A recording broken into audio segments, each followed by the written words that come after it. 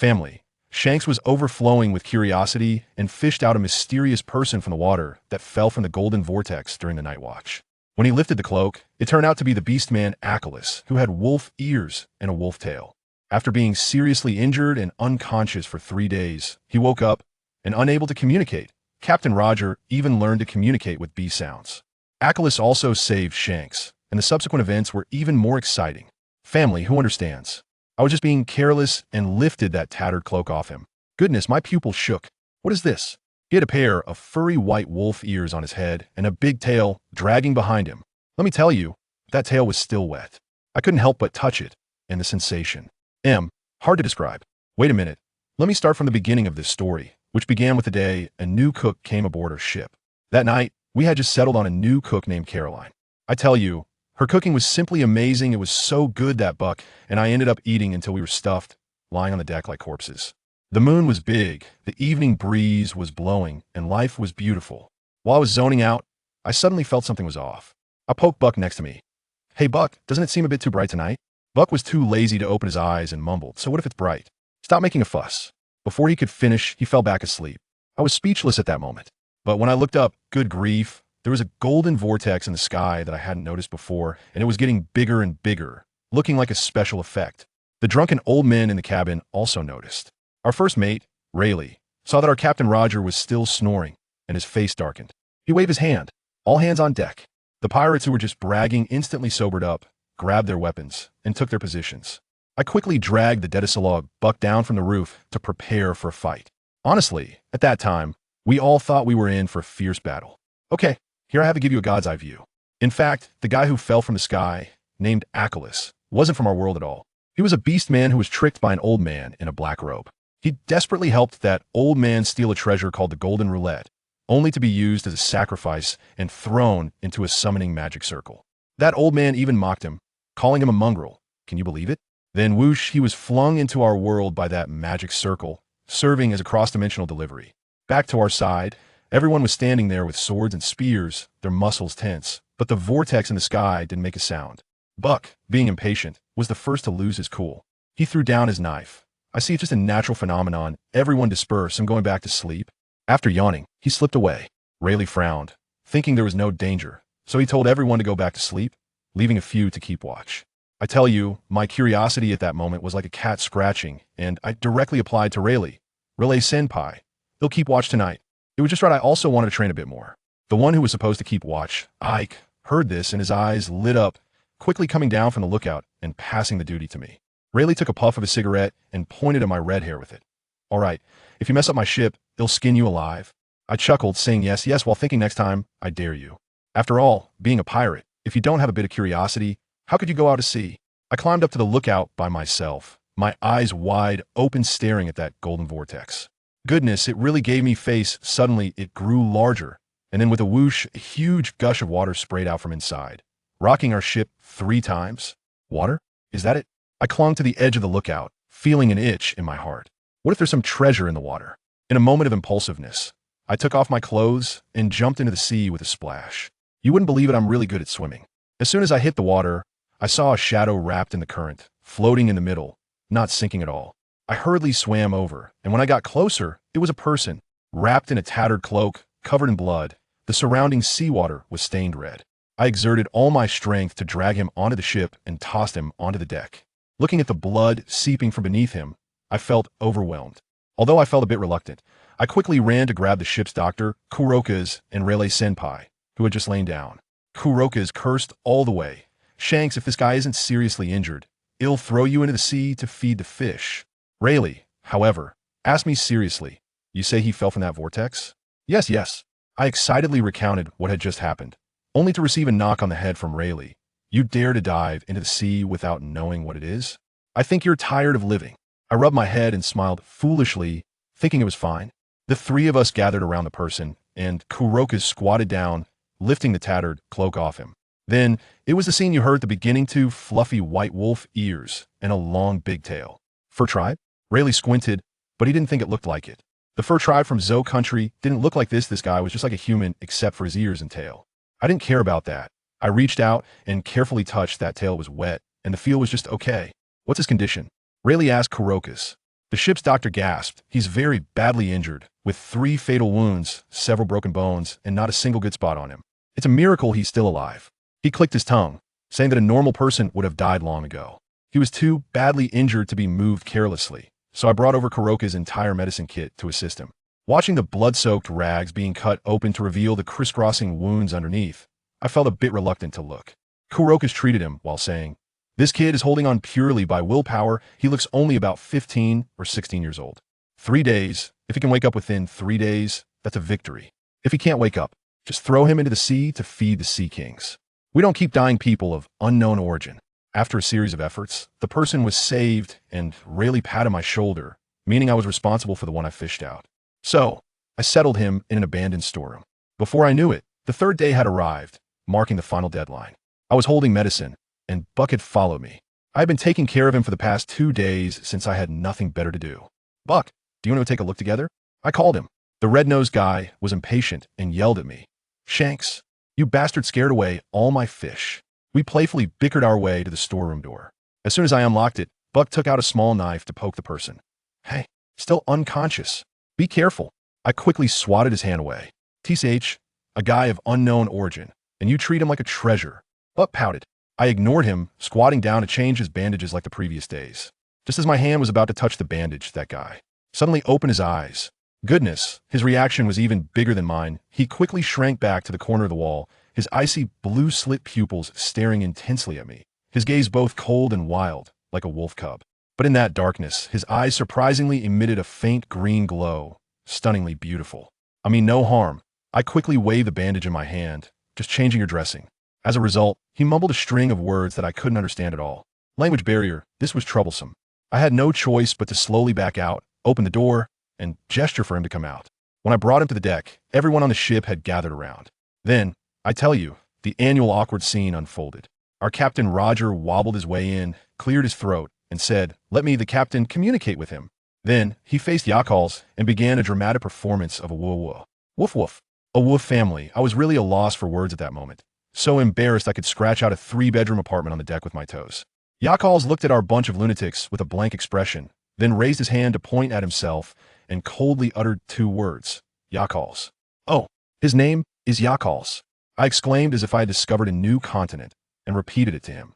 "Yakals." He nodded, and his ears twitched a bit. Super cute. Roger slapped his thigh. "What's there to fear with a language barrier? The fact that he woke up on our ship is fate. You should stay." "Yeah, the captain is right," the crew echoed. Only Buggy was hopping up and down. "Hey, this guy looks like nothing but trouble." Unfortunately, no one listened to him. In the end, Rayleigh passed the task of teaching him to speak to me, and Buggy immediately refused, so it became my personal mission. What could I do? I had to take care of someone I rescued, even if it meant kneeling. I figured he must be starving after 2 days of unconsciousness, so I thought about taking him to the kitchen for something to eat. I mimed the action of eating for a while, and surprisingly, he understood and nodded. Buggy followed behind us with a pained expression, mumbling about how this guy was going to eat our ship's food, as if it were costing him money. Just as I was about to pull Yakals into the kitchen, he suddenly yanked me back. The next second, a sharp kitchen knife thumped into the spot where I had just stood. Chef Caroline leaned against the doorframe, flipping her wavy long hair. "This is a restricted area. No idlers allowed." "Red-haired kid, what do you want?" I wore a smiling face and explained. After much deliberation, she reluctantly allowed us entry and prepared a substantial piece of meat with bones for him. What happened next? Baji, upon seeing the meat, seemed to lose his mind and immediately lunged for it. Yakal IC made no attempt to intervene, merely observing us with a gaze that conveyed a mix of envy and loneliness, which tugged at my heartstrings. I shooed Baji away and handed the knife and fork to Yakal IC, urging him to eat quickly. However, he only took a few bites before setting it down. In a fit of frustration, Caroline exclaimed, "What's wrong, kid? Is my cooking not to your taste?" I quickly intervened to smooth things over, explaining that he still couldn't understand. Only then did Caroline relent, shooing us out and instructing us to teach him to speak. Later, we discovered that, as Yakal IC departed, he had discreetly slipped a gold coin beneath his plate, demonstrating a certain refinement. Upon exiting the kitchen, we were accosted by other pirates who ordered us to clean the deck. The stench was overwhelming, especially considering we had just cleaned it the previous day. Baji was indignant but dared not confront the older crew members, so he vented his frustration on Yakal IC, barking, "Hey, you there, Yaka? Did you hear? Clean the deck." I corrected him, noting that it was Yakalai C, but I couldn't help but think that, surprisingly, calling him Yaka rolled off the tongue rather well. Of course. How could the name I chose be wrong? Baji beamed with pride. Yaka, watch closely. He demonstrated cleaning with a mop before thrusting it into Yakalai C's hands. Without hesitation, Yakalai C accepted the mop and began to work, treating it as a way to repay the life debt. Baji scampered up to the cabin to slack off, beckoning me to join him. I frowned, watching Yaka's silhouette. His injuries had not yet healed. When I had changed his clothes, I had even debated whether to cut a hole in the back of his pants for his large tail.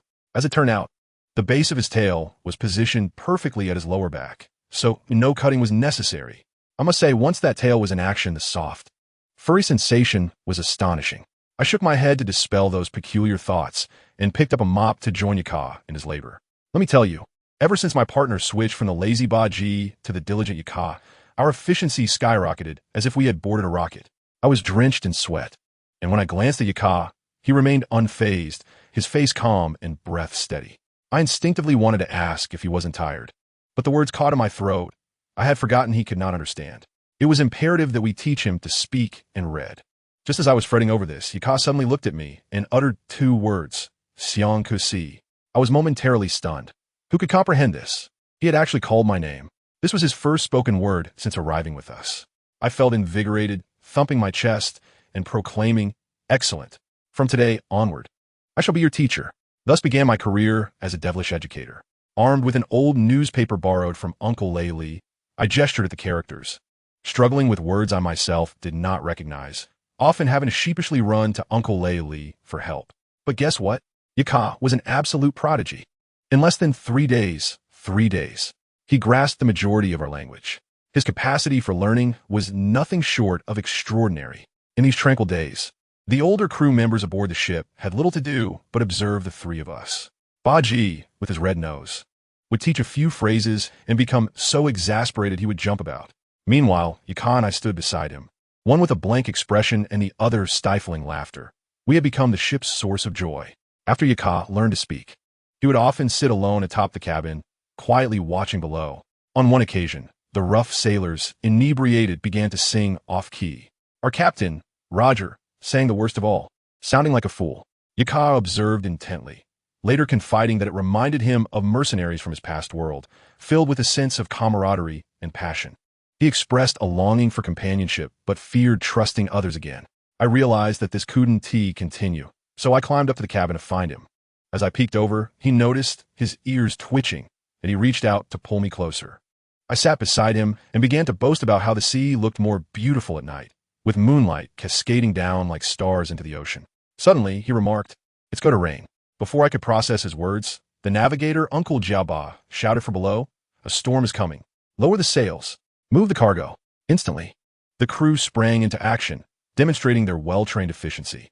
I exchanged a glance with Yaka, feeling impressed, and urged him, "Come on, Yaka, it's time to work." Once we had secured everything, the sky darkened ominously, storm clouds rolling in with a sudden drop in temperature, our breaths visible in the frigid air. Everyone crowded into the dining area, clamoring for meat. Yaka, however, huddled alone in a corner, feeling utterly out of place, unable to bear it any longer. I approached him and said, "Yaka, it's cold at night. Let me give you my blanket. Why don't you come sleep with us?" He resided in that small storage space with no bed or blankets. Surely he would freeze. Yet, he simply declined, saying, "Thank you, but it's not necessary." Bot G chimed in with a snide comment. "He doesn't need your misguided kindness. But let me tell you, I uncovered a secret." Though Yaka's face bore no expression, his large tail and ears were like living indicators, more honest than his words. While he verbally declined my offer, his tail swayed gently. This was undoubtedly shyness. When mealtime arrived, the famished pirates descended like ravenous beasts. Yaka stood still, waiting for others to finish before he began to eat, often left with nothing. Observing his solitary figure, a wave of discomfort washed over me. I plunged into the crowd, snatching a large plate of meat and thrusting it into his hands, insisting, "Eat quickly. If you don't grab it now, it'll be gone." Confused, he held the plate and asked, "Aren't you eating?" I laughed. "I can always grab more." I noticed his tail wagging happily in response. In that moment, it struck me that he was not a monster. He was merely a proud little wolf cub, tough on the outside but soft-hearted within. As night fell, the storm intensified. I lay in bed, tossing and turning, unable to sleep, my mind filled with visions of him freezing in that dark little room. No way. I bolted upright and retrieved my spare blanket. My future crew member could not be left to freeze under my watch. I hurried to the storage room door and gently knocked. The door was ajar, and as I pushed it open, I was met with a pair of eyes glowing eerily green in the darkness, startling me. I held out the blanket, feeling somewhat bashful, and said, "Yaka, I brought you a blanket." He again insisted it was unnecessary. Growing impatient, I squeezed inside, sat beside him, and draped a blanket over both of us, determined to share warmth. I asked him about his dreams, but he lied, claiming he had none. I began to paint grand visions, sharing my aspiration to form my own pirate crew and sail around the world. When I inquired if he could read the weather, he stubbornly replied that he merely had a keen sense of smell, detecting the humidity. I thought to myself, how ridiculous. A wolf cub's nose may be sharp, but it can't possibly rival a navigator's expertise. Yet, since he was not forthcoming, I refrained from pressing further. As we chatted, my eyelids grew heavy, and leaning against the wall, I drifted off to sleep. The next morning, I awoke to a tickling sensation. Upon opening my eyes, I found Yaka as Snow White, fluffy ears brushing against my face. He stirred awake as well. Outside, we heard commotion, and upon stepping out, we spotted the silhouette of an island in the distance. At last, we had arrived at New Island.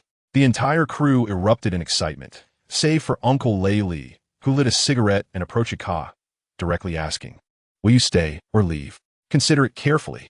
When I turned to look, I saw Yaka's ears drooping, his entire demeanor reflecting sadness.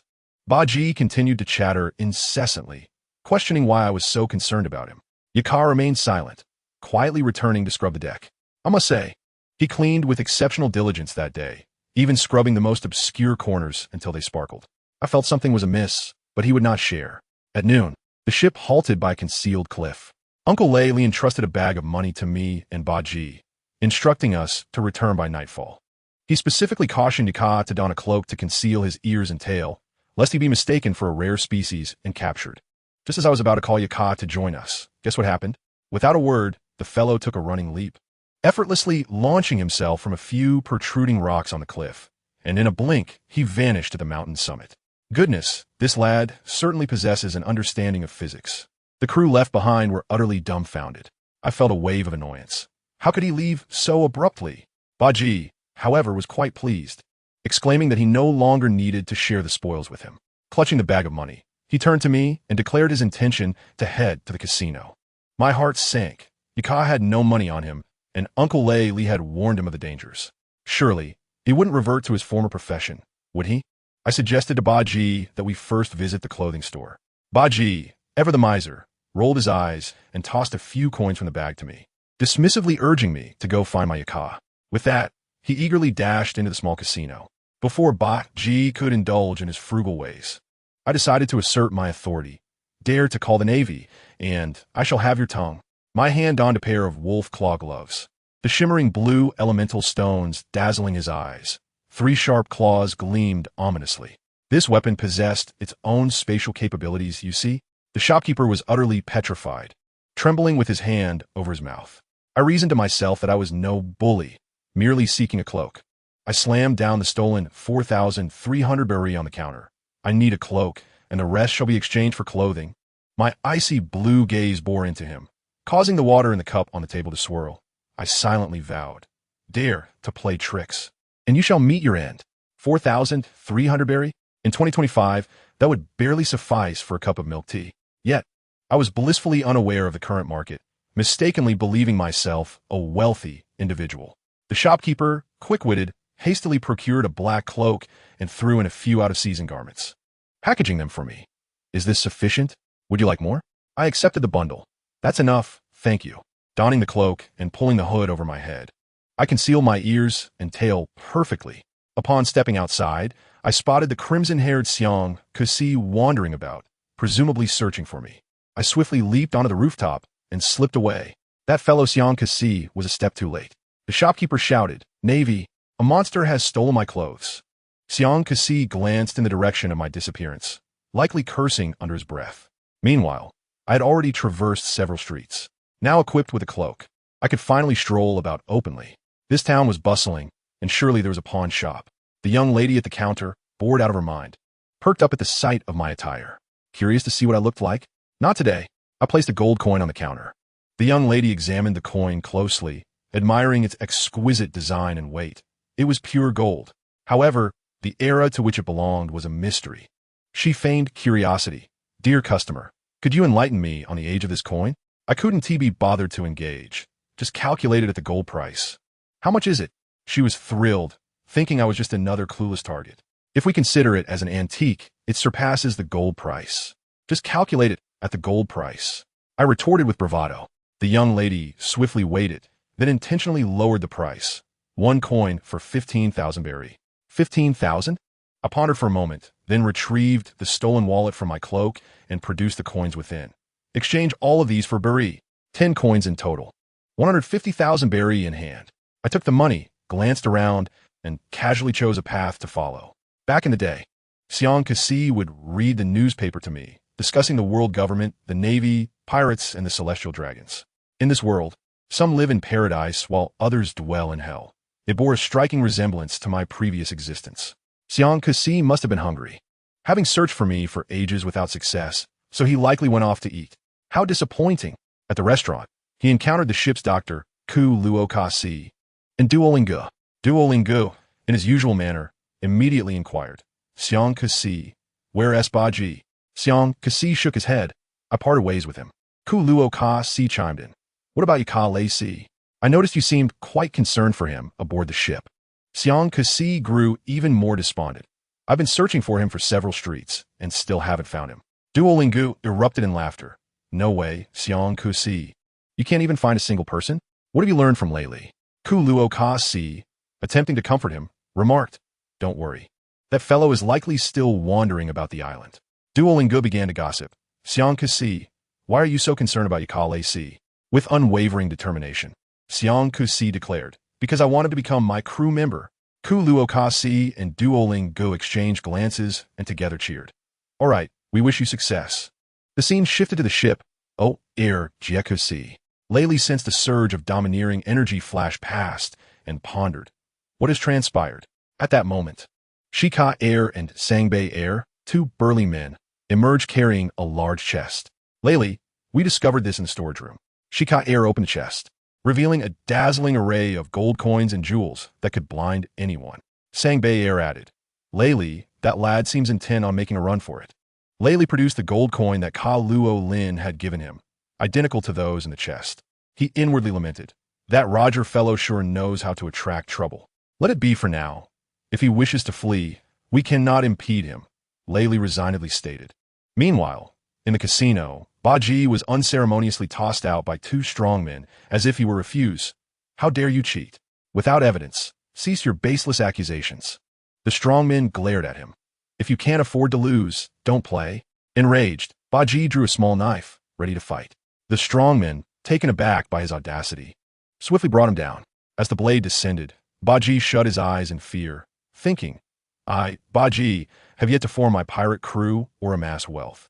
I cannot perish here. Surprisingly, the anticipated pain did not come.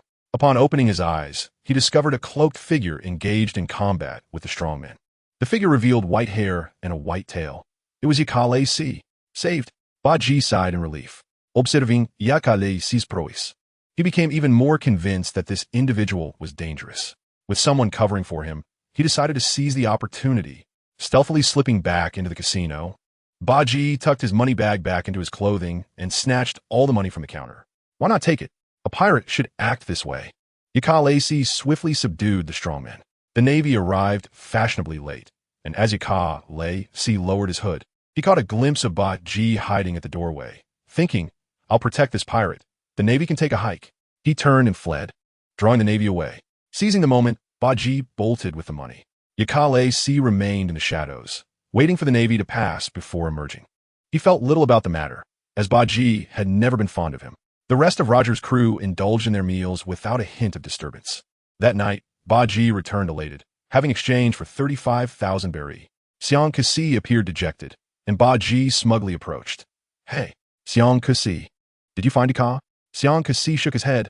No, I did not. Baji boasted. What a pity, I have seen Yika. And if you plead with me, I may divulge his whereabouts. Xiang Kusi's eyes lit up. Really? Baji, please tell me. Huh? Why should I tell you? There must be some reward. Xiang Kusi frowned, rummaged through his pockets, and produced a few beri. This is all I have. Now tell me. Baji snatched the money and exaggeratedly recounted Yakale's escapades at the casino, conveniently omitting his own thievery. Upon hearing this, Xiang Kusi grew even more troubled. In the late hours, Xiang Kusi sat alone at the edge of the ship. Kid, why are you still awake? Roger, reeking of alcohol, approached. Captain, Xiang Kusi lamented, sharing the events that had transpired. After listening, Luogia slapped Shank's back, exclaiming, if you want him to join the crew, then go and ask. We shall depart tomorrow. So soon? Shank's voice filled with surprise. This island offers little amusement. Moreover, Rayleigh discovered a chest of gold coins in that lad's storage room. Do you comprehend what this signifies? Shank shook his head. It means that if you do not bring him back by tomorrow morning, he will no longer be associated with you. Luogia patted Shank's shoulder, stating, a loyal pup. Once nurtured, will not betray. He placed his straw hat atop Shank's head, urging now go and get some rest. After Luogia departed, a spark ignited in Shank's eyes. That night, Yakalazi slept atop a tree, pondering, am I truly worthy of companions as a mere outcast? He gazed towards a nearby cliff, the anchorage of the Roger pirates. The following day, Yakalazi procured a world map, contemplating, after leaving them, where shall I go?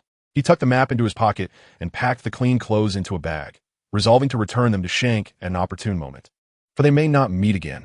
Taking a deep breath, he wondered if, after spending over 10 days with this band of pirates, he had begun to yearn for belonging. Meanwhile, Shank and Buggy wandered aimlessly through the streets, hoping to encounter Yakalazi. Suddenly, a gruff voice shouted from behind, the Navy, it's that red-nosed brat. He stole our casino's money. Buggy froze, turning with Shank to see a group of Navy officers charging towards them. Buggy, what is going on? Why did you steal from them? Shank inquired while fleeing. Wait, Buggy, did you deceive me? Why would I deceive you?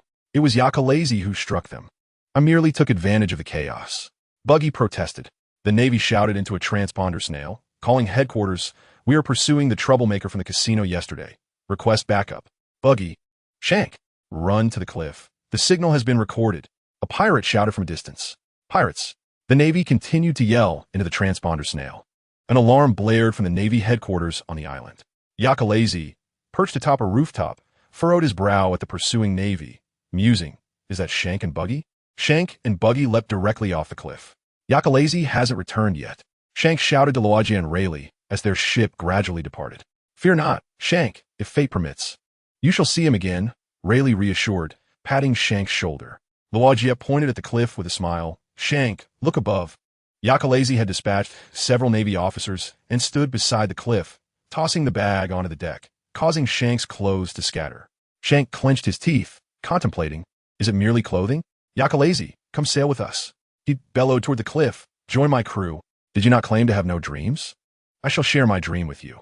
Let us seek more companions and embark on adventures to explore every corner of this world.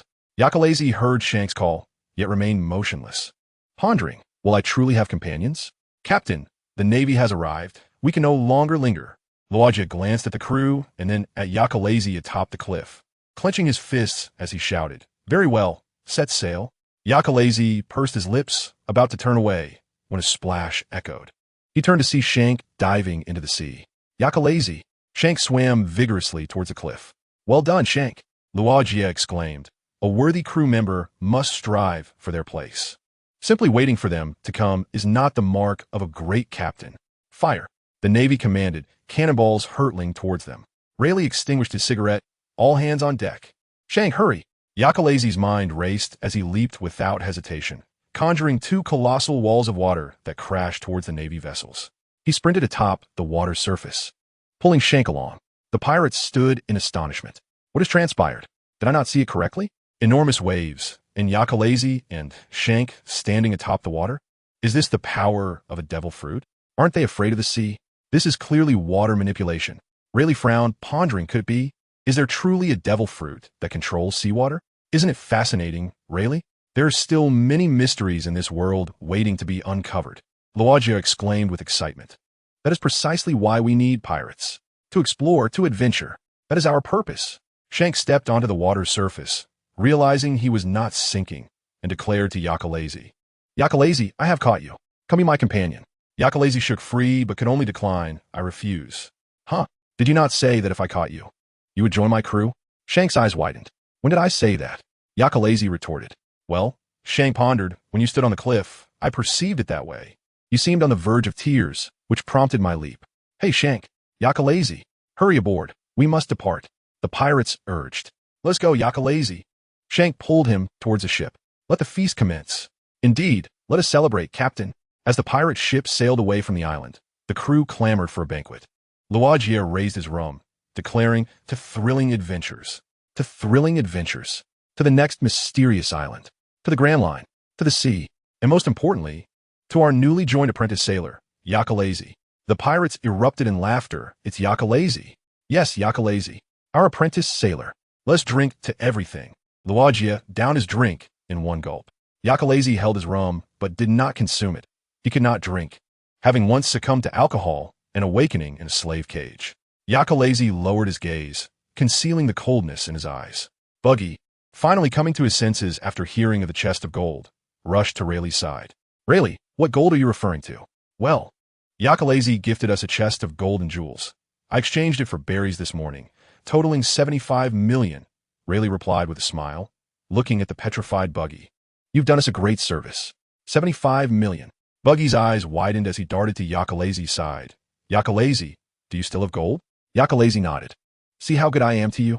Buggy wrapped his arm around Yakalazy's shoulder. Could you show me what the gold looks like? Hey, Buggy, Shank interjected, exasperated. Yakalazy's money is his own. What do you mean his money is his own? Buggy straightened his posture. Shank, you're being inconsiderate. We are companions. Only one remains. Yakalazy extended his hand, revealing a gold coin that made Buggy's eyes widen. He quickly snatched the coin, biting it to verify its authenticity. It's real, Buggy internally shouted, rushing back to the cabin to hide the money. Shank intended to ruffle Yakalazy's hair, but instead touched the straw hat, then patted it, saying earnestly, Though your money is indeed yours, do you wish for it? I do not want it, Shank exclaimed loudly, then whispered, Even if others ask you for it, do not give it away so easily, for we are companions. I have plenty. Yakalazy twitched his ears, asking, Are you saving it for the captain? Shank's eyes widened, drawing a sharp intake of breath as he stepped back to the ship's edge, covering his mouth, wondering, what kind of crew member have I signed up for? Taking a moment to steady his breath, he regained his composure. We do not yet have a ship, so you cannot call me captain? Yakalazy nodded. All right, Shank. The evening banquet was lively, as Luagia raised his cup to thrilling adventures. Cheers to thrilling adventures. Cheers to the next mysterious island. Cheers to the Grand Line. Cheers to the ocean. Most importantly, cheers to our newly joined apprentice sailor, Yaka. The pirates erupted in laughter. It's Yakalazy. Yes, Yakalazy, our apprentice sailor. Drink up, let us toast to everything. Yakalazy held the rum, but did not partake. He could not drink. Once, he had a taste of alcohol and woke up in a cage of a slave-capturing crew. Yakalazy lowered his gaze, concealing the coldness in his eyes. I tell you, the pirates truly know how to have fun. Yaka, not drinking is a lack of respect. A drunken man shouted, and others joined in the ruckus. Not drinking rum? What kind of pirate are you? That guy Buggy, after too much to drink, slurred, Yaka, don't be shy. Shanks chimed in, Yaka, don't want to drink? Captain Roger was even bolder, directly commanding. As your captain, I order you to drink. Goodness, when a captain speaks, the whole ship joined in the cheer. Yakalazy glanced at the excited Shanks, took a deep breath, and tilted his head back to drink. Trusting this moment, he hoped not to regret it. As the liquid hit his throat, it burned fiercely, causing him to cough and roll his eyes. The pirates cheered even louder, reveling in the spectacle. Yakalazy quickly donned his hood. The world around him darkened, his face flushed, and his tail thrashed wildly on the deck. Then he knew nothing more. With a thud, he collapsed. The pirates roared with laughter, drunk. One cup down, having been pirates for so long. It was the first time they'd seen someone go down after just one cup of rum. Shanks yanked the hood off Yakalazy, revealing his rosy cheeks as he slept soundly. We must take Yaka back, Shanks thought as he slapped his face and struggled to lift Yakalazy, draping one arm over his shoulder and wrapping the other around his waist. The boy's waist was thin, yet surprisingly sturdy. Yawning, Shanks decided to let Yakalazy sleep in the storage room for the night, planning to get a hammock from Rayleigh the next day. However, upon opening the storage room door, he was utterly astonished. This was no storage room. It was a luxurious, single room, A small round window let the moonlight pour in, illuminating the space. On the other side, a hammock, a thin blanket, and a small table were all present. Shanks grinned widely, feeling a warmth in his heart. Being on the ship was truly worthwhile. In his dreams, Yakalays murmured softly as Shanks carefully placed him in the hammock. After a moment's hesitation, he removed the boy's cloak. To his surprise, beneath it was a sleeveless, tight-fitting vest and black trousers, complemented by ankle-high leather boots, giving him a tall and somewhat alluring appearance. However, Shanks did not notice these details. He only felt that the boy was a bit light and pondered whether to tuck the tail underneath or leave it outside. This dilemma was as perplexing as Yakalays' shoulder-length hair. Carefully, Shanks grasped Yakalays' tail, which was fluffy and far thicker than the boy himself, feeling wonderfully comforting. He moved the tail to one side, freeing the hair, and covered him with the blanket. "Good night, Yaka." Shanks stepped out of the room and returned to the noisy celebration. When Yakalays awoke, the hangover caused a pounding headache and thirst. He pressed his forehead, and the next moment, he fell from the hammock, blanket and all, landing without pain. He stared in astonishment at the blanket in his hands and the suddenly visible small window, feeling a ray of sunlight pierce into his heart. The once dark storage room had transformed into a single room. Such treatment was usually reserved for the captain and the first mate. Yakalays silently gazed at the window for a while, his vertical pupils gradually relaxing. Perhaps he truly could have companions, for this time was different. He slept in a hammock, covered with a thin blanket, as if he were genuinely living alongside them. With light-hearted steps, Yakalays exited the cabin. Morning had arrived, and several pirates were tidying up after the previous night's feast, while most were still slumbering. His ice-blue, beastly eyes surveyed the scene, and a wave of warmth surged within him. He pinched the bridge of his nose, suppressing the stirring emotions. He had companions now. His wolf tail swished behind him, a sign of his joy. "Hey, Yakalays, how did you sleep last night?" A friendly pirate greeted him. Others teased, "One cup down. How could you not sleep well?" One cup down became the pirate's joke. Yakalays tilted his head, wanting to say something, but held back. He still struggled to interact with them, unable to laugh heartily, finding even smiling a challenge. He did not know how to respond in kind. As he pondered, he was suddenly embraced from behind. "Ah, Yaka, you woke up early. Let me tell you, that Buggy is utterly obsessed." He found a treasure map and was so thrilled. He wanted to go solo and become the captain himself. But what happened? Shanks, with his keen eyes, spotted him with a fine sword, a green hilt and golden guard, looking splendid. The name was Griffin. It sounded like a fine treasure. During the banquet, Yakalays had already seen through Buggy's sly demeanor. Shanks, oblivious, insisted on dragging Yakalays to find Buggy. Goodness! There was Buggy, secretly delighting atop the ship, nearly laughing the treasure map to shreds. When Shanks confronted him, he immediately revealed himself. Yakalays, being perceptive, kept quiet, fearing trouble. Meanwhile, Shanks, carefree, chatted with Buggy about dreams and the future. Buggy, cunning as ever, heard that the devil fruit could fetch 100 million berries, and his eyes widened. The next day, he sneakily devoured the devil fruit. What happened? Nothing at all. Everyone thought it was a fake and dispersed. Shanks, bored, decided to tease Yakalays about his wolf tail, only to be met with disdain from Yakalays. Captain Roger joined in the fun as the two attempted to touch Yakalays' ears, only to be flatly rejected. Yakalays stated firmly, 10 years. At least 10 years before you can touch. Shanks took this to heart, insisting on establishing a 10-year rule with Yakalays. As they approached Sabeti Archipelago, the excitement resumed. However, Buggy was once again sneaking food. When Shanks inquired about his snack, Buggy stammered, and a treasure map floated out. Buggy jumped overboard to escape. Fortunately, Yakalays could manipulate water. Otherwise, the landlubber would have met his end. It turned out that Buggy had eaten the chop fruit. Back at his room, Yakalays reminisced about his days hiding in the forest, suddenly feeling that his current life was nothing short of paradise. He silently vowed to protect everything he now possessed.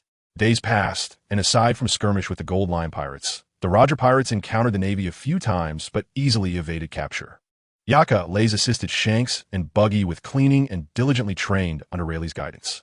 One day, they arrived at an island called Chunyang Island.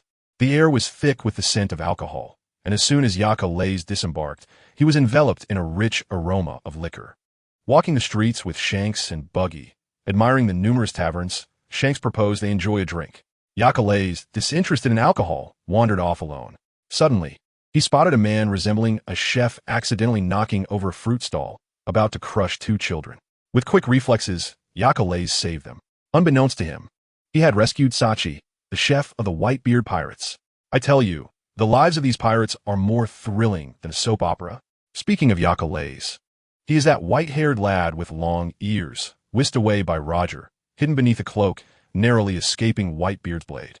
Bai Huzi was not genuinely angry, as his intentions were rooted in the protection of his little brother.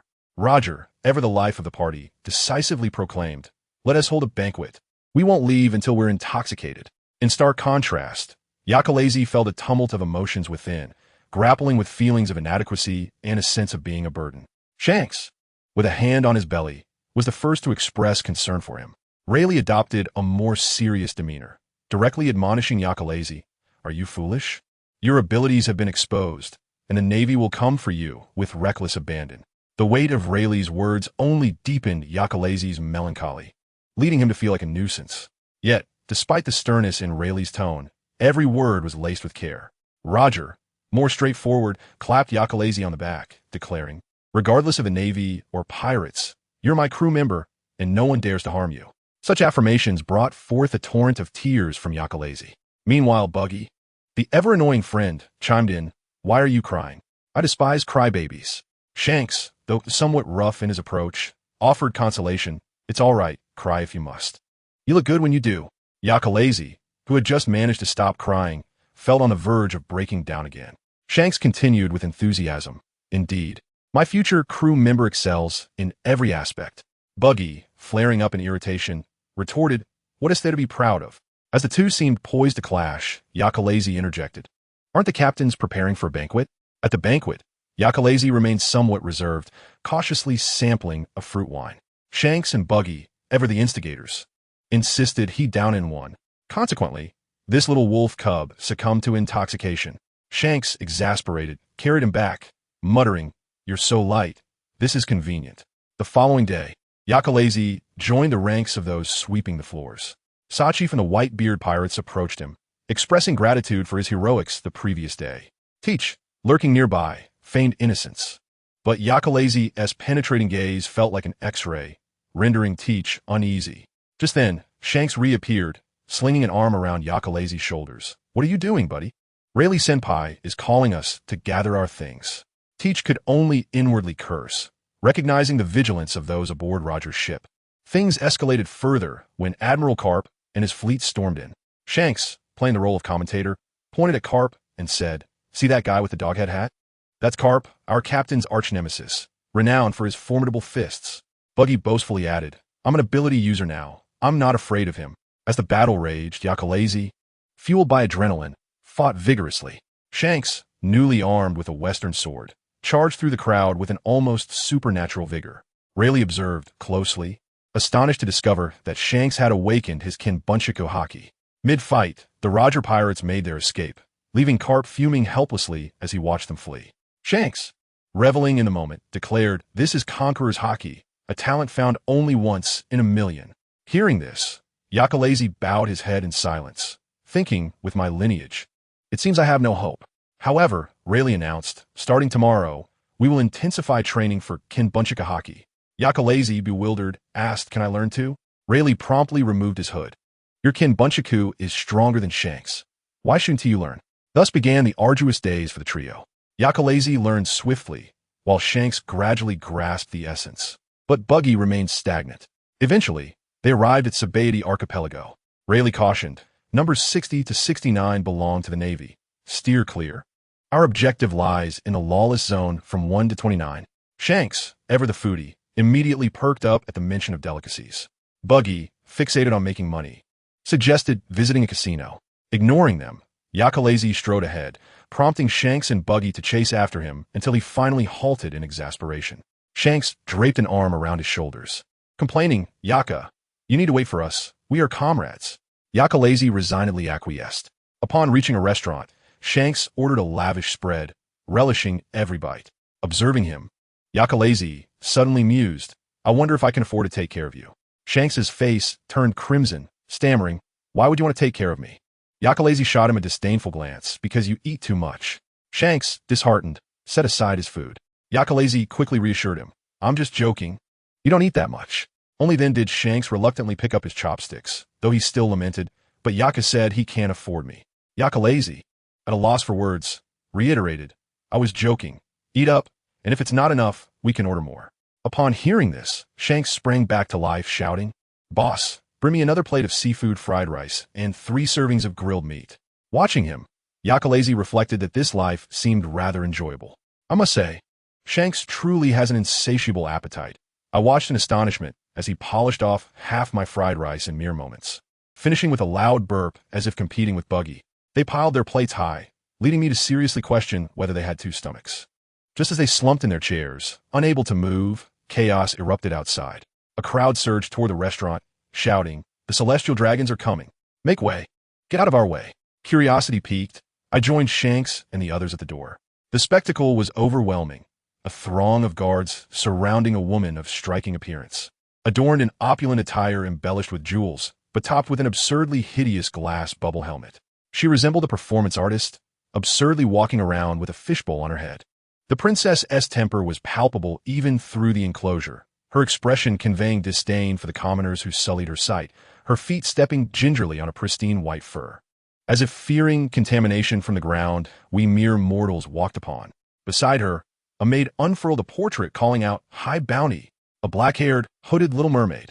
Our master's newly acquired slave, serving the celestial dragons, is your honor. Upon hearing the word slave, I felt the atmosphere shift. Yakalazi's demeanor darkened.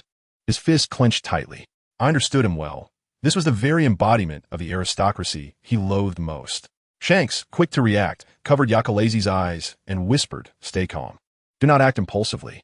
This boy, often seen as carefree, had a keen awareness of the situation. He knew that acting out could lead to dire consequences. Not only would they be outmatched by the guards, but harming a celestial dragon would implicate the entire Roger Pirates. Yakalazi grasped the gravity of the situation, ultimately releasing his grip, allowing the murderous intent to dissipate. After causing a scene, the celestial dragon princess, realizing she was being ignored, stomped her foot and departed just as swiftly as she had arrived.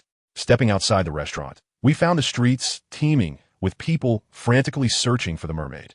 Yakalazi's distinctive cloak stood out conspicuously, drawing attention from all around. Thankfully, the mermaid's distinguishing feature was her tail, while Yakalazi walked on 2 legs, averting any major trouble. Yet, I could tell that Shanks was keenly observing Yakalazi. He was acutely aware of Yakalazi's reaction to the words celestial dragons and slave, noting that it was not merely anger but fear that flickered across his face. Shanks, with an astute understanding of the situation, proposed cheerfully, Yaka, let's head to the lawless zone. It was clear he had a scheme in mind, likely hoping to provide Yakalazi with an outlet for his pent-up emotions in a place devoid of oversight. Should Yakalazi unleash his fury on a celestial dragon in the lawless zone, the Navy would hardly intervene. They would simply wash their hands of it. Shanks, it seemed, was playing the part of the cunning wolf in sheep's clothing. Yaka remained silent, while Baki, upon hearing they were heading to the lawless lands, excitedly clapped his hand on Shanks' shoulder, exclaiming, Shanks, you finally come to your senses. Following me to earn big money is the right path. Shanks offered no explanation and simply played along, dramatically pointing ahead and declaring, Let us set forth to the lawless lands. Suddenly, Yaka interrupted, pointing in another direction. We should go that way. Island number 1 is over there. Shanks, maintaining his composure, swiftly redirected his finger, shouting, Off we go. This time, Baki objected vehemently, yelling, Shanks, I'm not your crew. Do not command me like a captain. Shanks, with a mischievous grin, threw an arm around Yaka's shoulder, laughing, I was talking to Yaka. I meant for Yaka to lead the way. Are you implying that I am self-indulgent, Baki? I never said that. Be quiet. You are definitely laughing at me in your heart. Yaka, why is Baki like this? I merely observed these 2 lively characters squabbling as they made their way toward the lawless lands, with Yaka dutifully guiding us like a merciless navigation device. We took a shortcut and entered a dark, filthy alley. Suddenly, Yaka's ears perked up. He gestured for silence and whispered, There is a sound of breathing. Instantly, Shanks and Baki fell silent. Yaka approached a massive dumpster, lifted the lid, and was nearly overwhelmed by the stench of decay. Yet, he showed no sign of disgust as he pushed aside the refuse, revealing the terrified eyes of a child. It was a small girl covered in wounds, with black hair and blue eyes, her face streaked with tears, clutching a crystal ball and pleading, "Please don't catch me." Shanks and Baki were momentarily stunned. Baki's first reaction was to exclaim, "Isn't this the one the celestial dragons are searching for?" Before he could elaborate further, he was silenced by the deadly glares from Shanks and Yaka, prompting him to quickly amend. Baki the Great is not someone who is driven by money. Shanks shushed Baki and turned to Yaka, asking what they should do. I watched as Yaka's fists clenched and then relaxed, ultimately saying, "Let us go." He was still concerned about implicating everyone. But who was Shanks? He recognized Yaka's apprehension, yet he was not the type to turn a blind eye to someone in peril. With a radiant smile, he addressed the girl in the dumpster. "Hey, you must be the little mermaid that is being hunted, right? Don't worry. We mean you no harm." In just a few words, he convinced the girl to come with them, promising that their ship would take her back home to Mermaid Island in 3 days. The girl, somewhat dazed by his charm, was lifted from the dumpster. To my astonishment, she had a blue shark tail for her lower half, and it was quite sizable. But how could they carry such a large creature? Yaka, quick-witted as ever, pointed to the now empty dumpster and suggested, "Carry it." Without hesitation, Shanks and Baki each took a side and hoisted the dumpster. They had barely taken a few steps when a restaurant worker emerged with a trash bag, seeing us with his dumpster and freezing in shock, shouting, "Help! Someone is stealing my dumpster." The people on the street merely stared at him, bewildered. Who would steal a decrepit dumpster? As they ran, Baki lamented, Baki the Great, have fallen to stealing dumpsters. Shanks laughed at him. What will Yaka do if he gets his only cloak dirty? It seemed Yaka was tasked with holding Shanks' beloved straw hat, acting as a supervisor. The trio safely returned to the ship, carrying their mermaid prize. Uncle Rayleigh, upon seeing their appearance, was taken aback. "What are you three doing with a dumpster? What trouble have you stirred up now?" Baki rushed over to complain, only to be pushed away by Rayleigh, who was repulsed by his foul odor. Shanks, however, wore a proud expression, boldly declaring, "We found a wanted mermaid." Once Yaka ensured the surroundings were secure, he opened the dumpster lid, revealing the dazed little mermaid inside. Her name was Sherry. Uncle Rayleigh was duly impressed. To have managed to bring a mermaid back in a dumpster was no small feat for these troublemakers. After Yaka explained the circumstances, Rayleigh arranged for Sherry to temporarily stay on the ship until they could take her to Fishman Island. It turned out that Sherry had run away, and her father was still searching for her. Yaka took Sherry to the bathing area, and after they had bathed, Shanks and Baki approached her again. Once clean, Sherry timidly said to Yaka, "Brother, your eyes are very beautiful." Shanks immediately chimed in. Yaka's eyes are indeed beautiful. Baki, ever the opportunist, fixated on Sherry's crystal ball, exclaiming, "It can't be exchanged for money. What good is beauty? But that ball is quite nice." Sherry quickly hugged the ball tightly, explaining it was used for divination. Upon hearing it could predict the future, Shanks' eyes lit up, urging Sherry to read Yaka's fortune. Initially reluctant, Yaka expressed disbelief in such matters, but after Shanks' persistent coaxing, he placed his hand on the ball. In the next moment, the crystal ball illuminated, projecting images like a film. The scene depicted Yaka at the edge of Mermaid Island, being embraced by a figure in a black cloak, bloodied and seemingly lifeless, before being thrown into the den of sea kings. As the image faded, the atmosphere turned icy. Shanks' expression darkened, vowing, "Yaka, rest assured, I will protect you. When we reach Mermaid Island, I will not leave your side." However, Yaka, without a moment's hesitation, declined. "There is no need." Shanks stood frozen, his world dimming around him. Yaka looked at him calmly and stated, "This is merely one possibility of the future. Being too devoted to fate will only lead to being imprisoned by prophecies."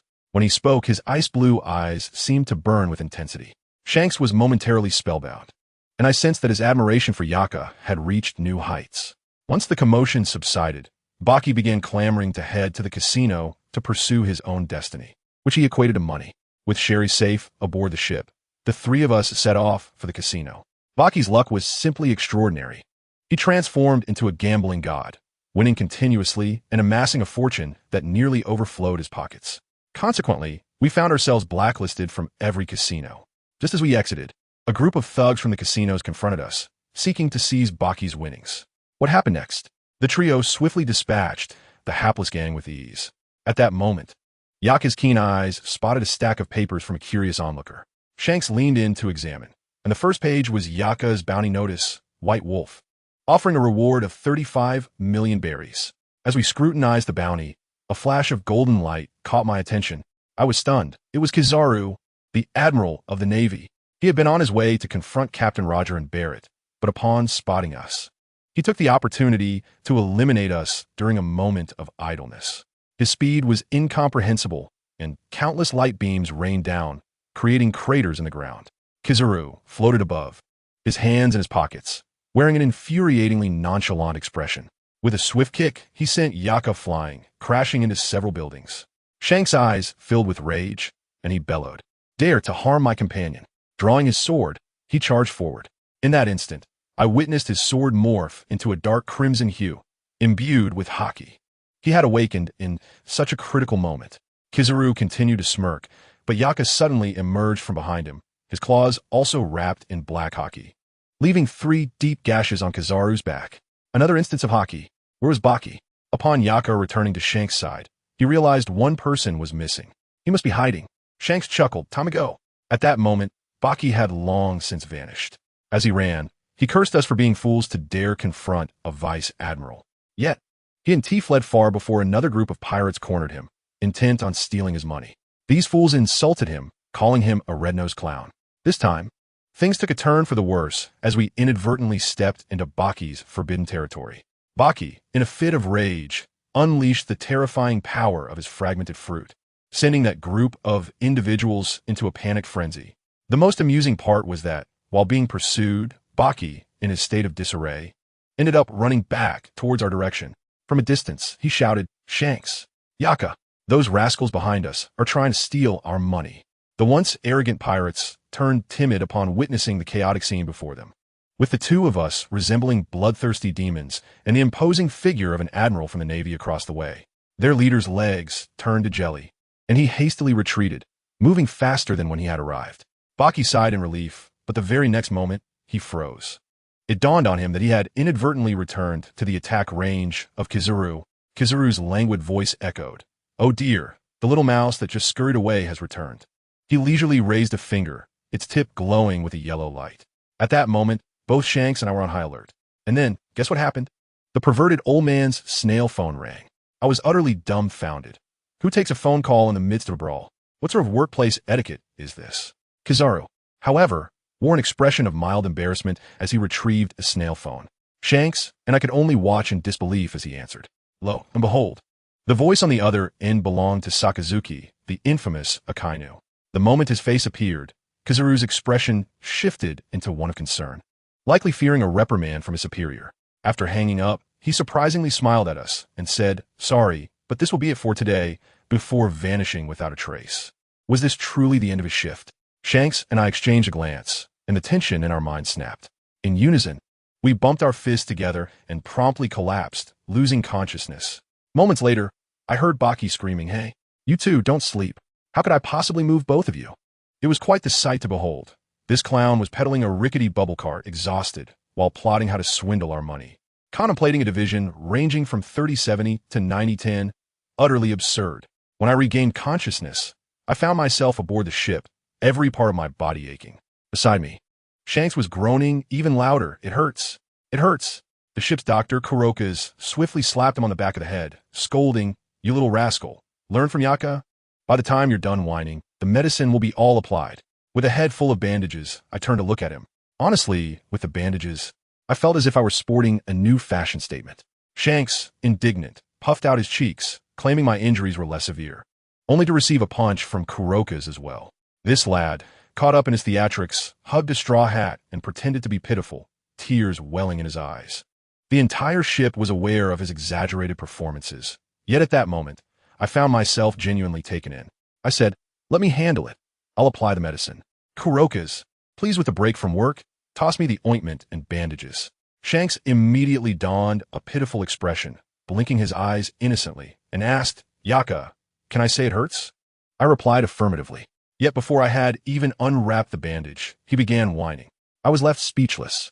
I simply lowered my head, leaning close to his neck to gently blow on his wound. In that instant, Shanks froze, his face flushing crimson, matching the hue of his hair. Stammering, he asked, "Why, Yaka? Why aren't you complaining?" While applying the ointment, I pondered for a moment and replied honestly, "As long as we are alive, this little pain pales in comparison." Instantly, Shanks fell silent, his gaze transforming into one filled with complexity, as if he were overwhelmed with sympathy. Suddenly, he looked straight at me, his expression serious, and declared, "Yaka, I will definitely become stronger. I will absolutely protect you." I momentarily faltered, intending to say there was no need for a captain to be protected by his crew. But the words that escaped my lips were, "Then I will believe in you." Unbeknownst to me, I smiled. I tell you, the expression on Shank's face was akin to that of a fool, and then he broke into a radiant smile, as bright as a little sun. Later, Baki awoke and came over to demand his share of the rescue money. He begrudgingly pulled out 1,000 berries, boasting about his kindness. Kuroka's rolled his eyes nearby, likely cursing the fool in his mind. Yet, to my surprise, Shanks believed him, cheerfully accepting the money and pulling me along, saying, "Yaka, let us go eat." Baki continued with his sarcastic remarks. "I don't know why I'm so full today." I glanced at Shanks, who winked at me with a knowing expression. "Fine. If you want to play the fool, I would indulge him."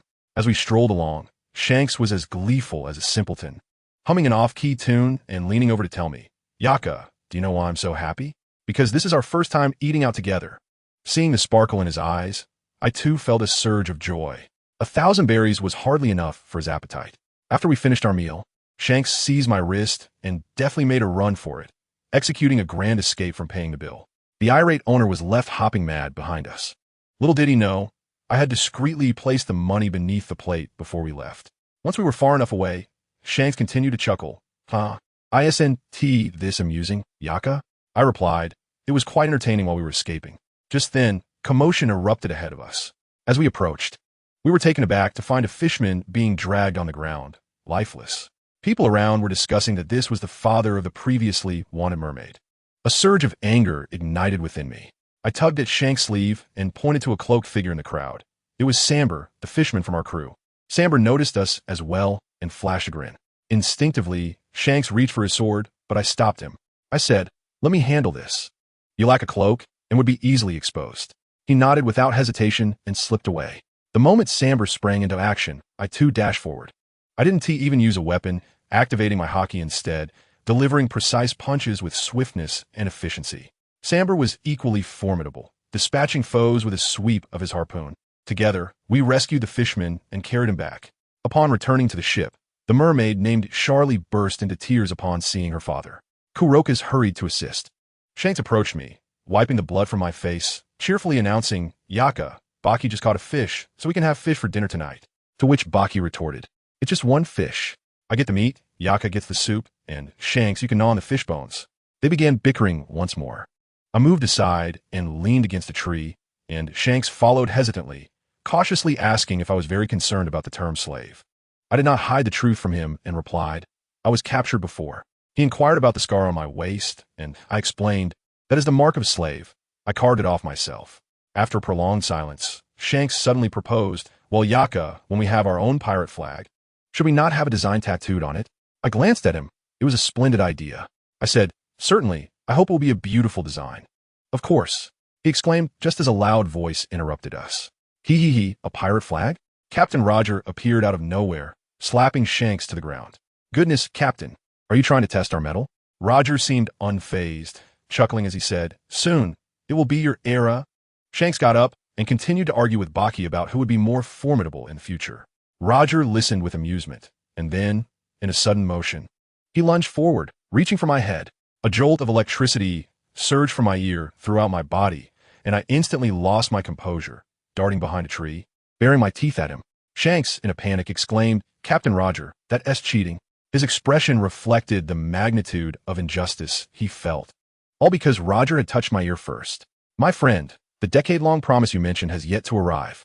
Just as I began to calm my tumultuous emotions, Shanks dared to approach, raising his hand to assure me he meant no harm. I glanced at him, and indeed, this red-haired lad was far more agreeable than Roger. Then, the little mermaid, Xia Li, clung to me, insisting on joining me for fishing, gingerly holding onto the corner of my cloak. Shanks observed from the side, his expression somewhat peculiar. I settled down to fish, a spark of inspiration igniting within me, and I discreetly summoned a bit of water elemental power. You won't believe what happened next. The fish, as if possessed, leapt onto the shore one after another. Bucky, staring at the mountain of fish, appeared utterly dumbfounded, likely questioning his existence. I averted my gaze, sensing that perhaps I had overdone it. 3 days later, our ship, the Urjexen, was finally complete with its enchanting coating. A colossal bubble enveloped the entire vessel, a sight to behold. Shanks waved at me from aboard. "Yaka, come up here. It's incredibly soft." Vice Admiral Rayleigh scolded us to be cautious, but when I turned, Captain Roger had vanished. Jabba, with an air of nonchalance, remarked, "Oh." We saw Roger being chased by a few Marines when we returned. That carp fellow was pursuing him quite closely. Rayleigh's face darkened. Not long after, we heard Roger's distant shout, "Crewmates, it's time to set sail." Following him was the Marine hero carp, who struck the ground with such force that it created a large crater. Roger, laughing merrily, dodged and hopped onto the ship just as it departed from the shore. The vessel began to sink, and the enormous bubble enveloped us completely, plunging into the deep sea. The Marines' cannonballs detonated on the surface, but we were no longer concerned. I gazed upward at the light filtering through the roots of the sea, feeling an overwhelming sense of unreality. In the past, I would always walk with my head down, never contemplating the beauty that surrounded me. Perhaps in that world, I missed out on many splendid things. Let me tell you, this group of people is truly something else. Wasn't it just a moment ago that I likened myself to a stranded mermaid, witnessing the light beneath the sea? Yet upon surfacing, Shanks, ever the exuberant one, exclaimed, "Wow, Yaka, look at that fish. It looks incredibly bizarre." Goodness, as I leaned closer, I discovered a creature covered in spikes, puffed up like a pufferfish. Shanks and Bucky, two fools, began mimicking the fish's puffed cheeks.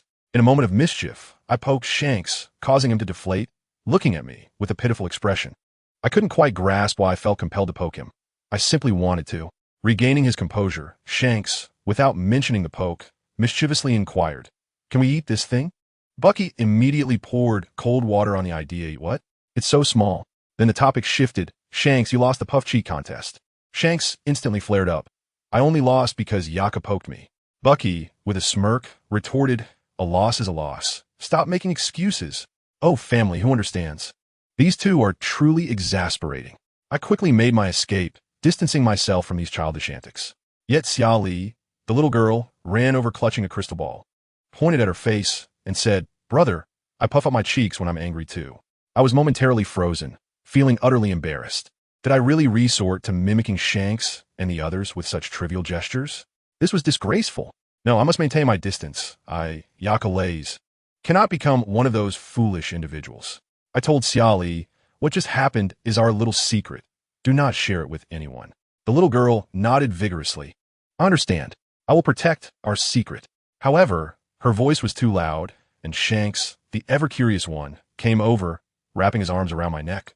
"What secret? Can I know?" Xia Li pursed her lips and shook her head resolutely. Shanks, undeterred, began to pout. "Yaka, what are you two discussing? Why are you rubbing your faces against me? This is absurd. But who am I, Yaka Lays? I cannot be swayed by his antics." Shanks instantly deflated, retreating to a corner, drawing circles, surrounded by a cloud of gloom. Bucky and Roger, oblivious, continued to mock him. Rayleigh approached and patted my shoulder. "You'll get used to it. He'll bounce back soon." I looked at his white hair and kindly reminded him, "Senior, you have some white hairs. Does it matter?" Bucky, clearly puzzled by the question, had a greedy expression that spoke volumes. Papagoo, that little sea star, was nearly in tears, performing a smooth kneel, sounding like he was crying. "Dear gentlemen, I made a mistake. I truly haven't drunk with Lady Yahim. I'm just a poor artist, so destitute that even a rat would leave in tears." Shanks, that silly boy, was still engrossed in his design sketches, holding up a stack of papers, innocently exclaiming, "Wow. Papagoo, did you draw all of these? Yaka, come look." Meanwhile, Yaka Lays sat in my chair, meditating, too lazy to lift my eyelids, merely responding with a grunt. I assure you, that single sound was more hurtful than a direct reprimand to Papagoo, causing the little sea star to spiral into despair, feeling as though his design career had reached its conclusion. Yet Bucky paid no mind to this, driven solely by a desire to exploit. He snatched the drawings, flipped through them a couple of times, and tossed them onto the table, addressing Papagoo. "What's the use of drawings? Where's the real thing? Show us. We saved your life. You owe us something." His expression was utterly comical, resembling a weasel that had spotted a hen, nearly drooling in anticipation. Shanks, unable to bear it any longer, looked at him with disdain. "Bucky, you are revolting. What are you even thinking? Your face is contorted. Shut your mouth." Bucky exploded, and it seemed they were about to engage in a scuffle once again. Just then a peculiar incident occurred. Achoo! Achoo! Shanks and Bucky, as if triggered by the same button, simultaneously let out two thunderous sneezes. Shanks rubbed his nose, bewildered. Whoa, it must be Uncle Rayleigh talking about us. He was half right. At that very moment, within the Dragon Palace, Uncle Rayleigh was indeed thinking of them, albeit without the time to reprimand anyone. Let me tell you, the scene was exceptionally high stakes. Our Captain Roger, Rayleigh, Jabba, and all the Corps members were present, the atmosphere so serious that you could hear a pin drop. Seated across from us was none other than the Queen of Fishman Island, Yahim. This queen appeared delicate and frail. Yet she wasted no time in unleashing a legendary observation hockey, the kind capable of reading one's heart and even brainwashing them. She intended to play a game of mental connection with us. What do you think happened? Our captain, Roger, simply waved his hand with a grin, unfazed. Oh, your majesty. Save your energy. We're all roughnecks here. Your tricks won't work on us. To my astonishment, Yahim immediately withdrew her powers, bowing slightly, stating she merely wished to test our strength to see if she could trust us with a task. Then came the crux of the matter. King Neptune spoke, his expression gravely serious. What we need to discuss is the red historical text. The scene shifted back to Papago's place, where Bucky continued to pressure our poor little sea star. Don't touch that, Papago exclaimed, nearly jumping out of his skin, and don't touch that either.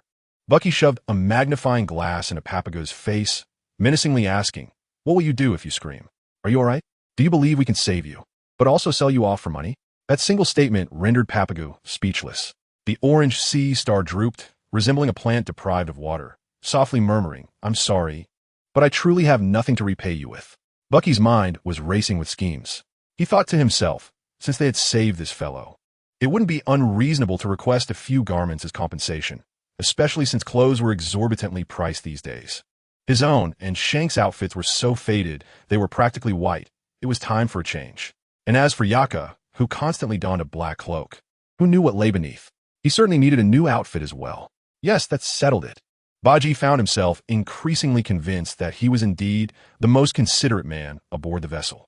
Baji, how revolting. What are you thinking with such a peculiar expression? Shankersu furrowed his brow, pulling Baji back to reality with a single remark. Shut your foul mouth, Shankersu. Baji nearly choked with indignation, his previous musings swiftly transforming. Henceforth, he would never include this rascal Shankersu in his future endeavors. He and Yaka were at odds, while Yaka and Shankersu were of the same ilk. Let me tell you, these two clowns are something else. Each one adds immense pressure on me. Just as I was bickering with Baji, that starfish suddenly turned gloomy, puffing and sighing, finally managing to utter a few words. To my astonishment, it turned out that all those stunning design sketches he had were purely his own creations, never having been fashioned into garments. His father remarked that his pursuits were unorthodox and frivolous. As he spoke, this fellow suddenly sprang to life, shouting with fervor, but I shall undoubtedly become the most renowned fashion designer in the world. This is my dream. Once he finished, the room fell silent, so quiet that one could hear a pin drop. Papago looked at us with tearful eyes, his expression pleading, you all, at least give some reaction. My dear companions, who understands this? The atmosphere was so awkward it felt as if my toes were about to dig through the floor. Eventually, Shankersu was the first to crack. Breaking into a genuinely heartfelt smile, Papago, those who strive for their dreams are the most admirable. Baji, the proud oddball, mumbled with a hint of sincerity, well, I suppose I'll consider this as you owing us. He added, when I eventually have my own ship, the first thing I'll do is raid your store when we pass by your rundock. To this I thought, goodness, these two have such unconventional thoughts. Shankersu immediately chimed in.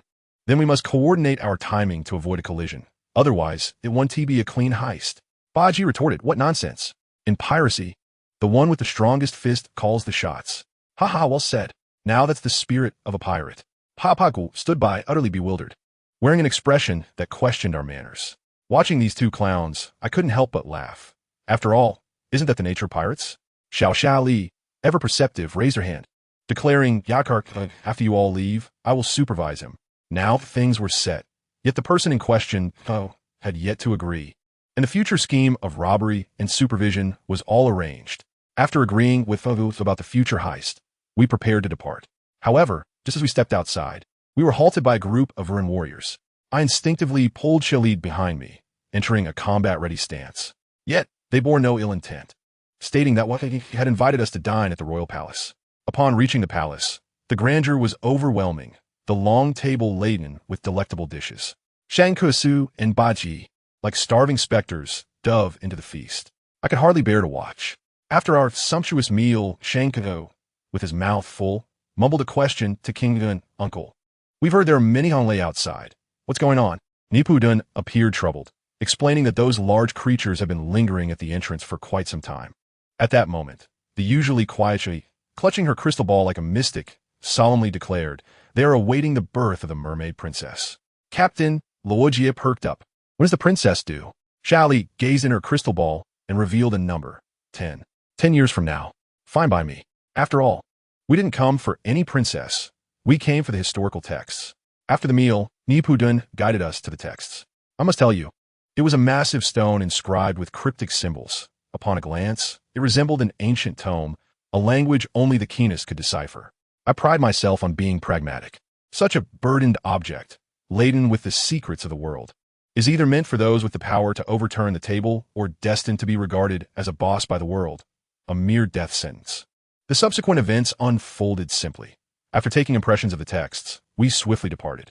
As our ship sailed away from Yunnan, Shali's crystal ball illuminated once more, and she softly murmured, "The era of great pirates is approaching." Shankaka, unfazed, burst into laughter. "Ha! It seems that girl's prophecy is off, Yaka. You've been with us all along, and nothing has happened." Baji, munching on snacks, echoed, "Exactly, the prophecy of a burden is unreliable."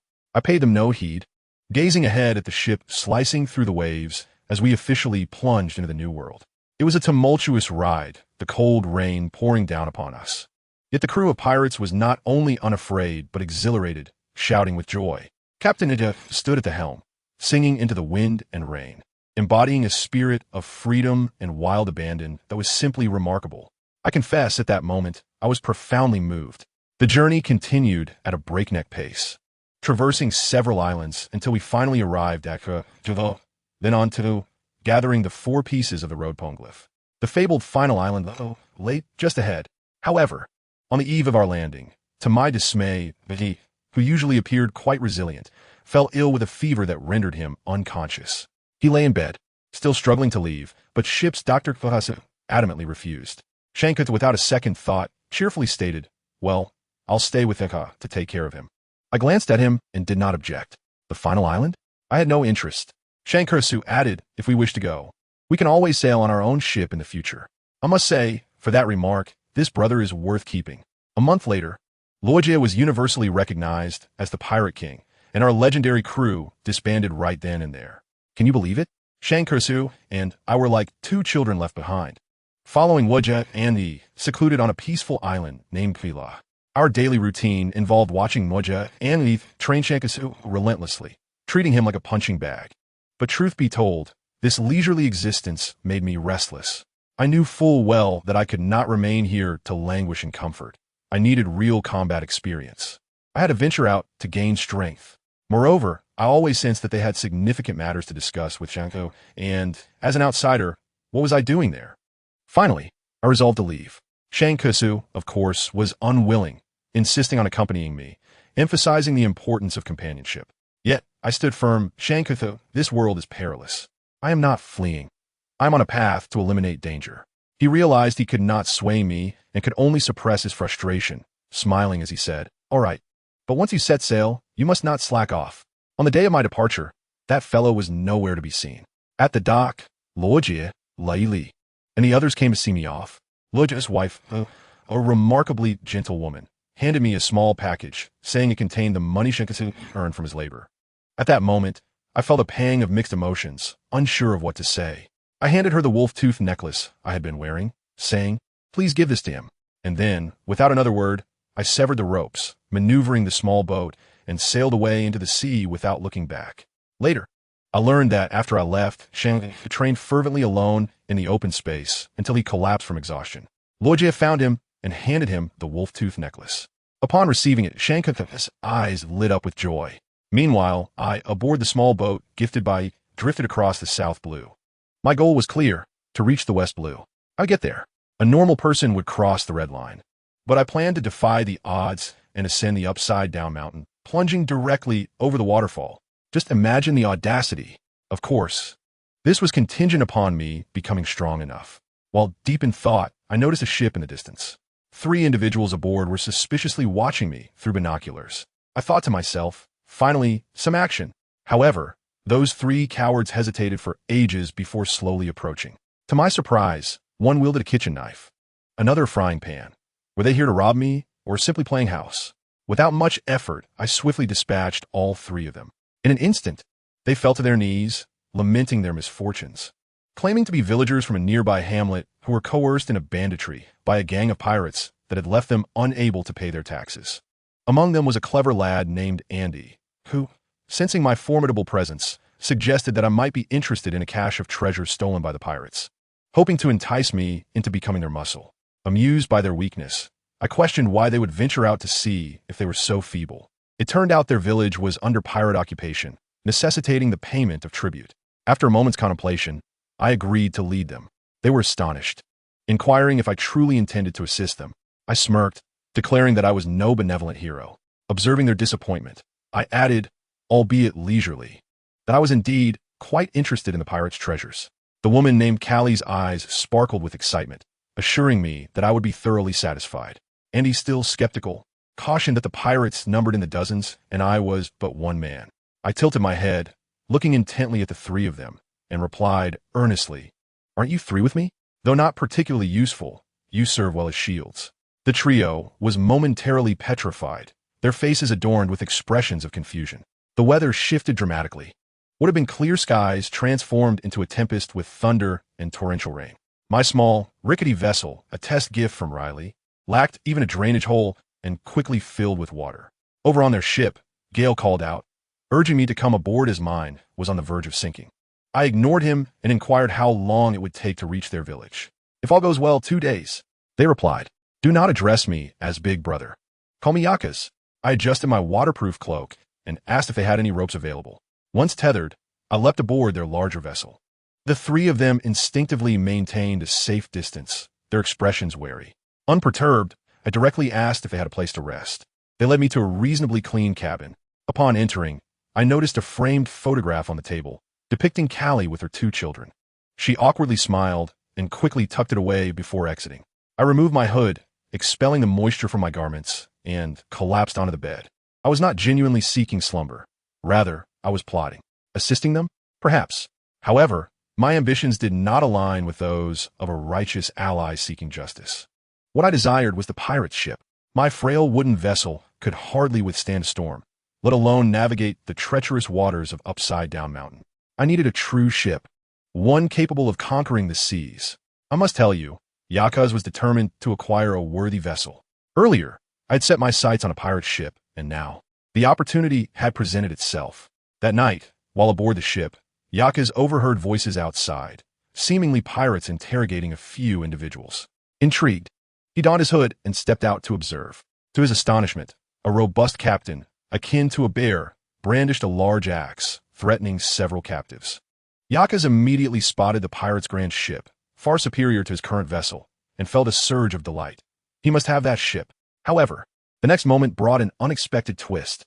With a resounding crash, Yakas was hurled back, colliding with the ship's wall, his hood falling off to reveal his wolf-like ears and striking visage. The pirate captain, upon seeing him, chuckled, mistaking him for a rare slave from the fur tribe, intending to sell him in nobles for a handsome profit. Fuming internally, yet thinking quickly, Yakas yelled to the captives, "Did you not invite me to your island as a guest? So, you are all in league together." The captives, playing their roles well, collaborated with Yakas in a dramatic performance, claiming they had long wished to capture him as a gift for their captain. The captain, overjoyed, not only absolved them of their taxes, but also bound Yakas and tossed him aboard his grand ship. Left on the deck, Yakas surveyed the surrounding pirates, internally scoffing at their ignorance, plotting to upend their world once he infiltrated their stronghold. As fate would have it, he was taken to the pirate's lair, Spin Island. This peculiar island completed a full rotation each year, with a river dividing it into inner and outer circles that spun in opposing directions. Confined within a cage, Yakas listened to the pirates boast about their captain's prowess and the second-in-command's presence in the village, asserting he could never escape. Yakas dismissed their threats, contemplating his escape while also scheming to seize their ship. He meticulously analyzed the pirates' information, discerning that the captain was a brute, while the second-in-command possessed some intellect. At that moment, the second-in-command, a tall man with gold-rimmed glasses, approached, claiming to be a user of the Lai fruit, capable of discerning truth from falsehood, demanding Yakas confess. Amused, Yakas feigned fear, engaging in a back-and-forth that left the second-in-command bewildered. Believing Yakas, he locked him in the cage. Now free, Yakas seized the opportunity that night when the pirates displayed the amethyst crystals they had looted, discussing how to sell them for a good price. Seizing the moment, Yakas stealthily freed himself from his bindings, using his grappling hook to slice through the cage. The pirates were left dumbfounded as their captain, wielding an axe, was swiftly dispatched by Yakas's decisive strike. The remaining pirates, witnessing their captain's demise, fell to their knees in supplication. Yakas, uninterested in idle chatter, dragged the captain's corpse aside and began to loot their treasures. In a hidden chamber, he discovered a wealth of riches and a journal. The journal, belonging to a man named Lowell, chronicled a series of bizarre events following their discovery of an amethyst mine. After perusing the journal, Yakas concluded that something was amiss with these amethysts and resolved to uncover the truth. As he gathered the treasure, he prepared to leave when the second-in-command unexpectedly returned. Entering the room, he was met with a gruesome sight, prompting him to panic, and before he could scream, Yakas silenced him with a swift strike to the throat. Puzzled by the absence of a metallic scent, Yakas observed the blood pooling around the captain's body, only to discover that the amethyst earring on the captain's ear was the cause, as it seemed to absorb blood. Intrigued, Yakas thought, "This has become even more fascinating.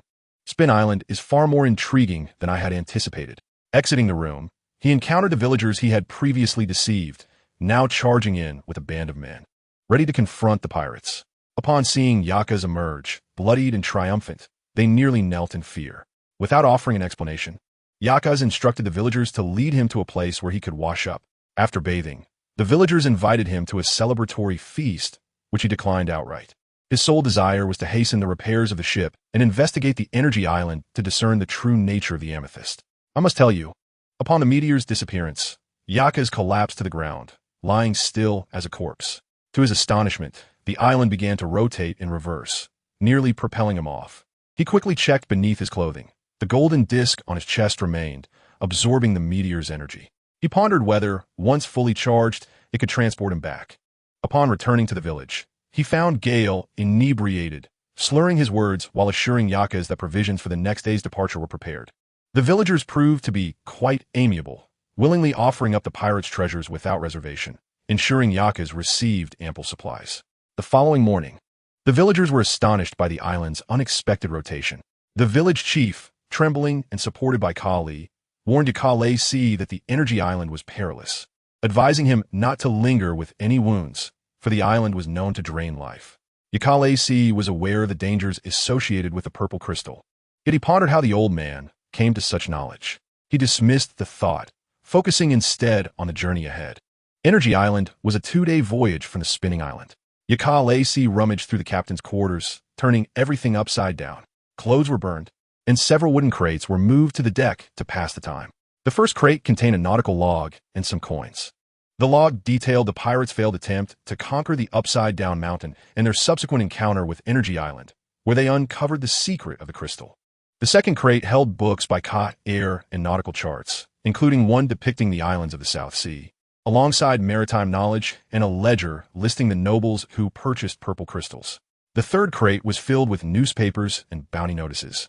The total bounty for this pirate crew paled in comparison to that of Roger's crew, utterly pathetic. Upon seeing the bounty notices, Yakale recalled the pirate flag had yet to be taken down. He swiftly climbed the mast, removed the grotesque skull flag, and set it ablaze. Continuing his search, he hoped the last crate would yield some surprises. The fourth crate, however, was empty save for a piece of black stone nestled in the corner. Sea stone? For such a lackluster pirate crew to possess this artifact was surprising. Had they perhaps plundered the navy? It seemed improbable, yet upon inspecting Ka Air's ledger, he discovered a transaction involving sea stone. 20 crates of purple crystals exchanged for a single piece of sea stone, with the buyer listed as an anonymous noble. Suspicious indeed. Yakale committed this information to memory as he examined the sea stone in his hand. Having journeyed with Roger's crew, he had encountered all manner of oddities. The sea stone, a specialty of Wano Kuni, was a crystallization of the ocean, feared by those with devil fruit abilities. The Navy could hardly rely on this to contain Roger and his crew. The stone was as dark as the deep sea, emanating an extraordinary power. Suddenly, an absurd thought struck him. Here, his ability to absorb water elements was hindered, yet he could manipulate them. With the sea stone present, he decided to swallow it. To his astonishment, the sea stone dissolved in his mouth, and the briny taste of seawater flooded in. The water elements he had been unable to absorb surged into his body, and he sensed the barrier between himself and this world weakening. The surface of the sea began to ripple, propelling the pirate ship toward its destination. Yearning for strength, consuming the sea stone seemed the answer. Yakal tilted his head, puzzled as to why this process would allow him to absorb water elements. Had he known, perhaps he would have washed it down first. It felt somewhat unclean. After 2 tedious days at sea, Yakal finally beheld Energy Island. Though accustomed to solitude, the monotony of fishing and daydreaming left him feeling disassembled. The ship neared the shore, and he mused that if Shanks were present, he would likely leap from the vessel immediately. Unhurriedly, Yakal observed the entire island from the bow of the ship. To his surprise, a vibrant town lay before the harbor, bustling with people, the sounds of merchants hawking their wares audible even from his position. Had he come to the wrong place? He had anticipated a desolate island, yet here stood a thriving locale devoid of any apparent issues. Reflecting on the markings from his nautical chart, he confirmed he had not erred, securing the ship along the shore before stepping onto the island. The moment his foot touched the ground, an unsettling sensation washed over him, his tail drooping and fur bristling. It felt dangerously as though his very blood was being siphoned away. This disquieting feeling emanated from the island, explaining the village chief's warnings against any wounds. Even the smallest cut could unleash a torrent of vitality. Silently, Yakal made his way toward the town. Adjusting his slightly askew hood, his animal instincts warned him that this town, along with its inhabitants, harbored secrets. Setting aside the peculiarities, the island was indeed a lively place, with shops brimming with goods and laughter echoing among the townsfolk, who greeted him, a stranger, with kindness. "I know, the child of the De family is exceptionally clever," one woman remarked.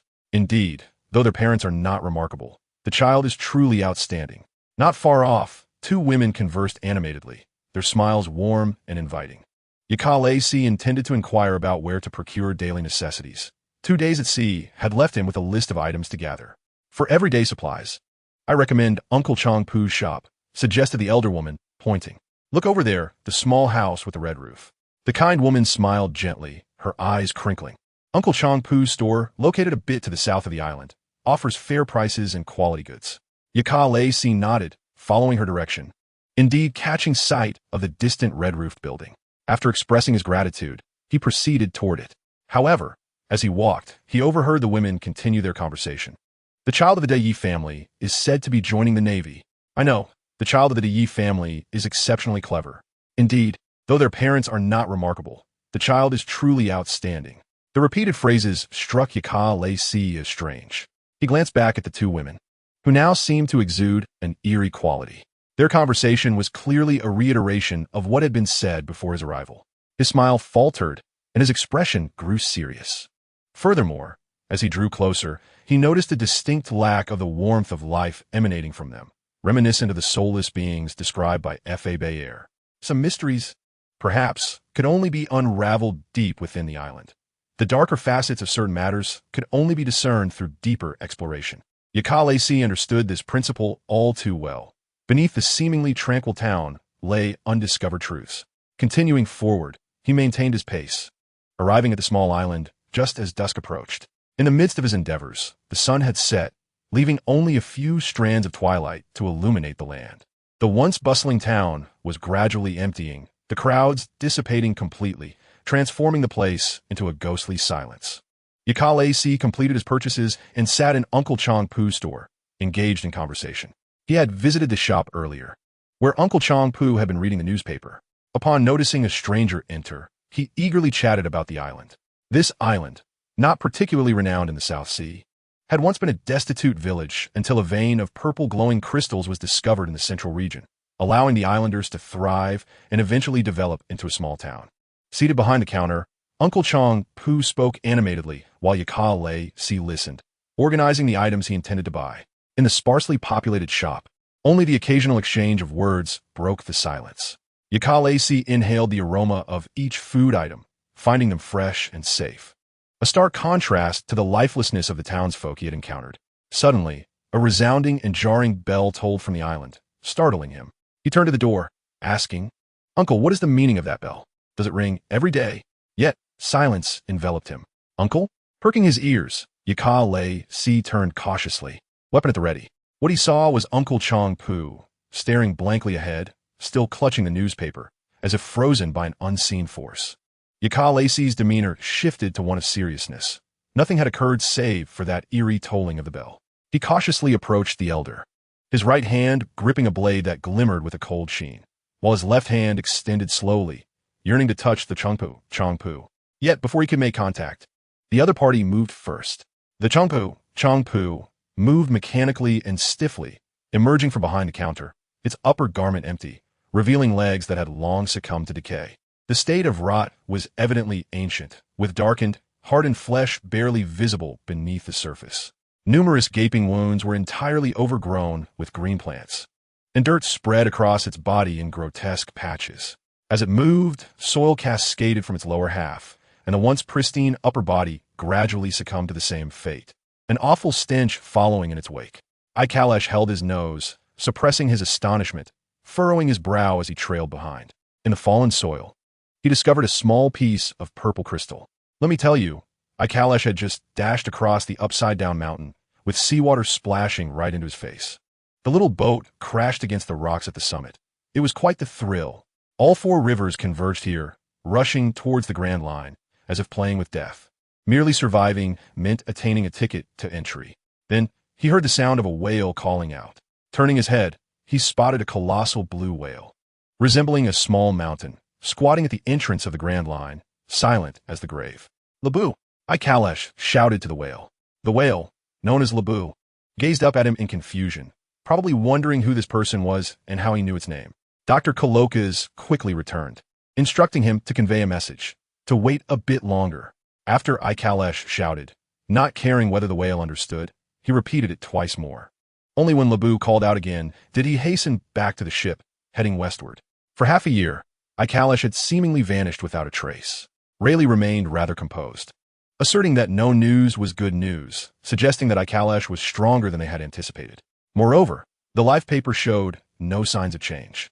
Shanks held the life paper, observing it drift persistently in one direction, understanding that Kalash was indeed there. After giving 100 berries to a news-seeking seagull, Shanks received the day's newspaper. There was little of consequence, just some local news and newly surfaced pirates. However, when he turned to the final page featuring a bounty notice, he nearly exploded in place. Kalash.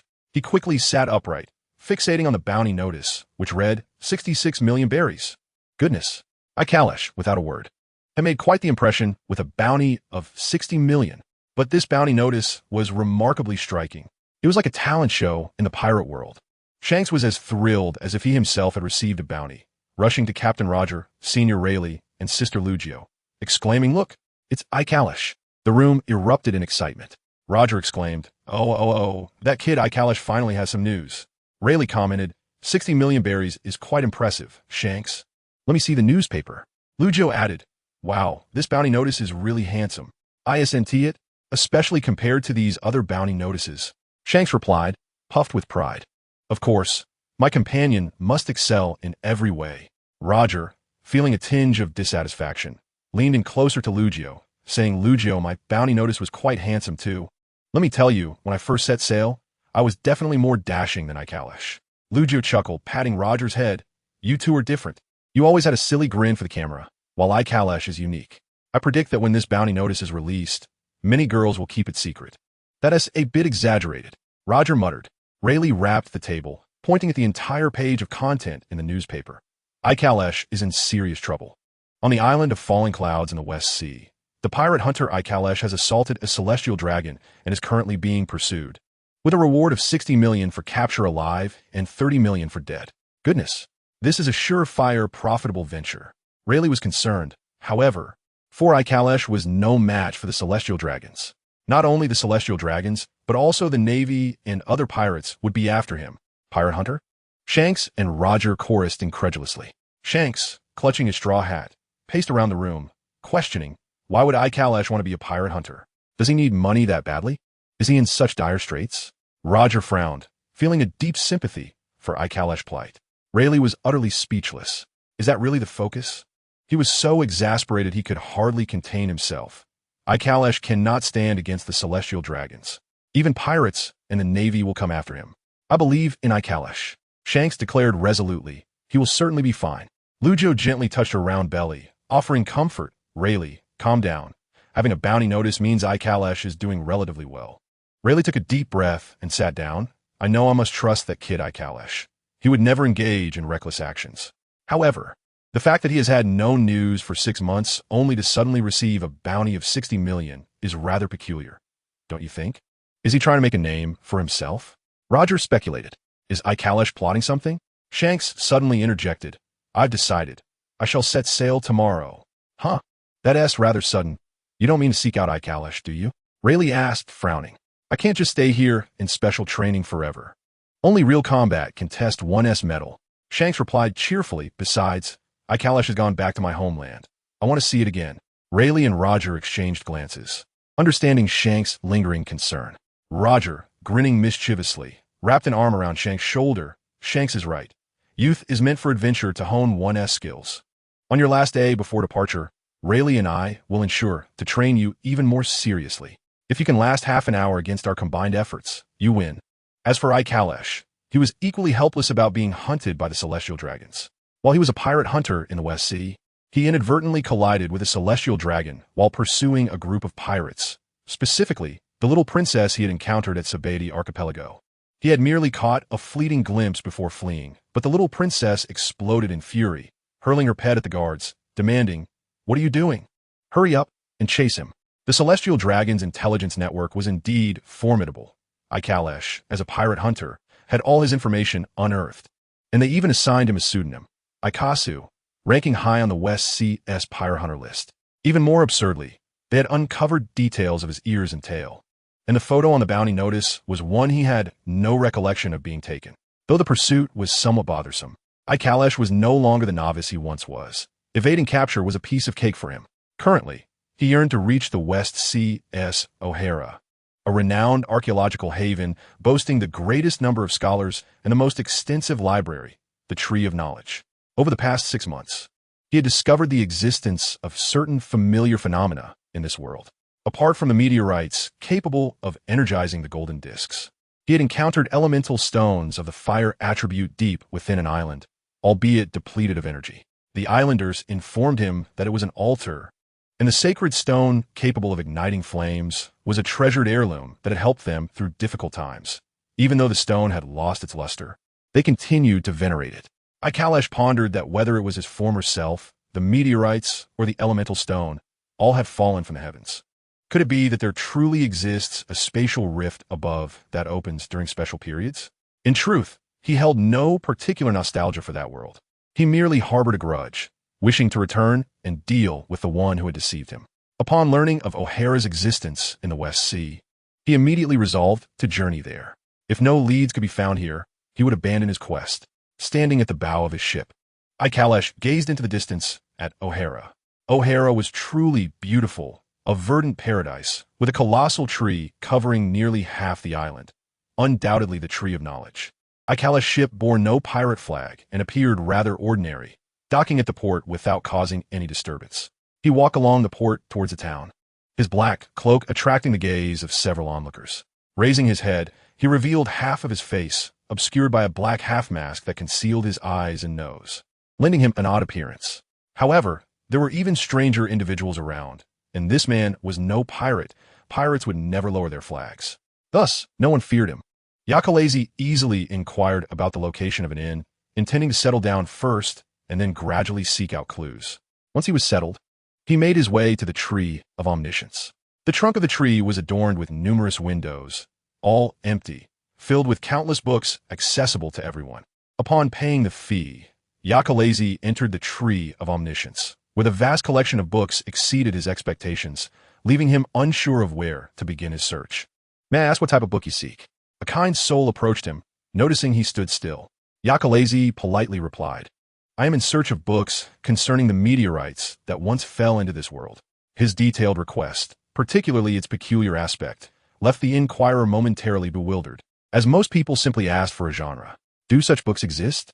Concerning past meteorite falls, let me think. What is it, why are you?" Dr. Kellaoba. "This person wishes to find books about meteorites," Wire exclaimed, perceiving a glimmer of hope in the newcomer. The elder, sporting a clover-shaped hairstyle and a mint-green mustache, appeared vibrant. "Regarding meteorites, they are on the second floor. Please follow me." "Thank you." Yakalezi nodded and followed Dr. Kellaoba to the second floor. However, the book he pulled from the shelf was not what Yakalezi desired. It was merely a popular science book detailing the shapes and characteristics of meteorites. What Yakalezi sought was history. Goodness, this plot was soaring like a rocket, shooting skyward. I must say, Yakalezi's predicament was quite dire. Having just parted from Robin, he was immediately captured by a celestial dragon. The beginning was indeed intense. Roger's execution, and the reunion of Shanks and Buggy in the rain. With Buggy's attention inexplicably drawn to the glowing pendant hanging from Shanks' chest. Who understands this trajectory? It's simply extraordinary. Let us revert to Yakalezi, who, after being captured, was treated as a slave and caught the eye of the celestial dragon lady, Ophira. This Ophira was also quite peculiar, possessing beauty yet a rather unconventional mindset. Nonetheless, considering the celestial dragons, it is unlikely many have a normal thought process. Yakalezi, resourceful as he was, exploited Ophira's vanity and naivety to escape. He feigned distress and showered her with sweet words, ensnaring her in his charm. It must be noted, the beauty trap is always effective. Then came the climax of Roger's execution. Roger's proclamation, "Do you wish for my treasure? If so, go and seek it," ignited the entire era of piracy. Witnessing Roger meet his end surely weighed heavily on Yakalezi's heart, as they had weathered storms together. The reunion of Shanks and Buggy was quite amusing as well. Buggy, ever the money-obsessed individual, immediately noticed the pendant shining on Shanks' chest. Yet, the glowing pendant surely held secrets, likely indicating trouble for Yakalezi. Ultimately, Yakalezi broke free from the sea stone and leapt from the platform, a stunning display of bravery. This action sent Road Town into chaos, with a navy, pirates, and celestial dragons all entangled in turmoil. In summary, this segment of the plot was tightly paced, filled with intense conflict, and a blend of various elements that left the audience exhilarated. I tell you, Shanks was in tears, heartbroken over losing Yakalezi and inadvertently ruining his life card. Truly, had it not been for Buggy's calm demeanor, he might have fainted in the restroom. What is there to cry about? Buggy lamented helplessly, retrieving Yakalezi's life card, only for Shanks to explode. What happened to it? How did it get burned like this? He snatched the life card and dashed in a specific direction. Although Buggy claimed not to care, the bond of brotherhood remained, and he quickly inquired where the ship was. The two rushed to the port, with Shanks scavenging his belongings, giving Buggy everything except his straw hat and pendant. At that moment, I thought that pendant must be true love. Buggy, drooling with envy, managed to restrain himself from speaking. Meanwhile, Yakalezi was not in a better situation. His freshly bandaged injuries reopened, blood mingling with the rain, presenting a horrifying sight. Yet, relying on his memory, he managed to locate the two familiar figures of the port. Beckman, with his keen eyes, immediately recognized Yakalezi. After all, the captain mentioned him daily, making it hard not to remember. "Shanks is your captain?" Yakalezi inquired. "Are you Yakalezi?" Beckman countered. The two exchanged bewildered glances, while Raki stood nearby, utterly perplexed. "Where is Shanks?" Yakalezi asked, bypassing pleasantries and getting straight to the point. "He is still inside, not yet emerged." "You are gravely injured." Beckman frowned, gesturing towards the pool of blood at Yakalezi's feet. Yakalezi attempted to appear strong, insisting he was fine, but Beckman would not allow him to be reckless. After all, the captain held Yakalezi dear. At that moment, Shanks and Buggy arrived as well. Buggy shouted, "Isn't that Yakalezi?" Shanks, even more excited, sprinted ahead, leaving Buggy behind, his gaze solely fixed on Yakalezi. Seeing Yakalezi was unharmed, Shanks' suppressed emotions instantly dissipated. "Yakalezi!" Shanks exclaimed, opening his arms and launching himself toward him. However, in his eagerness, they both fell to the ground, causing Yakalezi's wounds to reopen, blood staining Shanks' white shirt. Only then did Shanks panic, hurriedly asking, Yakalazy, are you all right?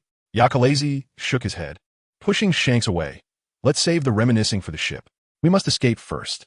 I tell you, I was utterly astonished. Just moments before, I had been joyfully wandering about, only to see our Yakalazy with eyes red as a rabbit, while Beckman held a basin of water to wash his eyes. Beside them stood a bruised man. Clearly not a good omen. My smile vanished in an instant, and my voice turned icy as I instinctively placed my hand on the hilt of my sword. What on earth is happening? This story must begin in the morning. Upon awakening, I found my two strategists, Beckman and Yakalazy, solemnly engaged in a meeting over a small booklet. Curiously approaching, I realized they were discussing what type of wood to use for a new ship. I must tell you, these two were polar opposites. Beckman, our chief steward, proposed using the finest teak for the keel and deck, with ordinary wood for the rest, emphasizing economic practicality and value for money. In stark contrast, Yakalazy simply declared, no, we want it all. We will build the ship entirely from top-quality teak. Upon hearing this, I thought it was splendid. We were not short on funds. I casually asked, how much will it cost? Yakalazy calmly quoted a price, 200 million berries. 200 million? At the time, I had no concept of that figure, simply thinking we could afford it. Yet, Beckman, the cunning fox, extended 3 fingers to help me comprehend the enormity of that sum, stating, Captain, 200 million berries is roughly equivalent to 3 Yakalais. Boom! I immediately knelt, feeling as though my entire worldview had been struck by an epic shockwave. I felt utterly desolate, while Raki, the chubby fellow, thought I was gravely injured, searching the ship for a doctor, only to remember we had no doctor aboard. I choked back my emotions, grasping Beckman's trousers, exclaiming, I only have 1 Yakalazy, and you want 3? Beckman's forehead bulged with veins as he yelled, Hey, your sorrow is entirely misplaced. Let me tell you, I was not lamenting the money. I jumped up in protest. I am not upset. Even if 1 Yakalazy could trade for a ship, I would never agree to such a deal. Yaka is priceless. Neither meat nor wine can compare. Now that everything is settled, we shall create 200 million. Beckman wore a face that suggested I had wasted my breath, as he was dragged away by Loki to go fishing. However, a misunderstanding seemed to arise. Yaka appeared to have taken things too seriously. That sly old fox Beckman, perhaps sensing the predicament, locked Yaka and me in the kitchen during lunch, creating an intimate setting for us. I shall never forget that moment. Yaka leaned against the counter, his head bowed and his voice tinged with tears as he pleaded, Even if I have money, it may not suffice. I will strive to earn more. So, could you please not sell me? I was utterly bewildered. Sell you? Why would I sell you? I hurried over, noticing the tears on his pallid face, and my heart ached. Gently, I wiped away his tears while speculating if it was because I hadn't given him my hat last night, or if I had disturbed him while sleep-talking. In my desperation, I placed Captain Roger's straw hat on his head and earnestly declared, Yaka, this straw hat is of utmost importance to me. It is a priceless treasure. Just like it, you too are my treasure, something that cannot be bought with any amount of money. How could a pirate ever relinquish his treasure? I certainly won tea. Upon hearing this, Yaka finally ceased his brooding. Later, we arrived at the Yuzu Island. I must tell you, my curiosity often leads me into trouble. Upon stepping onto the island, I was instantly captivated by an elderly woman selling fruit, known as yuzu fruit, which exuded a delightful aroma. The old lady announced a price of 1,000 berries for a piece, and, finding it rare, I decided to try one. To my astonishment, it was incredibly sweet. Immediately, I thought of Yaka and spent all my pocket money on a bag. I eagerly peeled one for Yaka, and upon seeing him enjoy it, my heart swelled with joy. However, Beckman demanded that I peel one for him too. I shot him an incredulous glance. Didn't I just demonstrate this? Had he not learned yet? In jest, I asked him for some pocket money. The next moment, my head was forcefully pressed into the ground. When I finally pulled my head out of the dirt, Yaka had already placed his coin pouch in my hand and walked ahead. I quickly dusted myself off and caught up. Then the climax arrived. Yaka approached me, and when I inquired how he managed to find me so easily, he surprisingly began to sniff me. He leaned in to take a whiff from my shoulder, then stepped back, and his icy demeanor melted for a moment as he smiled and said, You smell of the ocean, sunshine, wine, and soapberry. It's a comforting scent. Please maintain it. Captain, I must tell you, my CPU nearly overheated. My face flushed crimson, and I stumbled into Yvonne's house, causing Loki to question why my face was so red. It was then that I learned from Yvonne's mother that the yuzu fruit was only 100 berries each. Good heavens. I had become one of the first victims of cyber scam in 2025. I had been deceived tenfold. Yaka had given me all his money. How could he afford to buy the fruit? I suddenly realized that Yaka must have gone to seek revenge for me. When I rushed to the shipyard in a panic, I witnessed the scene from the beginning. Yaka's eyes were red, and Beckman was washing his eyes, while the bruised individual beside them was the scoundrel who had impersonated the old lady to deceive me. I cupped Yaka's face, my voice chilling even to myself as I asked, "Does it hurt?" He shook his head and pointed at the fraud, saying that he was the one responsible for our design. I turned to the man named Austin, who was cowering in fear. Drawing my sword halfway, I coldly inquired, "Did you do this to Yaka's eyes?"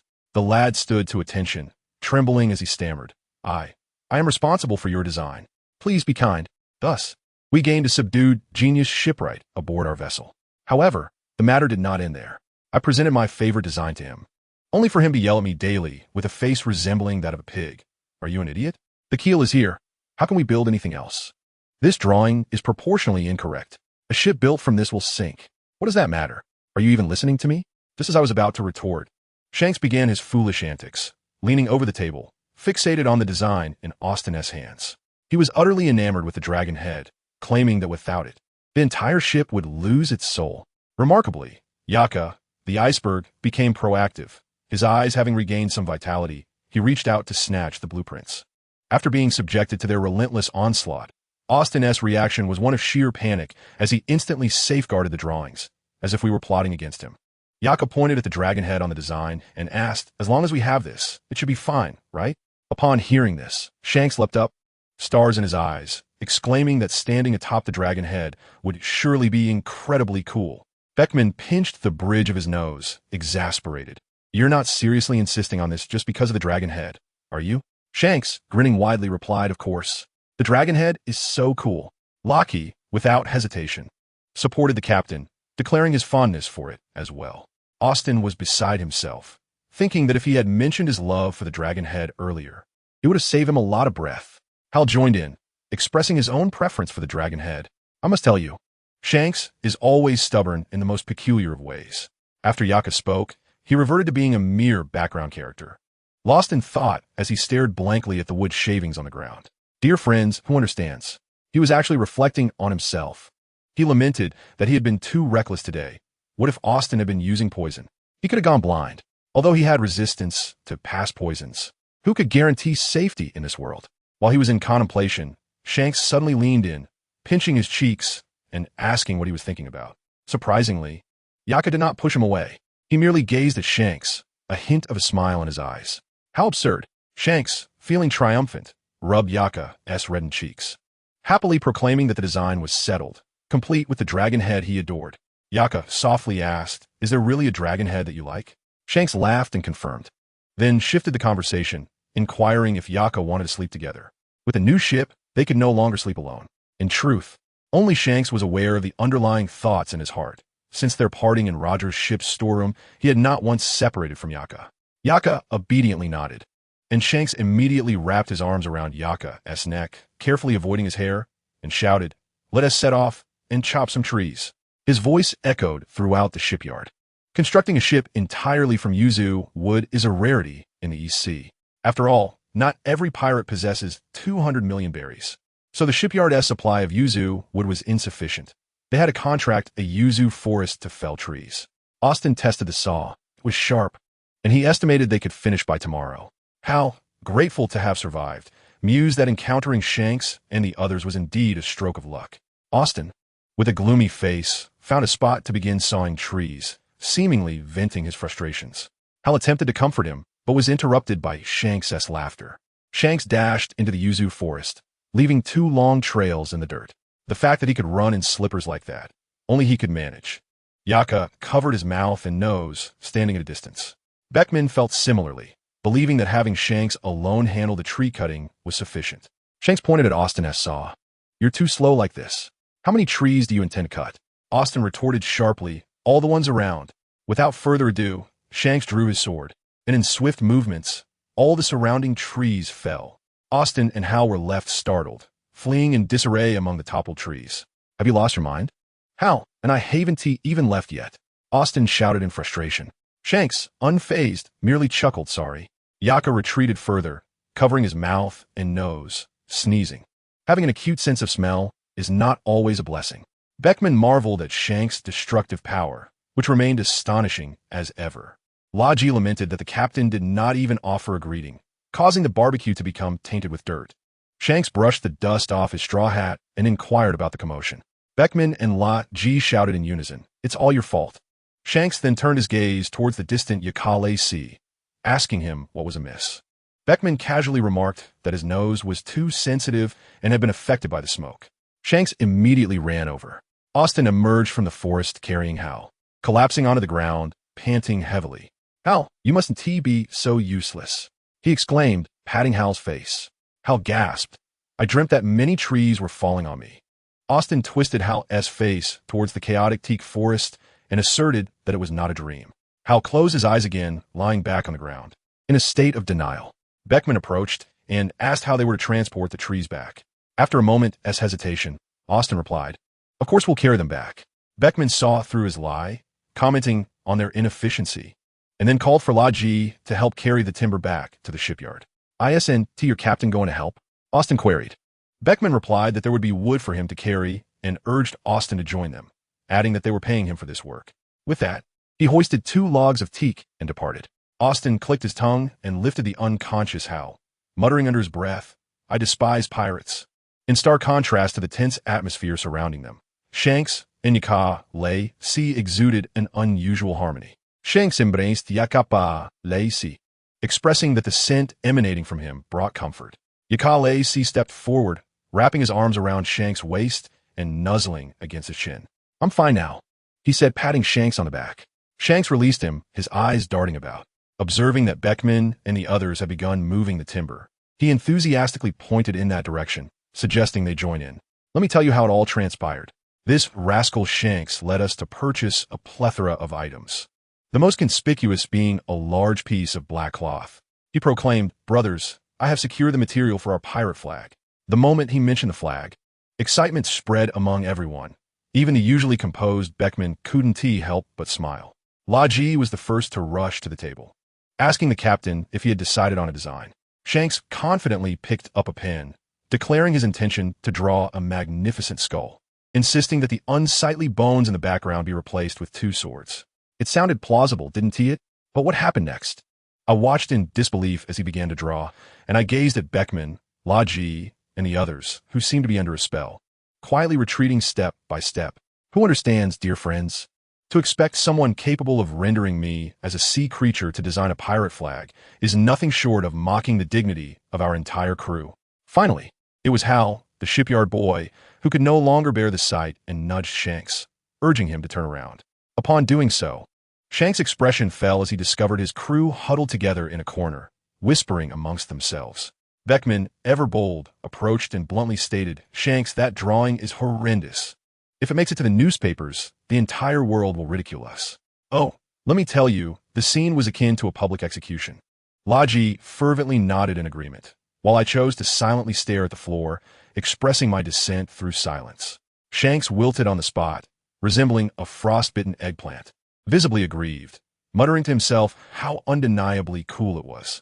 Just as Yakale's tender heart was about to waver, ready to console him, a thunderous cough erupted nearby. It sounded as though someone was about to expel their lungs. I glanced over and realized it was the proud shipwright, Austin. "Shanks," with foolish concern, asked Austin, "Are you dying?" This incited Austin, who exploded in anger. "You're the one who's dying." Yet this fellow, despite his outburst, was quite the sight. After chastising, he adjusted his collar, pulled a pen from behind his ear, and lifted a small wooden board, saying, "I accidentally overheard you all and sketched something." I leaned closer to examine it and was astonished. A grinning skull, complete with 2 swords in the background, matching Shanks' description perfectly, but infinitely more handsome. Shanks, still oblivious, compared his own ghastly drawing with a new one and nodded earnestly, exclaiming, "Wow, it looks just like mine." Austin snatched back his wooden board, his face flushed with indignation. "Nonsense. Mine is infinitely better." He cleared his throat, his pride soaring, and said, "I can help you with the drawing, but there's a condition. You must take me with you when you set sail." At that moment, the room fell silent. I was taken aback as he declared his intention to find his father, who had abandoned him, and personally confront him, asserting that he was no longer his son. However, he emphasized that he only wished to accompany us, not to join our crew. In return, he would take full responsibility for maintaining our ship. Shanks, in his usual naivete, immediately agreed, only to be met with a swift slap from Beckman, sending him crashing to the ground, biting into wood chips. Beckman, being the sensible one, clarified the situation, and only then was the arrangement solidified. A brilliant shipwright voluntarily joining us was a deal too good to pass up. Yet, amidst the commotion, I noticed Yaka Lacey discreetly picking up Shanks' much-derided drawing. He cautiously brushed off the wood chips and even measured it against his waist. My heart skipped a beat. Surely he wasn't considering tattooing this thing on himself? To my astonishment, he was indeed resolute to cover an old scar on his waist. He chose Shanks' abstract masterpiece. I must say, this was no ordinary tattoo. He sliced open his skin and filled it with a powder derived from some blue elemental stone. A counterattack with poison. He endured the pain, beads of sweat forming on his forehead, leaning against the hallway in silence. Suddenly, the sound of Shanks' snoring ceased. Yaka Lacey looked up, nearly frightened out of his wits, as Shanks stood at the doorway like a guardian deity, having no idea how long he had been watching. However, Shanks, remarkably composed, approached casually, grinning as he asked, "Yaka, why are you sitting here? Did I kick you out of bed while I was asleep?" "Oh, I'm so sorry." He didn't utter a word about the injury. I later learned that he had been awake for some time, witnessing Yaka's suffering, his fists clenched in frustration. Yet he refrained from intervening. Understanding Yaka too well, he knew that his presence would only exacerbate Yaka's damned pride and make things worse.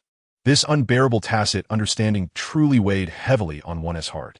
Then, without a word, he scooped Yaka up in a princess carry and returned him to bed. The motion was fluid, offering no opportunity for refusal. After placing him down, he wrapped his arms around Yaka Lacey, insisting on hearing a good night before he would relent. A week flew by, and our new ship was completed. A single-masted sailboat, its hull a natural wood color adorned with a splash of red paint, vibrantly reminiscent of Shanks' red hair. Austin, from a distance, shouted, "Hey, don't touch that. What if the paint isn't dry?" This fellow, despite preparing to join us on the ship, still held a grudge from our earlier altercation. Let me share a little side story. Yaka, possessing fluffy ears and a tail, initially intended to wear a hat to cover them. However, Shanks simply removed it, stating, "If it bothers you, don't wear it. I will protect you regardless." With those words, Yaka never wore a covering again, even though his bounty had now soared to 100 million. That evening, as we indulged in drinks, the topic of our ship's name arose. Shanks suggested calling it the Dorgon, meaning dragon. Beckman pulled out a small notebook and flipped through it, stating, "No, that name is already taken by a pirate crew on the Grand Line." Just when everyone was at a loss, Yaka Lacey suddenly reached out and snatched Shanks' straw hat. The vibrant red hair sprung forth. Yaka remarked, "I've never seen this shade of red where I've traveled. Oh, I could almost taste the sweetness in the air." Beckman slapped his thigh, exclaiming, "Red, let us name it the Red." And so it was decided. On the day of departure, the scene was chaotic. Refusing to let go, OSI Dunn, while expressing his annoyance, earnestly remarked, "I sense they are not ordinary people." Xianx shattered a bottle of wine, and after the launching ceremony, we shouted set sail, as the ship gradually drifted away from the shore. Once aboard, AOSI Dunn produced an array of disguise tools from his bag, exclaiming, "Did you not see me before? That old woman selling you pomelo fruit was me." Xianx was left dumbfounded, his mouth agape as if it could hold an egg. He had no idea. Stepping back 2 paces, he solemnly bowed to AOSI Dunn, saying, "Old lady, please take care of yourself during fights." AOSI Dunn turned pale, insisting, "I told you that was a disguise." Thus commenced life at sea. Each day was spent fishing and enjoying the breeze. Though the days seemed similar, they also felt distinct. However, for AOSI Dunn, a native of the land, this was highly unusual. As a sailor, he had previously harbored a reluctance towards the sea and ships, thus never sailing before. Upon boarding, he succumbed to severe seasickness, vomiting incessantly, a pitiful sight indeed. A tall youth, over 6 feet, his cheeks hollowed in distress. The reliable beakman cared for him for several days, allowing him to eventually emerge from the cabin and gaze at the sun. At that moment, Yaka Lacey was in the kitchen preparing ingredients. One could only wonder why a combatant was engaged in such tasks. He had no confidence in his culinary skills. Yet Xianx, and the others devoured everything he made. He listened to the sounds of Aosi Dun's lamentations after surviving his ordeal, complemented by the mocking laughter of Xianx and Laji, interspersed with the chattering of a small monkey attempting to join in. It was noisy yet not overwhelming. The kitchen door swung open, and Beekman, cigarette in hand, rolled up his sleeves and entered, asking, "Is there anything I can assist with?" Bai Lang sat on a low stool, his long legs awkwardly bent, his tail coiled around his waist, adorned in a cheap gray apron dusted with flour. He held an unpeeled potato in his elegant, pale hands, his disheveled white hair tied back. He was an exceedingly handsome man, a fact Beekman was well aware of. In the past, while perusing some gossip, he had come across a tabloid featuring Yaka Lacey's bounty, which was quite popular among noble maidens. It was the type of publication that would be snatched up before pirates or Navy personnel could even lay their hands on it. Yet now, this capable pirate hunter, a dream for many noble ladies, was peeling potatoes on their ship. Beekman found it amusing and, after rolling up his sleeves, washed his hands at the sink before extinguishing his cigarette and tossing it in the trash. Yaka Lacey did not hesitate to respond. "There is meat that needs to be cubed. Can you stew the potatoes?" "As long as there is meat, any stew will suffice," Beekman replied. "We should find a proper cook soon. None of us can prepare many dishes. A skilled cook is crucial for a pirate crew. Life at sea is not as glamorous and free as one might imagine, and it comes with its own drawbacks. When one spends too long at sea without sight of land, psychological issues may arise. During such times, a hearty and nutritious meal becomes invaluable. Not only does it lift spirits, but it also nourishes the crew. Due to the significance of a cook, some pirate crews even grant cooks equal treasure distribution rights without requiring them to fight." Yaka Lacey nodded silently. He did not wish to remain in the kitchen forever. Since he was unfamiliar with these tasks, he took considerably longer than a professional chef. With two insatiable appetites aboard, he would finish one meal and already be contemplating the next. He preferred to engage in combat with the Navy or other pirates. The kitchen door swung open once more, and Xianx poked his head through the gap, inquiring before even taking the kitchen scene. "Yaka, have you seen Beekman?" "Ah, Beekman. You're here too?" Xianx chuckled. "Osi Dun is feeling a bit queasy again. Where's the remedy? Go to the pantry and fetch an orange for him. Hold the peel to his nose and have him inhale the scent." Beekman did not lift his head. "Does that really work?" "Yes." "Really? How can orange peel cure seasickness?"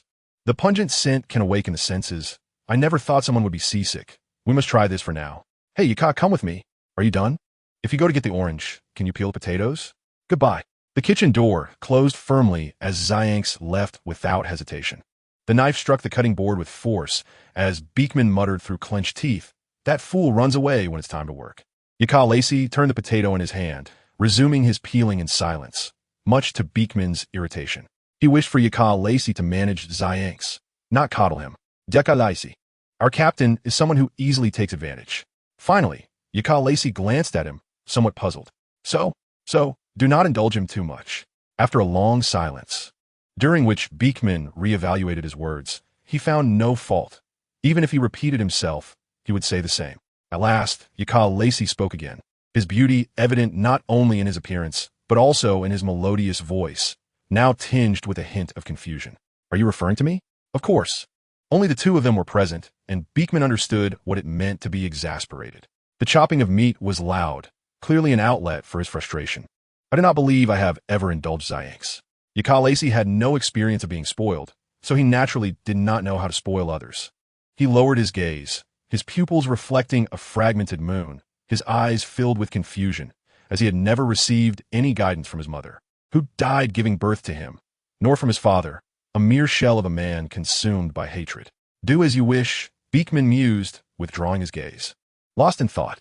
Everyone carries scars that should not be touched. Beekman had his own, hence he understood that Xianx, as a captain, was not too shabby. At least in terms of intuition, Xianx had never disappointed anyone. "Beekman, the orange peel truly works." The subject of their discussion, Xianx rushed back, this time not only wearing his straw hat, but also with a small monkey perched on his shoulder. He exclaimed, "Aosi Dun." He paused, furrowing his brow. "Yaka, what is wrong?" At least regarding intuition, Xianx had never let anyone down. However, whereas he had previously departed, this time he stepped inside. He moved a short stool to sit opposite Yaka, his long legs enveloped in loose black trousers. Unlike Yaka, who sat with proper posture, he spread his legs wide, reached into the bowl, and proudly declared, "I am exceptional at peeling potatoes." Yakali Eyes nodded in acknowledgement, then quietly resumed his work. The sound of chopping meat grew noticeably louder, and Beekman nearly succumbed to the urge to mince the meat into a paste. Shankes laughed cheerfully, entirely oblivious to Beekman's frustration, as he continued peeling the potatoes while glancing at Beekman's silhouette. "Beekman, are you all right? Chopping so vigorously might break the cutting board." "Shut your mouth," Beekman retorted curtly, placing the prepared meat into a nearby bowl. His movements were efficient, albeit somewhat noisy. He desperately wished to deliver a good beating to Shankes. "What's wrong with Beekman?" Shankes sensed danger and timidly inquired of Yakali Eyes. The white wolf shook his head, equally perplexed, as he diligently peeled the skin off the potatoes. Meanwhile, Shankes meticulously peeled his potato, holding it in one hand while making several precise cuts with the sharp knife. Satisfied, he nodded and presented it to Yakali Eyes. "What is this?" Yakali Eyes asked, examining the potato, which had been ruthlessly carved into several pieces, resembling a sculpture. Shankes pointed at the potato and explained, "Doesn't it look like a wolf?" "With ears and a tail." Delighted, Yakali Eyes noticed the ears twitching and the tail sliding from the front to the back. He nodded and took the potato. Upon closer inspection, the ears and tail were indeed recognizable, though the body and limbs had transformed into a mere sphere. "You really like it," Yakali Eyes murmured, contemplating whether to alter their decade-long agreement. If Shankes wished to touch it, he wouldn't mind. It was just a bit uncomfortable, and he could endure it without issue. However, before he could voice his thoughts, the kitchen door burst open once more, and Logie's massive frame rushed in, exclaiming, "Boss, we spotted a ship." Austin quickly followed, his face pale from seasickness, almost as white as paper, adding to Logie's statement with a horrified shout, "There's a corpse on the ship." "A corpse?" Shankes sprang to his feet, following Logie and the others towards the deck, while Beekman frowned and trailed closely behind. Yakali Eyes glanced at the gift he held. This was the third time he received a present from Shankes. The first had been money saved during their time in the South Sea. The second was a portrait, and now this. He felt conflicted. Consuming it outright seemed too wasteful, yet leaving it for too long would lead to spoilage. After pondering for a moment, he ultimately decided to place the gift in his space. It was too precious to waste. Yakali Eyes emerged onto the deck a few seconds later than Shankes, who had already bounded onto the small boat. It appeared to be the smallest vessel, lacking a mast, propelled solely by human effort. The little monkey perched anxiously on Logie's shoulder, exuding an air of agitation, even hinting at fear. Beekman frowned and reminded Shankes to exercise caution. Austin scrutinized the boat for a long while before uncertainly stating, "This seems to be Old Chow's boat." Austin recognized Old Chow, who frequently performed monkey tricks on Yo Island. Although he wasn't fond of him, he occasionally attended the shows for amusement. Through their interactions, he had even assisted Old Chow in repairing his boat a few times and could see that this vessel bore his unique iron nail method. Thus, he confidently reiterated, "This is Old Chow's boat." The boat was small, more than twice the size of their single-masted sailing vessel. Without hesitation, Yakali Eyes braced himself against the side of the boat and leaped onto the deck of the small boat moored alongside theirs. "Shankes," Yakali Eyes called out. "Yaka, you came too." Shankes stood nearby, his expression grave as he gazed at the corpse on the deck, confirming that it indeed belonged to Old Chow. Yet the level of decay suggested it had been dead for quite some time. All moisture had evaporated, and no blood had emerged, as though the essence had been forcefully drawn away. Shankes remarked, "How strange. It only has a cut on one finger." Yakali Eyes remained silent, scanning the surroundings as if searching for something. Shankes had already flipped the corpse and found nothing. So where could the crystals be? The reason for Old Chow's transformation into a corpse, or rather, the culprit, was the bag of purple crystals Yakali Eyes had provided, the blood-sucking crystals extracted from Energy Island and Spiral Island. "Yaka, what are you looking for?" Shankes asked curiously, yet he harbored no suspicions. In fact, Yakali Eyes was the most innocuous presence in his heart, and he would never doubt him, regardless of the circumstances. "I'm examining the clues around us," Yakali Eyes explained calmly, feeling no guilt for what he had done or any deception toward Shankes. He would never harm Shankes, and that alone sufficed. After a fruitless search, Shankes decided to rummage through the pockets of the corpse, feeling as though he were touching dried bean skins. Frowning deeply, he ultimately retrieved a note from Old Chow's clothing. "I think we should talk. Perhaps you inadvertently destroyed my crystal vein, you insignificant little noble." "What does this mean?" Shankes mused aloud while stroking his chin. Yakali's gaze flickered. He recalled a noble who had traded 20 boxes of purple crystals for a single sea tower stone, a noble whose name had been omitted from Kyr's ledger. Unlike others who merely purchased a few crystals for decoration, this noble had acquired a full 20 boxes. He knew the effects of the purple crystals and was even investigating who had ruined the crystal mine. The underlying message of the letter suggested that Old Chow had angered a certain noble, leading to the destruction of the noble's crystal vein and subsequent retribution. No one suspected Yakali's, nor did anyone connect him to the incident. The White Wolf calmly returned to the Reed ship, resuming his work of peeling potatoes. After the minor incident, they properly dealt with the corpse, tying it to the small boat, intending to tow it to the next island. The messenger gull perched on the ship's edge, nimbly catching the Bailey thrown by Beekman, yet it did not depart, continuing to fix its small eyes on him. After a moment of staring, Beekman finally relented and tossed another 50 Bailey, admonishing it's unacceptable for prices to keep rising. The messenger gull tilted its head, emitting a few short calls before extending its wings and flying closer to Beekman. Beekman caught the newspaper that was tossed down, casually sitting on a wooden barrel to read it. "Hey, Beekman, anything interesting happening lately?" Shankes asked cheerfully. "You can come see for yourself." "Ugh. You know I dislike reading so many words." The captain pouted innocently. "Honestly, there's no good news." Beekman expressed disdain, yet he summarized a few significant stories. The world's premier shipbuilder has been sentenced to death for assisting Roger in shipbuilding. Fisherman Tom has been defined as a remnant of Roger by the world government for helping Pirate King Roger with shipbuilding. He lowered his head to read, oblivious to the gradual fading of the smile on Zyankesi's face. The captain lowered his hat, shielding his expression, unusually silent. In stark contrast, Austin immediately rushed to Beckman upon hearing the news, snatching the newspaper with disbelief. Why? He is my idol." His pupils trembled as he fixated on the accompanying image, a picture of the legendary shipwright, Fisherman Tom, the very person he aspired to emulate. "I'd hoped to meet him one day." Overcome with despair, Austin knelt on the ground, the intensity of his actions exaggerated, and the ship swayed in the rough seas. A wave of dizziness and nausea surged over him. He clamped his hand over his mouth, relieved that his stomach was empty, merely retching a few times. Beckman observed the disheveled Austin and glanced at the oblivious Lucky, letting out a sigh. "He is not dead yet. Tom has been given a 10-year reprieve under the pretext of constructing the sea train." He continued, "Compared to a death sentence, this is indeed good news. As long as there is life, there is hope, is there not? Those like us understand the profound meaning of these words." Meanwhile, Yakalazi, busy in the kitchen, listened to their conversation without interruption until Beckman finished, then resumed his tasks. After a few days at sea, they finally spotted an island. Zyankesi sat cross-legged atop the bow, exhilarated, the wind billowing his white shirt, his red hair dancing in the breeze, his eyes aglow with sunshine. "Come on, let us hurry," the captain playfully demanded, pointing at the island ahead. "We are already going at maximum speed," Beckman retorted, exasperated. The wind was against them, necessitating adjustments to both the sails and the ship's course to convert the headwind into a side wind. "Zyankesi, come down and lend a hand." Amidst the flurry of activity, only Zyankesi remained leisurely at the bow, enjoying the breeze. "Shanka, I want to reach the next island quickly." The ship suddenly accelerated against the wind, as if propelled by an unseen force. Beckman felt a pulse at his temple and approached the ship's edge to peer down.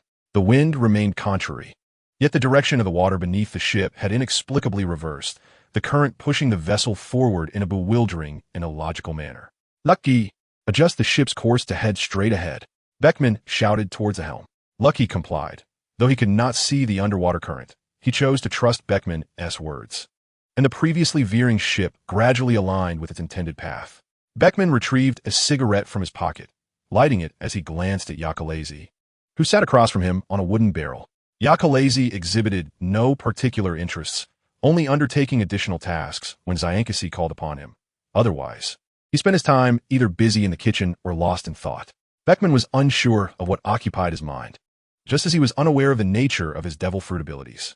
He could only describe him with the paradoxical terms of danger and safety. Despite concealing himself, Yakalazi emanated a chilling sense of peril, yet they all understood that as long as they were part of this ship, or rather, as long as they were crew members of Zyankesi, they were undeniably safe. Chapter 81. They were separated. This was the worst possible scenario. Yakalazi knelt on a branch of a large tree, carefully detecting the scents in the air. The atmosphere was entirely engulfed by a foul odor, reminiscent of a noxious spray of skunk, nauseating and repugnant, emanating from the plants below. For Yakalazi, this was the most distressing situation. The predicament began when they anchored near this island. With the current's momentum, the ship quickly reached the shore. Yet the joy of arriving at a new island was overshadowed by disgust. This was a deserted island, densely wooded, with trees growing close together, entwined with countless vines, and the ground adorned with beautiful, bright yellow flowers. Most astonishingly, the trees had reached the very edge of the coast, with the ground below completely carpeted in yellow blooms. To ascend, one had to tread upon the trunks, as the flowers concealed a treacherous swamp beneath. They circumnavigated the island, discovering no accessible entry points. Zyankasi scratched his head, conflicted about whether to venture inside. He was unfazed by the foul smell and harsh environment. Yet Yakalazi was particularly sensitive to such odors. "I remember this island shouldn't be like this," Austin remarked, stroking his chin in confusion. Hale said he had traveled around the islands, near Yomu Island with the fleet. "It shouldn't be this difficult. The situation has changed," Zyankasi, Beckman stated. "You all stay here. I will go in alone." Zyankasi was unwilling to miss out. The dense foliage obscured his view of the interior, which was shrouded in darkness, and he was curious about what lay within. "It's too dangerous," Yakalazi frowned. "Don't worry, I won't wait for assurance from Zyankasi." The restless little monkey that had been perched on his shoulder nimbly leaped to the ship's edge and then to the nearest tree. After calling out a few times, the monkey seemed to be beckoning them. Zyankasi followed suit, jumping down, "I'll be right back." His final echo faded as his figure disappeared from sight. Yakalazi was a moment too late. He reached out but failed to grasp Zyankasi's clothing. Frustrated, he pounded the ship's edge before hastening into the woods after him. Their movements were too swift for Beckman to intervene. He could only let out a heavy sigh. Austin and Lucky exchanged glances, with Lucky asking, "Beckman, should we go too?" "Someone needs to watch the ship," Beckman frowned. If they were near town, leaving the ship unattended at the shore would be one thing. But this was a deserted island. Any misstep could lead to disaster. "I'll watch the ship," Austin volunteered, raising his hand. "I built this ship, so of course, I should keep an eye on it." It was worth noting that his courage was not particularly robust. He was not afraid of death, but rather lacked resistance against supernatural entities. Beckman confirmed, "Don't you need Lucky to accompany you? Rest assured, I've been training since childhood. But you're not one of our crew. I can't trust you alone on the ship." "Then why say those things earlier? Just admit you don't trust me." Austin felt insulted, his face reddening with indignation. "Even if I were to jump off this ship, I would never harm you. If I deceive you, may I never find that scoundrel. All right, I'll trust you this once." Beckman was merely testing. Austin's strong reaction reaffirmed his belief in the boy's innocence. "Then Lucky, let us go." Their decision to enter the island sealed their fates of separation. The island was too intricate. The trees intertwined with one another, and vines wrapped around every branch, making even the simple act of jumping from tree to tree laborious, let alone finding one another. Yakalazi grew increasingly anxious, his eyes reddening. He could not locate Zyankasi, and this uncertainty gnawed at him. In moments of haste, one is prone to err. As Yakali's eyes leapt towards the next tree, his foot slipped, and he fell straight to the ground. The putrid stench became overwhelmingly pungent, almost inducing a sense of dizziness. The swamp seemed to come alive, rolling and surging over Yakali's legs, swiftly devouring him whole and ultimately concealing everything as though nothing had ever transpired. The darkness enveloped him like a suffocating tide, and Yakali's felt himself plummeting downward. Memories from his childhood emerged with vivid clarity, as if they had just unfolded. A child with white hair and pointed ears gazed expressionlessly at the male beast-man before him, who harbored immense love for the woman who had birthed him, a love that was boundless. When intoxicated, the man would scream hysterically, recite nervously, and lament with tears and curses aimed at his own face. Yet in sobriety, he was utterly indifferent. It was through the man's occasional murmurs that Yakali's learned about his mother, one of the high priests of the temple, second only to the holy son and holy daughter, a woman both formidable and kind. She had rescued his father, who had been sold into slavery, and had made an exception to appoint him as her guardian. Ultimately, the two disregarded societal norms and fell deeply in love. Such a beautiful romance. Yet it perished with Yakali's arrival. The temple uncovered this abhorrent love, seized the woman's corpse, and initiated a relentless pursuit against them. He witnessed the man's final moments, kneeling on the ground, being held down by others, his hair roughly grasped. The man was bound alive to an iron plate, the flames scorching it red, emitting a sizzling sound as his flesh yielded to the heat, accompanied by rising smoke and the aroma of roasting meat.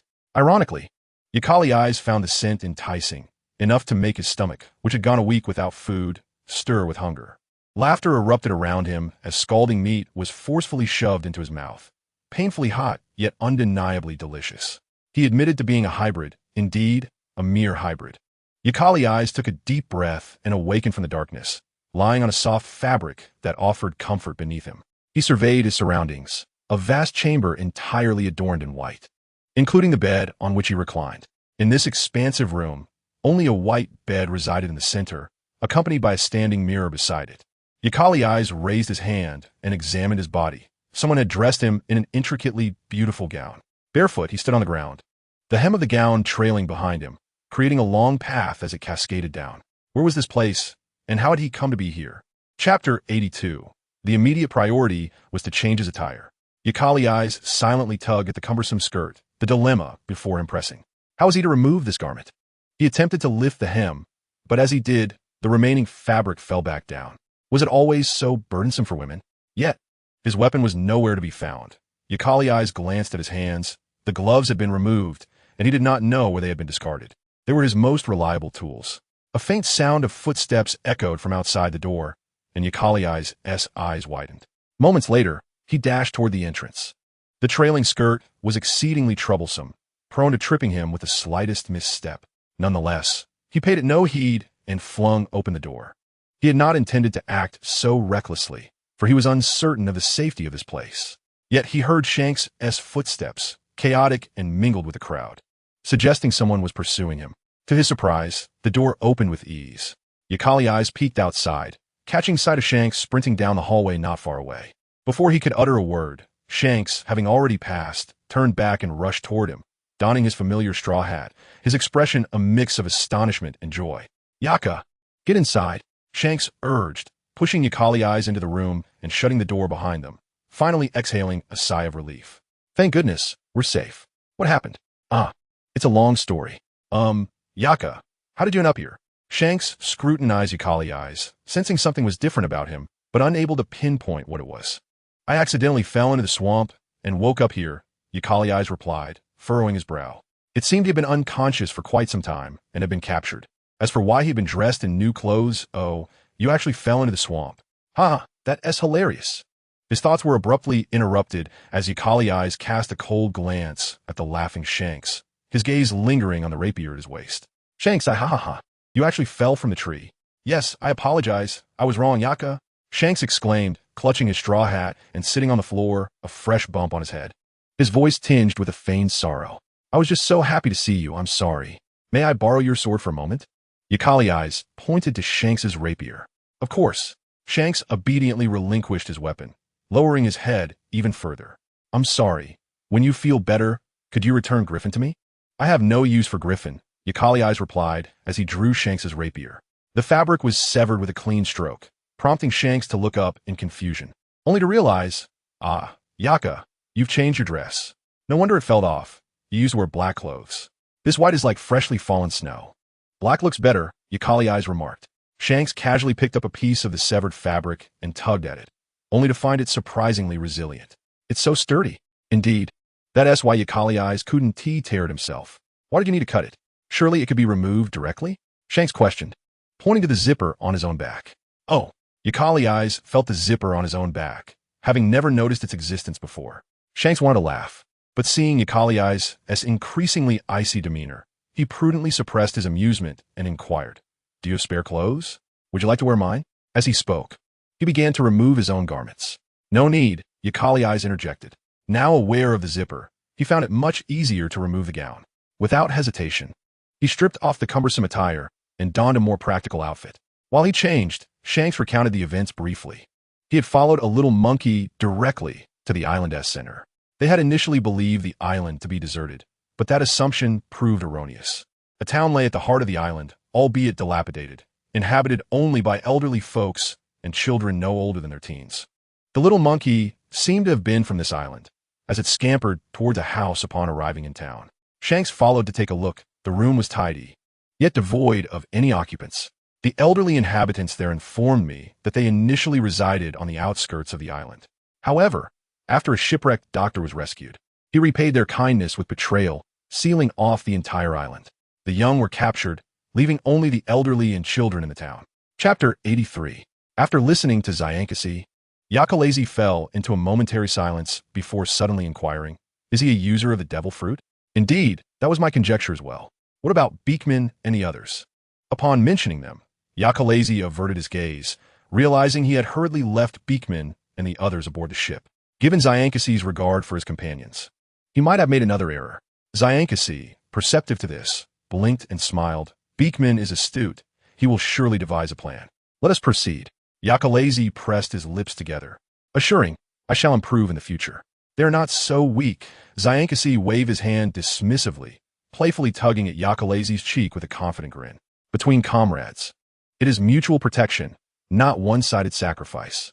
Redirecting the conversation back to their situation, Zyankasi remarked, "There are many mudmen patrolling outside. We must exercise caution." Yakalazi refrained from inquiring about the mudmen. If their powers were related to the swamp, then the existence of such beings was plausible. Zyankasi leaned out to survey the corridor, then beckoned, "Let us go. We must first ascend to the third underground level, where many captured for their rebellion are confined, including Xiao Duo's master." Xiao Duo was the name of the little monkey, and Zyankasi had initially wished to name it Dalagong to compensate for the ship's name, but the other three, excluding Yakalazi, vehemently opposed it. "A monkey named after a dragon? Your expectations are excessively high. Do not burden the child." "Zyankasi, someone is approaching." Yakalazi, with keen hearing, pressed a hand on Zyankasi's shoulder as he pushed the door open. In the opposite corridor, two men clad in white garments approached, armed. One, with curly facial hair, furrowed his brow in confusion, commenting, "Why is the doctor in such a rush to marry? Who knows? He is only slightly less unattractive than I. What is his hurry?" The other man scowled, his brow thick and furrowed. The man with the curly beard glanced disdainfully at the other's appearance and spat. "While the one who fell into the swamp trap is indeed handsome, at the end of the day, he is still a man." "Indeed? Do you think the doctor has a preference for that? Am I in danger as well?" The thick-browed man sighed, cradling his face in his hands. The curly-bearded man rolled his eyes as they reached the chamber where Yakalazi was confined. Upon entering, he was met with a sea of white, and the cut fragments of fabric made his beard tremble, his breathing quickening. "Not good. That fellow has escaped." "What? Escaped? Did he not succumb to the poison of the yellow flower plantain?" "Quickly inform the doctor." The curly-bearded man retrieved his phone bug and dialed rapidly. This was someone the doctor had set his sights on for an immediate marriage. Even 100 of their bravest would not dare to lose him. The anxious duo hurried away, oblivious to the fact that two pairs of eyes were watching from the ventilation duct above. Zyankasi crouched within the duct, casting a peculiar glance at Yakalazi before exclaiming in discomfort and clutching his head. He had intended to rise, but had forgotten the confined nature of the ventilation duct. Yakalazi raised a finger to his lips, signaling for silence, and leaned closer to Zyankasi's ear, whispering, "The ventilation duct should lead to the third underground level." Zyankasi nodded, his gaze fixed on the white floor below, his expression somewhat uneasy. Yakalazi refrained from further questioning, focusing intently on the sounds to determine the wind's direction before leading the way.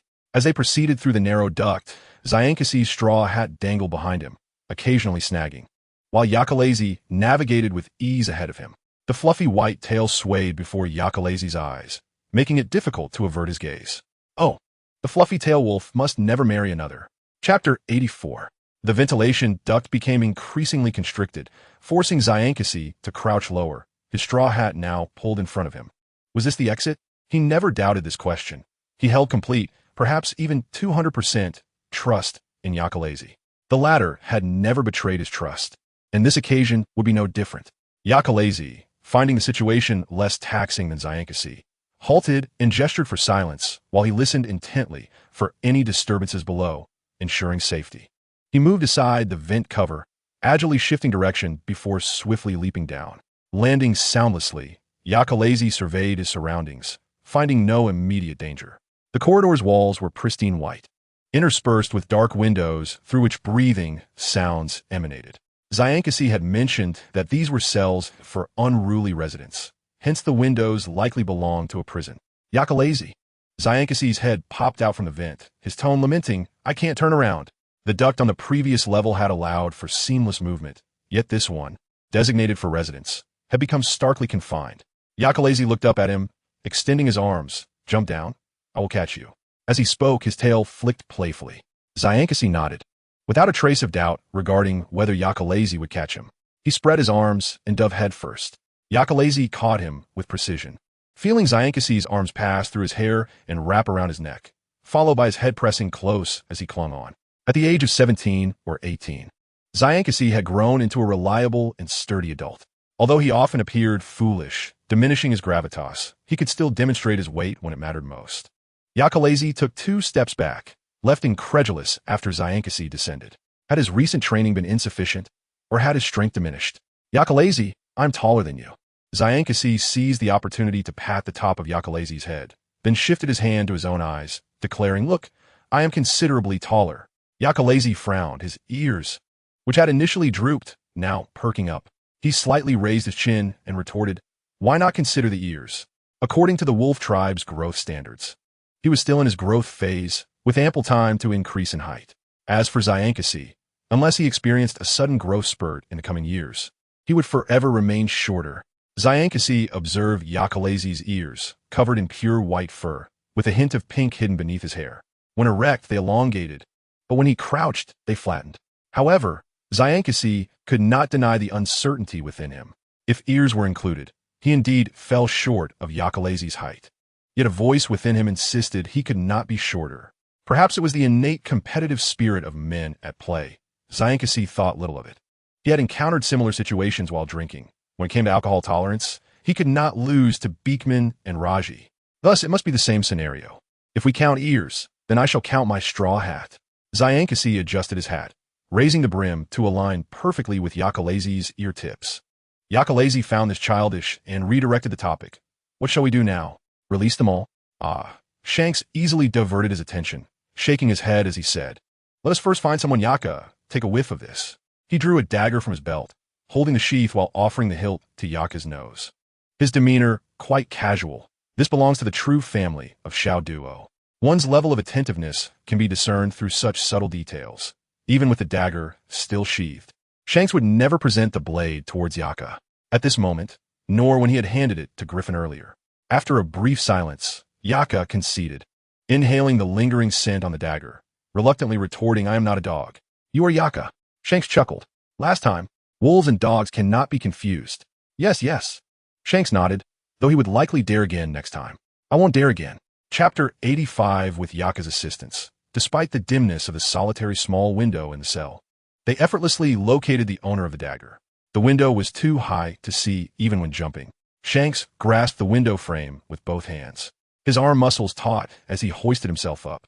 Yaka stood beside him, frowning at Shanks, yet his ears remained alert, relying more on his hearing than his sight. Shanks effortlessly dangled in midair, peering inside through the dark opening. It was pitch black within, hardly anything visible. He knocked on the window and called out, Hey, is anyone there? Are you related to that little monkey? Shanks, can you see anything? Yaka inquired. Not clearly, it's too dark inside, Shanks replied, shaking his legs before jumping down. Yaka, you take a look, you can sit on my shoulders. He patted his shoulder, grinning as he squatted down. Yaka glanced at him, unhesitatingly vaulting over, adopting the same position as he hung above, his slightly loose clothing pulled up to reveal a slender, pale waist. His tail hung quietly behind him, subtly exposing the concave of his back. Due to the tail, the low-waisted pants revealed half of his waist indentations. Shanks pouted, standing again, hands on his hips as he asked Yaka, Yaka, do you see anything? There are yellow flowers growing inside. Yaka's eyes glimmered with a faint green light as he patiently conveyed his observations to Shanks. It seemed he had spotted something, falling silent, his tail stiffening slightly, the soft white fur bristling. Concerned about potential trouble, Shanks stepped forward, shielding Yaka with his hand, his voice laced with worry. Yaka, what did you see? Yaka blinked and replied, Step aside, let me go down first. It's fine, jump down, Shanks insisted, still extending his hand with his signature smile. Yaka pursed his lips and leaped sideways, fearing he might hurt Shanks upon landing. Shanks remained there, prepared to catch him, worried about Yaka's earlier reaction. There is someone inside. Yaka spoke plainly, placing a written note on the window that read, "There are yellow flower water bananas in the room. The scent is pungent and can induce unconsciousness. But the smell does not rise above 2 meters. Do not open the door. Can we trust it?" He asked Shanks. The bald man suddenly appeared at the window, startling even Yaka momentarily. Though he suppressed his reaction, perhaps all his fright was expressed through his bristled tail. Shanks stroked his chin, contemplating for a moment before opting for the most straightforward approach. Open the door. His method of problem-solving was always direct and uncomplicated, devoid of any convoluted thoughts. He drew his sword and swung it down, the sharp blade slicing through the white wall as effortlessly as cutting tofu. At the same time, several red lights illuminated the corridor, accompanied by a piercing alarm. Shanks shouted into the room, his jaw dropping in astonishment as he yelled, "Stop talking nonsense. Get out of here. Many people are coming," Yaka noted, hearing the chaotic footsteps from above. The bald man recognized that this was not the time for communication. He quickly lifted his hand to close his jaw and dashed out of the cell, even taking the lead. "Hurry up." The poison from the yellow flower water bananas spreads rapidly, he urged, narrowing his eyes. "You both are too short," he bluntly remarked. Shanks stumbled, nearly falling. The toxic gas from the yellow flower water bananas only extends 2 meters. It won't be effective beyond that. "I can still grow taller." Shanks ran alongside him, the young man who had just boasted about his height barely reaching the bald man's chest, adamantly declaring, "I will definitely be tall." "How old are you now?" the man asked. 18. "Oh, you can still grow for a few more years." "Really? Thank you." Shanks' eyes sparkled as he unexpectedly and earnestly bowed. The bald man nodded in response, stroking his bald chin, calmly stating, "It is a doctor's duty to answer questions for patients." Oh, you're a doctor?" Shanks' eyes brightened even more. "I happen to need a ship's doctor. Would you like to join my ship? You're a pirate?" What a surprise. Seeing them growing more amicable, Yaka tugged at Shanks' clothing, suggesting, "Can we chat safely after we escape?" "All right." Shanks immediately fell silent, firmly grasping Yaka's hand that clutched his garment, and they resumed their flight. Returning to the ventilation duct, Shanks suddenly recalled the cramped space. Can you fit inside?" "Uncle, my name is Guerrera. I'm only 5 years older than you." The bald man held up 5 fingers, this time eschewing further small talk as he rummaged through the bag hanging at his waist. Clank, clank, clank, shrinking potion. A peculiar catchphrase, a marvelous little bag. It seemed quite entertaining. Oh, what is that?" Shanks inquired, eyeing the light blue syringe. "It can shrink people, but only last for half a day." Guerrera showcased his potion, then glanced at the ventilation opening above, saying, "Let me send you up first. It is easier to come down than to go up." The ventilation duct was actually quite high. Previously, Shanks had helped Yaka up by forming a makeshift platform with his hands. Guerrera's attentiveness contradicted his bulky frame, and Shanks, grinning, politely declined the offer. "I appreciate it, but I'll handle it myself." Yaka was not fond of interacting with strangers. Even on the ship, he would maintain a half-arm's distance while conversing, let alone with someone newly acquainted. Thus, regardless of the method Guerrera proposed to assist them, Shanks would not acquiesce. Chapter 86. Shanks and Yaka sat at one side of the ventilation opening, while on the other side, Guerrera, having injected the shrinking potion, barely squeezed into the duct, looking rather pitiful. Shortly after they ascended, a group of men rushed past, carrying a multitude of mud-covered mud figures. Shanks had mentioned earlier that many mud figures were pursuing him on the upper level. That was the ability of Kleepu to manipulate the swamp. Greylock softly addressed them. He is a user of the devil fruit, and the swamp is his ability. As long as the soil is touched by water, he can manipulate it. Moreover, these swamps, infused with the scent of yellow flower water banana, will cause one to faint if they inhale too much when near. "You are quite knowledgeable," said Yakaresu. "Uncle, it is difficult for us to proceed without sharing information." Shanks leaned against the pipe wall, placing himself between Yakaresu and Guerrera, his smile still radiant and sunny. "I have no intention of hiding anything from you," Guerrera sighed, rubbing his bald head. He posed a question he had long yearned to ask. "Did you just inquire if I'm a family member of the little monkey?" "Indeed, we follow the little duo here." Shanks nodded. "Little duo?" Guerrera's pupils flickered, a hint of emotion passing through. He exchanged a serious glance with Shanks, and they simultaneously stated, "Doragon. How do you know my child is named Doragon?" Guerrera exclaimed, excitement coursing through him as if he had found a kindred spirit. He climbed forward, but fearing he might block the vent and be discovered, he reluctantly returned. Yet, he remained trembling with excitement. If the operation was successful, Doragon could truly speak. Huh? Shanks tilted his head, a look of profound confusion etched on his face. What are you talking about? Doragon, the little monkey I raised, the one with black fur. My son. I performed surgery on him to help him learn human language. It must have been successful, right? Not quite. Doragon is the name I chose myself. Shanks waved his hand, disappointment evident. Yakuresu obediently sat behind Shanks and suddenly asked, why was he captured by a juggler? Upon hearing this, Gryra's expression grew complex, and he sighed, beginning to recount events on the island. The juggler was Old Char, who had previously come to our island to perform monkey tricks. Since I had Doragon, I didn't attend, and there had been no incidents. I was studying potions in the lab while Doragon played nearby. He was well-behaved and rarely strayed far. However, 2 months ago, he suddenly vanished. I searched the island thoroughly and inquired with everyone, but to no avail, until I learned that Old Char had recently returned to the island without performing any monkey tricks. I suspected he might have abducted Doragon. I searched for a month, but found nothing. The vast sea left me at a loss. Disheartened, I returned to the island where I found a man washed ashore, barely alive. As a doctor and pharmacist, I could not let him die. After he awoke, he carefully produced a yellow flower from his backpack. The flower was extraordinary, and seeking to divert my attention, I agreed to study it with him. As you know, I was deceived. After a moment of silence, Shanks furrowed his brow and disapprovingly remarked, wasn't that your family? To give up after merely a month seems rather dismissive. If it were him, he would never have given up so easily. Even if it took a lifetime, he would continue searching, regardless of hope.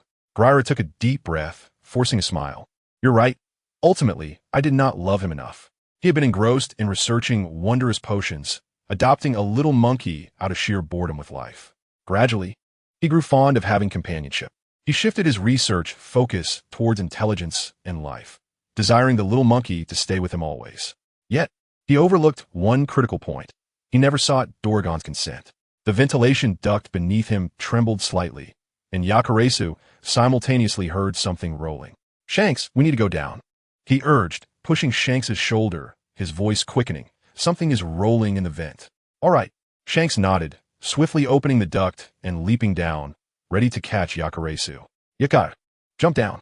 At the same moment, the two individuals still in the ventilation duct witnessed the swamp surging towards them like a tidal wave, carrying a nauseating scent that could render one unconscious.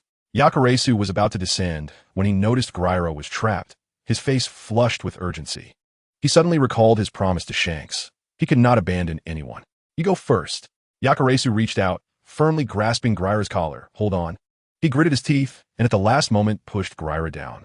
Despite holding his breath, his keen sense of smell led him to inhale a considerable amount of the gas, the dizziness exacerbated by his frantic movements as the swamp engulfed him like a wave. Two sharp and blinding white sword auras flashed, severing the ventilation duct. Shanks knelt on one knee, covering his mouth and nose, his eyes bloodshot, ignoring the already unconscious Gryra. He struggled to rise, propping himself up with his sword, but soon collapsed again. His last thought was not for self-preservation, but to save Yakur. He could not bear to see his comrade taken away. That was his crew member, a part of his very life. No one would ever know how the red-haired youth, who had already inhaled enough of the intoxicating gas, managed to struggle and rise from the ground, only to stagger and fall helplessly. Chapter 87. The duration of the unconsciousness was not long.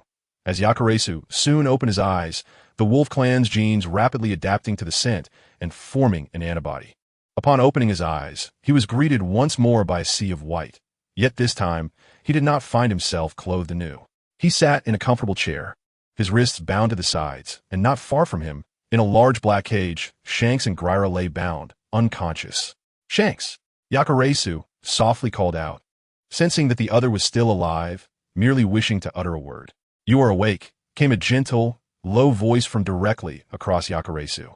A handsome young man sat in a white chair, attired in a well-fitted white suit, with flowing black hair and an outstanding demeanor. Yakuresu coldly regarded the approaching individual, who pressed his hands against Yakuresu's. The man lowered his head, his warm breath brushing against Yakuresu's face. Allow me to introduce myself. My name is Klipu. What is your name? Yakuresu lowered his gaze, his lashes concealing the coldness in his eyes, remaining silent. The man was not angered, but continued to smile gently. It is of no consequence if you do not speak. I know your name, Yakuresu, correct?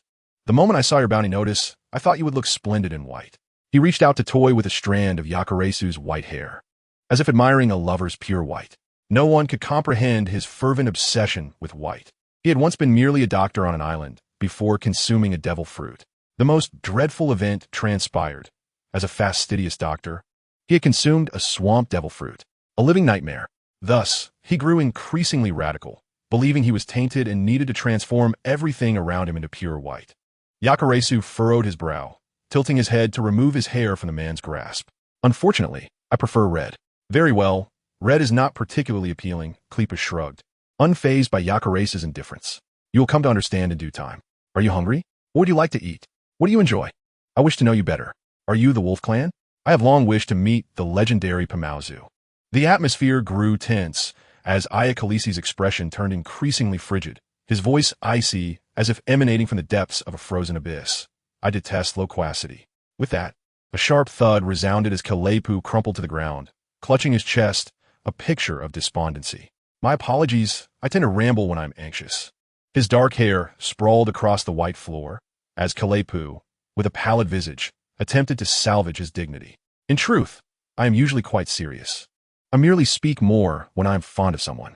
Ayakalisi glanced at the cage, a mocking smile curling his lips. There are many who admire me. You do not rank among them. I understand. Even if you say so, I shall not take offense. Kalepu smiled understandingly. As long as you remain with me, you will come to realize that I am indeed a person worthy of admiration. Stealing another's crew? What excellence is that? Shanks, just awakening from his stupor, caught only two brief remarks. The first, a commendation of Ayakalisi, whom he too admired. The second, a voice that was both foreign and infuriating, brimming with an urge to claim what was not his. Shanks grasped the cage and stood, his smile radiating aggression. I advise you to keep your distance from Ayakalisi. Chapter 88. Shanks. Ayakalisi sighed in relief, confirming the other S survival was one matter, but witnessing their awakening brought him true solace. Shanks, with a brilliant smile, leaned against the iron bars, cheerfully inquiring, Ayakalisi, are you all right? Ayakalisi shook his head, signaling his well-being. They entirely disregarded the presence of others, lost in a gaze that seemed to convey multitudes without uttering a word. Kalepu pressed his lips together, his previous warmth and kindness momentarily overshadowed by a shadow of malice. Yet he quickly regained his composure and adjusted his coat with a smile. Forgive me for confining your friend, Ayakalisi. You must understand, marriage is of utmost importance to me. Kalepu tilted his head slightly, his handsome face carrying a pale apology. I regret this, but I assure you, once matters are resolved, I shall release them. You speak nonsense. Ayakalisi must be with us. Shanks playfully stuck out his tongue at Kalepu, a childish display of territoriality that elicited a faint smile from the otherwise frosty Ayakalisi. Kalepu twitched at the corner of his mouth, his underlying malice barely concealed. Do you not comprehend the current situation? This entire island is my weapon, and the swamps are my domain. Even the poison of the water banana cannot be resisted. What can you do? At least I still possess the strength to reclaim my comrades. Shanks gripped the iron bars with both hands, straining to pry them apart. Just then, the previously unconscious Guerrera stirred, his fingers twitching as he regained consciousness, rising from the ground to survey his surroundings. Kalepu. He widened his eyes, mouth agape at the sight of Kalepu outside the cage. They were acquainted, having once collaborated on researching the water banana, but their differing philosophies had led to a rift. Guerrera sought to use its toxins for anesthetics, while Kalepu aimed to wield them for dominion and conquest. Guerrera, did you not say you would remain in prison until death? Kalepu raised a hand, addressing Guerrera while simultaneously restraining Shanks.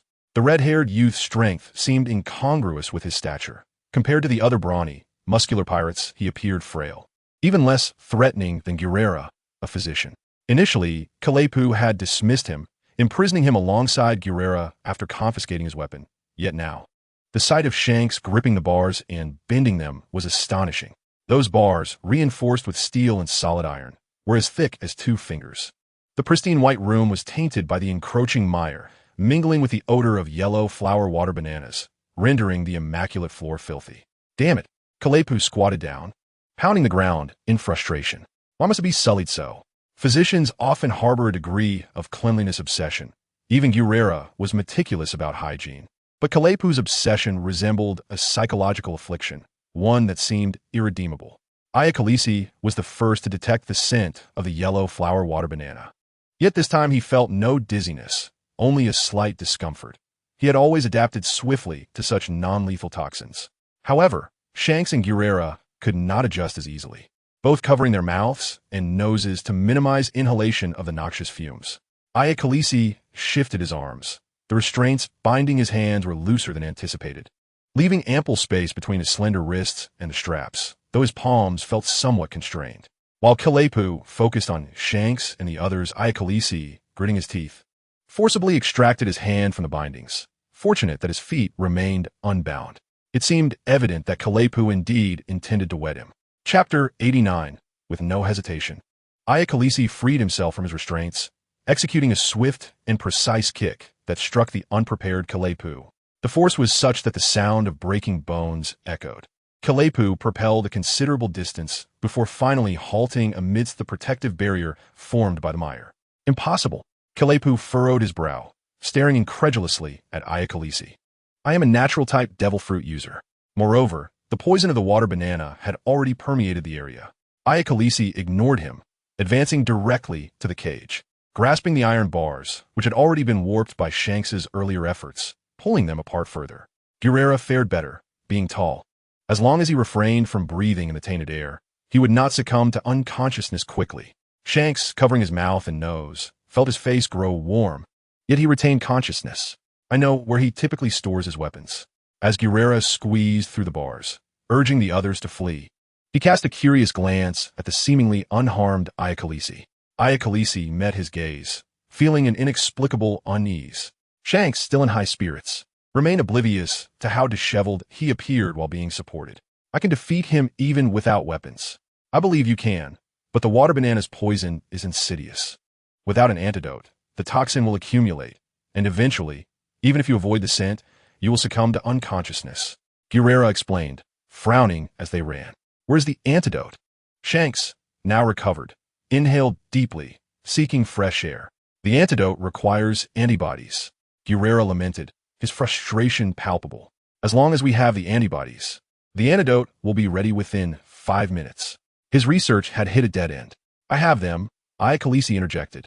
I possess the antibodies. Guerrera, Ayakalisi has the antibodies.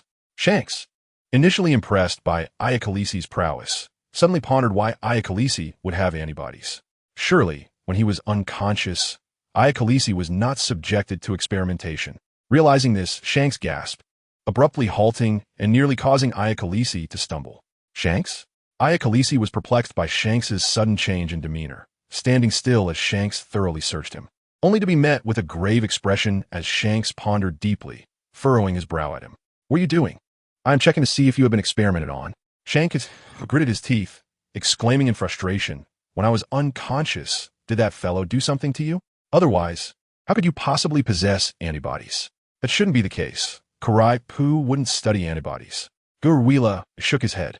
Although he too was puzzled by the presence of antibodies, he was certain that Karai Poo, based on his understanding of the man, would never delve into such research. This was evidenced by the fact that Karai Poo still wore a small gas mask. Yakalezi glanced towards the direction they had come from, where a thunderous noise echoed. Clearly, Karai Poo had become enraged after being kicked and was now in pursuit of them. I believe we can converse while we run, Yakalezi suggested, pointing ahead. He was still adjusting to the absence of a weapon. As they sprinted, Yakalezi elaborated, I have good adaptability, as long as it's not an immediately lethal toxin. I can develop antibodies. Really? Gurwila's eyes lit up, reflecting the fervor of a doctor eager for research. Such a physique would make for an excellent experimental subject. Hey, you better not harbor any designs on Yakalezi. Shanks interjected, protectively positioning himself beside Yakalezi to assert his claim. He belongs to me. Don't even think about it. Haha. Rest assured, I'm not a bad person, Gurwila replied, rolling his eyes and rubbing his hands together, his demeanor becoming considerably more congenial. Didn't you say your pirate ship is in need of a ship's doctor? Let me tell you, my medical skills are certified from multiple sources. I speak nothing but the truth. I guarantee quality, even if it means treating a dead horse as if it were alive. I don't believe you. For the first time, Shanks swiftly expressed his skepticism, a stark contrast to his usual willingness to trust others. Although their ship did indeed lack a ship's doctor, He was resolute in his rejection. I don't want you aboard. Come on, Captain. Gurwila readily shifted his tone, directly addressing Shanks as captain. Choosing me is a bargain. Buy one, get one free. A ship's doctor and a little monkey, you deserve this. Yakalazi listened as their conversation veered yet again. With a resigned sigh, he interjected to redirect the topic. What about the antidote? Right, we were just discussing the antidote. Gurwila coughed lightly, attempting to showcase his reliability. I already have concentrated solutions of other potions here. If you truly have antibodies, a vial of your blood will suffice. Though his bag had been confiscated, this diligent doctor managed to retrieve an empty vial from deep within his tattered clothing. Yakalazi accepted the vial without hesitation and swiftly produced a sharp amethyst from his spatial pocket, slicing open his palm. His movements were so rapid that Gurwila barely caught a glimpse before a crimson line appeared on the palm of his other hand. Shanks clenched his jaw, his expression inscrutable. After Yakalazi returned the vial to Gurwila, they quickly entered a room, shutting the door behind them. Gurwila took a moment to catch his breath before locating his bag and sitting cross-legged on the floor to begin his research. Yakalazi found his weapon along with Shanks' rapier. Shanks, your sword. Good. Shanks nodded, but instead of taking the sword, he grasped Yakalazi's wrist, noticing that the marks left by his bindings had healed, though the scar on his palm had not yet completely mended. Lowering his head, Shanks allowed his tongue to brush against the wound, the metallic taste flooding his mouth. He calmly licked the injury, and when he looked up, his eyes radiated warmth and a gentle smile. This will help it heal faster. He smiled in response to Yakalazi's puzzled gaze. Yakalazi nodded. As one with a mix of wolf blood, he understood that saliva could accelerate healing. It worked for animals, and it worked the same for humans. However, Yakalazi reassured him, it's all right, my healing is naturally quick, so it's no problem, but it still hurts. Shanks chided, patting Yakalazi's shoulder. No matter how fast the healing was, it would still be painful. Hey, are you going to cry again? Shanks teased, noticing the glimmer of tears beginning to well in Yakalazi's eyes. He recalled how easily the young wolf had once shed tears. The crystalline tears danced in his beautiful eyes, dampening his long lashes. Each time this happened, Shanks felt a rush of anxiety. Despite his eloquence, he often stumbled over his words when trying to comfort Yakalazi, ultimately seeking out Bucky, Rayleigh, or Roger for assistance. Yakalazi held back his tears, his voice tinged with a faint quaver. I'm not crying. Shanks visibly relaxed but continued to smile reassuringly. It's all right. If you feel like crying, just cry. It's part of a pirate-esque freedom. Chapter 90. This blood Gurwila interrupted at an opportune moment, his tone grave as he scrutinized the remaining half-vial of blood. The blood, illuminated by light, glimmered with a hint of blue, both beautiful and peculiar. Shanks tilted his head, somewhat perplexed. Is there a problem? Yakalazi blinked, maintaining a calm facade devoid of emotion. Gurwila shook his head, stroking his chin. No issue, but what is your blood type, Yakalazi? I don't know. Yakalazi had not introduced himself earlier, so Gurwila had to follow Shanks' lead, though he found it irritating when others addressed him in such a manner. Yakalazi, Gurwila amended smoothly, frowning as he asked. You don't know your blood type? Is there a problem? Shanks repeated, now squatting beside Gurwila, his expression turning serious.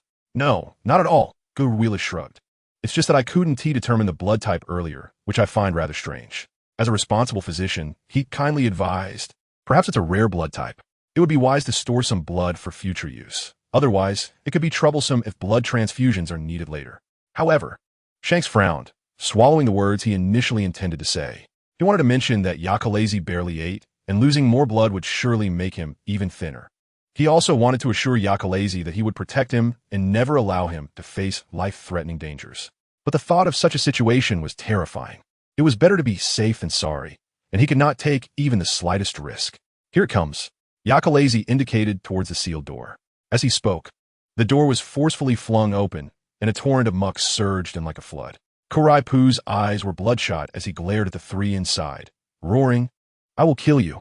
The mire quickly engulfed the entire room, and Yakalazi and Shanks swiftly retreated, leaping onto the cabinets and tables. Gurwila was a moment too late, but managed to reach a higher ground just before being overwhelmed by the sludge. He held the reacting antibodies carefully and shouted, just 2 more minutes. Damn it. Yakalazi retrieved his weapon and charged forward. Kurai Poo wasn't particularly strong. His capabilities stemmed from his natural fruit powers and the poison of the water banana, which made him formidable. The expanding swamp enveloped the surroundings, growing deeper. For Yakalazi, who had already acclimated to the toxins, the most challenging aspect was the lack of stable footing. Once he came into contact with the mire, he would be caught and ultimately dragged into the depths. Yakalazi's strike proved futile, and he immediately rebounded due to the force, finding himself in a rather troublesome predicament. Without a solid footing, he was rendered entirely passive. Yaka! Shanks furrowed his brow, having arrived at the same conclusion, covering his mouth and nose. His voice was muffled as he cautioned, "Be careful." One could discern his unmistakable reluctance. After all, he was the captain. It was frustrating that a mere toxin was hindering Yakalazi's progress. It had only been 2 minutes. Yakalazi sighed, acknowledging he had merely delayed for 2 minutes. The subsequent matters could be entrusted to Shanks. Guerrera shook the vial of potion in his hand, a frown creasing his forehead, observing Yakalazi's predicament. Who was forced to retreat after each strike due to the lack of stable ground. He called out, "If we had fire, we could evaporate the water and solidify the swamp." Shanks' eyes lit up momentarily, only to dim again as he realized he was not Beckman and lacked the habit of carrying fire. Moreover, Yakalazi was not particularly fond of flames. However, there was a glimmer of hope as Guerrera waved the blue liquid in his hand, exclaiming, "The antidote is ready." He tossed the antidote towards Shanks. Kleepu waved his hand, causing the swamp to circumvent Yakalazi's blockade, intent on shattering the antidote first. Unexpectedly, upon witnessing the unfolding scenario, Shanks leaped into action without a moment's hesitation, reaching for the small vial suspended in midair. Ultimately, Shanks was a step quicker. He caught the antidote, but the swamp ensnared his arm, the rapidly descending murk seemingly intent on dragging him down. Reacting swiftly, he grasped the hilt of his rapier with his left hand, severing the swamp's grip. A flicker of light gleamed in Yakalazi's eyes as, in the next moment, the once tumultuous mire appeared as if it had been drained of moisture. Shanks landed on the parched earth, while Yakalazi sheathed his weapon, joining Shanks' side. It was Guerrera's earlier reminder that had sparked the realization within him. He could manipulate the water within the swamp. His abilities to control the water element had been solely utilized for hastening their journey, causing him to forget that he possessed another form of weaponry beyond mere brute force. "Shanks," Yakalazi said, reaching for the black cord around Shanks' neck, from which dangled a beautiful and translucent blue crystal, with a small wolf's fang hanging beneath it. He tapped the crystal, which emitted a gentle glow. You can rely on it to harness power over the swamp. The once treacherous mire, which could ensnare with the slightest step, now felt as solid as land. Shanks transferred his rapier to his right hand, a mischievous smile playing on his lips. In stark contrast, Kleepu's expression turned pale. Having lost the swamp and the poison of the water banana, he found himself bereft of strength. Nevertheless, he maintained a facade of composure, addressing the trio. "Don't think that defeating me means victory. You will soon discover what a living hell truly is." Around the village ensnared by the swamp and water bananas, fierce flames erupted. Beckman, with a cigarette pinched between his fingers, ignited it amidst the flames and took a drag. Riki sat on the ground, several pieces of gleaming white bones beside him, currently roasting the 5th piece of meat over the fire. Nearby, the newly attired monkey, Doragon, was chattering excitedly while hopping around with a bone in hand. The villagers gathered, their expressions a mix of concern as they gazed at the raging inferno. The flames ruthlessly consumed the trees and water bananas above the swamp. "This is troublesome," Beckman sighed, having merely sought out Shanks and Yakalazi only to arrive at this village. After much effort in locating Doragon, he was about to search for Shanks when a horde of mudmen suddenly appeared. Had it not been for his habit of carrying fire and the flammable nature of the swamp, they would not have escaped so easily. Upon returning to the surface with the imprisoned villagers, Shanks and the others beheld the scene, flames reaching for the sky, causing Guerrera's face to turn ghostly pale. Yakalazi raised his hand, and the tranquil sea suddenly surged forth with a massive wave, dousing the entire island and extinguishing the flames. Except for Yakalazi and Shanks, everyone else was caught off guard and drenched. Beckman watched the extinguished smoke with a heavy sigh, thinking, "Those two truly make me want to give them a good thrashing." Riki poked at the undercooked meat, silently offering it to the dazed Doragon beside him. "Aren't you going to try it? Here you go." Meanwhile, the little monkey that had been by his side had long since vanished.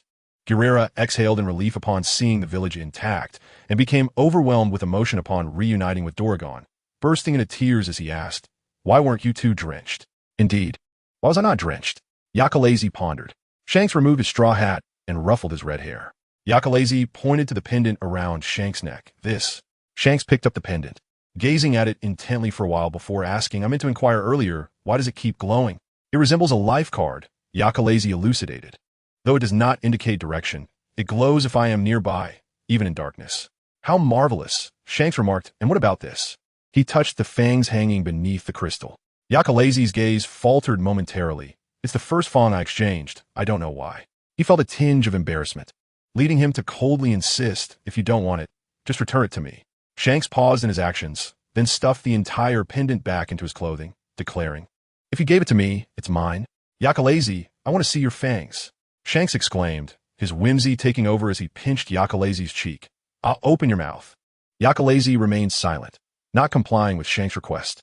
However, Shanks was resolute. With his thumb pressing against Yakalazi's lips, Yakalazi had no choice but to part his mouth. His teeth were white and orderly. Compared to humans, his canines were sharper. Shanks leaned in slightly, observing for a while. Satisfied with his curiosity, he pressed a finger onto Yakalazi's tongue, blinking in realization. How boring, Yakalazi frowned, wiping away the moisture left behind by Shanks' retracted hand. His emotions were conflicted. He felt uncertain about what to do, having allowed his fingers into the wolf's mouth. Shanks seemed rather carefree. With a radiant smile, Shanks appeared to be in high spirits. Yakalazi, shall we engage in something amusing? Chapter 91. Can one truly expect an innocent and naive fool to articulate anything particularly interesting? Shanks donned his straw hat, wearing a loose tank top, and his trousers rolled up several times above the knee, his feet bare and covered in mud. As the evening approached, preparations for a banquet commenced, ostensibly to celebrate Doragon joining the ship as the ship's doctor. However, his intentions were far from pure. He had joined Shanks' crew for the sake of better research. The preparations for the banquet were extensive, but fortunately, the island's natives, in a show of gratitude, voluntarily offered their assistance, rendering the task less burdensome. With nothing of value to contribute, Shanks and his companions sought their own amusement, frolicking in the muddy yet non-threatening swamp. Yakalazi sat with his arms crossed, observing with a cold gaze the raucous antics of Shanks and the others in the distance. Shanks' notion of fun was merely playing in the mud. Initially, Zyankasi did not hold such thoughts. He intended to craft a mud figure. However, his lack of skill led to his creation being inadvertently destroyed by Logi, who happened to pass by and stepped on it. Subsequently, the two engaged in a playful scuffle in the mud, inadvertently involving the nearby Austin and the ever-enthusiastic Dwalagon. The only one still attending to serious matters was Beekman, who was diligently accounting for the supplies aboard the ship while also organizing a list of items to procure. Yakalazi sat in a chair, diverting his gaze from Zyankasi to the boisterous Gurila, who emerged from his home with great fervor. Upon noticing Yakalazi, Gurila's eyes sparkled with excitement, and after several attempts to articulate his thoughts, he pointed to the remaining half-tube of blood, exclaiming, with this, I could research for an entire year. While this was somewhat exaggerated, it was true that he had conducted several experiments in the lab, adding a drop of a rather mild toxin to the blood, only to find that the toxins were swiftly adapted to. I still recommend you store more blood. This blood type, I assure you, is exceedingly rare in the world. Gurila gesticulated animatedly before Yakalazi. Despite being a meter apart, Yakalazi remained expressionless, arms crossed and legs crossed, his tail impatiently curling around his thigh, exuding an air of indifference and detachment. Yet Gurila seemed unfazed by Yakalazi's demeanor. In his eyes, the latter was nothing less than a panacea, a coveted specimen every healer dreams of possessing. Of course, he would never entertain the thought of treating a companion in such a manner. Just as Gurila was about to utter more, a hand, entirely enshrouded in mud, patted his shoulder, leaving a muddy imprint on his attire. Turning around, Gurila first encountered Logi's beaming smile, and upon lowering his gaze, he saw the equally cheerful expressions of Zyankasi and Austin. With a wave of his hand, Zyankasi signaled for Austin and Logi to roll up their sleeves. Logi, using his robust yet rotund arm, seized Gurila's arm, while Austin lifted the new ship's Dr. S legs. Hey, what are you doing? Gurila suddenly sensed that something was amiss, a foreboding feeling creeping into his heart. Zyankasi patted his belly, his muddy face adorned with a friendly smile, declaring, the initiation ceremony for new crew members requires your participation. What ceremony? Gurila stammered, swallowing hard. You'll find out soon enough, Zyankasi waved dismissively, hands on his hips, watching with satisfaction as Austin and Logi expertly tossed Urila into a nearby mud pit. Yakalazi observed the scene with an icy stare, resembling a disinterested bystander, when Zyankasi suddenly turned and approached him. Yakalazi blinked, lowered his crossed legs, and, as Zyankasi neared, he pushed himself and the chair away with a forceful push. Zyankasi, taken aback, momentarily froze, his smile faltering. "Do you need something?" Yakalazi inquired. Zyankasi scratched his cheek, removing a clump of semi-dry mud, his voice tinged with a hint of grievance. "I need to be closer to discuss matters." Yakalazi scrutinized him from head to toe, plainly expressing his disdain. "You're filthy. I can't hear you. So dirty, so dirty, so dirty." Zyankasi clutched his heart theatrically, lamenting. It's not like Yakalazi ever complimented my fragrance. He glanced at himself, caked in mud, and conceded that today, the captain had indeed neglected his appearance. Thinking straightforwardly, Zyankasi opted for the most direct solution and immediately dashed towards the island's periphery. Yakalazi felt a twinge of unease. Had he been too harsh? Would Zyankasi be angry? His tail slipped from his thigh, stiff and motionless. Without much contemplation, Yakalazi chased after him, realizing he should have been more considerate. "Zyankasi!" Yakalazi called out, but the young man, sprinting ahead, did not respond. Upon reaching a cliffside, Zyankasi plunged into the sea without hesitation. The last vestige of uncertainty dissipated. Zyankasi must indeed be upset. Yakalazi bit his lip, feeling a chill sweep through him, uncertain of what to do next.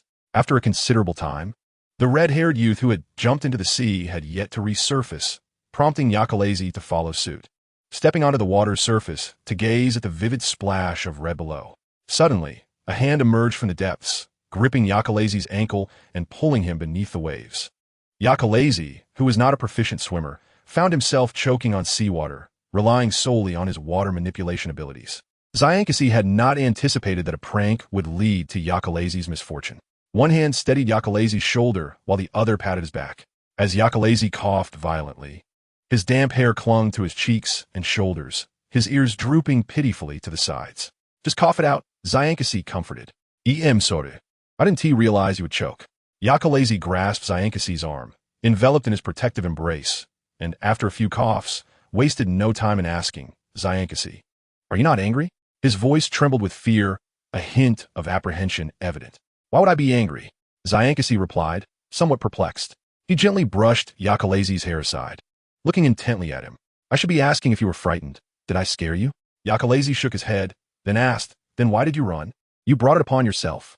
Zyankasi pinched Yakalazi's cheek playfully, his tone oddly plaintive. "You think I'm dirty, so I came awash. I'm sorry. I won't do that again." He genuinely feared Zyankasi's displeasure, despite knowing deep down that he wouldn't be angry. Yet, his self-doubting and sensitive heart never aligned with his desires. Zyankasi furrowed his brow, observing the light in Yakalazi's eyes dimming once more. With a sigh, he glanced towards the island to ensure they were unobserved, then covered Yakalazi's eyes with his hand, embracing him. "Yakalazi, will you trust me?" He whispered softly.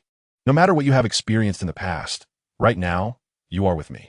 I do not care about your history, your secrets, or if you're considered a monster. We are together, and our future will be together, so do not be afraid. Yakalazi, our future will undoubtedly be splendid." Yakalazi's eyelashes brushed against Zyankasi's palm, like a struggling butterfly fluttering its wings, tickling Zyankasi's hand. Tears streamed down his cheeks like pearls slipping from a broken string, some dampening the lines of his palm. In the cocoon of Zyankasi's protection, he surrendered to the enveloping darkness and tenderness, biting his lip as silent sobs escaped him. "You're crying again." Zyankasi gently patted Yakalazi's back, speaking softly, "Let all out. Everything from the past is now behind you." Zyankasi felt his palm grow, soaked with tears. How much sorrow had Yakalazi endured? "You are mine now."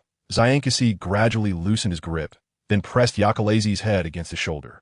"I want to take you to find a chef who can prepare an abundance of delicious food for you, to take you to the Sky Island to travel the world. Most importantly, I want to be with you." Zyankasi remarked. "Let us strive together to create a future so splendid that it eclipses all the sorrows of your past. What do you say?" In that fleeting moment, from his mind to his limbs, Yakalazi felt a sudden jolt throughout his being, as if he were gasping for breath. He slowly opened his eyes, his eyelids heavy and sore, his voice hoarse yet filled with hope and fervor. "All right, I shall release your hand." Xiang Kasi gently patted Yaka Lai Si's back, attempting to withdraw, but this time, it was Yaka Lai Si who embraced him tightly. His voice remained hoarse, though he often feigned indifference toward appearances. The White Wolf was acutely aware of his own striking good looks, a truth he held with a touch of pride. Xiang Kasi chuckled softly, placing his hand back. "Very well, I shall close my eyes. Call for me once you are ready." He then truly shut his eyes.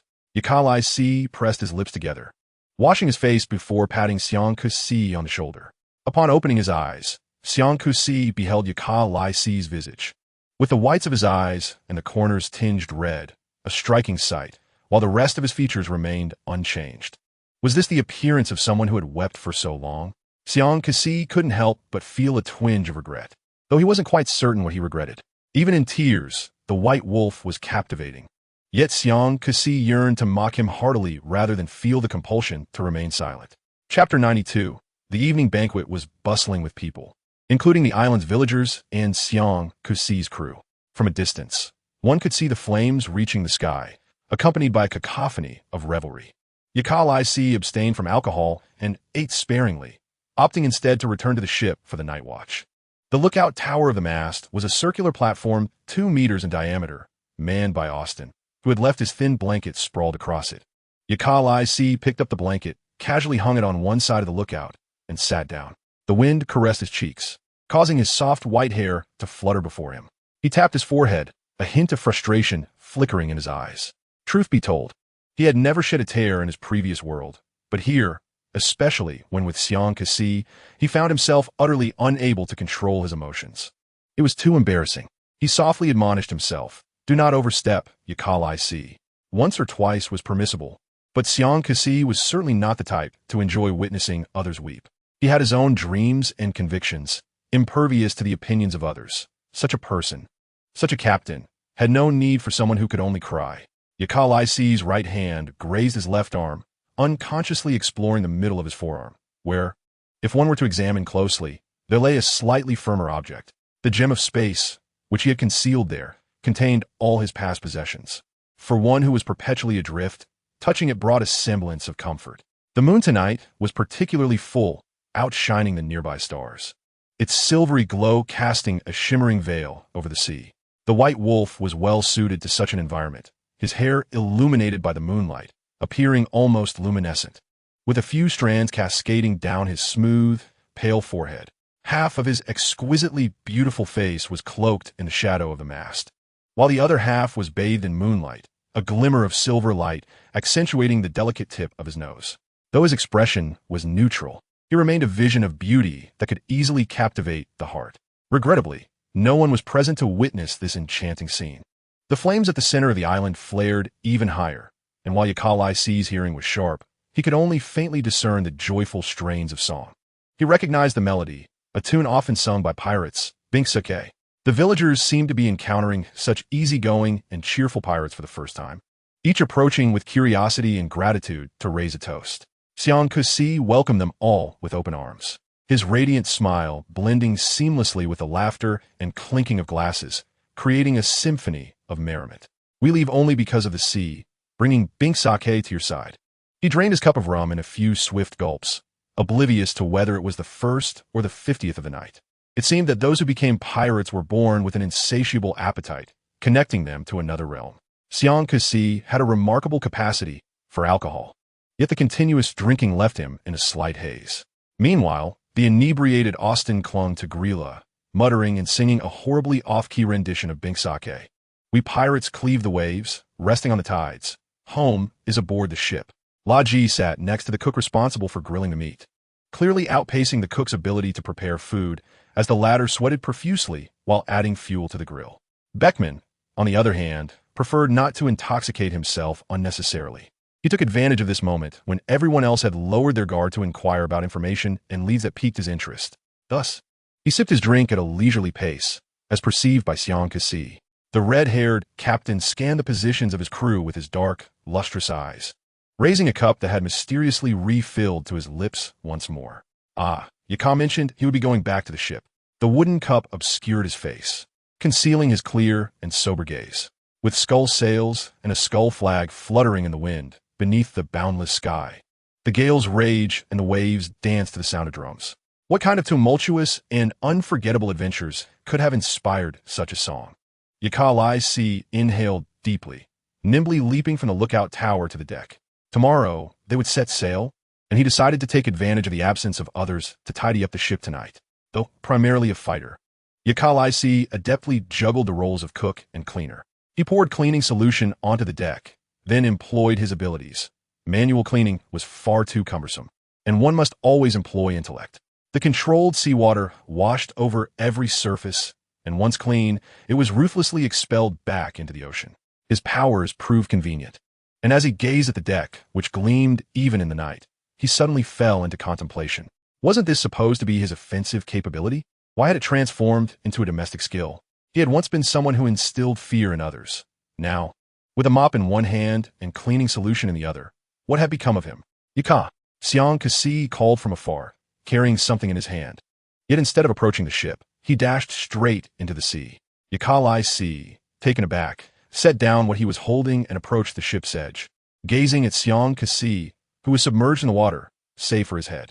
Xiang Kasi waved his hand, tossing the item he carried to Yakalai, and grinned. Yakai brought you something to eat. Yakalai did not look to see what it was, merely responding, Xiang Kasi, come up first. I'll stay here a while longer. Xiang Kasi replied with a laugh. I've had quite a bit to drink tonight, so I must surely smell of it. Yakalai fell silent, watching Xiang Kasi bobbing in the water, his head the only part visible, and suddenly felt a sense of peace wash over him. After a moment, Xiang Kasi climbed up the ornate side of the ship. The blue crystal adorning his chest shimmered beautifully in the night. As he emerged from the water, a sense of lightness enveloped him. The water slipped away in an instant, and his movements quickened significantly. As he neared the ship's edge, a hand reached out to him. Xiang Kasi grasped that hand, cool to the touch yet soft and delicate, like fine white jade, with even the fingertips radiating a lovely hue. He could not help but tighten his grip, feeling as though a bit of force would crush that hand. With this thought, Xiang Kasi hastened his steps and soon reached the deck. Releasing his hand, Yakalai handed a package of food to Xiang Kasi, saying, You eat. I am already full.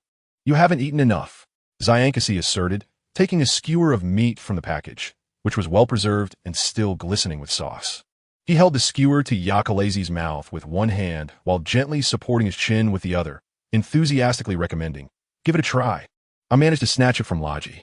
Yakalai opened his mouth, wanting to take the skewer, but Xiang Kasi deftly evaded his hand, beaming as he insisted. Just eat it like this. His dark, bright eyes gazed at Yakalai, who lowered his head slightly, allowing his white hair to cascade to one side as he took a substantial bite of the meat. Though he was a wolf, his manner of eating resembled that of a hamster, with the meat puffing out his cheeks. After wiping the sauce from the corner of his mouth, Yakalai chewed thoughtfully, casting a somewhat awkward glance at Xiang Kasi, whose eyes sparkled with delight, impossible to ignore. Xiang Kasi inquired with a smile, Isn't it delicious? Yakalai nodded slightly.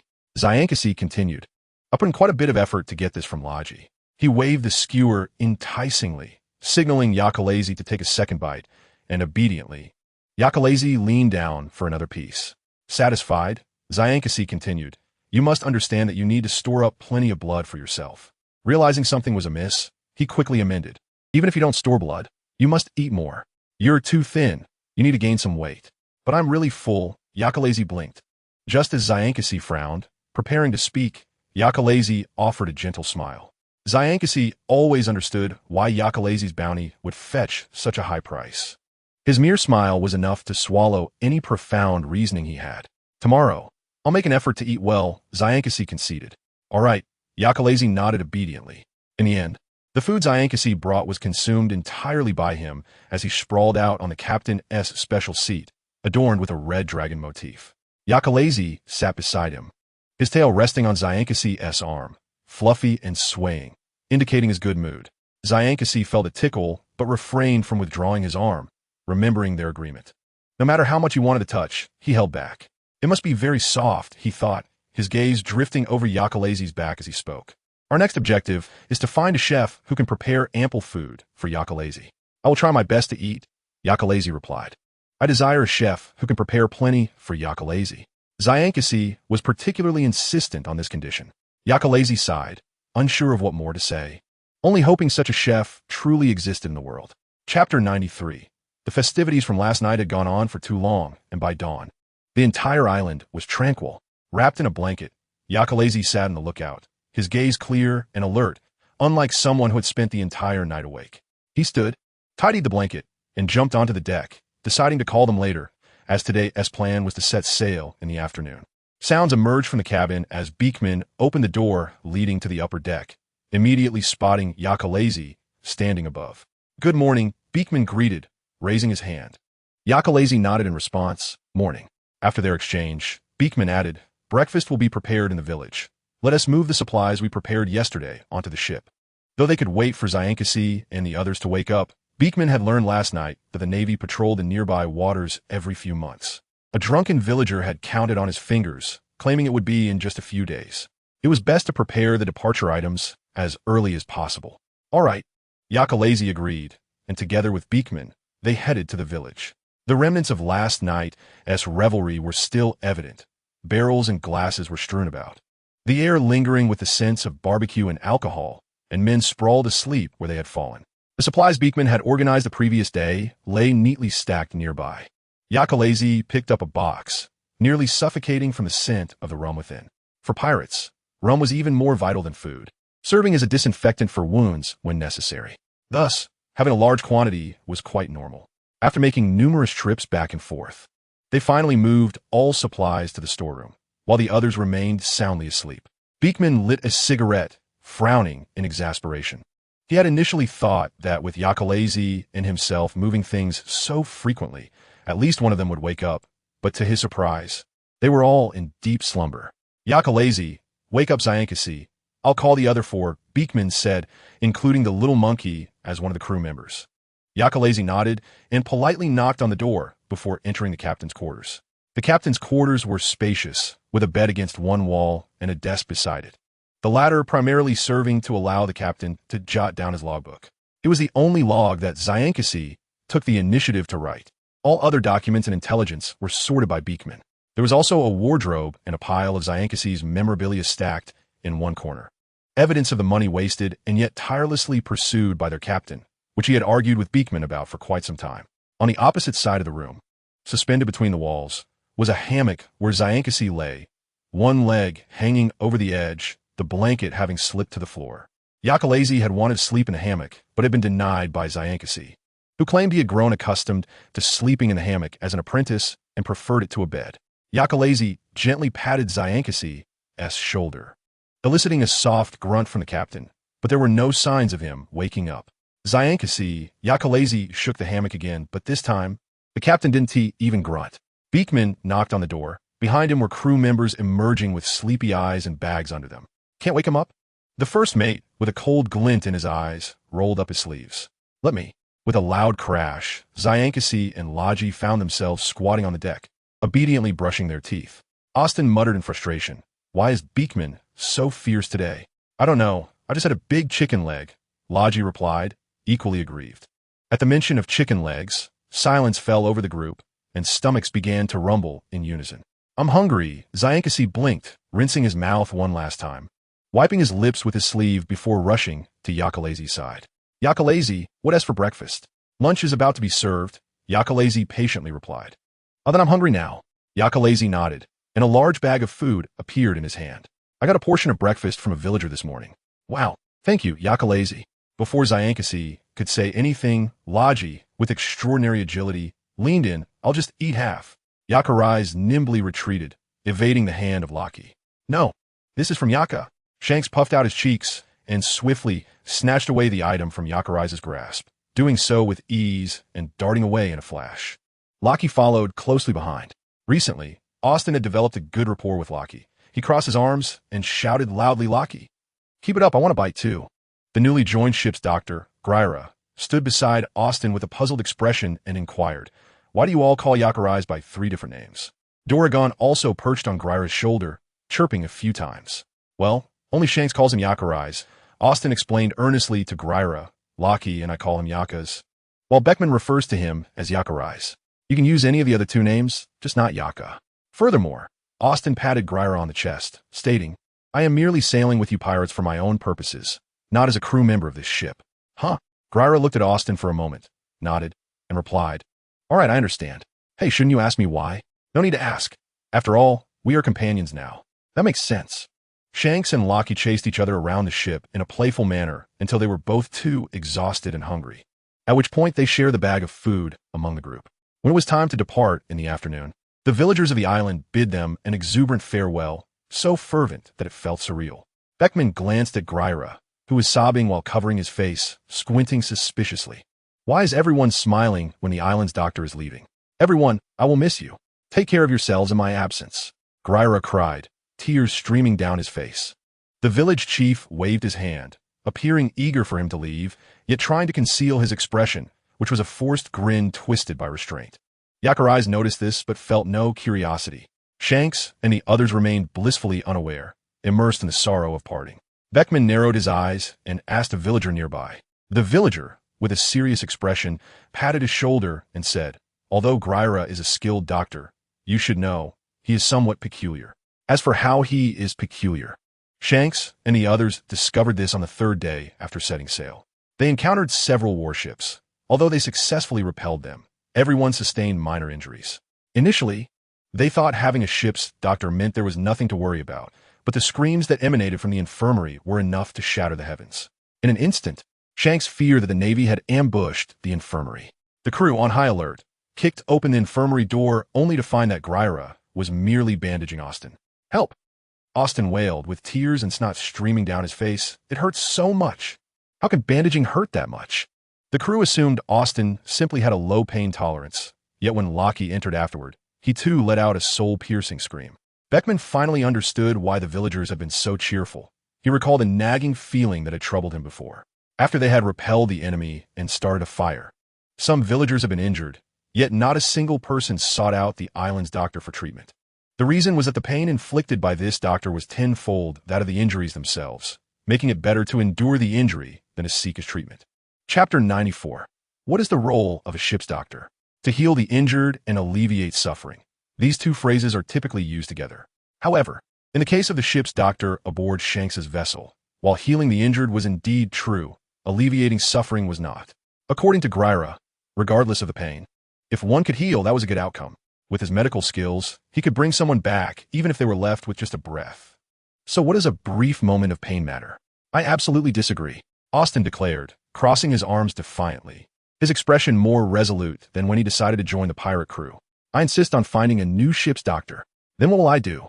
Gryra protested from the other side of the kitchen table, slapping the table in dissatisfaction. "You look down on my medical skills. A doctor like you is more suited to be a fighter," Austin retorted, arguing as the first patient to suffer, asserting his right to seek justice for his emotional trauma. "How dare you insult my medical skills?" Gryra exclaimed. "As a doctor, the most important thing is to alleviate the patient's suffering. I only want you to recover faster." After many days at sea, the crew of the Shanks pirate group consisted of 7 members and was engaged in their first intense debate. Shanks sat as the judge in the main seat, watching with great interest as Austin and Gryra argued vehemently on either side. Yakarai's, feeling bored, returned to the lookout early. His keen ears could still clearly hear the commotion from the kitchen despite the distance. Distractedly, he manipulated the currents while his ears twitched, his gaze directed towards the kitchen.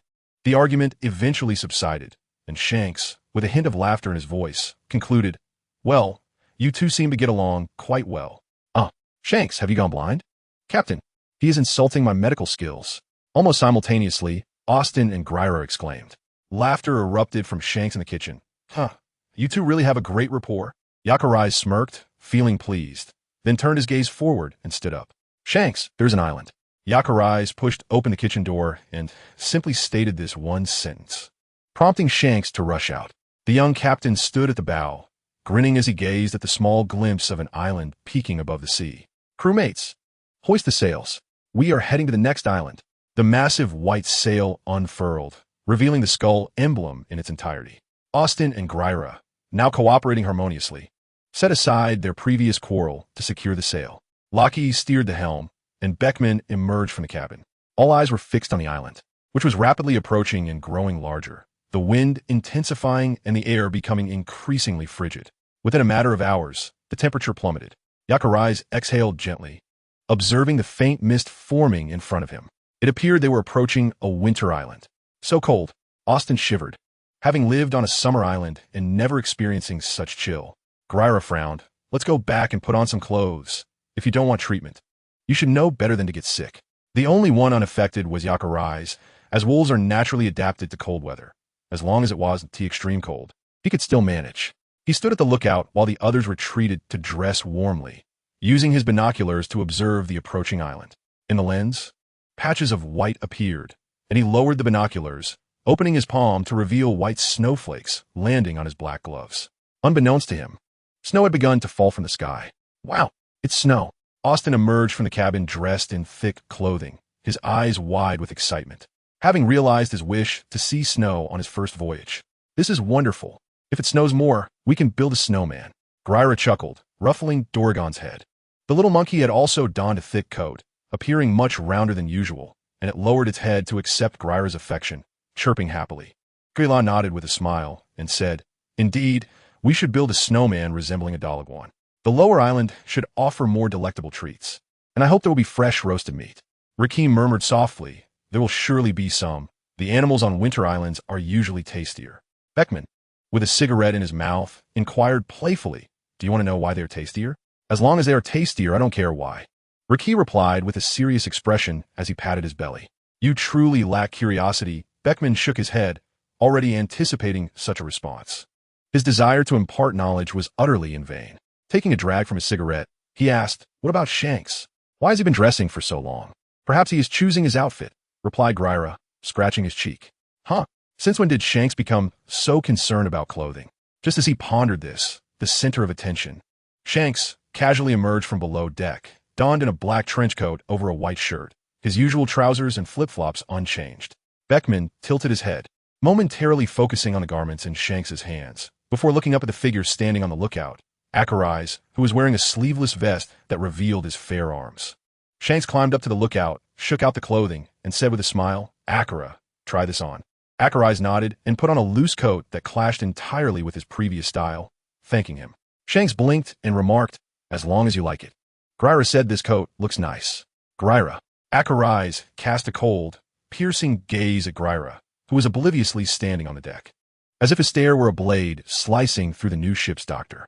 Gryra shivered and looked up confusedly at Akarais, then silently stepped back to stand behind Raki, pondering why Akarais was glaring at him so fiercely.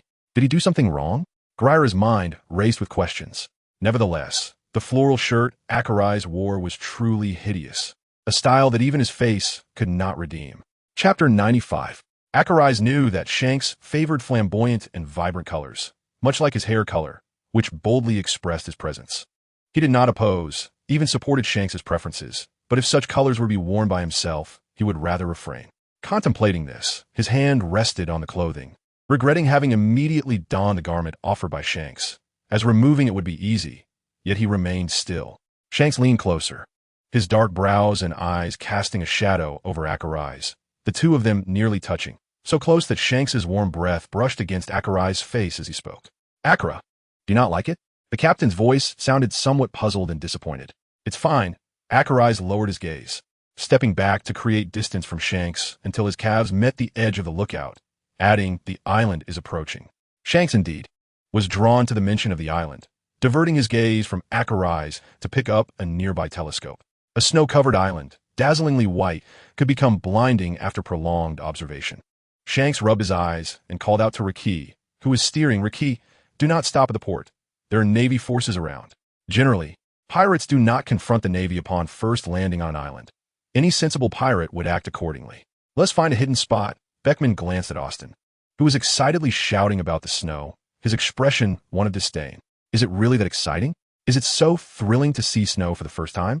Finding a secluded area, the group disembarked, greeted by a blanket of white, with a nearby town gleaming in the distance, the brightness becoming uncomfortable after a while. It had been snowing continuously on the island, with snow accumulation reaching above the calves. Austin had completely shed his persona, diving into the snow and rolling around, exclaiming how soft and clean it was. This is real snow. Let us head to the town. They must sell goggles there. Beckman said with a frown, squinting slightly. Off we go. Shanks and Raki, undeterred by the snow that barely reached their calves, dashed towards the town, seemingly racing each other. The reward for the winner was trivial, likely only compelling to these simple-minded fellows. Upon reaching the town, the snow had significantly lessened, making it easier to walk on streets. Shanks, who was sprinting ahead, abruptly halted upon noticing the people on the road, only to be collided into by Raki, who could not stop in time. Shanks lost his balance and slid forward before face-planting into the snow. Before he could rise and confront Raki, a piercing scream accompanied by a swift movement cut through the air, and just as he had lifted his head slightly, he was buried back into the snow. Go to hell, you pervert! What in the world was happening? Shanks felt wronged, obediently crouching in a corner with Raki while watching Akurai's leaning against the wall. Noticing Shanks's gaze, Akurai's eyes brightened momentarily as he opened his mouth to speak, but quickly closed it when Akurai's shifted his attention away. Beckman, Austin, and Gryro were seated at a table. Opposite them was a young woman with black hair, holding an exquisite handbag, the very same one that had struck Shanks. Just moments earlier, Raki had bumped into Shanks, causing him to stumble directly in front of this lady, who mistook him for a rogue and immediately retaliated. Fortunately, Beckman and the others were nearby, hastening their steps to prevent a troubling situation from arising immediately upon their arrival on the island.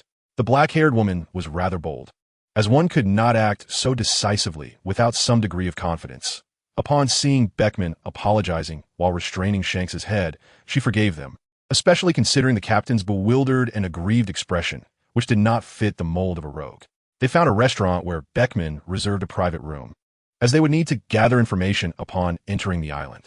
He sat across from the woman, observing as she took a sip of water, clearly distracted. Following her line of sight, he noticed their captain struggling with a straw hat, crouched on the ground, looking pathetically at the white wolf standing nearby. Akura. Shanks finally couldn't help but call out softly, realizing that merely staring at Akura would not elicit a response. Akurai's looked at him with a questioning gaze. What can we go to play? Shanks mumbled, his eyes full of longing as he looked at Akurai's, completely oblivious to the attention directed towards him. Chapter 96. When we got to play, Akurai's tilted his head, his cold, exquisite face displaying a hint of confusion. You may go out to play at any time. Shanks's eyes lit up. He attempted to rise, but cautiously glanced at Beckman, who had his back turned. Finally, he stood and approached Akurai's, placing his hands on his shoulders and smiling. So, Akura, shall we go? You and Raki may go. Akurai's averted his gaze, showing no enthusiasm for going out. Shanks immediately pouted, dissatisfied with Akurai's indifference and wanting to whine. If you wish to go out, you must first apply red sand to your face. The black-haired woman had been observing the exchange, smiling as she pointed to her own cheeks. A pristine visage adorned with two exquisite patterns extending from her temples to the sides of her cheeks. Not only she, but others on this island also bore such embellishments, albeit uniquely different. This is a tradition of Chi Sha Dao. In response to Shanka S's puzzled gaze, the woman explained with a smile. This island is, in fact, a dormant volcano, and Chi Sha is its most distinctive mineral, when ground into powder and mixed with water to apply on the face. It provides protection against the biting cold. Ah, so that's why you wear so little, Shanka S thought, having halted abruptly upon noticing the scant attire of the island's inhabitants. Indeed, it is a custom here. Everyone carries a bit of Chi Sha with them. The woman rummaged through her bag for a pen and some Chi Sha, aware that neglecting local customs would draw the attention of the islanders. She dipped the pen into the Chi Sha and traced a line on her face, reassuringly stating, "Do not worry, there is nothing amiss. Pirates, sir," directed at Bakamon. That sounds quite intriguing, Shanka S remarked with a smile. Yes, it is a tradition of Chi Sha Dao, the woman replied, tucking back a stray hair behind her ear. My name is Aiwei, and may I ask yours? I am Shanka S. Curious about new experiences, Shanka S approached the table, dipping his fingers into the Chi Sha, a warm sensation radiating from his fingertips throughout his body, lingering pleasantly. Oh, it truly does warm you up, he exclaimed excitedly, then waved to Yaka Lacey. Yaka, come see. There is a method to fend off the cold that is far superior to cumbersome clothing, Shanka S thought, eagerly taking the pen to paint designs on everyone's faces. As a crew member, not every command of the captain needed to be obeyed, especially not whimsical ones from Shanka S. Thus, in the end, the only one who allowed Shanka S to paint his face was Yakale C. The white wolf stood tall, his fluffy, soft white hair cascading over his smooth forehead, his long eyelashes casting shadows over his eyes. When he lowered them, a hint of indifference softened. Shanka S. held the pen in his right hand while his left hesitated to cradle Ya-Ka-Le-Si's face, his heartbeat quickening. "What would you like me to draw?" he asked in a soft voice, lacking confidence. Ya-Ka-Le-Si glanced up at him, his ice blue eyes devoid of emotion, merely replied, "Whatever you wish." The pen hovered mere millimeters from Ya-Ka-Le-Si's cheek. The hand that could deftly wield a rapier trembled slightly, and he said awkwardly, "Then I shall draw something at random." He focused on the chosen spot, inhaled deeply, and finally decided on his design.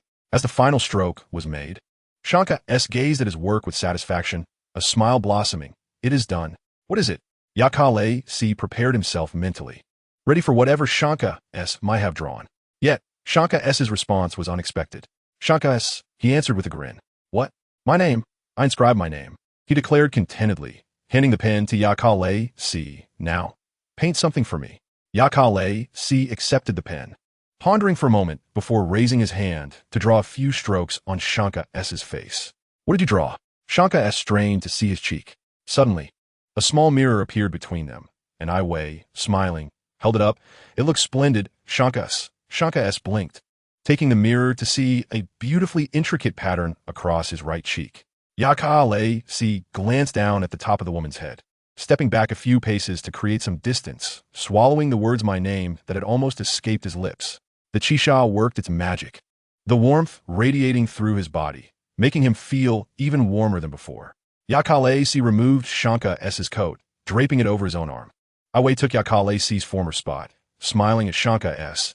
"This design is truly beautiful. I have never drawn anything so lovely." Shanka S. nodded, naturally responding, "Indeed, Yaka's work is exquisite." "Yaka? His name is Yaka? I find him somewhat aloof. I hardly dare to speak to him," Ai Wei remarked, her hand resting on her cheek, inadvertently adding, "And he has ears and a tail. He seems quite dangerous." Shanka S.'s smile faded, his dark eyes revealing a hint of coolness as his gaze shifted from Ai Wei to Ya-Ka-Le-Si.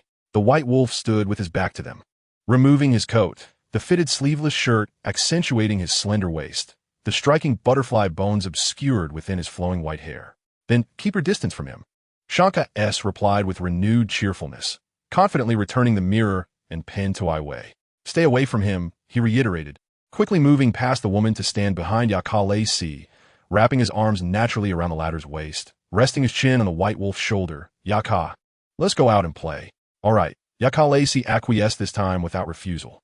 He had heard their exchange and noted Shanka S.'s obvious protectiveness. "That pattern is my name, in the script of my homeland." Ya-Ka-Le-Si pointed to his face, awkwardly inquiring, "Do you like it?" "I absolutely adore it. I love it most of all," Shanka S. exclaimed without a moment's thought. Yet upon reflection, he found it still to be true. Chapter 97. Snow continued to fall softly from the sky. Yet curiously, the town did not suffer the deep snow that buried other places. The ground, laid with Qixia, maintained a walkable surface, while the townsfolk adorned their faces with a variety of patterns, donning lightweight garments wholly inappropriate for the season. Shanka S. and his companions appeared somewhat out of place, not to mention Ya-Ka-Le-Si's conspicuous features, even the sight of Ao Si-Tung, who seemed eager to dive into a shop filled with ice sculpture souvenirs, drew the gazes of those around them. Ya-Ka-Le-Si stood with his arms crossed outside the souvenir shop, staring blankly at the Qixia road beneath him. The sound of footsteps crunching through the snow approached. I wasted a meter away from Ya-Ka-Le-Si, hands clutching her bag, gently leaning forward, apologetically stating, "I am sorry for my earlier impolite remarks." Ya-Ka-Le-Si remained silent, as though he had not heard. Undeterred, Ai Wei continued, "It is my first time encountering someone with a tail and ears. I may have reacted too strongly. I sincerely apologize. Can you forgive me?" Clad in a black knee-length dress, the ebony-haired beauty stood out starkly against the white landscape, her lovely face adorned with a pitiful expression that would stir the hearts of any man. Ya-Ka-Le-Si lifted his gaze, his ice-blue vertical pupils unwaveringly fixed on Ai Wei, his eyes clear yet cold, as if scrutinizing her from above. Ai Wei unconsciously tucked a strand of hair behind her ear, nearly feeling as though he could see through her, yet she maintained her composure, a delicate blush gracing her cheeks. Ya-Ka-Le-Si averted his gaze, turning to leave the shop, preferring to explore alone rather than in a group. As Ya-Ka-Le-Si walked away, Ai Wei lowered her hand from her ear, Her demeanor shifted momentarily, though it was but a fleeting change. When Shanka S. and his companions burst through the souvenir shop door, Aiwei greeted them with a smile once more, cautiously stating, "That handsome individual said he wanted to explore on his own. Yaka wants to go alone?" Shanka S. frowned, questioning, did he truly say that to you? Based on his understanding of Yakarai's, it was certain that the latter would not engage in conversation with Aiwei. "Apologies, I too harbor some concerns." Yet he departed without uttering another word. Aiwei cupped half of her cheek. Her gaze dimmed as it fell to the ground. "I surely upset him when I spoke of him earlier." Shanks found it quite troublesome to deal with a woman prone to sudden bouts of melancholy. With his intellect, he could not fathom why she had plunged into such despondency.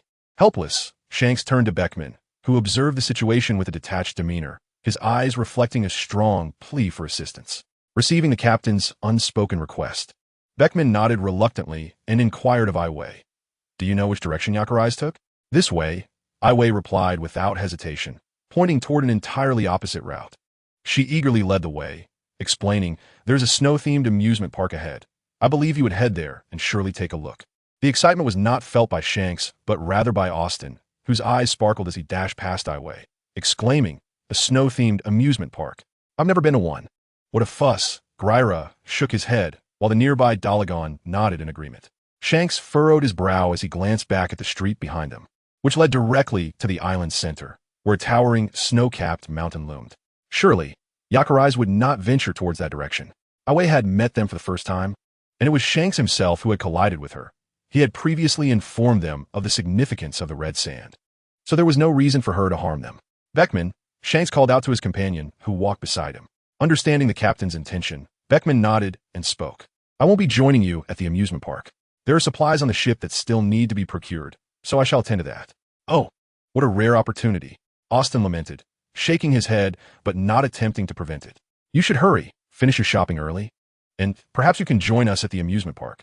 Buy more meat." Lockie added with a silly grin, "Last time, we bought too little. Fish just doesn't fill you up, but there will be discounts at the amusement park due to the crowds." Aiwei hesitated to voice, "This is a unique chance to visit Chisha Island, and the amusement park is quite special.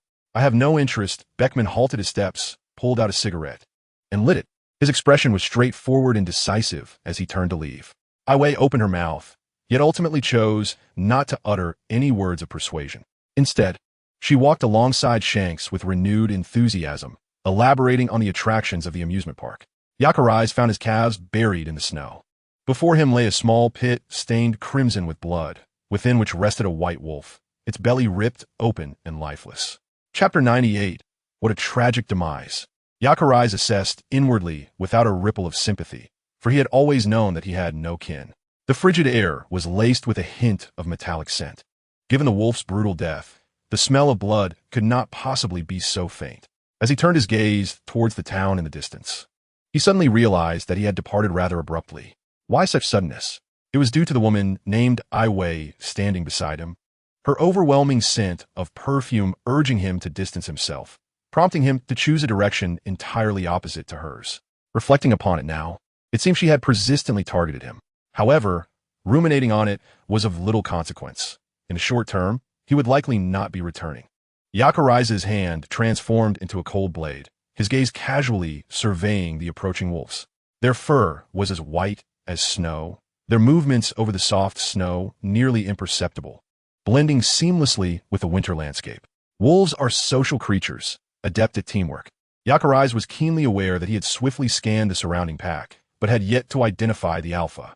Whether the alpha was cleverly concealed or simply absent among them, he had not yet concluded before a wolf suddenly lunged at him with a growl.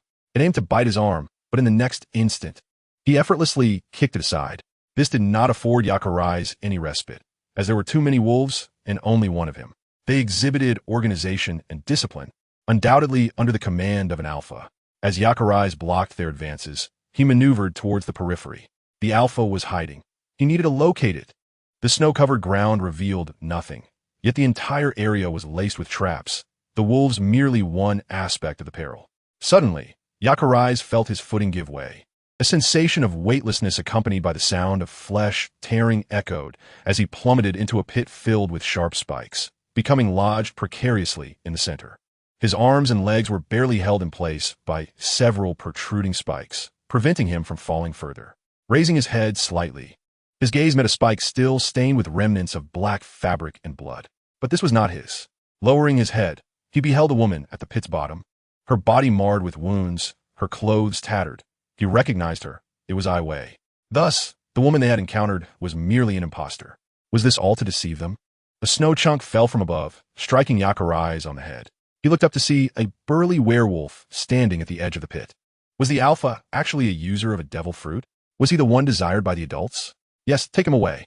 What about the others? Kill them. Then inform Ai Wei to summon help. She carries a den mushi. The werewolf hung up the den mushi, flashing a sinister grin at Yakarai's. You're nothing remarkable. Pirate hunter, do I know you? Yakarai's shifted his arm, struggling to evade the spikes as he climbed upward. Shouldn't you remember me? The werewolf kicked snow towards Yakarai's in frustration, exclaiming, because of you, I lost the title I had planned. What? White wolf, white wolf. The werewolf seethed. Just because you became a pirate hunter before me, you think you can claim my title? I'll make you pay for this. He hurled an object at Yakarai's. Offer your head for a bounty and reclaim my name. Yakarai's, entirely unbothered by the absurdity of forming enmity over such trivial matters, slightly tilted his head to evade the stone tossed his way, allowing a rare cold smile to escape his lips. If you desire my head, you must first prove yourself worthy. The werewolf chuckled confidently. I'm surprised you're still conscious. It seems your wounds aren't as severe as they could be. Don't worry. Soon you'll experience the thrill of blood loss. Yakarai's was acutely aware of the implications of blood, especially after witnessing that note at old Charles's place, a reminder that lingered. He glanced at the stone he had just evaded. It bore a familiar purple hue, embedded firmly in the frozen earth, with blood from nearby, spikes flowing steadily towards it. Who is your employer? Yakarai's inquired. Do you think I would divulge that? My employer is a noble. A person like you could never come into contact with him. Oh, are you afraid? If you're afraid, just say it out loud. If it pleases me, I might just tell you. You need not wait for my mood to improve. Yakarai's declared, stepping onto two spikes. I have no desire to know who your employer is. In the midst of the werewolf's astonished gaze, he disregarded the sharp objects surrounding him and, using his body as a projectile, leaped out of the pit. The warm blood melted the surrounding snow, creating a small crimson pool. The werewolf took a few steps back, defensively raising his hand as the pack of wolves closed in once more. Chapter 99. The Ice and Snow Amusement Park. If it were not for the application of red sand, even the warmest clothing would be of no use. The amusement park's facilities are all intricately carved from ice by skilled artisans. And the ancient preservation techniques, combined with the unchanging frigid climate of the island, allow the ice to remain intact for an extended period. Austin initially intended to enjoy the amusements, but upon entering, he was captivated by the craftsmanship.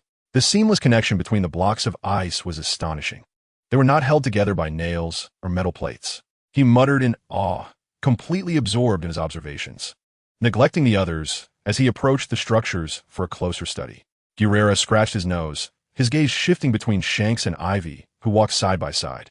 He had little interest in the attractions and regretted not accompanying Beckman to procure supplies instead.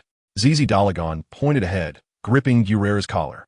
Puzzled, Guerrera asked, "What is it? Do you want that?" He noticed a vendor selling colorful cotton candy. "Captain, shall we buy some cotton candy? Would you like one?" he inquired, glancing at the lady beside Shanks. "Miss Ivy, would you like one as well?" "There's no need to spend, thank you," Ivy replied with a smile. "It should be my pleasure to host you." "Guerrera, get me one, but make sure it's packaged," Shanks said, his mind somewhat distracted, yet he managed a smile. Ivy, somewhat surprised, asked, "Captain Shanks, do you enjoy sweets?" "Not particularly. I am not picky," Shanks replied dismissively, his attention drifting back to the amusement park, which was bustling with people, yet none were the individuals he sought. Could it be that I am truly looking in the wrong direction? That rascal Yaka didn't bother to inform me before leaving, did he? He wouldn't just drag me along. Shanks thought irritably as he walked ahead. Ivy inhaled the icy air, her sense of frustration easing slightly. She took out a mirror to check her reflection. There were no issues. Her fair complexion, accentuated by the red sand, possessed a unique beauty. She thought, how infuriating. Is this pirate blind? Suddenly, a familiar sound emanated from the snail on her wrist, and her expression shifted. She halted, her gaze focused ahead, completely unaware that Shanks had stopped as well, and answered the snail. "Get to work. Have you resolved it?" "Yes, my lord is becoming impatient." "Understood." Ivy's voice rose slightly. "All right, mother, I will return shortly." The woman's amplified voice drew Shanks's attention back to Ivy. He paused and asked with a smile, "Are you leaving?" "Yes, Captain Shanks. It's almost noon. Would you honor me with a visit to my home for lunch?" Ivy trotted over and naturally linked her arm with Shanks's. "You are quite strange," Shanks remarked, not minding her grip on his arm. "Inviting a pirate to your home for a meal? Aren't you afraid we might be villains?" "Then are you a villain, Captain Shanks?" Ivy tilted her head with a smile. "All pirates are villains," Shanks replied with a grin, though his smile did not reach his eyes. "But if you invite us to dine, it signifies friendship." He subtly withdrew his arm, calling out to Guerrera and Austin, "Hey, you two, if you don't come along, there will be no lunch." "Ah, now that you mention it, I'm feeling hungry," Austin said, stowing away his notebook filled with shipbuilding inspirations and structural diagrams. Guerrera handed the packaged cotton candy to Shanks, its rainbow hues appearing delectable. "Thank you," Shanks said, inspecting the cotton candy with satisfaction, as if posing a question to everyone, or perhaps speaking to himself. "Yako would surely enjoy this, right? That cold-hearted fellow wouldn't eat sweets." Austin muttered, "Is that so?" Shanks blinked, not denying Austin's assessment. Yet he added, "But cotton candy is procured from this chilly place." Ivy listened quietly to their exchange, suddenly feeling a twinge of regret. It seemed she should never have attempted to sow discord between them. She had given the captain a rather poor first impression. However, they suspected nothing of her, for who would doubt a native of the island? For this mission, she had endured many days in this guise. Though it was taxing, the rewards for completing the task were substantial, especially considering the noble behind it was not someone she could afford to offend. Upon returning to the home of this persona, her mother, after a brief moment of surprise, served a multitude of prepared dishes. "I sense something is amiss," Austin suddenly exclaimed, as if regaining all his wits. He whispered to Shanks and Guerrera, "That woman's face seems off." "Off?" Guerrera inquired. "Yes, it looks fake," Austin asserted confidently, being skilled not only in shipbuilding but also in disguise. Chapter 100. Beckman walked in the opposite direction from Shanks and the others, making his way to the foot of the snow-capped mountain, where snow fell steadily, obscuring all nearby traces. This posed quite the dilemma. Habitually, he lit a cigarette while pondering the situation, and after taking half a puff at the mountain's base, he ultimately decided to ascend the snowy peak. Fortuitously, after traversing a distance deeper into the mountain, he finally spotted the person he sought. Yakalai stood with his arms crossed, glancing at him as if he had been expecting his arrival all along. Realizing the other's remarkable hearing, Beckman remarked, "Since you knew I was coming, why not take a few steps towards me? It would be courteous to greet me, in case you missed my arrival." "I did not hear Shanks's footsteps," Yakalai replied, the first words out of his mouth earning Beckman's eye roll. Unfazed, Beckman pressed on, "Where's Shanks?" "He's gone to the amusement park with IV." Beckman approached and noticed the deep pit before Yakalai's, as well as the carcasses of wolves scattered around. It seemed a fierce battle had taken place. Beckman thought to himself, as Yakalai's was present, Ivy must have deceived them. Shanks and the others should be able to handle it. He walked to the edge of the pit and spotted two corpses.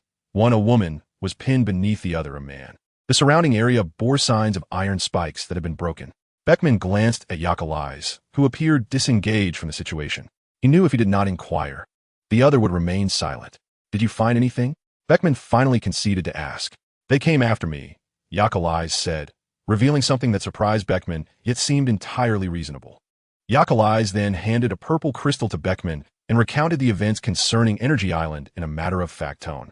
This occurred before meeting Shanks and the others. Yakalai had initially dismissed it, but after encountering old Charles' corpse and the note in the body's pocket, he had grown cautious.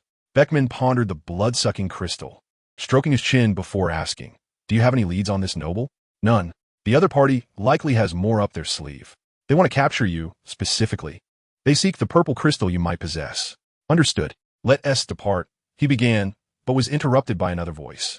The sound of a snail echoed from the pit. Yakalai leaped into the pit, tossing the snail to Beckman. "Hello. The plan has failed. Ivy has been exposed. Retreat immediately. Bring back the individual desired by Erie, and all shall be well." Erie Bay command contemplated, ending the call with the telephone worm. "Yakalai, let's proceed. I have a lead." "Yidi," Yakalai remarked, having overheard the previous conversation. "Indeed, he is a well-known noble in the EC, a prominent philanthropist plagued by illness that renders him unable to procreate. Thus, he continually adopts orphans and the homeless, earning a commendable reputation. Shanks and his companions, known for their straightforward and often brutal methods, found themselves in a dilemma when Austin pointed out a peculiar issue with their appearance. Gryra, inspecting the dishes brought forth, detected traces of narcotics within the food. Consequently, the situation became considerably simpler. Shanks overturned a table laden with inedible fare and engaged in a brawl with the opposition. The commotion escalated to such an extent that it attracted the attention of the station Navy on the island. Disguised, Eva infiltrated the Navy ranks, portraying a frail and helpless victim. "Oh, it is Yukasi and Bay Command." Austin, with keen eyes, spotted the two rushing towards them, followed closely by a contingent of Navy personnel. Bay Command shouted urgently, "Run to the ship. The Navy's base is in the snow-capped mountains. There are too many of them." However, they had yet to procure their supplies. Gryra, already contemplating an escape, suddenly recalled their ship, which was depleted of provisions. "It's all been purchased." Purchased? Both Bay Command and Yukali were empty-handed, hardly resembling individuals who had completed their shopping. Yet, trust among comrades was paramount. Upon hearing Bay Command's declaration, Riki and the others hastily made their way towards the ship. Shanks provided cover, aligning himself with Bay Command and Yukali, casting a discreet glance at Yukali and exhaling a sigh of relief. The White Wolf bore no injuries, indicating he had evaded significant peril. They boarded the vessel. The warship pursued, firing its cannons. Shells exploded in the surrounding waters, causing the Red to sway precariously. Most projectiles aimed at the ship were intercepted mid-air, while Riki deftly maneuvered the helm, guiding them through the chaos. With collective effort, they finally navigated away from the tumultuous waters, restoring tranquility to their surroundings. Exhausted, the crew sprawled across the deck, fortunate to have sustained no injuries and thereby avoiding the agony of Gryra's ministrations. After a brief respite, Bay Command recounted the events that had transpired. Shanks nodded nonchalantly, feigning comprehension with sounds of agreement. Yukali sighed, and with an apologetic tone, stated, "This is my fault. I have troubled everyone to assist me." His words fell upon the deck like a heavy silence, all eyes fixed upon him with solemnity, uncomfortable under their gaze. Yukali's tail flicked restlessly against his back, his helpless eyes seeking refuge in Shanks.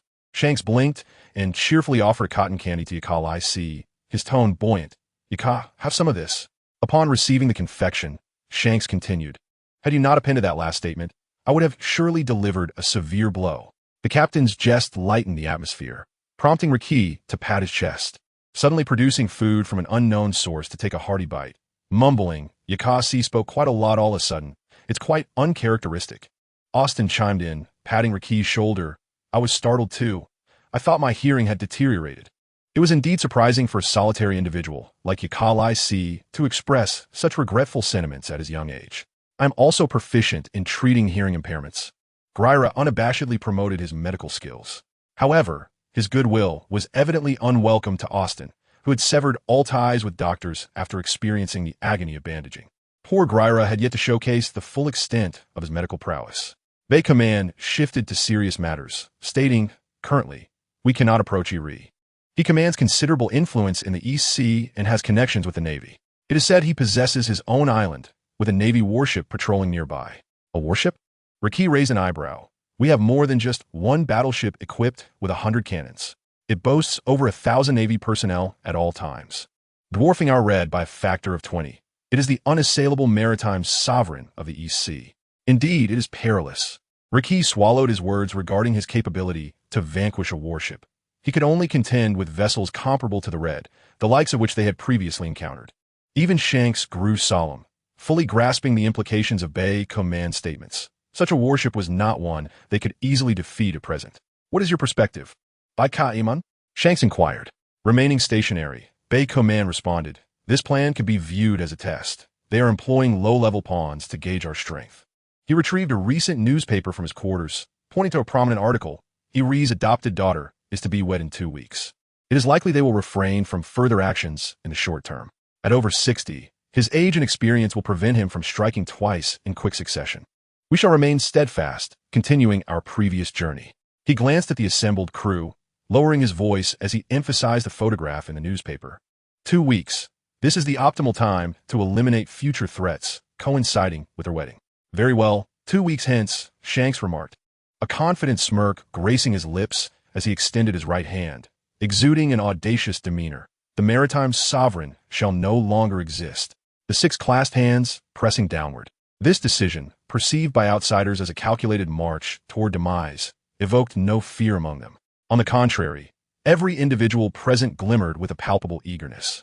Chapter 101 499 3 499 4 499 5 499 5000.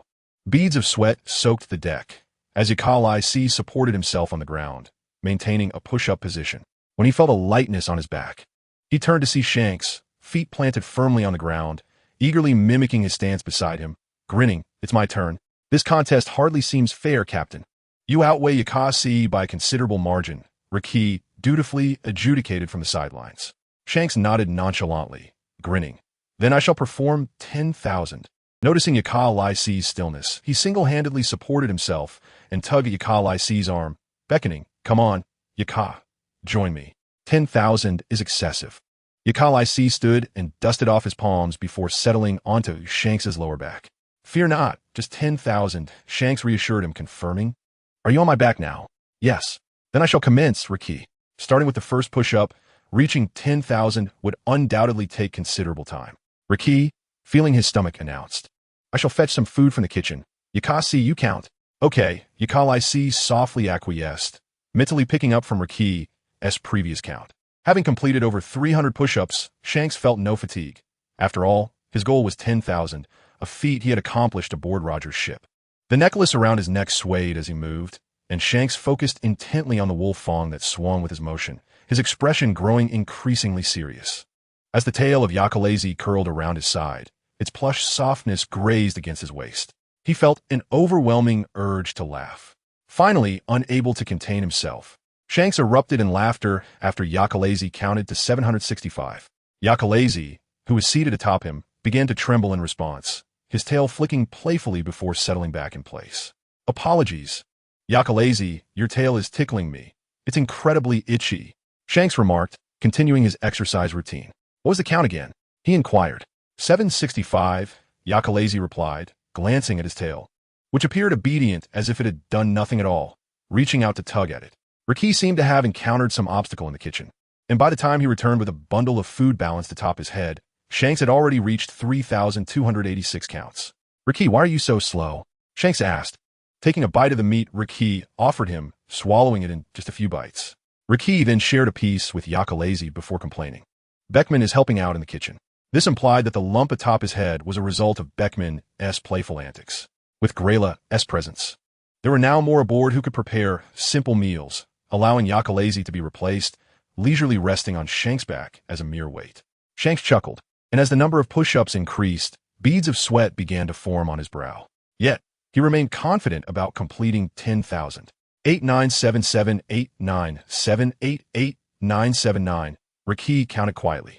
Upon completing the 9,000th push-up, Shanks suddenly declared, "Yakalazi, if I reach 10,000, you lose, and the loser must face a punishment." "You never mentioned this was a competition." Did I not?" Shanks pondered for a moment, then whimsically insisted, "Well, since I've done so much, I deserve a reward." Yakalazi turned to look at him. From behind, Shanks' broad back and neck, adorned with vibrant red hair, glistened with sweat against his sun-kissed skin. Years spent at sea under the sun had seemingly imbued him with its warmth, creating an irresistible allure for Yakalazi. It wasn't a desire to change oneself. Rather, after spending so long in darkness, encountering a ray of light made one instinctively wish to hold on to it. As victory drew near, Shanks sensed a hand brushing against the nape of his neck, parting the strands of his red hair. "What do you desire?" he heard Yakalazi ask in a tranquil tone. Shanks understood that when Yakalazi spoke like this, his exquisitely beautiful face bore no smile, and his icy gaze was devoid of warmth. Yet, didn't he want to know? For he could not see Yakalazi's expression, only hear his voice, which somehow sounded gentle. As Shanks completed the final push-up amidst Riki's counting, he felt Yakalazi swiftly detach himself from his back.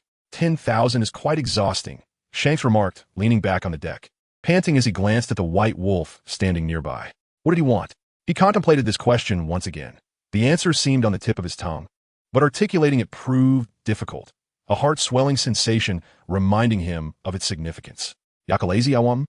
Yakalazi nodded, squatting down, his ears twitching as if he were keen to hear the captain's words more intently. Shanks chuckled, saying, "Can I save this for later? I'd like to keep it for future use." Without much thought, Yakalazi nodded in agreement. All right. Chapter 102. The storm approaches. Under a clear sky, Yakalazi's cryptic words caught Austin and Riki, who were fishing, off guard. Riki swiftly stowed his fishing rod and leaped onto the deck, asking, "Is it coming soon?" "Yes." Austin scratched his head, grumbling reluctantly, "But the weather is fine right now." Just as he finished speaking, the previously clear sky was rapidly overtaken by dark clouds, accompanied by distant thunder. "Austin, lower the sails," Riki shouted. "Quickly, put the fish in the kitchen." I know. Shanks, who had just woken up from a nap at the bow of the ship, yawned and jumped onto the deck, rushing over to embrace Yakalazi from behind. With a cheerful tone, he asked, "Are we having fish for dinner?" "Yes," Yakalazi confirmed. "I need help." This implied he wanted Shanks to release him. But the naturally oblivious captain either didn't comprehend the hint or simply chose not to let go. After weighing the options of an early dinner against holding onto Yakalazi, Shanks decided, "I'll go with you." Yakalazi silently prayed that the kitchen would remain unscathed as he led the childish and unreliable cook into the kitchen. The previous island visit had been too rushed, although Beckman and Yakalazi had procured some supplies upon reuniting. The abundance of food on board had dwindled to the point where fishing was now the only way to have meat. Thankfully, the crew was easy to please. Whether red meat or white, they savored every bite. When Yakalazi and Shanks arrived, they found Grayla diligently injecting nutrients into each piece of meat. The doctor had not showcased his worth much during treatment, but now he was fervently attempting to contribute through dietary supplements. His method was straightforward yet crude. He injected the carefully prepared nutrient solutions into the daily meals, watching with satisfaction as everyone consumed them. "Grayla, you could consider altering the flavor of the nutrients," Shanks suggested, leaning on Yakalazi's shoulder and smacking his lips, presenting his request with the seriousness befitting a captain. However, his rare seriousness struck a nerve with Grayla, who took great pride in his concoctions and would not tolerate any doubts about his expertise. "Is the current flavor not acceptable?" Grayla retorted, slamming his hand on the table. "Don't underestimate durian, but it's unpalatable when added to the food." Shanks raised his voice in response. "That's my hard work. Even if it's hard work, it doesn't change the taste. You're probably the only one who enjoys durian." The argument escalated, and Yakalazi finally took a deep breath, unable to bear it any longer, and expelled both individuals from the kitchen. Outside the kitchen lay the deck, where a heavy rain had begun to pour. Shanks and Grayla, drenched by the downpour and chilled by the wind, finally calmed down. Shanks, feeling aggrieved, adjusted his straw hat and attempted to return to the kitchen. However, just as he stood up, a gust of wind swept through, seemingly carrying something swiftly towards him, which landed with a slap against his hat. The 43rd Food Festival of Nanlu Island is approaching, inviting the most renowned chefs from the EC to showcase their freshest ingredients. The organizers will provide each participant with 10 red tickets, and the chef who collects the most tickets will be crowned the greatest chef of the EC. "A food festival," Shanks exclaimed excitedly, slapping the flyer that had landed on his hat onto the table, his eyes gleaming with enthusiasm. "Let us go. Nanlu Island. There must be an abundance of delicious food." Riki, merely contemplating the prospect, felt his mouth watering uncontrollably. "Weren't we supposed to be looking for that famous marksman?" Baikroman took a sip of rum, having gathered a wealth of information to pinpoint the location of the sniper on the island. With a challenge against the maritime king of the East Sea looming in 2 weeks, their ship was in need of a long-range marksman. "Let us head to Nanlu Dao," Shanks said with a grin. "Don't you want to indulge in the local delicacies? Perhaps we could find a chef, Beckman." The thought of finding a chef made Beckman's heart flutter. Recent meals had become increasingly unpalatable due to Guerrera's peculiar dietary regimen.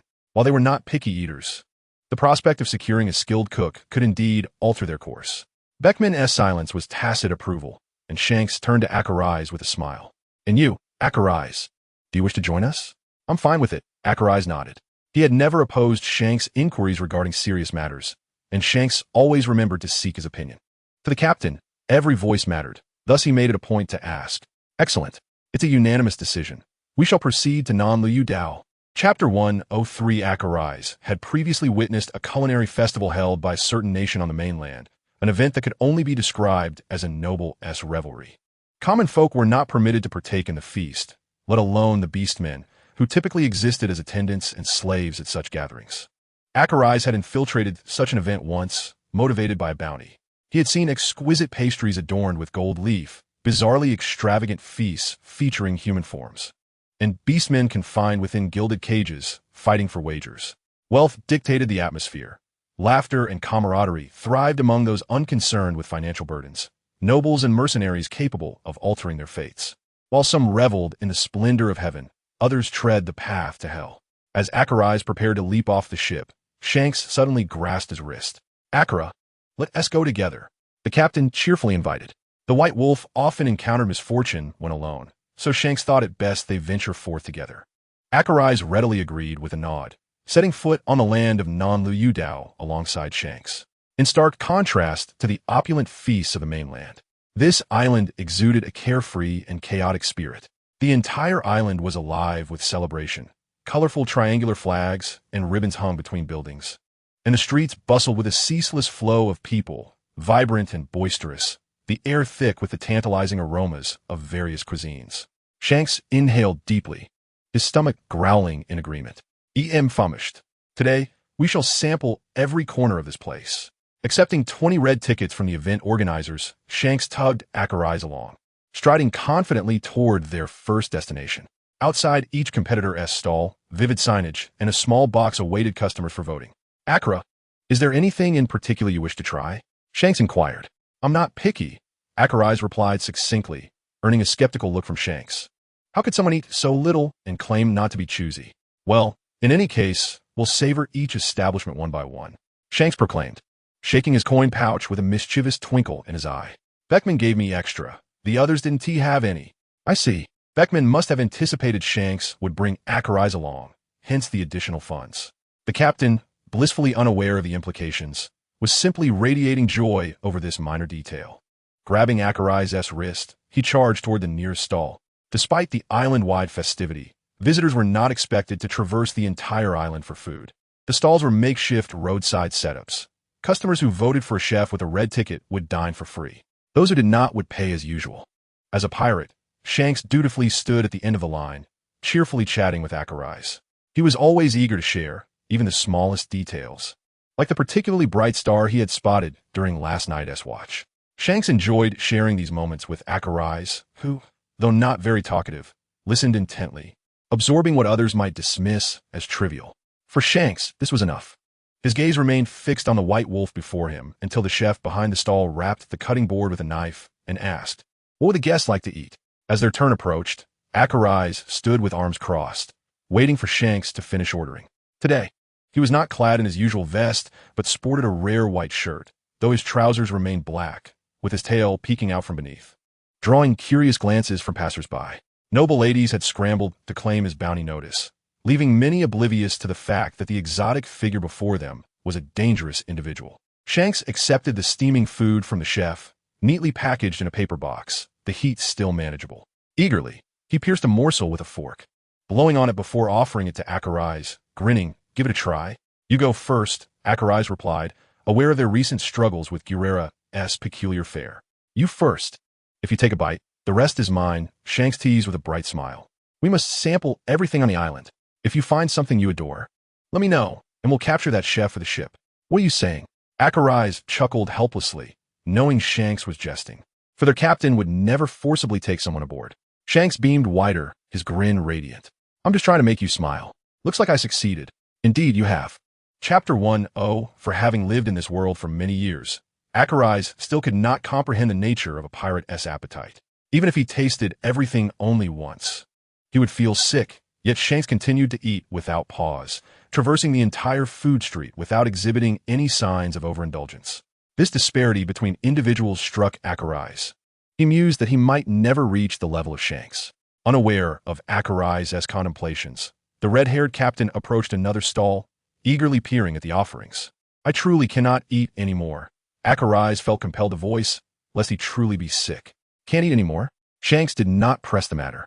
Recognizing that the White Wolf had consumed more than usual today, he cheerfully suggested, "Let us queue for one last stop, then head to the open-air tavern." "How's that sound?" Achariz nodded, quietly waiting at his side. "Raki and the others should be there. I heard their essay performance."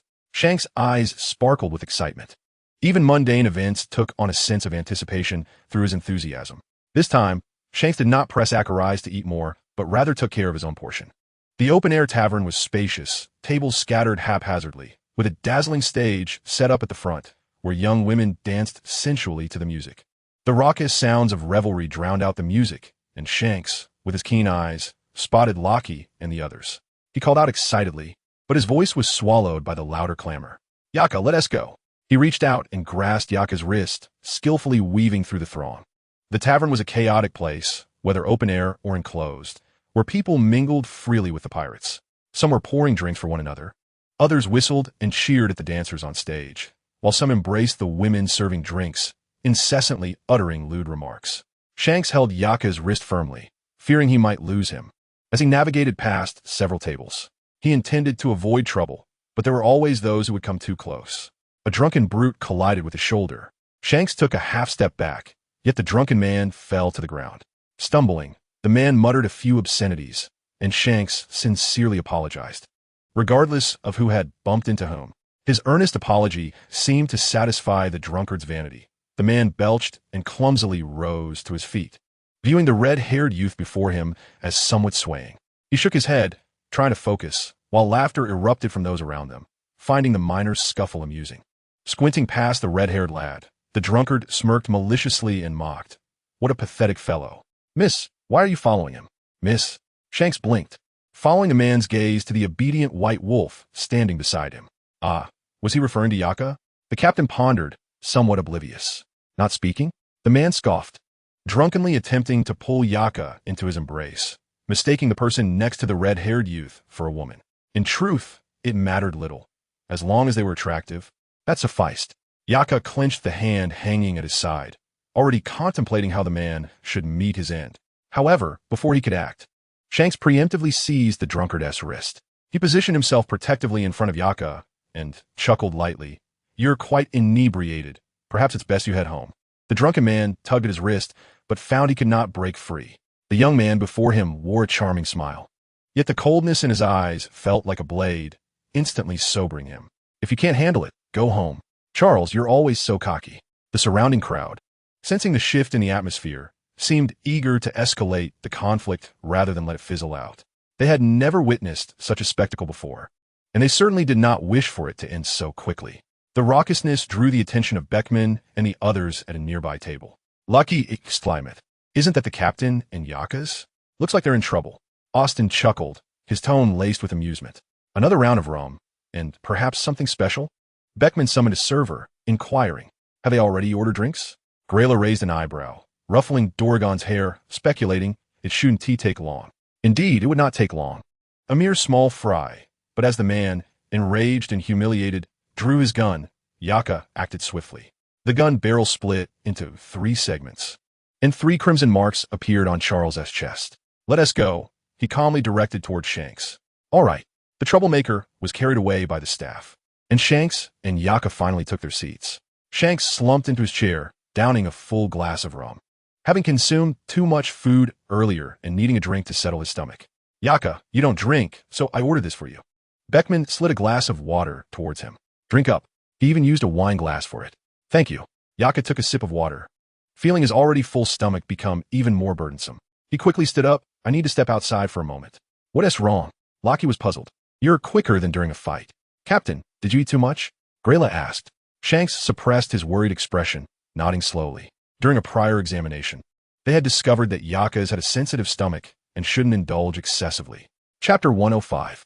Finding a spot by a tree, Yaka expelled everything he had eaten earlier, feeling somewhat better.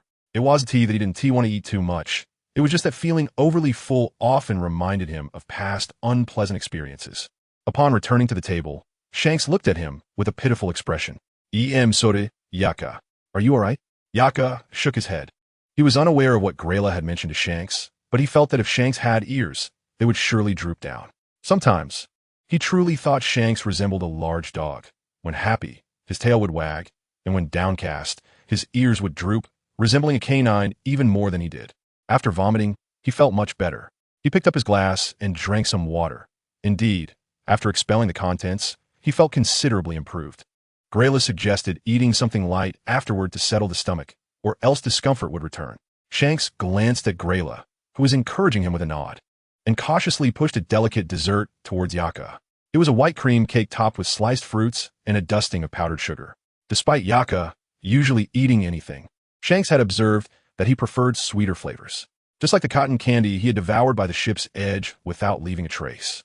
Shanks hoped Yaka wouldn't notice that this confection was typically purchased by men to please their female companions. Feeling guilty, Shanks averted his gaze from Yaka, pouring himself another glass of rum to quell his racing heart. Yaka made no comment about the dessert. He initially intended to take a small bite just to please Shanks. But after tasting it, his tail suddenly wagged a few times. Beckman, sitting directly across from Yaka, noticed that a significant portion of the cake had vanished without his realization while raising his glass to drink. He gestured to the server for another slice and casually pushed it towards Shanks, who was merely drinking. The captain wasn't particularly fond of such refined desserts. But before he could inquire, Beckman merely nodded towards Yaka. Shanks felt somewhat dazed, instinctively glancing at the white wolf beside him. Just a glance, and he asked Yaka, "Is the cake good?" Yaka, engrossed in his battle with the cake, twitched his ears slightly. The fine fur wafted towards Shanks' nose, causing the captain to sneeze forcefully. "So you shed fur, huh, Yaka?" Puffed. This was Austin choking on his drink. Beckman shook his head, bemused. Shanks had yet to cause him trouble with his words, which was indeed an extraordinarily fortunate occurrence. Unbeknownst to him, Shanks had already spoken out of turn numerous times when he had once conspired with Buggy to dye Whitebeard's beard. Yaka set down his fork, leaning back against the chair, his tail still. The evident coldness in his demeanor made it clear. "Hey, Yaka, is the cake good?" Shanks persisted, handing over a new slice, undeterred. Yaka turned his face away, avoiding the captain's sparkling gaze, and merely nodded slightly, his movements stiff. "How pitiful. He says he sheds fur, yet he doesn't even dare to nod." Grayla ruffled Dorgon's hair, spreading his hands to reveal a few black hairs in his palm. "It is perfectly normal for animals to shed fur.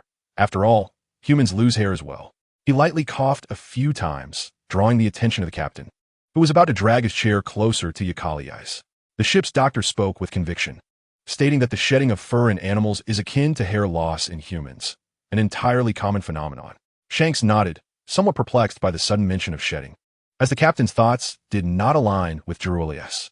The captain, however, was merely concerned, asking if Dualagon was shedding. "You must take good care of it," he advised. "Yes, I understand," Gerula replied, his gaze drifting elsewhere. Was he referring to Dualagon? He meant Yukali's.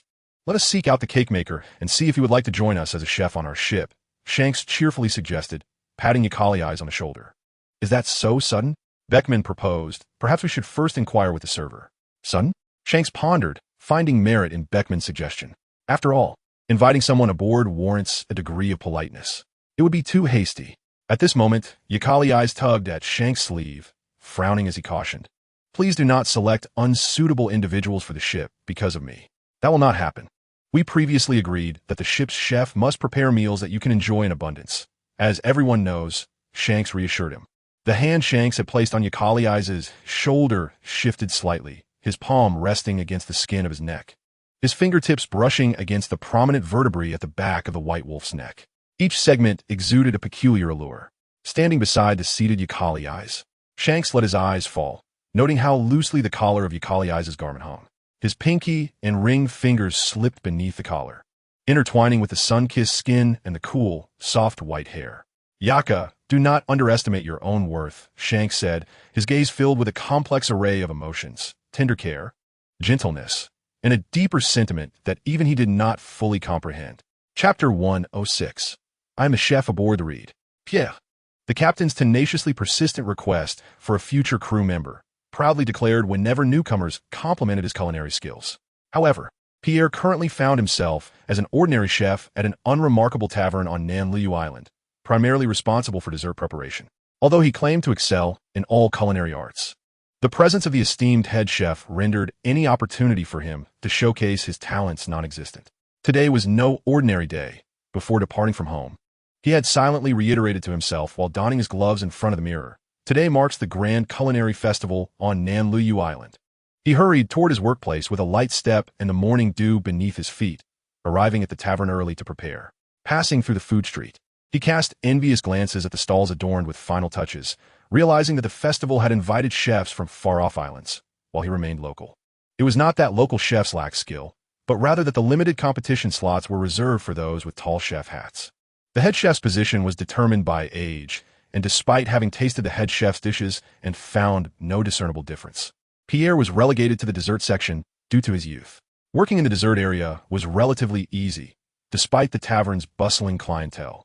Most were boorish men who would rather spend their money on rum than sweets. Even those accompanied by women were often just companions for drinks. So Pierre's daily routine involved baking a batch of cakes, and baking more only if the first batch sold out.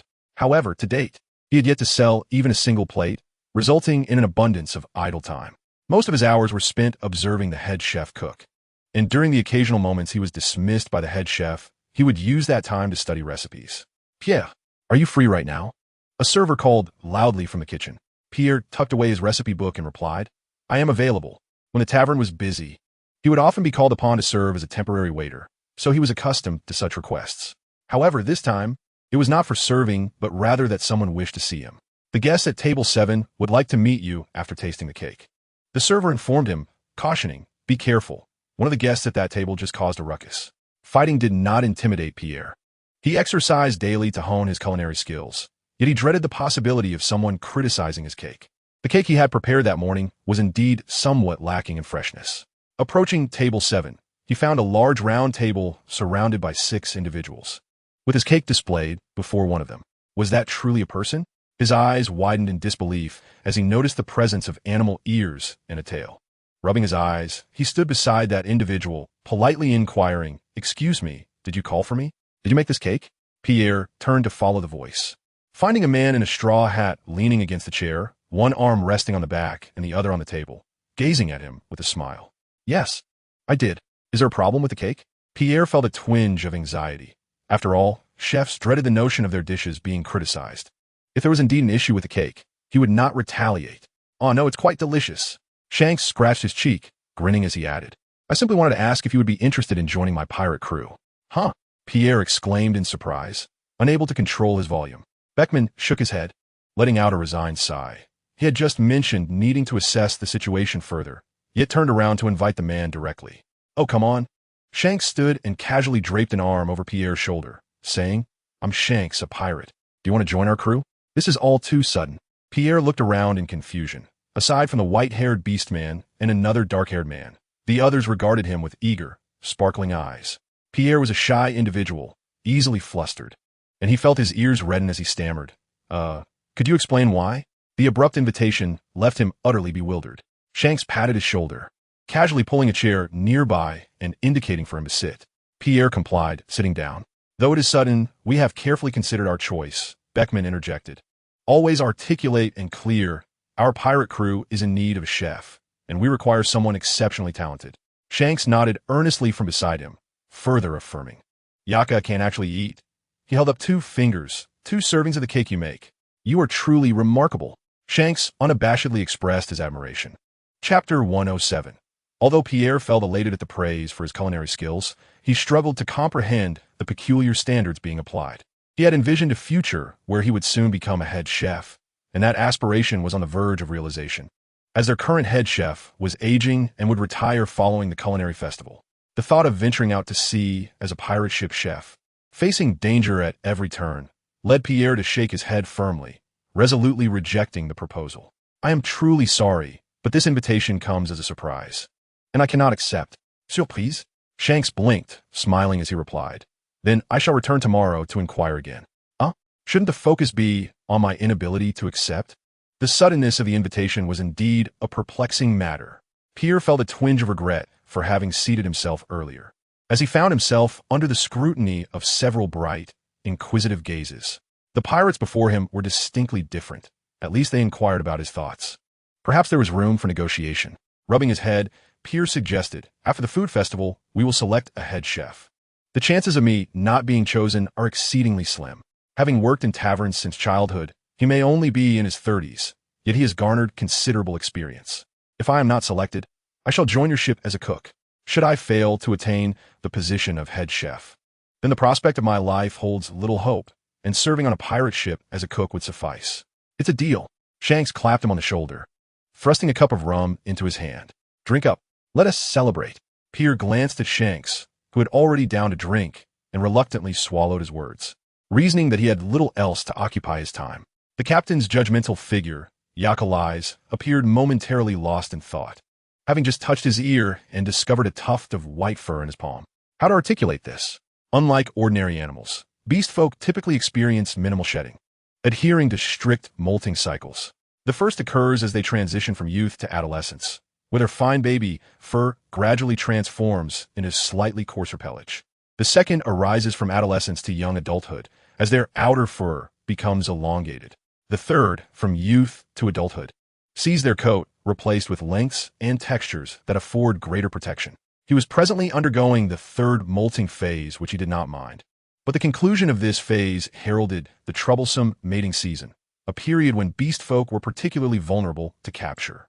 Yakalais was uncertain whether he would experience such urges, particularly as he was the only offspring of a union between human and beast folk to reach this age. If such a time arose, he would simply seek medication from a doctor. Raising his gaze, his cold, beastly eyes narrowed into slits, causing the innocent ship's doctor, Grella, to shiver under his penetrating stare, uncertain whether to sip his drink or refrain.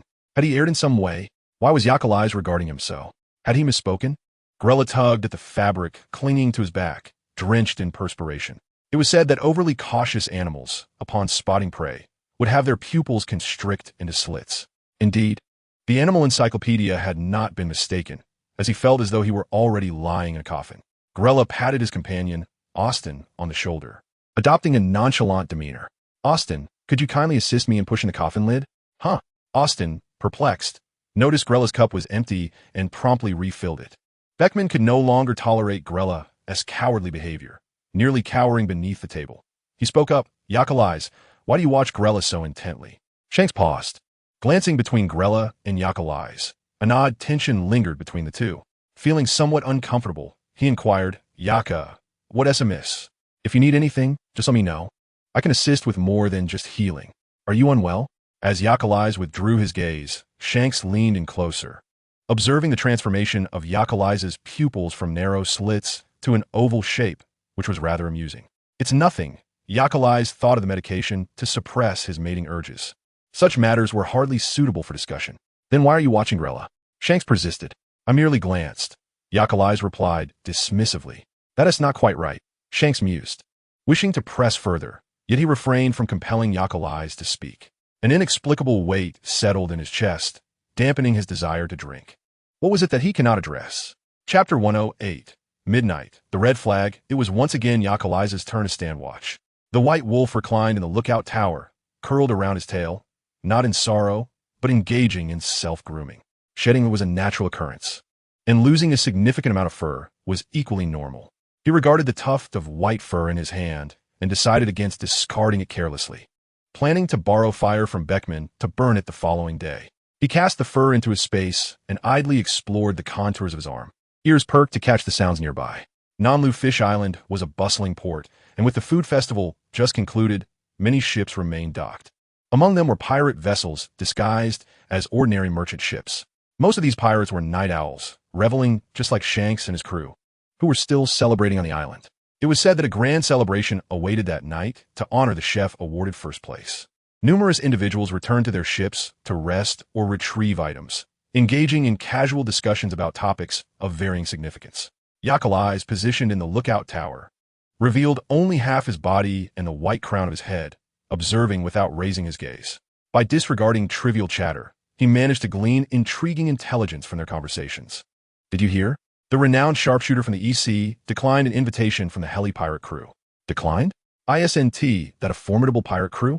Who knows? Regardless, they were turned down. The heli pirate crew is no pushover. We have a show to watch." "Haha, indeed.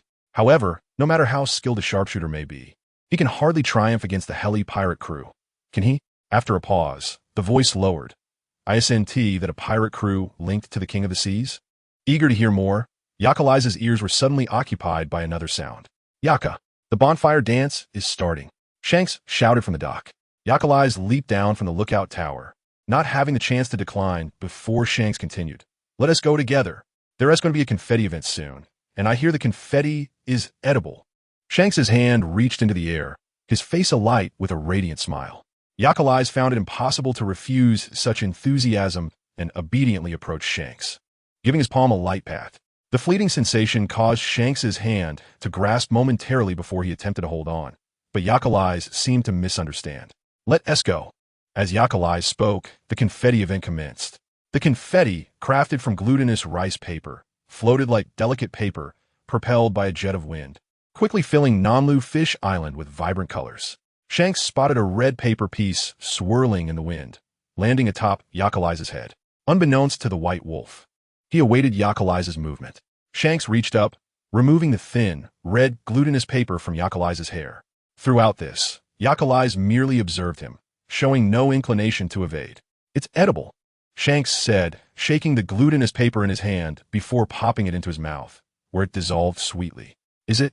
Yakalais casually caught a drifting paper piece, finding it rather bland, just typical glutinous rice paper. Ah, there will be more delicious treats at the dance, Shanks exclaimed, his smile broadening as he casually grasped Yakalais' wrist and began to run. His grip slid down to a more conventional hold as Shanks led Yakalais to the already begun bonfire dance. A colossal bonfire encircled by 3 concentric rings of revelers pulsated with rhythm as many danced to the vibrant melodies played by a nearby band. Among the throng, the silhouettes of Beekman and his companions were nestled within the innermost layer, adorned with resplendent floral garlands. In pairs they mingled, and it remained a mystery how they had procured their partners. As Yakalais was pulled into the festivities, a woman approached, offering him a garland to wear. The White Wolf instinctively retreated, his pupils narrowing with caution. With a grin, Shanks pulled Yakalais behind him, gesturing a refusal. The woman, unperturbed, shifted her attention to Shanks, seeking to crown him with the garland instead. It seemed that wearing the garland implied consent to join the dance, a realization that Shanks, for once, grasped with remarkable clarity. The music blared loudly, compelling him to elevate his voice, as if afraid of being unheard. He gesticulated and declared, "Apologies, he is mine. We will dance together." At that moment, the music transitioned, and Shanks' voice resonated distinctly, drawing curious glances from those nearby. The woman, holding the garland, tilted her head to observe the White Wolf shielding Shanks. His features were exquisitely defined, the flickering firelight illuminating half of his visage, achieving a beauty that surpassed their garish makeup without the need for embellishment. "Enjoy yourselves," she said, placing a firm hand on the shoulder of the red-haired youth, her fingers pressing down with a hint of regret. She had expected to encounter 2 remarkable specimens in such a sturdy and youthful frame. The band wasted no time. The lively music resumed, and Shanks led Yakalais into the crowd. Pirates were not known for elaborate or graceful dances. One could hardly expect Shanks to excel in such matters. The essence of a pirate-esque dance lay in joy and spontaneity. Yakalais, too, was unfamiliar with the art of dance, his inaugural experience occurring during a celebration upon Roger and his crew's arrival at an island. Back then, Shanks had clutched the reluctant but physically compliant buggy with one hand, while with the other, he had pulled the stoic Yakalais, both following the rhythm of their fellow pirates as they circled the bonfire, kicking and twirling. Time seemed to blur. For beside Yakalais stood Shanks once more, yet the youthful naivete had matured into something far more substantial. The straw hat that once appeared oversized for Shanks had now become a fitting accessory, and even now, he would instinctively adjust or press down on it. After years of habitual actions, such inclinations were inescapable. Chapter 109. Departing from Nanlu Island, this time they were accompanied by a tearful chef. A grown man wept, his tears and snot mingling, presenting quite an unseemly spectacle. Austin offered a sympathetic pat on his shoulder, rendered speechless. The confident head chef's hat ultimately did not rest upon his head, but rather was bestowed upon another young man who had arrived years later. Being the son of the head chef, he enjoyed privileges from the outset, able to assist in the kitchen, while Pierre could only seize opportunities to learn whenever he could. Though it was an unseemly situation, the crew aboard the Red Ship seemed quite pleased, apart from Pierre himself. "Sans cheated tu es churd, no buetis, Pierre. If you fancy that tall hat, we could buy you one on the next island. It's not merely about the hat. It symbolizes honor. Pierre muttered, breathless. His eyes reddened as he fixated on the deck. A few monkey-like squeaks arose, and Pierre turned to see Dorigon stepping onto the plank, hands raised high, offering a white hat. The hat bore faint yellow grease stains, and upon a quick glance, Pierre was dumbfounded. "Where did you get this?" "This is the head chef's hat," Little Duo brought it to you, Grelia chuckled. The reward is that the chef promised to make him a banana pie. I want meat. Savory stewed meat. At the mention of food, both Shanks and Lockie perked up, especially Lockie, whose stomach audibly growled in agreement. But we can't just steal the hat. Pierre, still oblivious to his own predicament, held on to the notion that he was still the chef of the island. Not a pirate chef, aboard a ship. The new head chef's hat, ISNT, exactly knew, Grelia remarked, puzzled by Pierre's stubbornness. You don't need to be fixated on that title. After all, a chef skill ISNT determined by the height of their hat. Indeed, Austin nodded in agreement. It's not the hat that cooks. Pirates often espoused peculiar logic, and reasoning with them was futile. They either obeyed the captain or followed their own whims, rendering the conventions of ordinary folk irrelevant.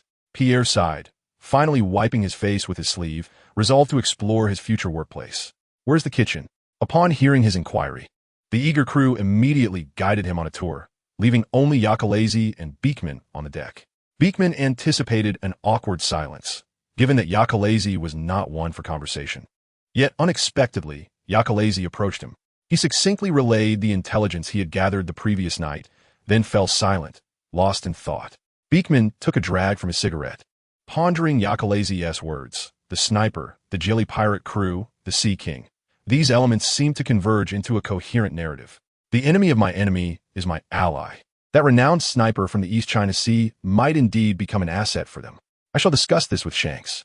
Beekman inhaled deeply, recognizing the significance of this information. As he spoke, he noticed the white wolf's tail twitch.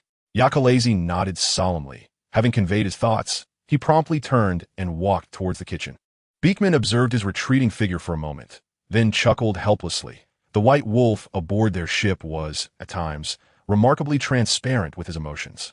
He lifted his gaze to the billowing black sails, reassured that no imminent danger lurked, before making his way towards the kitchen.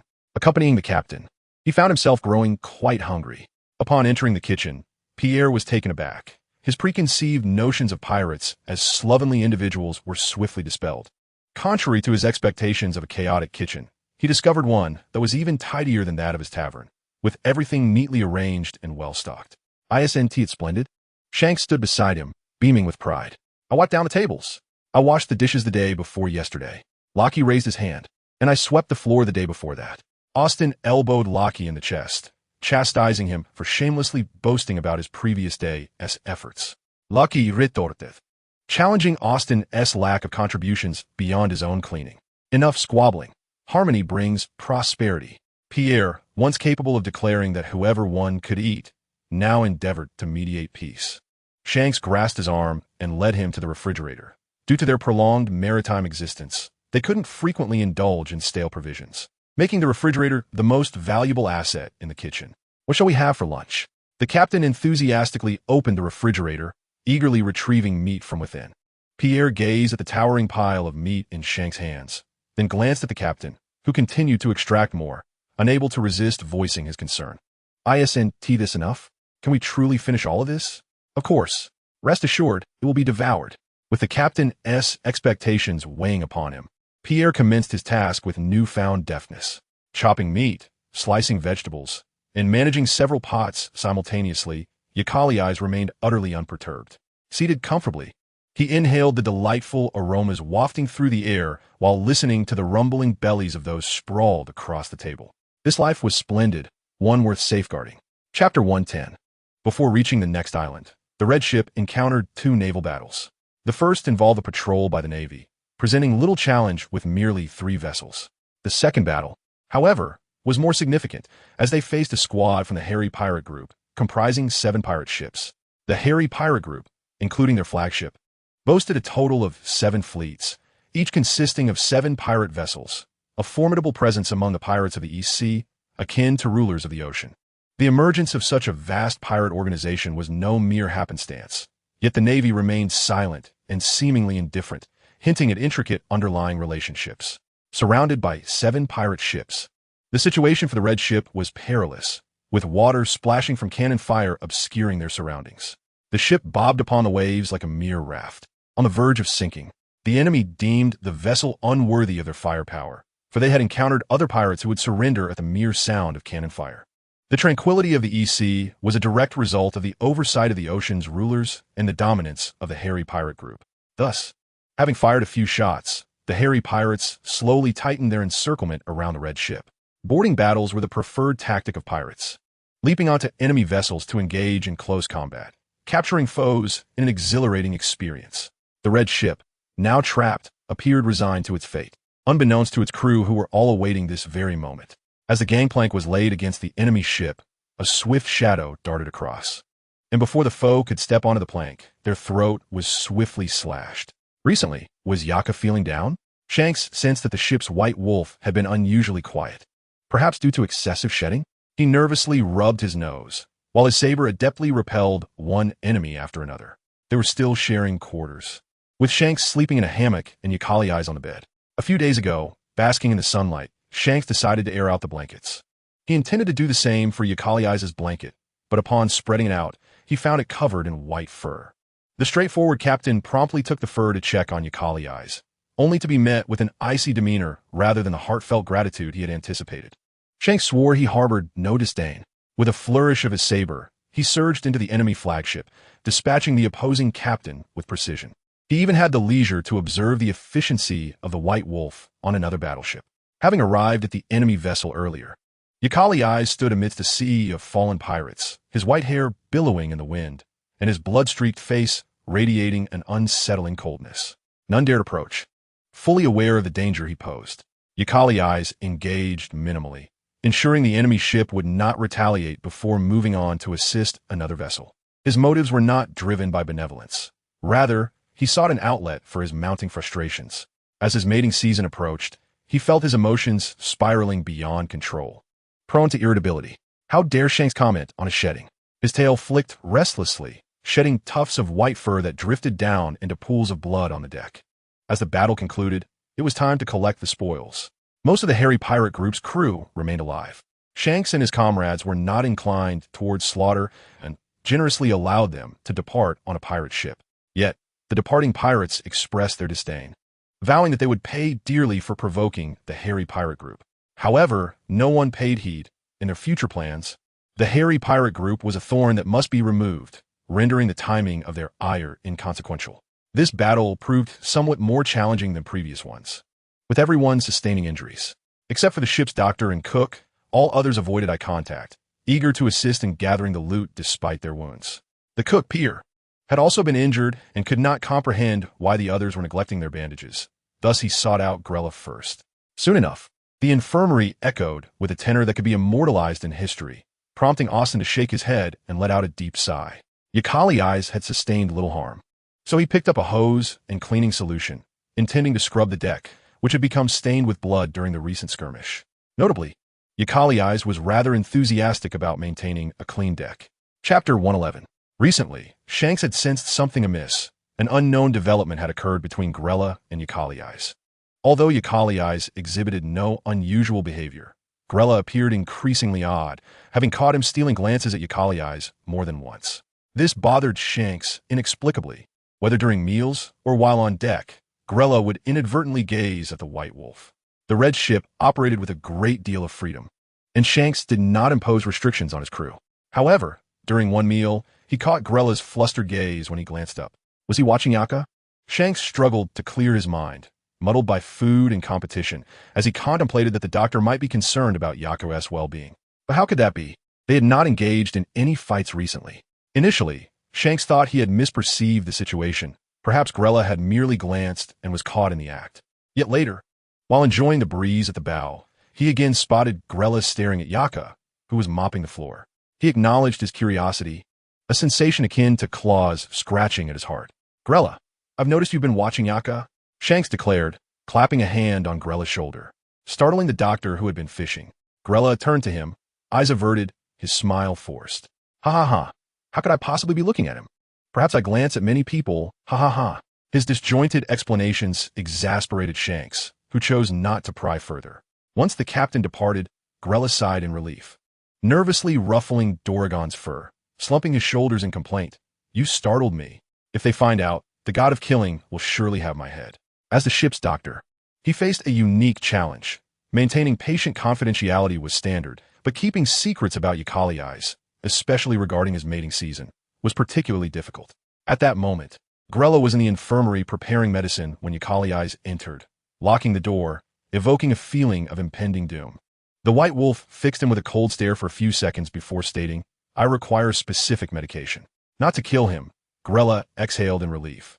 Confidently patting his chest, "Rest assured, I have all sorts of medicines here." Yet soon he grew concerned. "What do you need it for?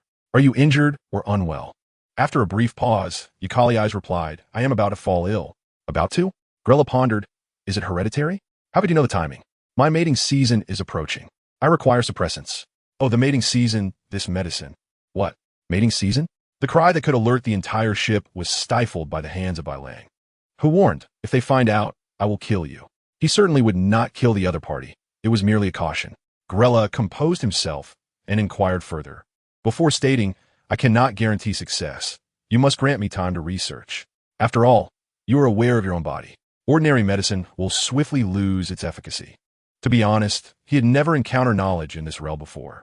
Mating season. Humans are perpetually in such a state, yet they can control it, unlike animals. Grella understood that animals become frenzied and irrational during mating season, and Eucaly's even claimed it was more intense than in animals. He needed time to devise a medication that would not be consumed by the antibodies within Eucaly's body, which explained his unbidden gaze upon him. Was this behavior so evident? Evident enough for the captain to inquire. Grella pondered. Why bother with fishing or resting? He should promptly return to the infirmary to continue his research. Shanks, having gleaned no answers from Grella, sought out Eucaly's. Recently, Eucaly's had been exceedingly diligent, spending his days immersed in the training room. When Shanks entered, Eucaly's was in the midst of undressing, his back fully exposed to the air. Upon hearing the door open, he remained calm, discarding his shirt before turning to face Shanks. "What's the matter?" Shanks maintained his position at the door, scratching his cheek as he pondered a response. Initially overwhelmed by questions, he blurted out something unrelated. "Eucaly's, your hair has grown quite long." It had originally reached his shoulders, but had lengthened rapidly, especially during shedding season. Eucaly's touched the tips of his hair, now reaching his waist. "Do you not like it?" He tilted his head and asked, "I can cut it." "Ah, no, don't cut it. It looks fine," Shanks replied, shaking his head as he stepped closer to Eucaly's. Surely, a ship cannot be filled entirely with short hair. In truth, Beckman did not have short hair either, but Eucaly's did not counter Shanks's remark. He merely nodded and inquired, "What brings you here?" He did not believe that Shanks would seek him out without reason. After all, Shanks could be lounging at the bow, napping, fishing with Lockie on the deck, or sneaking a bite of the dinner prepared by Pierre. Shanks tapped his straw hat, recalling something he wished to ask. "Did something happen between you and Grella? He seems to be watching you." As he posed the question, Shanks noticed Eucaly's pupils gradually narrowing, albeit only slightly. "I haven't noticed," Eucaly's replied evasively, bending to pick up his soaked shirt. Nothing happened. He did not wish for Shanks to know that had it not been for the prolonged time at sea, he might have chosen to find a secluded place in the manner of other beastmen, locking himself away until the mating season passed. However, he was uncertain whether the mating season would occur while he was on land or at sea, which posed complications, as the land here was not endless. As long as nothing is amiss, Shanks forced a smile, surprised that Eucaly's would conceal something from him. In the past, Eucaly's had also kept some things from him. Yet Shanks was confident that if he asked sincerely, Eucaly's would respond. But this time, he had an instinct that no matter how he inquired, he would receive no answer. Chapter 112. This island, if all goes as expected, is undoubtedly the small isle where the renowned sniper of the East Sea resides. However, upon landing, a minor disagreement arose among the group. They could land on other islands without reservation, but with a sniper involved, it was a different story. After all, one could never know if a dark barrel was aimed at their head from afar. This sniper was reputed to be able to shoot the antennae off an ant from 100 feet away. Recently, due to friction with the hot river pirates, the opposing party would undoubtedly be exceedingly cautious. It was possible that the distance at which their ship was anchored was already within his targeting range. "I will go alone," Shanks cheerfully volunteered, reasoning that if he rowed over, it would not alert the sniper. "Yassop," Beckman interjected, "Sniper Yassop." Compared to approaching in a large ship, a small boat posed less threat, serving both as a gesture of goodwill and a test. Shanks pretended to contemplate seriously for a moment before nodding emphatically. "Ah, Yassop, yes. I know him." However, given Shanks's usual unreliable demeanor, Whether he truly remembered the sniper's name remained to be seen. I will go too. Akalai stepped forward with an air of determination, conveying that if he was not taken along, he would go regardless. If he truly wished to go, no one could stop him. All right, Shanks acknowledged, understanding this, and casually draped an arm over Akalai's shoulder. Recently, Bai Lang had been intentionally avoiding contact with others, a fact that perhaps others had not noticed, considering that previously, Bai Lang had never shown such behavior closeness. However, Shanks was different in the past. When he reached out, Akalai's never recoiled, but recently, especially after their last discord, Akalai's had consistently avoided him. Of course, this only mildly vexed Shanks. He was not the type to dwell on matters or complicate things. He preferred to take the initiative. If Akalai's distanced himself, then he would simply draw closer. This time, perhaps feeling he had overstepped, Akalai's did not shy away from Shanks's outstretched arm. The captain successfully hooked his shoulder. After the two departed, Grella pointed toward the cabin. Then, I shall return to the infirmary. I have been meaning to ask, what have you been doing lately? Austin inquired, tilting his head, noticing Grella's constant presence in the infirmary. You are indeed concocting some excruciatingly potent medicine, are you? It's a secret, and it will be successful soon, Grella replied vaguely, stroking his chin. If there are no objections. Lockie perked up. Who is taking it? Definitely not you. Grella firmly guarded his secret. After he left, Beckman lit a cigarette, having already deduced who might be taking the medicine. Yet the reasons for taking it and the nature of the medicine remained unknown to him. He trusted Akalai's, so he would not pry into his companion's secrets without cause.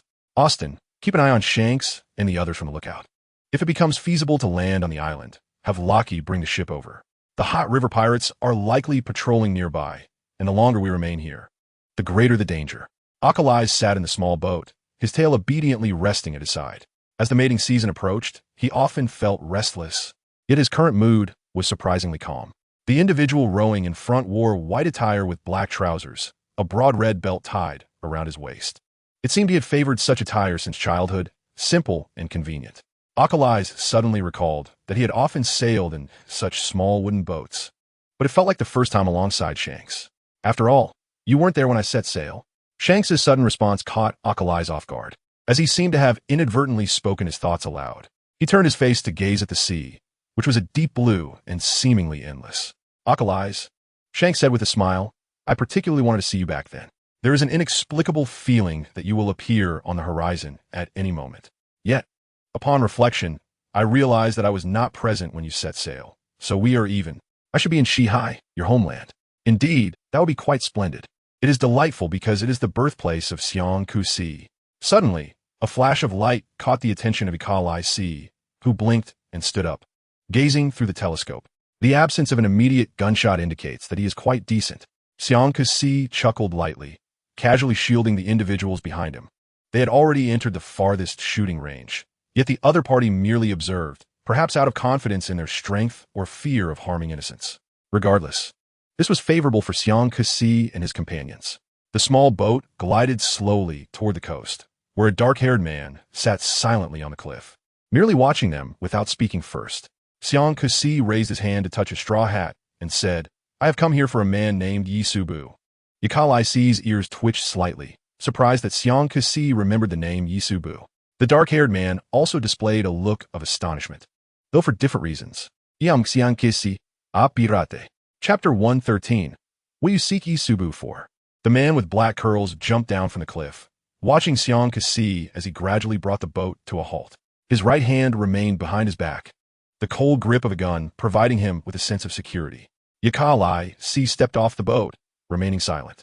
Xiang Kusi enthusiastically explained, I heard he has a vendetta against the He Li pirate crew, and we wish to make a deal with him. What kind of deal? Yi Subu raised an eyebrow, acknowledging his enmity with the He Li pirate crew and his vigilance against their retaliation. At such a critical moment, had it not been for the sincerity conveyed by the small boat, he might have opened fire immediately. Could you take us to find Yi Subu? Xiang Kusi spread his hands, a hint of helplessness in his tone. I come with sincere intentions. I bear no weapons. Yi Subu glanced at the other silent individual, and Yikalai Si casually replied, none. Their attire was simple, making it evident that they bore no weapons. And it was well known that this crew had recently defeated a fleet of the He Li pirate crew. Yi Subu gradually relaxed his grip on the gun and smiled. Very well, I am Yi Subu. Let your ship dock. I know a secluded spot. You are isubu? Sianke si blinked, exchanging a glance with Yakalaisi. It seemed too fortuitous for the person they sought to appear so readily. Anyone would find it hard to believe. Yisubu shrugged, swiftly retrieving his weapon from behind his waist, loading it for a shot. The bullet flying off to an unknown destination. Well, let your companion come over. I've already demonstrated my marksmanship, which best proves my identity. The tension in Xiang Kusi's body eased as he remarked, all right, I believe you. In the nearby waters, Bei Command sensed the sudden surge of seawater toward the island beneath the ship, realizing that Xiang Kusi and the others had succeeded. They had fully witnessed the prowess displayed by the marksman. A hole had been bored into the wooden board held by AOC Dunn. Just as he intended to voice a complaint, a bullet pierced through the hole, finally embedding itself in the kitchen's wooden panel. La Ji, we can set sail now. Bei Command shouted, assessing the wooden board. At the helm, La Ji acknowledged and immediately steered the ship toward the island, following the current. Yakalaisi nodded at Xiang Kusi, indicating that he had informed him. The captain responded with a radiant smile. After observing for a while, Yakalaisi suddenly frowned and turned away, feeling vexed about when Gurue La would devise the inhibitor. Meanwhile, Gurue La, diligently working in the infirmary, sneezed, inadvertently adding too much of the reagent he was pouring, resulting in a grayish-white concoction. He scratched his head, regretting his sneeze, as he was about to finish the preparation. Xiang Kusi rubbed his cheek, puzzled by Yakalaisi's sudden aversion, as he had been acting this way lately, seemingly avoiding him. Yisubu beckoned them. Let us proceed. I will take you to the docking area. The place he referred to was indeed commendable. The ship could be anchored within, entirely concealed unless approached directly. Bei Command and the others also disembarked. AOC Dunn still clutched the wooden board, pointing at the black hole to interrogate Yisubu. Did you do this? You startled me. Haha, I had no choice. I needed a target to prove my strength. Yisubu laughed, attempting to remedy the situation. Allow me to treat you to a meal. How about dining at my home? Che, seeing your sincerity, I shall let this slide. AOC Dunn finally softened his tone. The group agreed to dine at Yisubu's house, also to discuss important matters. Yakalaisi remained still, positioned at the cliff's edge. With a single leap, he could reach the deck. I will guard the ship. He was not particularly inclined to interact with too many people at this moment. Gurue La is on the ship. Pai Air kindly advised. I saved some food for him. You need not worry. His intention was to reassure Yakalaisi to depart with them. But upon hearing this, Yakalaisi was even less inclined to leave the ship. Perhaps he should urge Gurue La to expedite his progress. After all, the mating season was upon them, and he was finding it increasingly difficult to manage his agitation. Yaka, do you wish to remain aboard? The dark gleam in Xiang Kusi's eyes reflected a muddled emotion. Yakalaisi nodded, leaping back onto the deck before they could say more. Xiang Kusi opened his mouth, his hands clenched tightly at his sides, feeling an unexplainable surge of anger. Upon returning to the deck, Yakalaisi headed straight for the infirmary. As he descended the ship's ladder, he nearly collided with the hurriedly exiting Gurue La. He stood on the wooden ladder, while Gurue La was not far off, holding a clear glass test tube containing a beautiful blue liquid. Oh, it's Ikasi. I was just looking for you. Gurue La exclaimed excitedly, raising the test tube. I succeeded. Yakalaisi's vertical pupils narrowed slightly as he descended the ladder, intending to take the test tube, but Gurue La raised a hand to stop him. Not yet. I have precautions to discuss. MHM, due to your unique physique, I can only select some substances that are difficult to decompose. While this combination can achieve a suppressive effect, the side effects are also evident. Your body will immediately combat the ingested substances, which may lead to frequent drowsiness or fever. This is my first time preparing such medication for someone, so the dosage might be excessive. After the mating season ends, you may experience discomfort for a while, depending on your body's tolerance. Having quickly relayed these precautions, Gurue La handed the test tube to Yakalaisi. If you feel all right, then drink it. In the past, Yakalaisi would have never consumed anything given by others, but now, as the offering came from Xiang Kusi's crew, he had to learn to trust them completely. Without hesitation, he drank the mildly sweet potion, standing silently for a moment to ensure he felt no adverse effects before nodding at Gurue La, also anxious. Asked Yakalaisi several questions before finally relaxing, smiling in relief. All right, it's time to head to the island. I am missing many reagents. He watched in disbelief as Yakalaisi, who had just been able to answer his questions effortlessly, suddenly collapsed to the ground with a thud. Hey! He hurried over to check the white wolf's heart rate and temperature, finding everything normal, concluding that he must have simply fallen asleep. The efficacy of the medicine manifested far more swiftly than he had anticipated. Yet, what should he do now? Should he leave the unconscious Yakali aboard the vessel, unaware of when he might awaken, or should he take him to seek out the captain and the others? He had a lingering sense that both choices would prove perilous should the captain become aware. In Chapter 114, Drula felt utterly wronged, dragged into a room by the captain by his collar, pitifully squatting in a corner. "Speak," came the calm, yet seething voice of Xianx from above. As tranquil as a windless sea, yet beneath the surface lay a tempest of suppressed rage. "Didn't you say it was inconvenient to disclose information in front of others? Now it's just the two of us." Xianx struggled to contain his fury. Heaven knew how anxious he had been upon seeing Yakali in a deep slumber.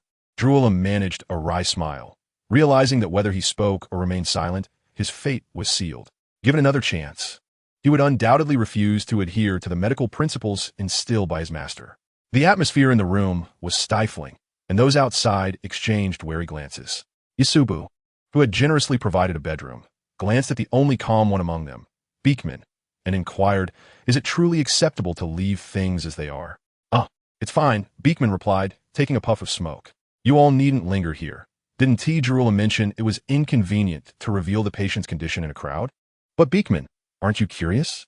Aositan remarked, pulling his ear away from the door, "that robust Yaka is actually ill.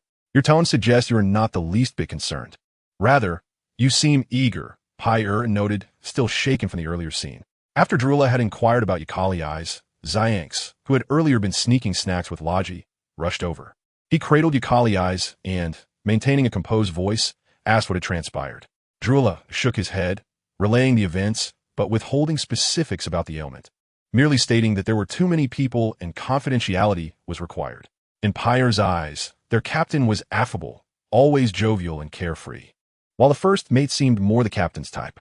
However, this time, Xianx wore no smile. He first secured a bedroom from Yasubu for Yakali, then emerged, yanking Drula into the room and warning the others to stay out.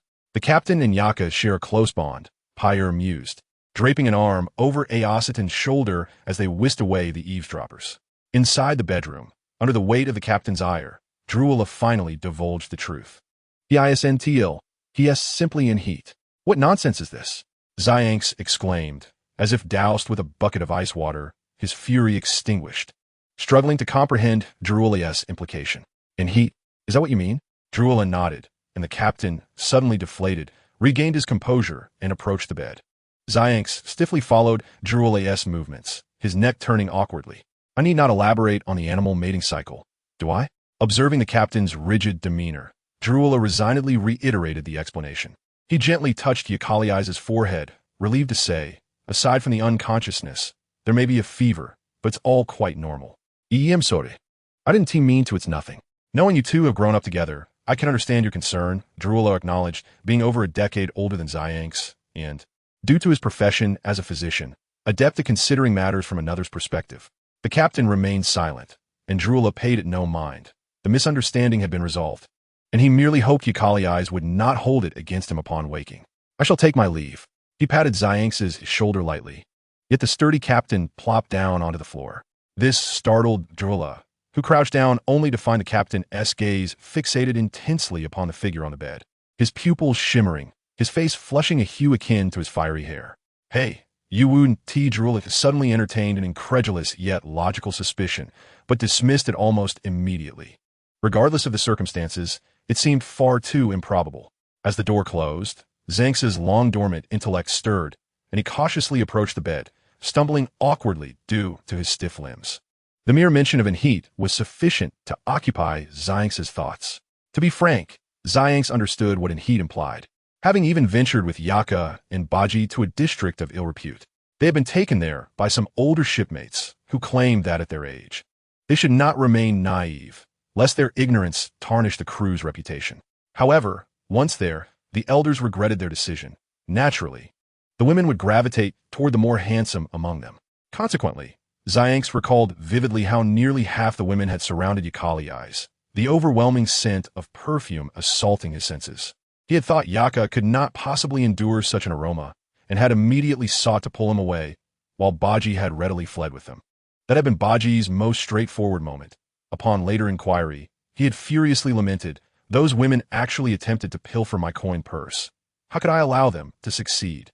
Seated cross-legged, Xianx leaned over to study Yakalyai's face, as though it were the first time he beheld him asleep. After all, he usually departed before the white wolf awoke.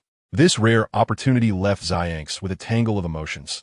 The notion that Yaka required medication to suppress his heat, alongside the side effects of slumber and fever, was alarming. Was it really that severe? What might transpire if he refrained from medication? Xianx found himself pondering, extending a finger to prod Yakalyai's cheek. "If you don't take the medicine," he murmured softly, as if questioning the oblivious figure on the bed, "what would happen? Would you?" Xianx abruptly shook his head, his straw hat slipping off and landing on the bed beside Yakalyai's, which he chose not to retrieve.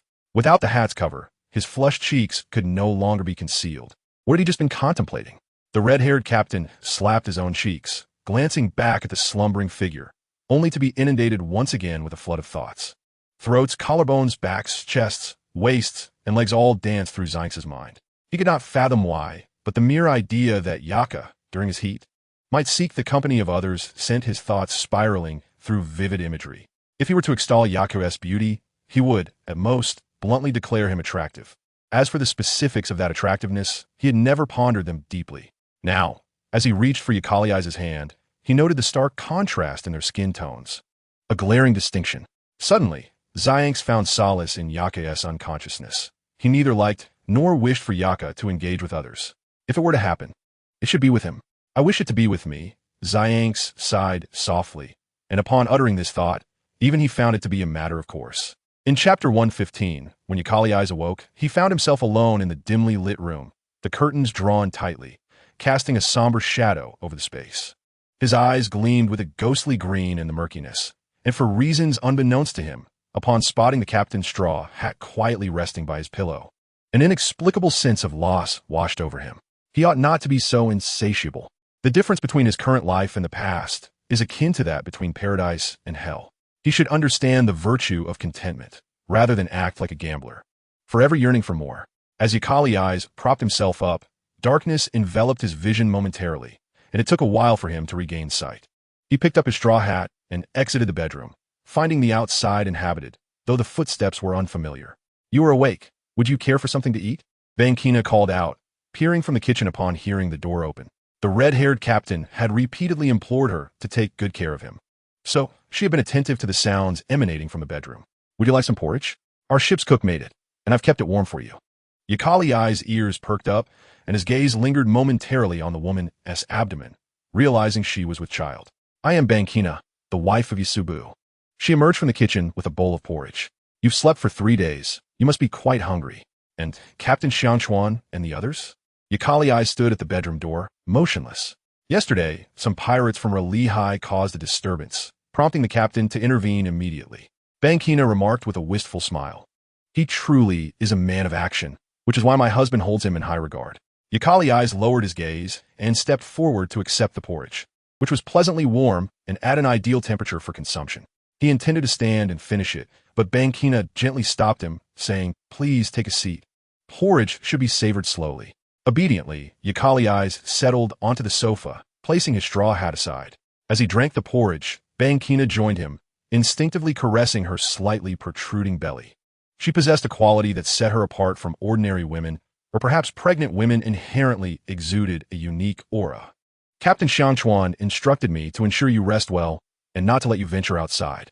Bankina chuckled. He even remarked that you should eat more, urging me to pay extra attention to you. In truth, Xiangchuan had said much more, his words a cascade of concern, until ultimately, Beekman could no longer bear it and dragged him away by the collar. Yakalyai nodded gently in response. He had consumed half a bowl of porridge, appearing rather listless. Fatigue weighed heavily upon him, as most of his energy was spent battling the suppressants. Yet, he stubbornly resisted the urge to sleep, having already missed the battle and not wishing to miss their return. Honestly, Yakalyai did not desire such kindness from Xiangchuan. He felt unworthy of such generosity. If possible, he wished to be regarded as an object, to be taken out when needed and put away when not, to serve as Xiangchuan's sharpest blade, second only to Jellyfin. Summoning his resolve to remain awake, he unexpectedly initiated a conversation with Bankina. "You are expecting, are you not?" Bankina nodded, her smile radiant with happiness and warmth. "Yes. Is it so obvious? I can hear the heartbeat. It is quite healthy." Indeed, Bankina glanced down at her belly. It is wonderful that the child can be born in good health. Yakali's eyes refrained from further speech, instead observing this mother. A question suddenly arose within him.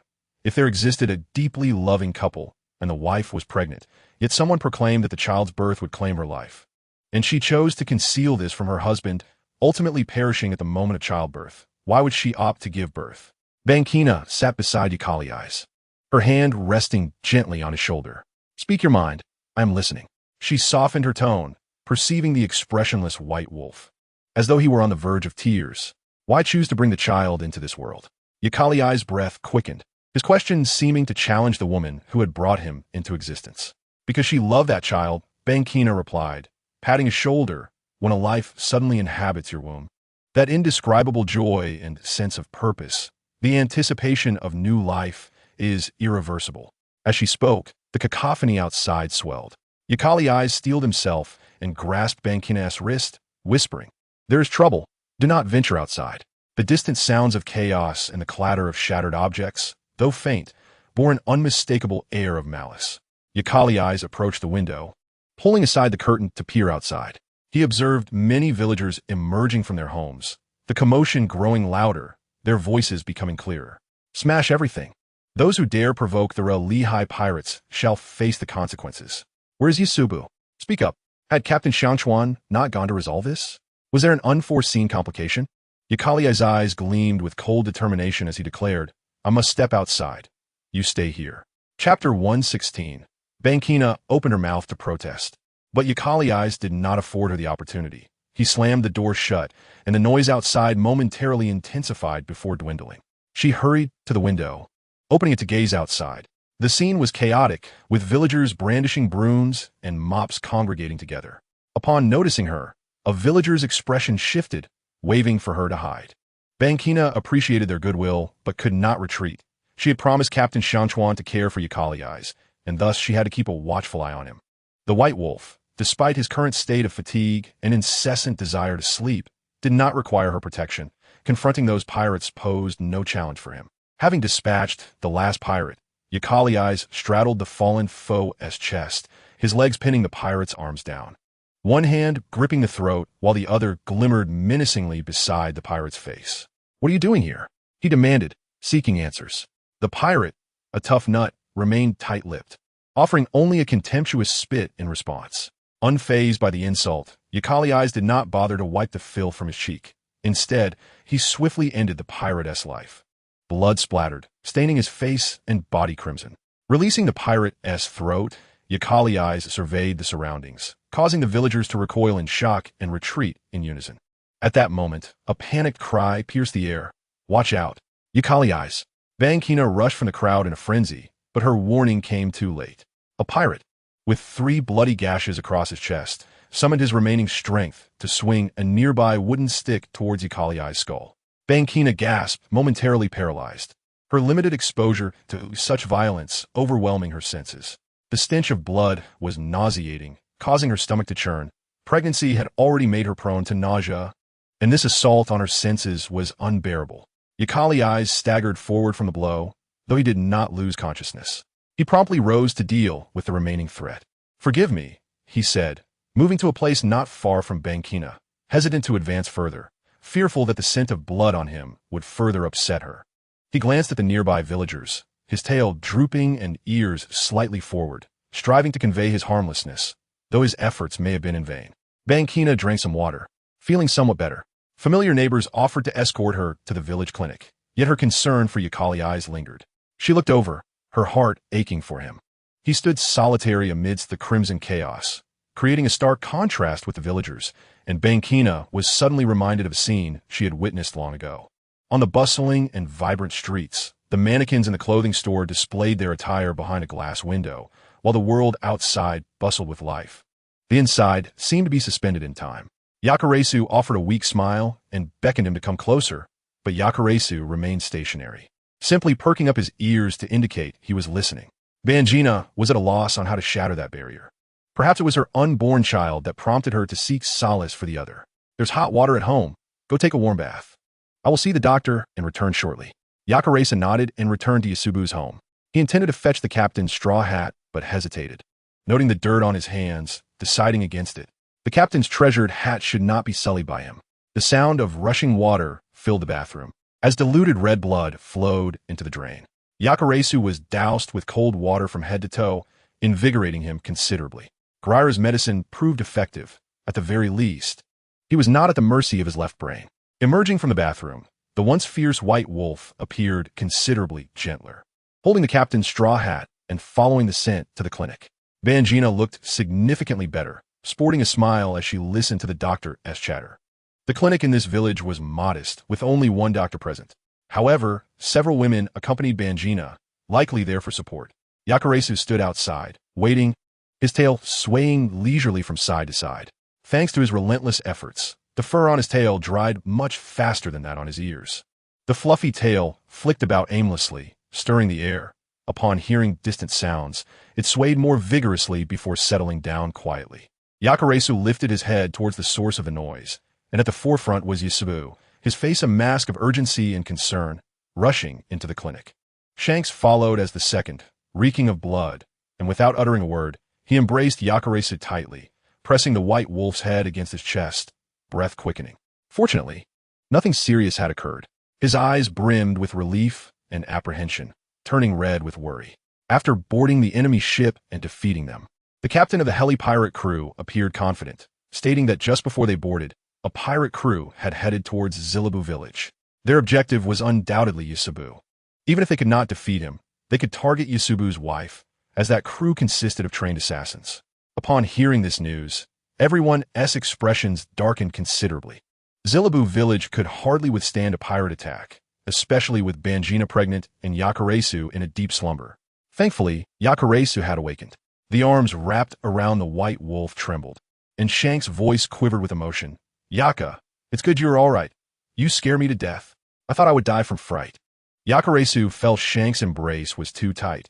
He could hear the strong heartbeat and felt the arm around his waist with a force that seemed almost to break him. I'm fine, he patted Shank's back, attempting to break free, but Shanks completely disregarded him. The tail, confused, swayed a few times, unsure why the captain held his master so tightly. It tentatively lifted, brushing its damp fur against Shank's forearm. Shanks, now significantly taller than Yakaresu, leaned down due to their position, catching sight of the tail. His fingers twitched. Taking a deep breath, Shanks finally loosened his grip, placing his hands on Yakaresu's shoulders and gently pushing the bewildered white wolf a small distance away. Let me see. You're not hurt, are you? Shanks' eyes sparkled with concern as he examined Yakaresu closely. He had been too anxious, rushing over and embracing him without assessing the situation. Now, with some distance, Shanks momentarily held his breath, blood rushing to his head. Yakaresu's white hair was half wet, whether from his recent bath or a slight fever. His cheeks were flushed, and his newly changed shirt fit loosely, accentuating his slender neck and exquisite collarbone. His waist was remarkably slim, Shanks thought to himself, a blush creeping onto his face. He took a deep breath and pulled Yakaresu back into his embrace. Even if they were to share a bed, it should be with him. After that day, when he blurted out those words, Shanks ran around the island until dawn the next day, collapsing from exhaustion without being able to dispel that thought. Instead, it intensified.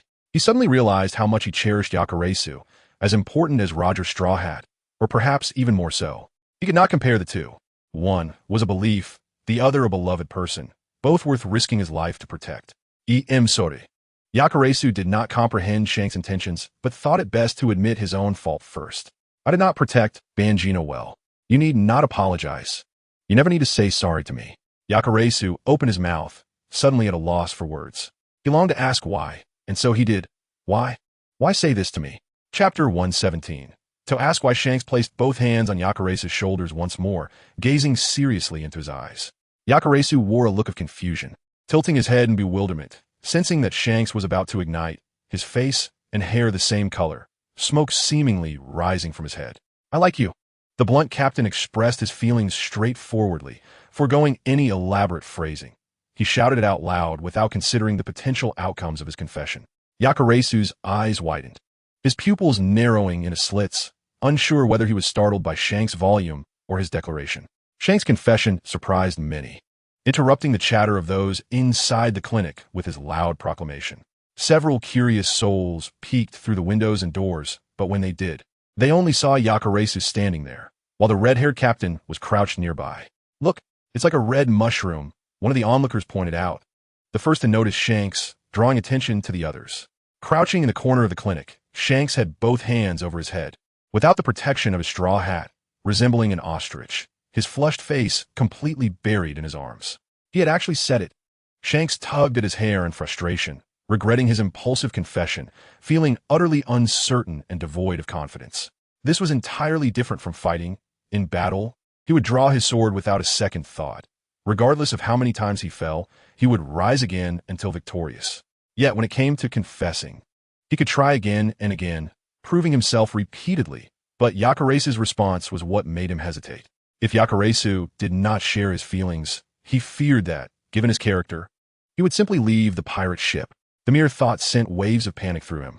Yakuresu took a long time to regain his composure. His elongated pupils round once more, blinking as he looked toward Shanks, who crouched against the wall, his head buried like an ostrich. What could he do about the ostrich? Yakuresu stepped forward, extending the straw hat he had held in his hand. The captain swiftly reached out, expertly placing the hat atop his head. This time, he lowered his head once more, embodying the essence of evasion. Yakuresu felt a dryness in his throat, for he did not truly comprehend the nature of Yakuresu's affection. After all, their captain often displayed an exuberance that seemed excessive. He could easily express fondness for anything novel, and should anyone inquire whether he liked Beckman or Locke, Payer, Austin, and Gryra, he would respond with a beaming smile, affirming his fondness. Yakuresu did not perceive himself as particularly special, and if he were to claim any distinction, it would merely be the peculiar tail and ears that set him apart from the ordinary. Long ago, Yakuresu had mentioned a desire to touch, which perhaps was indicative of his affection. What about Beckman and the others? Without pursuing the topic of affection further, Yakuresu inquired.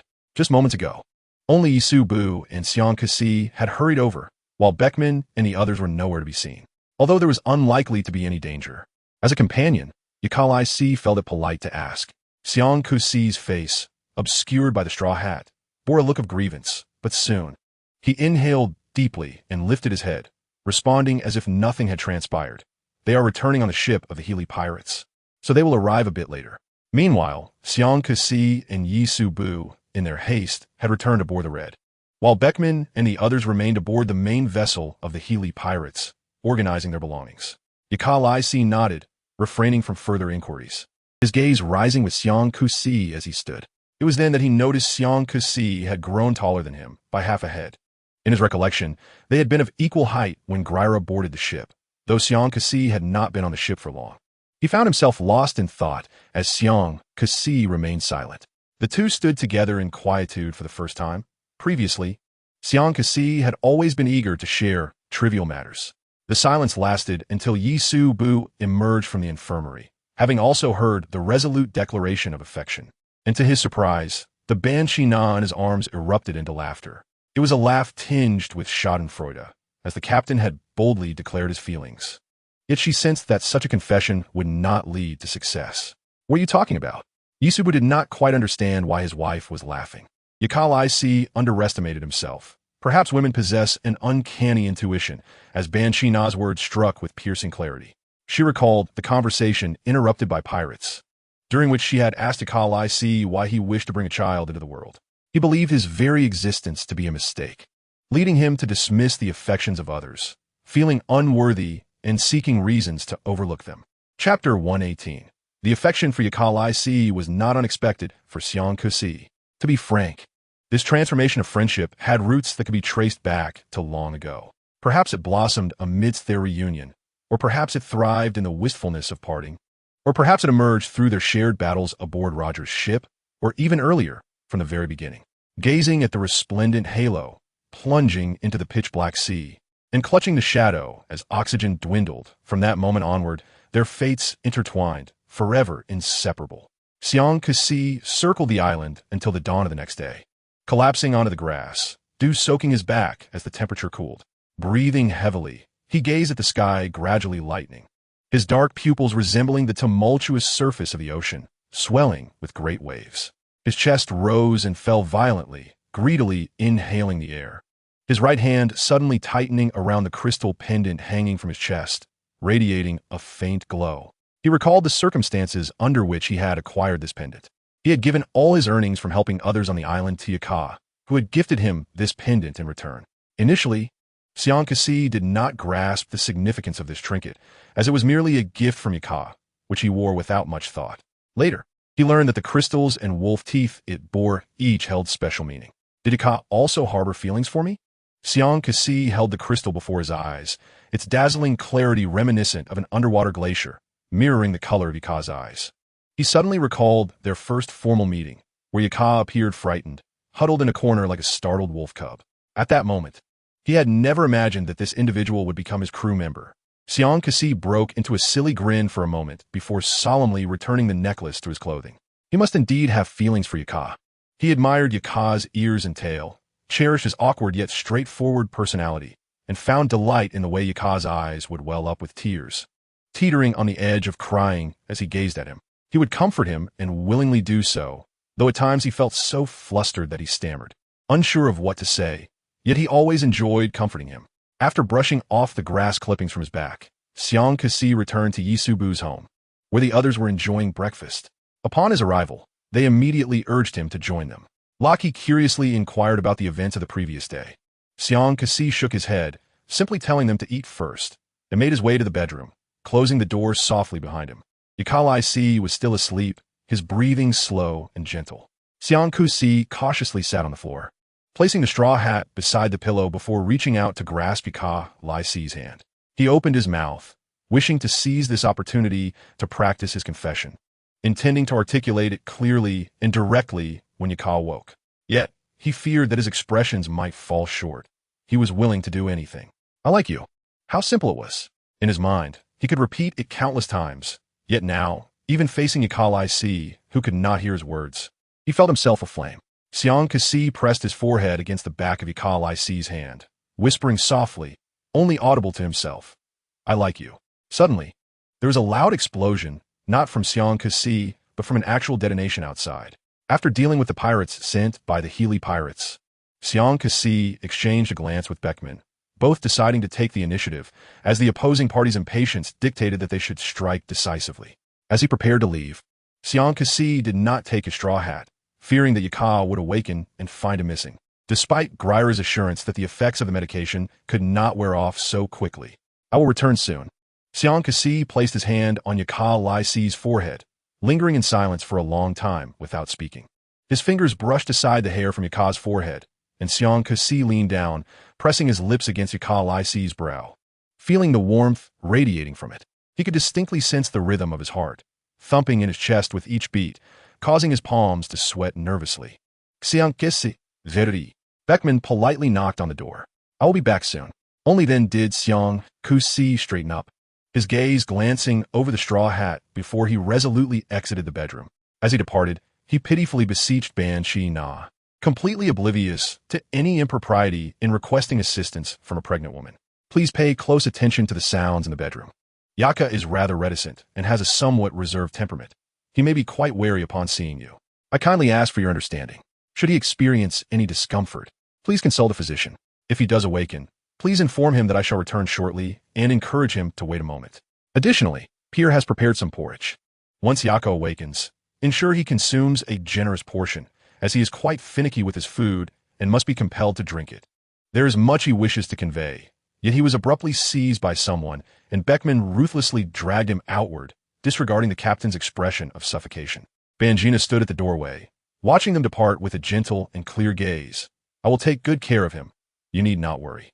The captain's rambling requests were all duly noted by her. Shanks intuitively sensed that Bangina had become aware of something. He attempted to reach for the straw hat, but grasped at nothing. Clearing his throat, he broke free from Beckman's hold and flashed a radiant smile. "Then I entrust him to you." Chapter 119. Remarkably, it has become ineffective so swiftly. However, rest assured, as all the energy within the body has been expended in resisting foreign substances, thus the period of estrus has concluded. Gryra remained clad in the soiled garments stained with blood from battle.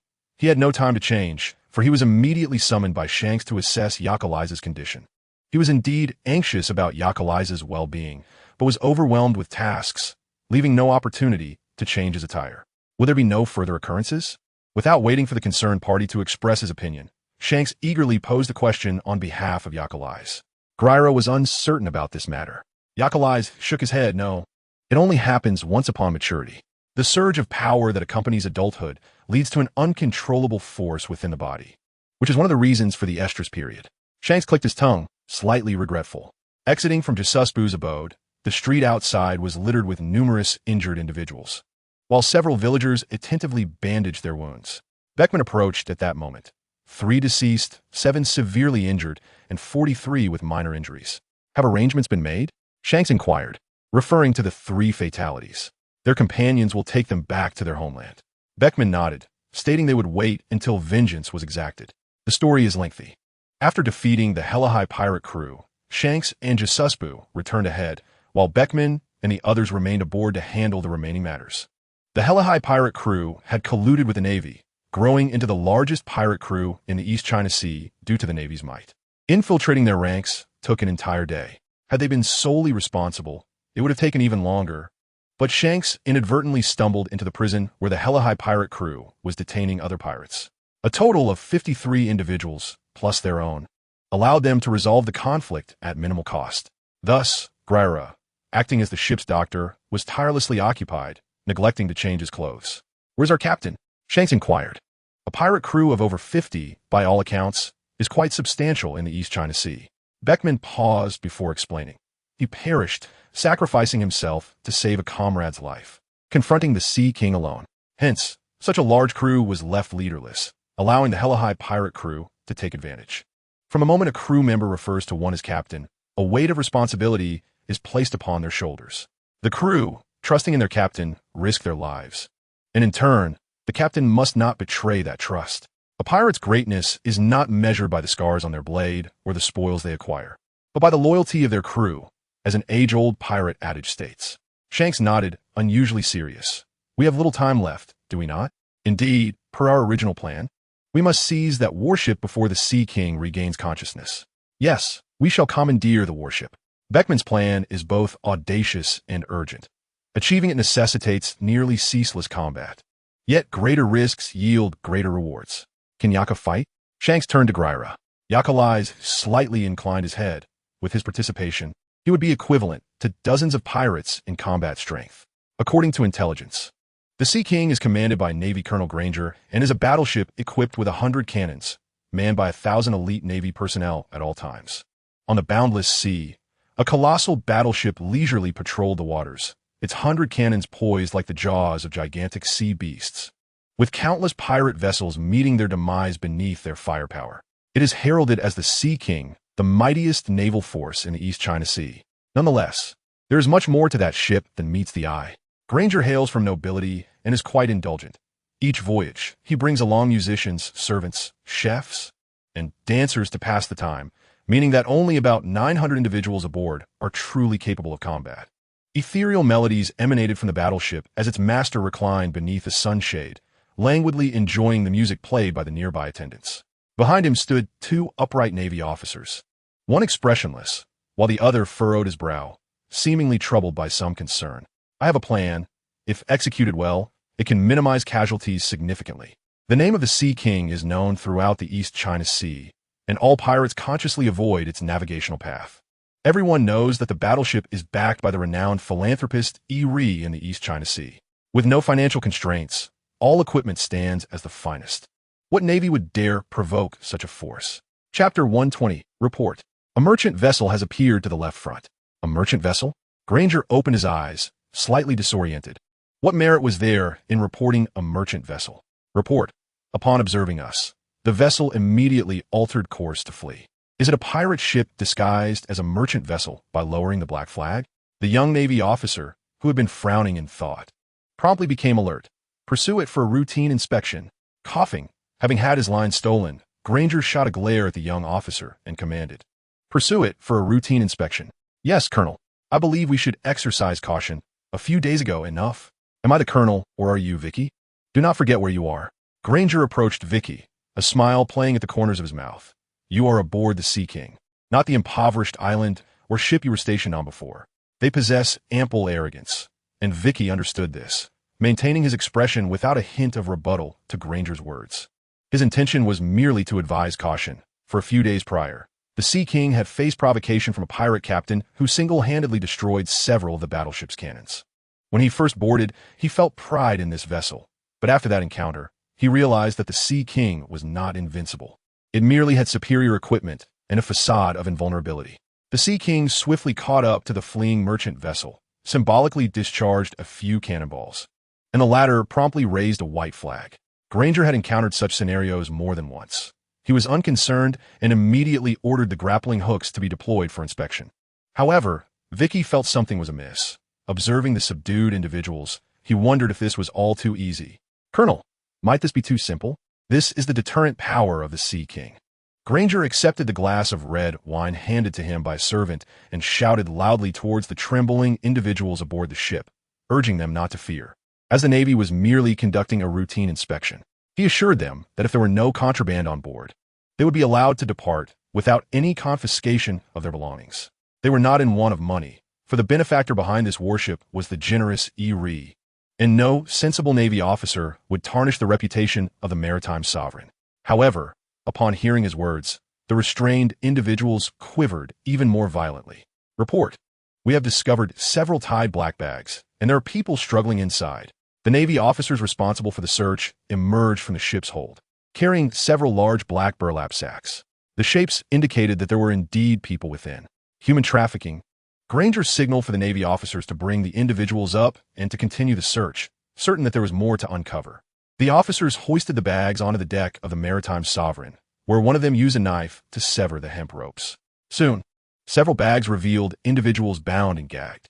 Most were male and in poor condition, some even with bandages on their bodies.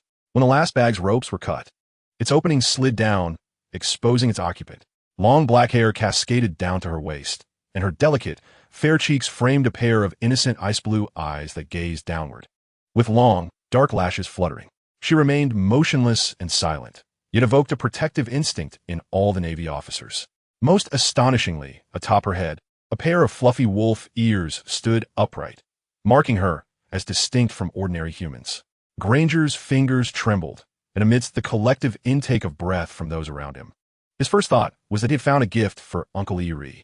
With this thought in mind, he instinctively moved forward, but an arm restrained him. Vicky, eyeing the black-haired girl kneeling on the deck, remarked, Colonel, I believe I've seen her somewhere before. At the utterance of these words, the hostages and subdued merchants froze momentarily. Recognizing her? How could that be? In truth, Vicky himself was quite surprised, by all accounts. He had never encountered a woman with black hair and wolf ears before. Given her stunning appearance, he should have remembered her well, yet he felt an inexplicable familiarity. As his words hung in the air, a moment of silence enveloped the Maritime Sovereign, and under the tension of certain individuals, the Navy erupted into laughter. Vicky, is this your new method of flirting? I stopped doing that when I was 3. Poor Vicky. It seemed he had been in such a destitute place for too long that he could utter such nonsense. I think after this cruise, we should take him out to see the world, ha ha ha. Granger, growing impatient, broke free from Vicky's grip, adjusted his sleeves, and said, Vicky, enjoy your time ashore with the others. Stop being so suspicious all the time. Vicky opened his mouth, feeling a wave of powerlessness wash over him. Meanwhile, the Navy officers responsible for searching the suspicious merchant ship opened all the cabin doors and departed after finding nothing. They remained unaware that between the cabins and the walls lay narrow passages connecting them, now crammed with people. Shanks, with a sullen demeanor, huddled in a corner, casting a resentful gaze at Beckman, who was listening intently to the sounds outside. Beckman paid no mind to his expression, merely reiterating quietly, When we hear the signal from outside, we must rush out with utmost speed. Almost moments later, a gunshot rang out, signaling that the plan had succeeded. And in an instant, Shanks charged forth. He did not even take the time to open the door. Instead, he kicked it open, startling the last few Navy officers who were about to exit. Chapter 121. Engaging the Maritime Sovereign in battle could never be a matter of distant cannon fire. Only close-quarters combat could maximize their advantage. Austin had spent an entire day hastily constructing this unassuming merchant vessel from ordinary timber, concealing within it ample space for most to hide undetected. Additionally, Beckman selected a few familiar pirates to masquerade as merchants, while others, severely injured, would pose as cargo to lower the opponent's vigilance. Of course, the striking image of the white-haired, wolf-eared Yakalais was too conspicuous. Thus, Austin's collection of disguises finally came into play. By dyeing his hair black and donning looser clothing, as long as Yakalais refrained from speaking or revealing his Adam's apple, no one would connect the captured, fragile, black-haired girl with the bountied white wolf. This plan garnered the support of everyone except Shanks, who was forcefully subdued and dragged into the ship's hidden passage. To be honest, the captain's appearance was less threatening than the selected pirates. Yet who could guarantee that he would adhere to reason? Ignoring the plan and charging in recklessly was not beyond Shanks' character. Thus, with a credibility of 0, he was left to remain quietly in the passage. "Be good," a cold voice emerged from behind Granger, who did not comprehend the situation until he approached for a closer look. Suddenly, he found his neck ensnared by 3 claw-like grips. Having served for so many years, Granger had never encountered such a situation, and he immediately raised his hands in a trembling gesture, pleading for dialogue. He could not fathom why the delicate and beautiful woman had suddenly transformed into a man. Vicky, gun drawn, aimed at Yakalai's head, glancing left and right. The expressions of the individuals recently freed from the bags had shifted entirely. They ruthlessly struck down nearby Navy officers and seized their weapons. The situation was dire. Vicky realized they had been deceived, yet when he had come earlier, he had not informed all the Navy officers aboard the Maritime Sovereign, and the colonel had been taken hostage. "Lower your weapon." Yakalai's coldly glared at Vicky, who seemed to pose a lesser threat than his companion, who nearly unraveled his identity. Granger swallowed hard, but remained silent, knowing that if Vicky truly lowered his weapon, his life would be forfeit. The blade, just a centimeter from his neck, inched closer, barely brushing against him, leaving a cut from which blood began to flow. "Quickly, Vicky, put it down. Put the gun down." Granger gasped, his breath quickening, feeling no pain, his voice trembling with urgency. Colonel Vicky gritted his teeth, poised to lower his weapon when another twist occurred. Shanks and his group had already dealt with the Navy officers blocking the cabin's exit and were charging across the gangplank personally connected to the Maritime Sovereign. The glint of a rapier caught the light as Shanks quickly fixed his gaze on the standoff on the deck. Yakalai's ears twitched, and a gunshot rang out. He and the frightened Granger rolled to the side, evading Vicky's sudden shot. Granger had long since lost his initial noble demeanor, and Vicky's bullet grazed his cheek, nearly taking his life. "Vicky, you dare shoot at me." "Colonel, it was unexpected." Vicky hurriedly attempted to explain as he prepared to fire again. The commotion had escalated, and others would surely arrive soon. If he could eliminate the one threatening the colonel, there might still be a chance for escape. Shanks would not allow him to fire again. With a swift motion of his rapier, Vicky's gun flew into the air. Vicky's eyes widened as he caught a fleeting glimpse of blood-red hair and a pair of fierce, dangerous eyes. The ship erupted into chaos until Granger's voice rang out once more. "Stop. Enough. Surrender at once. I command you to surrender." He is indeed of noble lineage. Even if he were not to serve in the Navy, he possesses ample wealth to squander. As long as he draws breath, should he locate Uncle Erie. None among these individuals shall escape alive. Unlike these ordinary sailors, his life holds immense value. Granger's words aboard the ship commanded authority, causing many of the approaching Navy personnel to hesitate, deterred from advancing. Yakalais secured Granger, pushing him towards Beckman before shedding the cumbersome outer garments to reveal a simple, efficient veste beneath. "Is there anyone else who wishes to fight?" Beckman inquired lazily, his cigarette dangling as he placed a hand on Granger's shoulder, feigning camaraderie. "Your colonel has commanded you to lay down your arms." This proclamation was directed at the multitude of sailors on deck, in stark contrast to the mere 50 pirates present. Chapter 122. The sailors exchanged uncertain glances, torn between the indignity of surrendering and the unknown torment they might face from the pirates. Yet if they did not yield, whether Granger lived or perished, they would undoubtedly face repercussions. "Lay down your weapons, and we shall provide you with supplies. Depart on that vessel." Shanks sheathed his cutlass, vowing not to take any life unless absolutely necessary. Many sailors wavered. The sound of firearms clattering to the deck echoed, and Granger exhaled in relief as the dagger at his throat was drawn back. Once the first individual surrendered, The rest would follow like a cascade of dominoes. If no one intervened, they might indeed all capitulate. Vicky, with a hand numb from a blow, noticed a firearm discarded just a short distance away. The surrendering sailors advanced towards the merchant ship, their focus predominantly on their fellow Navy members, oblivious to Vicky's movements. A gunshot rang out, blood sprayed forth. Yakalezi widened his eyes in shock, gazing at the individual who had pinned him down, murmuring the name Shanks. Blood splattered across his face, warm and comforting, leaving Yakalezi momentarily at a loss for thought. Rage surged within him, reminiscent of a tempest, with each recollection piercing his heart like a glinting dagger. Perhaps it was shortly after the gunfire erupted that the previously tranquil sea transformed into a tumultuous expanse, waves crashing against the vessel, inundating the deck. This sudden deluge caught everyone off guard. Shanks swiftly reacted, disregarding the gunshot wound on his arm, and embraced Yakalezi tightly. A colossal wave surged, capsizing both ships. Shanks and Yakalezi floated on the surface, scanning the surroundings for the crew, only settling his gaze on Yakalezi after confirming their safety. Yakalezi appeared dazed, soon gathering tears in his eyes. "I'm sorry," he choked, helplessly observing the gunshot wound on Shanks' arm. He should have been the one to protect the captain. Yet time and again, it was Shanks who shielded him. He felt utterly useless. Why did you have to intervene? What if it were somewhere else? Yakalezi trembled slightly. "You could die. Don't you fear that?" Shanks sighed, reaching to wipe away Yakalezi's tears, the dye in his hair having faded significantly, leaving dark streaks across his cheeks and neck. "You look much better like this." The black hair was quite unbecoming, Shanks remarked, his voice calm. "As for your earlier query," he pondered for a moment, "I fear many things." He gently brushed his fingers against Yakalezi's forehead, the place he had previously kissed. "I fear for your safety, your sorrow, your illness, your pain, your tears, and the thought of losing you. Beyond that, I harbor no fears." Shanks lowered his head, affectionately nuzzling Yakalezi's cheek, his tone light-hearted yet resigned. Yakalezi truly enjoys crying. It was then that Yakalezi comprehended Shanks' earlier words, akin to an exposed wound. His face flushed with embarrassment and anger as he averted his gaze, attempting to distance himself from Shanks. Without a moment's hesitation, Shanks pulled Yakalezi into his embrace, inquiring, "Beckman, wasn't that quite cool just now?"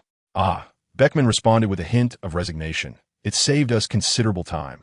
We also have Grangie in our grasp. However, the one who shot at you was quite adept. He has already made his escape. Let him go. I rather admire him," Shanks replied nonchalantly. "Additionally, Yakalezi," Beckman pointed towards the ship, "could you please assist in overturning it? We cannot manage this sizable vessel alone." Without a word, the waves surged, flipping the ship and draining it of water entirely. Having orchestrated this, Yakalezi did not glance back, nestled in the captain's embrace. He felt as if he were burying his head in the sand, his hands clenched against his chest, his heart racing. Why did it still race, so, even when there was no season of fervor? "Shanks, you should return to the deck to bandage that wound." The captain's arm continued to bleed. Yakalezi took a deep breath, pushing Shanks away, forcing himself to regain composure, his voice icy. "You should go back." Shanks blinked in confusion, concern etched in his features. "Yakalezi?" The sight of the white wolf blushing was captivating, his fair skin accentuating the delicate flush, his long, curled lashes framing his eyes. Shanks rubbed his nose, stammering then, "I shall return now." It was a dire situation. He felt Yakalezi was truly crossing boundaries. Once the captain departed, Yakalezi stared at his retreating figure, his expression a tumult of conflict and struggle, ultimately concealing it all. Shanks was not meant for him. The captain was exceptional, yet he felt unworthy of such a person. Chapter 123. Wow. Is this a treasure map? So much gold and jewels. These must have been seized from other pirate ships. The exuberant discussions of the pirates echoed across the deck of the Sea King, as chests brimming with riches were hoisted onto the deck, each face glowing with jubilation and excitement. Beckman stood to the side, furrowing his brow. Despite their resounding victory, he bore no sign of elation. Raki found this odd. Typically, when Beckman displayed such an expression, it heralded bad news. Yet what misfortune could follow such a triumph? They had successfully seized the Sea King and captured Grangie. Their next step was merely to infiltrate the island where Eri resided. Unable to comprehend, Raki directly inquired, "Beckman, what troubles you?" Beckman shook his head, lighting a cigarette and sighing. No one can resist the allure of wealth. "How much of this fortune can we claim?" A pirate, clutching a handful of gold coins, trembled with excitement, exclaiming, We won't need to continue as pirates at all. Indeed, indeed. This wealth is sufficient for a lifetime. Another chimed in, with the captain dead. What else is there to remain in the crew for? Hey, what do you mean? We must seek vengeance. Do you not remember why the captain sacrificed himself? The pirates who had just united to defeat their adversary suddenly turned against one another. The promise of immense wealth proved too tempting for many to resist. Most had taken to piracy merely to escape the burdensome taxes imposed by nobles and the state, seeking fortune on the seas. Now, with a vast treasure laid before them, who would dare continue to gamble with their lives, teetering on the edge of danger? Bowen, do you not wish to return home?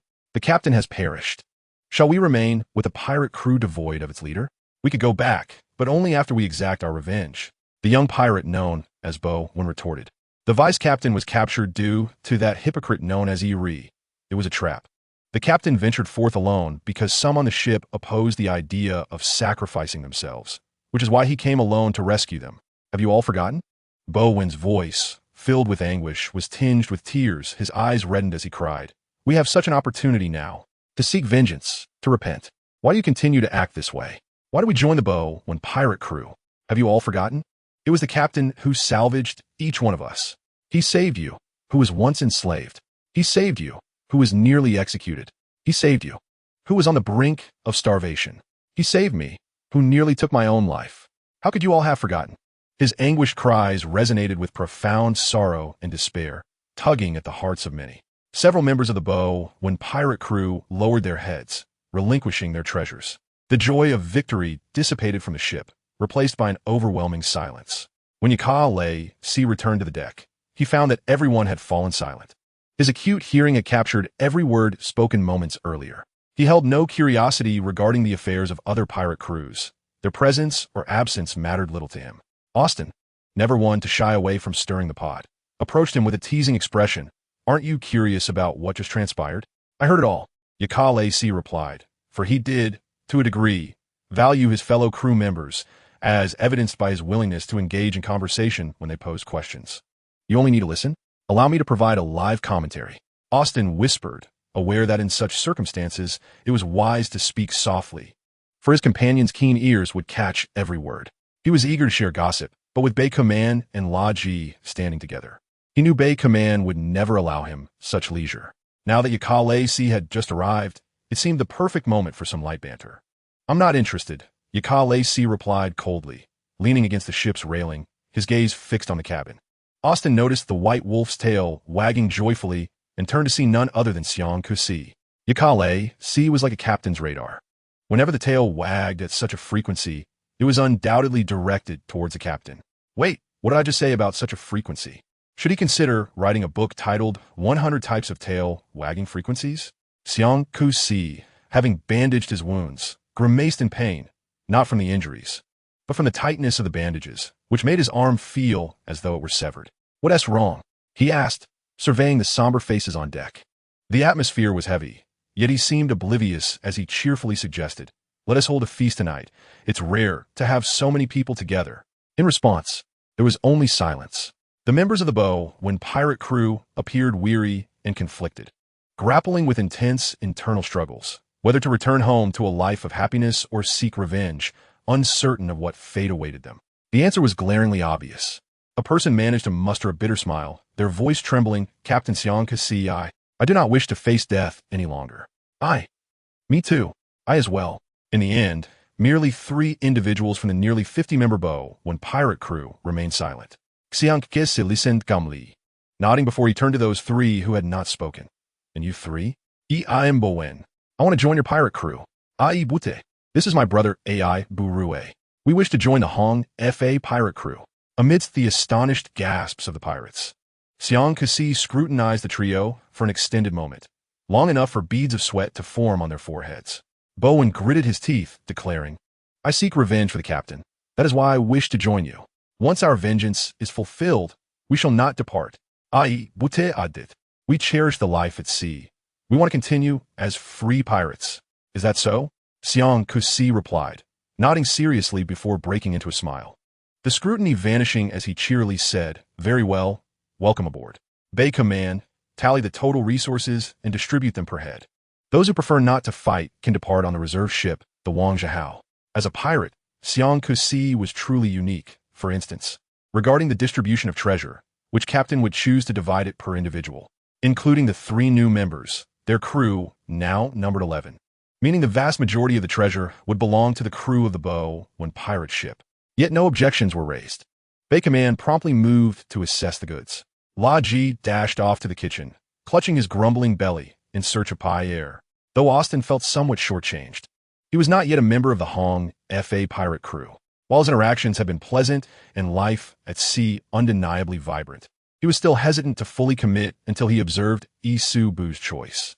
He glanced at Isu Bu, who, upon catching the sniper's keen gaze, raised a hand with a bright smile and waved. Isu Bu, not wishing to disappoint, nodded amicably. He was now somewhat part of the Hong Fa pirate crew, seated atop a barrel, loading bullets into his firearm, for a sniper's weapon must always be primed and ready. Once the bullets were loaded, he raised his gun and scanned the surroundings, and then he witnessed a most peculiar sight. Yakalaisi was crouched before a crate of supplies, his tail drooping as though preparing to sweep the deck, swaying back and forth. But that was not the most bizarre part. With his sniper's exceptional vision, he could clearly see that the crate contained a trove of black handcuffs, and the expression on the white wolf's face was one of absolute longing. Chapter 124. The Sea King and the Sea Stone Handcuffs. There were 3 entire crates, neatly stacked within, likely brought out alongside other items in the pirate's exuberance. Yakalaisi squatted in front of a box of sea stone, staring blankly, contemplating how he might covertly take some to consume, though he could not find an opportunity. It was not merely the multitude of onlookers that made discretion a necessity. Even the gaze of the person beside him was inescapably piercing. Xiang Kisiblinket, returning a radiant smile to Yakalaisi. Yaka, what are you doing with the sea stone? The captain squatted beside the crate, obediently resting his hands on his legs. Yakalaisi withdrew his gaze, replying, I wish to. He hesitated, contemplating whether to directly inform Xiang Kusi of his intentions. But during that moment of indecision, Xiang Kusi's mind wandered elsewhere. Do you want the sea stone handcuffs? A look of incredulity crossed Xiang Kusi's face as he retrieved a pair of handcuffs from a crate. Moments later, with 2 crisp clicks, the wrists of both individuals were locked together. Yakalaisi looked up at his own wrist, confused. What are you doing? Weren't you the one who wanted the handcuffs? Xiang Kusi raised his hand, causing Yakalaisi's arm to move along. Seemingly entertained by the scene, as he laughed more brightly. Did I misunderstand? Faced with the captain's smile, Yakalaisi found it impossible to utter a denial. He remained silent, simply following Xiang Kusi's movements as they both stood. Xiang Kusi headed straight for the kitchen, but not before slowing his pace. Yaka, I'm hungry. Let us go eat. When Yakalaisi joined him in the kitchen, Pierre was watching La Ji helplessly as he devoured the food on the table at an astonishing speed. Encountering such diners would undoubtedly torment any chef to the brink of despair. Yet, Pierre, with his commendable temperament, might be considered a rather good chef. Bos Dekas, you should join us for a meal, Lockie greeted ambiguously, his gaze fixated on the food, having barely diverted it since his initial glance. Shanks, accompanied by Yakalaise, settled down with a smile, remarking, I'm famished. After a brawl, one ought to feast and drink. You certainly had quite a bit this morning, Pierre retorted irritably. With your gluttony, the supplies meant to last 3 days could be consumed in a single sitting. What of it? We can always go fishing. Shanks assured with a jovial spirit. If there's no food, I'll accompany Lockie to fish. The sea will never leave us hungry. How considerate of you. Pierre rolled his eyes, his tone laced with sarcasm, yet he worried whether his words might offend, for one of them was still the captain. However, witnessing their carefree laughter, he realized there was no cause for concern. Perhaps they even interpreted his words as praise. Yakalaise cast his gaze down upon the handcuffs, the cold, dark metal appearing to radiate warmth due to its connection with a living being. He extended his other hand to grasp the handcuffs, attempting to free himself. Just then, Shanks abruptly stood up, crossing the table to reach for food on the other side, his right hand clutching a piece of meat with bones while his left remained tethered to Yakalaise's right hand. Boss, why are you 2 chained together? Lockie asked, perplexed. Shanks was equally puzzled. Yaka insisted on being connected. I did not. Yakalaise struggled to explain, ultimately managing only a simple denial. Shanks leaned closer, tilting his head in confusion. You didn't? Then why were you looking at those sea stone handcuffs? I find sea stone to be the crystallization of the sea, incredibly hard, a nemesis to those with abilities. The moment Yakalaise discovered he could consume, it was nothing short of surprising. even to him, let alone Shanks and the others. Do you wish for sea stone? The captain's instincts were sharp and precise, his question inching ever closer to the truth. After a moment's hesitation, Yukales nodded, only to feel a hand atop his head moments later. If you want it, just say so. Why sit there wagging your tail? Shanks playfully patted his head, musing that Yuka was great in every aspect, save for his reluctance to speak. As he pondered, Shanks coaxed him, "Speak up. If you do, I shall grant your wish." "I want it." Yukales blinked. "You want it?" Shanks locked eyes with him, his gaze glistening like melted snow. "Sea stone. All right. I shall give you all of it." Shanks tightened his grip on Yukales' right hand, his heart racing. "Even I shall give it to you." Chapter 125. Yukales glanced at Shanks' chest, where the rhythm of his heartbeat resonated clearly, strong, and rhythmic. He relished being by Shanks' side and listening to the cadence of his heart. The atmosphere between them bore a subtlety that others could not penetrate, prompting Pyre and Loki to lower their voices in unison, fearful of incurring the displeasure of either party. Yet a brave soul would inevitably emerge. Austin, lamenting his hunger, forcefully opened the kitchen door and stepped inside. "Pyre, is there anything to eat? I am so hungry." As soon as he spoke, he became acutely aware of the quiet ambience in the kitchen. Realizing his out-of-place presence, he awkwardly scratched his head. "Should I go back outside?" "Outside for what?" Beckman stood behind him, intending to enter the kitchen. "Shanks, I've finished counting the treasures. I've kept the treasure maps for you to see." "All right." Pulling Yukales along, Shanks hurried to Beckman's side. "You two." Beckman scrutinized the pair, ultimately concluding that Shanks was up to mischief. "Go find the key to unlock that. Don't drag Yukales into your antics." Shanks feigned innocence but did not argue. "I'll find the key later. Just show me the treasure map first." "There are 3 in total, all from the East Sea." Beckman handed Shanks 3 tattered maps, suggesting they could search after resolving the matter with Irie. "They look rather interesting." Shanks assessed them briefly before carelessly tucking the maps into his belt, his mind now on a more pressing matter. "What is it?" "Let's hold a banquet. To celebrate our victory, we shall host a feast." His proposal garnered the assent of half the attendees, though Yukales looked away, sensing that this gathering might be rather difficult to pull off, especially given Beckman's increasingly sour expression. However, the banquet proceeded as planned that evening, the only cost being the fresh wound on Shanks' head. They had navigated the Sea King back to Zilibu village, and Yukales returned to the Red, where in the pitch-black captain's quarters, he retrieved the sea stone handcuffs from the box, drawn by his desire. Shanks had brought the sea stone directly to the room while transporting supplies and treasures. Tomorrow was Irie's adopted daughter's wedding. They were to undertake their final battle. The troubles he had caused must be resolved by him. Fine streams of water dripped over the surface of the handcuffs. Yukales recalled the regret of not cleaning them after his first tasting of sea stone. "Yuka, may I come in?" Shanks knocked on the door. A hint of apprehension in his voice. Following Yuka back was his folly, yet curiosity gnawed at him regarding Yuka's intentions for the sea stone. Fortunately, Yukales would not be angry with him. Upon opening the door, the white wolf silently acquiesced to sharing his secret. Rather than merely stating he could consume sea stone, Yukales opted for demonstration, biting into the handcuffs as if they were any soft food. The briny taste of the sea lingered, and before long, Shanks, in a state of panic, pried open his mouth to inspect his undamaged teeth.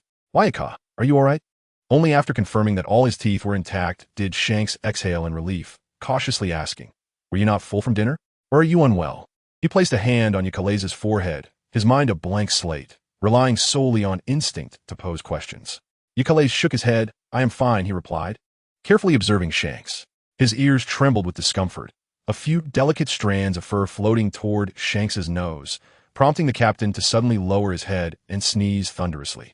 With a resigned sigh, Yukales reflected that every time he felt out of place, the captain found a strange way to comfort him. That comfort lacked sympathy and any semblance of charity. Unbeknownst to him, his pain and vulnerability transformed into a sense of helplessness and warmth. "Is sea stone tasty?" Shanks inquired curiously, leaning closer to Yukales' handcuffs, daring to bite the spot where Yukales had just bitten. For Yukales, consuming sea stone was as natural as drinking water, yet for Shanks, even the hardest of teeth felt the formidable nature of the sea stone. Could it really be delicious? Shanks scratched his cheek, his eyes lighting up as he proposed. "Let's go find Pyre. He surely has a way." "You are putting him in a difficult position," Yukales replied helplessly, though a smile crept onto his lips, revealing his delight. Transforming a piece of stone into something delectable was an easy task for the already tipsy Pyre, who, in his drunken state, spoke with slurred words. "All right. Leave it to me. As a chef, it is my duty to make everything delicious." He thumped his chest in front of Shanks's empty space, loudly assuring the captain's phantom. Shanks patted his shoulder, laughing heartily. "You are truly remarkable, Pi." He led Yaka Lacey towards Beekman, while behind them, Piers stumbled a few steps before finally collapsing and falling into a deep slumber. If he were to reflect on this tomorrow, he would likely regret having consumed so much today. Chapter 126 transitioned from the lively clamor to the sound of snores, as the banquet extended for quite a while. As the sole teetotaler, Yaka Lacey naturally assumed the role of the cleanup crew. He and Beekman tidied up the remnants of the festivities, preparing to escort each inebriated individual back to the ship. Although Beekman had also indulged, he had maintained a sense of moderation, supporting Jesus Boo with a gentle grip, his brow twitching slightly. After a moment, he cleared his throat and addressed Yaka Lacey, instructing him to take Shanks back while he would handle the rest. Upon hearing this, Yaka Lacey halted, releasing his grip on the collars of the newly joined pirates, Burton and Abute, whose intoxicated heads thudded against the ground without emitting a sound. Had Beekman not taken it upon himself, it was likely that Yaka Lacey would have coldly dragged these two back to the ship. Even a pirate, toughened by the sea, should not be treated like a lifeless body.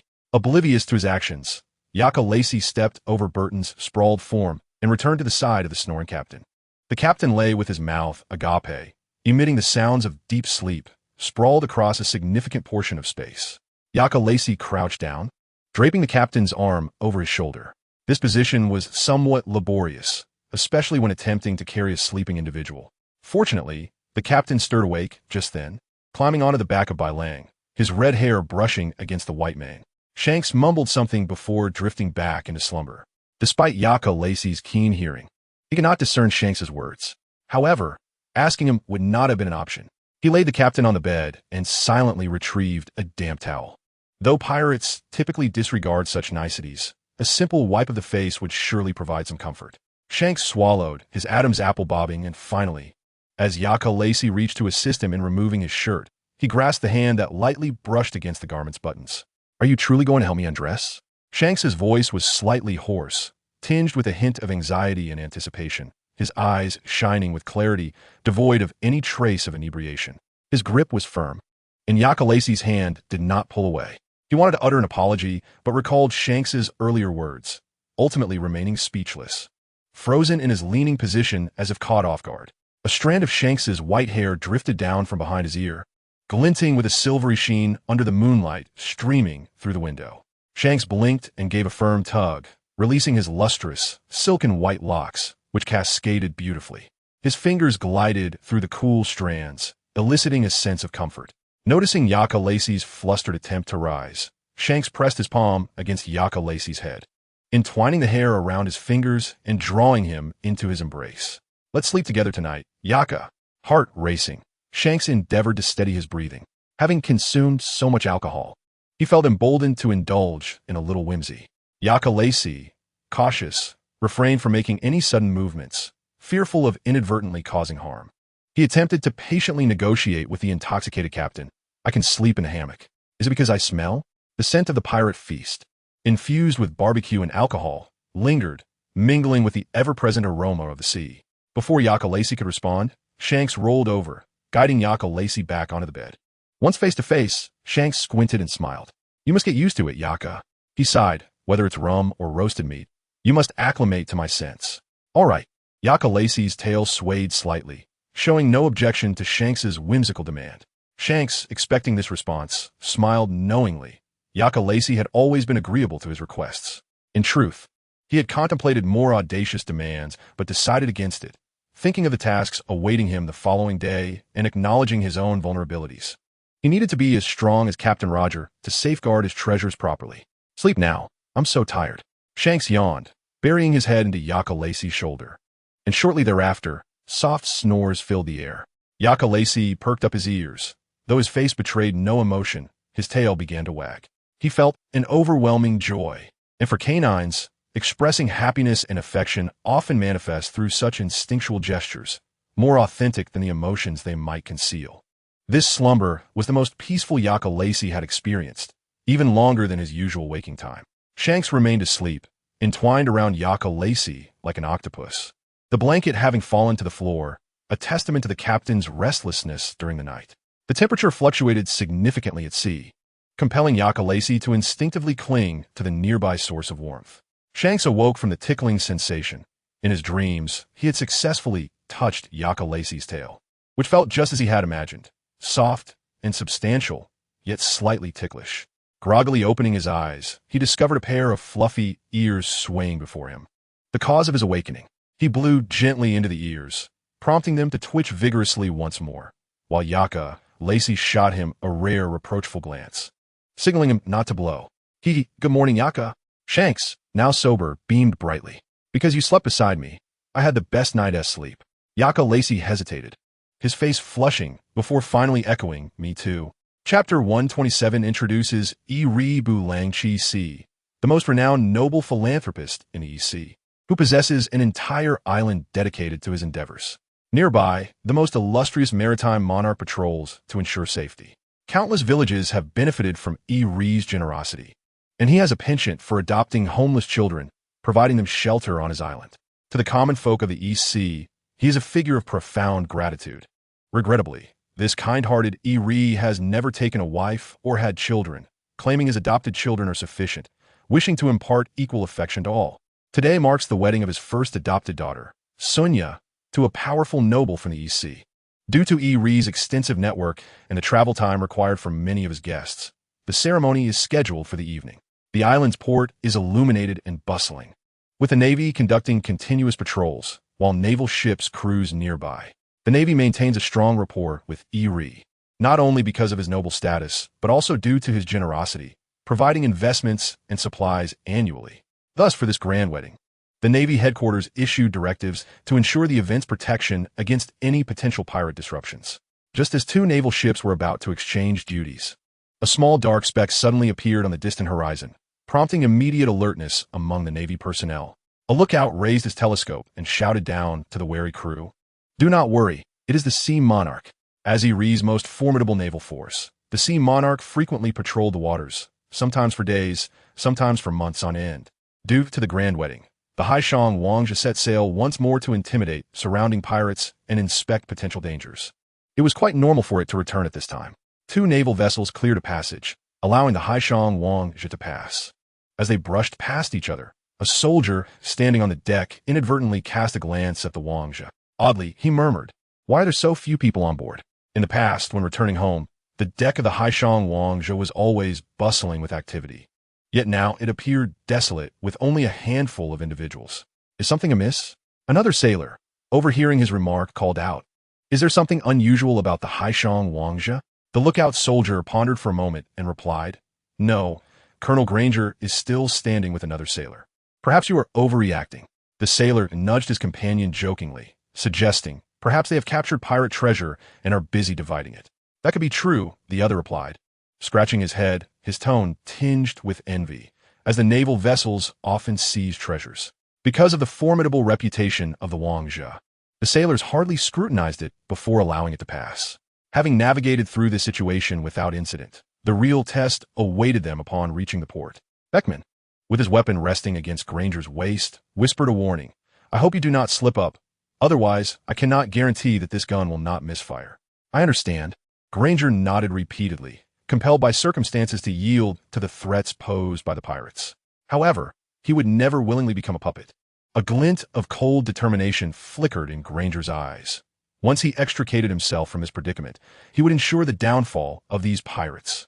The Wangzhe safely docked at the port, where a Navy officer approached the warship and saluted. "Colonel Granger, please prepare for the routine inspection." "Very well. Let us expedite the inspection. I have matters to attend to and will not bring many people ashore," Granger replied, descending the ship with a dozen sailors following him, exuding an air of arrogance, merely delivering a gift to Uncle Yi before departing. "Yes, Colonel," the Navy officer nodded, aware of the close relationship between Granger and Yi, thus intending to keep the inspection brief. After all, angering Granger would equate to incurring Yi's wrath, a consequence he could hardly bear. The inspection was conducted swiftly, but the Navy officer hesitated before one individual. "A slave?" he inquired. "This is a gift from Colonel Granger to Lord Yi." The young red-haired sailor, escorting the slave, inadvertently stood between the Navy officer and the slave, smiling. Does this require inspection as well? The Navy officer opened his mouth, puzzled, as Eri was regarded as a benevolent figure. How could he possibly desire a slave? Yet, with Granger present, he dared not voice his concerns. Is it really necessary to scrutinize so thoroughly? Granger pressed his weapon against his waist, immediately adopting a serious tone. Would I harm my uncle? Yes. The Navy officer saluted again, signaling to let them pass. The red-haired sailor adjusted his Navy cap, awkwardly tugging at the iron chain, while the slave, with their head bowed, had disheveled black hair obscuring their features, leaving only a pair of beastly ears atop their head to garner attention. Originally, the plan entailed everyone infiltrating as Navy personnel, but regrettably, Yakalai's ears could not be concealed beneath a Navy hat, appearing entirely out of place. Thus, they reverted to the previous script of continuing as a slave. Chapter 128. Successfully traversing the naval vessels and the Navy at the port. The plan had succeeded a third of the way. Given their own numbers and strength, it would be utterly impossible to eliminate Eri and retreat unscathed. Hence, this plan required external assistance. Despite Eri's facade as a benevolent figure, he secretly engaged in nefarious schemes. Those children he rescued, if exceptionally gifted, would be groomed as his devoted subordinates. Those of lesser potential but pleasing appearances would serve as his facade, rendering them the luckiest. Conversely, those lacking both potential and looks would become Eri's sustenance. Yes, sustenance. Upon hearing this term from Granger, all were taken aback, as one of Granger's closest confidants. The Navy colonel had divulged everything about Eri in hopes of preserving his own life. Eri was a deeply concealed user of a devil fruit, possessing formidable powers associated with the blood fruit. Once any wound appeared on his enemy, he could manipulate their blood. Much like the amethyst Yakalai had once obtained, he could cruelly drain a living person's blood entirely. Yet, the fruit's drawback, or perhaps Eri's peculiar habit, was his thirst for human blood. The least fortunate children would meet their fate as Eri's nourishment. Confronting such an adversary, their foremost priority was to ensure they bore no wounds before facing him. After traversing several streets, Granger halted and signaled discreetly towards a particular location, the place where he typically confined prisoners, which also served as his blood bank. Be cautious. You two, Beckman instructed Yakalai and Shanks. Keep an eye on Shanks and refrain from taking action before the plan commences. They split into two groups. Shanks and Yakalai would head to the prison to release prisoners, including captured pirates, whom Beckman counted as part of the plan. The remaining members would accompany Beckman, led by Granger, into the wedding venue, familiarizing themselves with the surroundings in search of Eri. Yakalai removed the handcuffs without agreeing to Beckman's request, primarily because he lacked confidence in monitoring the captain outside the plan's scope. The prison's guards remained vigilant, but with Granger's intel, the two managed to slip in through the main entrance with minimal caution. The prison was dark and damp, illuminated only by a few dim lights. As Shanks adjusted his straw hat, he opened his mouth to speak, but was silenced by Yakalai's hand over his mouth. Shoo! Yakalai signaled him to remain quiet. Shanks noticed Yakalai's ears perk up, and soon one of them began to tremble. Then, with uncertainty, Yakalai furrowed his brow and whispered, "I hear Buggy's voice." Having shared life aboard Roger's ship as apprentice crew members, Buggy held significant weight in Yakalai's heart. If he were to rank them, Shanks would be first, and Buggy undoubtedly second. Shanks widened his eyes, fully trusting Yakalai's keen hearing, thus confirming Buggy's presence as an undeniable fact. In which direction is he? Since parting in Lowtown, they had not crossed paths again. The East Blue was vast, and given the urgency of their previous encounter, reuniting appeared nearly impossible. Shanks had once believed Buggy had already ventured to the Grand Line via Reverse Mountain. Yet, now learning that Buggy was right here, though perhaps in poor condition, the mere fact of his survival brought Shanks immense joy. "Follow me." Without hesitation, Yakalai dashed towards the source of the voice. The tale of how Lord Buggy found himself in such dire straits was one of misfortune. While treasure hunting, he encountered a storm that swept away the treasure chest he had just unearthed. Buggy, unwilling to accept such a loss, felt an attachment to treasure comparable to Shanks' regard for his straw hat. Thus, in the midst of the stormy sea, he dived into the water without hesitation. For a devil fruit user, jumping into the ocean was tantamount to courting death. However, the luck of the esteemed Baki is undeniably of the strongest conqueror's hockey level.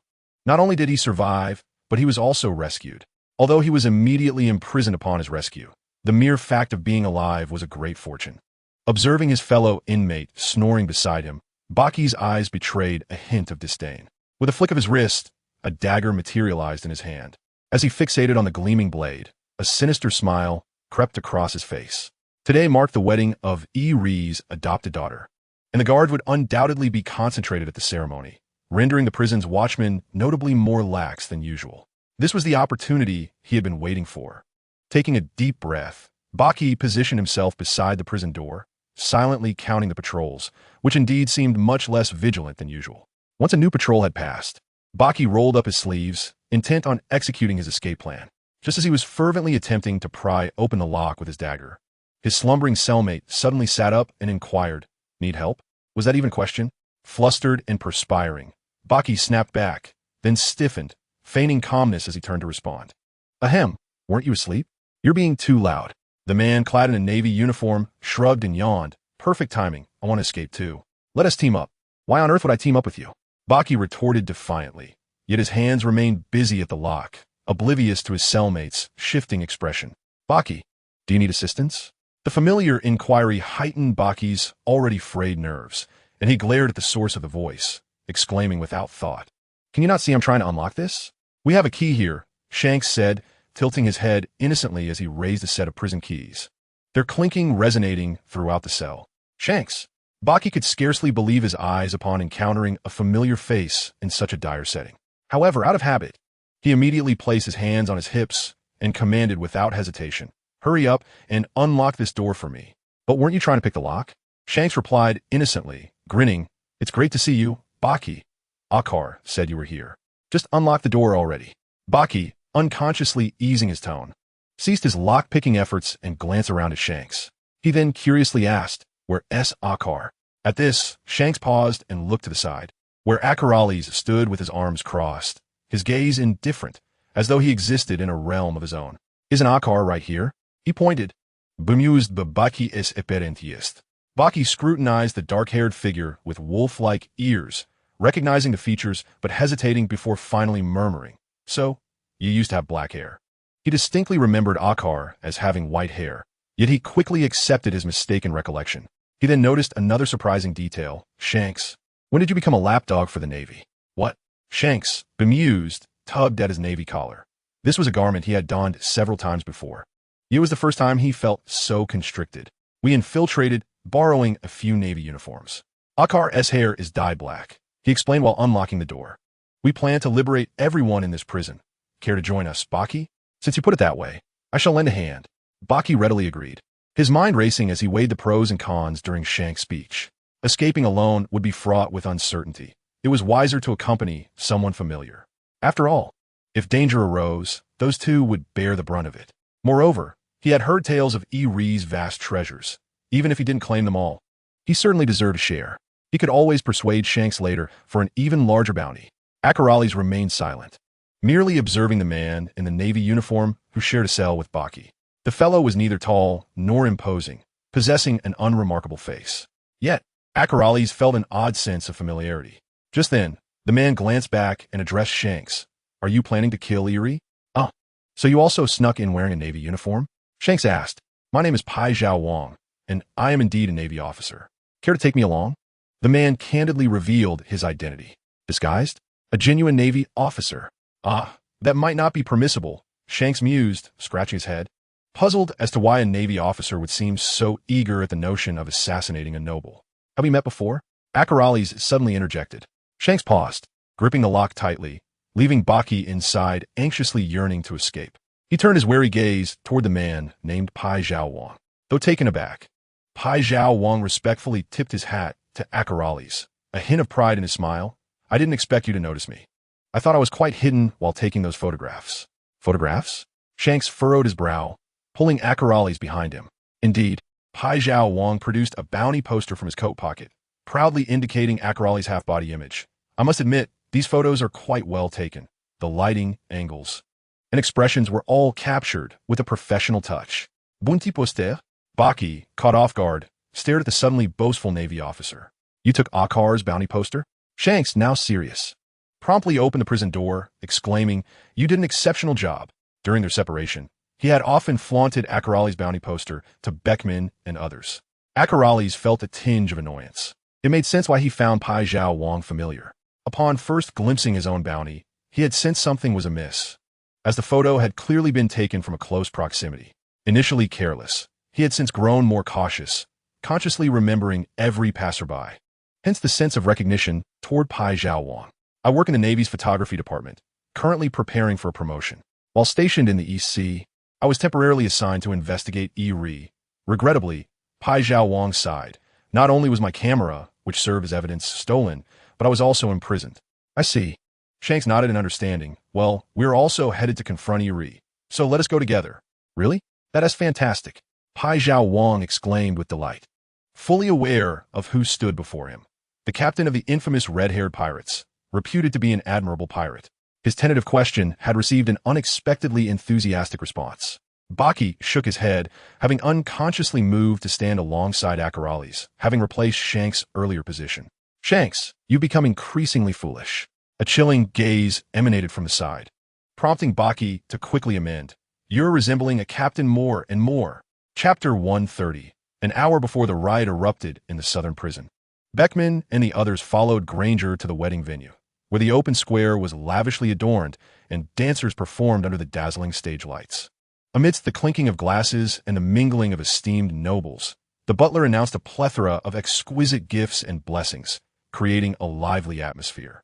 Galangie's eyes flickered with a desire to escape, yet he struggled to find a suitable opportunity. Where is Yi? Beekman surveyed the surroundings, unable to spot anyone resembling Yi. Galangie replied, he won't arrive until the wedding commences. My uncle has always preferred to avoid crowded places. This was indeed true.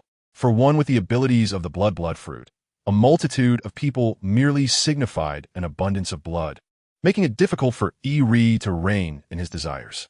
Beekman nodded, his concern for Shanks' situation growing.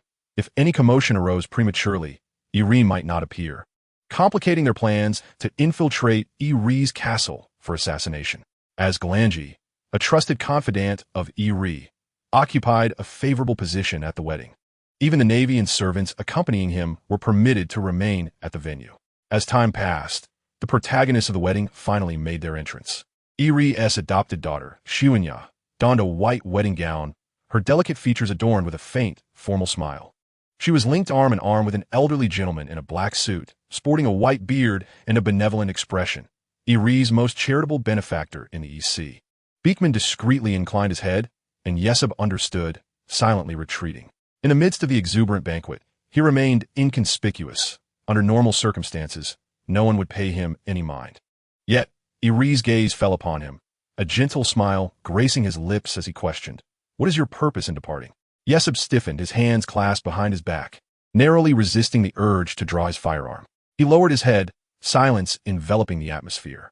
In that moment, Galangie rose with enthusiasm, exclaiming, Uncle! It was I who asked him to leave. Yi, seemingly fond of this nephew, lifted his chin, his gaze finally settling on Galangie.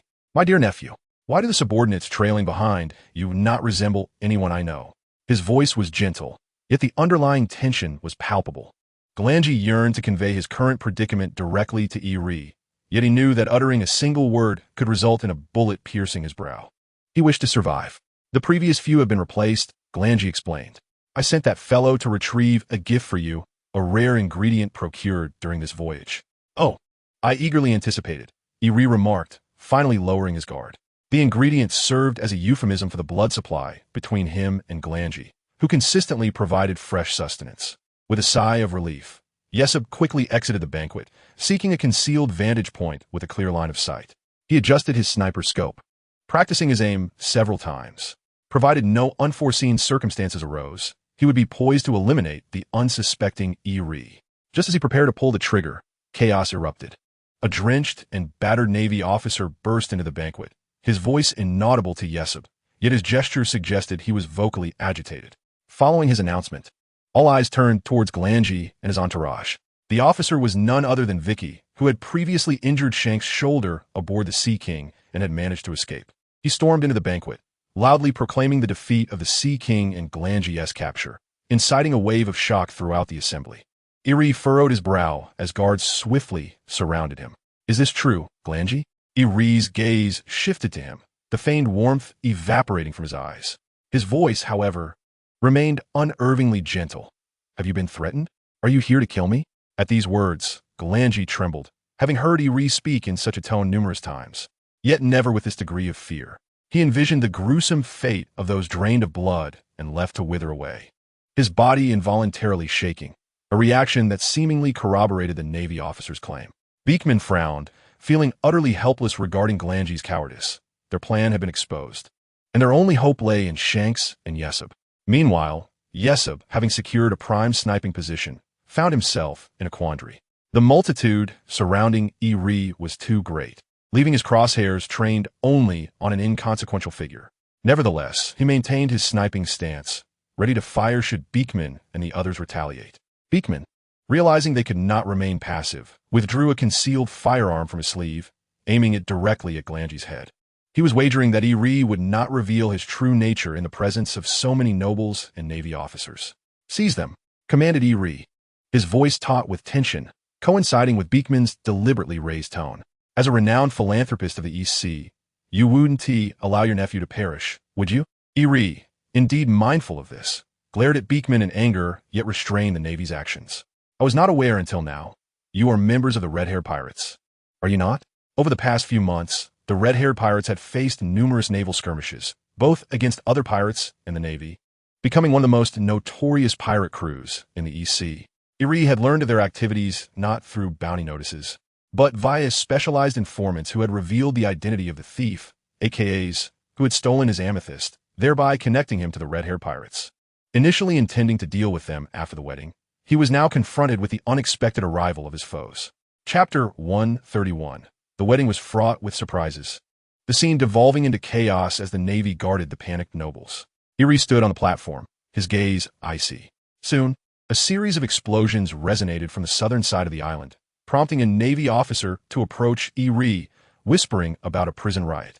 Iri frowned in contemplation as Beekman's expression hardened. He abruptly lifted his weapon, and 2 shots rang out, dropping the 2 Navy officers shielding Iri to the ground. Seizing this opportunity, Yesub acted without hesitation, a precisely aimed bullet soaring from his rifle, poised to pierce Iri's skull. Yet, calamity struck anew as a wall of crimson materialized before Iri, halting the bullet's advance with tremendous resistance. In such dire circumstances, Iri could no longer conceal his abilities. If he wished to survive, he would have to wield the power of his fruit. "Retreat!" Beekman shouted, immediately backing away. Iri's control over blood required a specific proximity. They could not remain too close to each other. As the battle ensued, Shanks and his crew were also en route. The prison housed many fierce pirates who, with a little encouragement, could assist in subduing the Navy. "Onward, lads, for our future treasures," Buggy exclaimed, pointing towards the wedding venue, excitedly leading the charge. Shanks followed closely, observing him for a moment before chuckling. "Buggy, you've grown braver than ever. Well, have I ever backed down?"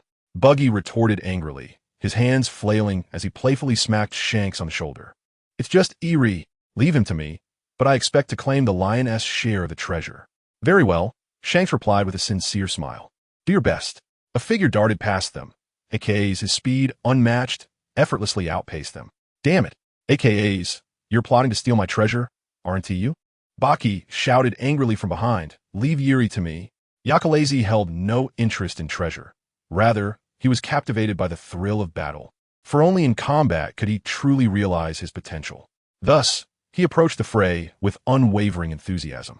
The nobles scattered near the wedding were not his concern, and Yakalazi easily maneuvered around them until he spotted Beekman and the others. Yuri's abilities were indeed formidable. Those unskilled in close combat found it exceedingly difficult to approach him. With remarkable speed, Yakalazi evaded several bullets and closed in on Yuri, who erected a blood wall for defense, while other blood coalesced into sharp spikes aimed at him. He gracefully dodged the spikes, as if dancing with danger, and the closest encounter left a thin streak of blood on his side as the spike grazed his clothing. The blue tattoos on his fair skin were subtle, yet their sight evoked a sense of absurdity. Yakalazi vaulted over the blood wall, and just as his clawed hand nearly reached Yuri, a gunshot rang out. He rolled away from Yuri, casting a cold glare at the naval officer who had fired. Weiji stood resolutely by Yuri, his gun still smoking. Recognizing him, Yakalazi swiftly redirected his attack. The tense and fierce battle reached an impasse when a mocking voice broke through. "What's this, Yaka? I thought you could take down that old man in one go." Baki, brandishing several daggers, leisurely approached Yuri, grinning with premature confidence. "It seems you still need the great Baki's help." He had unwittingly stepped into Yuri's attack range, and a blood spike unceremoniously grazed his cheek, freezing his grin in place. At that moment, Shanks encouraged him, "Baki, it's up to you. Leave Yuri to you." "Devil fruit?" Baki exclaimed in surprise, unaware that Yuri was a devil fruit user. He had assumed Yuri was merely a kind-hearted old man, hence his claim of handling the situation. Had he known, he would have certainly placed the responsibility squarely on Shanks. It looks like Yaka is struggling. I'll go help him. Yuri is yours." Baki quickly adopted a concerned expression and sprinted towards Yakalazy. Shanks shook his head helplessly, his demeanor shifting to seriousness as he drew his rapier, his gaze turning cold and resolute. Though he had joked about sending Baki to fight, he still yearned to engage himself. As captain, how could he allow others to confront danger instead? Baki, in a mock display of assistance, hurled a few daggers toward Yakalazy, but each was deftly swatted away by Yakalazy himself. The White Wolf cast a glance at Baki, his cold eyes warming slightly. Yet his voice brooked no dissent. "This one requires no aid from you. Those who harm the captain must be dealt with by him." Infuriated, Baki shouted, "I offer you help, and you refuse it. If you get hit, don't come crying to me." He hastened towards Yuri's castle, which stood wide open, exclaiming, "Treasure. Here I come. Who cares about Shanks or Yakalazy or dividing treasure? I'm a pirate. Treasure belongs to whoever finds it. Let those fools deal with Yuri and the Navy. I'm off to seek my fortune." Chapter 132. As a Navy officer who had not relied on connections to ascend, Weiji maintained his integrity and principles, alongside commendable strength within the Navy. However, this strength paled in comparison to Yakalazy's, who possessed overwhelming experience and skill, honed through countless battles. Weiji was soon overwhelmed, finding himself half kneeling on the ground, hazily perceiving a flash of cold light.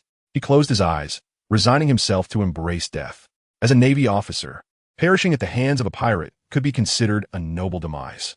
The White Wolf coldly fixed his gaze upon Weiji's throat, preparing to deliver a lethal blow, when suddenly someone interposed themselves before Weiji. Few in the Navy knew Yuri's true nature. He had not committed any wrongdoing.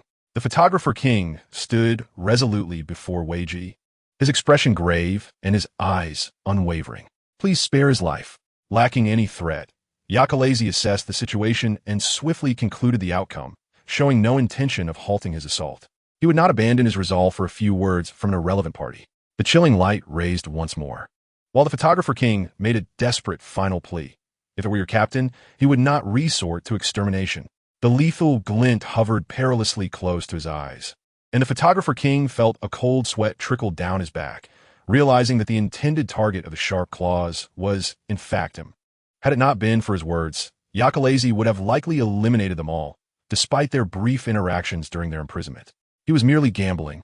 Having inquired about active pirate crews in the East Sea, hearing rumors that the red-haired pirates, although formidable, never took lives, merely opting to repel their adversaries, often leaving opponents incapacitated without lethal intent, reminiscent of the Roger pirates from years past. He had evidently won his gamble, as the harbinger of death retracted his weapon, not even casting a glance back, swiftly engaging in another battle. Is this truly the red-haired pirates? The photographer king mused, pulling out his camera and capturing the chaos with a flurry of clicks. A feeble voice interrupted from behind. "You forgot to remove the lens cap." "Huh? The photographer king scratched his head in embarrassment, hastily removing the lens cap. Why does a camera even need a lens cap? Weiji lowered his gaze, not amused by the absurdity nor feeling any joy of survival. Why save me? I had no choice. If I didn't save you, you would die. As a Navy officer, it is only natural to perish at the hands of pirates. Furthermore, I have fulfilled my duty. What is your duty?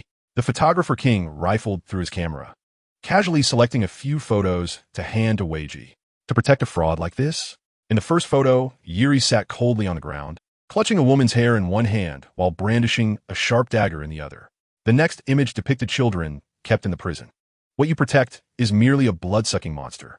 The photographer king sighed, patting Weiji on the shoulder. Yuri is a villain. Weiji's head jerked up in shock, his fingers trembling slightly. He felt gratitude toward Weiji, who had supported the Navy and acted as a philanthropist. Yet now, to learn that it was all a facade, akin to a devout believer being told their deity does not exist, his entire world began to crumble. The battle between Shanks and Yuri did not progress smoothly. That old man concealed far too much power, combined with the abilities of the devil fruit, rendering him nearly invincible. Nevertheless, Shanks showed no inclination to request assistance. Even when Yakalazi sought to intervene, he outright refused. Rarely did he encounter such a formidable opponent, igniting a fierce spirit within him. This was unlike typical naval battles, which involved both close quarters and long-range combat alongside crewmates. Shanks found this encounter far more exhilarating. This time was different. The adversary was strong, and he sensed the precariousness of life and death, where a single misstep could lead to his downfall. He relished this feeling. Every pirate capable of enduring the vast seas must possess an insatiable thirst for battle and a hint of madness. Akalaisi, out of sheer necessity, found himself aiding others. The island's navy, already multiplied due to the wedding festivities, swiftly arrived from their patrols around the port upon hearing the commotion. As more Navy personnel converged, the skirmish became increasingly arduous. Akalaisi's breath grew heavier. Prolonged combat was taking its toll, and the others were faring no better. He noticed Beckman signaling him, indicating the need for an immediate escape. With the Navy in such overwhelming numbers, reinforcements from nearby islands were inevitable. They had anticipated this scenario. If the battle became prolonged, the solution was to leave Austin aboard the ship. Once the signal flare was fired, he would navigate the red ship to their rescue. Suddenly, Akalaisi recalled a certain red-nosed fellow still engaged in a treasure hunt at the castle. Without his presence, Buggy would surely fall into the Navy's clutches on this island. He addressed Beckman. "You all go ahead. I will find Buggy." Beckman, unfamiliar with Buggy, nodded in understanding, recognizing Akalaisi's character would never allow him to abandon an unrelated individual. "If Shanks finishes, you should return to the ship first." After saying this, he dashed towards the castle. Not long after his departure, the battle on Shanks' front was drawing to a close. The red-haired captain, pale from excessive blood loss, bore an aggressive smile.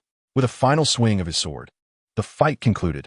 In an instant, the aggression vanished from Shanks' demeanor as he surveyed his surroundings and inquired, "Where is Akal?" Beckman relayed Akalaisi's message. He said for us to head to the ship first. "Oh, then let us depart." Shanks replied with unexpected calmness, "We should return to the ship. Buggy is an old shipmate, a good friend of ours," Shanks added with a smile. "Buggy, and I along with Akal." Beckman nodded, refraining from further questions. They knew little of the captain's past, only that he and Akalaisi had once served as apprentice crew members on a certain ship. As they continued their adventures, more would inevitably be revealed. Chapter 133. When Akalaisi found Buggy, the latter was merrily striding out, a hefty sack slung over his shoulder, humming a tune. Clearly, he had amassed a significant haul. Akalaisi, appearing before Buggy, stated curtly, "Let us go, Buggy. You shouldn't just appear and frighten someone." Buggy exclaimed, startled, and then scowled. "Umph. After all these years, you still haven't changed. That is a bad habit that needs correcting." Ignoring Buggy's protests, Akalaisi understood that not all noises warranted a response, especially those devoid of value. "The ship will be docked for a while, so we must reunite with Shanks promptly." I know. Am I someone without a sense of urgency?" The two rushed out of the castle and soon spotted the red ship belonging to the red-haired pirates. Its black sails billowing in the wind, the glaring white skull standing out vividly against the night sky. In a moment of distraction, Buggy nearly fell victim to a Navy spear. He leaned forward just in time, narrowly avoiding a bullet that grazed the sack on his shoulder, revealing glimmering purple crystals that spilled onto the ground. Why must he carry such things? Akalaisi reached out, seizing Buggy's other shoulder, and with a swift motion, flung him onto the ship like a shooting star, tracing a graceful arc. Buggy's face collided with the deck of the red ship, and he trembled as he extended his hand, stammering a challenge to Akalaisi. The latter leaped aboard, tossing Buggy's sack into the vast, unending sea. The sequence of events transpired so rapidly that even Buggy could only stand in stunned silence, watching his treasures disappear into the water, creating mere ripples. Eventually roused by a well-meaning whistle from a nearby onlooker, Buggy erupted in fury, akin to a dragon spewing fire. He grabbed Akalaisi by the collar, shaking him violently. "Why? My treasures! Akal, what are you doing? You actually threw my treasures into the sea." Buggy recalled the treasure map lost to Shanks on Roger's ship. Clearly, these two were destined to clash, and none aboard this vessel were virtuous. Acolysi allowed Buggy to grip his collar, turning his head aside, showing no intent to explain. Well, Buggy, don't shake Ackle anymore, Shanks intervened, attempting to mediate. It's just a bit of treasure. If it's gone, it's gone. Just a bit of treasure. That is something I, Buggy the Great, painstakingly carried out from the castle. I don't care. Aren't you supposed to swim? Go retrieve it for me. Those crystals are quite dangerous, Acolysi replied, extending his hand, revealing a small purple crystal resting in his palm. As Buggy's gaze shifted to the crystal, Acolysi swiftly sliced his palm open with another hand. Blood flowed forth, entirely absorbed by the crystal. Soon after, another hand clasped his wrist, and the crystal slipped from his grasp, the wound tenderly licked by a warm, wet tongue. Do you need to demonstrate it yourself? Shanks' fury came abruptly, causing Acolysi to feel an uncharacteristic sense of guilt. The sensation of being licked remained, and as he curled his palm, he felt the painful grip on his wrist. Realizing Shanks was genuinely upset, Acolysi chose not to evade, which rendered Shanks speechless, unable to reprimand him further. Shanks, vexed, bit down hard, the metallic taste of blood filling his mouth, pondering how to discipline Acolysi in a manner that would instill a lasting lesson. Yet, when he finally spoke, it transformed into a tone of reluctant compassion. Does it hurt? No. Acolysi shook his head, recovering swiftly. His resilience meant that he rarely had to worry about injuries. He added, injuries are commonplace for a pirate. Injuries sustained in battle and self-inflicted harm are entirely different matters. Shanks corrected. Healing quickly and feeling pain are also two separate issues. His dark eyes glimmered with warmth. And Acolysi nodded earnestly, apologizing. I was wrong. It won't happen again. His indifference towards pain and injury left Shanks somewhat incredulous regarding his words. Nevertheless, the captain swallowed his skepticism and, with a hint of petulance, glanced at Buggy, who was studying the crystal with a pale expression. Buggy had found these crystals in a room. Their value far surpassed that of mere currency, prompting him to gather as many as he could. Who would have thought these seemingly beautiful objects were fraught with danger? Yet, Buggy rolled his eyes and defiantly declared, so what if the crystals are dangerous? I intend to sell them, not use them myself. Regardless, you owe me for throwing away my treasures. At that moment, the danger had not yet fully dissipated. The Navy fleet was still pursuing the red ship. As cannonballs exploded alongside the vessel, the ship rocked ominously. Buggy steadied himself, adding, you owe me. Acolysi's gaze turned icy, nearly ready to retaliate, but Shanks intervened, halting his hand. The captain generously handed over several treasure maps he had acquired during their maritime escapades, smiling sincerely. This is my compensation, Buggy. Buggy snatched the maps, scrutinizing them closely, and upon confirming their authenticity, he graciously forgave Acolysi. These are the treasure maps of Donhai. But in the hands of Zyankasi, it may take a long time before they are pursued. Their plan is to return to Ziluobu village first, replenish their supplies, and then set off for the inverted mountain, not towards the Grand Line, but to other seas. Whether it be the West Sea, South Sea, or North Sea, they intend to explore them all, as Zyankasi's purpose in forming a pirate crew is to traverse the world, having returned to Ziluobu village without incident. Upon reaching the village entrance, Yusubu detached himself from the group and approached, for his wife, Bankina, was waiting for their return. The captain seized the opportunity to host a banquet, and after the festivities, they would depart from this sea area. As the group gathered around the campfire, raising their glasses in celebration, Zyankasi turned to Yusubu with sincere invitation in his eyes, asking if he would join the crew. At his words, the previous laughter faded into silence, all eyes turning to Yusubu, while only Austin furrowed his brow, his clenched fists creaking ominously. Yusubu smiled at the suggestion, raised his glass of rum, and swiftly declined, apologizing that though he longed to set sail, he could not leave his wife at this time. I see. Zyankasi replied with a hint of regret. What about in 2 years? Yusubu suggested. Aren't you planning to sail the seas? 2 years should be sufficient. I will wait for you in Luaga Town. Very well. We shall meet in Luaga Town in 2 years. In this harmonious atmosphere, however, Austin stood up, somewhat inebriated, and staggered off in a certain direction. Lockie called out for him to be careful, but he waved dismissively. Austin harbored strong prejudice against his father, a reckless pirate who had abandoned his mother during her pregnancy and never returned. It was understandable that he did not wish to hear more on the matter. He belched drunkenly and stumbled to the edge of a cliff, the strong sea breeze sharpening his thoughts. He looked up to see Yakalezi reclining against a tree branch. Having washed the black dye from his hair and donned clean clothes that seemed reminiscent of styles seen on the captain. Shaking his head, Austin greeted, "Oh, you're here too." In the past, he would not have initiated a conversation with Yakalezi, but today, intoxicated, he had a belly full of grievances with no one to share them with. "Why aren't you drinking? You aren't a pirate if you don't drink." Austin slumped down and lay back, muttering, "If you don't drink, then what kind of pirate are you? Pirates drink. I drink too." His drunken murmurs were barely audible, yet Yakalezi could still hear him, though he preferred not to engage with a drunken fool, choosing instead to silently observe the ground. "Yasubu is a good man. I had intended to thrash him if he joined the crew, really give him a beating." Austin swung a fist skyward, but he lamented, "If he could stay for 2 years, I wouldn't hate him so much." "What about your father?" He mumbled, directing his words at Yakalezi, but before a reply could come, he had already succumbed to sleep. Yakalezi, hearing the snores, lifted his gaze to the vast starry sky. The sea breeze was cool, yet pleasant. He closed his eyes and softly answered Austin's question in his mind, so far away.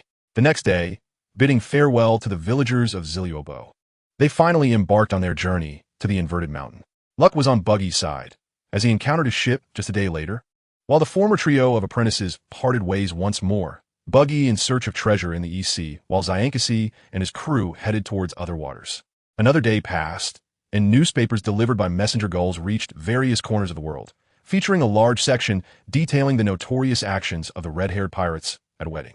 Yi's influence in the East Sea was substantial, being a renowned philanthropist. Thus the Navy could not fully disclose everything about him, ultimately placing the blame entirely on the red-haired pirates.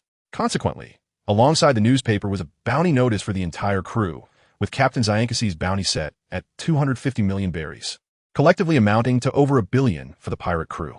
Suddenly, discussions about this emerging pirate group spread beyond the East Sea, as others speculated whether to fear or aspire to emulate them. Chapter 134 time can be deemed neither long nor short. It was long enough for the red-haired pirates to expand their ranks twice, instilling fear in the Navy at the mere mention of their name. It was also brief, leaving little time for adventures across the 3 seas, and it seemed as though in the blink of an eye, the 2-year agreement had arrived. When Beckman reminded Zyankasi of the impending deadline, he was momentarily lost in thought, nodding after a brief pause. "All right, let us head to Luaga Town." At that moment, Zyankasi was writing in his navigation journal, a habit he had developed during his time on Roger's ship, documenting everything from what he bought on an island to the number of foes he defeated in battle. Now, as captain, he had not missed a single day. Watching Beckman leave and returning his gaze to the journal, he penned the final few lines, laden with regret. "Ever since Yakalezi moved out of the captain's quarters, it has felt like something is missing. Today, I took down the hammock, and it feels a bit better. I asked Yakalezi again today if he would move back, but he declined once more, which irritated me enough to skip 3 cups of rum. I must remember this debt for when he does return." After finishing, he stowed the journal away, donned a black cloak hanging nearby, and strolled leisurely onto the deck. The crew had begun to take shape, and with 2 expansions, the deck was bustling like a marketplace. On this calm afternoon, devoid of both Navy and pirate presence, everyone relaxed and chatted in groups. "Captain, boss, hey, want a drink?" He greeted each one in turn before arriving at the ship's prow, where Yakalezi was resting against the dragon figurehead, eyes closed. The sea breeze tousled his long hair, and his shirt, with 2 buttons undone, fluttered, occasionally revealing his collarbone and a glimpse of his chest. Had anyone else approached, Yakalezi would have surely awakened. But sensing it was Zyankasi, he remained undisturbed. Zyankasi quietly sat beside Yakalezi, watching him intently. 2 years was ample time for transformation. For instance, Zyankasi had developed a fondness for wearing cloaks, Lockie had noticeably gained weight, and the cook, Pura, had transitioned from cooking whatever he desired to ensuring that the crew ate what he prepared. The changes were substantial. Yet aside from Yakalezi's increased height, he seemed unchanged, still unable to tan and remaining strikingly clean, a stark contrast to the pirate lifestyle. Zyankasi stroked his stubble, pondering for a long while before realizing the most significant change in Yakalezi. He had begun drinking, albeit only the lowest proof fruit wine, a marked improvement from his initial refusal. Zyankasi's gaze was so direct and intense that Yakalezi soon opened his eyes, offering a faint smile that quickly faded. reverting to his usual aloof demeanor. Zyankasi, however, was generous with his smiles, stating, "Yakalazi, we are soon returning to Laga town." Yakalazi did not inquire about the reason, as he remembered Zyankasi's earlier lament regarding the sharpshooter. Who would have thought 2 years would pass so quickly? The last time we were in the Laga town was during the captain's execution, Zyankasi mused, reaching out to play with a strand of Yakalazi's hair. As they were about to enter the Grand Line, like Captain Roger. "You will surpass him.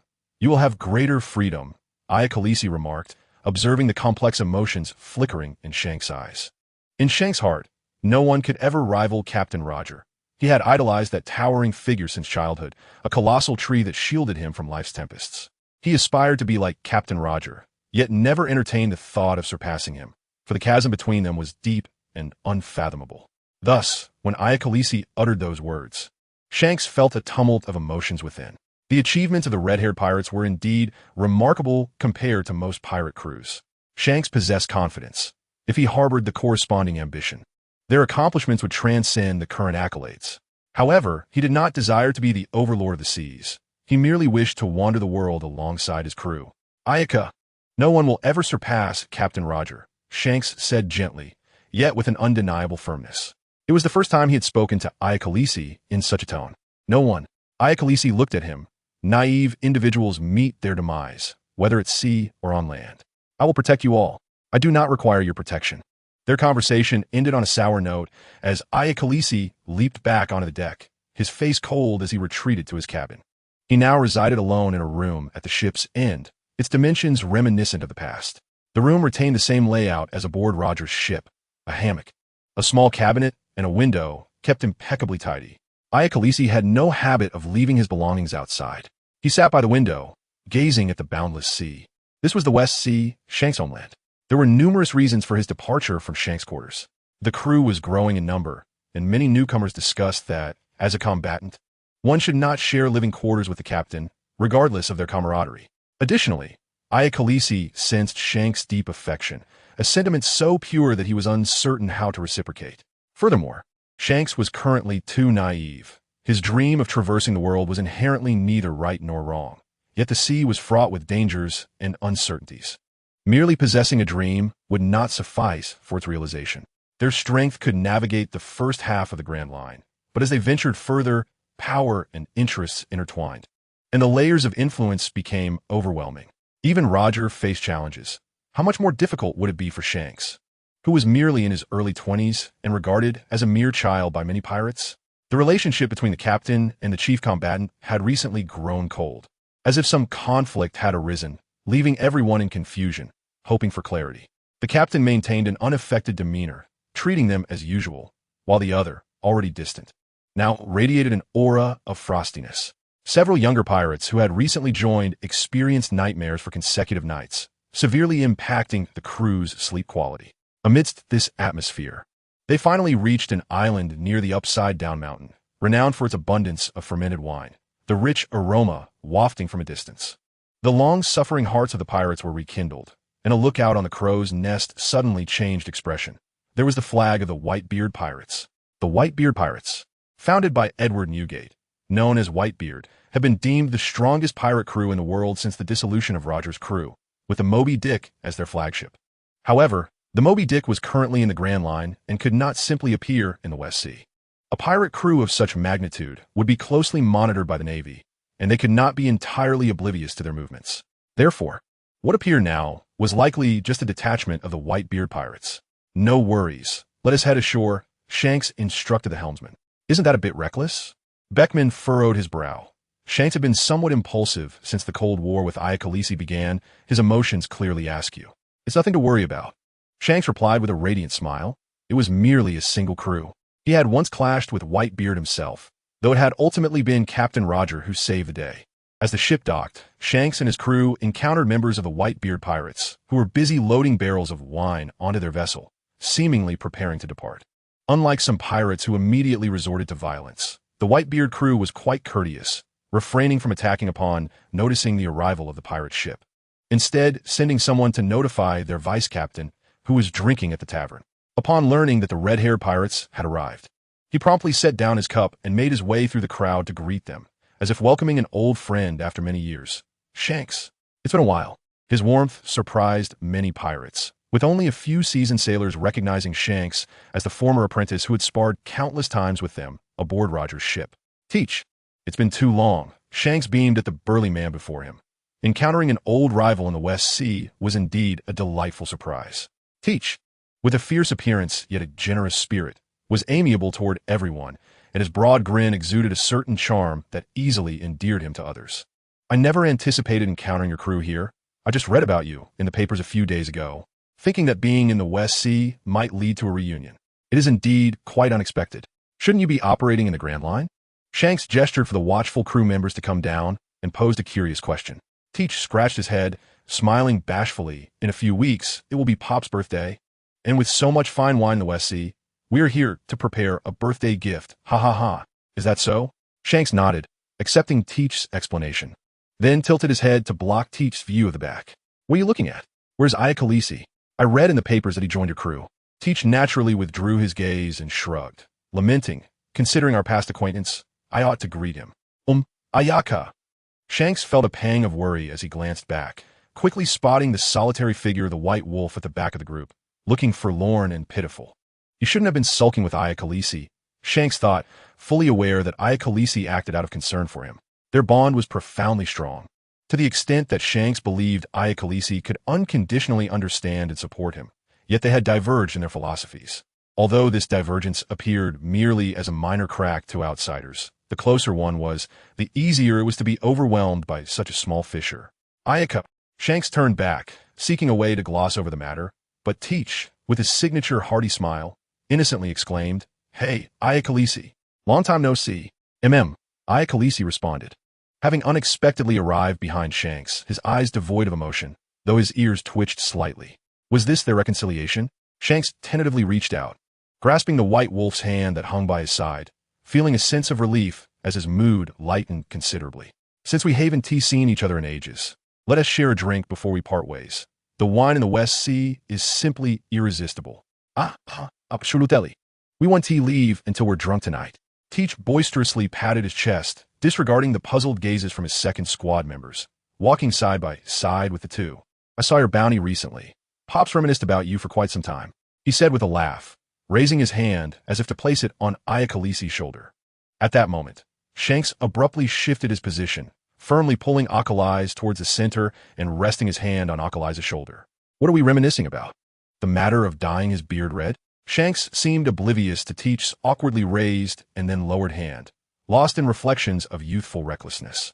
Teach laughed heartily to mask his embarrassment, yet a storm of unease brewed deep within his eyes. Was he too impatient? The Whitebeard Pirate 2nd Division departed from the island the following day. They had initially intended to leave that very day, but due to Shanks's presence, Teach opted to stay an extra night. Watching the departing ships, Shanks nudged Akalai's in the chest and inquired, Hey kid, what do you think of that guy, Teach? I have no opinion. Akalai's replied honestly to his captain. Oh, is that so? Shanks seemed unsurprised by Akalai's response, nodding before advising, Keep your distance from him. I'm not fond of him. Shanks was instinctual, and Teach's aura unsettled him, especially regarding Akalai's, who always sensed Teach's ambiguous proximity and inquiries. Teach maintained a polite and appropriate distance. Had he inquired about others, Shanks might not have thought much of it. However, Akalai's was different. He was too possessive to allow others to encroach upon him. All right. Without questioning the reasoning, Akalai's nodded in agreement, and then asked, Shall we set sail? Yes. Let us sail to Rogue Town. They encountered no further mishaps along the way, but upon reaching the summit of Reverse Mountain, they were met with a terrifying whale-esque cry from the Grand Line. It was the voice of a colossal island whale named Laboon calling for its companions. The Navy presence in Rogue Town had significantly diminished compared to 2 years prior. They met with Jesus Burgess as planned. He had undergone considerable changes over the 2 years, having dyed his hair from black to blonde.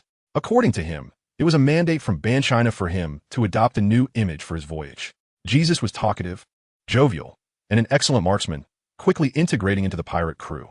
Compared to other pirates, he was fortunate, having established a family at a young age, and ultimately setting sail to pursue the romanticism of adventure. Many envied his tales of his esteemed position at home, his praises of a considerate and gentle wife, and stories of his son who had just begun to walk unsteadily. Separated from the main crew, Shanks and Alkalies arrived at the town square of Roadtown, which could accommodate nearly 1,000 people. At the center stood a wooden gallows. Here, the legendary Pirate King once met his demise, and they too had stood upon this very ground as spectators. Now, the gallows remained, the scenes of the past vividly etched in memory, yet fewer people paid a heed. The passers-by were preoccupied with their own affairs, oblivious to the two individuals who lingered beneath the gallows. In silence, Shanks poured an entire bottle of rum on the ground, the liquid staining the earth darkly before gradually soaking in. He removed his straw hat and bowed solemnly.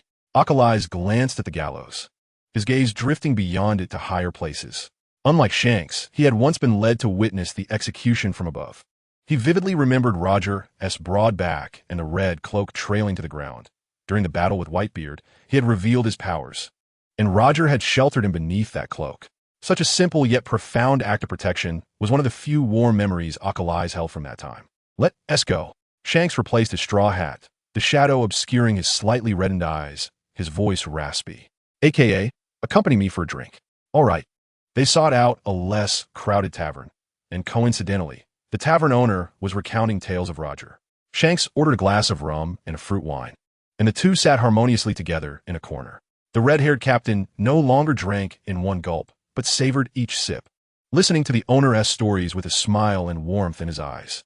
But GOLD, Roger met his end with just a single strike. It was like a flash of lightning.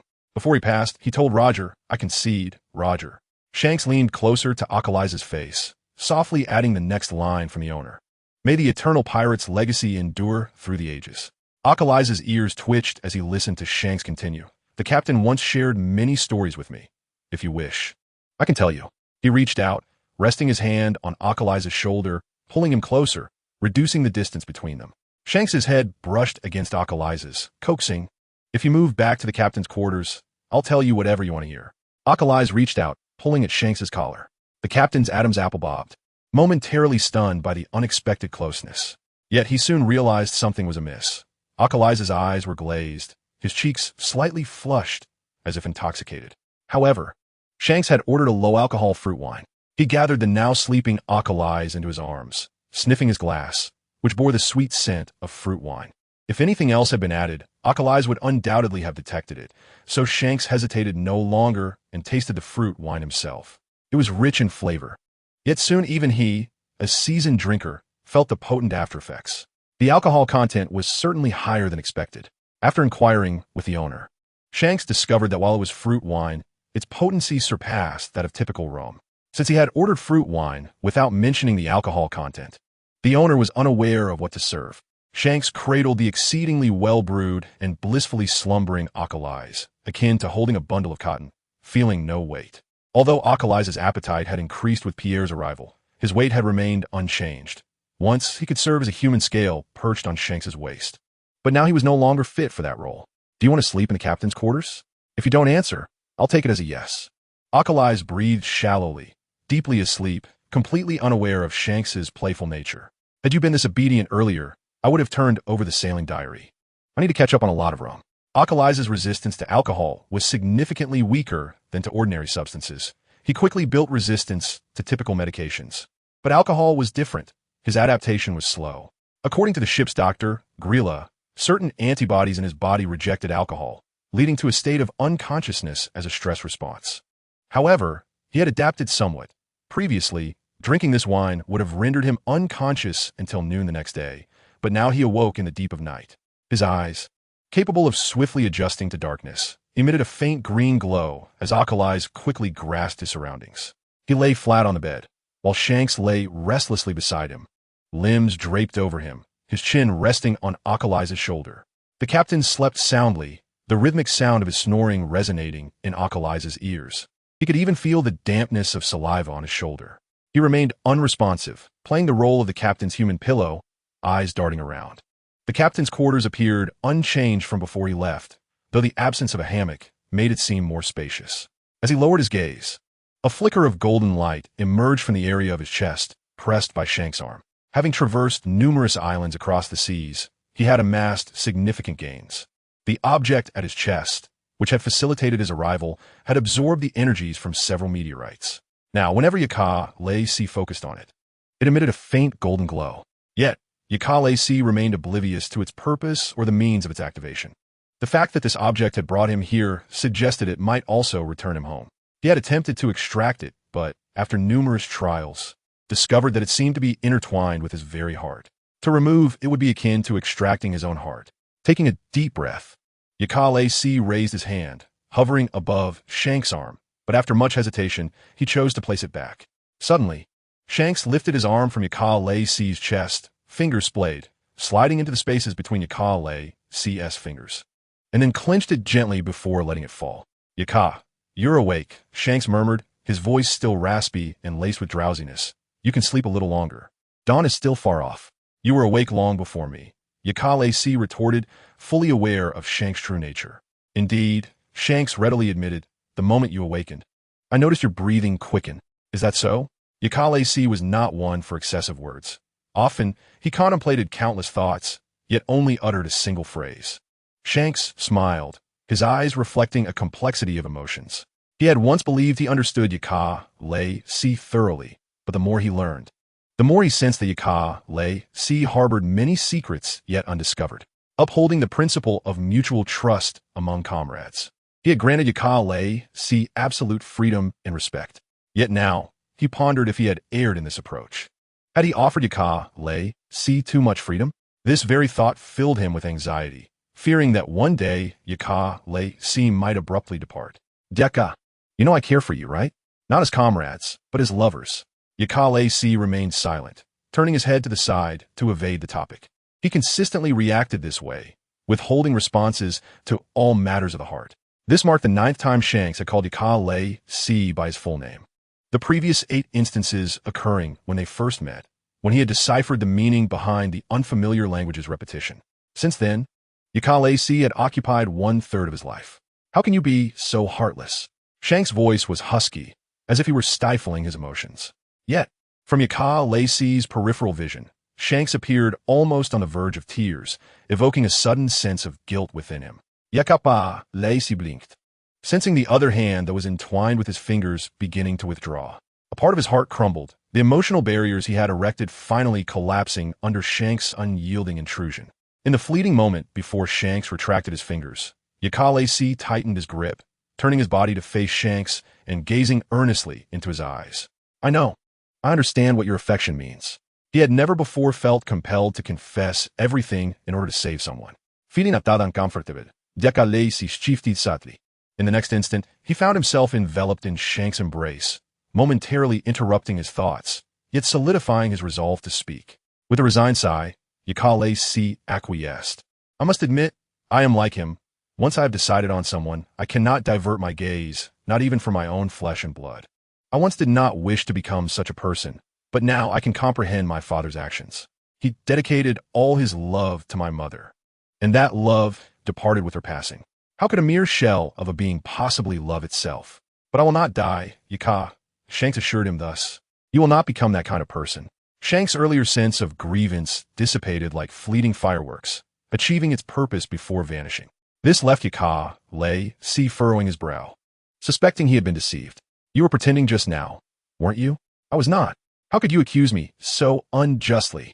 Shanks feigned innocence, though his expression grew increasingly closer, until Yakale C, covering his mouth, pushed him away. "Keep your distance."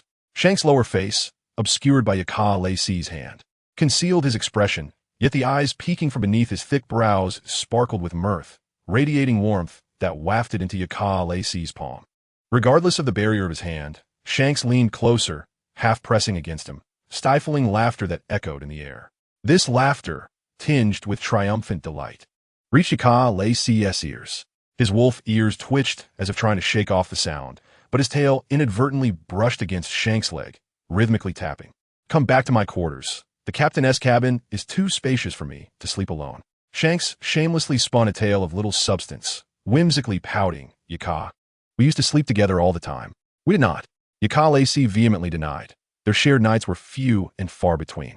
"Then as captain, I shall commandeer your room as a storage space. You must sleep with me." Shanks raised his voice, having suppressed his excitement to a considerable degree. He initially intended to persist until Yakale C acquiesced, for he possessed both patience and time. Yakale C would have to endure. However, Shanks realized that his standing in Yaka-Lacey's heart exceeded his expectations. A tremendous surprise burgeoned within the captain's quarters. His heart swelling with joy while he maintained a composed facade, wishing not to frighten the timid Yaka-Lacey back into his shell. Chapter 137. Yaka-Lacey had been a part of Shanks' life for 3/5 of his 20-plus years. Witnessing each other's growth and understanding one another so deeply that even a mere glance could convey intent. He regarded the man towering over him, Shanks, who had matured into a robust adult, exuding the vigor of a newly appointed alpha wolf, bold and unafraid. His fiery red hair ablaze, and his dark eyes perpetually shimmering with light. "Do you wish to be with me?" Given the charged atmosphere, especially after Shanks had expressed his feelings, Yaka-Lacey posed the question almost instinctively. He had encountered such situations frequently, having been desired by others before. He once found it repulsive, yet with Shanks, it felt indifferent. With an air of boldness, he reached for his collar, prepared to shed his garments. "Shanks!" His face flushed crimson, quickly reacted, blocking his hand, stammering, "No, I didn't team me, at least not now." The metallic taste of blood filled Shanks' mouth as he accidentally bit his tongue in his flustered state. Continuing, "Now is not the time, Yaka." With that, Shanks dutifully rolled back to his position, turning his back to Yaka-Lacey, fearing the sight of anything inappropriate. Shanks, feeling a twinge of pain on his tongue, grimaced, regretting his rashness. This was indeed not the right moment. He was not yet strong enough, not even having ventured into the Grand Line. He needed to be formidable enough to safeguard Yaka-Lacey, making others wary of him. Why had he rejected the opportunity so early when there were still other avenues to explore? Inexperienced, yet pure-hearted, Shanks felt a pang of regret, but what could he do? He had already declared it was not the time. Could he really slap himself in the face? Yaka-Lacey gazed at the ship's mast for a while before turning to look at Zyankasi. His white hair cascaded down his shoulders, falling onto the pillow. He twitched his ears and softly uttered a good night. The night passed, and on the morrow, they would embark on their journey into the Grand Line after 2 years of adventures. However, they encountered a slight difficulty during their descent. The mountain struck by Labu the whale trembled, and the currents were chaotic, nearly causing the ship to capsize. Yet, under the skilled hands of the helmsman, the vessel was steadied and anchored near the twin capes at the Grand Line's exit. At that moment, Kurokas basked in the sun before the lighthouse, reclining in a chair while perusing the day's newspaper. Almost weekly, ships from various seas rushed into the Grand Line in pursuit of treasure, fame, and legends. So when the sound of a vessel crashing onto the water echoed, he did not immediately look up. It was only when a boisterous group of pirates disembarked and one of them called out to him with surprise and excitement that he raised his head in astonishment. The individual was tall, with long legs, dressed in a white shirt and black trousers, wearing flip-flops, a black cloak draped over his shoulders, and a straw hat atop his head. The smile on his face momentarily reminded Kurokas of Roger. Kurokas widened his eyes, instinctively adjusting his glasses on his nose, the lenses focusing on the man's sun-kissed, slightly stubbled visage. After a moment of contemplation, he squinted and asked, "Who might you be?" Zyankasi's smile faltered as he helplessly removed his straw hat, about to speak. "I am... Oh, you must be Yaka-Lacey. It has been so many years. You have grown quite a bit." Kurokas set down his newspaper and warmly greeted the approaching Yaka-Lacey. Yaka-Lacey nodded in acknowledgement. Unfazed by his indifference, Kurokas continued, "You have joined a pirate crew, I see. I recall that Zyankasi wanted to recruit you as a crew member. Why didn't you join him? Did you find him unreliable?" Yaka-Lacey contemplated how to respond and glanced at Zyankasi, who stood ignored beside him. The latter dashed forward, pointing at his own nose and articulating each word. "Kurokas senpai, please refrain from such jokes." "Oh, you don't understand this type of jest?" Kurokas laughed heartily, patting Zyankasi on the head. "You have grown quite a bit too, Zyankasi. I have seen many reports about you in the newspapers." "That's not amusing," Zyankasi mumbled. "Yaka-Lacey can only be my crew member, and I must be his captain. That is the only unchangeable fact." All right. You remain as steadfast as ever regarding Yaka-Lacey," Kurokas remarked, momentarily reminiscing about the ship where the red-haired apprentice sailor would always shout about Yaka-Lacey's ownership during gatherings. Amidst the laughter, the white wolf remained silent, while another blue-haired lad promptly shared his insights on treasure hunting. He had grown weary of it, hoping to be spared this time. "It feels quite easy to enter the Grand Line," Austin murmured, rubbing his neck. He went through considerable effort to reinforce the entire ship for this journey. "This is merely the entrance at the Twin Capes. the real dangers lie ahead. Beckman retrieved the navigator's compass, and upon inspection, it was indeed malfunctioning. We require a new recording pointer. The Grand Line has specialized recording pointers to discern island directions. Relying on a compass that functions in all seas is futile. The captain provided me with a new recording pointer. The navigator Tavalai scratched his head with a bitter expression. However, he opened his palm to reveal the already shattered pointer, which had broken upon impact with the ship's deck during their descent. I am truly sorry, Beckman. You should have been more diligent in safeguarding the pointer. After all, we are well aware of the circumstances in the Grand Line. If Zyankasi were to learn of this, he would likely dismiss it with a laugh. But Beckman was not Zyankasi. Many matters could be overlooked with Zyankasi, yet with Beckman, one would not escape a thorough reprimand. Its geomagnetism, celestial phenomena, ocean currents, and airflows were all in disarray, making it difficult to ascertain one's position, let alone locate islands. Previous navigation techniques and experiences were unreliable. Only the recording pointer remained trustworthy. Yes, I shall be more attentive henceforth. Tavalai solemnly pledged, understanding that any error on his part could jeopardize the entire pirate crew. Ha! Tavalai has comprehended his mistake well, Beckman, said Yesub, who approached with a grin, attempting to shift the topic. By the way, the captain seems to be acquainted with the people of the Twin Capes. It appeared to be more than mere acquaintance. They seemed quite familiar. After all, even the elusive Yakalais had greeted them. As this conversation unfolded, the trio from across had already approached. Zyankasi enthusiastically introduced, "Everyone, this is Kuroka's senpai, the ship's Dr. Fermai and Yakalai's previous crew." Kuroka's furrowed his brow. That name was reminiscent of his idol, and both were ship doctors. What a coincidence! No matter how one looked at it, remnants of the Roger pirates could not possibly guard a lighthouse at the entrance of the Grand Line. Moreover, their captain did not resemble anyone from the crew of the pirate King Roger. Chapter 138. After enduring several trials, encountering a familiar face, Zyankasi's nature dictated that a feast must be held. Kuroka's gifted them a new recording pointer to replace the shattered one. Time passed, and suddenly, the sea began to churn violently. Kuroka's, unperturbed, urged everyone to remain calm. He sighed and explained, "You must have experienced the mountain tremors. All of this is due to that enormous whale."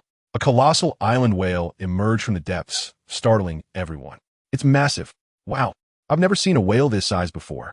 What is that on its head? Is it injured?" Kuroka's nodded, "Yes. It has been ramming its head against the red line, which, no matter how it strikes, will not break." He recounted the tale of the Lumba pirates and Labu arriving at the Twin Capes decades ago. Due to the dangers of the Grand Line, the Lumba pirates had to leave Labu at the upside-down mountain, asking him to wait until they could complete a circumnavigation of the world and return. However, as far as he knew, the Lumba pirates never returned. It has been waiting for their return. Despite my attempts to dissuade it, I cannot alter its actions. Yet, this is self-destructive behavior. If we do not find solution, even the island whale will perish. Unlike the other pirates who were moved to tears by the story, Guerrera maintained a composed demeanor. As the ship's doctor, he was more concerned with the patient's injuries, even if it was a whale. "I have considered many methods, but none have proven effective," Kuroka stated. "Ordinary sedatives cannot control the whale, and its skin is too tough for needles to penetrate." "This is indeed a dilemma," Guerrera mused, equally troubled by the challenge. Even if a special medication for the whale were developed, it would be futile if injections were impossible.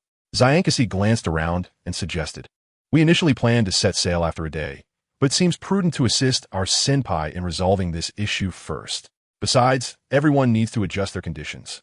Beckman was not angered by Zyankasi's sudden change of plans. Their pirate crew had just entered the Grand Line, filled with excitement, and had consumed alcohol. This state was unsuitable for departure. Upon hearing the news of their prolonged stay, the pirates were filled with joy. They had learned of the tale of Labu and were eager to lend their assistance. "This is wonderful. With your help, I am sure a solution will emerge." Kuroka smiled and began discussing his previous research plans with Grella. Shanks, unable to contribute to the technical conversation, rubbed his nose and turned to seek out Akalaisi. The white wolf stood at the shore, gazing vacantly at the enormous, lamenting whale, lost in thought, or rather, devoid of any thoughts at all. Shanks removed his cloak and approached, draping an arm over Akalaisi's shoulder. While cupping his other hand around his mouth, he called out loudly to the distant whale, "Hey, Labu!" Akalaisi tilted his head, his cheek brushing against Shanks' arm. The sudden shout nearly deafened him. The whale's dark eyes noticeably shifted downwards. fixing upon the two figures on the shore, and Shanks waved his arm joyfully at it. Ha ha ha, Akalaisi. It seems Labu can understand me. Yet, Labu did not draw nearer. If we build a good rapport with Labu, might it allow me to perch atop its head? Exclaimed the youthful spirit, excitement bubbling within him, as he released Akalaisi and leaped into the sea. Akalaisi's pupils dilated, and he promptly followed suit, though instead of plunging into the water like Shanks. He walked upon the surface until reaching his side. What do you intend to do? Akalaisi extended his hand towards Shanks, and, as their palms met, Shanks firmly caught the one who had fallen into his embrace. Let's frolic with Labu for a while, Shanks said with a grin, his gaze fixed upon Akalaisi. Under his watchful eye, a vast shadow enveloped them both. Just as Shanks was about to call out a name, the two were swallowed by Labu. Those on the shore looked on in astonishment, many of them inadvertently dropping their goblets to the ground. Surely, the captain and his crew have been devoured by the whale? Is it carnivorous? Is it tasty? No. Someone save them. Fear not. Labu means no harm, merely indulging its curiosity in play. Kurokas remained the only calm presence. Urging others to continue drinking, I suspect they will emerge shortly. Chapter 139. Since arriving in this world, Akalaisi had frequently experienced refreshing revelations, and being swallowed by a whale was no longer shocking. He felt only a moment of surprise, then maintained a stoic expression as he accompanied the enthusiastic Shanks on a tour of the whale's insides. Following that, they were expelled from the whale through its blowhole, landing safely without hearing any concerned inquiries. Instead, after a few moments of stunned silence, the onlookers erupted into rapturous applause and whistles, as if witnessing a circus performance. Akalaisi hurried back to the ship to change out of his soaked clothes. Although he had a method to dry himself quickly, his legs had encountered many unspeakable substances, necessitating a complete change. Shanks, however, chose not to change, sitting on the ground as he animatedly recounted their recent adventure. Had it not been for Akalaisi drying his clothes, he would have likely served as a human drying rack. We never anticipated that within Labu's belly lay a small island, albeit not particularly large, Shanks mused. Stroking his chin, the meat visible from above must be delectable. Indeed, Labu's size suggests it could sustain us for quite some time. Kurokas, unfazed, drained his rum and then raised his cup, striking the base against Shanks' head. To dare covet Labu, your audacity has grown immensely, boy. My apologies. By the way, if a sedative cannot be administered from the outside, might it be possible to administer it from within? Grella suddenly proposed. Have you tried it? I have considered it. But what would one do once inside? I cannot navigate the vast stomach acid alone while wielding a massive sedative, nor can I ascend to inject it. He acknowledged the dilemma. We could construct a direct passage to the injection site. After all, stomach acid cannot dissolve gold or silver. Austin eagerly joined the discussion. I can also work with metals, not just wood. There are indeed materials aboard, though they may be insufficient, Kurokas remarked with a smile. I have kept useful items from ships that couldn't even navigate the upside-down mountain. The thought of being unable to cross the upside-down mountain and having their ship dismantled sent chills down everyone's spines. How much metal can the red flag be dismantled for? Austin would know best. He quickly shifted the topic. Well then, let's get to work.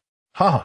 Many hands make light work. Once Akalaisi finished changing, he found the pirates, who had been drinking moments ago, now bustling about on the deck, moving items back and forth, staining the deck that Akalaisi had just cleaned that very morning.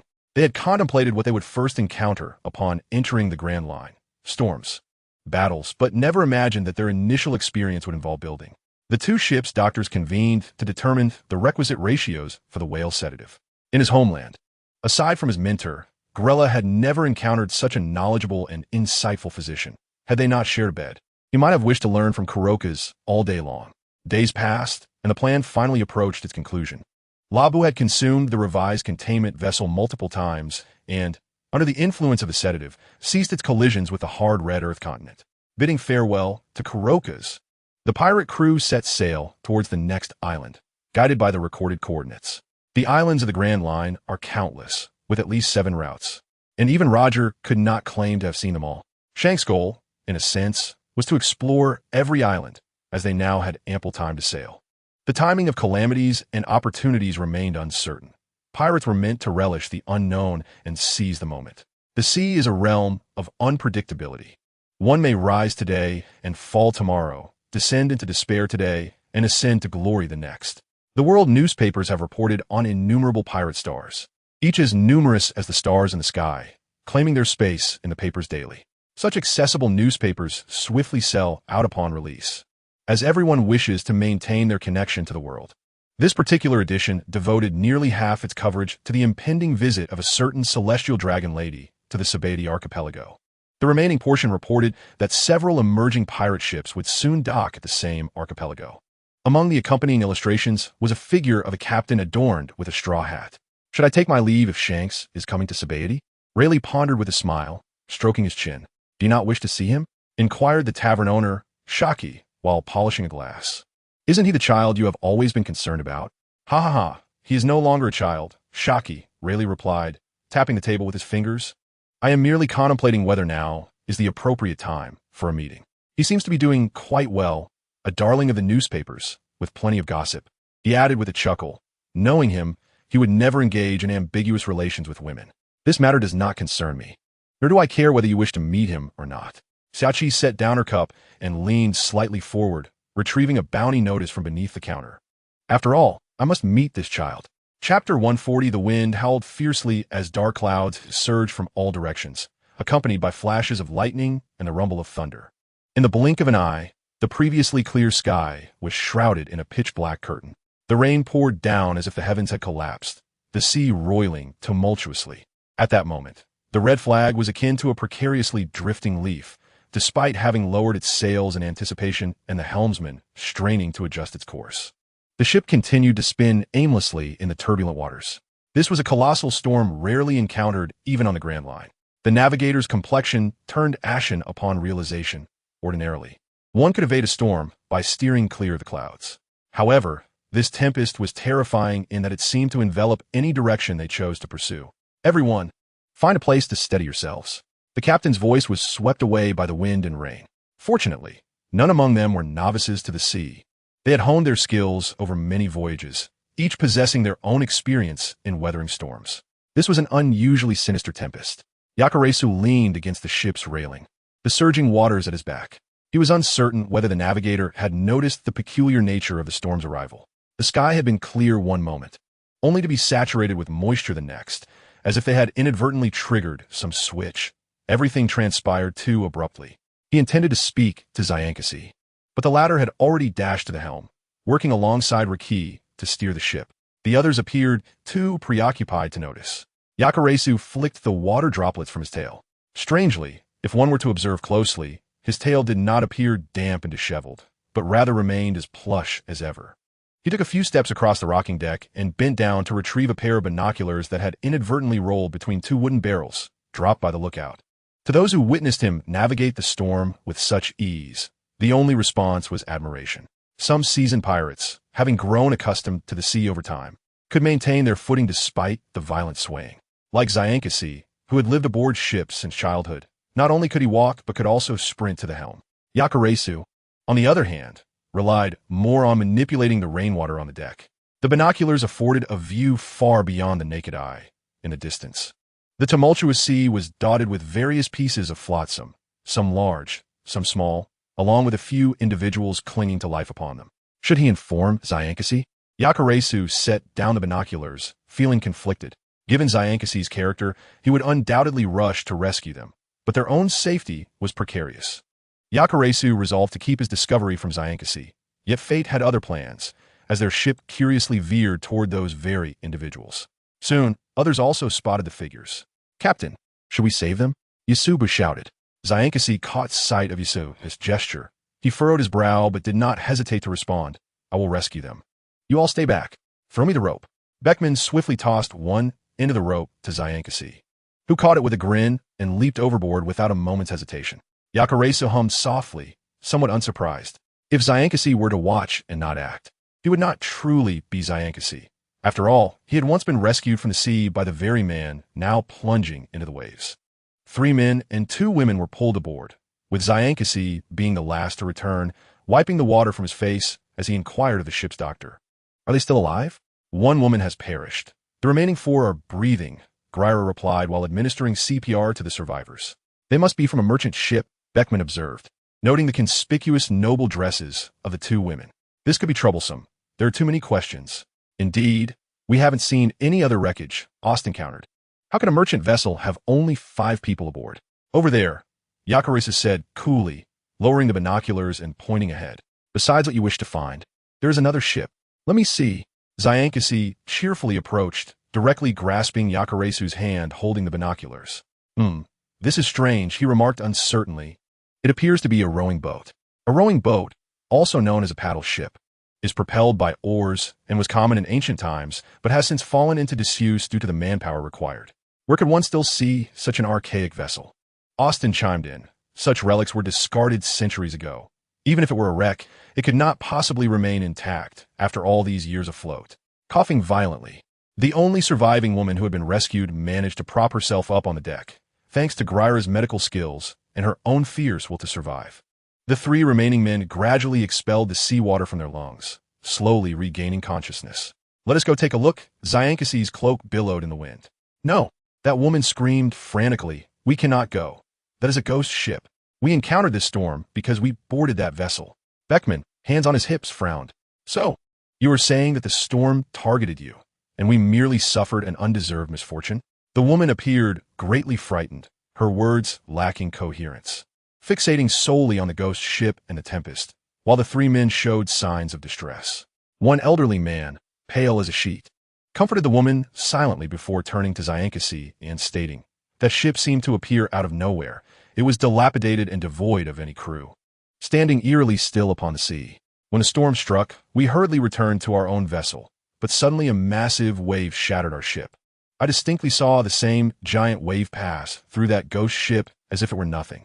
The elder's account was much clearer, allowing Zyankasi and the others to swiftly grasp the situation.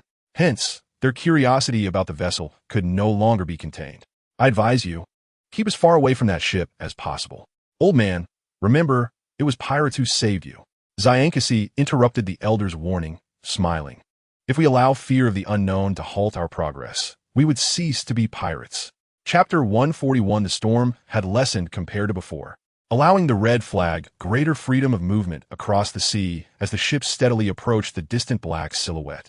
As they drew nearer, the vessel became clearer. It was significantly larger than the red flag, its bow adorned with a battered female statue, while its side bore a row of dark, ominous holes. From within protruded numerous oars, resembling a centipede extending its limbs. The sails hung in tatters from the mast, the shredded fabric flapping feebly in the wind. The ship lying motionless upon the surging ocean, both eerie and enigmatic. Zyankasi selected a few agile sailors to accompany Yakarisu in a small boat. They boarded the vessel with little effort, their feet treading upon somewhat loose planks that creaked beneath their weight. The deck was barren, save for a few wooden barrels lacking any useful contents. Let us head below deck, pair up, and retreat immediately if we encounter any trouble. Zyankasi's demeanor grew serious.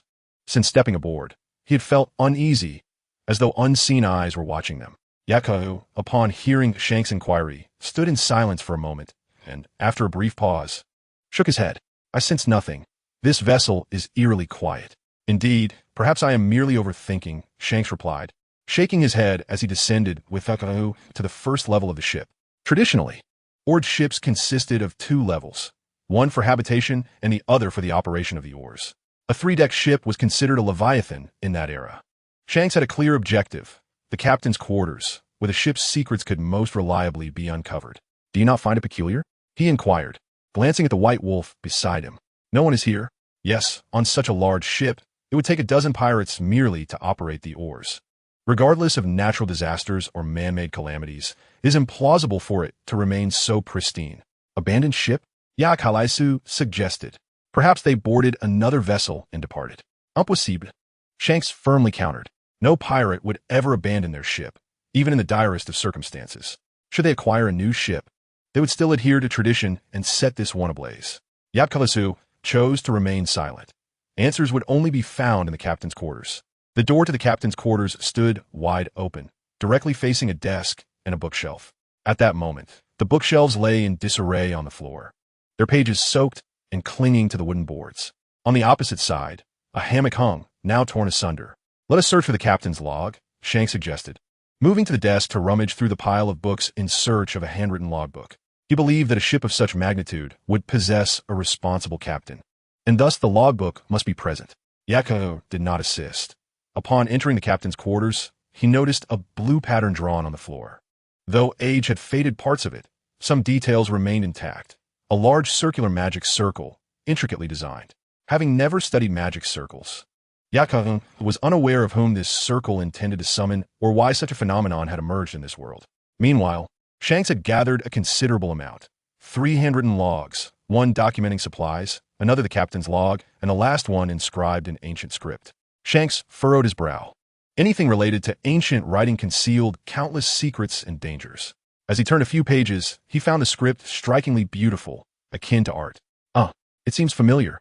He suddenly realized, recalling that when Yakko had inscribed his name on his cheek, that character was equally exquisite, resembling a symbol. What is it? Just then, Yakalaisu approached. Having heard the commotion, "Do you recognize this character?" Shanks turned the logbook towards him. Yakko picked it up and read aloud, "I love you." He cast a faint glance at the blushing Shanks, continuing to recite, "O great goddess of the waters, Yanafeel, I offer you my sincere heart in exchange for the favor of the waves. I bestow upon you my fervent love in exchange for the affection of the tides. You are the eternal leader upon this boundless sea." Yakko ceased his emotionally detached recitation and explained, "It is a collection of poems extolling the goddess of the waters." "So this is something from your world?" Shanks mused, stroking his chin. Just as he was about to inquire further, a startled cry emanated from the lower deck. They exchanged glances and hurried down. It turned out to be a false alarm. One of the pirates had simply stumbled through the fragile flooring, falling to the level below. "Captain, we have checked the kitchen. There are preserved meats and some rotting fruit, so food scarcity is not an issue." "Boss, we've also been to the dormitory. No one is there. Some of the bedding is neatly arranged, while others are quite disheveled, but none appear to have been left in haste. We did not find any corpses on the 3rd level, but in the storeroom, we discovered a wealth of silverware, jewelry, and these coins." A pirate handed Shanks a sample. After glancing at it, Shanks passed it to Yakko. "All right, take the silverware back to the ship. We are leaving here." He felt increasingly uneasy the longer they lingered. The more traces of a world he seemed to uncover. The white wolf did not belong in this realm, and it weighed heavily on his mind. The coin bore the insignia of the continent's common currency, featuring a simplistic pentagram, the most fundamental magic circle. When Yakko first arrived, he had brought numerous chests, but now they were nearly depleted. Upon returning to the deck, the storm had abated. This inexplicable tempest seemed to have materialized solely to deliver them a few chests of silverware. Shanks glanced back at the receding oared ship, now a mere dot on the horizon, sensing an unseen presence watching their departure. Yet, the ever-vigilant felt nothing amiss. Chapter 142. The dining hall of the red-haired ship. After several expansions, the dining hall had grown large enough to accommodate dozens of diners, bustling with the atmosphere of a marketplace. Amidst the clamor, the rescued noble lady introduced herself. "I am Yana, and this is my uncle, Morton. The other two are Ghana and Vian." Fortunately, the surrounding pirates had keen hearing, sparing the noble lady from having to repeat her introduction. Yana's extravagant gown had long since soaked through with seawater, and as only men's clothing was available on Shanks' ship, she now appeared rather diminutive and delicate in her men's attire. Shanks scratched his cheek and proposed, "It is best for nobles and pirates not to intermingle, so you shall disembark at the next island." In truth, Yana's fingers were entwined beneath the table. She glanced at her uncle, steeling herself. "We set sail primarily for you, Captain Shanks." Her words silenced the once boisterous dining hall. Within mere seconds, whistles and cheers erupted as the pirates eagerly anticipated the unfolding drama with their captain.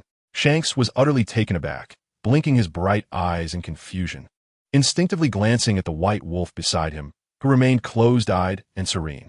Then, he slammed his palm onto the table. "Do not incite a ruckus," he warned, casting a stern gaze at the crowd before turning his serious attention to the startled noble lady. "What is it that you seek?" Yana opened her mouth, but her uncle, Morton, attempted to respond for her. "Well, it's like this, no?" Yana pressed down on her uncle's arm, gradually masking the fear in her eyes. "My name is Yana. My father is a highly esteemed black market merchant. You must be aware that many of the goods seized by pirates on the Grand Line are liquidated through the black market, such as devil fruits. My father is one of the most formidable black market merchants." She gradually found her rhythm in speaking, though her posture slumped. "Regrettably, my father was recently framed and imprisoned. The Navy discovered his ties to the pirates and incarcerated him and impelled down. Impelled down, the world's foremost prison, is situated in the calm belt of the first half of the Grand Line, heavily fortified. I believe we lack the leisure to hear your tale, Miss Yana.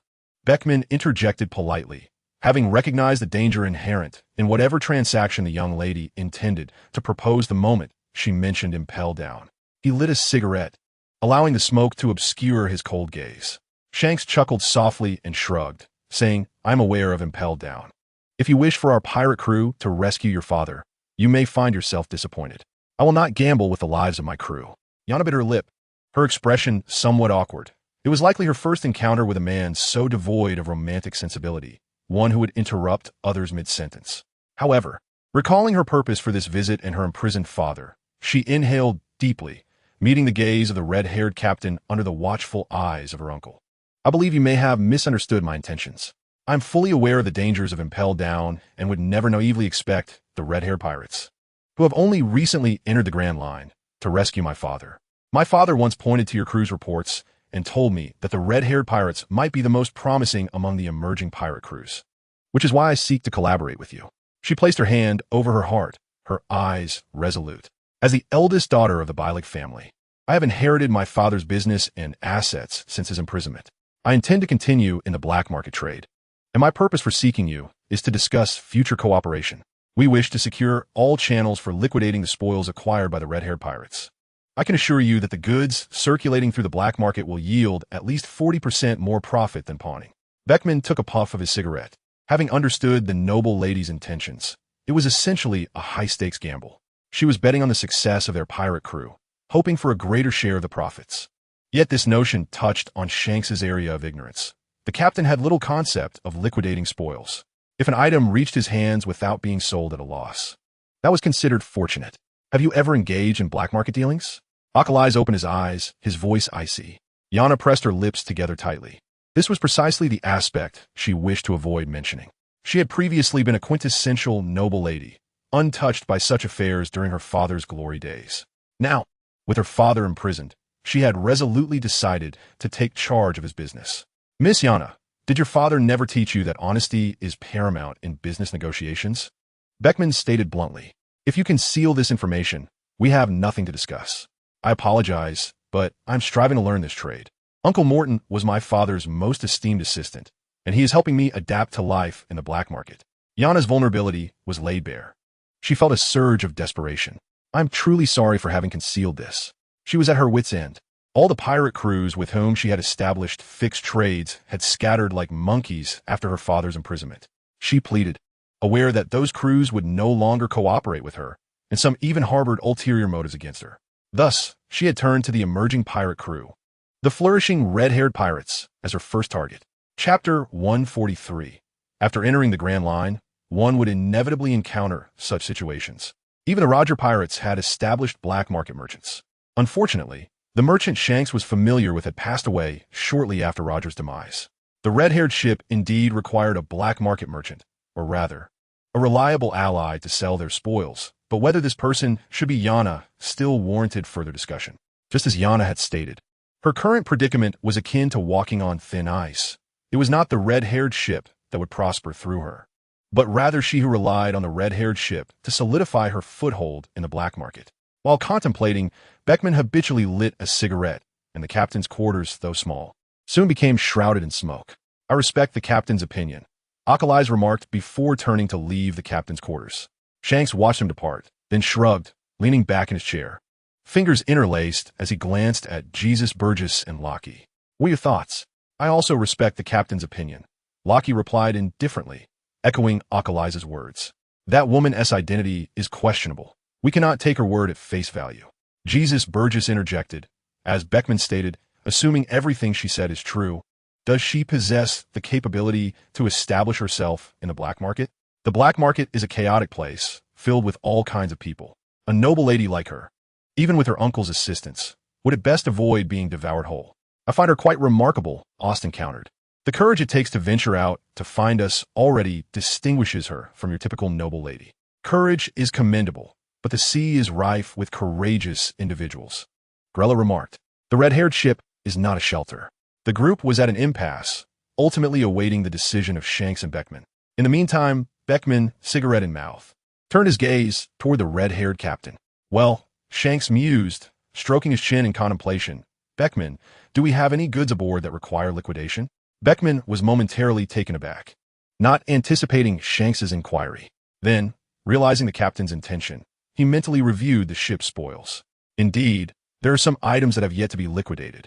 Additionally, the vessel we encountered today provided us with several boxes of silver and gold artifacts. Forget about those boxes of silver and gold, Shanks replied. Leave those behind. Organize the rest and prepare a list for that noble lady.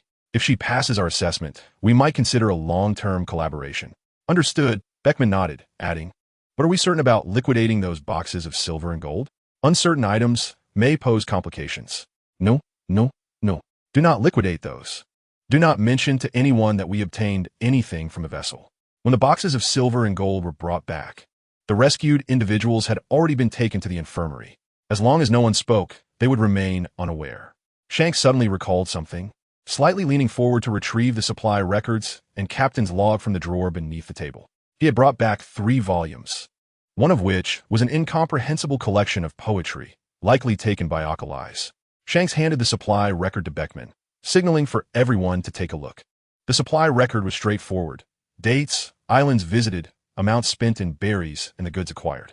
It contained several sea charts, which could be referenced alongside the island names for their supply records. Here, Shanks prompted. On the deck, the pirates engaged in fishing, drinking, and sunbathing. Yet, no matter how they concealed it, they could not hide their furtive glances at the noble lady. The red-haired ship had no female crew members, and no one knew how the captain had recruited them, leaving the men lamenting their fate. Now, finally, there was a woman aboard, and a rather attractive one at that, exuding the grace of a noble lady in every movement, drawing everyone's attention. Miss Yana's delicate figure was concealed within coarse clothing, the slightly oversized neckline revealing an expanse of pale skin. Her dark hair fell to one side, and, at that moment, her tender hands were scrubbing the deck with a damp cloth. The 2 men rescued alongside her were also helping with the labor. The poor noble lady had shouldered the fate of her entire family since her father's imprisonment, her pleasure-seeking mother and 10-year-old sister only weeping, leaving her to manage the aftermath. Thus, she had to devise ways to earn money, and the black market trade was the quickest means she could conceive. She knelt on the ground, scrubbing the deck, her gaze shifting from her reddened hands to the small portion of her fair bosom exposed, and then she looked up towards the figures at the bow of the ship. Suppressing her vulnerability, Yana clutched her collar with one hand and continued her previous task. When will you comprehend my sincere heart? Perhaps you have never truly seen me. My goddess, my eternal onifier. The tempest of today has once again captivated me. Your shelter intoxicates me, and I yearn for your favor and attention. Achilles sat at the bow of the ship, patiently flipping through a few pages. The love poems were handwritten, their phrasing casual and inexplicable, akin to a fervent devotee expressing devotion to their deity in a disordered manner. Each poem revolved around Onifier, the sea, and the storms. The goddess of water, Onifier, was perhaps the most enigmatic deity to Achilles. The oceans of that world were fraught with countless dangers and monsters, seldom traversed by mortals, leading to the water goddess being less revered than her elemental counterparts. He quickly perused the collection of poems. There was nothing tucked within the pages, yet he remained undeterred. For the cover of the book was double-layered. Carefully peeling apart the adhered covers, Achilles discovered a piece of white paper, roughly the size of his palm. Upon it, a complex magical array was drawn in blue ink, identical to that found on the floor of the captain's quarters. Was this a summoning array for the goddess of water? Achilles speculated.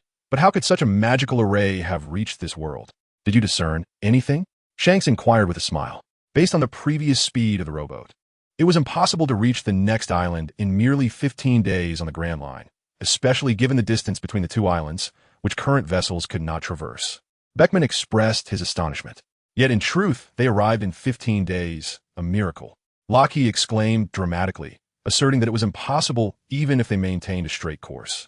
They had only procured supplies for 16 days, thus they were aware of their speed. After speaking, Austin shook his head, doubting his own thoughts. It was implausible. Even with more rowers, a rowboat remained a rowboat, and no one could row continuously without pause. That is the crux of the issue. Shanks snapped his fingers. You are all my most trusted brothers, and there are matters I shall not conceal from you. He recounted the affair concerning the collection of poems and added, I wish for this matter to remain undisclosed. Privately investigate if there exists the fabled otherworld. Chapter 144. The noble lady at the end of her rope upon learning of Shank's decision. The noble lady felt a sense of relief, understanding the pirate's concerns, and eagerly accepted this period of examination. Furthermore, Shanks was inherently a gentle soul, aside from the tangible goods.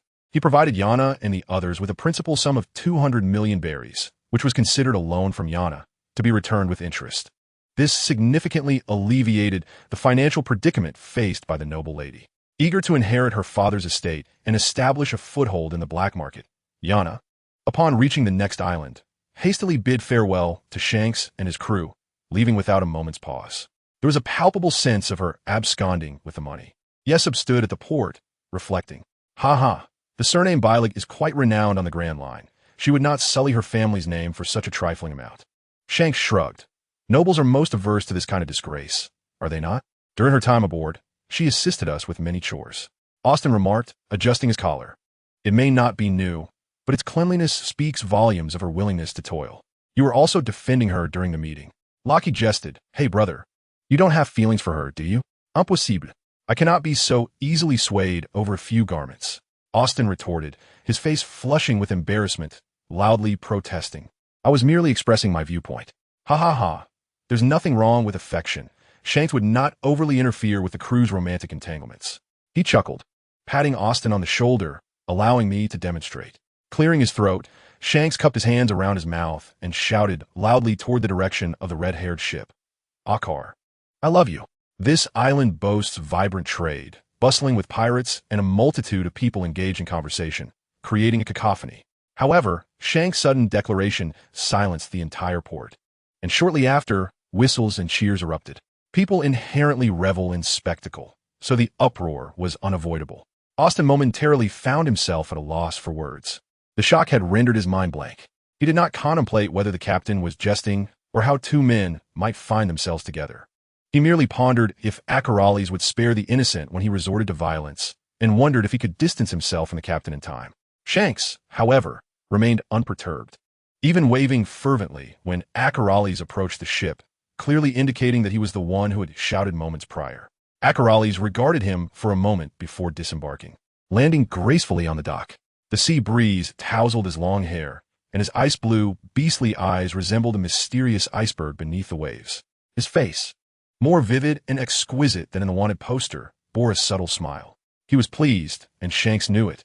He observed Acherales' tail swaying lazily, sweeping from left to right before slowly returning. You need not whisper. I can hear you just fine, Acherales remarked. Hee, I must proclaim my ownership, and of course, everyone should hear it, Shanks replied, having already released Austin's shoulder when Acherales descended, causing Austin to retreat a few steps, maintaining a safe distance. You ought to use the full name, then. As the most successful married man aboard a pirate ship, Yesub was always keen to interject during such moments, regardless of whether addressing the captain or others. Well, I'm simply accustomed to it. Shanks adjusted his straw hat, not lingering on the topic.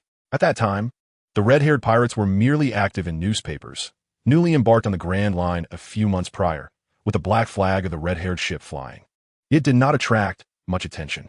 Subsequently, the influence of this flag grew increasingly potent.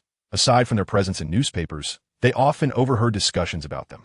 The understanding gleaned from the papers was a mix of truth and fabrication, as the Navy would not permit the public to see favorable portrayals of the red-haired pirates.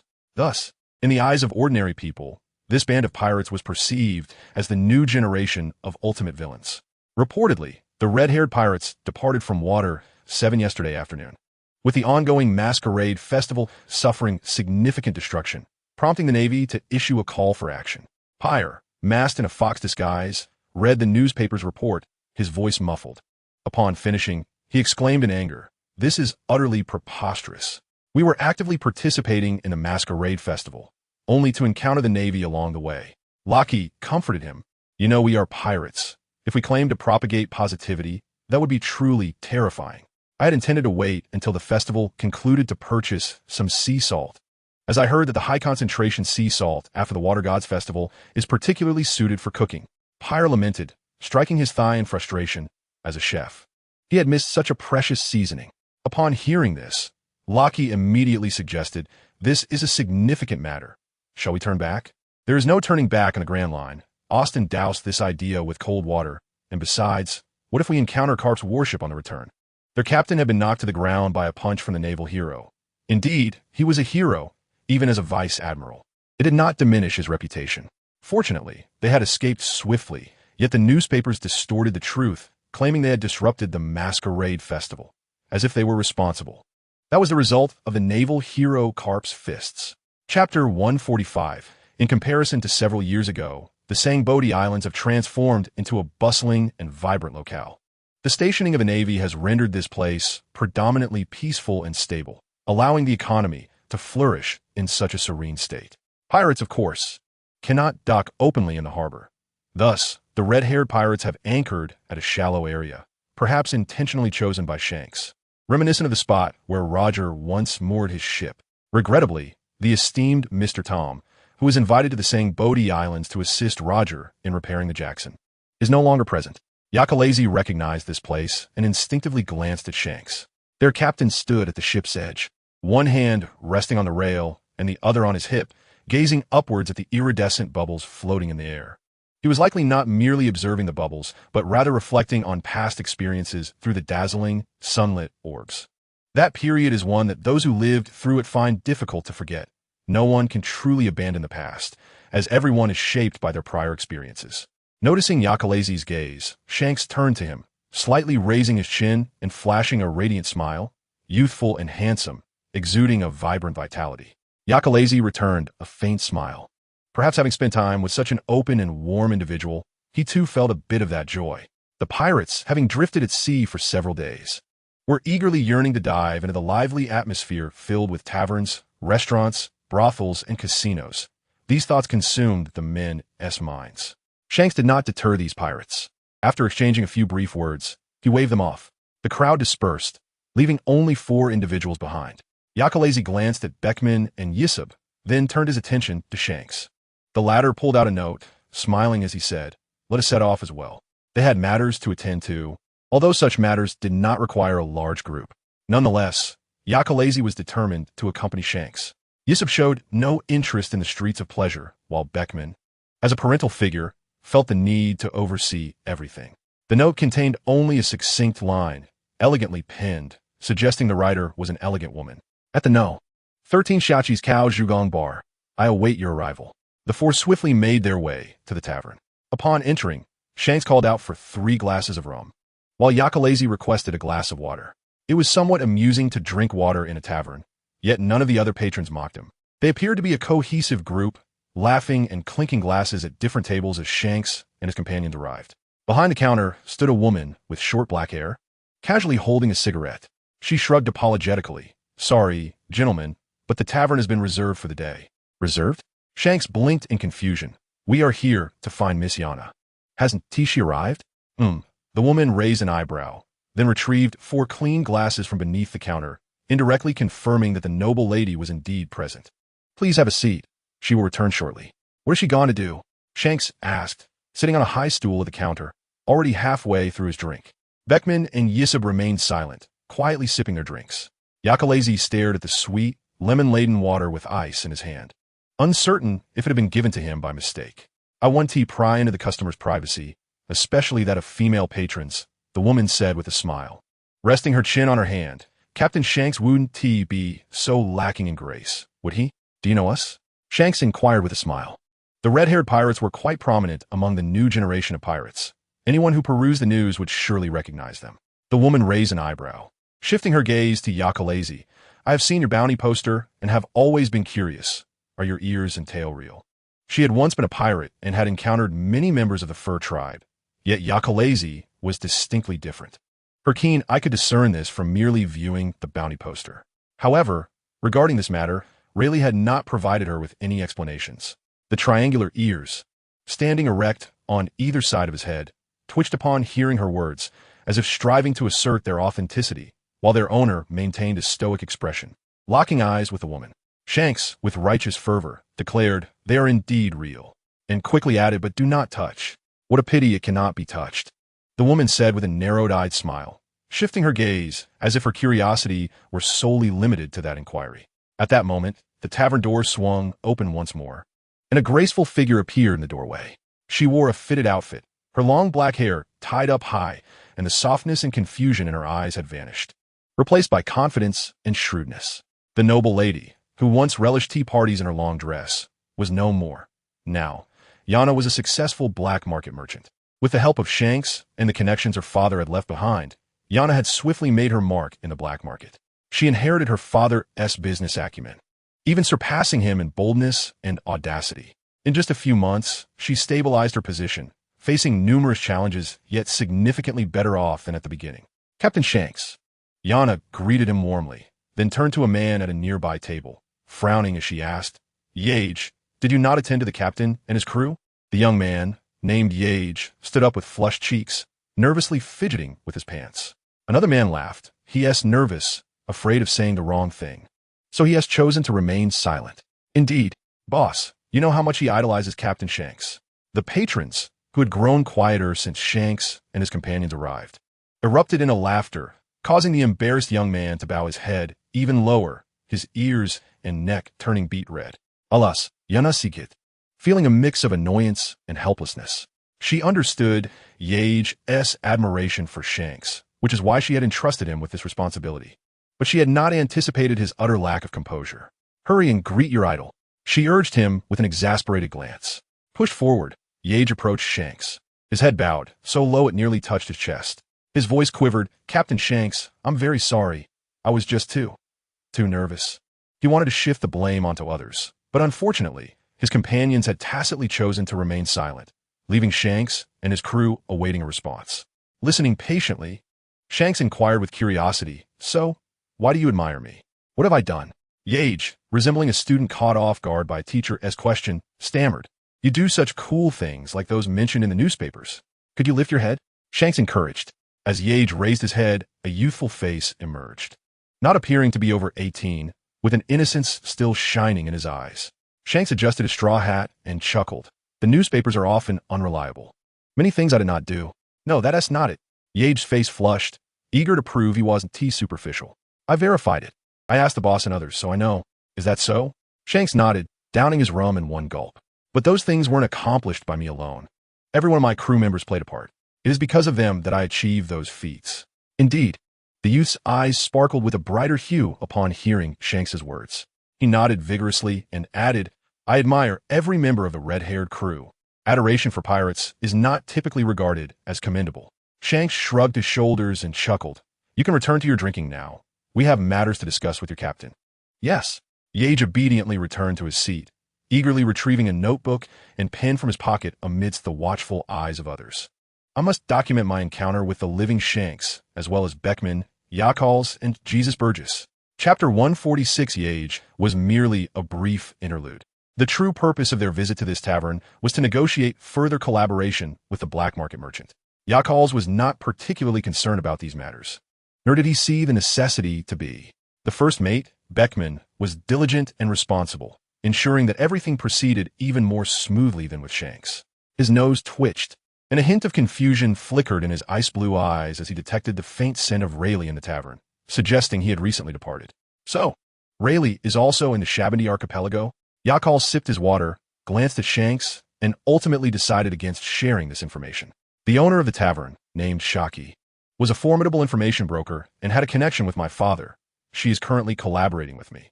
Yana explained her choice of this tavern, affirming Shaki's trustworthiness. Shanks nodded. His curiosity piqued as he turned to the tavern owner. "So, your ability to recognize us at first glance is due to your knowledge of our intelligence?" Part of the reason was Shaki's knowing smile. In truth, even without intelligence, she could have identified Shanks and his crew. It was more about the notable strength that you all possess. Rayleigh, who frequented this tavern, read the newspapers daily and often mentioned this apprentice crew member, to the point where she felt she could develop calluses on her ears from hearing it. Yakals sensed underlying meaning in her words, shifting his gaze from his cup, intending merely to observe her expression as she spoke, yet unexpectedly locking eyes with Shaki. She squinted and smiled, being the first to avert her gaze. Her curiosity about Yakals was evident. She had directly mentioned it to Rayleigh before. She was intrigued by his race and puzzled as to why Rayleigh emphasized Shanks while neglecting to elaborate on Yakals, as if he harbored some secret. Secrets are akin to the sweetest honey in a beehive, yet they also possess the most formidable thorns of a rose. Initially, she held no interest in Yakal's, but it was Rayleigh's unusual behavior that piqued her attention. The next step of their collaboration was swiftly negotiated. Based on the previous assistance rendered by the red-haired crew to the black market merchant, they secured the most favorable terms. Essentially, the merchant provided their services at the lowest possible rates, while the black market merchants were generally perceived as cunning and miserly. Thus, to an outsider unaware of the truth, the partnership between the red-haired crew and Yana was indeed thought-provoking. After all, both leading figures were in their early 20s and possessed admirable appearances, which made them subjects of interest for gossip columns and tabloids speculating on the relationship between a pirate captain and a black market merchant. By the way, Captain Shanks, upon your arrival at the Shabandi Archipelago, you may not be aware that there is a treasure auction tonight. I just left to procure tickets. Yana laid 3 beautifully decorated cards on the table. Human auction? Shanks had heard of the human auctions in the Shabandi Archipelago during his previous visit. He had saved a mermaid. Yana nodded, then shook her head. Not entirely a human auction. This auction will feature a large assortment of goods from the black market. It includes ancient treasures, weapons, and many coveted devil fruits. To my knowledge, there are at least 2 nature-type fruits being showcased. Devil fruits were indeed highly sought after commodities. Beckman swirled the liquid in his glass. However, you should be aware that our pirate crew has little interest in devil fruits. In addition to these items, there is also a human auction. Yana pointed to one of the tickets, her brow furrowing. This auction includes not only mermaids and fishmen, but primarily a group of defeated pirates. She dropped a bombshell. I suspect Austin's father is among them. What? Shanks was taken aback, straightening his posture to face Yana. As someone who set sail with a clear objective to find that irresponsible man, Austin, despite enjoying amicable relations with his crewmates, had yet to encounter his father at the dividing line between the Grand Line's paradise and the New World. However, Austin himself had limited knowledge about his father, primarily relayed through his mother, who mentioned that he was a member of a somewhat formidable pirate crew in the Grand Line. I managed to obtain photos and information about the auctioned individuals through certain means, and he fits the description. Yana expressed regret. These auction tickets are not easily obtained. Given my connections, I could only acquire 3. I apologize. If my father were here, perhaps we could have secured more. No, I must thank you. Shanks earnestly interrupted Yana's apology, speaking sincerely. We will purchase these 3 tickets at a high price. Regardless of whether this individual is Austin's father, we must see for ourselves. At the 21st bar in the Shabandi Archipelago, Austin was raising his glass with Lockie and others, celebrating their 7th toast since disembarking. I boarded the ship quite early. Back then, there were only 4 of us. I was the 5th. With a slight flush to his face from drinking, Austin boasted to the newcomers.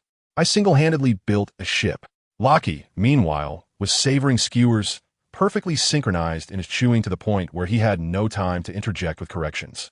The remaining crew members sat with gleaming eyes, obediently listening to Austin's tales. I'm not bragging. I designed a pirate flag myself, Austin exclaimed, dramatically rising to his feet, barely managing to stabilize himself as he stepped onto a chair, as if performing a comedic skit. The captain drew the first lines, and when I saw it, I thought, wow, that's hideous. Just as he finished his statement, the tavern door burst open, and bright light flooded in. Squinting, Austin blinked, and suddenly half of his intoxication dissipated. What did I just say? Why is the god of death here? Did he hear me disparaging the captain? Is this premeditated? Should I kneel and beg for mercy, or pretend to be dead? With a myriad of thoughts racing through his mind, Austin decided in an instant to collapse onto the floor, not forgetting to emit snoring sounds, as if asleep. His swift actions left everyone in the tavern astonished.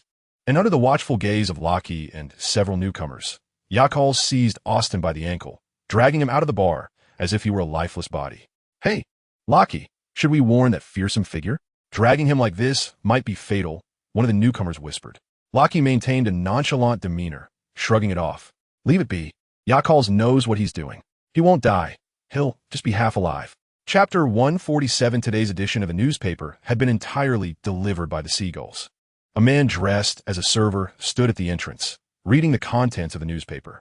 Finding nothing novel or intriguing, he felt disappointed, shook his head, and carelessly tossed the newspaper into a nearby trash bin. However, the paper did not land as intended. It fell into the murky water beside the bin. He paid it no mind and returned to work inside the establishment. A child's head peeked out from the dim alley between shops. She glanced around to ensure no one was watching before quickly reaching down to pick up a newspaper from the ground, undeterred by its filth. The newspaper, soaked in sewage, emitted a rancid odor as her small, grimy face leaned in, her bright eyes scanning its contents with fervor. In no time, she had read through several pages, extracting a wanted poster that prominently featured the captain of the red-haired pirates, who appeared nonchalant, yawning with a straw hat in hand. Entirely unlike the notorious pirate captain he was reputed to be. The second wanted poster depicted a man with long white hair and beast-like ears, his icy expression transforming a candid shot into a polished photograph worthy of a gallery. The girl stared at this poster for a long while until three men emerged from a nearby shop, stumbling and leaning on each other as they departed. "Lucky Kige, let us go drink. We want to return until we're drunk. Drink, eat, and drink. Burp, it's on me. Burp, Captain. Did he say when we'll head back?" "No worries. He didn't mention it. I remember. Burp, the way back is number 57. I know too." The trio of drunkards rambled incoherently as they swayed past the alley, presumably off to another establishment for more revelry. The girl blinked, retrieving an old newspaper clipping from her pocket, listing the names of several high-ranking members of the red-haired pirates, with Lockie's name prominently included. Resolute, she left the alley. Despite possessing only 3 tickets, Yana, who had worked the hardest, chose not to take any. While the treasure auction was indeed significant to her, a merchant's prudence dictates avoiding minor losses for greater gains. The prospect of exchanging these 3 tickets for a longer collaboration with the red-haired pirates was exceedingly advantageous. The trio heading to the auction comprised Shanks, Beckman, and Austin. Circumstances dictated caution. The distinct features of Yakal's necessitated vigilance within the territory of the Celestial Dragons. Aware of this, he donned a cloak before seeking out Austin, who finally stirred after several knocks to the ground. Shaking off Yakal's grip, Austin stood, performing a few stretches under Yakal's watchful gaze to demonstrate his ability to walk.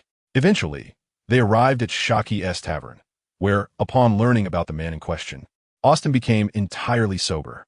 His previous anger and agitation turned into confusion. The person he had sought for years was suddenly within reach, leaving him uncertain about his feelings.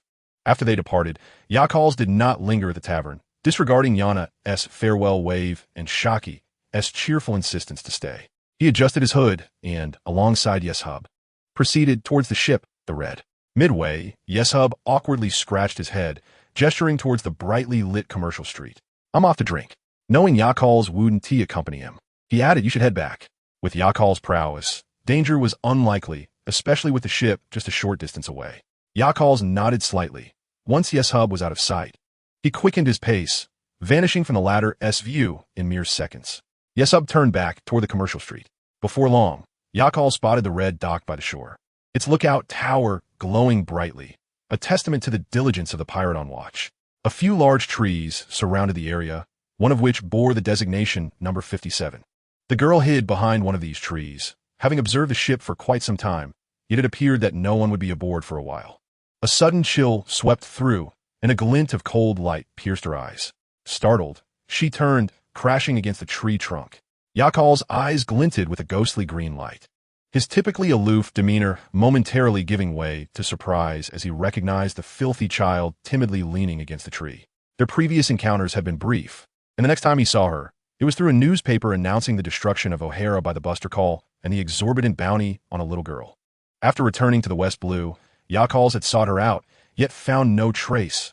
Unbeknownst to him, she had made her way to the Grand Line. "You wouldn't betray or abandon me, would you?" The pleading light in Robin's eyes mirrored her past, where she had scavenged for work to survive, only to be repeatedly betrayed due to her identity and staggering bounty.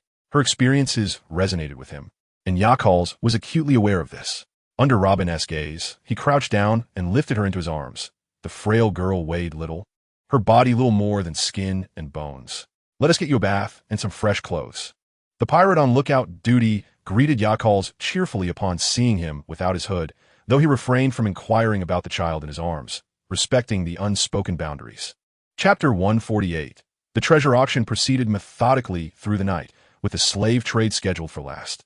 When a man bearing a resemblance to Austin was brought on stage, the trio instantly recognized him as the person Austin had been searching for.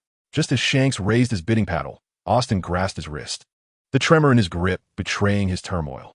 "Don't bid on him," he managed to utter, his his voice strained. Let us go. He could neither forgive nor fathom what he would say when they finally met face to face. Would he express blame, anger, or curses? No, words failed him. This man had left before his birth, and all he knew of fatherhood came from his mother and neighbors, with his resentment stemming solely from his mother's unfulfilled expectations. After venting his pent-up emotions, what could he possibly do with this man? Austin found himself at a loss, so he chose to dismiss the thought. Accompany me for a drink. Exiting the auction house, Austin smiled with relief, hands plunged into his pockets as he walked straight to the tavern. Shanks remained silent, respecting Austin's choices and refraining from intervening. As captain, his role was merely to support his crew. The trio drank into the night, largely fueled by Austin's relentless consumption, while Shanks and Beckman merely played the role of attentive companions. Shanks understood that life rarely unfolded perfectly. One must inevitably confront obstacles, and overcoming this one would undoubtedly catalyze Austin's growth.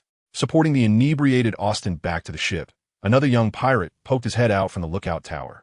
Despite being assigned to duty on his first day, his eyes still sparkled with enthusiasm. Shanks smiled at the young pirate, encouraging him to forego his watch and rest or explore the island instead. Tempted by the prospect, the young pirate recalled how his companions had spoken of the bustling vibrancy of Sabeti Archipelago, and he longed to see it for himself.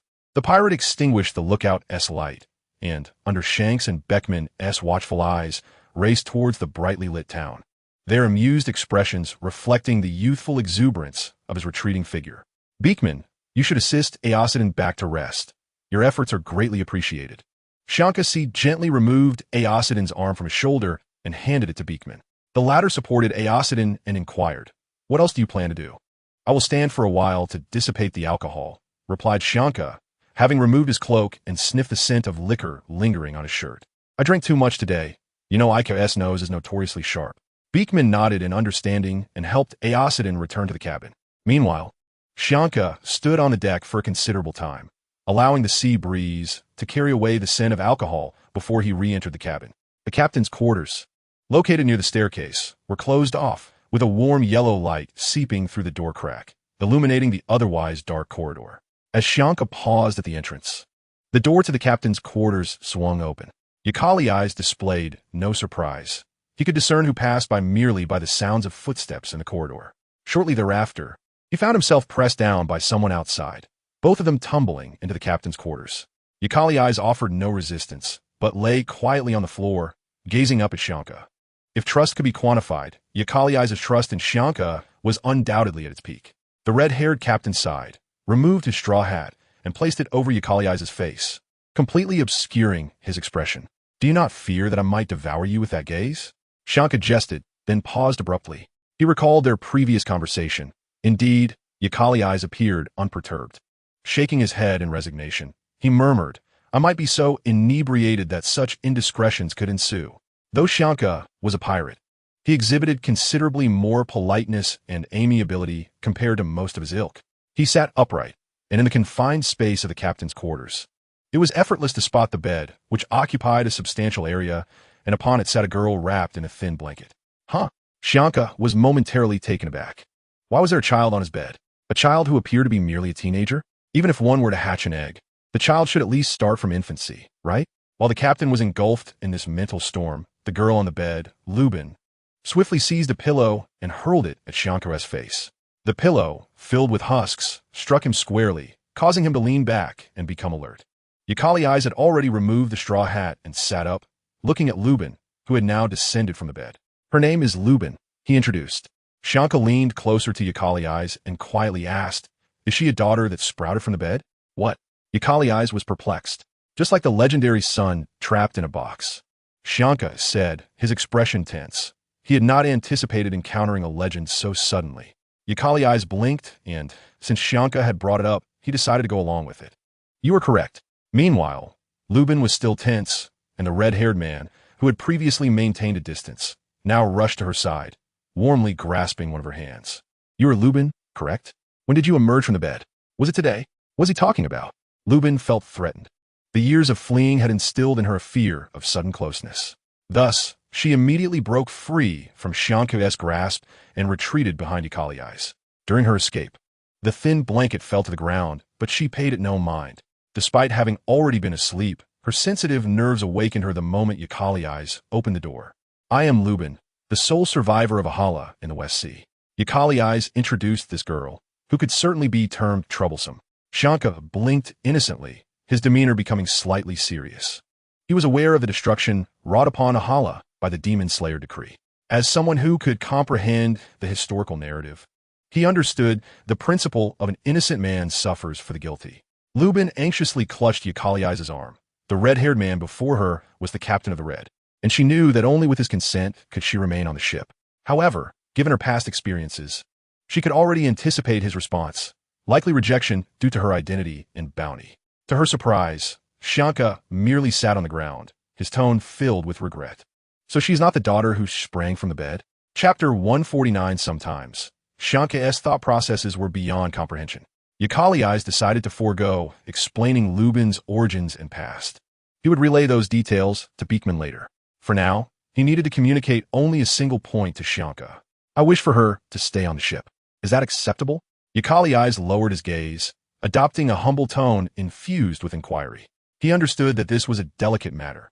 After all, Lubin's identity was apparent, and merely the captain's consent would not suffice. Others needed to be informed and understand the situation. Although he sympathized with the child, he would not proceed further if Shanka felt any discomfort. Shanka sat cross-legged on the floor, hands gripping his ankles, and tilted his head to look up at Yakali. After a moment, he remarked, "The demon of Ahala, Lubin, with a bounty of 79 million berries, right?" Lubin, hiding behind Yakali, widened her eyes and nervously bit her lower lip, eventually murmuring in protest, "I am not a demon." "Indeed? After all, your bounty is merely a fraction of mine. In comparison, I am far superior," Shanka boasted, producing his own bounty poster, which displayed a sum with many zeros, a sight that would make anyone envious. Lubin could not comprehend the sudden competitive spirit of the man before her, so she merely pressed her lips together in silence. If given a choice, she would prefer not to have such a high bounty. Those figures only brought her cold nightmares. "Yakali rarely makes requests of me." Shanka's smile softened, "Thus I agree. You shall henceforth be a member of the Red." Upon receiving the anticipated response, Lubin felt no joy. She had experienced being welcomed aboard only to be cast off numerous times. Even though this was ostensibly a moment of celebration, she could not muster a smile. "Are you truly certain?" she asked once more. "To take me in is to oppose the world government, and I am also a user of a devil fruit." "What of it?" Shanka replied, standing up with a perplexed expression, dusting off his pants as he approached. "Pirates are inherently at odds with the world government. Besides, we have several crew members with bounties exceeding 100 million. Suddenly, he bent down, coming face to face with Lubin. Before she could scream in surprise, he cheerfully continued, "Even if we find ourselves short on funds in the future, the one we would sell would be the one with the highest bounty. No matter how you think about it, you would not rank among them. I agreed to let you board solely because I could not refuse this person you are clinging to," Shanka said, extending his hand and brushing against Yakali's waist, ultimately tightening his grasp. He had grown significantly since childhood, and when Shanka embraced him, Yakali found himself enveloped in his hold. Lubin felt a profound fear toward Shanka. Though the man had been smiling since their first encounter, she remained apprehensive. Now, with his sudden approach, Lubin instinctively released her grip on Yakali's clothing and stepped back 2 paces. Her hands gently straightened the creased fabric of Yakali's shirt before tightening again. Lubin lifted her head and saw Shanka sticking out his tongue at her, his expression conveying a childish sense of pride. Yakali, perplexed, patted Shanka's back and inquired, "What is it?" "No, nothing. I am merely sobering up," Shanka quickly replied, loosening his grip. "Are you awake now?" Yakalazi returned the straw hat, seemingly more intoxicated. Shanks touched his nose, accepted the hat, and decided to introduce this child to the crew tomorrow. They would surely appreciate such a considerate child. However, careful thought was required on how to free up a room. With a ship full of rugged pirates, the sudden addition of a girl posed a significant challenge for lodging. It was not akin to Yana's brief stays, but rather a long-term arrangement that would surely trouble Beckman and Austin. Why should he, as the captain, worry? For tonight, Robin could sleep in the captain's quarters. Both Yakalazi and Shanks thought this way. They could manage a night without sleep, especially since most of the crew was ashore, leaving plenty of empty hammocks. Yet, as Yakalazi was about to depart, Robin unexpectedly grasped his hand. Although she said nothing, her expression was one of profound sorrow. Her large eyes, accentuated by her frailness, filled with pleading. She had suddenly found herself in an unfamiliar environment and could not sleep, a fact that had not crossed the minds of Yakalezi and Shanks. One was accustomed to concealing emotions, while the other was rather oblivious. Neither was particularly suited for raising a child. The captain's quarters, illuminated by the flickering candlelight, created a warm little haven. Robin lay under a thin blanket, her eyes wide open, fixed on the two men. Eventually, perhaps comforted by their conversation or sensing warmth, she succumbed to sleep. Tomorrow. She could not remain on the ship, could she? After a day of play, they would need to find a coat craftsman for tomorrow, and the crew would gradually return. At that point, they would introduce Robin to them. They had always complained about the absence of women aboard. He had fulfilled their request. Would you be staying at the tavern tonight? Perhaps find an inn, as she would be staying for several days. With so many people on the ship, it was no issue for him to stay at the tavern. And what about you? Don't think I don't know. If I sleep at the tavern, you might end up nesting in a tree somewhere. Chapter 150. Even though Robin knew she was safe, she awakened several times in her dreams, the anticipated darkness never materializing. As the soft light in the room remained aglow, Yakalezi was still present, but Shanks was nowhere to be found. Where's the captain? She inquired softly. You want to find someone else? Yakalezi replied promptly, clearly aware that Robin had awakened. The girl blinked, feeling an inexplicable sensation at his words. She suppressed this feeling and added, You've changed so much, Yakesa. The bounty notice still bore his old name. Ignoring Robin's remark, Yakalezi revealed his true name. In their brief time together, they had not exchanged names. Robin's was known only as called by the scholars of the all-knowing tree. The girl fell silent, turning over to close her eyes again. The next morning, she awoke to an empty room. Rushing out of the cabin, Robin hastily halted at the last step. Many pirates had returned to the deck, bustling as if they had entered another world. Robin froze in place, scanning for the person she sought, but finding no one. Unpleasant memories resurfaced, and her feet gently retreated, contemplating a return to her previous room. However, a voice suddenly called out from behind, Hey, up so early, little one? The owner of the voice then grabbed her collar, hoisting her onto his shoulder. Oh dear, I want to wake you up, Shanks exclaimed, striding onto the deck. Hey, come over and meet our new member. The sudden weightlessness caused Robin to gasp, instinctively covering her mouth. Her large eyes wide with fear as she looked at the surrounding pirates, who curiously scrutinized her. She even considered using her devil fruit powers to escape, but steadied herself upon noticing the silver-haired man standing not far behind. Oh, Captain, where did you find this child? I can't believe a little girl has appeared on our ship. Is the red-haired crew finally breaking the only male stereotype? What nonsense! Those are mere fabrications from the newspapers. Länder, cursed by the heavens. Indeed, if anyone dares to claim that the red-haired crew is all men again, I'll surely dump their head in a barrel of ale for a good scrubbing. The chatter erupted from all directions, and Shanks set Robin down, encouragingly patting her head. Make an introduction. Everyone is waiting for you. After the captain spoke, the discussions gradually quieted, the pirates wearing similar cheerful smiles, eagerly gazing at the petite girl surrounded by them. Many even crouched down, fearing they might frighten her. This scene was rather peculiar to an onlooker. It might warrant a report to the Navy for suspected child trafficking. But this was a pirate ship, and anything could happen. I am Robin, Nico Robin, she declared, astonishingly offering a faint smile in front of so many. It's a pleasure to meet you. I hope to be well taken care of. Several pirates instinctively placed a hand over their hearts. Seeing her, I have a template for my future daughter. Oh, come on. Just yesterday, while drinking, you were patting my shoulder, saying what great brothers we are, and whoever finds a wife is a dog. You can trust him. He borrowed money from me last week while drunk, and hasn't returned it yet. You're full of it. I owe you money. Just as this small gathering of introductions threatened to erupt into a brawl, Shanks cleared his throat and said, Don't underestimate this girl. If I told you her bounty, it would scare you. Given Robin's unique situation, concealing her identity was not realistic. So Shanks decided to candidly share the girl's predicament. After all, he knew every man aboard the red-haired ship personally. He trusted his judgment in people. Moreover, Robin surely wished to walk in the sunlight under her own name without concealment. I guess 30,000 berries, a pirate raised his hand, grinning. Can't you give the little girl a break and make it higher? Who do you think you're looking down on? If we go higher, we'll surpass Nelson. Ha ha ha. Give Nelson some respect. Enough of this. The boy named Nelson, around 17 or 18, wearing a headband, waved his fists in frustration at the laughter of others. I just joined recently. Fiend, who joined at the same time, has a bounty of 170,000. That was due to luck in the last battle. I was busy peeling potatoes for Chef Pierre. Now you can be glad. Robin has joined, so you're no longer at the bottom. Following this, several pirates jokingly called out various numbers, but none exceeded 100,000. After all, Robin looked no older than 15, thin and short. Her delicate arms appearing as if they could easily break, still just a girl. 79 million. Shanks produced the girl's bounty notice, smiling at the astonished pirates before him. What do you think? Still dare to underestimate her? Damn it. Nelson collapsed to the ground in defeat, though secretly relieved he was not at the bottom. I shouldn't have mocked you, Nelson. Another pirate collapsed with a thud, his bounty not particularly substantial. The staggering sum of 79 million could rank him within the top 50 aboard the ship, though this was largely due to the overwhelming number of crew members and the numerous battles they had faced. Under the captain's leadership, the crew was particularly attentive to their bounties. Whenever new notices were issued, they would gather to compare whose bounty had increased or surpassed another's.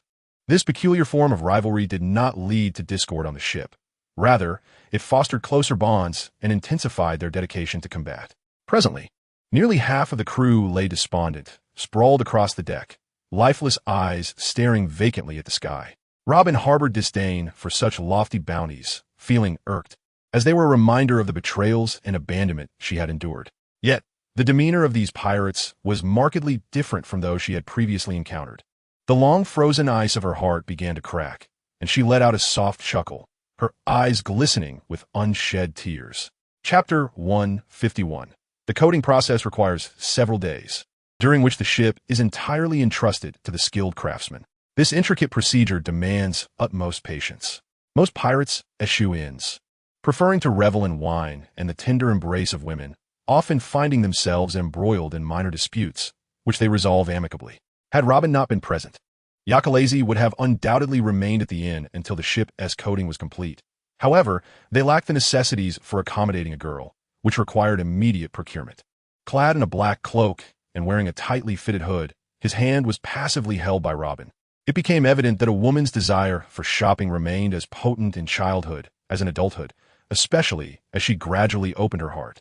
They had arrived at the shopping district at dawn, casually dining at midday, and continued to wander until afternoon.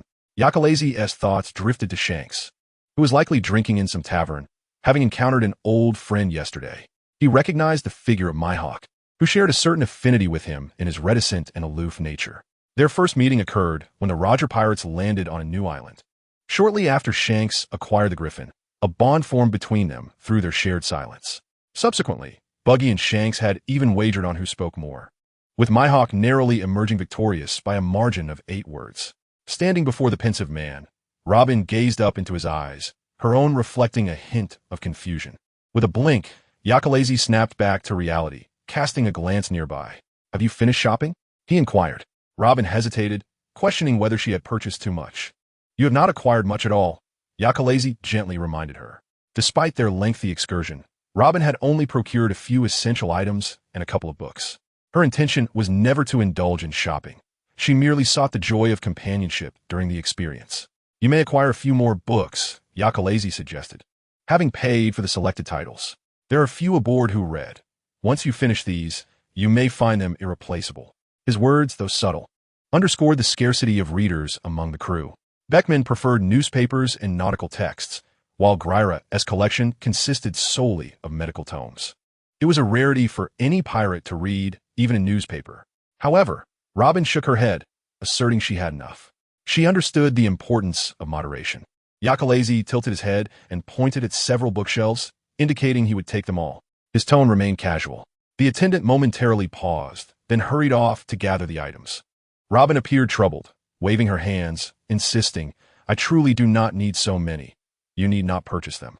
These are for the others aboard," he replied. "Will they even read them?" She pondered, recalling the crew. "They must," came Yakalezi's cold retort, indicating he had no intention of forcing them to read.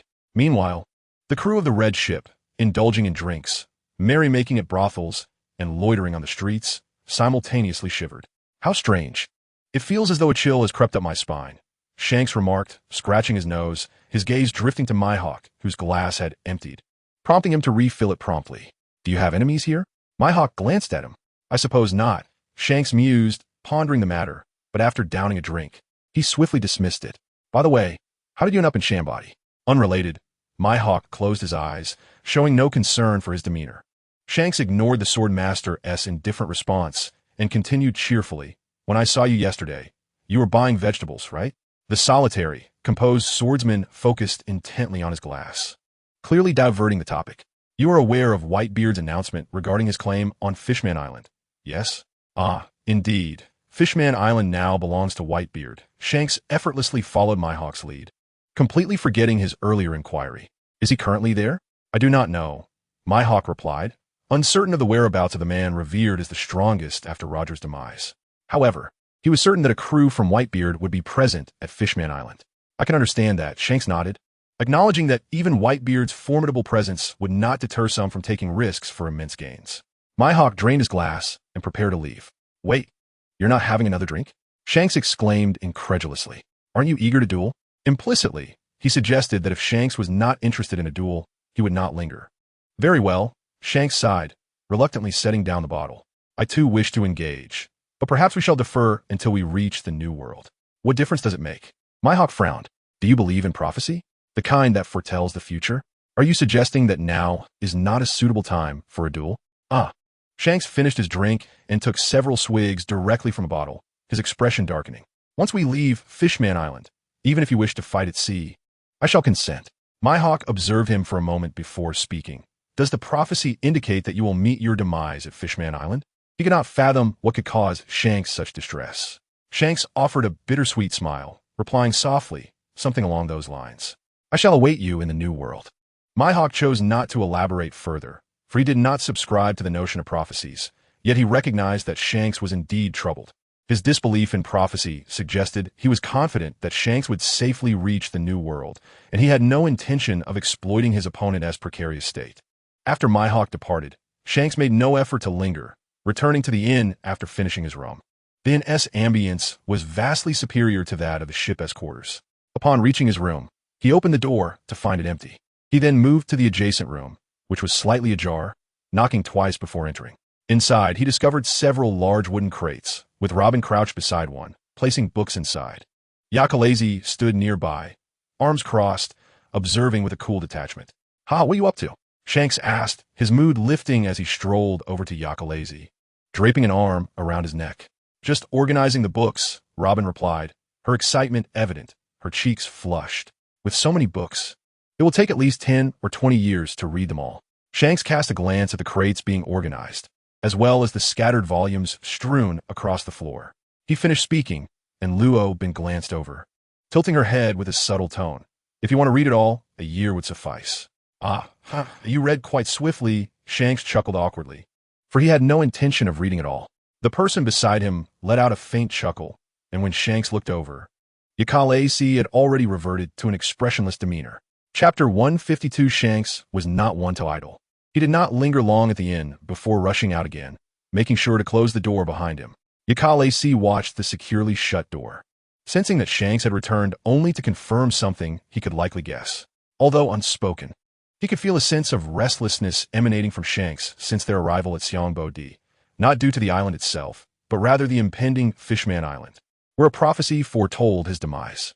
His expression turned slightly frosty, and unconsciously, his hand moved to his chest, where not only a vibrant heartbeat, but also something he had no idea how to utilize. What is wrong? Luo Bin perceptively sensed the chilling atmosphere around them and cautiously spoke. Yakalazi shook his head. It's nothing, just thinking about a few things. He himself was unaware of how exceptionally patient he was with children, just like now with Luo Bin, or once with Xiali, or even those two unknown children who had touched his ears. The soft, fluffy white tail behind him flicked, and Yakalazi felt the need for solitude. He looked at Luo Bin and said, I'll be in the next room. Feel free to come find me if you need anything. Luo Bin, being a very sensible child, obediently nodded and continued organizing her things. Returning to the adjacent room, Yakalazi retrieved the captain's log he had found on the ancient ship, which Shanks had placed on the table for his convenience.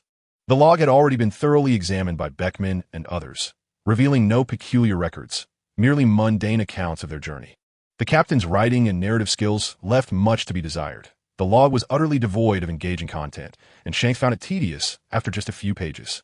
Only Beckman had managed to read it in its entirety without any significant discoveries. Yakale read with great seriousness, having nothing else to occupy his time, spending most of his days at the inn, making a meticulous reading style quite suitable for him. He had read this log 3 times already. This would be the 4th. If he failed to uncover anything new, he would resolve to abandon it. Yet, it seemed destined that he would unveil the secret hidden within the log. The sunlight of Xiangbo-di was abundant, casting light through the window onto the table, the book, and half of Yakale's face. He gently turned the pages, intending merely to flip through them, but unexpectedly, he grasped 2 sheets at once. The thin, translucent pages revealed text from the next page under the light. Remarkably, the words from the punctuation of the preceding page formed a coherent and complete sentence. Entering the icy vortex, I thought we would perish, but astonishingly, both the ship and we resurfaced unscathed. Initially, we only knew to celebrate our narrow escape, but subsequently, upon stepping onto a vast, unfamiliar continent, we realized we had departed from the Grand Line and entered a realm of swords and sorcery. I have a talent for languages, and with time pressing, I won't complain too much about the difficulties of learning. In any case, having mastered the continental language, our pirate crew can finally communicate well with the people here. Magic is wondrous. Unlike the devil fruits, many here can learn magic of a single attribute.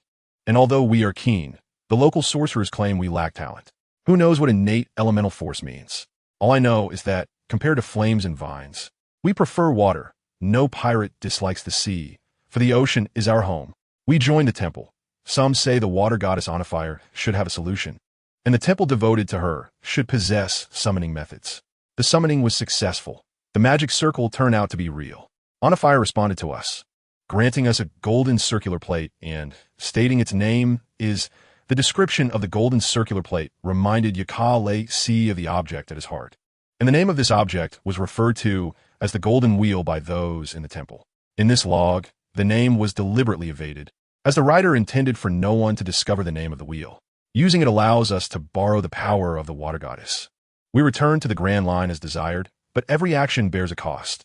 Our price is that excessive use of power will lead to our disappearance, and the plate will revert to that continent. However, it matters not. We can no longer do without Onifire's abilities. My crew and I shall forever worship the water goddess Onifire. This elucidates why not a single corpse was found on that ancient ship, for they had vanished from the world, leaving only the ship to drift lonely upon the sea. Yakale closed the log. The riddle that had plagued him for so long finally unraveled, yet he felt that some connections remained elusive. Although he possessed water attributes, he did not worship the water goddess, nor had he taken any actions to summon her. Why then was he brought here by this plate? Chapter 153. With a thunderous sound, the red force was launched into the water, and the bubbles enveloping it began to swell, gradually encasing the individuals standing on the deck, ultimately enveloping the entire ship. The stay at Xiangbo-di proceeded rather smoothly, without drawing the attention of the celestial dragons or the navy, which was rather peculiar, as prior newspapers had extensively reported the arrival of the red-haired pirates at Xiangbo-di, and the navy could not possibly overlook such an opportunity. Moreover, prior to their arrival at Xiangbo-di, they had been pursued by Karp's fleet for several days. The bubbles gradually vanished from the sea surface, and many had come to bid farewell, including the tavern owner, Xiachi, and the black market merchant, Yana. Let us go back. Come have a drink with me. The tavern owner exhaled a puff of smoke and turned towards the tavern. Yana followed closely. No need for drinks. We have matters to attend to and will be leaving shortly. Indeed, what a pity. Xiachi laughed with a hint of meaning, her gaze flitting towards the tall trees, not far away. She then sighed. Now that you're all leaving, who shall I drink with? The owner is joking. If you wish to drink, you need not worry about finding company. After the crowd departed, a tall, slender figure quietly emerged from behind the trees, languidly asking, "Have I been discovered?"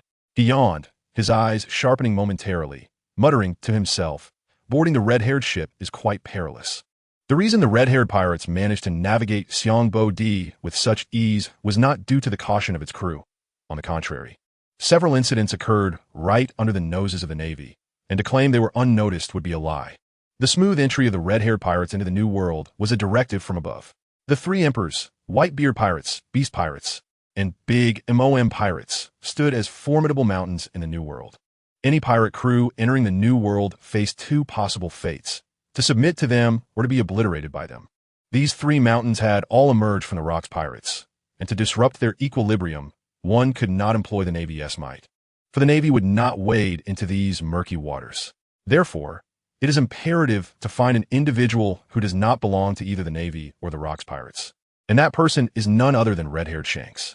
Although he is still quite young, the potential he possesses is evident to any discerning observer. He is a natural, destined to become a sovereign. Aokiji knows very little. He simply overheard an argument between Garp and Sengoku while passing by the marshal's office. Listening in for a moment before being discovered, his intellect led him to ponder certain matters, yet he deemed it unnecessary to delve further. The thought of the girl he had been secretly observing becoming entangled in this situation caused him considerable discomfort. Thus, he found himself here today, silently watching the red-haired pirate ship, the Red, submerge into the ocean's depths. What a bother. Aokiji removed his eye patch, intending to doze off while standing, but unfortunately, an individual suddenly appeared behind him, dragging out a long, teasing tone. I hope I'm not disturbing your slumber. Kizaru. Aokiji did not remove his eye patch, but leaned lazily against the tree trunk, asking, is there something you need? The marshal is looking for us. He called through the den mushi. Kizaru replied, unconcerned about whether Aokiji could see him, casually gesturing to the black den mushi on his wrist. I will go once I wake up, Aokiji said, then lay down on the ground, swiftly entering sleep mode. Kizaru nodded solemnly, speaking slowly. Then I shall take my leave first. Though he said so, both men understood that they were not strict adherents to discipline, and arriving late together had become a habitual occurrence. Aokiji fell into a more restful sleep, while Kizaru wandered freely around the city, occasionally dispatching a few upstart pirates when in a good mood. Ultimately, only Akainu arrived punctually. Sengoku sighed, casting a glance at the silent man standing nearby. The man scoffed arrogantly. It seems the headquarters discipline leaves much to be desired. The state of headquarters discipline has little to do with CP0.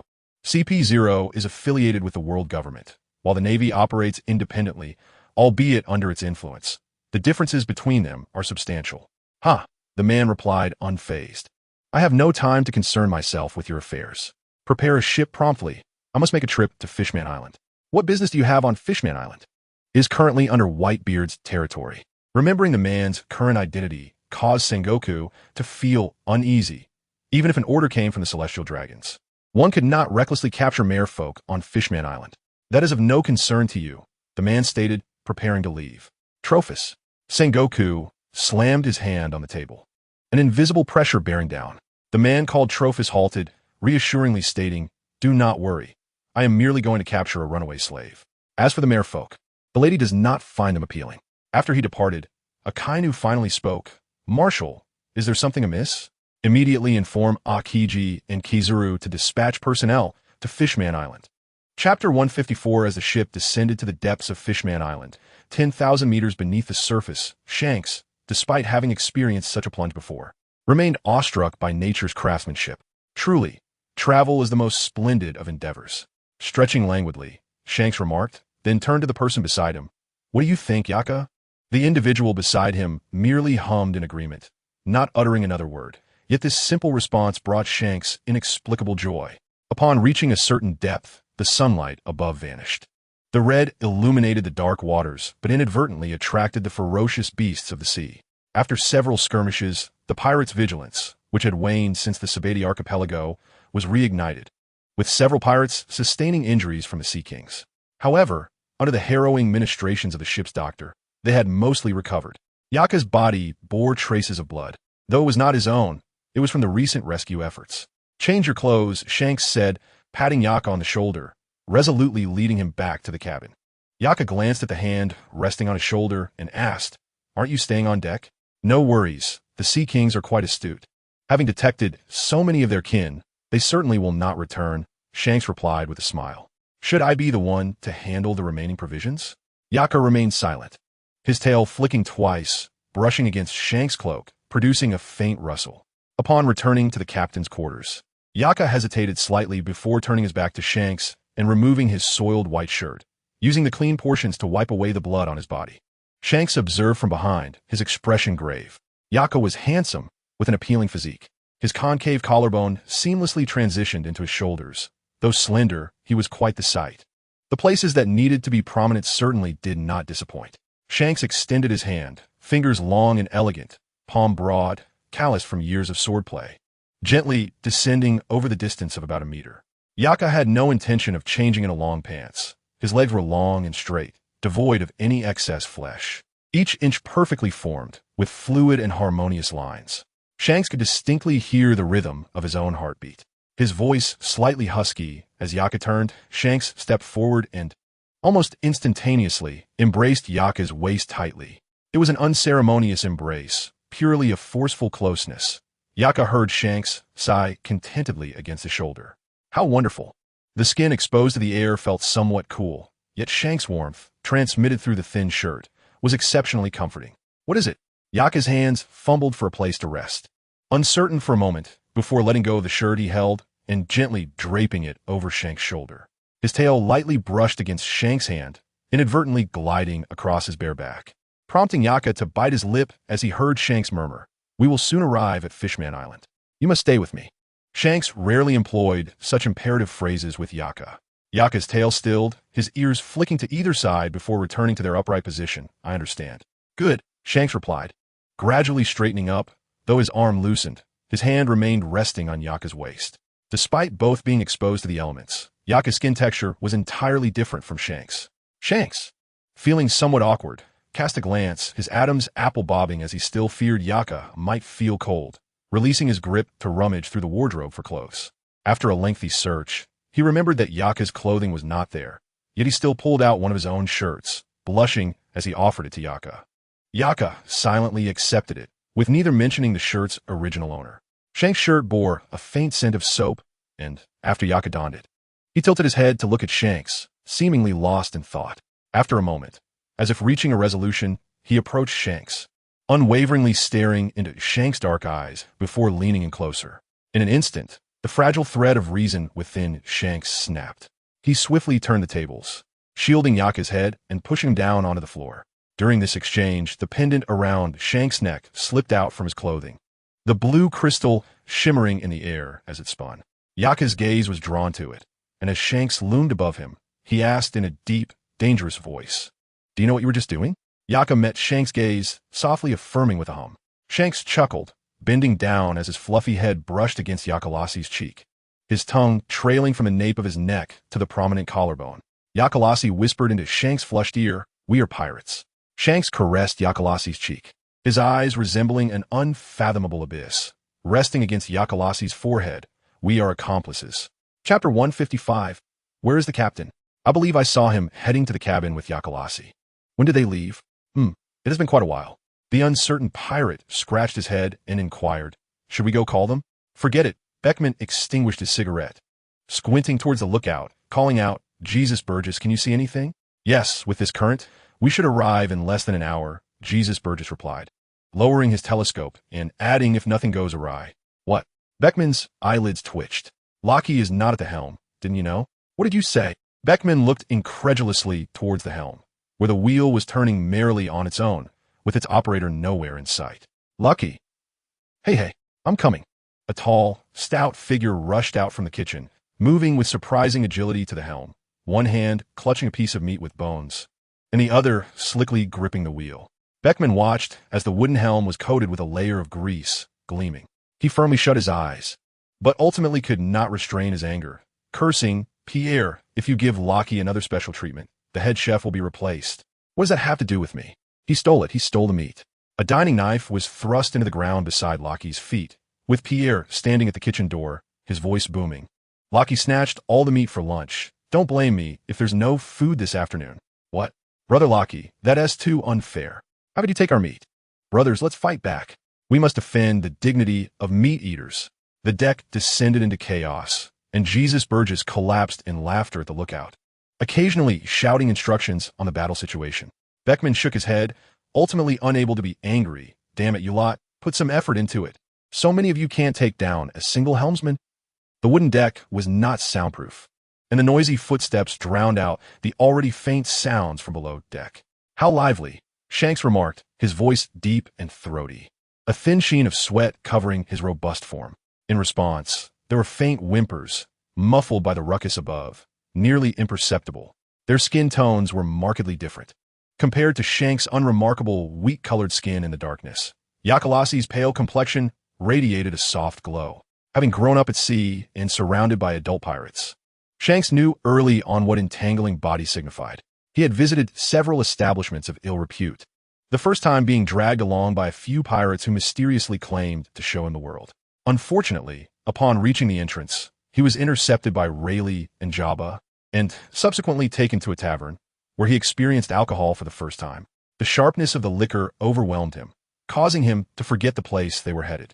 The second time was with Buggy, driven by curiosity, thinking there might be something delicious or entertaining inside, only to be thrown out for being unable to pay.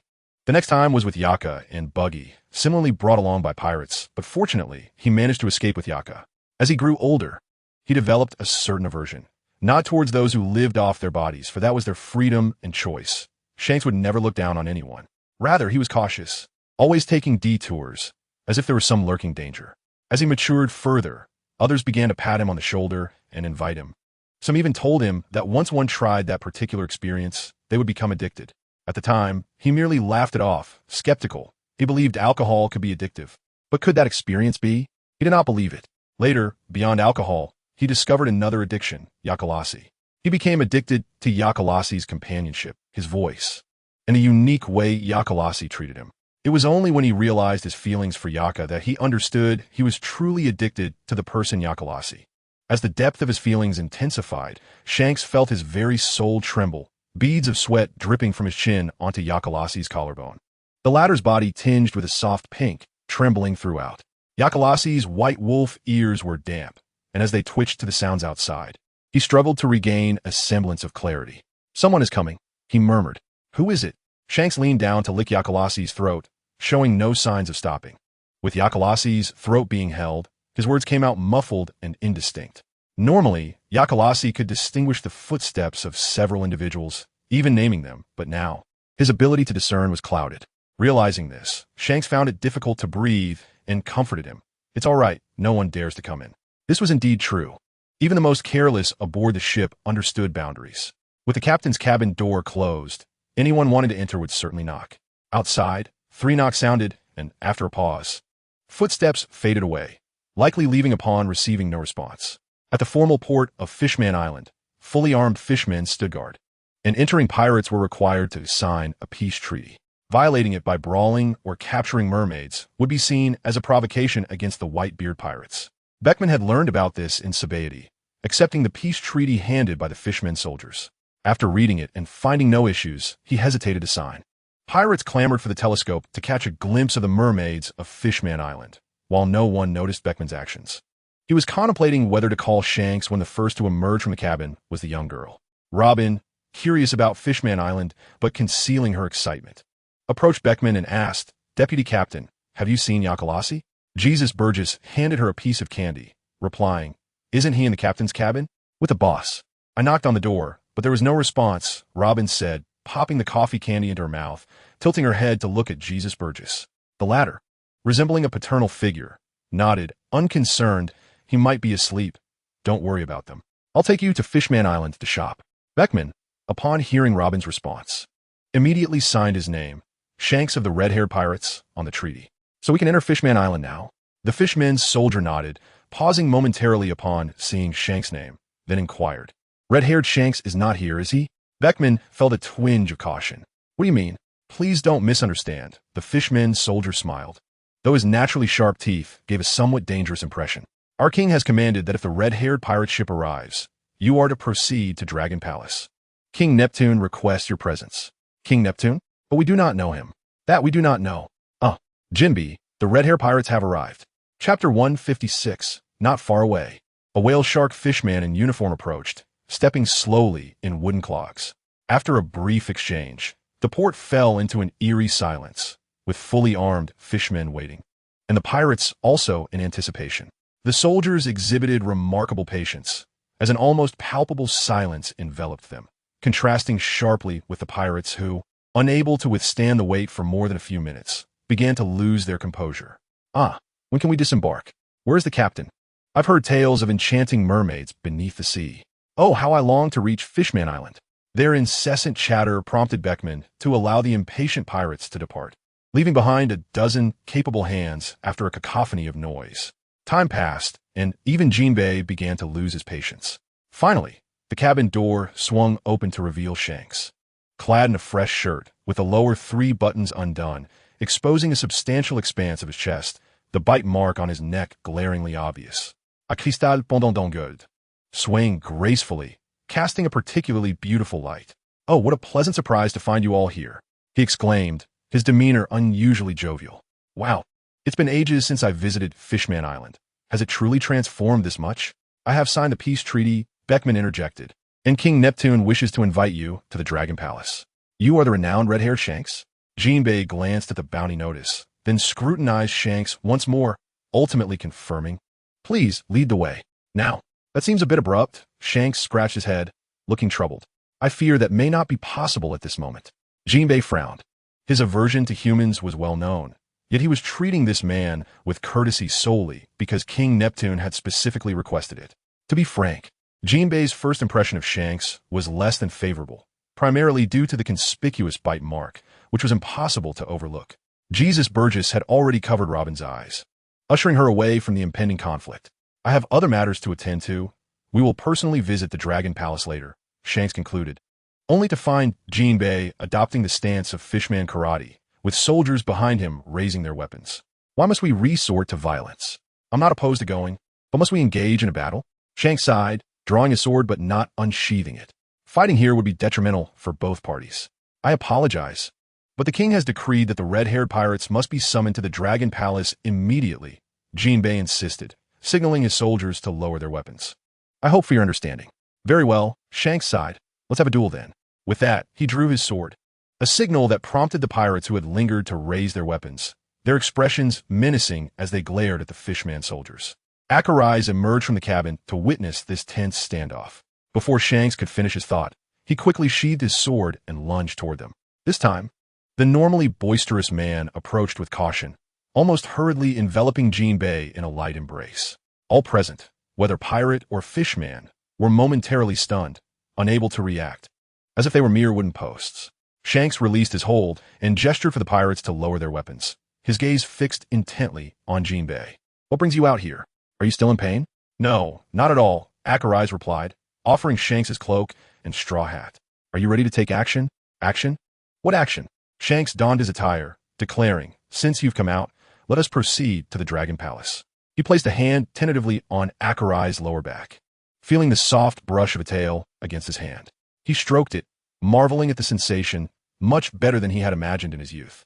Akarais flicked his ears, and thus the matter, which the pirates thought would end in calamity, concluded with surprising tranquility. "Do I need to hold you?" Shanks extended his arms, full of anticipation. Unfortunately, Akarais' recovery was remarkably swift. Despite having just risen from his sickbed, he was nearly back to full strength.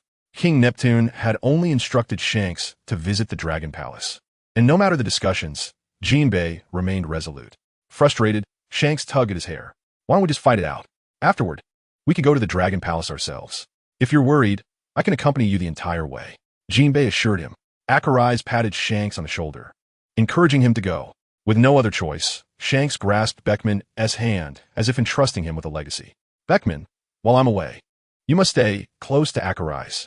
Akarais remained silent. Although Beckman found it odd, he nodded in agreement, acknowledging the request. It won't be long. Jinbei, exasperated, pondered why 2 high bounty pirates were so hesitant, as their combined bounties nearly equaled that of all the pirates on Fishman Island. "Keep a distance of no less than 1 meter, but don't get too close.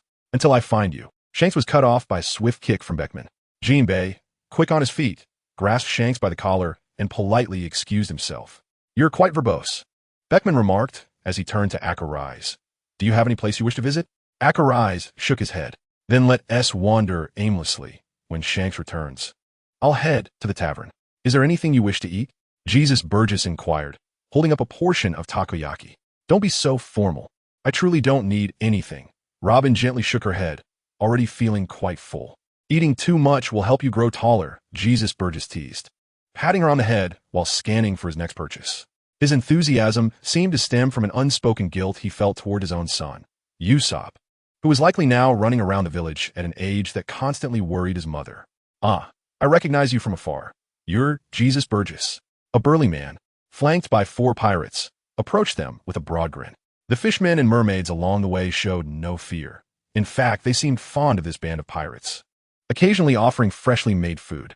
Jesus Burgess lifted Robin into his arms, cautiously reaching for his sidearm. Seeing this, the man raised his hands above his head and pointed to himself. "It's me. We've shared drinks before." Jesus Burgess strained to recall the memory of a man with fluffy black hair, 3 flintlock pistols on his left, and a bottle of rum on his right, with his chest exposed. Chapter 157. Long-forgotten memories resurfaced, and he suddenly realized, "Are you Teach from the Whitebeard Pirates?" Bruta. You've got a child now?" Teach paused, gazing at Robin for a moment before exclaiming, "They say daughters take after their fathers.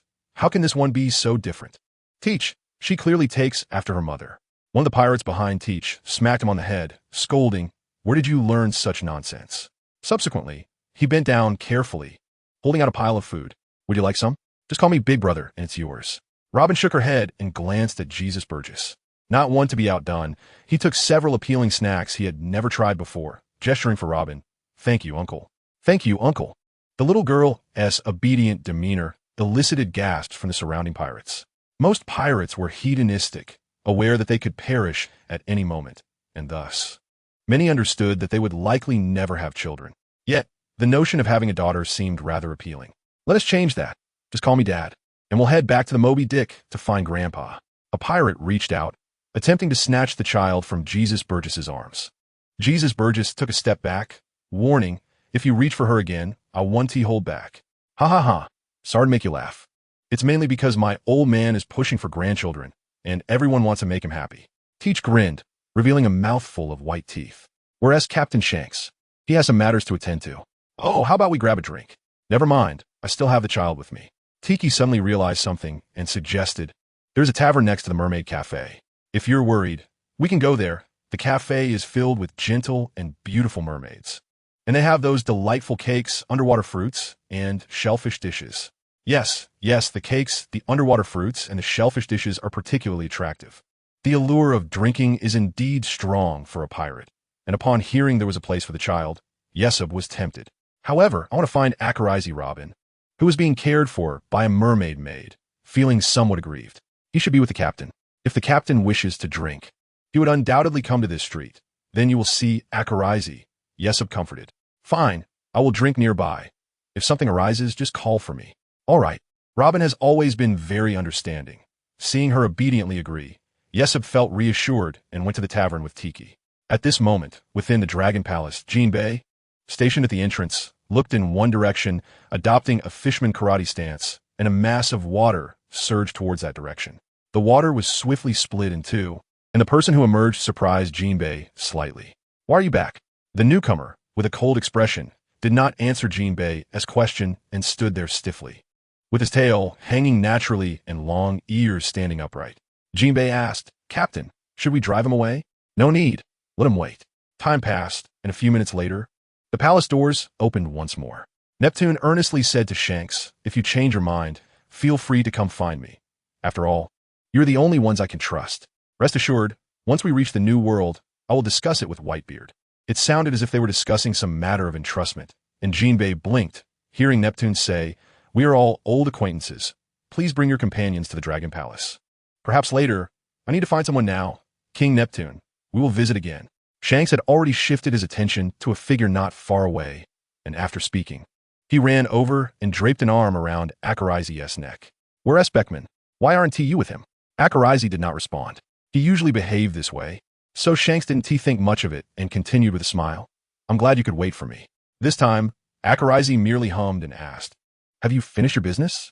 "It wasn't a big deal. You know, Fishman Island has historical texts, and King Neptune wants me to take them away." Shanks did not conceal this, but taking away the historical texts meant we would inevitably get caught in a whirlpool in the future, and I do not wish to be ensnared. So, let us leave such matters to Whitebeard. He smiled brightly, confident in his strength, as he was someone the captain had deemed trustworthy. Akarizi never interfered with Shanks' decisions. He had always been an executor, not a decision-maker. "It's your decision." Shanks nodded and asked, "Where's Beckman?" "He went to the tavern. I didn't go with him." "I see. Then shall we wander around and look for old friends?" Indeed, in a fishman tavern, Beckman sneezed twice in quick succession, rubbed his nose, and cursed, Which fool is talking about me? Ha ha, someone is cursed every moment. These backdoor insults are nothing to fear. The fisherman bartender refilled the drinks and inquired of the person beside him, "Would you like another glass of water?" Akarizi shook his head and turned his empty cup upside down on the table. Though his expression was cold, his flawless face still attracted the attention of everyone in the tavern. Until the tavern door swung open, a young man wearing a straw hat poked his head in, his eyes lighting up upon seeing the two seated at the counter. "Wow, Beckman, you actually brought Akira to drink." He quickly walked to the counter, sniffed the cup resting on the table, and naturally draped an arm over Akarizi's shoulder. "Why is there no flavor? It's water." Akarizi uttered his first words since entering the tavern, the frost in his eyes dissipating. "I see." Shanks set down his cup and unapologetically said, "Sorry, Beckman. As compensation, I'll cover your tab today." "Huh, as if you have money." Beckman smirked. "And have you finished your business?" "Yes, all done." Shanks rummaged through his pockets, finally pulling out the last remaining berry. "Well, I'll pay the rest later." "Didn't I give you money at Sabaody?" Beckman looked disdainfully at the lone berry. "How was I to know? It just disappears so easily." Shanks feigned innocence, his hand sliding from Akarizi's shoulder, ultimately clasping his hand. "I will leave with Akira. He can't drink."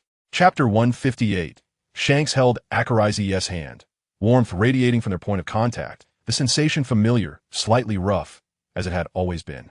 Akarizi gazed down at their clasped hands, suspended in the air. Shanks turned back in astonishment, bewildered and helpless, with a hint of trepidation.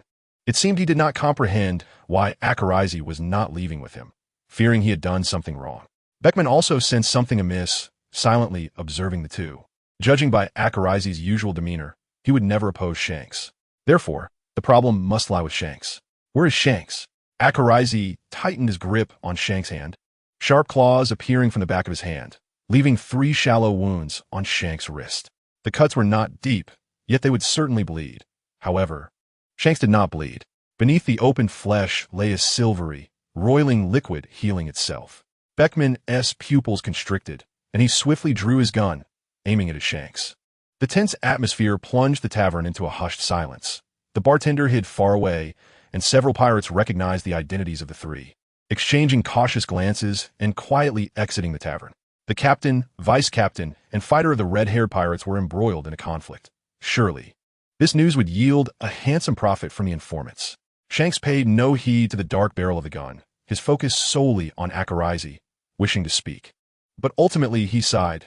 Well, by the timeline, he should be nearing his end. "Where is he?" Akarizi grew anxious. The grip on Shanks' wrist tightened. Yet Shanks smiled even brighter. "Remember me, for it is you." His smile twisted further, resembling a candle nearing its melting point, gradually transforming into liquid. As he was in the Dragon Palace, before he could finish his sentence, he melted from top to bottom, leaving only a pool of silvery liquid on the ground. Akarizi immediately intended to head to the Dragon Palace. Beckman, quick on the draw, restrained him, saying, "This situation is peculiar. Do not act impulsively." The entire affair reeked of the bizarre. Shanks had been invited into the Dragon Palace, and judging by his demeanor, he appeared to be an old acquaintance of King Neptune. Why would Neptune wish to harm Shanks? Akarizi shot him a cold glance, and just as Beckman thought he was about to strike, Akarizi said, "Let us go to the Dragon Palace first." His voice remained as it always was, cold and devoid of fluctuation, but the more he maintained this demeanor, the more Beckman felt uneasy. He understood that letting Akarizi go to the Dragon Palace could lead to a confrontation at any moment. Aside from Shanks, this killing machine would heed no one's counsel. Unexpectedly, Akarizi stated, "I trust Neptune. Those who can share a drink with Luo Jie disdain machinations and schemes." Rather than believing that Niputan would harm Xiang Kusi, he places his trust in Luo Jie's loyalty to Xiang Kusi. Beckman remained taciturn, aware that they arrived via the fisherman soldier's carriage, and to depart again. They must locate the fisherman soldiers. Beckman urged himself to maintain composure, to meticulously assess their chaotic and peculiar situation. Xiang Kusi had been invited to the Dragon King's palace, and had a prior acquaintance with Niputan, which should ostensibly pose no threat. However, the false Xiang Kusi had informed them before his demise that Xiang Kusi was at the Dragon King's palace. What was the intent behind this? Was it to mislead them into believing Xiang Kusi was harmed at the palace, prompting an assault on the Dragon King's domain? It was mere days since Whitebeard had included Fishman Island under his protection, and now they were instigating trouble at the Dragon King's palace. Were they attempting to provoke a confrontation with the Whitebeard pirates? This reasoning was sound. They were on the brink of entering the New World, and entangling themselves with one of the three emperors of the New World would indeed render their situation precarious. The immediate course of action was to locate Xiang Ku-si. Having come to this realization, Beckman suddenly halted and glanced quizzically at Yakalai-si. "What is it?" he inquired. Yakalai-si incredibly, making a resolute decision. "I can sense Xiang Ku-si's presence. You proceed to the Dragon King's palace while I follow the scent." This was the longest statement he had uttered to Beckman thus far, and upon concluding, he dashed off in a particular direction. Beckman, unable to intercept him, could only watch him depart, inhaling the air but failing to detect anything. He did not linger, continuing his search for the fisherman soldiers. "Repeat what you just said." "Big brother, please spare me." "Will you speak?" I will. We were just at another tavern, and we saw the captain and vice-captain of the red-hair pirates, along with that beautiful fighter. They got into a fight. Yesubu just aside his pirate attire, froning intensity. It was implausible. He could believe that the captain might engage with Beckman, but Yakalai-C's involvement was out of character. Could it be that the boss and Yakalai-C were both fighting against Beckman? That too was unlikely. Yakalai-C never participated in such conflicts. "I'm sorry, Teach, but I'm a bit concerned. I'm leaving now." Yisubu remained uneasy, relieved that he had not indulged excessively in alcohol. Should a situation arise, he could still lend a hand. Teach waved dismissively, chuckling heartily. "No worries. Once we reach the New World, I'll treat you to a drink." Upon exiting the tavern, Yisubu nearly collided with a fisherman. Upon seeing him, the fisherman seized his arm, exclaiming anxiously, "It's bad, sir. Robin is missing." Sometimes misfortune follows in quick succession. Yisubu's heart raced, and he urgently inquired about the situation. The fisherman explained hastily, "Initially, everything was fine. We observed her being well behaved, and since there were many guests, we provided her with a book to read while we attended to them. However, when we checked just now, she had vanished, leaving only the book behind. Should they search for the child first, or the captain?" Yisubu felt overwhelmed, but thankfully. The entire street was lined with taverns and restaurants, and most members of the red-hair pirates were present. He located La Ji and succinctly relayed the situation. A portion of the crew would search for Robin, while the other would seek out the captain. "Teach, aren't you returning to the ship?" "Oh, I'm a bit worried about Yisubu and the others. I'll go take a look." Teach grinned, appearing somewhat innocent and harmless. The other pirates, accustomed to his amiable demeanor, waved him off, advising him to refrain from meddling in others' affairs and to return to the ship after enjoying the commotion. Teach nodded in agreement, and once they departed, his affable smile vanished, replaced by a profound stillness in his gaze. If a conflict truly arose, this would present him with the perfect opportunity to eliminate Yakalai-C. Perhaps fate had indeed recognized his patience and efforts, seeking to reward him accordingly. The inn and fruit was elusive, and despite waiting for many years without success, he had now witnessed the water fruit firsthand. Once he had dealt with Yakalai-C, the fruit would transfer to another, and he would inevitably encounter it. If he must wait, then he could afford to wait for both the inn and fruit and the water fruit. Chapter 159. Fishman Island bears little difference from an ordinary island at sea. It boasts skies, clouds, rivers, cities, and forests. Sunlight filters through the giant Yenshu Eve trees, illuminating Fishman Island, allowing the depths of the ocean to experience the cycles of day and night. The locals even describe this phenomenon as a blessing from the sun. The hard-won sunlight graces the forest, rendering the vibrant coral reefs even more enchanting. Xiang Kasi was too preoccupied to appreciate the beauty around him, observing the white wolf leading the way, feeling an inexplicable sense of unease. It was peculiar. He had always been the one in command. Yet this was the first time Yakalai-C had taken the initiative to guide him somewhere. "Yaka, what purpose do we serve in the Sea of Trees?" Xiang Kasi could not suppress his curiosity, as his nature precluded him from concealing his thoughts. The historical text that King Niputan had entrusted him with was hidden within the Sea of Trees. Having only recently experienced it, Xiang Ku-si felt an acute sensitivity. He admonished himself for being overly apprehensive, yet he could not quell the unease within. This was Fishman Island, the foretold site of Yaka's demise. Yet he was presently alongside Yaka, confident that no harm would befall him. Yakalai-C halted, a subtle smile gracing his exquisite features as he approached Xiang Ku-si, extending his arms to gently embrace the sturdy, well-proportioned waist beneath the captain's cloak. Despite having engaged in various actions previously, Xiang Kasi felt his face flush instantly, his hands rising helplessly into the air, his body rigid as if petrified. He could not fathom why Yakalai Si suddenly sought to embrace him, suspecting that perhaps the white wolf had suffered some grievance. He gently patted Yaka's back, internally fuming that he should never have entrusted Yaka to Beckman. Xiang Kasi, not particularly adept at comforting others, could only muster a dry reassurance. "It's all right, I am here." Unbeknownst to him, the Yakalai Si resting his head on his shoulder wore an expression devoid of emotion, one hand gripping a gleaming dagger. At that moment, the dagger's tip pressed against his unguarded back. The blue crystal tucked within his shirt radiated an increasingly brilliant glow, and the sudden torrent of water coiled around its previous master, drawing them away from Xiang Kasi. The water showed no mercy. It seemed intent on eliminating any threat to its master's life, even if the one ensnared bore the likeness of its former owner. Xiang Kasi stared de mezenkle donvard, noticing a dagger at his feet that had yet to be grasped. Had anyone else been substituted, he would have discerned the danger, possessing an intuition unparalleled by ordinary individuals, especially with a dagger poised at his back. Yet, Yakalai Si was far too exceptional. He maintained no vigilance and firmly believed that Xiang Kasi would not harm him. Thus, when he unexpectedly arrived in this manner, Xiang Kasi's only concern was whether he had been wronged. Gazing at the familiar figure with its neck severed by water, he instinctively took a step forward, then halted, his breath quickening. He must find Yakalai Si at once. The mere thought that the other might be facing the counterfeit, just as he was, without any defenses, was unbearable. No, Yaka was far too intelligent. He would undoubtedly uncover the impostor's identity.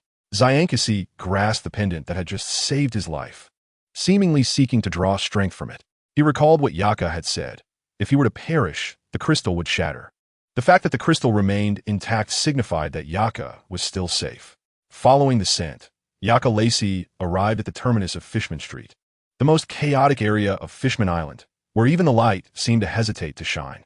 The already dimly colored region was shrouded in foul air, and the fishmen lining the roads glared at the intruder with malevolent expressions, their cold, malicious gazes abundant and unreserved. Yakalai Si remained vigilant, questioning why Xiang Kasi would venture into such a place. Nonetheless, he did not retreat.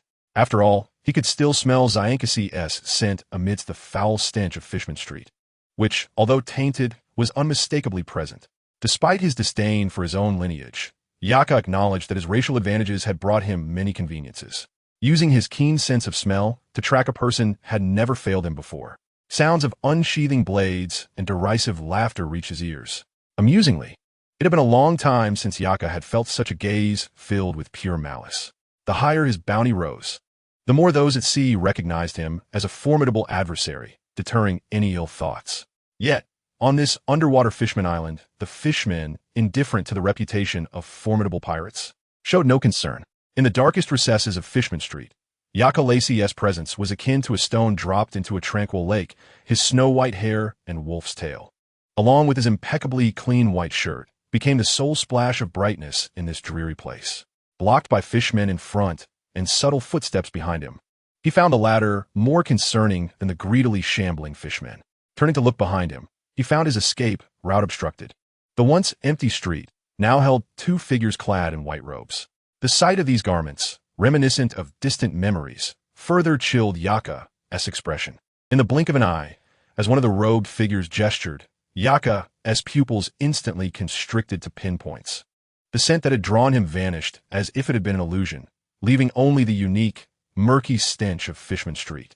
Tofi sneered, even without his words. It was evident that the other party realized they had stepped into a meticulously crafted trap to ensnare the pet.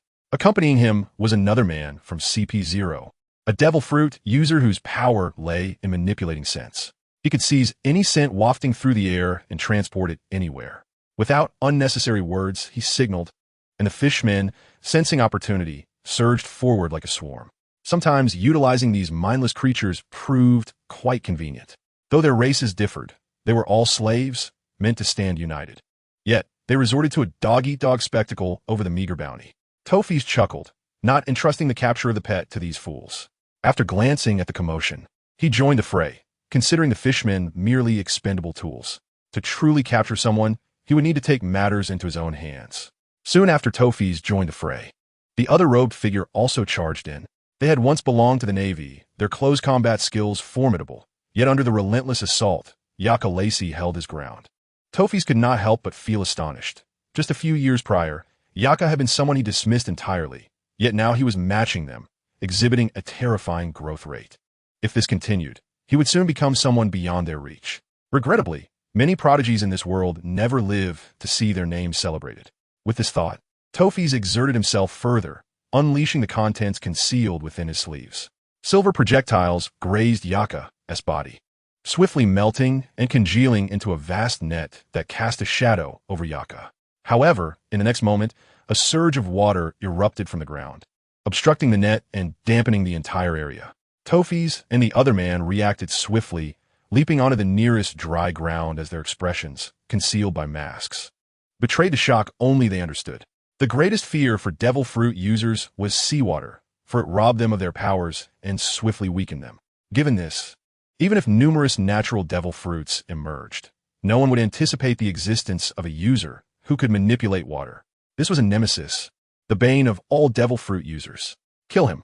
Tofes suddenly altered his stance, his voice chillingly cold. As a mercury user, he could not allow such a dangerous entity to thrive. The other man remained silent, expressing his intent through swift action. Seizing the opportunity, Yaka dispatched the obstructing fishmen, but was once again thwarted. The water suspended in the air seemed to possess a life of its own. It was no longer the harmless entity it usually was, but transformed into sharp blades or bullets. Yet, Tofes and the other man demonstrated astonishing agility, presumably aided by their advanced observation hockey, skillfully evading the water and mercury as they collided in midair. Just as the three were at an impasse, a barrage of gunfire erupted around them. Tofes was startled, initially believing it to be the red-haired pirates, but with the aid of observation hockey, he sensed the bullets had one target, Yaka Lacey. This unexpected adversary indeed placed Yaka in a precarious situation. Regardless of his agility, evading bullets from all directions proved challenging, especially as half of his focus remained on controlling the water. A sudden jolt in his chest momentarily halted his movements. He managed to evade most bullets, but a few pierced his calf and abdomen. Finally, a somber yet noticeably relieved voice emerged from within the white robe. He had been employing his abilities all along. The intention was to capture Yaka alive, and thus he had brought paralysis-inducing gas. However, this ordinarily incapacitating scent had yet to take effect. He initially thought he had brought the wrong substance, but it appeared that Yaka's physique was simply too robust for the gas to act quickly. Our goals align. Why not collaborate to eliminate him? And we could discuss the rest later. Amidst the gunfire, a rugged voice chimed in. Yaka Lacey found the voice familiar, recalling it from long ago, yet he could not quite place it. His current predicament was dire. An escape seemed impossible. Despite this realization, he felt no bitterness, only a tinge of regret. He wished he'd said a bit more to Zyankasi in their final exchange. Amir, you go, felt rather monotonous. However, even if granted another chance, he might not express much. Words did not come easily to him. Even if he wished to be gentler in thought, they often came out cold at the moment of speaking. Encountering Zyankasi had already been a blessing. Nearly half of his 2 decades of existence had been colored by Zyankasi's presence. In this light, he felt he had already gained more than he could have ever hoped for. A dagger forged from mercury plunged into the chest, as Tofes grasped the bullet-ridden shoulder of Yaka Lacey with one hand, while the other wielded the dagger, twisting it violently several times. With each rotation, the sharp blade melted within the thoracic cavity, blending with the blood that coursed through the limbs. Tofes resolved to spare no mercy in his intent to ensure Yaka Lacey's demise. Releasing his grip, he stepped back, his gaze fixed on the fallen figure, proclaiming aloud, "You may reveal yourself now." After a brief silence, no one appeared. Tofes, maintaining his composure, manipulated the mercury, directing it toward the location indicated by his observation hockey. Dealing with so many corpses at once, a faint voice interjected. The figure in white robes now tinged crimson, clutching a grievous wound to the abdomen. What were we handling? The metallic scent of blood saturated the air, nearly overpowering the original stench. Just as Tofes contemplated a laugh, he abruptly removed his mask, coughing up blood. What do we care if some pirates attempt to confront us? Relying on sheer numbers alongside the red-haired pirates? Indeed, they had meticulously erased their traces, orchestrating the scene to appear as a mutual annihilation, ensuring that those who witnessed perished, leaving no one to uncover the truth. Once the two departed, Teach donned a black cloak that obscured his face, navigating past several corpses until he reached Yakalisi's side. He crouched down, checking for signs of life, first at the nostrils, then pressing against the carotid artery where a faint pulse still throbbed. Surprised that he was still alive, Teach felt a weak tug on his cloak, turning in horror to find a pirate struggling to lift his head, mouth opening in a futile attempt to speak. Without hesitation, Teach fired another shot, resolving not to leave any witnesses. These pirates were merely hired hands, and though he had kept his hood drawn to conceal his identity, he could not risk them tracing back to him. While lost in thought, he sensed the hurried approach of footsteps, prompting him to quickly stow his weapon and hoist Yakalisi's body, fleeing in the direction the two white-robed figures had departed. Shanks arrived a moment too late, finding only a handful of pirates and fishmen lying dead on the ground. Gritting his teeth, an overwhelming fury simmered beneath his cold gaze, threatening to erupt. The pirates accompanying him had never witnessed such a fearsome countenance from their captain, and none dared to utter a word. They even hesitated to disturb the bodies, knowing it implied their quarry had met a grim fate. Blood pooled in the mud, each step stirring up a mire of sanguine filth, and the reflection of crimson seemed to color Shank's eyes. He raised his hand, the life card within burning down to its last embers, the remaining black and white flickering toward a specific direction. This life card, a relic from Buggy, had been tucked away in his hat, now proving invaluable. "Let us go," he commanded, his voice hoarse. The crew fell silent, yet they could not match his speed. Beckman's gaze inadvertently fell upon a corpse, his expression tightening as he grabbed the ship's doctor. He knelt beside the body, flipping it over to reveal a gaping wound in the chest and a head blown apart by gunfire. What was the cause of death? He inquired. Grillia quickly understood Beckman's intent and examined the body, finding the cause of death indeterminate, though the injury to the head appeared to be a recent addition. "Check the other bodies for wounds inflicted by flintlock pistols," Beckman instructed, picking up a bullet casing from the ground. This was indeed a flintlock bullet, yet upon cursory inspection, it seemed only this body bore such an injury.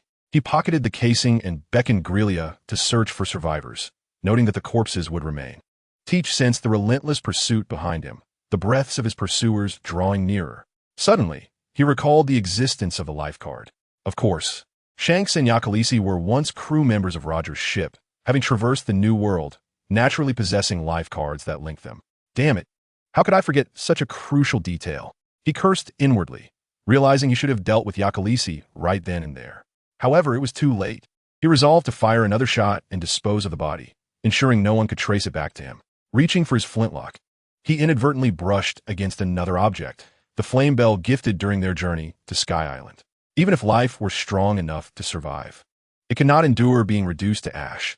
This thought flashed through his mind, lingering unshakably. He retrieved the flame bell and tossed it into a dry spot. Ignitines a rapide blase. The footsteps behind him grew louder, yet Teach's initial panic began to dissipate, replaced by an insatiable desire ignited by the flames. His eyes widened beneath the hood, manic and exhilarated, lips curling into a broad grin. At that moment, a faint sound pulled him back to reality. Yakalisi's fingers twitched slightly, his race's unparalleled regenerative abilities pulling him back from the brink of death. His mind clouded. He realized he was being hoisted onto someone's shoulder, the motion pressing against the gun barrel in his abdomen. Before he could formulate any further thoughts, he felt himself thrown, the searing heat of flames licking at his skin, consuming everything flammable in its path. With a cold demeanor, Teach cast his cloak into the fire and without hesitation shot himself twice. Once in the thigh and again in the chest, narrowly missing his heart. The conflagration enveloped him, reminiscent of the life card that had burned away. The last remnants of black ash disappearing, taking with it the final vestige of strength that had propelled Shanks to this place. The crystal hanging from his neck dimmed visibly, shattering into fragments upon hitting the ground. Shanks collapsed amidst the inferno, his mind blank, ears ringing. The pain of nails digging into flesh paled in comparison to the anguish in his heart. "Captain! Boss!" The cries of the pirates momentarily jolted Shanks back to reality. He sprang to his feet, pointing toward the blazing inferno, veins throbbing with rage. "Search! What are you standing around for? Find them!" He charged into the flames, frenzied. Teach, enduring the agonizing pain in his chest and thigh, roused from unconsciousness to find himself in a pristine medical bay. Slightly tilting his head, he heard voices nearby. "He is awake. Hurry and find the captain. He had been correct. Despite the pallor on Teach's face, his heart brimmed with mirth. He struggled to sit up, but as he donned his shoes, someone burst through the door, seizing his arm and demanding, "Where is Yakalisi?" Teach's despondent gaze met Shanks', surprise mingling with a deeper, more secretive schadenfreude. The once dashing, charismatic captain now appeared a disheveled wreck. His unshaven face and heavy dark circles beneath his eyes reminiscent of a beast that had lost everything. "I'm sorry," Teach murmured, lowering his head, his voice barely above a whisper, fearful of inadvertently laughing. "I asked you where Yakalisi is, not for you to spout such nonsense." Shanks bellowed, his grip tightening as if to crush Teach's bones. Beckman and Lockie, sensing the tension, each grasped one of Shanks' arms, forcibly pulling him away. "Hey, Shanks," Beckman warned through gritted teeth, "the Whitebeard pirates are still outside." "And what of it?" Shanks snapped back, his fury morphing into a sardonic grin.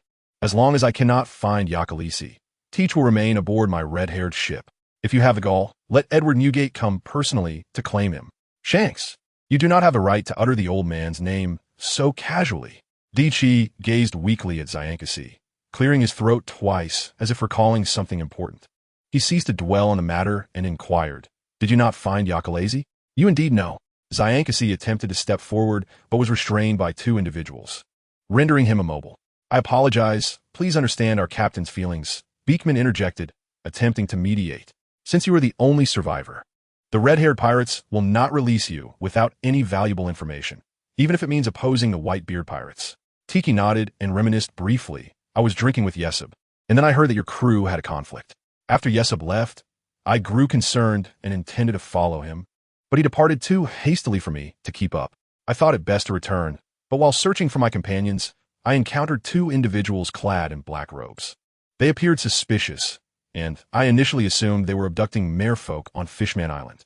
My father had ordered to kill any human traffickers on sight, yet I was uncertain, so I followed them and witnessed their assault on Yakalasi." Upon hearing Yakalasi's name, Zyankasi fell silent, while Beekman exchanged glances with Lockie, who understood and went to verify with Yesub. The truth in Tiki's words seemed ambiguous, yet it bore a semblance of reality. Knowing him, Zyankasi felt compelled to assist. But those two figures in black robes proved too formidable. The memory of that encounter still made Tiki tremble uncontrollably.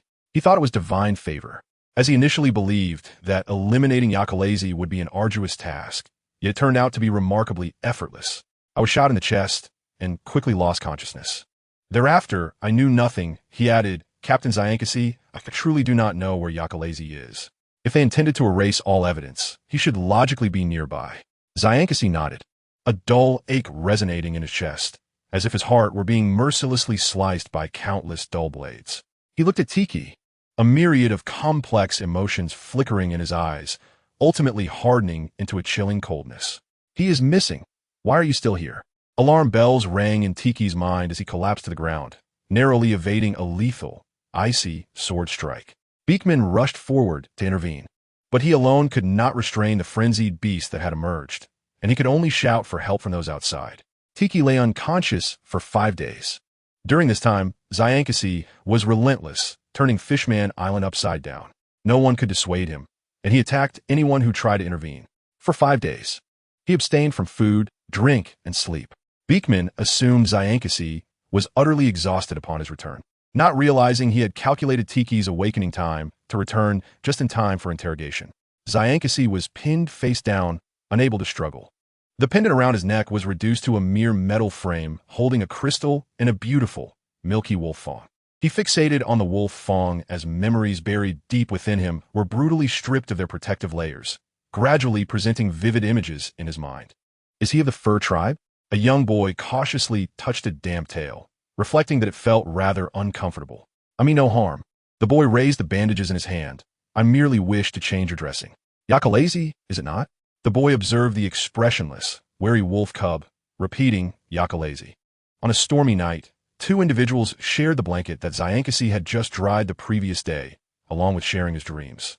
Yearning to have Yakalasi on board, Zyankasi leaped from the ship amidst cannon fire, disregarding the peril to secure his companion. Those glowing memories were completely consumed in a great fire, inflicting pain more profound than any he had endured in over 20 years. rendering him incapable of thinking of anything else. He could never fathom what Yakalazi had experienced. His precious companion, whom he had always protected and could not bear to scold, was awake in that inferno, feeling the searing pain. Had he known, he would have surely gone mad. Reflecting on this, Tiki looked sympathetically at Zyankasi, his gaze revealing no concealment, provoking Zyankasi to struggle even more furiously. Why, Tiki? Was he still alive? A terrifying aura emanated from Zyankasi, swiftly engulfing the surroundings. Its vast reach caused buildings to collapse, wooden planks to splinter, barrels to explode, and countless individuals to fall. Even the seas outside Fishman Island surged, while the sea kings nearby emitted horrified roars. Why are you not dead? Zyankasi rose from the ground, finding that all but Beekman had succumbed to unconsciousness. He raised his sword and, without hesitation, swung it toward Tiki. Tiki attempted to block the strike, ignoring the injury to his chest, believing he was doomed. Yet, he heard the clash of weapons and looked up in surprise. Father, what do you intend to do to my son, Brat? The clash of the great knife and the rapier ensued, ultimately resulting in Zyankasi's defeat. Wiping the blood from his lips, Zyankasi showed no astonishment at Whitebeard's arrival, recognizing that they had captured Tiki and the others from the 2nd Division would undoubtedly inform Whitebeard. Edward Newgate, he disregarded the man standing before him, who was a peer of Captain Roger. I have matters to settle with him. Please step aside. Do you intend to oppose the Whitebeard pirates, young one? Do not presume that a bit of recognition in the papers grants you the right to challenge me.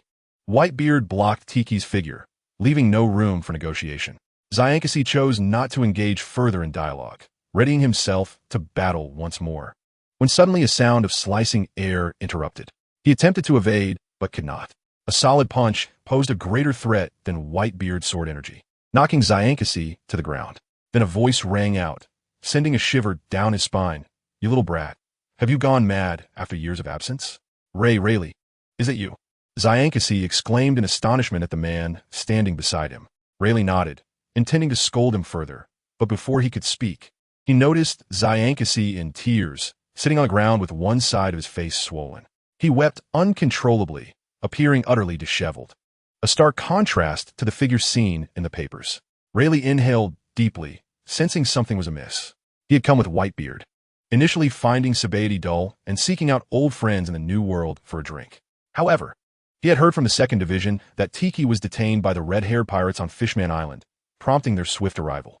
He had just witnessed Zyankasi's intent to commit murder, and before he could commend the awakening of Zyankasi as Conqueror's Haki, he found himself questioning the reckless choice to confront Whitebeard. What would happen to the ship, the crew, or Fishman Island? What has occurred? Rayleigh deemed Zyankasi unreliable and shifted his gaze to Beekman.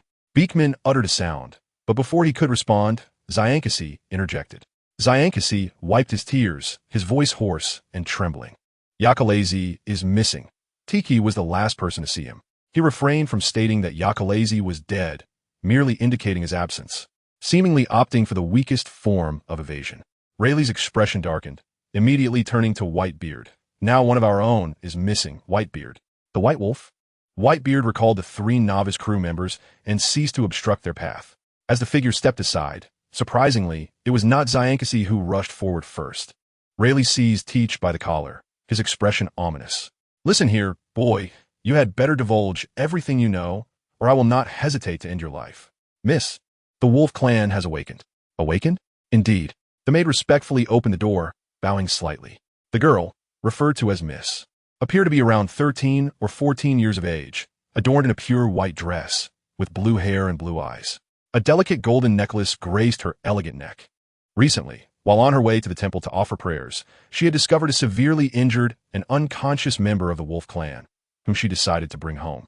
In this era, beastmen either hid away in the mountains or were captured as slaves.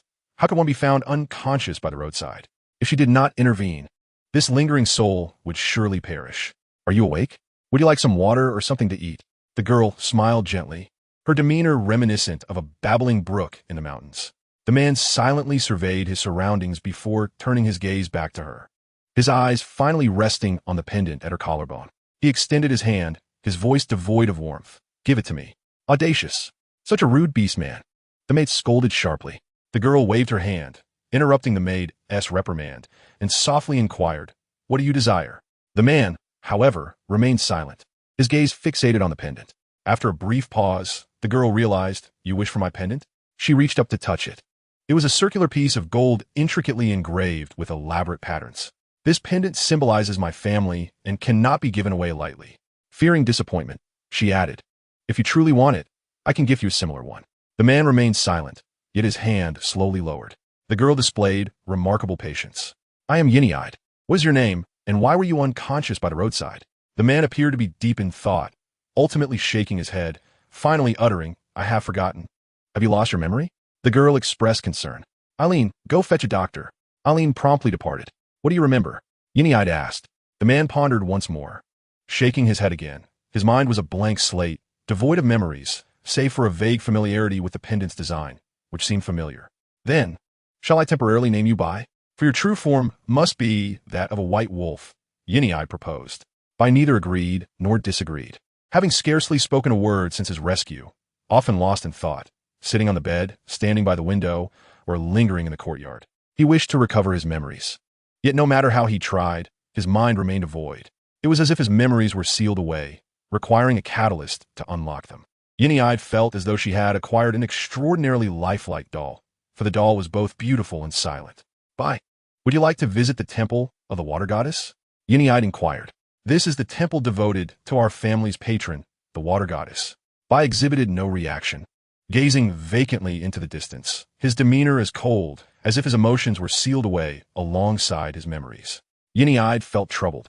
She could not allow Bai to remain cooped up indoors any longer, for constant confinement would dull his spirit. Suddenly Bai spoke, "Water goddess." Yinny-eyed's eyes sparkled with delight. "Yes, the water goddess Onifer. Do you recall her?" She suddenly realized, "I remember. You have an impression of our family's emblem." Excited, she urged, "Let us go to the temple." Bai regarded her and nodded in agreement. Yinny-eyed's family was among the most prestigious on the continent, loyal to the water goddess Onifer, who had blessed them long ago. Now, during Yinny-eyed's prayers at the temple, the water goddess manifested once more after millennia, a divine revelation that attested to the goddess's fondness for the child. Consequently, their families standing on the continent rose significantly. They intended to visit the temple, and even if a few beastmen accompanied them, it mattered little. "Look, there lies the temple of the water goddess." Yinny-eyed pointed towards the magnificent structure not far off. "My father told me that this is considered one of the smallest temples. Yet even so, its expanse rivals that of a large town. What are you contemplating?" Yinny-eyed sensed a shift in Bai's gaze. Did he find this temple familiar? Yet the area surrounding the temple was heavily guarded, and even humans required passes to enter. How could a beast man, deemed a lowly lineage on the continent, possibly recognize this place? Bai withdrew his gaze, staring blankly at his palm. When Yinny-eyed spoke of rescuing him, he recalled that his flesh had been severely burned by flames, his body marred by gunshot wounds and cuts, tainted with mercury in his blood, clinging to life by a thread. It was difficult to fathom how he had survived such injuries. Bai mused that he must have been striving to live for something of great significance, yet he could not recall what that was. Suddenly, something warm was placed in his palm, a fire crystal for warmth, its vibrant red hue momentarily disorienting him. Yinny-eyed tucked a lock of her flowing blue hair behind her ear, her sky-blue eyes brimming with gentle smiles. "Do not strain yourself to remember. I will be here with you." After a brief pause, she seemed uncertain about why she had uttered such ambiguous words. Yet, having spoken, she could not retract her statement and continued, "Please do not misunderstand. I am not the type to easily develop affections for someone. I apologize. I should say that I do not tend to fall for anyone, so you need not worry." Bai silently regarded the crystal, offering no response to Yinny-eyed's words. She smiled, raising her hand to halt the maid, who was about to frown and complain about the beastman's lack of manners. Strangely, as the youngest daughter of the continent's most illustrious family and a future temple priestess, Yinny-eyed typically maintained a haughty demeanor towards others. Yet, in Bai's presence, her airs and poise seemed to vanish. This scenario, where she found herself searching for conversation, was typically the domain of others. "Our visit to the temple is due to a notification we received, stating that the apothecary has concocted a new elixir capable of resurrecting the dead. However, the ingredients are exceedingly rare, with only 50 available across the continent. Our family has procured 5, and when the time comes, Yinny-eyed lowered her voice, will give you one. Thus, when you recover your memories, even if you wish to leave our family, you'll have a safeguard." Bai raised his gaze, perplexed. "Why are you being so kind to me?" His past burns had completely healed, his uneven white hair trimmed into a neat cut, his face as handsome as jade, bore a glimmer of confusion amidst the icy frost in his eyes.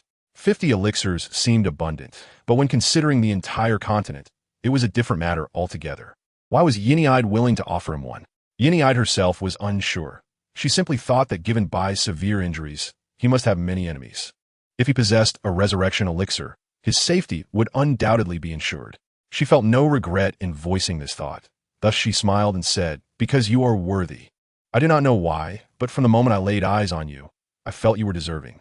You deserve everything I can offer." Bai tightened his grip on the crystal, falling silent once more.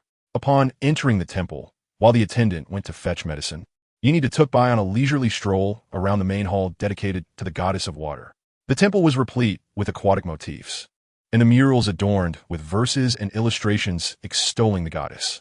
Noticing Bai's disinterest, Yin'e'ide pondered for a moment before playfully shushing him, saying, "I have a place to show you." She was quite familiar with the temple, as she was destined to become another high priestess of immense power in the future.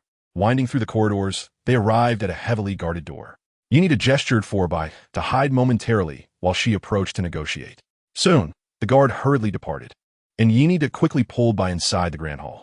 The hall was vast, with 4 stout columns standing at the corners, each etched with symbols that no one could decipher. The floor was meticulously polished from a massive crystal of water essence, embedded with countless smaller crystals forming an enormous magical array. In the center of this array lay a pristine pool of water, above which hovered a circular golden plate identical to the pendant Yin'e'ide wore. "This is the place where I pray for blessings, and it is where the goddess responds," she stated, pointing to the central plate. This gift was bestowed upon the temple by the goddess upon its completion. "Do you know its name?" Bai, upon seeing the object, found himself unable to tear his gaze away. He should know this item. It was something he ought to remember. Yin'e'ide spoke with solemn reverence, her voice echoing clearly in the spacious hall. "This is the goddess's gift and the entity I vow to protect. Its name is Yakarales." Chapter 160. The Goddess of Water's Gift, known as Yakarales, revealed its name as the direct condition for its activation. Yin'e'ide understood the risk entailed in uttering this phrase, yet she felt an inexplicable trust in the wolf clan before her. However, her gentle smile soon faltered, replaced by a creeping fear from deep within her.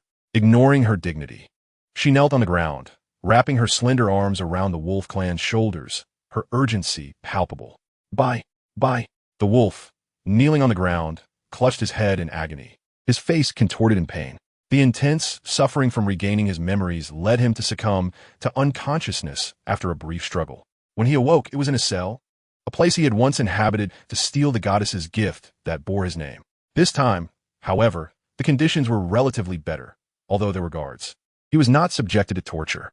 Yakarales sat in the corner, reminiscing about the last scene before his arrival here, recalling being carried on someone's shoulder. The peculiar scent of alcohol, saltiness, and an elusive sweetness. What was that aroma? It seemed to be food, but he could not be certain. If only he could smell it again, he would undoubtedly recognize it. His immediate concern was to return. Surely Xianx was worried about him. Yakarales clenched his fists. All his possessions had been reduced to ashes. Even the storage space within his arm had shattered due to his demise. Everything that Xianx had once gifted him was lost. As he moved his ears, Yakarales raised his head and, upon seeing the newcomer, pressed his lips together. To be honest, he wished to avoid further contact with Yin'e'ide, especially after regaining his memories. Learning the current year made him even less inclined to face this young girl, who had yet to become a priestess. Every child's name carries the heartfelt blessings of their parents, typically bestowed by the temple with auspicious meanings. Yet, Yakarales had never felt his name held any significant meaning until he was brought here by that plate, while his mother was merely a child of 15 or 16. She ardently worshipped the goddess of water, treating the goddess's gift as her utmost honor and something to protect. This love for the goddess was also bestowed upon her child, and Yakarales was the embodiment of that, a testament to the strongest and most reliable guardianship she could offer. Unsure of how to face her, Yakarales instinctively lowered his head in silence until the girl knelt before him, disregarding the filth of the cell, resting her head on her white skirt. "Have you regained your memories?" Yin'e'ide asked cautiously, her azure eyes fixed intently on the white wolf, as if wishing to imprint him into her very being. Yakarales nodded.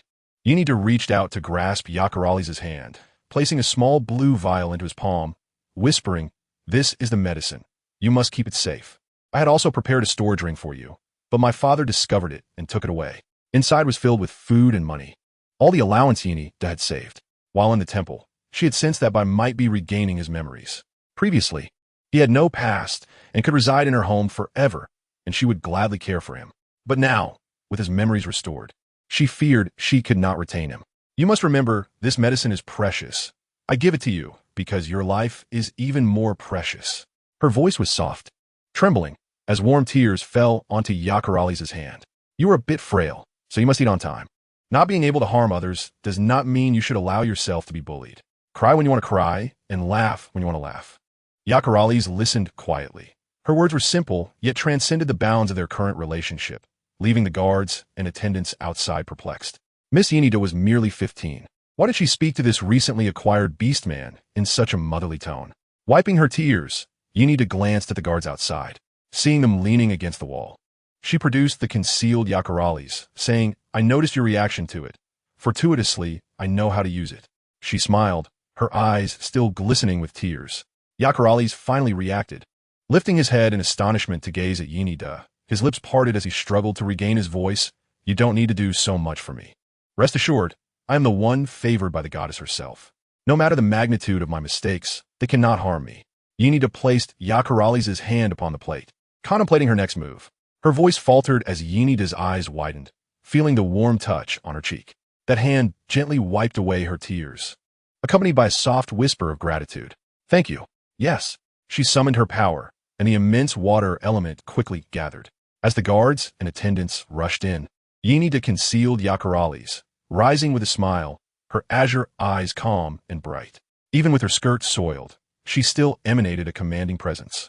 The crime of unlawfully stealing a sacred artifact from the temple and utilizing the goddess's power to liberate a prisoner was sufficient to warrant the destruction of a nation.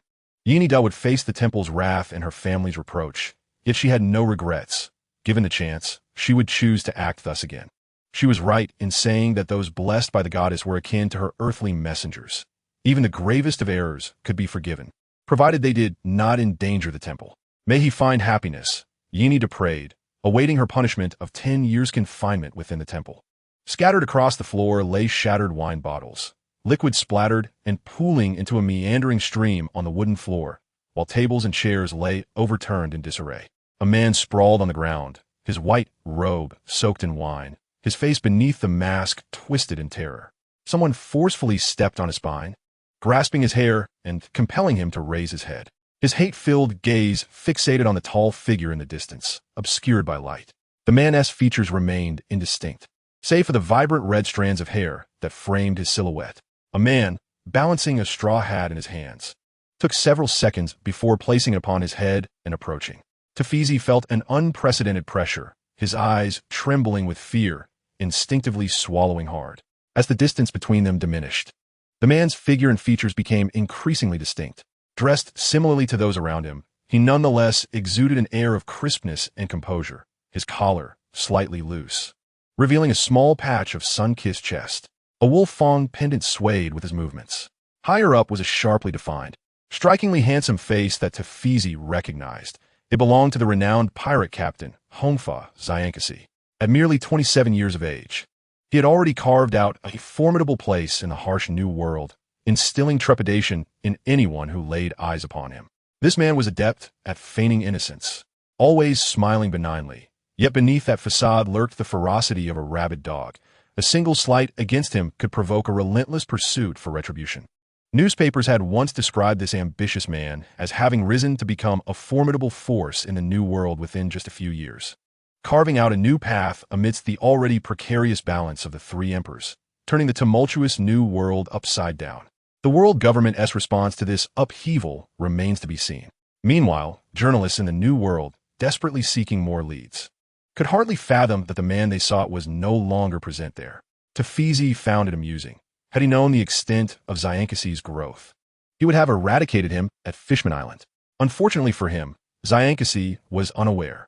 The captain glanced at Tafizi with a smirk, acknowledging the admission of having struck at him on Fishman Island. Tafizi, in agony, murmured softly, Moments ago, his tendons had been severed by the man before him. And as life ebbed away, he felt a surge of exhilaration, resolved to sprinkle salt upon the wound of this mad dog before his demise. He pondered, fixating on Zyankasi, recalling how that man had endured multiple gunshots and countless cuts before he had plunged a mercury dagger into his heart, watching as it melted within him, warm blood oozing from the wound. The captain desired to incite Zyankasi's anger, and in the stifling silence, he recounted his words without omission, well aware that Tafizi sought to provoke him. Though not necessarily true, Zyankasi believed him, his heart gripped by an invisible hand that rendered him breathless. For years, he had been shackled by this sensation. Even in drunken slumber, awakening to the coldness of an empty bed would trigger nightmares, compelling him to glance at the vacant space beside him, instinctively calling out a name that had become a thorny vine entwined around his heart in the absence of a response. Rest assured, I shall make you wish for death. Zyankasi chuckled, patting Tafizi's cheek, and upon exiting the underground tavern, he was greeted by the sun's warm embrace. Stretching lazily, he remarked on the pleasant weather, deeming it an opportune day for setting sail. Are we returning to the New World? Laji inquired, biting into a piece of meat. No. Having finally arrived in the East Blue, let us allow the brothers here to visit their homeland. Zyankasi exhaled, asking about Beckman and Yesub, inquiring if they had discerned any results. We have. Beckman, emerging from the tavern, leisurely wiped the blood from his fingers, cigarette in mouth, stated that Yakalazi had been abandoned in Fishman Street, and they departed thereafter. If his words ring true, then Teach is lying. Teach, Zyankasi mused, tracing the 3 scars on his left eye, his voice sending shivers through the surrounding pirates. Are we heading back to the New World? Beckman queried. What are your thoughts? Zyankasi retorted. Recently, there was a conflict between Whitebeard and the Big Mum pirate crew, and we have also slain 2 members of the world government. Returning to confront Teach could entangle us further. Beckman paused before adding, Teach will not flee. I know. Do not worry, Zyankasi reassured as he patted Beckman's shoulder. Let's enjoy our time in the East Blue without haste. Beckman sighed with relief, fearing Zyankasi's wrath might prompt an immediate return to the New World, where killing Teach would be simple, but could ignite the fury of Whitebeard, leading everyone to believe that the red-haired pirates were siding with Big Mum. He watched as Zyankasi strolled down the street, playfully stopping 2 children, crouching to inquire where they had purchased their bamboo dragonflies. The boy pointed in a direction while the girl boldly asked, Uncle, aren't you too old to be playing with children's toys? Zyankasi made a childish face, declaring that he was not buying it for himself, but for someone exceptionally important to him. Then you must choose the best-looking bamboo dragonfly. Of course, I will choose with great care. A simple fishing boat docked at Gemini Cape, where Kulokasi, hanging laundry, adjusted his glasses in surprise. While it made sense for ships to enter the entrance of the Grand Line, it was rare for vessels to emerge from it. Moreover, it was merely a fishing boat suitable for shallow waters. He squinted, observing the boat's canopy, and then reached out with a slender, fair hand to steady himself against its edge. Finally, bending down, he saw a cloaked figure emerge. The individual straightened, removing the hood that obscured his face, revealing wolf-like ears, snow-white hair, and ice-blue eyes that sparkled with frost, a vision of beauty akin to a divine creation, eliciting a momentary gasp. However, Kulokasi was so astounded that he nearly lost his breath, stammering as he pointed at Yakalazi, struggling to articulate. It was Yakalazi who broke the silence, asking if Kulokasi had seen Zyankasi. His voice remained cold, like a bucket of ice water dumped on one during the sweltering summer, causing Kulokasi to shudder as he approached cautiously, extending a hand. Yakalazi stood motionless, allowing Kulokasi to poke his cheek, the skin smooth, white, and elastic. Kulokasi frowned in disbelief, asking if Yakalazi was not dead. Yakalazi raised his hand, revealing a swirling water ball hovering above his palm, which, upon Kulokasi's inspection, splattered against his face with a resounding pop, solidifying Kulokasi's belief in Yakalazi's identity. You lot, lacking in respect for the elderly and young. Kulokasi wiped his face, beckoning Yakalazi to come ashore. How did you survive? Why have you been silent all these years? Yakalazi explained that he had been transported to Fishman Island, where he encountered the black market merchant Yana. Learning of Zyankasi's journey from her, he made his way here, briefly conveying the news of his return. As Kulokasi nodded in understanding, he asked again if Zyankasi had been there. Zyankasi visited 2 months ago, mentioning a desire to go to the East Blue. I am unaware of his specific whereabouts, but he has not returned here. Upon hearing this, Kulokasi furrowed his brow, inquiring how many days it took to travel from Fishman Island to this place. 7 days. Yakalazi had not rested, and now he declared his intent to head to the East Blue, extending his icy, serious hand, stating that he was out of provisions. Space was scarce, and now the only option was to stow the provisions aboard the vessel. The fishing boat's capacity was limited, and to be precise, the food had already run out a day prior. Despite the chilling nature of this statement, Kurokas discerned a hint of grievance within it. He rubbed his temples and indignantly declared, "Just wait." He swiftly returned with an abundance of provisions, filling the small fishing boat to the brim.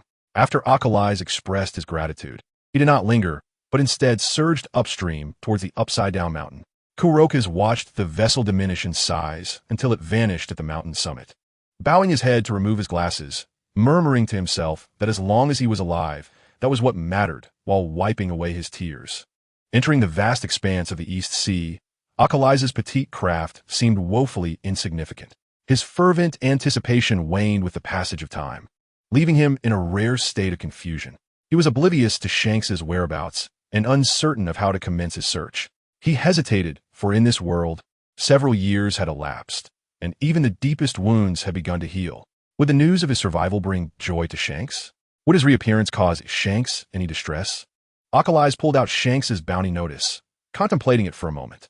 He resolved that if the other party exhibited any signs of discomfort, he would promptly depart and revert to his former profession, silently eliminating obstacles for Shanks. Perhaps that was the most prudent course of action. The windmill village of the East Sea, a part of the Goya Kingdom, was characterized by its remote location, far from the kingdom, and thus rarely troubled by disturbances. In essence, it was a peaceful and serene little village. The small fishing boat docked at the shore caught the villagers' attention, but they merely glanced and then averted their eyes. After all, such a diminutive vessel was unlikely to belong to a formidable pirate. A month prior, they had witnessed a grand pirate ship mooring at their shores, engaging in jovial banter with them. Thus, the sight of a single individual disembarking from the small boat was hardly noteworthy. The newcomer was none other than Akalais, who adjusted his hood, his eyes revealing profound fatigue. This was the 73rd island he had searched. Taking a deep breath, he clutched the bounty notice and entered the village. Stopping a passerby to inquire, "Excuse me, have you seen this person?" The young villager blinked, hesitating for a moment before pointing to an old man basking in the sun by the roadside. "You should ask him. He is our village chief and knows everything." After a brief silence, Akalais expressed his gratitude and approached the elder, repeating his question. "Excuse me, have you seen—" No, interrupted the village chief, who wore a white and red fisherman's cap. He waved his hands dismissively and urged him to leave. "You are a bounty hunter, aren't you? There are no pirates here. So be gone." "I'm not a bounty hunter," Akalais hastily explained. "He is very important to me." "Has he truly never visited this village?" No. The chief turned his face away impatiently. Although his refusal was resolute, his gaze furtively flickered towards the figure shrouded in dark robes before him. Disappointment washed over Akalais as he withdrew the bounty notice. The chief's heart softened. He was not a cruel man, and his abrupt rejection stemmed from a desire to avoid trouble with a group of pirates whose conduct had been commendable. Just as the chief wavered, a curious voice from a child nearby piped up. "Hey, what are you doing? Stealing food?" The chief felt a sense of foreboding. "Luffy, go play. Where's Makino?" "She's at the tavern. Are you stupid?" The 7-year-old frowned, exasperated with the chief, before turning to Akalais. "Hey, are you from outside? Are you strong? Are you a pirate? Why are you hiding under your clothes? Are you ugly?" The barrage of questions left the chief's head spinning, for the child was often a source of trouble. Akalais remained silent, merely producing the bounty notice once more. Luffy glanced at it and instantly recognized the face of the man depicted. Oh. Is this Shanks's bounty notice? Wow, that's so cool. I want one too." As he reached out to grasp it, Akalais snatched it back, observing Luffy's crestfallen expression. "Where is he? Take me to find him." They had not lingered there long. The chief hastily remarked that he could not accompany them. Before Akalais could respond, Luffy interjected. "They will be back. Shanks promised to bring me delicious food." Having found his target, Akalais tightened his grip on the bounty notice, disregarding the chief and focusing on the child. "I wish to wait for him to return. Can you lead me to the tavern here?" Luffy grew wary. "What do you want of Shanks? I got separated from him. He is very important to me." All right, I will take you to find Makino." Luffy, possessing a trusting nature, immediately lowered his guard and led Akalais to the village's sole tavern. Inside the tavern, only a few patrons occupied the space. Behind the counter stood a woman with a pink headscarf and dark green hair, presumably Makino, as Luffy had mentioned. Upon noticing Luffy, she smiled brightly, her eyes crinkling with warmth. "Are you waiting for Captain Shanks again today?" "I am not waiting for him." Luffy blushed and retorted, "It's this strange guy who wants to find the tavern." Makino paused, then turned her gaze to the figure hidden behind Luffy. "Would a guest like something to drink?" She smiled enchantingly, her demeanor gentle and serene. Akalais searched his pockets, finally placing a few coins on the counter. "Just a glass of water will suffice." This was all that remained of his funds, a meager amount given to him by Yana on Fishman Island. Noticing his predicament, Makino tilted her head and, after accepting the coins, handed him a glass of water. She then returned to the kitchen to prepare a steaming bowl of seafood fried rice, cheerfully saying, "Our prices are reasonable. Water is free." "Wow, I want some too." Luffy climbed onto a high stool, drooling over the bowl of fried rice. Soon after, another bowl was placed before him, and Makino affectionately tapped his forehead. "How could I forget you, Luffy?" Akalais expressed his gratitude and quickly consumed half of his meal. After setting down his spoon, he noticed Luffy eagerly eyeing his bowl. "Aren't you going to eat? I can help you finish it," Luffy exclaimed, devouring his food with gusto. Makino, concerned he might choke, handed him a glass of milk, warning Luffy, "Slow down." Akalais pursed his lips, pushing his bowl toward Luffy, then stood up to express his thanks, preparing to leave. "Aren't you going to wait for Shanks?" Luffy called out, struggling to swallow his food. "I will wait outside," Akalais replied. Makino inquired of Luffy, "Is that gentleman waiting for Captain Shanks here?" Luffy nodded vigorously, swinging his legs from the stool. "Yes, he said he got separated." "Oh, is he a crew member of Captain Shanks?" Makino's question straightened Luffy's posture, his eyes sparkling. If he were a member of Shanks's crew, that would be quite impressive. He abandoned his empty plates of fried rice and dashed outside. Makino called after him, "Luffy, you can't run so fast after just eating." Luffy disregarded her warnings, rushing outside only to find the peculiar figure missing. "Hey, where did you go?" Suddenly, he stumbled, his feet giving way, and he found himself tumbling onto something cold and soft. Instinctively, he reached out to steady himself, only to plunge his hand into a puddle of water. Astonished, he looked down to see a swirling mass of liquid beneath him. The flowing water carried him to the tavern's rooftop, where Akalais sat, gazing distantly towards the horizon. Beside him, Luffy bounced about with sparkling eyes, utterly unafraid and exuberantly thrilled. Akalais spoke little, having remained atop the tavern since arriving in the village. Occasionally, Luffy would pester him, but more often than not, he was alone, with no one knowing what he looked like. Indeed, many villagers had forgotten the existence of such an enigmatic figure. Makino stepped out of the tavern and glanced up at the rooftop, where the dark silhouette remained seated. She smiled and said, "Sir, they still haven't told us their names. Would you mind making another trip to the town? We're running low on wine."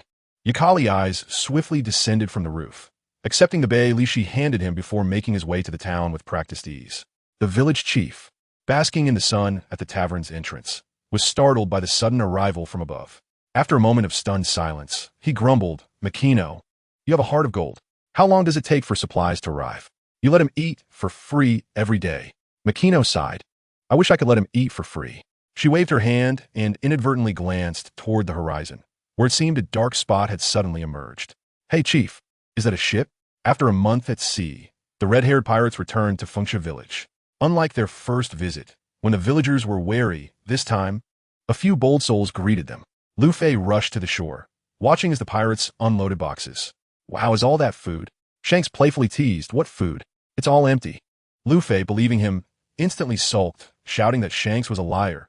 "You promised to bring me food back." "Big liar. Did I say that?" Shanks made a silly face at him. The two ran in circles on the beach until Luffy, exhausted, continued to grumble, "You annoying brat, big liar. Hey, if you can't catch me, all you can do is curse." Shanks shook his head, looking infuriatingly smug. The pirates roared with laughter, and, after unloading everything, one of them lifted a lid and called out, "Luffy, come see what this is." "Oomph, I won't look. I refuse to look." Luffy puffed up his cheeks like a little hamster. Until Makino laughed, "Luffy, there's food in there." Only then did Luffy rush over, peering into the box. Forgetting his earlier grievances, "So much meat. Can we eat now?" "Not yet. This is for the banquet tonight," the chef said, lifting Luffy by the collar. Isn't it better to wait for the banquet? Can't we have it now? Lu Fei looked at him with pleading eyes. There's nothing else to do. Pyre clutched his heart, almost agreeing, but it was still just past noon, and everyone was still full. Having a banquet then would waste a lot of food. Just then, Shanks grinned, all right. Let's prepare for the banquet now. Yay! Lu Fei raised his hands, excitedly shouting, banquet, banquet. But, just preparing the ingredients will take a long time. Shanks winked and added, right, Pyre? Pyre nodded in understanding. Yes, preparing the ingredients will take quite a while. Can you wait, Lu Fei? I can. Lu Fei nodded earnestly. Well then, let us go drink first. Shanks was the first to dash toward the tavern. Once the pirates returned, the usually quiet tavern buzzed with energy. Makino brought out all the wine, barely leaving 2 bottles, which she placed in front of Shanks, also pouring Lu Fei a glass of milk. Predictably, Lu Fei, still drinking milk, became the target of Shanks' teasing once again. Makino chuckled, but did not forget the matter at hand. Captain Shanks, while you were at sea, a man came looking for you. I don't know his appearance or name, but he had a very pleasant voice and was holding your bounty notice. Lu Fei chimed in immediately. Yeah. He was super strange, hiding under a big cloak. I still don't know what he looks like. Is he your crew? Shanks tilted his head, curious. You don't know his name or appearance. He doesn't seem afraid of seeking revenge. Where's he now? When you returned? He had just gone to town to fetch more wine, Makino said apologetically. He waited here for a long time. It was my fault. No, it's not your fault. Shanks swirled his wine glass. The wine he brought back is just right for us. Makino nodded, adding, he is quite fast. He should be back soon. Perfect. Our wine is almost gone. A pirate jokingly complained. How can 1 bottle be enough for each of us? Makino, you're so biased. Why does the captain get 2 bottles? Laughter erupted, and as Shanks finished his drink, he retorted playfully, with your drinking capacity, do you think you could finish a bottle? If there were more wine, I could finish a whole box myself. Don't drink so much. Remember the last time you got drunk and cried like a fountain, holding on to someone's leg? Do you recall? I say, those of you with poor drinking habits should refrain. Leave the wine for me. We can't afford to ruin Makino's tavern, can we? We can afford it. Even if we leave the captain to clean tables, it'll eventually be settled, right? Makino? Makino smiled, pretending not to hear. The pirates joked unabashedly, and if she took everything to heart, she would have become wealthy long ago. Moreover, being a woman, she could easily tell that Captain Shanks had no interest in such matters. He never stopped the pirates from joking and sometimes even joined in. But whenever they made lewd jokes, Shanks would always fall silent, drinking quietly. The village chief, basking in the sun outside the tavern, lifted his eyelids slightly, looking with disdain at the figure blocking the sunlight beside him, who stood silently next to the door with 2 heavy boxes of wine. The boxes looked quite full. While the person appeared rather slender, their wrists beside the boxes looking as fragile as if they could snap at any moment. The chief gruffly offered, if there are more behind, you might as well leave these at the door and call some pirates inside to help move them. They'd surely be willing. Yakali eyes remained silent, bending down carefully to place the boxes on the ground. The bottles clinked against each other in the jostle, producing a clear sound. The tavern door creaked open, and someone stood before him, their voice both familiar and strange. You've been waiting here for me? The voice was too familiar. Yakali eyes froze in place, biting his lips until they turned white beneath the hood. Overcome with nostalgia and fear, his hands trembled beneath the cloak, paralyzed with trepidation. He feared running into Shanks' unfamiliar gaze and did not wish to make things difficult for him.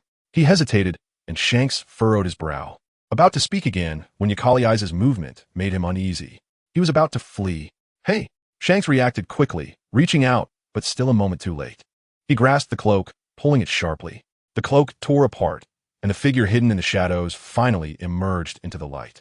Longer, trembling with trepidation, crouched forward, his silvery hair billowing in the air, and his ice-blue eyes glistened with unshed tears. His exquisite visage was exposed to the open air, clad in a simple shirt and black trousers that hugged his slender form. His fluffy, soft tail was tucked between his legs. Yakali stood despondently, head bowed in silence. Yakashian Kasi, nearly in a daze, uttered that name, one that had caused his heart to seize for years. As he took a few steps forward, Yakali retreated a few paces, maintaining a constant distance between them. Was he afraid? Xiang Kasi realized this, and a pang shot through him. Even his breath felt painful. He waved his hand behind him, signaling the pirates who had followed to retreat. While he removed his cloak and draped it over his arm, pointing towards Yakali's position, commanding, stay there, do not move back. Though the pirates obeyed his command and returned to the tavern, They could not resist peeking out to watch the unfolding scene. They had come to the East Sea with only one ship, as many of the core members remained in the New World. Over the years in the New World, the pirate crew had expanded several times, so not many recognized Yakal. Yesub drew in a sharp breath and asked Bakamon, "Who is this?" "I don't know either," Bakamon replied. "Who is he?" The newer pirates inquired curiously, captivated by his beauty. "How come we have never seen him before?" Bakamon shot them a warning glance. "He is the number 1 on the Red Flag's most formidable list. Show him some respect." The pirates nodded in confusion, unaware of the list's existence. Yakal did not retreat further. Xiang Kasi stepped forward, gently draping the still warm cloak over his shoulders. Although the sight of the white wolf pained him, the memory of past betrayals kept him alert. Before he could finish his thought, Yakal reached out. Slender streams of water coalescing in his palm into a peculiar pattern, crooked and chaotic, reminiscent of a child's erratic doodles. It was the emblem Xiang Kasi had drawn by hand when the pirate crew was first established, a symbol that, after all these years, only they two still remembered. Xiang Kasi could hardly breathe, extending his hand to tenderly touch Yakal face. His lost treasure finally returned to him after years of absence. They spoke in unison, but fell silent simultaneously. Xiang Kasi, with both hands, cradled Yakal face, warm and soft, urging him gently, "You speak first." Yakal blinked, gazing at the 3 scars on Xiang Kasi's left eye, his voice cold. "What happened to your eye?" "Oh, this? A gift from someone. I will return it in due time," Xiang Kasi replied with a smile, offering no further explanation. "Now it is my turn to speak." His hand fell to Yakal shoulder, through the thin fabric of the shirt, his thumb gently caressing the protruding collarbone. "You've lost weight again," he lamented. "It took so long to coax you into eating enough to gain a few pounds, and now you've grown thin again." So many words were caught in his throat. After pondering for a moment, Xiang Kasi decided to forego them all, finally stating simply, "Welcome back." The years of aimless drifting, sustained solely by memories. The pain and pressure endured during that time, dissipated with that single utterance. "Thank you," Yakal discerned the weight contained within those words. He felt fortunate. For him, the time apart since regaining his memory had only been a few months, while Xiang Kasi had endured years alone. "I am sorry," he murmured, lowering his gaze, tears glistening on his eyelashes, his ice-blue eyes brimming with sorrow, akin to a melting iceberg. Xiang Kasi remained silent, pulling Yakal into his embrace, gently patting his back in a comforting manner. "Cry if you need to. No one can see you." The pirates peeking from the tavern felt a twinge of unfairness. "Why don't I receive such treatment when I cry?" "Fool, you're not good looking," came a taunt from above. "As if you're any better looking." Although they lowered their voices, Yakal heard every word. His ears twitched, and he pushed Xiang Kasi away. Though he regained his aloof demeanor, his eyes were still rimmed with red, tear-streaked, and his voice trembled. "I still have some unfinished wine. I must leave now." "Wait. Why should you go get the wine yourself?" Xiang Kasi pulled him back, his hand firmly gripping Yakal shoulder, forcing him to stay close. He then turned toward the tavern, and the heads that had peeked out immediately recoiled. "You lot, don't think I want to notice just because you've hidden your heads. Hurry and go to the town to fetch more wine. If you come back late, I'll chop off your heads," he shouted half-jokingly. Curiosity can kill a cat. The pirates obediently lined up, and, as they passed the two, the leader cheerfully exclaimed, "Hello, Captain's lady, get lost." Xiang Kasi retorted sharply, lifting his foot as if to kick. Yet it was evident to all that beneath his feigned anger lay a profound joy at having regained what he had lost. Yakal clutched the hem of his shirt, appearing innocent and harmless. Xiang Kasi bent down, resting his forehead against Yakal, softly coaxing, "Shall we talk more on the ship?" Chapter 161.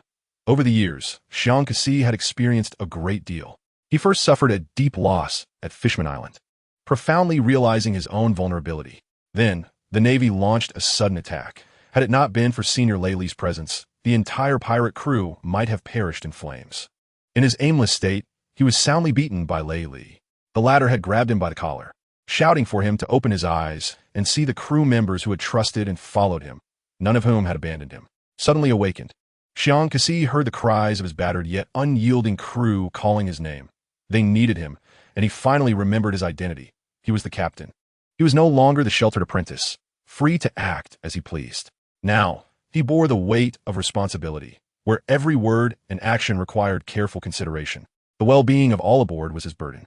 Then came the New World, where the red flag had become battered from prolonged voyages and the harrowing battles at Fishman Island. Their shipwright, the very architect of the red flag, tearfully declared the pirate ship's death sentence. Though anticipated, no one expected it to occur at such a moment. They stood on the shore, watching the red flag engulfed in flames, their only sounds being muffled sobs and an oppressive silence. Xiang Kasi gazed at the shadows amidst the inferno, the crimson flames casting a fiery glow upon his dark pupils. In that brief moment, he lost two of the most significant entities in his life, vanishing swiftly without a chance for salvation. He looked up at the sky, clear and cloudless, with even the wind gentle. It was supposed to be a perfect day for setting sail, yet on such a fine day he faced all the pirates, placing his hat over his heart, bowing deeply. Straightening up, he smiled as usual. I am grateful and pleased that none of you forsook me during the ordeal at Fishman Island. However, the current situation is clear. Our start in the New World has not been favorable, and it is a chaotic and disorderly sea. His voice caught, and after a moment's pause, he continued, I understand my decision may seem irresponsible, but I hope you all can think carefully. The current assets of the red flag will be divided among the crew. Those wishing to leave may do so now. No one spoke. The air hung heavy with an almost suffocating tension. After a long pause, a voice finally broke through. A bitter smile etched on their face. Captain, you must be joking, right? A few awkward chuckles followed, then silence resumed. Xiang Kasi leaned against the burning pirate ship. Backlit, his expression obscured in the shadows, his voice hoarse, I'm not joking. We have endured so much, and you think a mere word of departure suffices?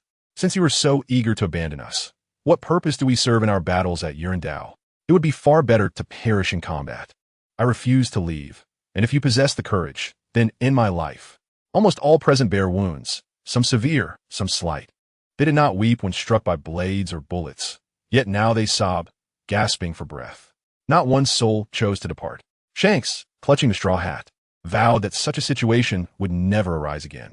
No matter the difficulty, he would establish a firm foothold in the New World, yearning for power, status, and the fear and respect of all. He aspired for the red-haired pirates to become an unassailable presence in the New World, a force that even the vast seas would not dare to shake. He could no longer remain passive. The crew temporarily settled on this small island to recuperate, which was not particularly arduous. The most pressing concern was the wood required for shipbuilding. Although the deserted island was abundant in timber, none of it was suitable for constructing a vessel. Without a ship, how could they dare to venture into the New World? Days later, a grand ship arrived, and Shanks recognized it as the delivery vessel of the black market merchant, Yana. They had previously met in Chambord, and Shanks doubted that this astute businesswoman would casually come to a deserted island in the New World. Dressed sharply in a skirt, Yana disembarked, her practiced smile revealing her intent. They had lingered in Chambord for a few extra days and encountered the formidable Rayleigh, who had shared the details with her. Coincidentally, during that time, rumors in the black market spoke of the auction of the priceless atom wood, which she had acquired at great cost. In response to Yana's deliberate emphasis on her sacrifices, Shanks smiled and straightforwardly inquired, What do you wish to obtain from us? Yana returned the smile, acknowledging that while merchants are driven by profit, this atom wood was a means of repaying past kindness. She gracefully gathered her skirt and extended her right hand, admitting, To be candid, before collaborating with you, I sought out every pirate I could find, but ultimately they did not trust me. Thus, she would always remember the favor bestowed by the red-haired pirates. However, a merchant must not allow any leverage to fall into the hands of others, for that is perilously dangerous. Consequently, Yana seized this opportunity to settle past debts, stating, I have repaid my previous favors. What I seek to establish now is a collaboration with the newly invigorated red-haired pirates. Miss Yana certainly exudes confidence in us, Shanks thought. He did not immediately grasp her hand, weighing his decision. After this ordeal, he was unwilling to lose anything further. I am a businessman, a successful one, Yana continued, her faith in her judgment unwavering. I believe the red-haired pirates will soon rise again. Ultimately, Shanks accepted her hand, proclaiming, Then let us enjoy a fruitful collaboration. With the atom wood and the personnel Yana provided, a new ship was swiftly constructed, identical in appearance to the previous one, yet larger and more detailed. The mast was enhanced, and it was christened the Red Force, their new pirate vessel. At last, they were ready to set sail once more. Shanks moved his belongings back to the captain's quarters, where he had stored his navigational logs by year in a large chest. He randomly selected one, opening it to find 2 bounty notices tucked inside. Each time his and Akarasu's bounties increased, he would insert the new notice into the log of that day, a habit he had maintained for a long time. He returned the log to its place, secured the lid, and pushed it beneath the bed, then began to tidy up other items. The things left behind by Akarasu were few, so few that he could only find a single shirt. Just as he had arrived in this world alone, Akarasu took everything with him upon departure. Shanks held that shirt for a long while, eventually folding it neatly and placing it in the wardrobe. The moment the cabinet door closed, the fragility that had surrounded him dissipated like mist. The interior of the Red Force had undergone significant changes. The winding rooms for pirates and storage had swapped places, with only the captain's quarters remaining adjacent to the staircase, unchanged in size or structure. Shanks guided Akarasu through every corner of the ship, finally returning to the captain's quarters, where the only alteration was a corner that previously held nothing, now occupied by a large wooden chest filled with a variety of peculiar items. Noticing Akarasu's gaze, Shanks proudly urged him closer, squatting down to showcase, "These are all yours." Akarasu crouched down, accepting the bamboo dragonfly Shanks offered, somewhat bewildered. "What is this?" "A gift for you," Shanks replied with a smile. "Every island has them. You can count them and see how many I secretly visited behind your back." Akarasu gazed at the bamboo dragonfly in his hand, noticing fine scratches on the small rod, his name etched into it. He gently traced the shallow marks, then retrieved a small blue vial from his pocket, whispering, "This is a gift." Shanks shook the vial. It was merely the size of his thumb, yet exquisitely beautiful. The body a gradient of blue and white, intricately carved with delicate patterns. The cap a golden filigree, through which a small blue bead was visible, clearly valuable, worth more than all the items in his chest combined. Shanks exhaled sharply, feeling relieved after Akarasu briefly explained his experiences after leaving Yurandao. It was evident that Akarasu had not endured any suffering, which was a cause for joy. Suddenly, Shanks recalled something and frowned. "Why did you run earlier? If I had not been quick, you might have truly escaped."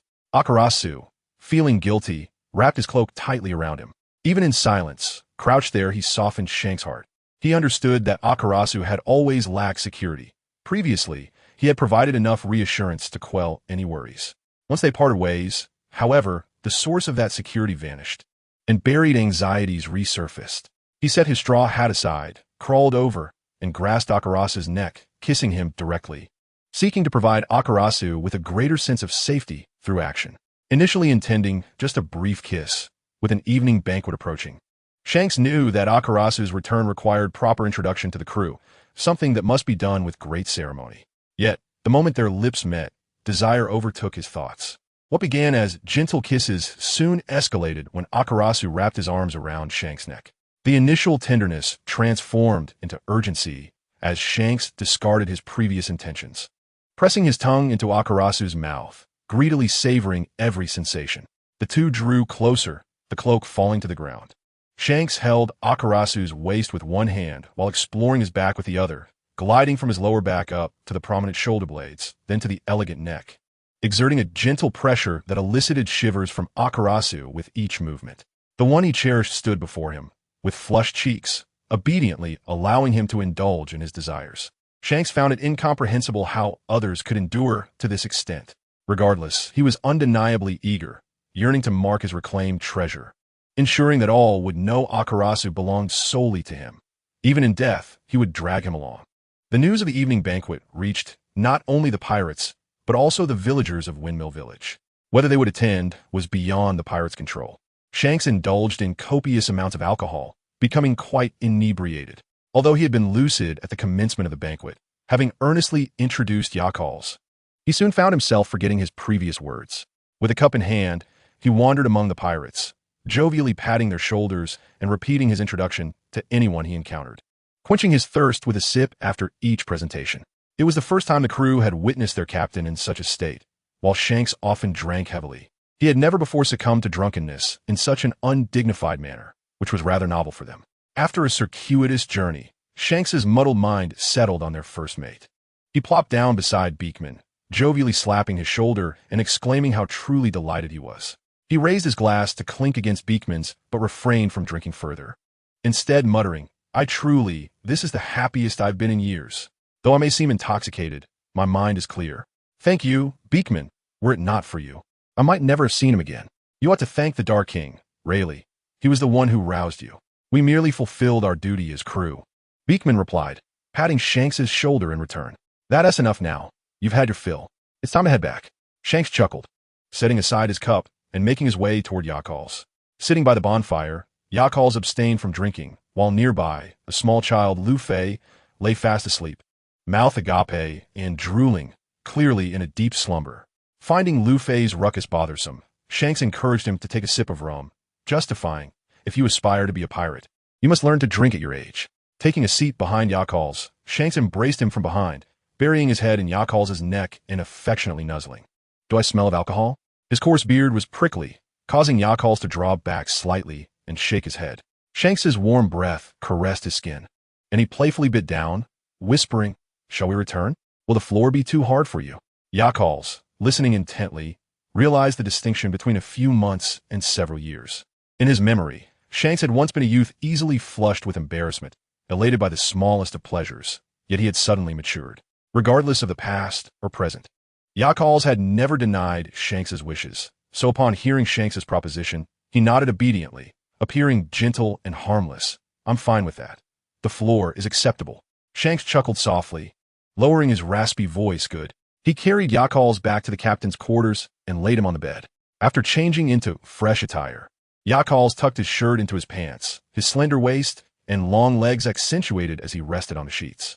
His fluffy tail swept across the blanket, and the wide collar of his shirt revealed a delicate collarbone adorned with crimson marks from earlier. Why should Shanks endure? He possessed countless garments, and a torn piece could easily be replaced. The next day, Shanks awakened from a night of dreamless slumber, feeling more rested than he had in a long time. As he stirred, Yakal's opened his eyes, his gaze clear, having been awake for some time, but choosing not to disturb Shanks.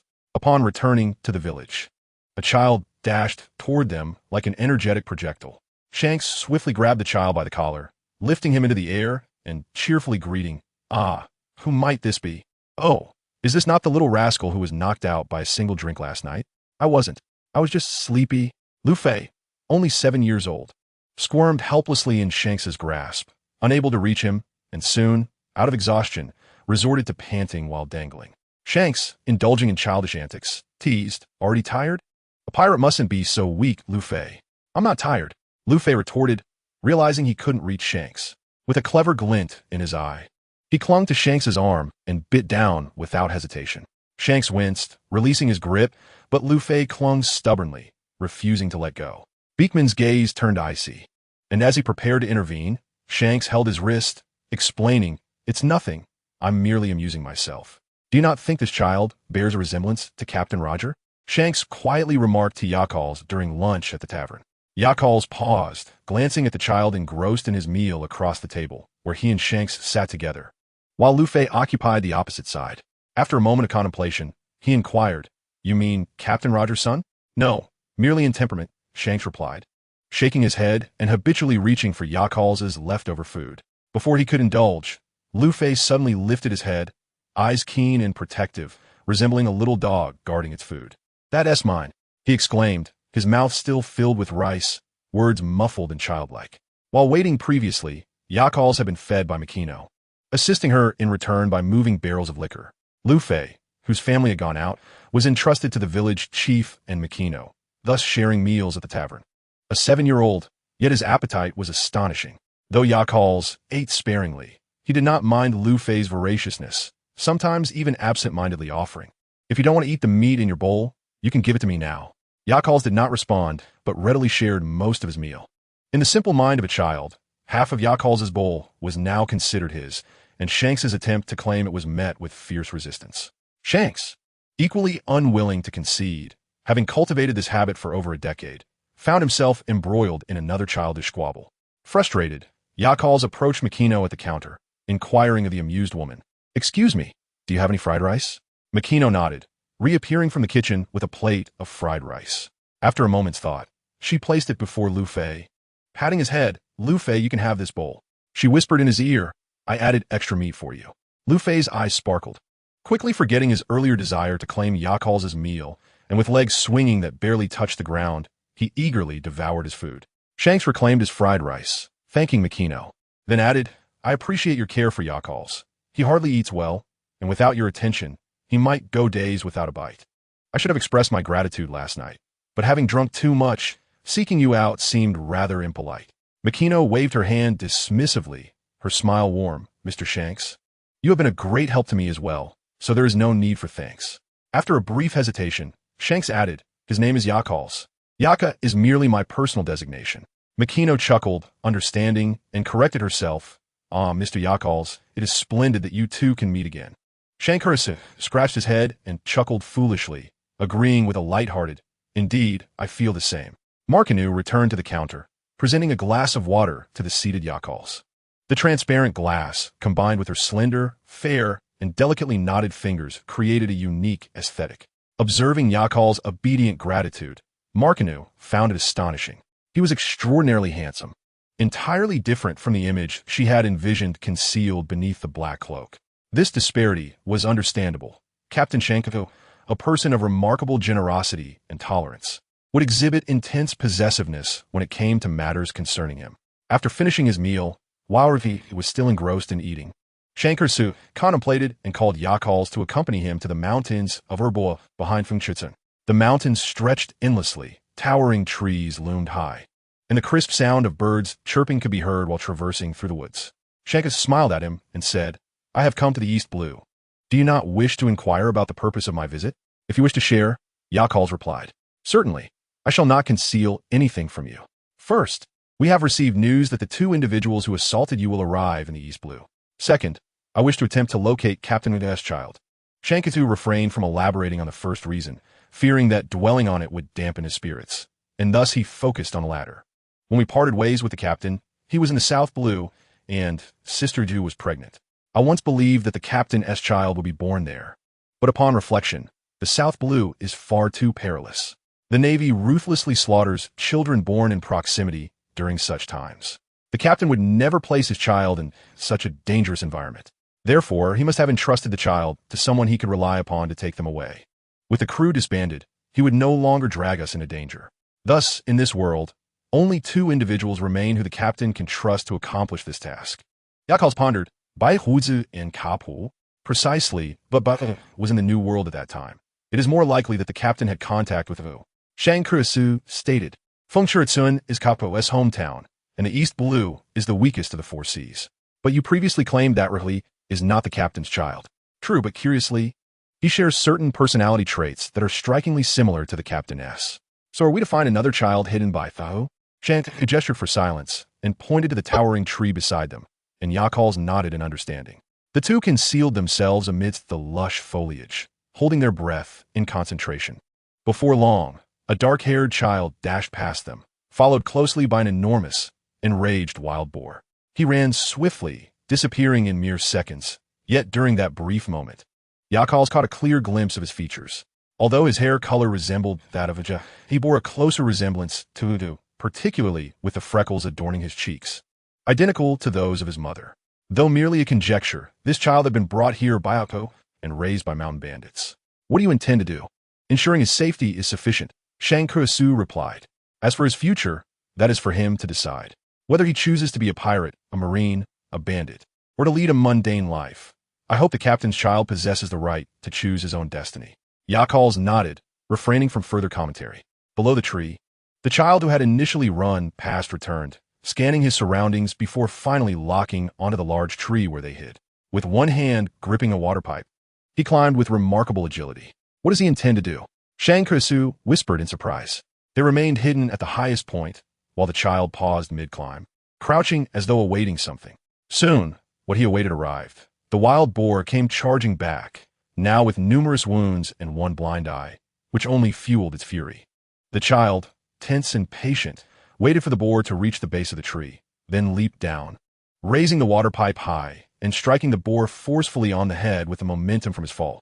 Shankusu chuckled and remarked to Yakal's, at his age, I was already wielding a dagger and brawling with Bahuta. Indeed, a 10-year-old Shankusu and Badi had spent considerable time at sea, engaging in numerous naval battles. While their contributions may have been minimal, their strength surpassed that of children still living on the islands at that time. A smile flickered in Yakal's eyes. At that age, He was likely either taking lives or on the path to doing so, and such a wild boar would not pose much of a challenge. The child below skillfully dispatched the boar, not lingering as he grasped its tusks and departed the scene. His brow furrowed, his expression resolute and cold. This child bore no resemblance to Lijia. Upon returning to the village, before they could enter the tavern, they heard that he was shouting about wanting to set sail with them. After Kuroman refused, he sought out Yesubu. Yesubu treated ruthlessly well, often sharing tales of his own children with a tone heavy with regret. Although mentioned taking the brothers back to their hometown, only a few truly returned. Most pirates sever ties with their hometown the moment they set sail. This was not a matter of being heartless, but rather an acceptance of fate, unwilling to bring trouble to their hometown. Yesubu was one of them. He merely cast a distant glance at the island, filled with complex emotions, but soon regained his composure. Yakal suddenly recalled something and asked, "Why didn't Tino Bean come with you to the East Blue?" Shang Kursu hesitated, carefully choosing his words. "We became separated at Yurandal. Rest assured, she is safe. I have always sent people to protect her." When they first arrived in the New World, he had Astana and her crew to search for her. The merchant informed them that Obin had been abducted by human traffickers and taken back to Shangguadi, where she was inadvertently rescued by Li, who had sold himself out of desperation. However, the girl was clever and cautious, swiftly disappearing thereafter. They were preoccupied at the time, facing numerous crises in the New World. Shankasu lacked the assurance to protect her entirely. Thus, he only entrusted her to send someone for her protection, without bringing her back. Later, once they had stabilized in the New World, the child had grown and learned to live well on her own, relying on her abilities and wisdom. Yakal's nodded as Shinisu continued. "In a few days, we shall set sail again, heading to an island with a marine base. Your bounty has remained unchanged for years. We should head to the marine base to update it." Shankursu playfully pinched Yakal's cheek, proclaiming that this news would bring joy to the world. Yakal's doubted anyone would be pleased. Shankursu perceived his thoughts and began counting on his fingers. Lei Li, Ku Luokasu, Baji, Luobin, Ao Sudun. He listed everyone aboard the Titahao. "See? Many will be delighted to hear that you are still alive." When a new wave of pirate bounties was released, Baji was lounging on the deck of his ship, basking in the sun. The East Blue was tranquil, and the warm sun made him drowsy. Just as he was about to drift off, a startled cry jolted him upright from his chair. A messenger seagull flapped its wings and flew away, leaving behind an astonished Adi, who held a stack of newspapers in one hand and a bounty notice in the other, evidently the source of the commotion. Baji, irate, exclaimed, "What are you screeching about with no enemy in sight? Boss Baji has risen from the dead." "I'm not dead. What are you talking about?" Baki seized the newspaper, his eyes immediately landing on a most detestable individual gracing the front page. Even in monochrome, the mere sight of Shank's photograph was utterly displeasing. He tossed the newspaper aside without a glance at the accompanying articles, snatching up the bounty notice instead. His eyes widened in shock as he beheld the first page, which prominently featured the name of a man presumed dead. Years prior, without warning, the bounty notice for Yakalai's had turned a dismal gray.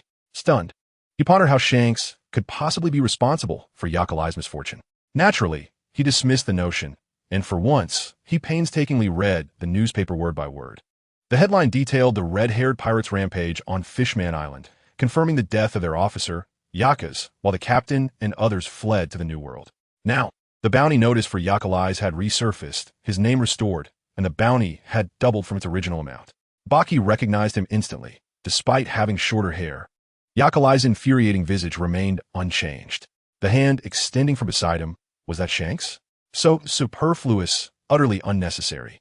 Frustrated, Baki muttered to himself, but left Yakalai's bounty notice behind, discarding the rest into the sea. With gloved hands, he retrieved the fallen newspaper, grumbling as he made his way to the cabin. He needed to scrutinize how the paper disparaged Shanks. The newspapers fluttered across the globe. Robin tucked a strand of hair behind her ear, momentarily lost in thought. A wave of joy surged within her, causing her eyes to swell with emotion as she neatly folded the bounty notice and placed it in her small bag. She did not linger, turning to meld into the bustling crowd. The cadre left behind in the New World huddled together, with Austin at the center, feigning indifference. "I knew that guy wasn't dead. Good men don't live long, while the wicked thrive for 1,000 years. However, someone pierced his bravado. But you cried quite dramatically back then." "Who cried?" He retorted. "That was just the wind making my eyes water." On the secluded Sabati archipelago, Rayleigh perused the bounty notice before returning it to Shucky. Shaking the paper, he resumed reading. It detailed how Shanks had suddenly appeared at a Navy base on an island in the East Blue, launching an unprovoked attack. The Navy fought valiantly, and amidst the chaos, they discovered a fighter from the red-haired pirates, long believed dead. A fearless journalist had captured his photograph, urging everyone to cherish the moment. Casting aside the exaggerated embellishments, Rayleigh believed the innocent Navy base had engaged in peaceful negotiations with Shanks. After all, Yakalai's body notice looked like a close-up shot taken post-posing. Otherwise, how could that superfluous hand have appeared in the frame? The reality unfolded much as Rayleigh had surmised. Shanks had arrived at the island, heading straight for the Navy base. Following a minor skirmish, the base's commander ultimately surrendered. Upon learning that Shanks merely wished to have a bounty notice photographed, his expression fluctuated dramatically. Yes, you're impressive. You call the shots. A newly assigned young Navy officer, encouraged by his superiors, clumsily took a picture, forgetting to focus, and snapped a shot. He thought to himself, I'm finished. They won't kill me, will they? When a photograph developed, it turned out surprisingly well, primarily because the man captured in close-up was remarkably handsome. The picture possessed an ethereal charm, and Shanks was quite pleased, though he felt something was missing. During the second attempt, the young officer remembered to focus. But just as he counted down to 3, Shanks raised his hand, forming a peace sign.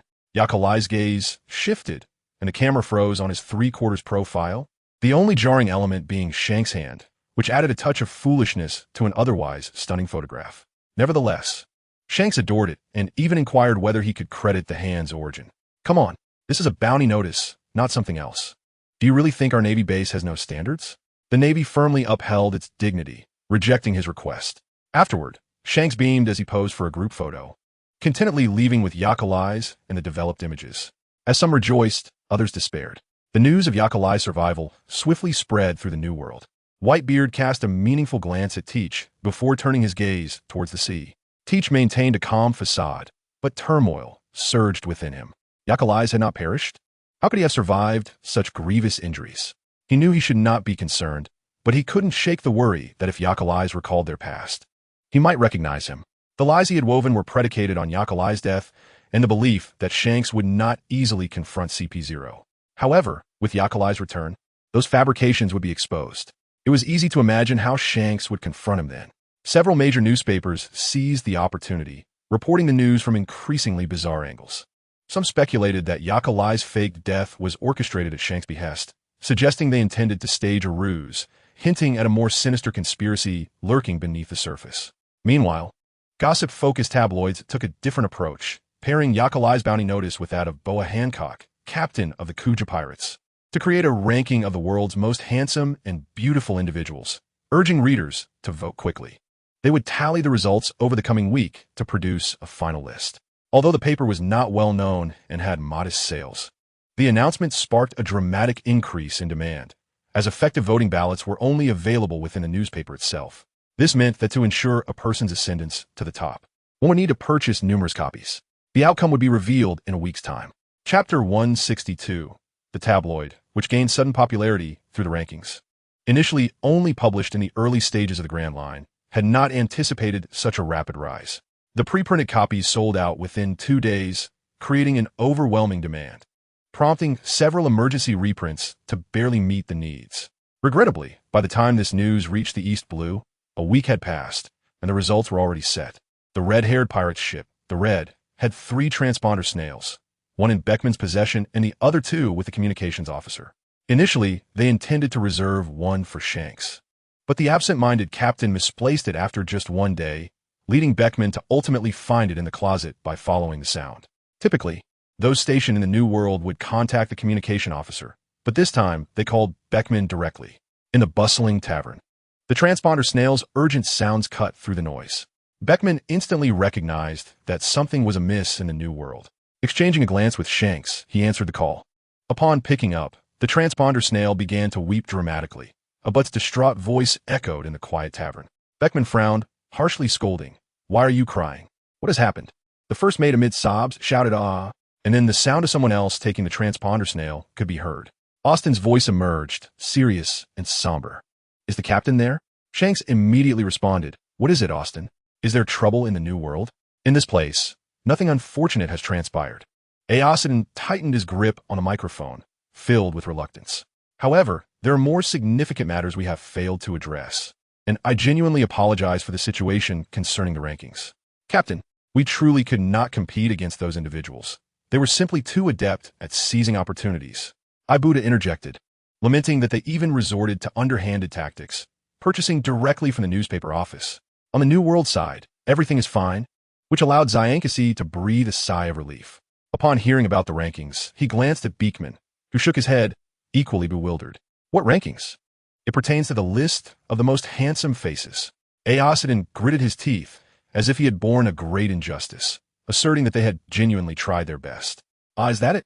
Makino, who was organizing cups behind the counter, appeared to have an epiphany and bent down to retrieve a stack of newspapers. Vida Honglu Baowazaten. She opened the first page and pushed it towards Zyankasi and the others, her expression one of confusion. I found it strange that today the newspaper delivery Seagull brought a special edition of the Vida Honglu newspaper. What is it? I want to see too. Lu Fei stretched his neck, eager to peer over, but was firmly held in place by Zyankasi. What is this? Zyankasi's gaze fell upon the bounty poster of Yukali Eyes. Yukali Eyes leaned in, glancing briefly before losing interest. The phone bug crackled with the sounds of pirates lamenting, prompting Zyankasi to hang up and focus intently on the newspaper.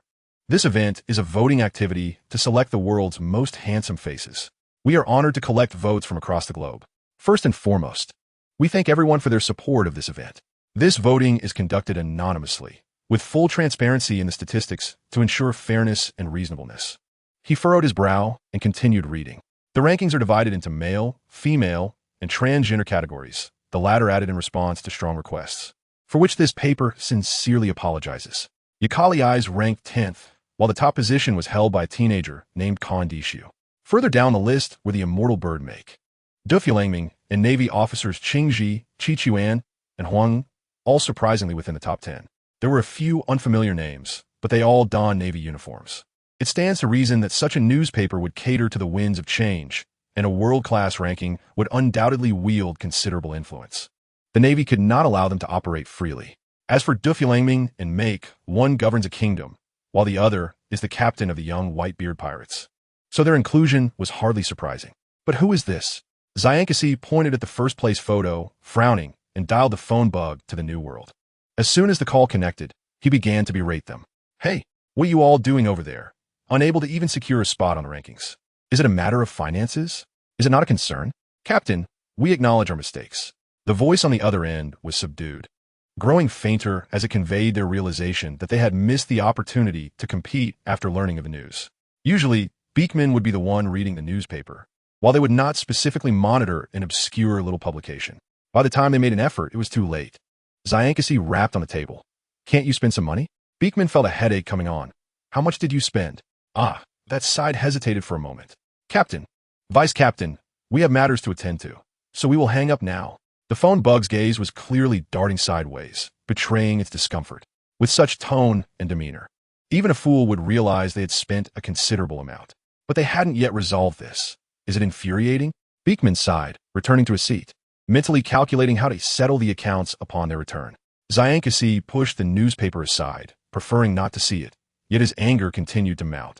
He yanked Yukali Eyes' high stool closer, pinching his soft cheek. He simply couldn't comprehend. Were those who voted blind? How infuriating.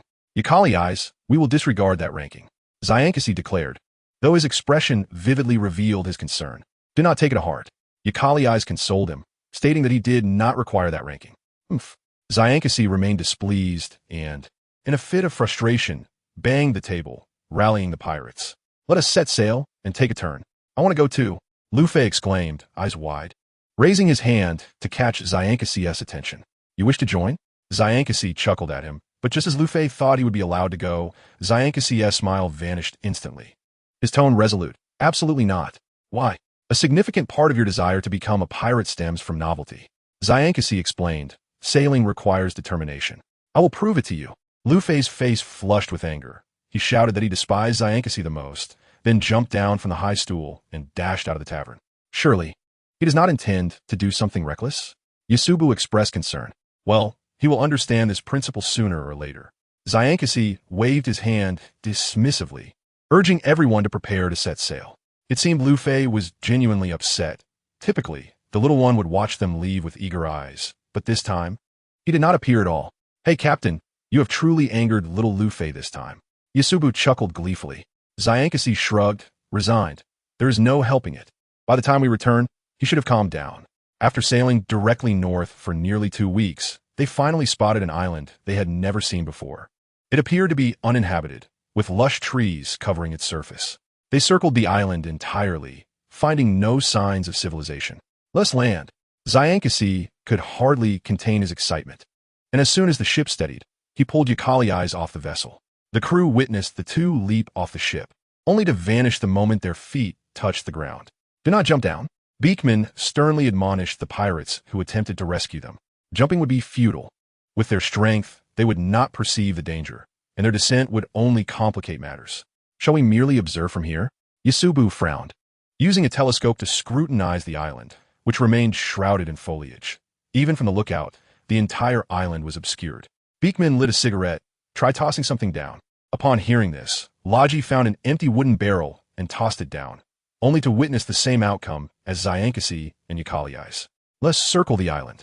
There must be something peculiar." The crew's concern was not Zyankasi's intention. He had not anticipated that what appeared to be solid ground was, in fact, an illusion. He and Yakali eyes sank directly into the island, landing in a passageway. The passage was long, but as soon as they entered, the candles illuminating the walls ignited spontaneously. They lit up the murals adorning the walls, and on either side of the passage was a broad but shallow drainage channel, the sound of flowing water being the only noise in the otherwise quiet space. The air was imbued with a scent that Zyankasi recognized as reminiscent of the unique milky odor associated with children. It was not particularly pleasant, but neither was it unbearable. Yakali eyes, upon regaining his footing, detected the scent in the air, and his heart suddenly constricted, prompting his body to shrink at an alarming rate. Zyankasi's eyes widened as he watched the person he was holding transform from an adult into a child scarcely older than Lu Fei. His trousers quickly slipped down due to their looseness, while his shirt reached his knees, exposing slender legs that were even thinner than Zyankasi's forearm to the open air. Hey. Ya Yaka?" Zyankasi squatted down, flustered, unsure whether to touch him, his hands awkwardly suspended in the air, appearing rather foolish.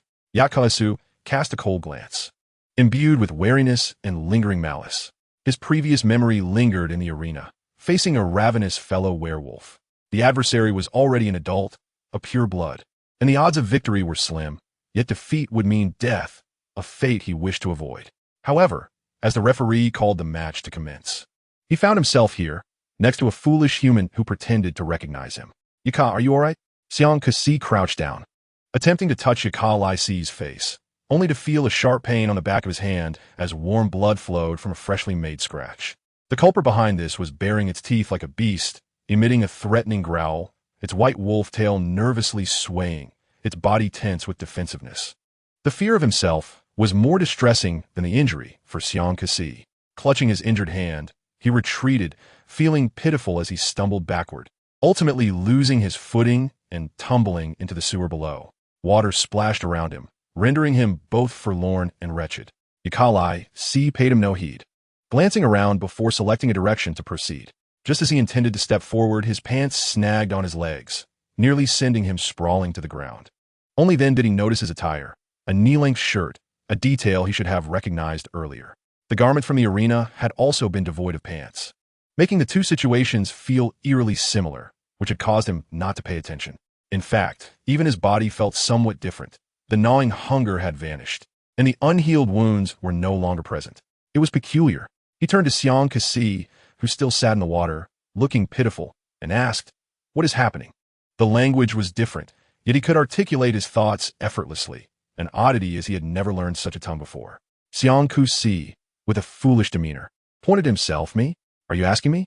Such absurdity prompted Yakali to nod, but he quickly retreated a few steps, coldly commanding, "Do not move." "All right. Don't be afraid." Zyankasi halted his approach, drooping his head. "I harbor no malice towards you, truly, Yaka. We arrived on this island together, and then you suddenly shrank." He gestured to indicate, "Really, you were just here with me." His ears, if added, would reach his forehead.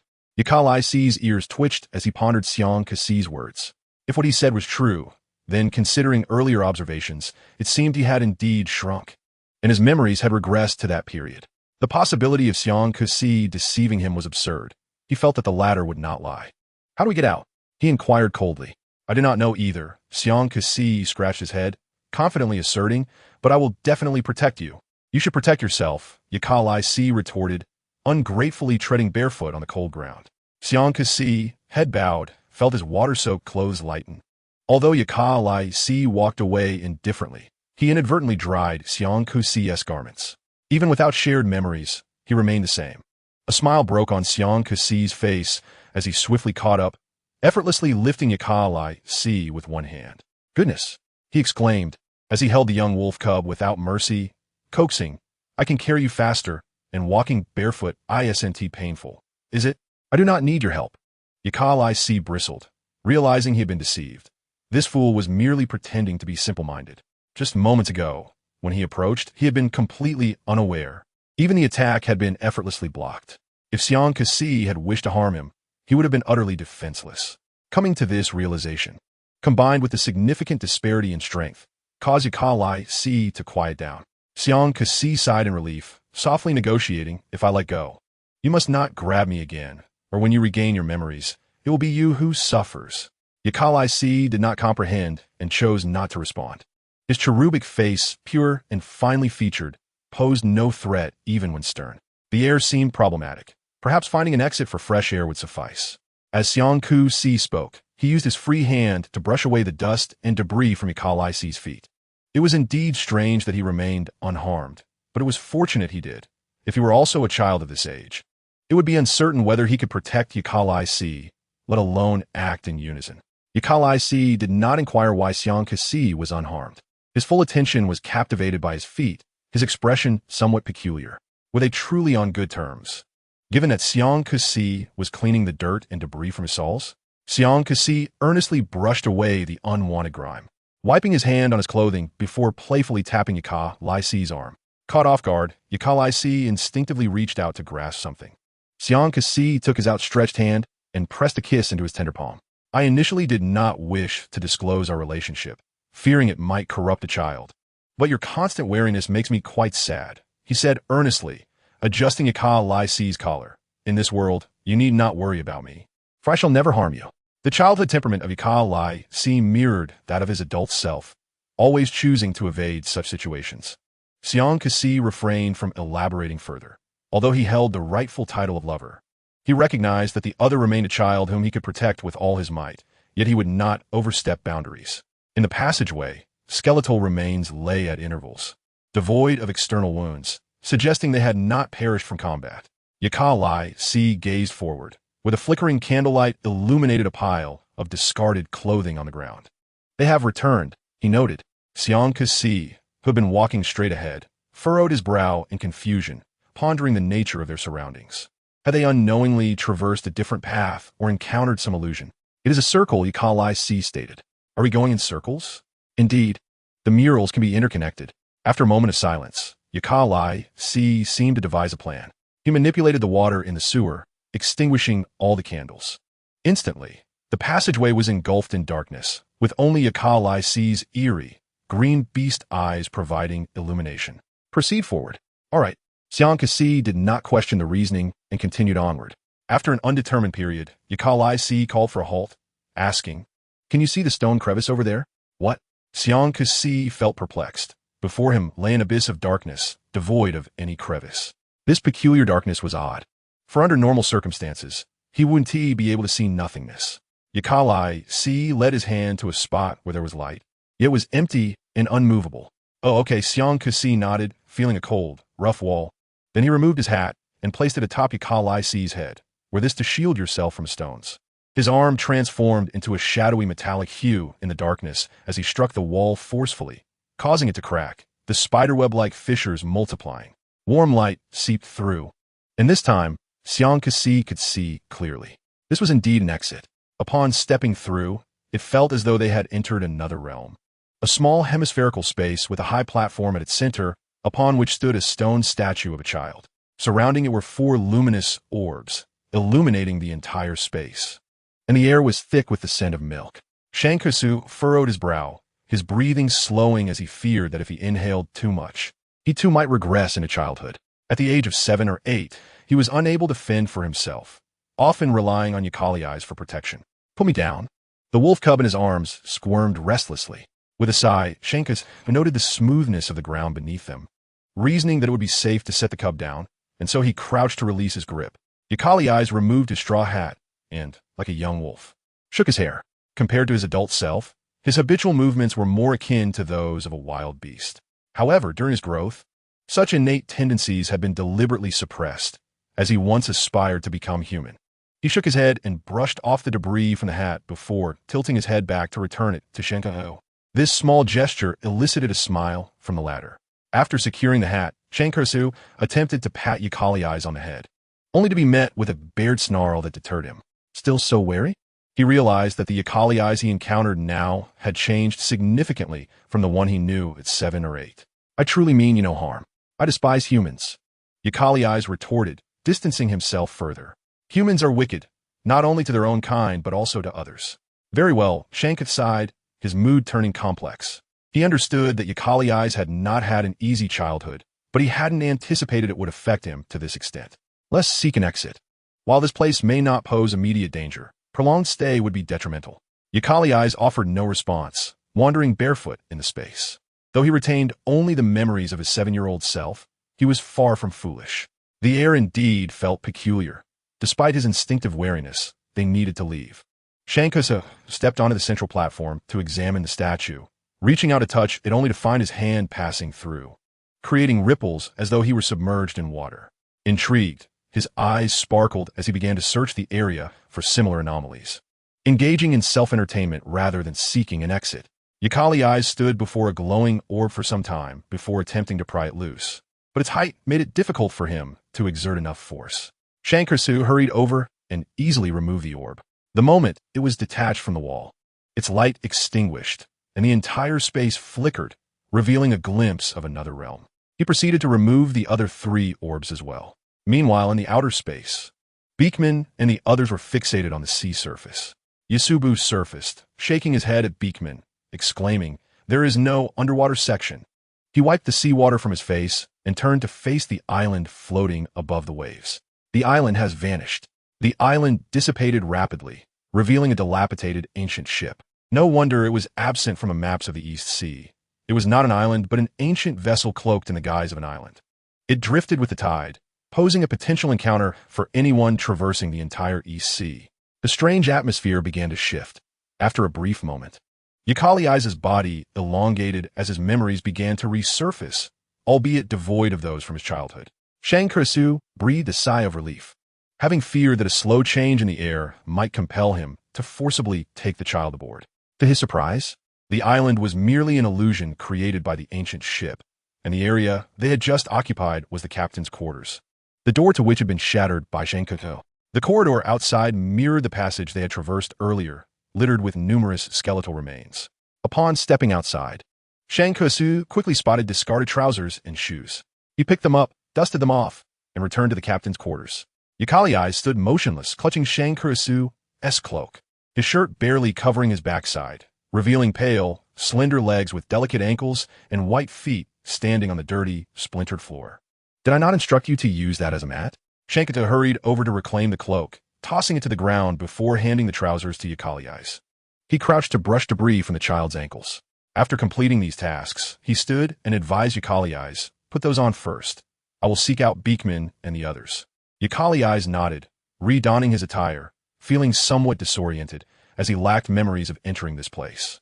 Shankusu's explanation was that he had reverted to his 7-year-old self. 7 years old. Yukali eyes frowned, worried about causing trouble for Shankusu. After reuniting with the others, they collectively explored every corner of the ancient ship. Unfortunately, the navigation log in the captain's quarters was illegible, leaving the ship's history shrouded in mystery.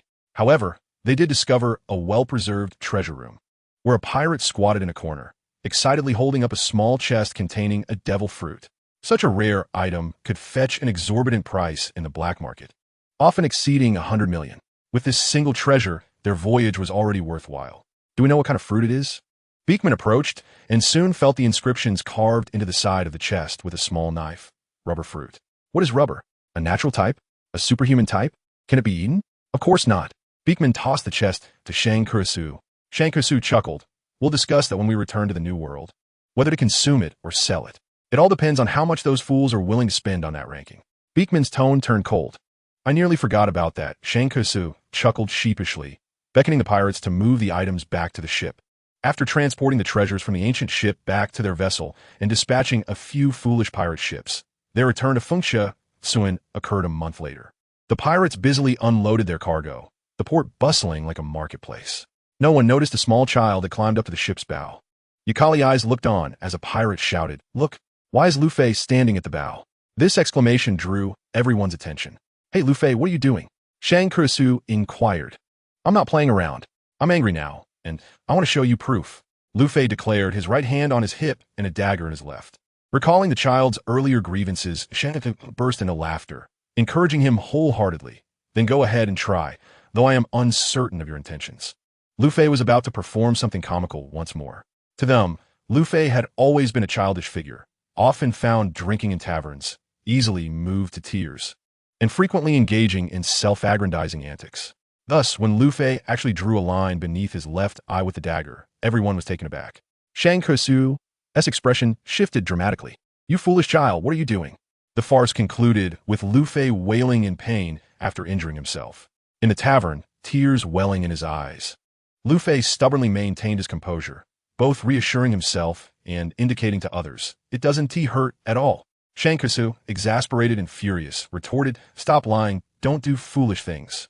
The others merely observed the amusing quarrel between the two. Yukali Eyes sat at the left side of the bar, a glass of water beside him, while he fiddled with a small blue vial in his hand. Each movement produced a crisp sound from the contents within. Shang Kurisu had returned it to him, realizing that the scent they had previously encountered was the reason he had remained unharmed. They had pondered every possible explanation afterward, ultimately concluding that it was due to this very item. Following that, Zyankasi discovered that the back of his hand, which had been scratched by Yakalasi, had completely healed. Without this medicine, his self-healing ability could not be so formidable. The pendant Yakalasi had previously given him had saved his life, and it seemed this item was of a similar nature, which made Zyankasi adamant about keeping it. Yakalasi had no choice but to retract it. Luffy, persistently nagging Zyankasi, expressed his desire to set sail. In the end, Zyankasi handed him a glass of juice, to which Luffy unhesitatingly thanked him and began to drink, igniting laughter among the pirates. Just as the atmosphere was perfect, the tavern door was forcefully kicked open. Yakalasi withdrew the vial and turned to look outside. A group entered, led by a man sporting a sinister grin, who walked to the space between him and Zyankasi, slapping the bar and laughing. "We are mountain bandits. But we don't intend to cause a ruckus in the tavern. Just sell me 20 barrels of liquor." Yakalasi despised close contact with strangers, especially those unfamiliar to him. His brow furrowed, and his expression grew colder, yet he remained seated, tense, deciding that it would be better if Zyankasi issued the command should a confrontation arise.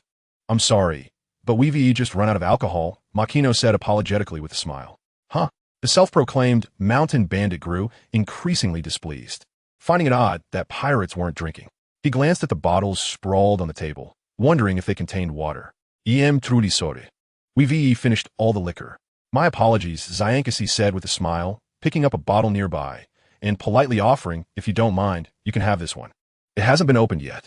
However, his goodwill was not reciprocated. The bandit leader swung his fist, shattering the bottle in Zyankasi's hand. The liquid and shards fell upon him, with the straw hat dripping steadily. "I am a mountain bandit worth 8 million berry. A single bottle of liquor is hardly enough for me before bed. Do not look down upon me." Zyankasi gasped, immediately rushing over to make sure he was unharmed. After confirming Zyankasi was fine, his gaze sharpened, ready to kill the reckless intruders and feed them to the fishes. Yet, Zyankasi grasped his wrist, giving a reassuring squeeze, and said resignedly, "The floor is wet." He pulled Yakalasi down to squat. "Excuse me, Miss Makino, do you have a cloth?" "Oh, I'll handle it." Makino rushed from behind the counter, fearing that the captain of the pirate ship would make a mess in her tavern. Yakalasi gritted his teeth, suppressing his anger as he bent to pick up the shards, just as Zyankasi intended to stop him. He suddenly felt a surge of caution and wrapped his arms around Yaka Lacey's waist, retreating backward until his back collided with the bar. Shielding Yaka Lacey tightly in his embrace. The bandit's blade nearly struck Yaka Lacey's back. It seems you enjoy cleaning. Perhaps this is a more meaningful way to clean up, the bandit said, sheathing his sword and heading outside, stating that without liquor, there was no point in continuing the conversation. I will go kill them. Yaka Lacey knelt on Zyankasi's lap, his eyes reddening, clearly infuriated. Zyankasi stared at him for a long moment before bursting into laughter. His smile broke the previously tense atmosphere, prompting the other pirates to chuckle as well, restoring a light-hearted ambience in the tavern. Hearing the laughter, Yaka Lacey bit his lip and averted his gaze. He truly could not comprehend the pirates. Even if he spent a lifetime aboard a pirate ship, he could never face provocations with the same nonchalance as Zyankasi. Oh, don't scowl. Zyankasi pinched his cheek, wrapping his arms around his waist and soothingly stroking his back. It's nothing to worry about. It's just a trivial matter, right? Yaka Lacey remained silent, not replying, his tail thumping against Zyankasi's leg. The hand that had been soothing his back ventured toward the mischievous tail, which indeed stung when it thumped hard. Any creature, when its tail is touched, especially from the base to the tip, reacts in one of two ways. Either it leaps up to scratch you, or it obediently allows you to continue. Yaka Lacey leaned his head against Zyankasi's shoulder, inhaling the aroma of spilled liquor, finally relaxing his tense body. Unfortunately, while Zyankasi focused on comforting him, he neglected the child's cleanliness. Luffy, standing on a high stool, shouted angrily, "Why are you laughing? Isn't this pathetic?" He had always believed that pirates were the coolest beings in the world, but Zyankasi's demeanor today left him bewildered. They could fight, yet they were being bullied to such an extent. Why not battle back? Even if the opponents were many and appeared formidable, being treated that way and still laughing was hardly masculine, not pirate-like at all. Zyankasi chuckled helplessly. "I understand your feelings, but it was just spilled liquor. There's no reason to be angry, is there? I don't care about you." Luffy turned away, angrily grabbing food from the table to vent his frustration. Zyankasi patted Yaka Lacey's back as he stood up, his expression still icy. Although he wouldn't voice his anger like Luffy, his actions were not much better. Zyankasi sighed, glancing at Luffy, and then smiled. "Luffy, are you indulging in a feast? It's so noisy." Luffy mumbled incoherently, and, in his hands, the purple spiral fruit in an already open box made Zyankasi's expression change drastically. "What are you eating?" he shouted, pointing at the box. "Is it from that box? Did you eat what was in that box?" Luffy jumped in fright, hesitating before nodding. Zyankasi grabbed his ankles, forcing him to expel the contents. "What are you doing, Zyankasi?" Luffy struggled, but ultimately found his legs suddenly stretching several times in length, his face colliding with the ground before bouncing back. Everyone stared in shock as Luffy, dazed, asked, "What was that?" "You ate the Goma no Mi, a type of devil fruit. After eating it, your whole body turns to rubber, and you can never swim for the rest of your life." Never being able to swim was a cruel fate for a pirate. Although one would gain abilities unmatched by ordinary people, one would also lose the qualification to embrace the ocean. Luffy lay helplessly on the bar, lamenting, "What should I do? I want to swim. I want to be a pirate." "Who told you to eat things recklessly?" Zyankasi scolded. "You can forget about ever touching seawater, but you're also a user of a devil fruit. Why can you go fishing?" Luffy suddenly sat up straight, pointing accusingly at Yaka Lacey. The latter had once used water abilities and even ventured into the sea. Luffy had witnessed it. "What are you comparing yourself to him for?" Zyankasi smacked Luffy's head. "Even if Yaka Lacey fell into the deep sea, I would still rescue him." Upon realizing this, he paused, taunting Luffy. "Oh, I forgot you also want to be a pirate. That won't do. Being a pirate requires reliable companions. I will definitely have companions more reliable than you," Luffy retorted, roused by Zyankasi's challenge, quickly dismissing the earlier odd events as he began bickering with Zyankasi again. "I don't want to sail with you all. I want to set sail by myself." "Just you? Wait until you're a bit stronger before saying that." A few days later, they set sail again, but upon returning, the village appeared noticeably desolate, with no villagers moving about, enveloped in silence. "Is there some kind of celebration?" Zyankasi speculated, stroking his chin. "If there were a celebration, Miss Makino would have urged us to return earlier." Beckman coldly shattered Zyankasi's illusion. Yaka Lacey sniffed the air, leading the way in a particular direction. "This way. There are numerous complex human scents, but it doesn't seem like a celebration. Rather, it feels like conflict." Originally, Luffy was dissatisfied with the actions of the mountain bandits on behalf of Shanks and others. Having acquired the ability of a devil fruit, he sought to help them reclaim justice. Unfortunately, a mere child could not stand against the bandits, and he was ultimately captured by their leader. The villagers gathered for his sake, yet faced with the bandits' weapons and Luffy still in their grasp, they dared not act recklessly. As Shanks and his crew approached, they overheard the pleas of Makino and the village chief, beseeching the bandits to spare Luffy. The village was eerily empty, leading Shanks to suspect something was amiss. With the mountain bandit leader's foot resting on Luffy's head, he fixed a menacing glare in their direction upon hearing their conversation. Shanks, undeterred, continued forward until one of the bandits aimed a gun at his head. "Since you've drawn your weapon, you might as well stake your life on it," Shanks remarked, gesturing toward the gun with a smile. No sooner had he spoken than the bandit caught sight of a flash of cold steel, and the last thing he registered was the horror on his comrades' faces. With a swift motion, the bandit was decapitated, blood spraying the ground. Alkali's wiped the blood from his face, but the sheer volume made it impossible to clean off entirely, adding to his fearsome appearance. "Listen well, bandits. I can overlook many things, be it spilled drink, food, or even spit. However, no matter the reason, I shall never forgive those who harm my friends." Previously, Alkali's had harbored murderous intent towards the bandits, but refrained from acting due to Shanks. Now that they had approached once more, it seemed fitting to settle the matter. "Should we chop off their heads?" Riki inquired quietly of Beckman, recalling that Alkali's had not been so ruthless before. "Some creatures hold grudges," Beckman explained. "Wolves are like that." The white wolf shot a cold glance at Riki, causing him to fall silent, while the others adopted a similarly obedient demeanor. Alkali's let out a cold snort, turning his dagger toward the bandit leader. The latter recoiled in fear, realizing something, and threw an object to the ground, releasing a cloud of smoke. Though obscured from view, Alkali's could still smell the two bandits retreating. With just one bandit remaining, there was no need for Shanks and the others to intervene. He thought to himself as he pursued the direction of their escape. The bandits headed towards the sea, eventually boarding a small wooden boat. No matter how skilled you are at swimming, a boat is still faster. He observed the bandit maliciously lifting Luffy by his collar towards the water, threatening, "If you come any closer, I will toss him into the sea." Alkali's heard this clearly and remained still until the bandit rowed farther out into the ocean. Then, he took a step forward, treading on the water as if it were solid ground, his dagger glistening with cold light. His body and face splattered with the blood of the bandits. You, the bandit stammered, finally regaining his composure, only to be interrupted by Luffy's fervent struggles. He shielded the child behind him, warning fiercely, "Don't come any closer. Otherwise, I'll throw him into the sea." "Go ahead and throw him," Alkali's replied. "I do not care for this child's fate." Luffy froze, tears welling up in his eyes. The bandit, desperately trying to maintain his composure, laughed nervously. "What are you talking about? You've chased us all this way to save him, and you say you don't care. I've come only to slice you into pieces and feed you to the fish," Alkali's declared, rushing forward with determined speed. The bandit, already in disarray, had no weapon to defend himself, and, in a moment of desperation, hurled Luffy away. Alkali's initially intended to discard the child, reasoning that with him present, Luffy would be safe even if he fell into the sea.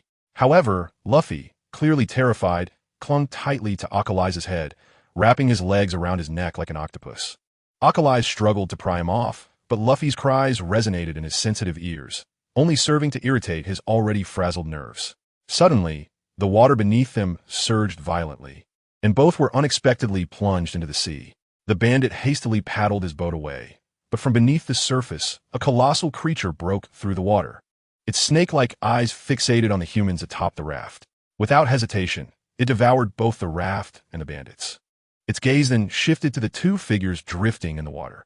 Alkali's pushed Luffy aside and gasped for air, relieved that his powers rendered him weightless underwater. Otherwise, Luffy would have suffocated him.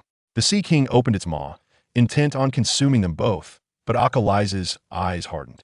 Just as the water pierced the Sea King's body, a warm hand grasped his shoulder. "Alkali's, you have gone off on your own again."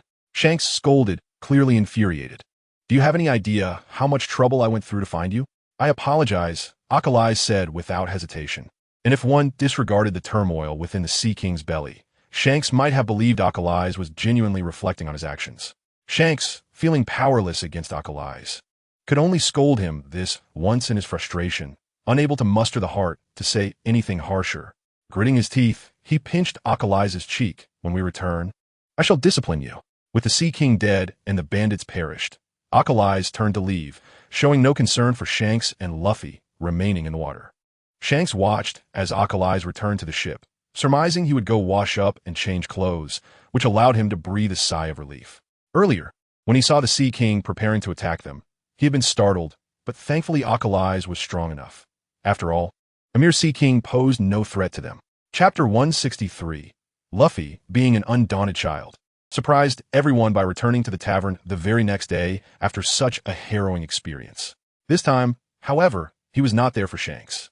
With his chubby face set in determination, he strode over to Achilles, who was seated on a high stool with his tail hanging down. Shanks watched curiously, wondering what Luffy was about to say. "Thank you for saving me yesterday," Luffy shouted with all his might. Achilles suddenly recalled how Luffy had cried atop his head the previous day. It had been quite a nightmare. His wolf ears twitched. "Keep your voice down. I can hear you perfectly well." Luffy's face turned bright red, and he stammered, struggling to find his words. His eyes darted towards Makino behind the counter, who silently encouraged him. Emboldened by her support, Luffy tried to continue but was interrupted by Achilles. "If you're here to express gratitude, spare me the trouble," he replied coldly. "I merely want to kill that bandit." "You truly saved Luffy," Shanks said, tapping the table. After a moment of silence, Achilles gestured for Luffy to finish what he had started. "What else did you want to say?" However, Luffy had evidently forgotten his thoughts. It wasn't until he saw Makino's encouraging gestures that he remembered, proudly presenting what he held in his muddy hands. In his grasp was a large stag beetle, his face beaming with delight. "This is for you." "Oh, a stag beetle," Shanks exclaimed, his interest piqued. "I used to catch these all the time. It's been so long since I've seen one." The pirates around them expressed their enthusiasm upon seeing Luffy's gift. "Luffy, weren't you supposed to prepare a gift?" Makino exclaimed in shock. "This is my gift," Luffy protested. "I caught it with great difficulty." "Who uses a stag beetle as a gift?" Makino sighed, exasperated. "Give it to Shanks," sighed Yaka Lacey, who was not particularly fond of such things, but Shanks was quite enamored with it. "This one is too small, Luffy," Shanks remarked, pinching the still wriggling stag beetle. "I've caught ones several times larger than this before." Luffy was incredulous. "Really?" Shanks gestured. "So big. I had a contest with a friend. Whoever caught the bigger one wouldn't have to clean the deck for a week. Yaka can attest to that." "So where is it now? Did you release it?" Luffy inquired eagerly. Shanks glanced at Yaka Lacey while I buried it. It was back when they landed on an island, and he had bet with Buggy on who could catch the larger beetle. After they parted ways, Shanks returned to the shore with the beetle. But Buggy had not yet come back. Covered in mud, Shanks approached Yaka Lacey, sitting by the sea, thinking he might find his interest in the beetle as well.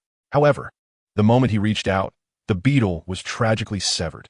Ultimately, Buggy won the bet and had to clean the deck for an entire week. "What a pity. That was the largest beetle I ever caught," Shanks lamented, taking a sip of his drink. "I'll step outside for a moment." Yaka Lacey stood up to leave. Shanks chuckled, raising an eyebrow. "Are you going to catch me a stag beetle? Just to breathe some fresh air." "All right then." Shanks also stood up, leaning against Yaka Lacey's back and sighed. "I would be quite pleased if you spoke honestly." He tousled Yaka Lacey's hair, and, as he stood, a few strands of red hair intertwined with white stood up. He raised his arm, addressing the pirates in the tavern. "All right, everyone, let us go catch some stag beetles." "How old are you, Captain? Can't even catch a beetle?" "I'm quite skilled at catching stag beetles." Makino looked around the empty tavern with amusement. Why is everyone like Luffy? A lively group ventured into the Gourd Mountain behind the Windmill Village. Although the villagers warned of bandits and beasts on the mountain, posing no threat to pirates, the group quickly dispersed, eager to catch larger beetles to show off. Luffy excitedly followed Shanks and Yaka Lacey, leading them to a spot rumored to have large stag beetles. Recent rains had left the path damp. Shanks casually bent down to grab a handful of soil. Calling out to Yaka Lacey, Yaka the latter turned, unsuspectingly getting mud smeared on his face. "Disguise. It's a disguise." Shanks, sporting a similar muddy appearance, was quite pleased with Yaka Lacey's now dirty visage. He then smeared mud all over Luffy's face, the action lacking gentleness and nearly getting mud in Luffy's mouth. Luffy exploded in indignation, and the two began to chase each other through the woods, circling around Yaka Lacey. At that moment, a commotion erupted from the distant forest. Leaves rustled, and all the resting birds took flight. Shanks and Yaka Lacey exchanged glances, scooping up Luffy as they hurried towards the source of the disturbance. "What's going on?" Luffy, sandwiched between Shanks, experienced the thrill of rapid movement. Who knows? The Great Pirate Era instigated by Roger led to widespread turmoil caused by pirates, resulting in most of the world's population harboring resentment towards Roger. Don't you know why there are so many pirates wreaking havoc in this world? It's all that guy Roger's fault. They say it was because he uttered some nonsensical words about an extraordinary treasure before his execution that ignited this era dominated by foolish pirates who believe in him. Roger is a scoundrel, an irredeemable villain. If Roger had a child, that child would surely cry out that they're trash unworthy of living in this world. Ha ha ha. Was my birth a good thing? Ace leaned against a tree, gasping with exhaustion, while several animal carcasses lay sprawled in the clearing before him. Although he had a hearty appetite, he usually only needed half of one. This time, he had merely killed so many out of frustration. After resting for a bit, he intended to drag the remains back to Dayton. Clutching the water pipe beside him, Ace slowly closed his eyes. Wow, so much meat. Can we have a feast? A child's voice interrupted. What good idea. I've been feeling a bit bored lately. Ace opened his eyes, alertly gazing at the unexpected visitor, a boy who seemed out of place, drooling over a wild boar's carcass. Two adults stood nearby. Hey, you, don't just touch other people's things. Ace snapped. Yaka Lacey watched him, flicking his tail but remaining silent. Meanwhile, Shanks removed his hat, flashing a bright smile at the child. Wow, you killed all these? Quite impressive. Little one. Wow, you really did all this? Luffy ran over, eyes sparkling, causing Ace's already furrowed brow to deepen in annoyance. Get away. He swung his water pipe, preventing Luffy from getting closer. Luffy looked up at him, bewildered. I didn't do anything. Why are you hitting me? What do we do now? Yaka Lacey asked Shanks. Shanks felt somewhat helpless. They hadn't intended to intrude into Ace's life, but now that they had crossed paths, they had no choice. Little one, let us negotiate. Shanks squatted down to meet Ace's gaze. I'll cook, and you provide these ingredients. How about I treat you to dinner tonight? No way. Ace gritted his teeth, tightening his grip on the water pipe, convinced that Shanks intended to steal his belongings, and charged at them. He was quite capable and could hold his own against adults in uncertain situations, yet he was utterly powerless against the pirate before him. The water pipe was snatched away, and his body was ensnared by an unexpected torrent of water, leaving Ace unable to even struggle, merely glaring fiercely at Yaka Lacey. Hey, we were just having a nice discussion. Shanks chuckled helplessly. What made you suddenly charge at us? If you have the guts, kill me. I shouldn't even be alive. Shanks's smile faded, puzzled by the child's dark thoughts, but before he could inquire, another child emerged from the rustling grass. This boy pressed the water pipe against the unsuspecting Luffy's neck, warning, let Ace go, or I will kill him. You finally showed up, Shanks said calmly, having already noticed the child hiding in the grass. Sabo, don't worry about me, run. Ace struggled futilely, calling out weakly to Sabo. The boy named Sabo appeared quite composed. Sir, if you want these game, take them. Just let Ace go, and I will release this child. Only a day had passed since Luffy was taken hostage, and he had grown quickly. This time, he merely held back tears without immediately crying out. Perhaps because Shanks and Yaka Lacey were present. Yaka, Shanks called. Yaka Lacey nodded, and in an instant, Sabo was securely bound. I've changed my mind. Shanks threatened him. Besides these ingredients, I also want to take you both back as laborers. You bastard. If you have the guts, kill me. I will never work for you. Ace shouted, silenced by a rush of water that bound his mouth. Yaka Lacey cast a glance at Sabo, who kept his lips tightly sealed. Though reluctant, he shook his head to indicate he would remain silent. How infuriating. I wish I had such formidable abilities, Luffy thought enviously. Shanks rapped him on the head, urging him to stop dwelling on it. Rather than relying on abilities, it would be wiser to enhance one's own strength. Then who is stronger, you or him? Luffy asked, as he rarely called Yaka Lacey by name, unable to remember it. He had once concocted a memorable nickname, but Shanks had overheard and scolded him for it. After pondering for a moment, Shanks shook his head. We have never fought. Then why are you the captain? Shouldn't he, the captain, be the strongest? Well, we have fought. Many times, on the ship, Shanks replied, attempting to put his arm around Yaka Lacey's shoulder, but tripped over something on the ground, falling face first. He stood up, rubbing his nose, puzzled by what had tripped him. Are these two men pirates? Ace and Sabo exchanged glances, the vast disparity in their strength prompting them to temporarily acquiesce. After all, they were familiar with the terrain here, and if an opportunity to escape arose, even pirates might struggle to catch them. The two decided to watch the situation unfold, their expressions growing increasingly peculiar as they were taken directly to a village at the foot of the mountain. To their surprise, These suspected pirates seemed to have a good relationship with the villagers. Ace knew of a small village called Fengchikun at the mountain's base, though he had never visited, having only gone to uncertain destinations in Duanjin. Machino had already cleaned up the tavern, which the pirates had left in disarray, and was surprised to see Shanks return with 2 children. Captain Shanks, weren't you supposed to catch a rhinoceros beetle? Why did you bring back 2 kids? Oh, these children are good. They provided us with plenty of ingredients for tonight's feast, so we invited them to join us for dinner, Shanks explained. Sister Machino, festi, Luffy exclaimed, raising his hand confidently. Machino poured him a glass of orange juice. Boys, after dinner tonight, you can leave. So there is no need to be so wary of us, Shanks said, looking at them. I'll let you go, so don't run away. It would be suspicious if we didn't tea. Ace and Sabo dashed out of the tavern the moment their bindings were removed, nearly colliding with a few innocent pirates carrying cases of liquor. Yakalazi watched as they reached the forest entrance, and at the moment they glimpsed hope, he swiftly bound the 2 children again. Luffy taunted them mercilessly. You might as well not run. You can't escape anyway. Shanks and the others are truly formidable pirates. As night fell, the bonfire blazed brightly, and the aroma of roasted meat wafted far and wide. Ace and Sabo sat side by side on a fallen log, each cradling a warm glass of milk, dressed in clean yet somewhat outdated clothing. Who would have thought that they had been compelled by pirates to take a hot shower and change into the new clothes they had found? Now, they sat among the pirates, participating in the feast. You still look quite spirited, a pirate remarked. The clothes fit well. The combination is quite nice, I say. Shirts should be paired with black trousers, tucked into the waist. Another added. The striped short sleeve and capris look quite decent too. But loose beach shorts are the most comfortable. A pirate inquired about the boys' attire, curious as to who had taken the time to tidy up the old clothes. Of course, they're mine, Shanks interjected, having clearly overheard their conversation, boasting, my taste was quite remarkable back in the day. Upon hearing that the clothes belonged to Shanks, the pirates collectively displayed expressions of disdain or disbelief. Huh, these clothes actually belong to the captain? I never would have guessed. It's clearly those 2 boys who look lively. It's all about who wears the clothes. Shanks felt that the comments were somewhat off, as if they were mocking him. You're mistaken. The clothes are not at fault, he retorted. I bet it wasn't T the captain's choice. Look at that golden-haired lad. Doesn't T his outfit resemble that of Yakalazi? If it's Yakalazi, then that's fine. I'm relieved.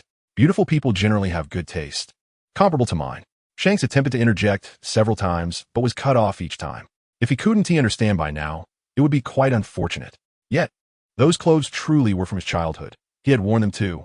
As for Yakalazi, he had dressed in all black as a child, but his handsome face had saved his fashion choices. Do my current clothes look strange? Shanks pondered aloud. He called out, Yaka. Yakalazi turned to him, hearing something that made him doubt his ears.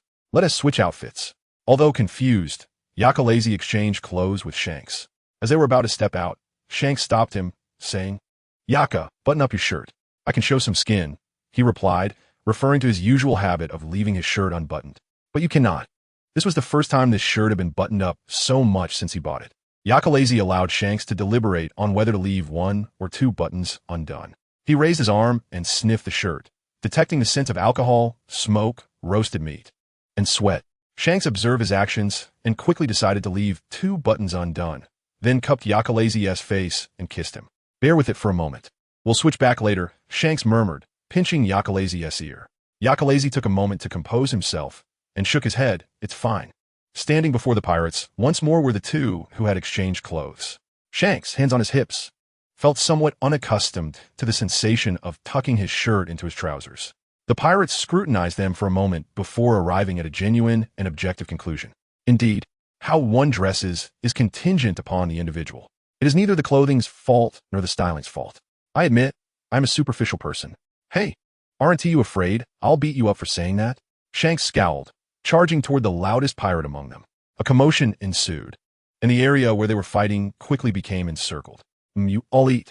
Luffy, Sabo, and Ace sat together, eagerly devouring skewers of roasted meat, their mouths smeared with grease. Is this how pirates are? Sabo remarked, astonished by the lively scene. Aren't pirates always like this? Luffy questioned, perplexed. A bunch of fools, Ace replied, noticing that no pirates were nearby. He finished off the skewer in a few bites and beckoned Sabo. Let us go, Sabo. They turned to leave, but froze as a wall of water appeared before them, seemingly warning them against any rash movements. Not far away, Yakalazi watched them coldly. Ace, irritated, sat back down. Damn it, what do those pirates want? Yet, at present, they showed no intention of harming them. Sabo took another bite of the skewer, his eyes lighting up. Wow, this is really delicious, right? Brother Pierre is an amazing cook. Luffy grinned. I'll definitely find a chef like that in the future.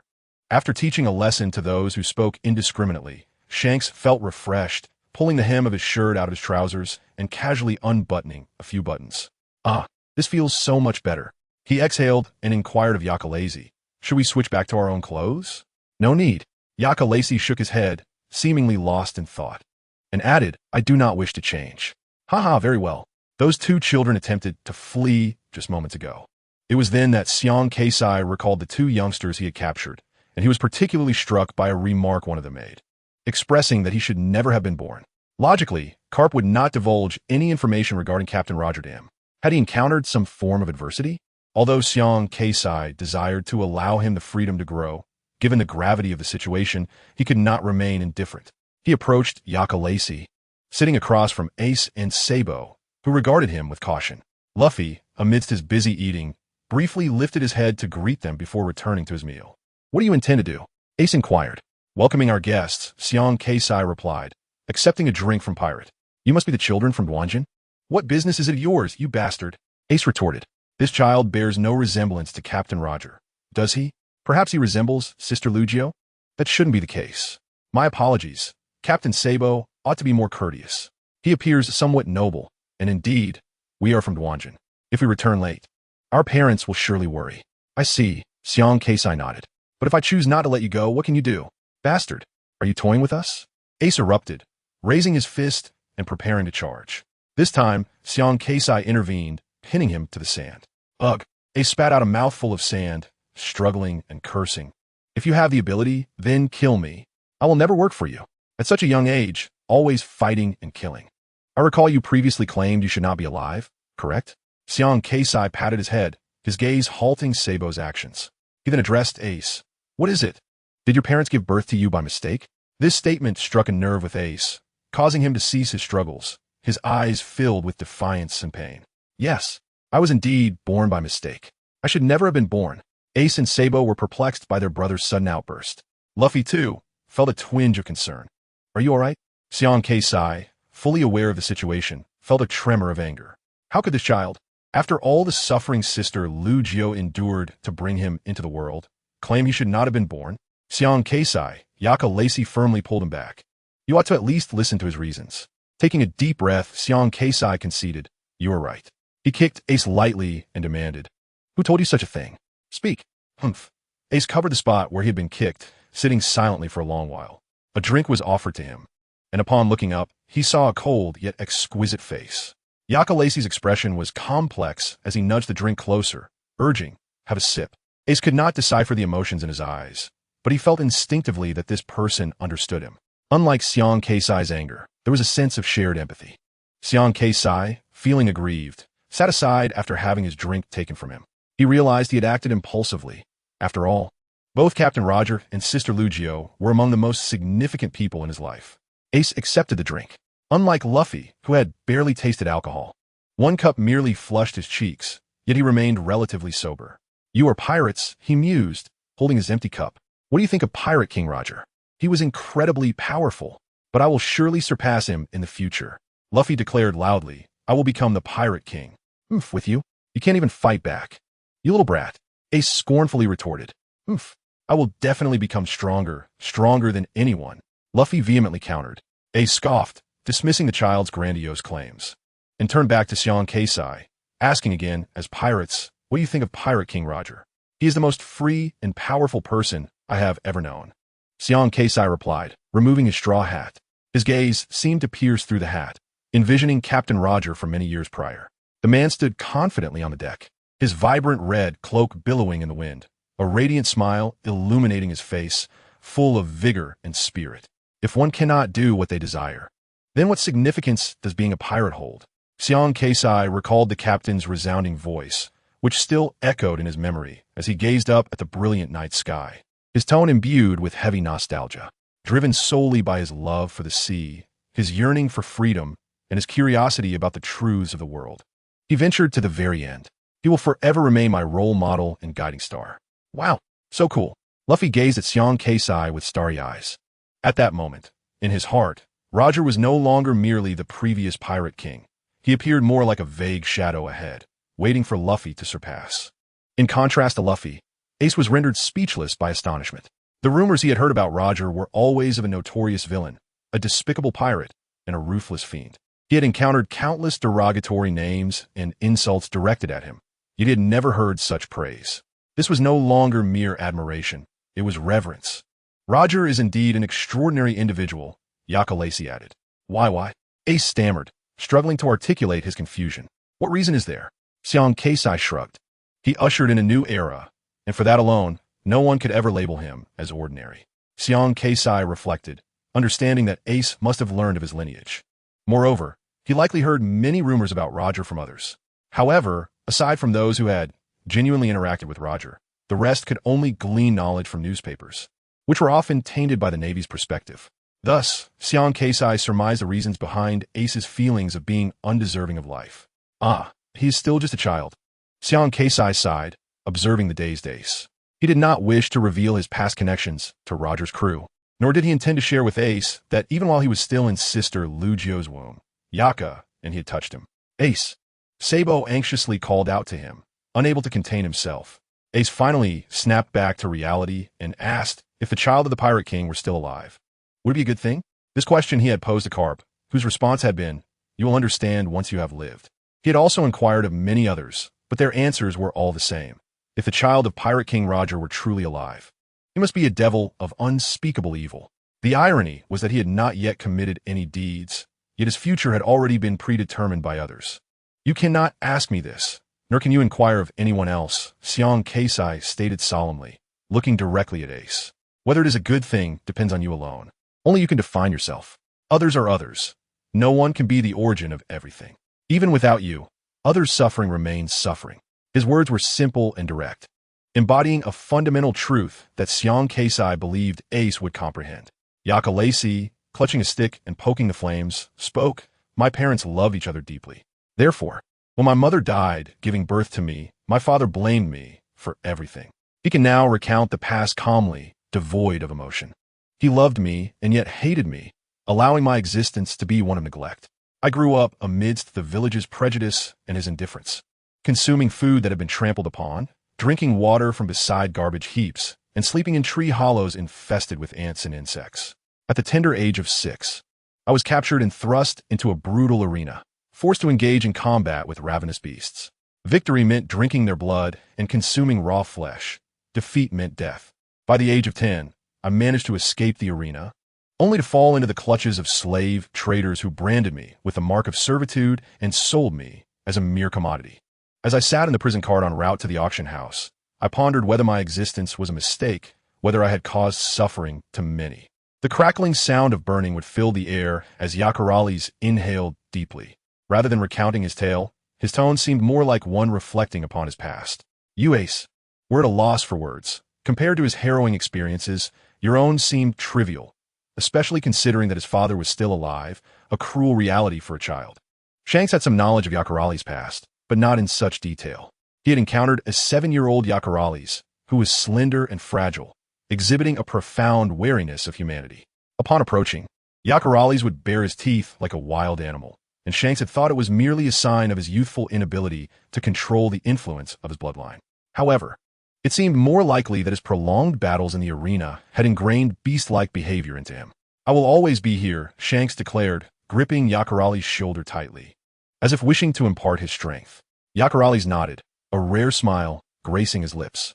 "As a half-beast, I had once deemed my lineage filthy. The driving force that kept me alive was my desire to become human. In hindsight, it seems absurd, for much of my plight was wrought by humanity itself. Yet I still yearned to be one of them. This longing sustained me until I met Shanks, who replaced everything from my past and became my present and future." Windmill Village was indeed a tranquil haven, and after a year of wandering, the red-haired pirates were finally preparing to set sail for the New World. Before their departure, all the villagers gathered to bid farewell, with Luffy standing on the seawall steps, crying uncontrollably. The 2 children from the back mountain were notably absent, given Ace's awkward nature. He must have dragged Sabo elsewhere. As Yakarales watched the harbor and villagers shrink in the distance, he turned to Shanks, questioning if he would feel uncomfortable without his hat. He was acutely aware of the significance of that hat to Shanks, who would habitually touch it whenever he was deep in thought, sometimes even removing it to stare into space. Upon hearing the question, Shanks instinctively reached for his hat, only to find only hair. Realizing the situation, he chuckled. Indeed. It feels a bit odd. After all, I've worn it for over a decade. You have great faith in him, Yakarales remarked. He resembles the captain. I believe he will undoubtedly grow into a world-changing pirate, Shanks replied, gently stroking his neck. Consider my hat as a symbol of the new era. As you wish. Yakarales nodded, choosing to say no more. In truth, he always sensed that Shanks was concealing something from him and struggled to grasp his thoughts, but what did it matter? Shanks was Shanks. Regardless of his intentions or the obstacles he might face in the future, Yakarales would unconditionally trust and support him. He would forever stand by Shanks, becoming the sharpest weapon in his arsenal. The sea no longer posed a significant threat to them, and thus, the red-haired pirates docked at Sabeti Archipelago without incident. Let us first visit Sister Shaki's tavern and pay a visit to Senior Rayleigh, Shanks announced as he disembarked, leading the crew toward the tavern. Due to prior matters in the New World, Yakarales had not yet returned to Sabeti to express his gratitude to Senior Rayleigh, and he would surely be delighted to see him again. Regrettably, upon arriving at the tavern, Shaki informed them with disappointment that Rayleigh had gone off somewhere, and she was at a loss to locate him. While it was unfortunate, as long as he remained on the island, they would inevitably cross paths again. Shanks disbanded the crew, eagerly taking Yakarales to the newly established amusement park in Sabeti Archipelago. Meanwhile, the naval base on the island received news of the red-haired pirate ship docking, prompting the station naval major to act decisively. Do not act rashly. Send someone to follow them from a distance. As long as they do not provoke us, we shall avoid confrontation. With the highest combat capability on the island being that of a major, they stood no chance should the red-haired pirates choose to engage. Is this from headquarters? The red-haired pirates' main ship has docked at Sabeti Archipelago. We request assistance. The naval officers tasked with surveillance felt a sense of impending danger, being cautious not to be detected while also fearing they might lose sight of the pirates. When they noticed the pirates turning, the Navy hurriedly sought cover. But one officer chose a hiding place that was too low, leaving his head exposed, making it nearly impossible to remain undetected. Yakarales glanced briefly before retracting his gaze, asking Shanks, should we deal with them? There's no need to provoke the Navy at this time, Shanks replied, his enthusiasm undeterred. We shall enjoy ourselves while they handle their own affairs. After some time in line, it was finally their turn to purchase tickets. Shanks, with his hands in his pockets, felt around. Empty. He realized he had no money. I forgot to ask Beckman for some. Yakarales handed the money to the ticket seller, receiving the tickets in return, and stepped into the amusement park first. After a few paces, noticing the absence of footsteps behind him, he turned back, urging, come on. Shanks, just realizing, rushed over to ask, did Beckman give you money? Yes, Yakarales replied, tossing the money pouch to Shanks, having momentarily forgotten Beckman's admonition to keep Shanks away from the pouch, lest he squander it all. As it turned out, Beckman's concerns were well-founded. After merely a visit to the amusement park, Shanks had spent all the money, wanting to try every attraction and buy every snack, entirely oblivious to the concept of budgeting. The naval officers trailing them had anticipated witnessing a clandestine meeting between Captain Shanks and some underground organization, only to instead observe a lengthy session of family-friendly activities at the amusement park. To follow such a whimsical captain, that pirate named Yakarales truly exhibited remarkable patience, experiencing every attraction before stowing their purchases in Sabeti's convenient bubble system, which allowed for effortless transport of any size. On their way back to Shaki's tavern, the duo encountered Rayleigh, who leaned against a tree in the vicinity, seemingly waiting for them, a jug of alcohol in hand. I heard at the casino. The red-haired pirates have landed at Sabeti, Rayleigh remarked, smiling at the two. You boys seem to be faring well. Senior Rayleigh, please don't tease me, Shanks chuckled helplessly, instinctively reaching for his hat only to find nothing, and instead tousled his hair. I have something to discuss with you, Senior Rayleigh. The matter of Yakarales' resurrection truly warranted a thorough conversation. Rayleigh glanced at Shanks' empty head and then at Yakarales, stating seriously, you acted too impulsively regarding the restoration of the bounty. As captain, shouldn't you have considered this more carefully? Well, I couldn't help it. I was just so overjoyed, Shanks admitted, acknowledging his fault with a dry chuckle, attempting to shift the topic. You wouldn't believe the interesting things I encountered in the East Blue. Senior Rayleigh, I was utterly astonished. In the East Blue, a child uttered the same words as Captain Roger, echoing the captain's sentiment. I never intended to dominate anything. The freest existence on the sea is that of the pirate king. I harbor little interest in dominion, Shurji, if one does not pursue their own desires. What significance does being a pirate hold? Senior Rayleigh, I have faith that this child will undoubtedly evolve into a true pirate. It must be him. Shanks spoke with a tone of unwavering confidence, as if he had already envisioned the day when Luffy would fulfill his dream of becoming captain. Rayleigh, too, was swept up in Shanks' fervor. If what you say is true, I would certainly like to meet that child. Chapter 164. Have you confirmed that Titch was indeed responsible for that matter? In the tavern, Shaki Esbar, Rayleigh, with a cigarette between his lips, regarded the world beyond his glasses with a serious and detached gaze. Shanks retorted, "Is it not evident enough?" He lied at that moment. And what of Akarasu's stance? We possess no evidence. Akarasu remained calm, as if he were not the victim himself, and he understood the implication of Rayleigh's words. Merely his word alone could hardly constitute a threat.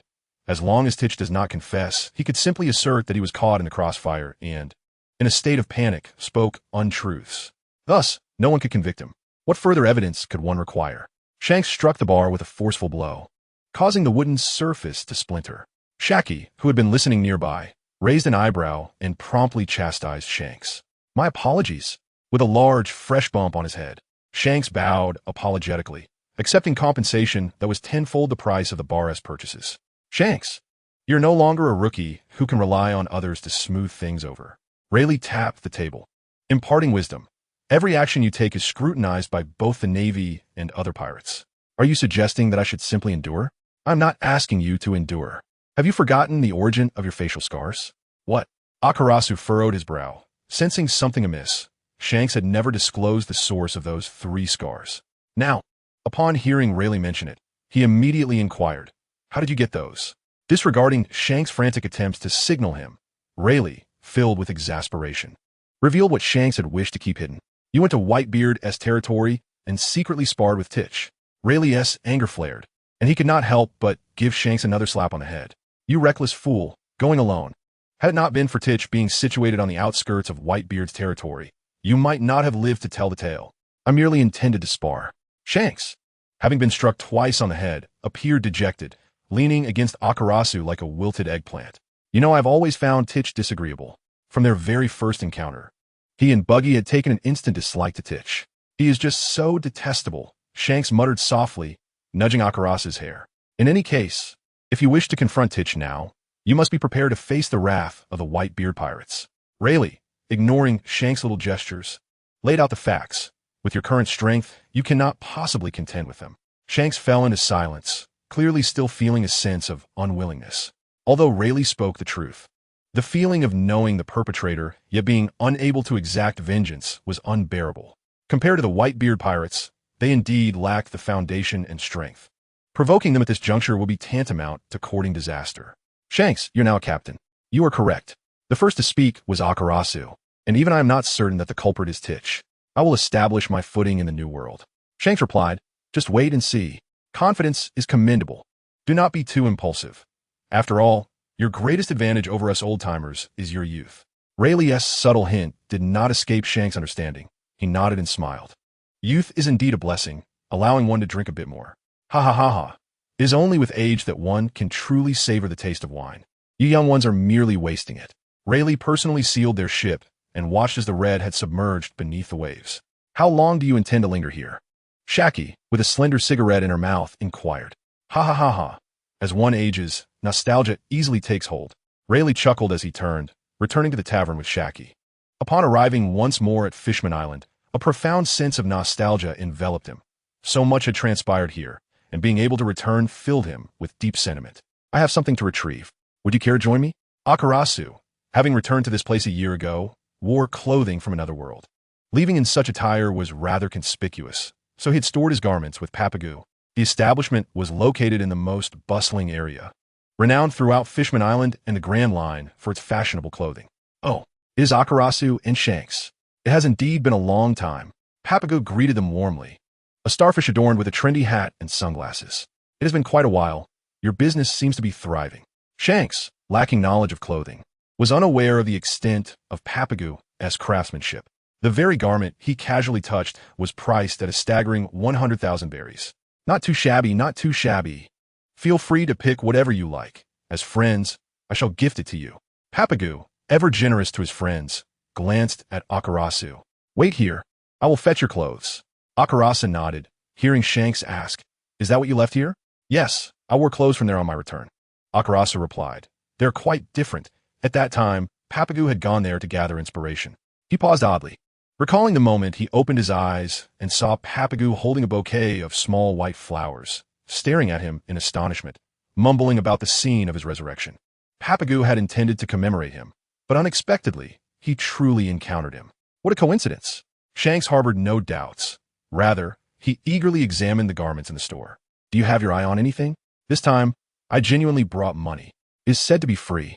As Papagu emerged with the clothes, he overheard Shanks' words and excitedly handed the garments back to Akarasu, saying, The fabric of this outfit is truly remarkable, and the soft metal adhered to it has inspired me immensely. It does indeed look splendid. Shanks echoed, casually taking it and unfolding it, revealing a complex structure that had been neatly folded.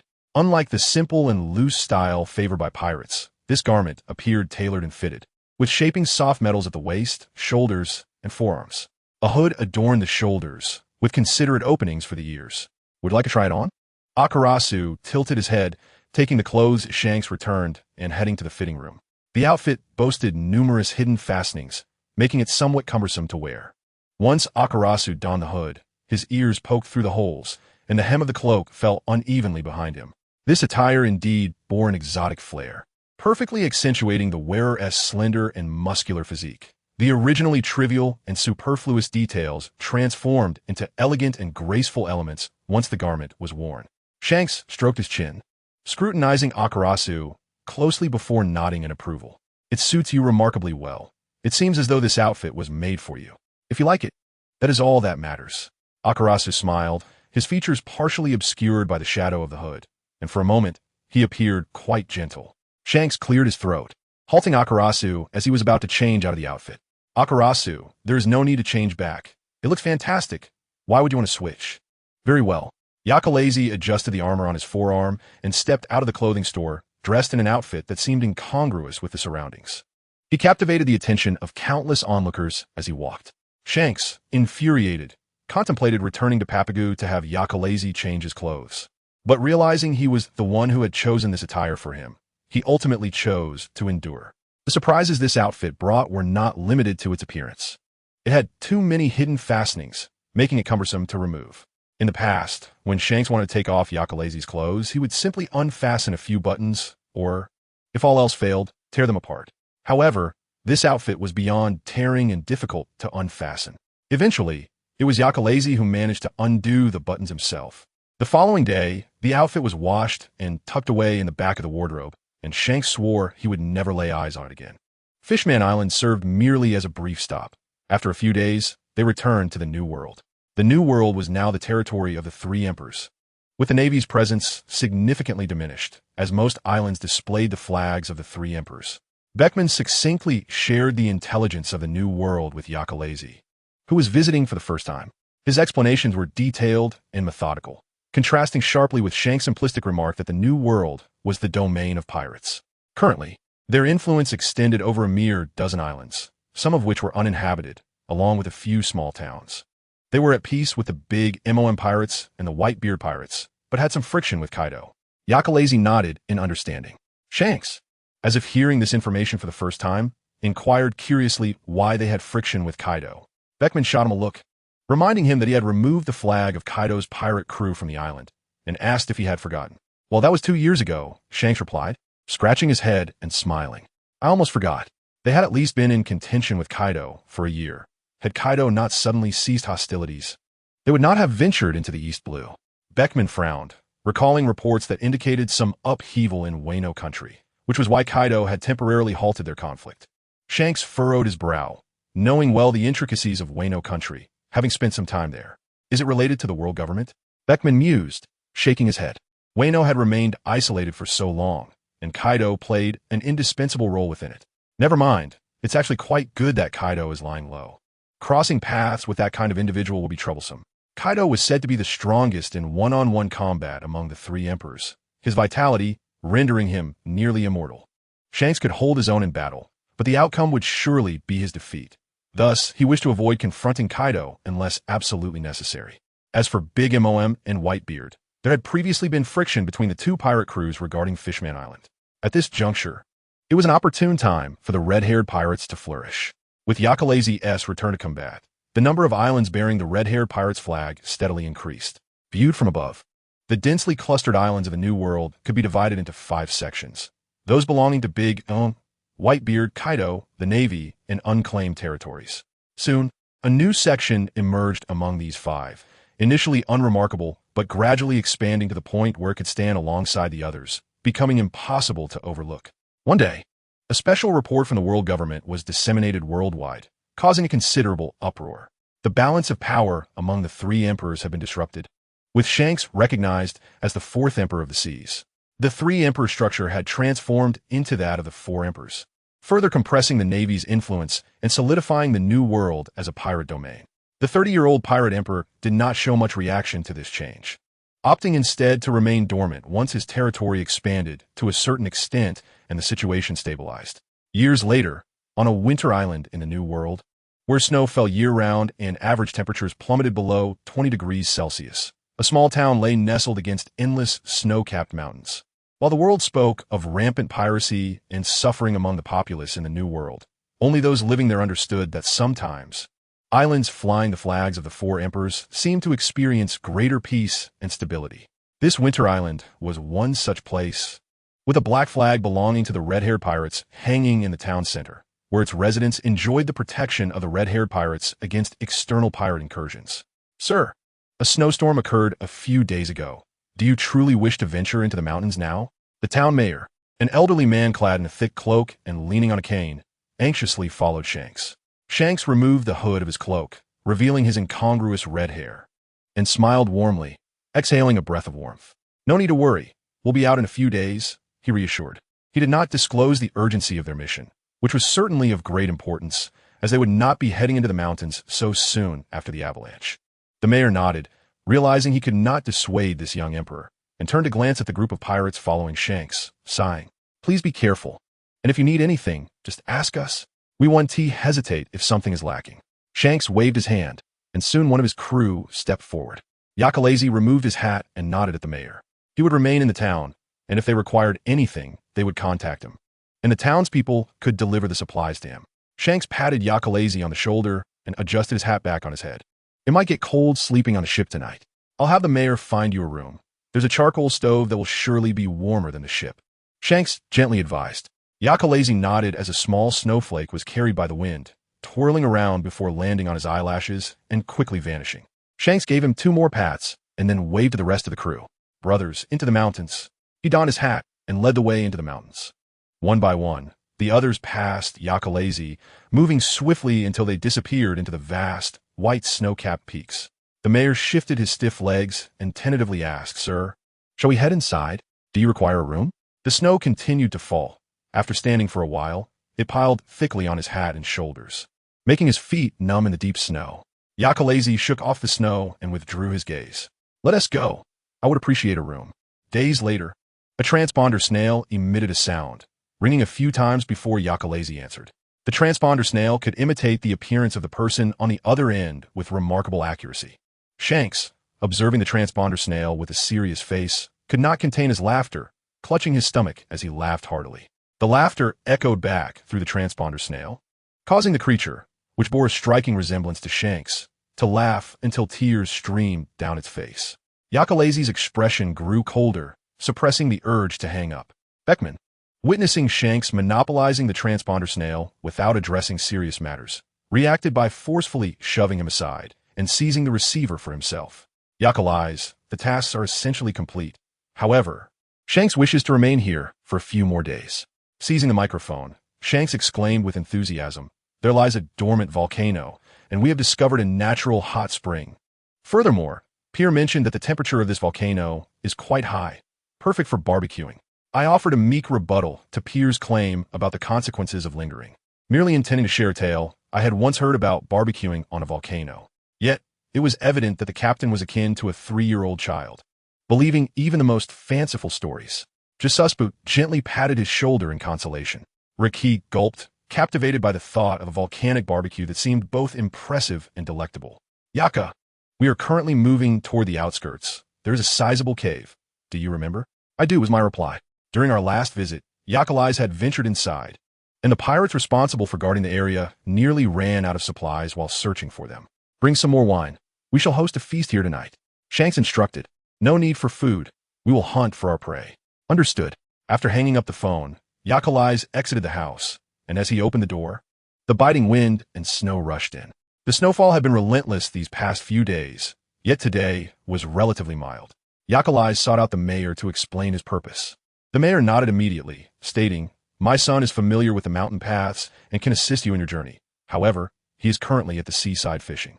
Before he could finish, the door burst open violently, and the mayor's son rushed in, panic-stricken, exclaiming, "Dad, it's bad. A pirate crew has come to our island." For this winter island, the sight of the red-haired pirate crew's flag had deterred other pirate crews for quite some time. Even if they did come, they would display the red-haired flag. This time, however, the emblem of the black flag had changed, reviving their deep-seated fears of pirates. The mayor remained relatively calm, instructing, "Do not panic. There are adults on our island, so there is no need for excessive fear. You go and inform the others to remain indoors while I accompany this gentleman to investigate." Understood. The mayor's son nodded and immediately went to alert the other townsfolk. Yakalais unsheathed the dagger strapped to his thigh, now merely wielding a standard knife. 17-year-old Ace, having reached the age agreed upon by the brothers to set sail, bid farewell to everyone by the coast before embarking on a small boat, stepping into the vast sea they had always dreamed of. Despite his youth, he possessed considerable strength and quickly forged his own path upon the waters. Later, upon arriving at Fishman Island, he learned of the legendary Whitebeard, renowned as the strongest man in the pirate world alongside the Pirate King, Roger, and thus began his quest to defeat Whitebeard. However, for Ace, entering the new world entailed more than just challenging Whitebeard. There was another task he needed to accomplish first. The red-haired pirates had left an indelible mark on the lives of the three brothers during their youth. Thus, he resolved to journey to the new world to express his gratitude to the red-haired pirates, including the late Sabo. "Wow, it's so cold." The ship's doctor, DOC, shivered as he stepped onto the island, wrapping his arms around himself. At that moment, everyone envied Captain Ace's fruit abilities, although it would be sweltering on Summer Island. It was quite comfortable on Winter Island. Yet, as they cast envious glances at their captain, they fell silent. As the user of the flame fruit, why was their captain shivering like them? "Captain, are you cold too?" Yen Lu, a member of the Longhand tribe, wrapped himself in a circle. Ace, still shivering, replied, "It's not too bad. I just instinctively feel cold." "Why are the red-haired pirates staying here?" Scar murmured. "Aren't they afraid of the cold?" "Captain, someone is approaching." The only female pirate, Bansi, pointed toward the town. Unlike them, who were unprepared and clad in thin clothing, the two figures ahead were dressed in thick cloaks. "So warm," Scar remarked enviously. Ace stepped forward, waving and greeting them. "Hello. May I ask if the red-haired pirates are here? Is clothing sold here?" Josie inquired as well. "What do you want with the red-haired pirates?"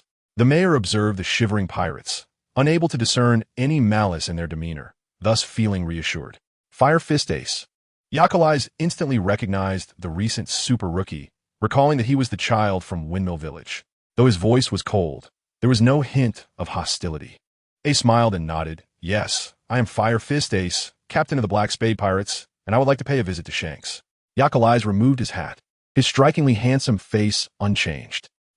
Bansi exclaimed, covering her mouth with both hands, her face flushing with excitement as she bounced in place. "It's Yakalais. He looks even better in person than on the bounty poster." The information regarding the white wolf of the red-haired pirates was indeed accurate. "Follow me," Yakalais said, not wishing to keep them standing in the snow to converse. The members of the Black Spade Pirates, aside from Mihal, who preferred to stay aboard, donned the cloaks provided by the town and savored the warm soup. "I survived," the others exclaimed in unison, aside from Ace. Ace laughed heartily. "You're all so afraid of the cold. Who else is like you, made of fire?" They retorted indignantly. "By the way, is it just you here?" Ace inquired, glancing around with curiosity. The scrutinizing gazes of the others could not be concealed. The individual before them was one of the officers of the red-haired pirates, capable of making waves in the New World. Moreover, Bansi, with her hands cradling her face, radiated happiness, and compared to her crew, this group was undeniably more visually appealing. Truly, the legendary white wolf Yakalais, rumored to possess unparalleled beauty in a world devoid of darkness. Shanks has ventured into the mountains, and I can lead you to him. Yakalais awaited the mayor, who was preparing the wine. Coincidentally, a few laborers had arrived, or else they would have needed assistance from the townspeople. Ace nodded, then asked the mayor for a cup of hot soup, bowing politely in gratitude for the hospitality. The mayor, taken aback by such a formal expression of thanks, stammered, "No need, no need. If it is not enough, you may ask for more." As he watched Ace step outside, the mayor soon returned, his head adorned with snow, apologizing. Sorry, I ate too much at the feast." "Haha, no problem," Ace replied with a chuckle. The mayor's awkward laughter prompted thoughts of how many feasts one must consume to develop a habit of eating and running off. Yakalais set down his bowl of soup, observing Ace's series of actions. Though his expression remained unchanged, his tone carried a hint of nostalgia. "You have changed quite a bit." The Ace of his youth had been prickly like a hedgehog, unlike the cheerful, sunny demeanor he displayed now. Ace adjusted his hat, explaining, "Spending time with Luffy has made me a bit brighter." His brother possessed a remarkable ability that, when spent with him, often made one forget the darker aspects of life. "Dad, sir, the wine is ready," the mayor's son announced as he opened the door. Outside lay many barrels of wine, resting on a large wooden board with a hole drilled through it, secured with hemp rope. Transporting the items to the mountains was no easy task. Fortunately, the members of the Black Spade Pirates were capable of serving as laborers, with even the female pirate Bansi joining in. "I feel as though we have been taken advantage of," Scar grumbled. "After all, he is the captain's acquaintance." Dios consoled him, and besides, the other party was an officer of the red-haired pirates, so forging a good relationship wouldn't be amiss. Their hushed murmurs were overheard by Yakalais, who remained silent, focusing intently on their journey. The snow in the mountains was piled high, and one misstep could lead to being buried beneath it. However, shortly after entering the mountains, they were approached by someone. The leading figure removed his hat, revealing his vibrant red hair and distinctive 3 scars, making his identity unmistakable. Red-haired Shanks, a man surrounded by numerous rumors in the world, often described as ambitious and decisively mad. Yet upon seeing him in person, the members of the Black Spade Pirates felt that the sensationalized accounts in newspapers were mere fabrications. One oddity, this man was capable of tumbling into the snow and burying himself. The oddity extricated himself from the snow, spat out the snow water that had accidentally entered his mouth, then stood up and affectionately nudged Yakalais, who had already moved past him. They were all bundled in thick clothing, making the embrace somewhat uncomfortable. Shanks grimaced slightly, then noticed the entourage behind Yakalais. Tilting his head, he pondered for a moment before exclaiming, "You seem familiar." "Members of the Black Spade Pirates," another individual said, removing his hat to reveal Beckman. "Ah, the legendary super rookie," Shanks exclaimed, suddenly enlightened. "That brash, world-weary kid's pirate crew." "I am not," Ace protested, his face flushing at the mention of his past. That negligible sense of shame ignited within him. "We are here to pay you a visit." "To visit us, you say?" Shanks, who had already intended to host a banquet, found the timing fortuitous, as they had ample game caught during this period. "Let's celebrate together." The legendary Yonko appeared surprisingly approachable. Quickly, helped them lift the barrels, Shanks instructed, and soon, pirates who had followed along assisted in raising the wine barrels. "Don't drop the wine," he added as an afterthought. "It's probably frozen solid," Beckman remarked, shaking his head. "Let us leave once we gather everyone." Hosting a banquet in the snowy mountains required constant vigilance regarding noise levels. An avalanche could occur at any moment. "Ha! That kid Luffy still insists on becoming the Pirate King, doesn't he?" Ace remarked, taking a sip of his drink. "Though I feel a bit guilty towards Luffy. The one destined to become Pirate King is me." "Is that so?" Shanks grew more serious. "What is your plan?" "First, I must have my strength acknowledged throughout the entire sea," Ace declared. "Indeed, you must defeat the man reputed to be the strongest in the world." This strongest man, once belonging to Roger, was now Edward Newgate, the Whitebeard. Shanks's voice turned grave as he recounted the tale of claiming Whitebeard's head. After he spoke, a moment of silence fell over the cave. They all understood Shanks's usual, joking demeanor and his enmity with Teach. So his sudden declaration left everyone momentarily uncertain of its authenticity. "Ha ha ha!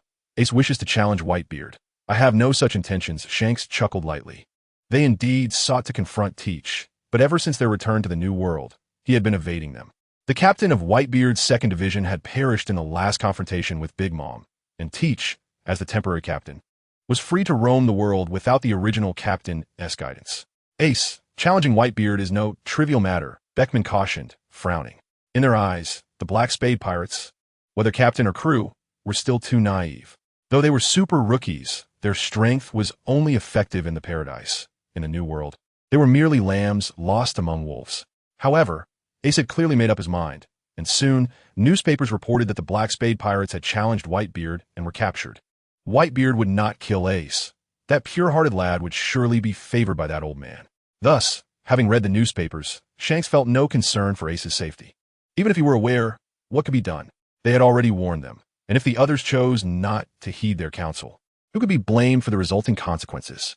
When Ace reappeared in the newspapers, he was declared Whitebeard's new son, adorned with the tattoo of the Whitebeard pirates. Well, I could have predicted such an outcome. Shanks chuckled, tossing the newspaper onto the table. He has gained another formidable son. He has joined the 2nd Division, Beckman remarked, tapping on Ace's photo in the paper. Should we make him aware of Teach? No need, Shanks replied, closing his eyes. Teach was unambitious within the crew. Without even a bounty, Ace was too naive. Even if reminded to be cautious, when Teach later appeared before him, he would undoubtedly be easily intimidated. In that moment, as a member of the Whitebeard pirates, how would he perceive the words they spoke now? Teach had managed to intimidate the entire Whitebeard crew. Shanks traced his scar thoughtfully, his gaze shrouded in ambiguity. Had it not been for these 3 scars, I too might have been deceived. Reflecting on it, it's absurd that the Whitebeard pirates have reached the 2nd Division yet have no bounty. Having expressed his frustration, he turned to Beckman, inquiring, "What about Yakalai's?" Beckman shook his head, smiling as he replied, "Why ask me where he is? I was just inquiring casually." Shanks waved dismissively and exited the cabin. Yakalai's often lingered at the bow and lookout tower, sometimes for half a day, either enjoying the scenery or perusing a navigation journal. Shanks's navigation journal was quite interesting, filled with spontaneous thoughts, complaints, and reflections. The liquor on this island is exquisite, rivaling that of my hometown. I hear it's made with spring water, and the owner is very hospitable, sharing many tales of the islands. Yakalai's has such a poor tolerance. He gets tipsy after one drink. Without me around to look after him, we simply cannot be apart. I wish Buggy were here too, although I ultimately fled without paying the bill. If I could go again, I would certainly repay it. The old man from Handsome Island said he would make me a wax figure, and if I could return, he would gift it to me. I expressed my gratitude and requested some wax to try crafting a Yakalai's figure myself. Unfortunately, I couldn't shape it well at all. I initially intended to give it to him as a gift, but when he pushed the door open and walked in, I instantly discarded the wax. It was too embarrassing. I felt my face flush with shame, unable to present him with such an ugly wax figure. The fireworks were truly stunning, bursting in a riot of colors in the sky. The inventor of such a marvel is undoubtedly brilliant. I adore their beauty and liveliness, yet they are fleeting. However, while watching the fireworks, I noticed Yakalai seemed captivated. He must enjoy them. After all, they are all beautiful creations. Yet Yakalai surpasses even the fireworks in beauty, and I can reach out and grasp him. When I extended my hand, he jumped in surprise. Though his expression remained unchanged, his ears perked up. I so want to touch them. Yakalai's touched his ears. The sensation was not particularly pleasant, but Shanks found it endearing. Closing the navigation journal, he leaned out over the lookout tower, and Shanks quickly spotted him deftly climbing up the mast. "Ah, you're looking at my navigation journal again," Shanks exclaimed, seating himself beside Yakalai's and glancing at the journal. I think I write quite well. Don't you find it interesting? You must enjoy reading it." "Indeed, I do." Yakalai's slightly straightened his posture, lifting his tail from the wooden board between the two and letting it fall onto Shanks' thigh with a soft thud. Shanks casually placed his hand on it, fingers parting and stroking along the direction of the tail's fur. Yakalai's felt a tickling sensation, but chose not to retract his tail, as it was rather comfortable aside from the itchiness. "When I was writing this, I was secretly infatuated with you."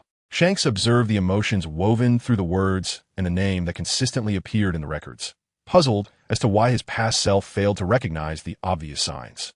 It was so transparent that even from an outsider's perspective, it clearly depicted unspoken affection. I thought Yakalai's would appreciate this, so I spent money on it. I apologize. Dear tavern owner, I truly did not intend to dine and dash. Yakalai's went to the island without waiting for me. How infuriating. Now he cannot witness my growth. Occasionally, I wish to lean on him. After all, I am his captain. It drives me mad that despite the low temperature, he insists on sleeping alone. Wouldn't it be warmer if we squeezed together? He even complains about the smell of alcohol on me. Yakalais is increasingly disregarding my dignity as his captain. Fine. I can simply bathe and change clothes after drinking in the future. I'm taller than Yakalais, not just by the top of my head, but by my ears. I'm even taller than his ears. This is the best, as I am the captain, and I should protect him. I will always stand by your side, Yakalais responded, regardless of what you wish to do. Shanks blinked, set aside the nautical log, and then settled comfortably beside Yakalais, closing his eyes as if to take a nap right there. After a moment, he reopened his eyes, appearing slightly fatigued, and said, I know. Every crew member aboard follows his orders, yet only Shanks knows what he truly desires to accomplish. Do you remember the day we returned from Raftel? Shanks inquired. Yakalais recalled that day vividly. It was festive as they were about to land on the final island, and the ship held a grand banquet. He watched as Shanks approached Roger to inquire about something, returning with a heavy heart. I told you that I and Buggy were taken in by the captain. Hence we have always lived aboard the ship. The Roger pirates are my family, and the crew members are my kin. Yet, I remain curious about my origins. The captain promised that when we returned from the final island, he would reveal my lineage. He had teamed up with Garp to defeat the Rocks pirates at God Valley, and Buggy and I were picked up during the cleanup. That battle entailed too many elements: navy, pirates, celestial dragons, and slaves. Shanks recalled holding onto Roger's clothing, weeping uncontrollably. Yakalais listened quietly. As an outsider, he was indeed not well versed in the history of this world, especially the unrecorded battle at God Valley. It was likely that even the location had vanished from maps by now. Chapter 165, a remarkably unique sweetness, reminiscent of the aroma produced by certain foods. Sir, here is the cherry pie you ordered. The waiter politely bowed and withdrew. Like all other fruit pies, the cherry pie boasted a golden, flaky crust, with cherry filling adorned with several fresh cherries, appearing incredibly enticing. Yakalais picked up a piece, but did not immediately place it in his mouth. Instead, he brought it closer to his nose, inhaling the sweet scent, which was strikingly reminiscent of the one who had endured so much for him. Tired of meat, Shanks also took a piece, biting into it eagerly. As he chewed, his expression transformed dramatically. After struggling to swallow, he downed a full cup of wine to recover. How horrid! He incredulously pushed the cherry pie away. This is the first time I've encountered something so unpalatable. Goodness, if even the captain finds it awful. I must try it as well. Lockie grinned and leaned over to their table, taking a piece of the cherry pie to taste. What a bizarre flavor. Lockie rushed outside the restaurant, and from the sound, it seemed he had expelled the contents of his stomach. Is it truly that awful? Yes'o questioned, astonished. Shanks and Lockie typically had low standards for food, content to eat whatever was available. Yet it was the first time they had so vehemently rejected something. Thus, curiosity piqued among the others regarding this cherry pie. Boss, bring us a cherry pie. We want a serving as well. The restaurant owner wore a distressed expression and replied apologetically, I'm sorry, esteemed guests, but our cherry pie sales have always been poor. So we have limited stock available, only enough to make 2 more. No worries, we will share. We just want to sample the pie that has baffled our captain. The proprietor promptly entered the kitchen, instructing that 2 cherry pies be prepared, and soon the street outside the pirate-occupied restaurant was filled with echoes of retching. One could only wonder if they were lacking in common sense or possessed a spirit of challenge. Yakalais disdainfully tossed the cherry pie he held onto the plate. He had not taken a single bite, having only picked it up due to the familiar scent. Coming to this restaurant was coincidental, and the cherry pie was suggested by Shanks, who wanted to try every dish on the menu. However, by some twist of fate, it allowed Yakalais to rediscover this familiar aroma. Observing the pirates' reactions, it seemed unlikely that many individuals who bore such a scent could genuinely enjoy something so distasteful. Yakalais shared this revelation with Shanks, who nodded and waved for the owner. Boss, I quite like this cherry pie. Please go buy the ingredients and make 100 servings at once. We will pay double the price. What are you planning? Beckman raised an eyebrow. To send a gift to Teach, Shanks replied with a grin. A day later, the Moby Dick received a large package. The sender was merely an ordinary member of the Red Hair Pirates, and the Whitebeard Pirates could not intimidate him. So after delivering the items, he departed. Marco gazed at the 100 cherry pies piled on the deck, his expression peculiar, a hint of disdain in his eyes. What does Shanks mean by this? Who sends cherry pies as gifts? Vista turned to the tall figure beside him and said, Old man, is this guy deliberately trying to provoke us? This is a bit too audacious. Josu's fists collided. Old man, I request to set sail and deliver a grand gift to the red-haired pirates. Calm down, Jozu. Sachi stepped forward and opened cherry pie. As a chef, he could discern that these pies were quite fresh, likely prepared shortly before being packed and sent. We have dealt with Shanks before. He is not the kind of person to act so carelessly. He examined the details closely and extracted a handwritten note from between the two boxes. Old man, Shanks wrote a note to Teach. Sachi incredulously reread it. Indeed. It was addressed to Teach, meaning this gift was not intended for the old man, but for Teach. Speaking of which, Teach truly enjoys cherry pie. Marco took the note, glanced over it briefly, and then passed it to the old man. Old man, there's nothing written on it. He paused, but that Shanks fellow, it seems he still harbors lingering feelings about the matters from Fishman Island long ago. Whitebeard regarded the words on the paper, responding ambiguously. Teach, passing by a small island, I found a cherry pie delightful, so I bought it especially for you. No need to be courteous. Consider it a repayment of past favors. Shanks. The name was accompanied by a crooked, whimsical smiley face, with 3 slash marks on the left eye, appearing rather sinister. The second division of the Whitebeard pirates had just set out on a mission. While the other captains remained aboard the ship, all eyes were fixed on Whitebeard, anticipating his wrath. However, Whitebeard appeared remarkably composed. After returning the note to Marco, he spoke, saying when the second division returns, give these items to Teach. Old man, this act by Red-Haired is clearly a provocation towards us. Jozu exclaimed, sending these cherry pies? Huh, if our pirate crew deems Red-Haired's small gift as a provocation, that would be truly laughable. Indeed, Red-Haired Shanks had sent gifts openly, dispatching someone to deliver them, which to outsiders appeared harmless. Should the Whitebeard pirates dwell on such trivial matters, it would come across as rather petty. The former second division often undertook missions alongside other divisions due to the absence of a captain. It was only with Ace's addition that they embarked on a mission independently. Ace was affable and exuberant, quickly bonding with the crew, and if one were to arrange the crew by their entry into the pirate group, Ace would be the youngest brother. Ace, you performed admirably this time. On their return journey, a pirate playfully pressed down on Ace's head. You've achieved a great feat. Haha. During this voyage, most of the enemies were taken down by Ace. Splendid. Our second division can finally hold its head high again. Let's celebrate upon our return, Ace. We haven't treated you to a drink since you joined.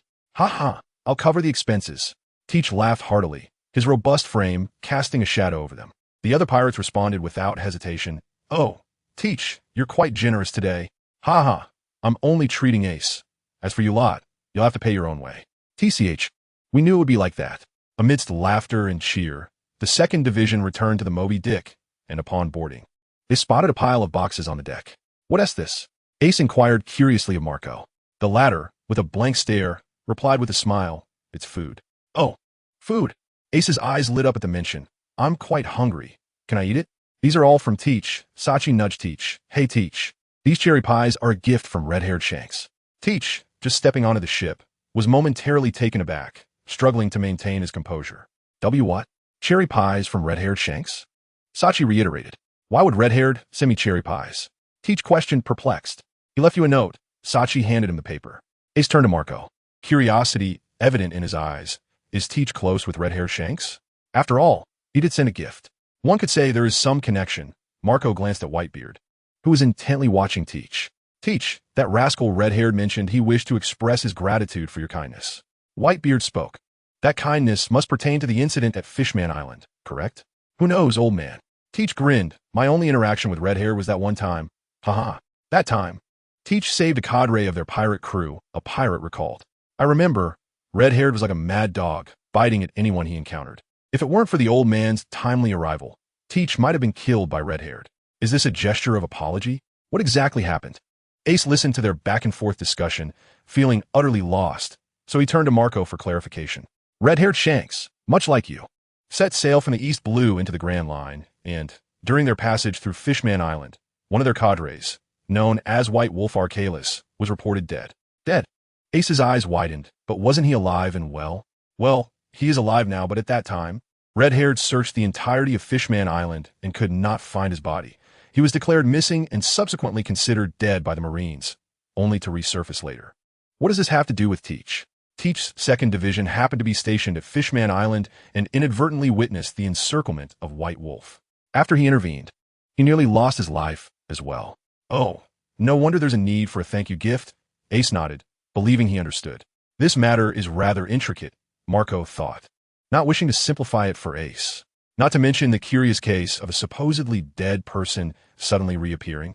One must question why Red-Hair chose to send a thank you gift after such a lengthy interval. He gazed at Ace, who had been part of their pirate crew for a while, feeling it prudent to offer a word of caution. What do you think of the Red-Hair pirates? Ace paused at the question, contemplating before replying. They seem quite decent. In fact, I have some familiarity with them. What? Marco was taken aback. Ace scratched his head. Feeling somewhat bashful, Red-Haired once visited my hometown and saved my brother's life. I spent a few days with them before coming to the New World, and I sought them out to express my gratitude for their earlier kindness. Though he is dangerous, he is also an upright pirate. There have been no exceedingly negative rumors about him. Ace concluded. Marco had never anticipated that Ace would have ties to Shanks. He found himself at a loss for words. Ace continued. Actually, before challenging the old man, I sought out the Red-Hair pirates. He might have been trying to intimidate me by pointing to the scar on his eye, saying this wound was inflicted by the Whitebeard pirates. Our pirate crew. Marco was clearly unaware of this incident. The origin of Shanks' eye scar remained a mystery to all. Sachi approached, inquiring, what are you talking about? Marco recounted Ace's words. Sachi fell silent for a moment before laughing. I never expected that. If true, that would be astonishing. Indeed, if it was done by a division captain, it wouldn't merely be a jest. Ace interjected, confused. That sounds like a tale from a banquet. Red-Haired might have merely wished to scare me, since I was a newcomer. Marco sighed, adopting a more serious tone than usual. Ace, despite any prior friendship with Red-Haired, do not underestimate him. Ace, affected by Marco's earnest demeanor, became serious as well. Is Red-Haired truly that formidable? The world government once remarked that angering Red-Haired would be extremely dangerous. Marco felt a headache coming on, dealing with this naive newcomer. By the way, the old man becomes fearsome once he breaks his sense of righteousness. Bigamom is fearsome when she is in a foul mood. Kaido is simply terrifying as long as he exists. While these are merely unsubstantiated rumors, they do hold some truth. Ultimately, Sachi added, Red-Haired appears to be a lively and approachable individual. Only by becoming his adversary will one truly understand the peril he and his crew represent. Is that so?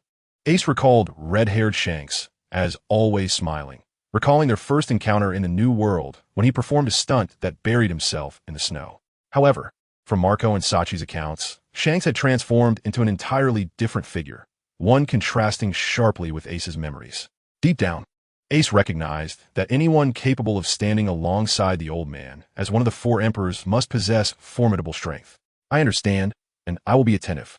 Ace nodded earnestly, indicating that he had taken note of the admonitions from Marika and Saki. However, Marika added with a smile, my reminders are merely to ensure that you remain cautious, whether you embark on missions alone or with your team. Do not harm yourself. Even if you encounter conflict with the Red-Hair pirates, it is of no consequence. Your father and we will always be your steadfast support. Is this what family means? Ace smiled and nodded vigorously. In stark contrast to their harmonious scene, Tickish moved all the gifts sent by the red-haired pirates into his cabin. In front of his father and the others, he maintained a facade of cheerful simplicity. Yet, once in his room, his smile vanished abruptly, his grip on the note tightening. Red-haired Shanks was undoubtedly testing and warning him. The ostentatious delivery of gifts would surely attract his father's attention. Although there was no concrete evidence, his father would not easily confront him. Nevertheless, this act alone unsettled Tickish. After lurking within the Whitebeard pirates for so long, would he forever be denied the power of the Yami Yami no Mi? He had attached his heart, where a single beating heart resided alongside two others. Indeed, he was a monster. His body was a grotesque anomaly. To survive, he had consumed his two sisters and even his mother. Gradually, his body underwent a transformation. He no longer required sleep and began to feel the pulsations of the additional two hearts. The sole drawback was that his pain threshold had doubled.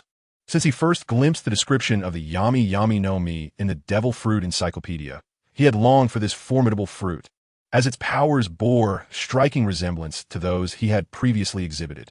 Was it not a creation tailored for his conscience? Furthermore, after years of study, he discovered that the abilities of devil fruits were tethered to the human heart, implying that the heart served as the vessel for these fruits. This explained why a person could only consume one devil fruit. After all, an ordinary individual possesses but a single heart. If one were to consume another fruit, the energies of the two distinct devil fruits would vie for dominance within the heart, leading to death. Yet, with 3 hearts, he could embody 3 individuals, capable of harnessing the energies of 3 devil fruits. Although these notions remained theoretical, Tikish firmly believed in the validity of his conjectures. These 3 hearts could correspond to the 3 categories of devil fruits: Logia, Paramecia, and Zoan. Should he succeed, he would become the sole individual wielding the powers of 3 fruits, with the only remaining weakness being seawater. Thus, when Yukali Eyes demonstrated the ability to manipulate water, he felt a surge of excitement. After all, the Yami Yami no Mi was elusive, and he could not guarantee his ability to acquire it.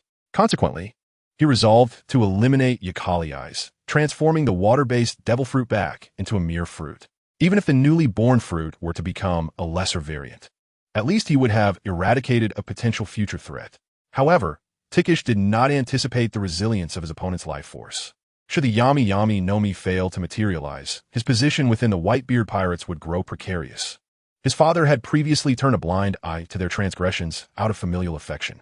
Yet, if Whitebeard truly began to harbor suspicions about him, no amount of concealment would escape his father's discerning gaze. He had sacrificed so much to join this pirate crew, continually hiding his true strength, pretending to be a naive fool, and had only just managed to ascend to this level. If fate is kind, may it swiftly reveal the presence of a Yami Yami no Mi to him. You're also a veteran. Are there no opinions to share? Ace inquired about the position of the 2nd Division captain while munching on bread. It was said that Tikish had remained in the 2nd Division since Yu Qian's tenure, experiencing 2 captain transitions. If one were to speak candidly, he was likely the most senior member of the 2nd Division at present. Prior to Ace's arrival, he was the most favored candidate to assume the role of 2nd Division captain. However, Tikish harbored no ambitions. He savored a cherry pie, a smear of sauce lingering at the corner of his mouth, smiling innocently, seemingly devoid of any resentment toward Ace, the newly appointed captain. Ite materos not. Do not dwell on it. Despite being the one who should be comforted, he instead consoled Ace, declaring, I harbor no such ambitions. Ace regarded him, his feelings a tumultuous blend of gratitude and guilt. Just accept it, Captain Ace. Tikish laughed heartily, patting Ace's shoulder. The tradition of our 2nd Division dictates that the captain must treat everyone after each battle. What? Ace exclaimed, his eyes widening in shock, feeling as though he had been ensnared. However, soon after, the other members of the 2nd Division countered Tikish's words. What is this, Tikish? Do not casually mention a rule that we are all unaware of. They protested. Isn't this something to be addressed after Ace officially becomes captain? What if he becomes too frightened to accept it? We have worked hard to keep this a secret, and you just blurted it out. Though Tikish possessed little combat prowess, he never contended for anything, always maintaining a delicate balance in his actions, getting along well with everyone. Listening to their banter, Ace felt the last remnants of guilt dissipate. Indeed, the veteran members of the 2nd Division supported his ascension to captain, so what was he hesitating for? However, there was still one matter that needed clarification with his father. He knocked on his father's door and revealed his identity as Roger's son. Whitebeard did not appear surprised. After sipping some alcohol while reclining on the bed, he chuckled. Is that so? Truly astonishing. So this is how it is. Your temperament bears no resemblance to Roger's. You are enemies, are you not? Will you not cast me away?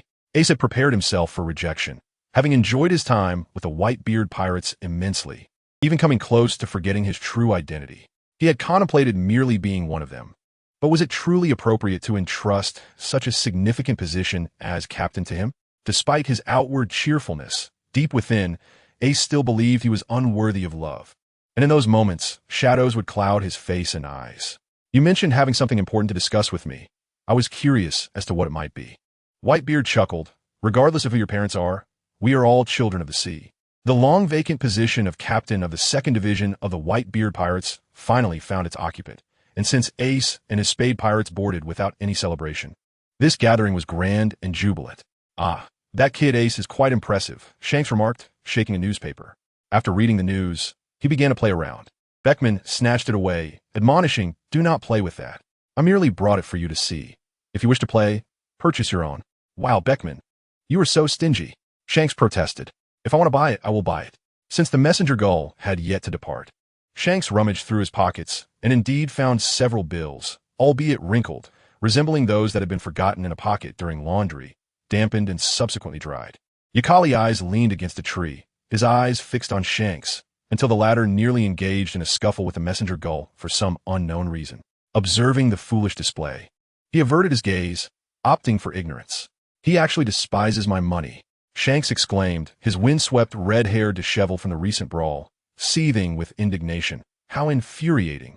Have the messenger gulls become so elitist? Your money is simply worthless," remarked Beckman with a roll of his eyes. His words elicited a chorus of laughter. The discipline among the red-haired pirates is abundant, yet seemingly non-existent. Mocking the captain is a common occurrence. However, on the flip side, they strictly adhere to their rules, never resorting to violence or seizing the possessions of innocents. "In any case, I managed to acquire it," Shanks snorted, ostentatiously unfurling the freshly acquired newspaper, the rustling of the pages creating quite a commotion. After showing off, he casually suggested, "Let us find a time to visit the Whitebeard ship." "Are you looking to stir up trouble?" Beckman replied nonchalantly. "We can go during one of their feasts, extend our congratulations, and perhaps enjoy a meal?" Shanks inquired, surely. Whitebeard wouldn't throw us out. Indeed, he wouldn't. However, the next day, rumors of an alliance between the red-haired and Whitebeard crews will likely surface. As for Whitebeard, after you sent Titch those cherry pies, he must be aware of your less-than-noble intentions, Beckman said earnestly before adding with a smirk. "And you're just hoping to mooch a meal. How about letting them roast you instead? Who says our intentions are malicious?" Shanks waved at Akagami, beckoning him over. "Titch saved Akag's life. I must personally express my gratitude. What are your thoughts?" Beckman raised an eyebrow. "What thought could I possibly have? Akag possesses something that ensures his survival. He escaped death, but lost his memories of the enemies at Fishman Island." Shanks chuckled. He only vaguely remembers there are two foes. And those foes are CP0. My journey to the East Blue was to deal with them, but regrettably, in my fury, I acted too hastily without even questioning Titch. You want Titch to believe that, while we suspect he lied, we lack concrete evidence, and Akag is unaware of the truth. Indeed, for the sake of a meal, this small sacrifice is worthwhile. I see you're contemplating action, perhaps when Titch lets his guard down. What can we do? The ocean is vast, and if he truly attempts to evade us, we will be powerless. A burst of flame took the form of a fist, knocking down the enemies surrounding Sachi, followed by delighted shouts from the 4th Division members. "Reinforcement from the 2nd Division have arrived." "Ace!" Sachi exclaimed. Ace, transformed into flames, reappeared beside him. "Sachi, are you all right?" "Yes, thanks." This was a pirate crew that had thrived in the first half of the Grand Line, but had refused to fly the Yonko flag upon entering the New World, only to provoke the Whitebeard pirates and face dire consequences. They were fiercely engaged in battle on the deck and in the swaying cabin. A fruit placed on a plate rolled to the ground, transforming in the blink of an eye into a purple fruit adorned with spiral patterns. After all, this was a mission for the 4th Division, and Ace and his crew had merely come to assist because they were nearby. Ultimately, it was still the 4th Division's responsibility to collect the spoils. "Oh, it's a devil fruit." Sachi pushed open a door and chanced upon the fruit, feeling fortunate. He returned to the Moby Dick with the fruit in hand. "Ace, look what I found." "Oh, was that a devil fruit?" Ace asked, somewhat surprised. "I just don't know what kind it is. Do you want to eat it?" Ace stuck out his tongue. "This thing is incredibly unpalatable." "Ha ha ha, I haven't decided yet." Sachi pointed at Ace. "You know my greatest desire is your devil fruit. Mastering the perfect cooking temperature is every chef's aspiration." "Well, that can't be helped. I've already eaten mine." Ace shrugged. "Regardless, the fruit is in my possession. I can eat it whenever I please." Titch, standing behind Ace, suddenly chimed in, "Captain Ace, you really shouldn't rush Captain Sachi." "I'm not rushing him." Ace reflected on his previous statements, realizing he and T really urged him. However, the decision to eat or not still lay with Sachi. In any case, let us start the feast to celebrate Captain Sachi acquiring a devil fruit and Captain Ace's bounty increase. Titch clapped his hands, an eager expression on his face. Only he was aware of the nervous sweat on his palms, for this devil fruit was the yami yami no mi, the very thing he had longed for. Yet, if Sachi consumed it now, he would have to seek an opportunity to kill him, and the devil fruit would vanish, putting him in danger of being hunted by the Whitebeard pirates. If Sachi could delay, as a chef, he would undoubtedly be preoccupied during the feast, allowing Titch the chance to steal the fruit, either while everyone was intoxicated or busy. The plan was feasible, but Titch did not anticipate that just minutes after the feast commenced, someone would rush to the main ship, exclaiming, "Old man, the red-haired pirates are here." Although not on the main ship, Shanks stood prominently on the deck. As soon as the words were spoken, Whitebeard, seated at the head, turned his gaze toward the gangway. Shanks, you brought someone with you. Are you not planning to return? Shanks, what brings you here at this time? Marco, his body already partially elemental, sensed the tension in the air, and everyone present ceased their feasting, becoming alert. Even Ace, after a brief moment of shock, chose to stand and watch Shanks and his crew with caution. Long time no see, Shanks greeted with a smile. I heard you were having a feast, so I thought he'd drop by for a bite. I hope you don't mind. Is life among the red-haired pirates so tough? Marco replied, if it's too difficult, just disband and join our crew. Old man would surely welcome you as a son. Let us set that aside. What about you, Marco? Would you like to join our ship? Marco frowned. What exactly are you here for? Shanks wasted no time, casting a direct glance at Titch before addressing Whitebeard. In truth, we have come to express our gratitude to Titch. His kindness at Fishman Island is unforgettable. Oh, did that lad explain the circumstances to you? Whitebeard asked, looking at Akagami, who stood behind Shanks.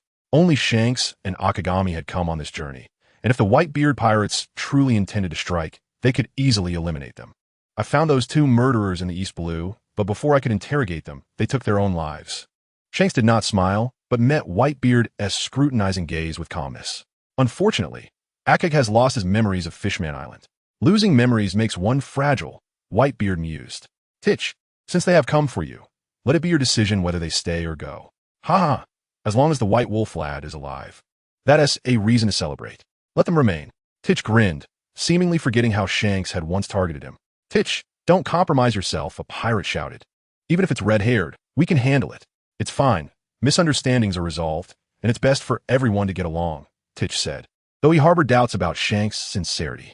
Unfortunately, his usual demeanor in the crew was one of openness. If he were to unexpectedly reject Shanks' overture, it would surely raise suspicions with Whitebeard. While he pondered this, someone approached him. The individual was well-proportioned, dressed neatly in a white shirt and black pants, with sleeves rolled up to reveal slender, pale arms.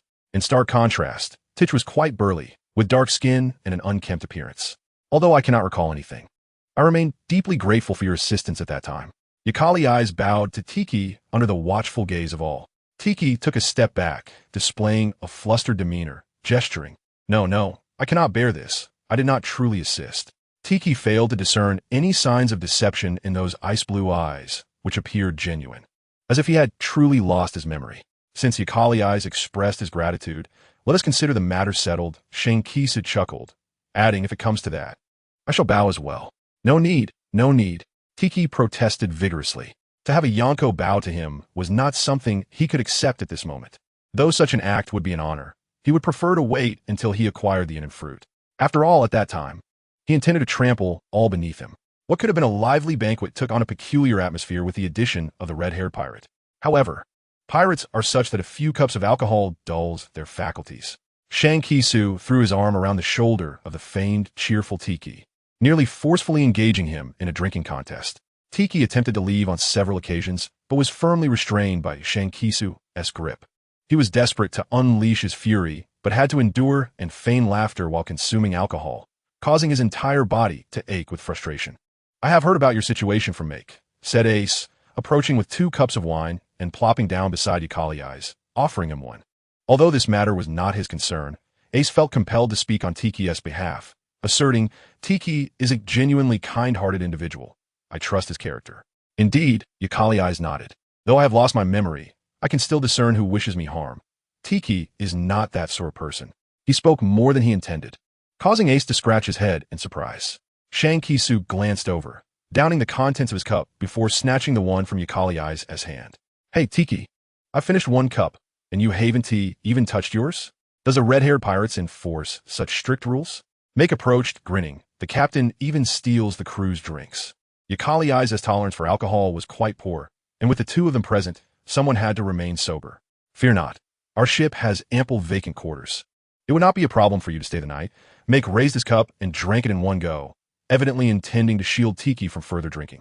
Shankisu, smiling, released Tiki, adding, that will not do. If you wish to drink, join me. Then we shall not return until we are intoxicated, Make declared, taking a seat in an unoccupied spot. Saki, having finished his duties in the kitchen, emerged, still quite sober. The kitchen is a sacred space. While he would use alcohol in his cooking, he would never consume it. Hey, what are you doing? Upon entering the banquet area, Saki's keen eyes caught sight of Yakali Eyes abandoning his partially eaten meat. Is my cooking not to your liking? The action was a direct affront to Saki's standards as a chef. Only poorly made food would be left uneaten. Ace quickly interjected, "It's delicious. This is the best meal I've ever had." After all, their Haitao pirates had long struggled to find a chef. The only female pirate who could cook merely added salt and failed to properly prepare the food. Yakali Eyes, belatedly aware that Saki was addressing him, noted the man with the pompadour hairstyle and a chef's outfit seemed to be questioning him. "I am full," Yakali Eyes replied matter-of-factly. Ace turned in surprise. "What? You're already full?" He himself had scarcely eaten a third of his fill. "Who are you trying to fool? Do you look down upon my culinary skills?" Saki was equally incredulous, noting that even the female nurses in the medical team consumed more than Yakali Eyes. "What do you wish to eat? I shall prepare it for you right now." "Do not mind him, Saki. Come and join us for a drink," Shankisa chuckled. "Your current demeanor mirrors that of our ship as chef." "Ha ha ha. Red-haired, do not think of poaching my crew, make warned." Shankisu paused before laughing heartily, waving his hand dismissively. "No, that is not my intention. I merely meant that Yakali Eyes has always eaten sparingly, and our chef often queries him thus." "Then what does he enjoy eating?" Saki pressed, not willing to relent. "Wait, how much does he eat on your ship?" "Not much more than this," Shankisu estimated, ultimately affirming Saki's culinary talents. If the food were unappetizing, Yakali Eyes would not even glance at it. Had he been aboard my previous ship, he would have starved long ago. Ace reminisced about the days spent at sea, surviving on boiled vegetables seasoned only with salt. Shankisu offered him an enigmatic smile thus. "Yakali Eyes is mine." Ace paused, momentarily taken aback, wanting to respond but was interrupted by Make. "Red-haired, another drink." Another drink." Shankisu raised his cup, looking at Tiki. "Come. Tiki, let this cup serve as my apology to you." "Ha ha ha. Do not mind it. I understand the significance of the White Wolf to you, after all. You were once both apprentice crewmates of the Pirate King." "Well, what?" Ace's eyes widened in disbelief as he stared at Tiki. What did he just say? Shankisu and Yakali Eyes were once apprentice crew members of the Pirate King? Chapter 166. In his childhood, Ace recalled having asked Shankisu and the others, "What do you think of the Pirate King, Roger? Should the child of the Pirate King be born?" To pose such questions before the crew of the Pirate King and still be alive was almost absurd. Ace, unable to process this revelation, buried his head in his hands, wishing to find a crevice to hide within. It was all too theatrical. The man he despised so much was the captain of these two? Who would dare speak ill of their captain? "What is wrong, Ace?" Make noticed Ace's peculiar behavior and pointedly remarked, "Your hands have turned elemental." Ace quickly lowered his already elemental hands, the flames extinguishing rapidly. He had long been able to control his body, but in his moment of humiliation, he lost control. "Is this what drunkenness feels like?" Saki laughed. "This is unacceptable. As a pirate, one's tolerance must not be so poor. Drank, I shall retire." Ace scratched his head, still feeling unable to face the former crew members of the Pirate King, and thus seized the pretext of drunkenness to hurriedly depart. What is wrong with that lad? Make express concern, for Ace's usual tolerance was not like this. It seemed he had become unhinged since they mentioned the Pirate King. Shankisu explained, "We encountered this lad in the EC. He inquired about the Pirate King, and now he may be feeling shy. I cannot believe such a thing." Make nodded, acknowledging that questioning the very subjects of his inquiries could indeed be quite awkward. "Captain Shankisu, I shall take my leave now," Tiki interjected, expressing his desire to depart, his dark face flushed and swaying, clearly displaying the effects of intoxication. "Do not go, Tiki. We shall not return until we are inebriated." Shankisu smiled as he clung to him, for this was indeed aboard Tiki's main ship. Red-haired, Tiki is indeed weary. They assisted the 4th Division in dealing with a pirate today and ought to rest early. Make patted Saki on the shoulder. "Saki, you should accompany Tiki back. I shall manage things here." He suspected Shankisu had ulterior motives, always targeting Tiki, so he suggested Saki return with him, thus preventing Shankisu from acting further. "Then we shall take our leave." Saki understood Make's intentions and stood to support Tiki. Shankisu indeed released his grip, and with fatigue overwhelming him, he suggested an early respite. "Marco, let us indulge in a drink." Teach exhaled with relief. He had feared that the red-haired one would continue to hold him, preventing his escape to retrieve that devil fruit. With his vision clouded by inebriation, he leaned against Sachi, yet a malevolent glint flickered in his eyes, unnoticed by Sachi, who remained completely unguarded. Within the cabin, a coppery scent began to permeate the air, prompting Achilles to rise in vigilance. someone had been injured. He glanced at Marco, who remained momentarily dazed, the heavy scent of blood now palpable. "Follow me," he commanded, striding towards the cabin of the Moby Dick. Marco took a few seconds to respond, the weight of Aquilei's words and the effects of alcohol rendering him slow to comprehend the gravity of the situation. This was Whitebeard's flagship, a sanctuary in their minds where no one dared to draw a weapon. Such confidence stemmed from sheer strength. Despite his skepticism towards Aquilei's certainty, Marco swiftly followed, calling out to the pirates obstructing their path, "Clear the way, let him pass." The pirates, bewildered, hesitated. After all, it was their cabin, the resting place for all and the storage for vital items, and who would allow outsiders to enter, especially with their captain resting above deck? Yet, as the captain of the 1st Division and second in command of the Whitebeard pirates, Marco's authority was not to be questioned. The drunken pirates instinctively stepped aside at his command. "What is happening?" Whitebeard, roused by the commotion, emerged from his quarters to facilitate the arrangement of medical supplies. His room was on the upper deck, while the others resided below. A pirate promptly reported, "Captain, Red-Haired and White Wolf have entered our cabin." "Where is Marco?" Whitebeard did not immediately express anger. He understood the nature of the red-haired one and was aware of Marco's capabilities. Since Marco did not intervene, it was evident that they had pressing matters to address in the cabin. The captain followed them as well. Marco trailed Aquilei's, who entered their cabin without pause, heading directly towards a specific location. The air was saturated with the aromas of liquor and brine, masking the faint scent of blood that Marco began to detect, albeit weakly. Aquilei's forcefully kicked open the door, and a gust of sea breeze swept through the wide-open window, carrying a strong smell of blood that struck Marco's face. "Sachi!" Marco dashed past Aquilei's into the room, which belonged to the 4th Division captain, Sachi. At that moment, Sachi lay in a pool of blood, his life hanging in the balance. In the dimly lit room, blue flames of regeneration ignited. He was the ship's doctor, and fortunately, he had followed. Sachi's injuries were severe, and had they arrived even a moment later, the outcome could have been dire. "There is the presence of Teach," Aquilei's informed Shanks. Shanks nodded, puzzled. That shouldn't be the case. Even if cornered, he wouldn't resort to killing Sachi now. Aquilei's approached the window, squinting, his pupils narrowing into slits. And then he spotted a distant shadow. The distance exceeded his control, and after a futile attempt, he withdrew his hand.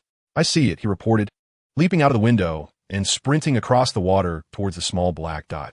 "Aquilei's!" Shanks was unable to halt his actions and could only pound the windowsill in frustration, calling out, "Come back." He contemplated jumping out himself, yet in the next moment, he drew his sword to confront Whitebeard's massive blade, the sound of splintering wood echoing through the cabin. "What on earth is happening?" Alongside Whitebeard's furious voice came a terrifying aura. Around him, the world seemed to shift into shades of black and white, the once calm sea roiling violently, disorienting countless fish below, causing them to float to the surface. "Father, it wasn't us," Marco shouted urgently. "Sachi requires immediate medical attention." The wound pierced through Sachi's left chest. The aggressor had displayed no hesitation. Had the wound been slightly misaligned, Sachi would not have survived until their arrival. "I'll engage if necessary, but we must relocate." Shanks retreated, sheathing his sword, realizing that further conflict would lead to destruction of the cabin. Whitebeard retracted his blade, his initial rage subsiding, replaced by a simmering anger, eager to exact vengeance upon the one who harmed his son. "What is happening?" Ace, who had been sleeping in another cabin, rushed over, his eyes widening at the scene before him. His instinct warned him of impending doom.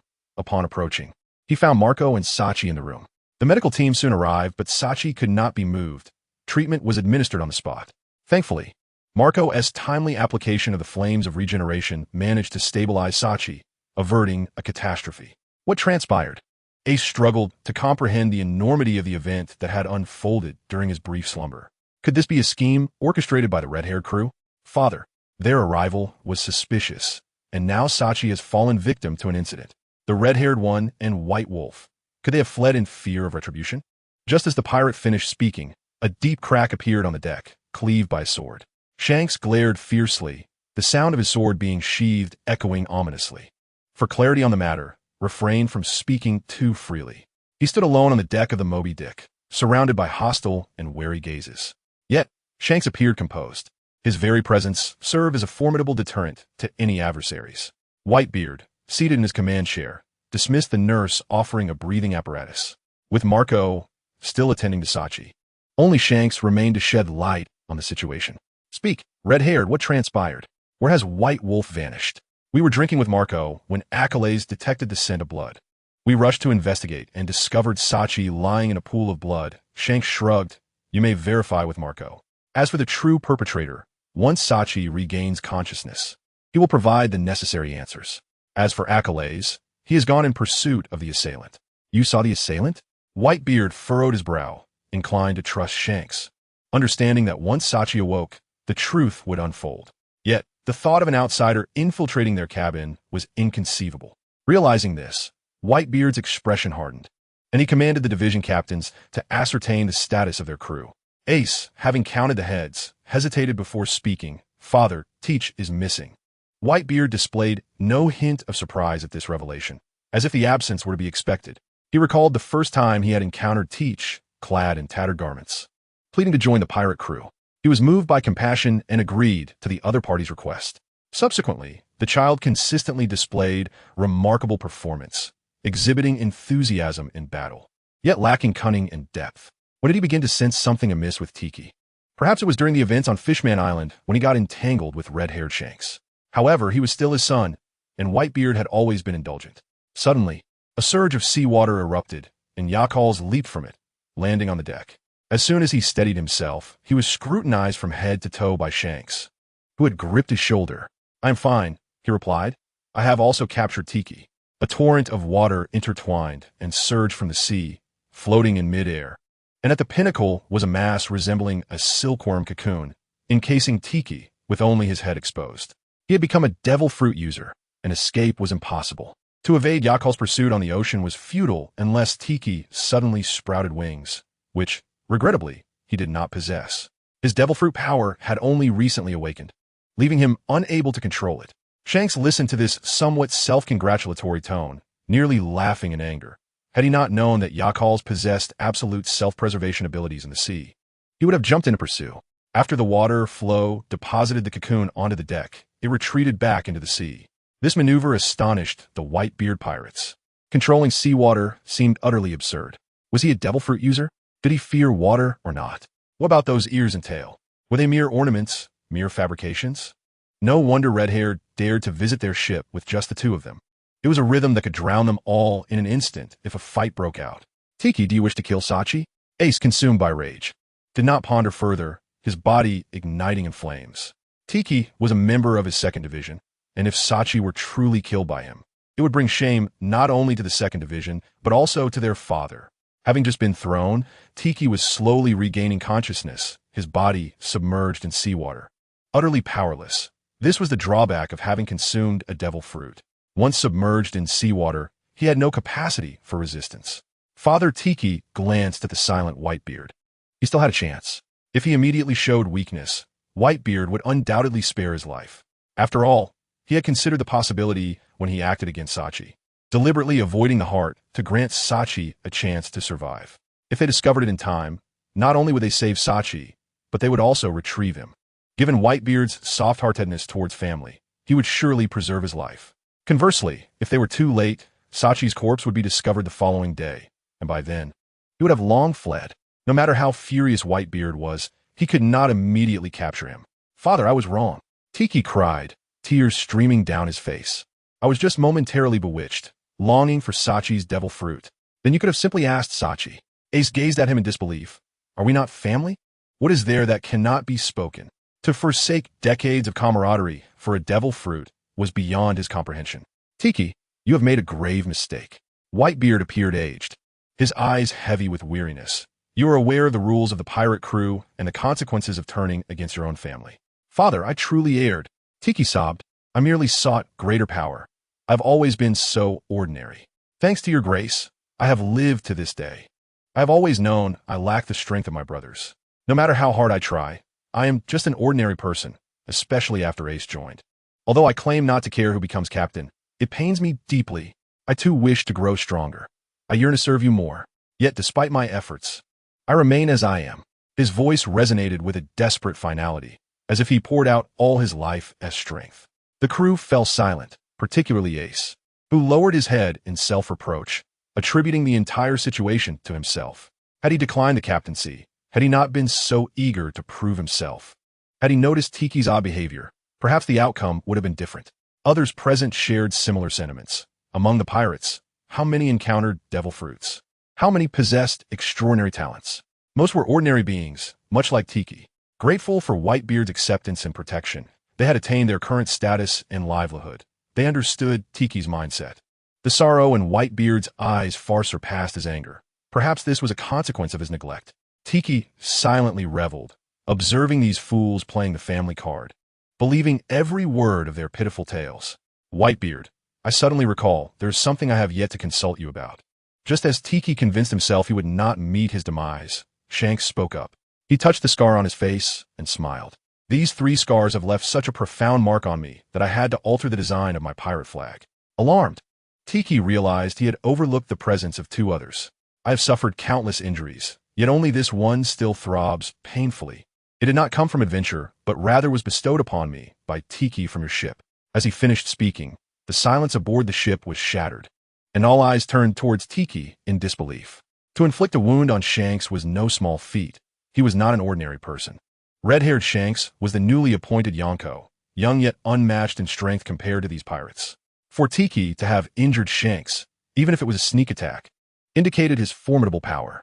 I did not underestimate him. Shanks refuted certain speculations, looking at Whitebeard. Do you understand what this signifies, Whitebeard? He had concealed his strength, neither vying for the captaincy nor seeking fame, hiding beneath Whitebeard's illustrious name, and only after acquiring power did he begin to act. Do you not find such a person terrifying? Father, Sachi has emerged from danger and has been transferred to the infirmary. Marco approached. However, he will need time to awaken. That is good. Marco. Whitebeard finally spoke, his robust figure shifting as he gripped his great sword and stood tall, to maliciously harm one's own family warrants death. He tightened his grip on the great sword and suddenly swung it at Tiki. Father! Tiki cried out in anguish. Father! I was wrong, Father! The great sword sank deep into the deck, its force cleaving a massive gash, mere centimeters from Tiki's head. In the end, Whitebeard could not bring himself to deliver a fatal blow. He closed his eyes and turned to Shanks. I will remember your kindness today. Now, please leave. The Whitebeard pirates do not require outsiders during family matters. Shanks shook his head and softly spoke to Yakals. Let us depart. Upon returning to their small boat, Shanks sighed. Whitebeard is indeed growing old. He had softened with age. Were it the old him, he would not have hesitated in such a situation. What shall we do now? Yakals inquired. Let us return. I have had too much to drink and feel unwell. Shanks yawned and laid down on the deck to steer the boat back. You should return to the cabin and rest for a while. Yakals directed the water flow, propelling the boat away. Shanks shook his head. I will not sleep. I want to keep an eye on you to prevent you from straying off to fight alone. Yakalazi found himself in a predicament, explaining that he ventured into the sea for a reason. Indeed, you are remarkable, truly impressive. Yakalazi could discern the sarcasm in Shanks' tone, yet he was at a loss for a suitable response. After a moment's reflection, he could conjure no worthy reply. What is it? Are you implying that I should apologize? Only to dare again, next time? Shanks closed his eyes with a dismissive hum. I apologize. I shall not dare again. Yakalazi obediently conceded. Shanks gestured to the space beside him, and Yakalazi promptly took a seat, wrapping his arms around his bent knees, sitting quietly. Shanks glanced at him before turning his gaze to the starry sky, inquiring, Do you know what kind of devil fruit Teach consumed? Uncertain, Yakalazi recalled when I approached. He indeed attacked me with a dark mist-like substance. Even in the night, I could see clearly. It seemed entirely composed of pure black, devoid of any other elements. Let us return for now. Beckman possesses a devil fruit encyclopedia. We should find some answers there, Shanks suggested. Teach could not have acted on a whim. He must value this devil fruit highly, which is why he resorted to violence amidst our presence and that of the Whitebeard pirates. Moreover, with Whitebeard's current approach, they will likely detain Teach until Sachi awakens to confirm matters before taking action. That is my conjecture. Beckman handed Shanks the open devil fruit encyclopedia, revealing the characteristics of the dark fruit, its ability to transform the body into darkness, possessing an infinite gravitational pull akin to a black hole, capable of absorbing anything that comes into contact with the darkness. It could compress and shatter with immense force, rendering the abilities of its users ineffective. But it required physical contact. However, The drawback was the inability to elementalize, resulting in doubled pain sensitivity. In summary, it was a rather unique natural-type devil fruit. After perusing the details, Yakalezi suddenly realized, so his hands transformed into black mist to draw me in. Yet he failed, as you're not a user. Shanks comprehended the implications. To others, your abilities may appear as a result of a devil fruit. Teach, having fought alongside Whitebeard and clashed with Captain Roger numerous times, would surely have noticed your powers. It is a rather absurd yet plausible misunderstanding. In Roger's era, devil fruits were merely supplementary. Including Shanks, they revered their innate strength, relishing the thrill of close combat. Yakalezi was almost compelled by Rayleigh to refrain from utilizing his abilities unless absolutely necessary. Therefore, Shanks had nearly forgotten that Yakalezi's powers were tantamount to moving sea stone for those who wield devil fruits. If Teach had indeed witnessed Yakalezi manipulating seawater, then the rationale behind his intent to eliminate Yakalezi would be glaringly clear. Astonished by this realization, Shanks inhaled deeply and remarked, "Indeed, those who are off-putting at first glance are often not of good character." "What do you mean by off-putting at first glance?" Beckman queried, perplexed, as they had been discussing devil fruits and Teach. Upon first seeing Teach, I sensed he was no good.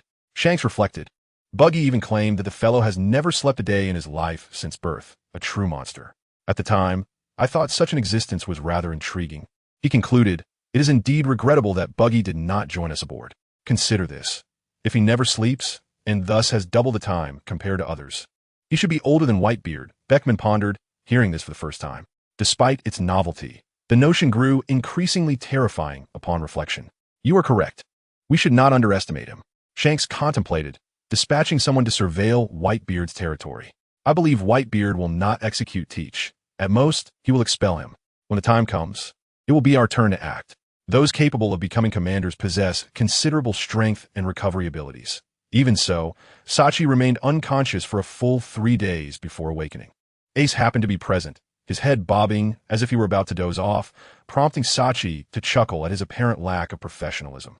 Ace spoke, his voice hoarse and dry. Instantly alert, Ace sprang from his seat, gazing at Sachi with delight. Simultaneously, the sound of water and Sachi's voice echoed as Ace bolted outside, shouting, "Hey, Sachi is awake." "Never mind," Sachi thought. "I'll wait for Marco to bring me water." Inside and outside the door stood a throng of pirates. Marco poured water for Sachi and checked his vitals, smiling. "You're doing well. However, you may need to remain bedridden for several weeks."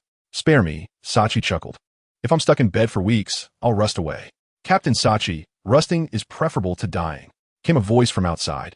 A member of the 4th Division who shared a close bond with Sachi, speaking in a tearful tone. "You nearly scared us to death." "Apologies for the worry," Sachi joked. "I merely slept for a few days, yet you all look so haggard. Have you not been eating? Without you, the cooks lacked the motivation to prepare meals." The atmosphere was jovial, and none wished to disrupt it by inquiring about Sachi's assailant. Even Whitebeard remained silent in the room. After a moment of silence, Sachi finally broached the topic. "Old man, where is Teach?" "He has been detained." "I see." Sachi continued, "What transpired?" Ace inquired urgently. "If not for the red-haired pirates discovering it, you would have perished." "I returned with Teach last night," Sachi replied. "Have you thought about consuming that devil fruit?" Teach had asked. Sachi hesitated, recalling how busy the night had been. He had completely forgotten. "I don't know. It is indeed a pity not to be able to swim, but after consuming it, I would surely be stronger than I am now." Go ahead and eat it. I believe that since it has appeared, it is meant for someone destined to possess it." "Is that so? Then I shall eat it." "No time to waste. Let us go now. I shall be the first witness. Ha ha ha. Others will surely envy me." The two entered the room, Teach lagging behind to close the door, the devil fruit casually placed on the table by Sachi. Just as he reached for it, his unguarded back was exposed to Teach's gaze, a blade piercing his body, blood staining the pristine chef's attire. Afterward, Sachi could recall nothing. Shaking his head, he remarked, "Teach. He claimed to be momentarily possessed, wishing to apologize to you in person." Whitebeard's voice resonated solemnly. Regardless, he violated the ship's regulations and maliciously harmed his family. He must face the consequences. Sachi bowed his head in silence, not merely due to his grievous injuries, but struggling to accept Teach's actions. He could hardly fathom that Teach would turn against him. What will the old man do with him? Execute him? I wish to see him. "Sachi, you are awake. This is truly wonderful." Teach stood with his hands bound behind his back by sea stone handcuffs. I am sorry. I do not seek your forgiveness, but I am truly remorseful. He knelt, awkwardly banging his head against the floor, lamenting, I do not understand how I lost control. I forgot everything in that moment. On the ship, you cared for me so much, even making a cherry pie that others could not stomach just for me. I'm a beast for having done something like that. He wept bitterly, his head pressed against the ground, refusing to rise. I know I will be executed. I harbor no resentment. But I hope the one who kills me will be you.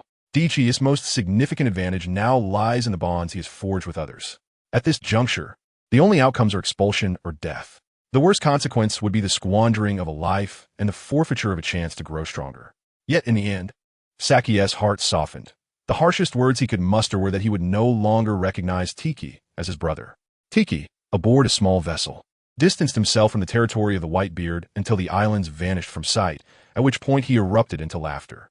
Oh, Whitebeard, your compassion is your greatest weakness. Now, I shall live in obscurity, gradually expanding my power. He extended his hand, and a shroud of black smoke enveloped his palm and forearm. This was the essence of darkness, the very foundation of his ambition for dominion over the world. In the distance, a small black dot appeared upon the ocean. Tiki lowered his hand, peering through a telescope, and his expression shifted dramatically. It was the ship of the red-haired. He could not mistake that crimson dragon figurehead. Damn it, he had let his guard down. Just after departing from Whitebeard's territory, why had he immediately encountered the red-haired ship? In a panic, he grasped the oars and began to row. But the speed of his small craft could not match that of the red-haired's vessel. Before long, the red-haired ship drew alongside his own. Shanks leaned against the rail, grinning and waving at him. Ah, Tiki, long time no see. What do you want, red-haired? Tiki feigned calmness, acutely aware that they were near his father's waters. If you kill me here, Whitebeard will not let you off lightly. Whether Whitebeard spares me is his concern. However, I assure you, I shall not show you any mercy. With that, Shanks unsheathed his sword and struck at Tiki's small boat, the blade slicing through it with ease. Tiki barely had time to retaliate with a punch composed of black smoke, reminiscent of Ace's fiery fists but far more terrifying. Shanks evaded the attack, which struck the deck, instantly melting a small section as the black smoke spread, consuming a nearby wooden barrel until it vanished. Yet, with Tiki falling into the water, the malevolent substance lost its control and gradually dissipated. Was this the power of darkness? Shanks suddenly felt the urgency to eliminate Tiki immediately. If he were to escape, a monstrous threat would surely arise in the future. Beckman reflected on the description in the Devil Fruit Encyclopedia, expressing astonishment. And this is only the 4th day since he acquired such abilities. How terrifying! Yaka, take action, Shanks commanded, retracting his sword and gazing at the helpless Tiki in the water. Eliminate him. Unlike Whitebeard, Shanks had no qualms about such matters, even if they left him to drown. He sensed that Tiki would somehow survive. He looked at the blood-stained sea and inquired, is he dead? Yakals hesitated, not nodding. What about Gryra? The ship's doctor emerged from the infirmary, eyeing the corpse with a perplexed expression. What? You don't expect me to desecrate a body, do you? I'm a doctor, not one to partake in such madness. I can hear different heartbeats within him, Yakal stated.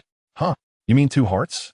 Gryra frowned, recalling tales of individuals with hearts on the right side, but never of 2 hearts. He drew out his scalpel, intrigued. It seems rather bloody. Are you certain you want to see this?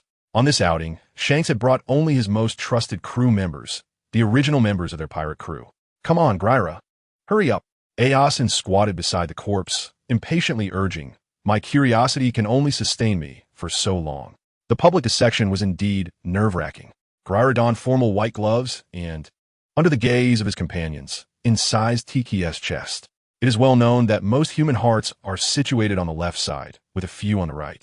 Gryra explained while prying open Tiki's ribcage. Yakals covered his nose, stepping back in disgust.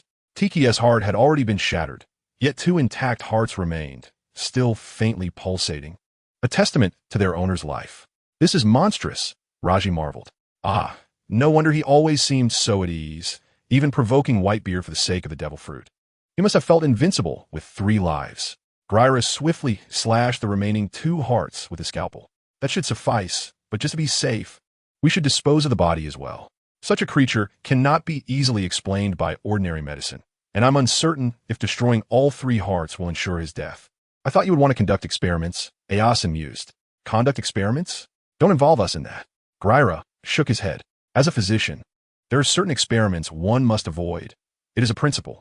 Besides, he bears a grudge against us. Why keep him alive? You are right. Tonight, I shall reward you with my share of vegetables, Raji declared, nodding in agreement. Rather than studying him, I am more inclined to study you. Gryra raised his scalpel, prepared to challenge Raji. Beckman contemplated seriously. First, we shall incinerate him, then scatter the ashes into the sea. I find you all quite frightening, Eosin remarked sincerely. But if we were to burn him, should we not chop him into pieces to ensure thoroughness? Will we need to adjust the heat? Now you've made me hungry. Raji lamented. Let us return and hold a feast. We haven't celebrated in a day. Ha! Then let us return and feast. Shanks laughed. Let us celebrate. The World Economic newspaper reported the rift between the Whitebeard pirates and Marshal D. Tiki the following day. This pirate, devoid of a bounty, failed to capture the world's attention. Akin to a pebble sinking into the ocean, creating only a slight ripple before vanishing. Over a year later, in the East Blue S Windmill Village, a young boy wearing a straw hat bid farewell to the villagers who had come to see him off, setting sail upon the sea with the unwavering belief of becoming the Pirate King. He rescued KB, met his first companion named Swalong in Shell's Town, encountered Nami in Orange Town, defeated Buggy, and liberated the civilians. In Syrup Village, he vanquished Kuro and befriended Usopp, acquiring the Going Merry. He met Sanji at the floating restaurant and defeated the East Blue Tyrant clique, while Zoro faced off against Mihawk, sustaining grave injuries. Everything happening in the East Blue had yet to reach the New World. Oftentimes, the supernovas of the first half of the Grand Line remained unknown to the four emperors of the New World, as the power disparity was vast. The activities of these emerging pirates appeared laughable, akin to children playing house. Mihawk boarded his ship, resolved to pay Shanks a visit. Feeling bored and seizing the opportunity for a duel, as one of the four emperors, he found it astonishing that Shanks was still leisurely camping on the island. Upon stepping onto the shore, he looked up at a tree, surprised. I did not expect you, Yakals, to be so carefree. Yakals, reclining against the trunk, jumped down. Shanks is too noisy. I can relate. Mihawk agreed after a brief silence. Venturing deeper into the woods, they discovered a clearing where the crew of the red-haired pirates lounged in various positions, none maintaining decorum. Shanks sat atop a fallen tree trunk, greeting Mihawk. Eagle Eye, what a rare visitor. His voice was deep, and he appeared as a blade freshly honed, glinting ominously under the sun. I currently feel unwell. Have you come to challenge me to a duel? I do not waste time with inebriates. Mihawk produced a bounty notice, revealing an intriguing pirate. It suddenly reminded me of your earlier remarks about an amusing lad from a certain village. What he presented was none other than the bounty notice of a now-grown Luffy. The boy donning a familiar straw hat, grinning broadly at the camera while flashing a peace sign. At last, Luffy has arrived. Shanks chuckled, stating that this only meant he could not let you leave, Mihawk. Without knowing where he pulled it from, Mihawk was inexplicably drawn to Shanks' side, who handed him a wine glass, urging him to drink as they were celebrating today. Surely, you're not suffering from a hangover, are you? Mihawk was compelled to grasp the glass. Pay no mind. This is celebratory wine. Shanks encouraged him, urging him to drink up. Just a moment ago, you mentioned feeling unwell from drinking too much, didn't you? Locky inquired. You fool. How could one not drink on such a joyous occasion? Shanks retorted, insisting it was still bright, and how could one not indulge? Shanks, Alkali's directly covered his glass, reminding him of his earlier declaration to abstain. Oh, the crowd cheered. Indeed, Alkali's words wielded influence. The captain truly had overindulged, having drunk all night prior, and had vowed not to drink today. When did he ever claim such a thing? Can he truly spend a day without drinking? When the captain reflected on his errors with Alkali's, I distinctly heard him promise not to drink today. Well, Ackle, I shall only drink a little. Shanks gestured with his thumb and index finger to indicate a small amount. Absolutely not. Alkali's was unwavering. You should refrain from drinking altogether. Mihawk glanced at Shanks, easily discerning their camaraderie and the evident inebriation of Shanks. Besides informing them of the bounty notice, he had sought to spar with Shanks. But how could one spar with a drunken opponent? Shanks scratched his head, shortening the distance just slightly, and looked at Alkali's with a pitiful expression, pleading for just a little sip. Suit yourself. Alkali's released his hold, well aware that Shanks could never resist a drink. Clutching the wine glass once more, Shanks hesitated, watching Alkali's turn away, blinking in uncertainty. Captain, do not drink. Abandon the idea. You may enjoy today, but it could cost you months of joy afterward. Yesub, empathizing, patted Shanks on the shoulder, appearing to understand. Ackle did not harbor anger towards me, Shanks inquired, wearing an innocent expression, yet Yesub's response bore an air of boastfulness. Beckman chuckled, suggesting it was merely that Shanks had misidentified the speed of his own mistakes, making it impossible for Ackle Eyes to become angry. Is that so? Shanks replied, realization dawning upon him. Then I shall not drink. Reluctantly, he set down the cup, acknowledging he had indeed consumed too much. How cowardly, a pirate whispered to a companion, expressing surprise that the captain, intoxicated, would not exhibit more bravado. Do not harbor such thoughts. It is impossible, the pirate beside him replied. My hawk, if there are no further matters, you may stay here for a few days. Once I awaken from my drunken stupor tomorrow, we shall have our duel. Shanks patted my hawk on the shoulder. Very well, let us duel tomorrow, my hawk agreed, expressing his current boredom. Otherwise, I would not have ventured to the East Blue in pursuit of an inconsequential pirate crew. Excellent. Shanks rose to take his leave. However, after only a few steps, he halted, his dulled mind slowly processing his thoughts, and stood tall and serious. Ackle, I assure you I have consumed no alcohol, truly. Oh, Ackle Eyes approached, opening his mouth.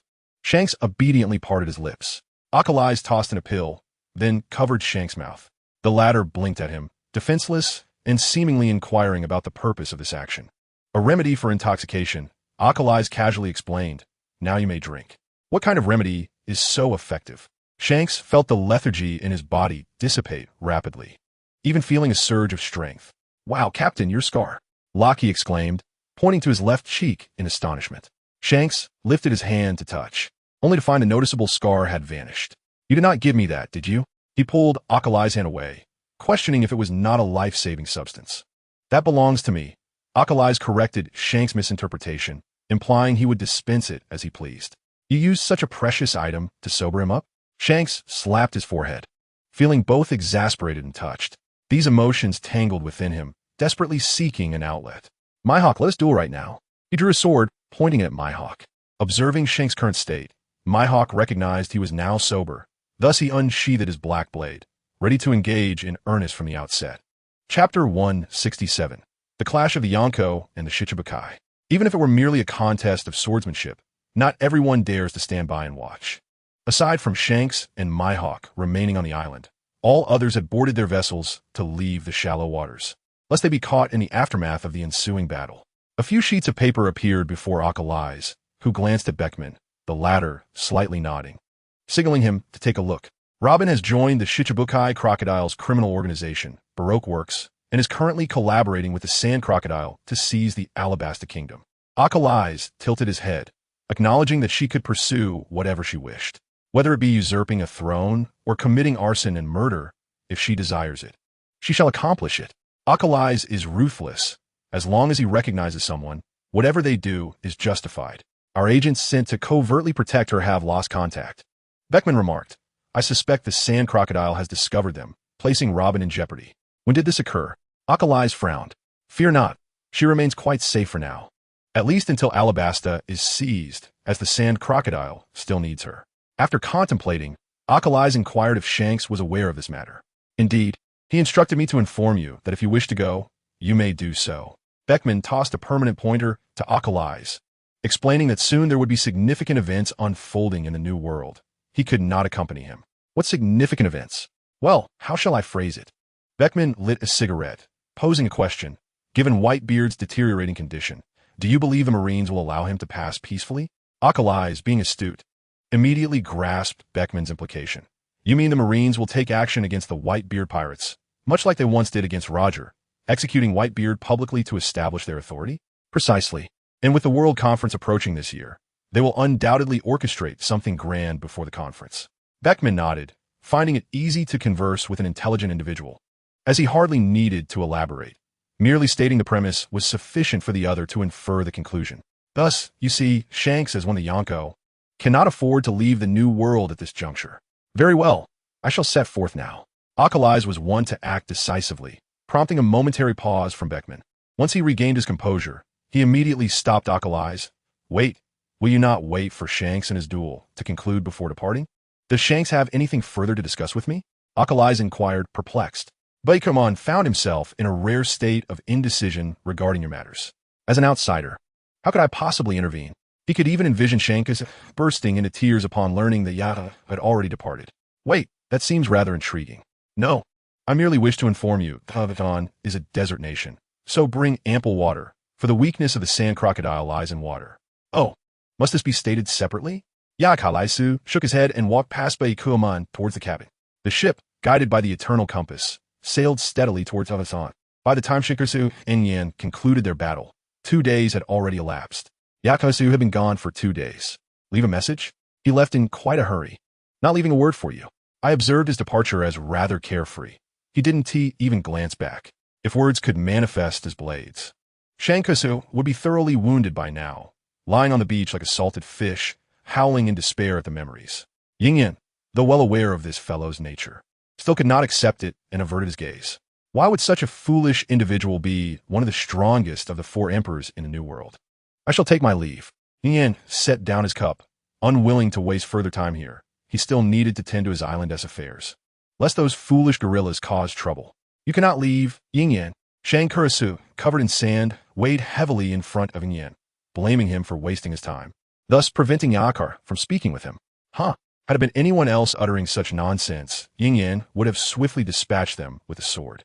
You agreed to the duel. It has nothing to do with me. He said this while stepping over Shankusu and continuing towards a small boat. I don't care.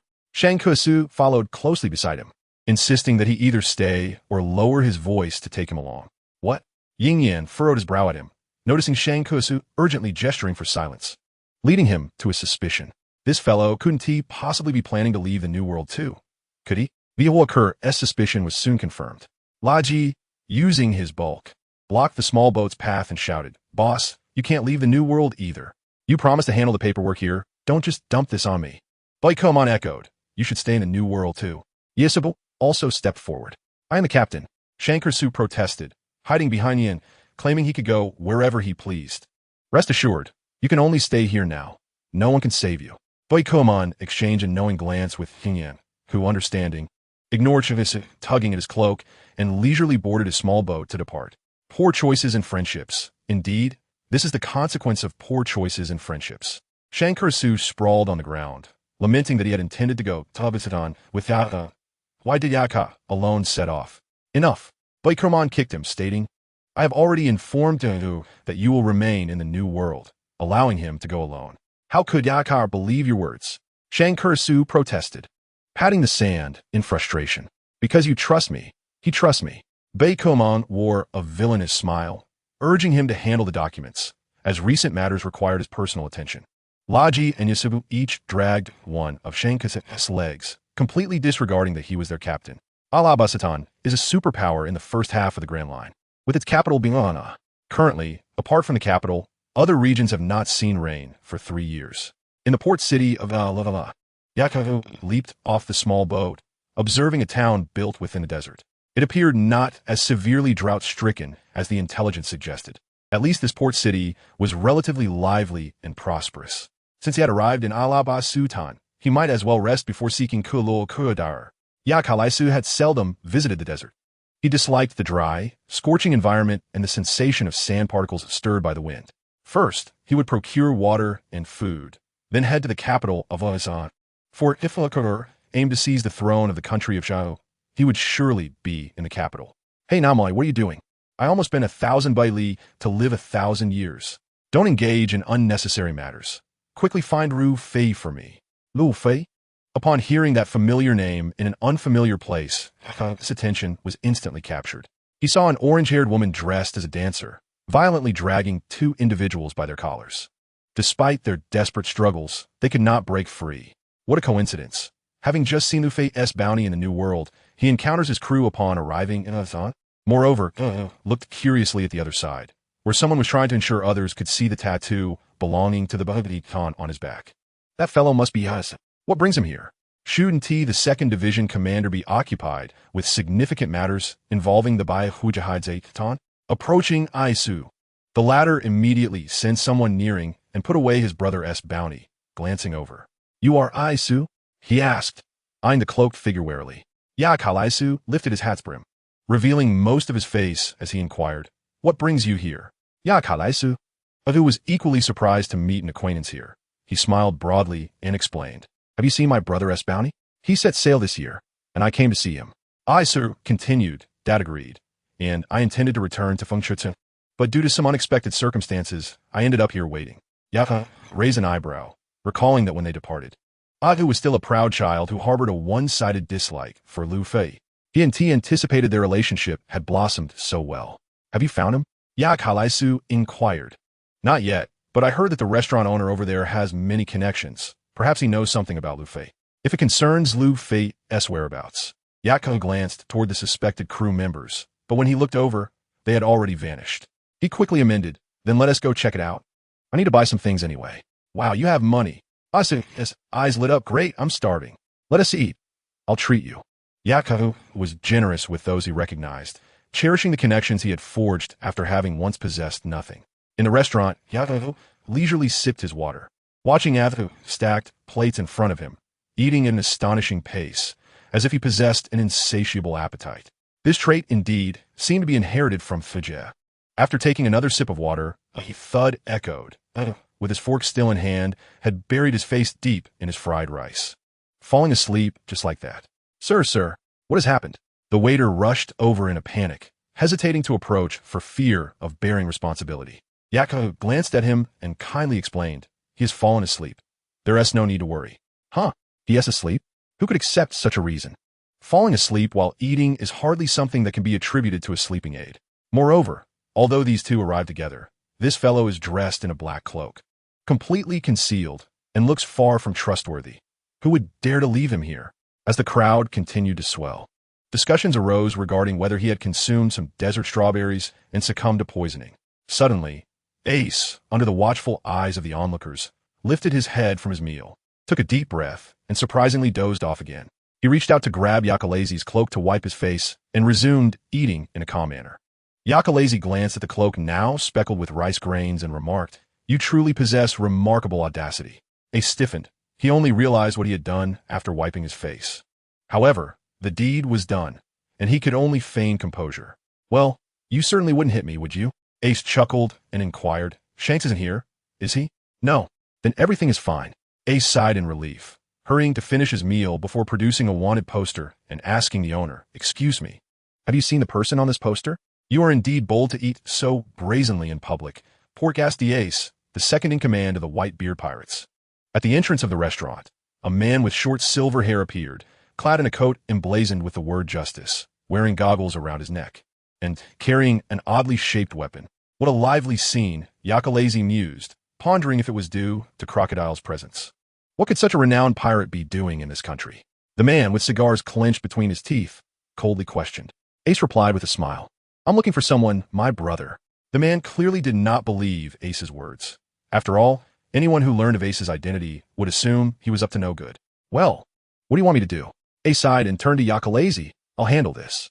Yakalazy suddenly felt as if he were witnessing a mischievous child maturing.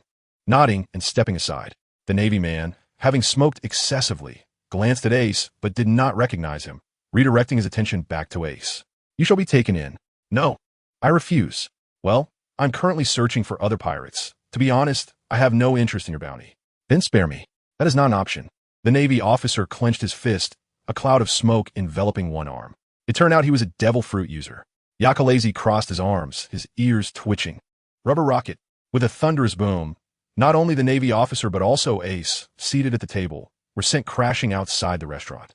The assailant landed and scathed inside the restaurant, raising his hands in excitement, exclaiming, "I found a restaurant at last. I'm starving, it's time to eat. Uncle, food, food, food." The straw hat-wearing figure in a red vest, Luffy, sat before the owner, enthusiastically shouting, "Food, food, food." How unfortunate it was for Ace to be delivered across the street by his own brother, still unaware of any injuries. Yakalazy shook his head and reached for Luffy's hat atop his head. Before he could grasp it, his wrist was seized.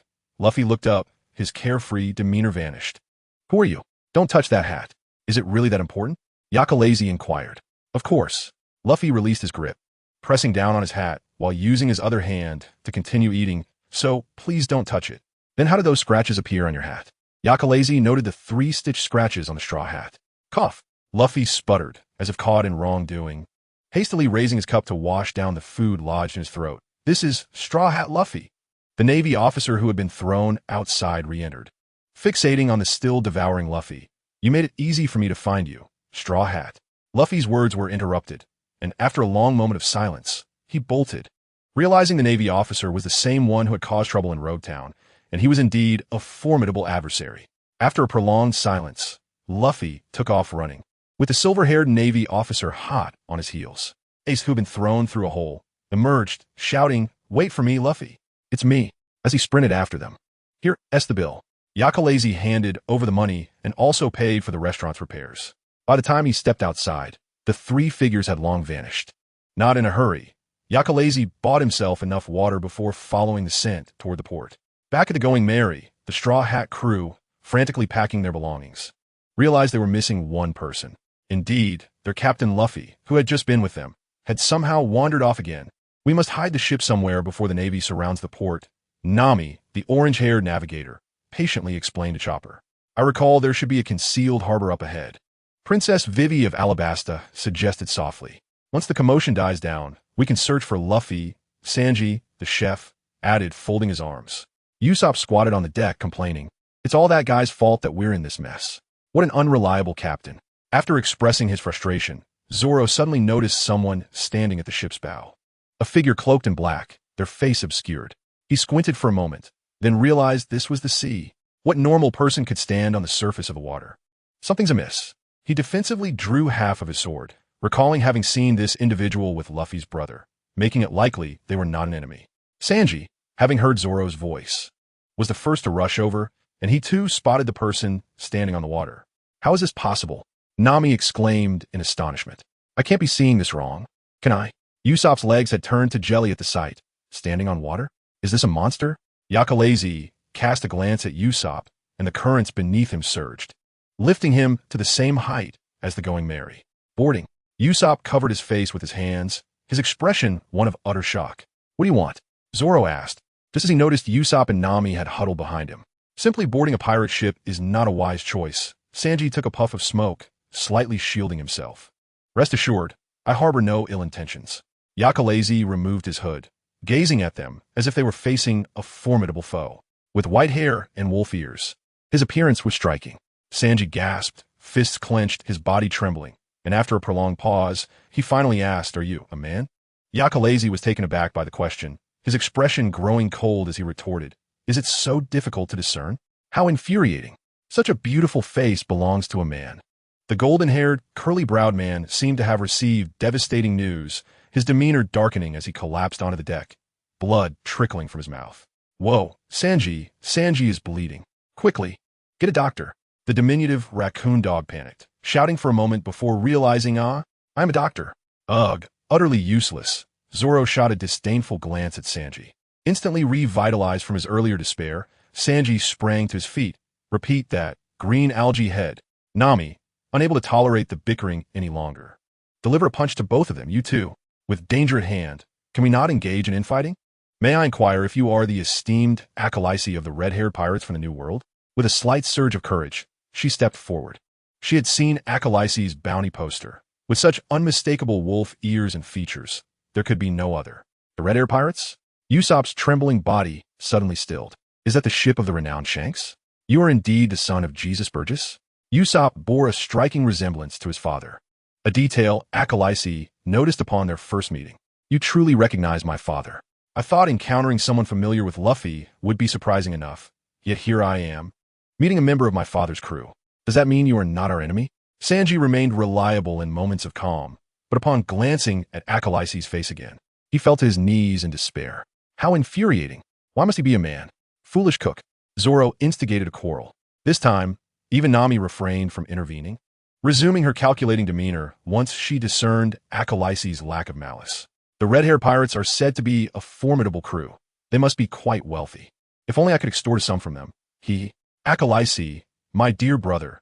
Nami raised a charming smile. "May I audaciously inquire about your bounty?" Acolyte did not respond but subtly tugged at the hem of Nami's garment, whispering, 20 billion. "What?" Nami thought she had misheard. "How much?" 20,600,000,000 berries. "I have seen his bounty poster at Baroque Works." Mikey added, 20. Nami was momentarily overwhelmed by the astronomical figure that felt like it could bury her. Usopp inquired, What about me? No. What about my father, Jesus Burgess? I believe it is 18 billion, Mikey recalled. I only glanced at it casually, but the bounty of the red-haired pirates is quite evenly distributed, so I remembered it clearly. Your captain is calling for you. Akalaisi pointed towards the harbor. Luffy, grinning foolishly, waved from a distance, and, utilizing his extendable rubber arms, propelled himself towards them from the far-off port. Safe landing. Luffy landed atop Sanji and Chopper, bursting into laughter. Apologies. Sanji, Chopper, you rascal. Do you have any idea how much trouble you cause others? Be careful when disembarking. Sanji shook Luffy by the collar, while the latter cheerfully apologized, his large eyes suddenly noticing a stranger aboard. He looked so familiar. He gasped, pointing excitedly at Akalaisi. It's you. He had failed to remember Akalaisi's name since childhood and could only bypass it with conviction. What are you doing here? Did Shanks come as well? Do not casually skip over others' names. Nami punched Luffy on the head. For her, Akalaisi was a veritable treasure trove, deserving of utmost respect. What's the big deal, Nami? The captain pouted, playfully sulking. Ace. He recalled his brother left behind. Is it really acceptable to abandon him like that? Well, it's fine. He's quite strong. Luffy replied with a grin. He is strong? Indeed. Back when in Teen, the Mara no Mi, I never managed to win against him even once. In any case, Ace is very strong. You never won against him? Against an ordinary person? It appears that the monster's brother is a tremendous monster himself. Indeed, I always lost. Luffy candidly laughed, but now I would definitely win, haha. Your assertions lack any basis. I mean, who could you possibly defeat? Ace leaped onto the ship's railing behind Luffy, gazing at the others. Luffy introduced, Ace, these are the crew members I mentioned. How delightful. My brother has received your care. Ace bowed in his position. No, it's nothing. The others quickly returned the gesture. Ace chuckled. This kid lacks manners. I imagine you find him quite troublesome. No, not at all. We look forward to your guidance. While they engaged in conversation, Akalaisi strolled towards the kitchen, opened the refrigerator, and retrieved a prepared dessert, finding it unexpectedly delectable.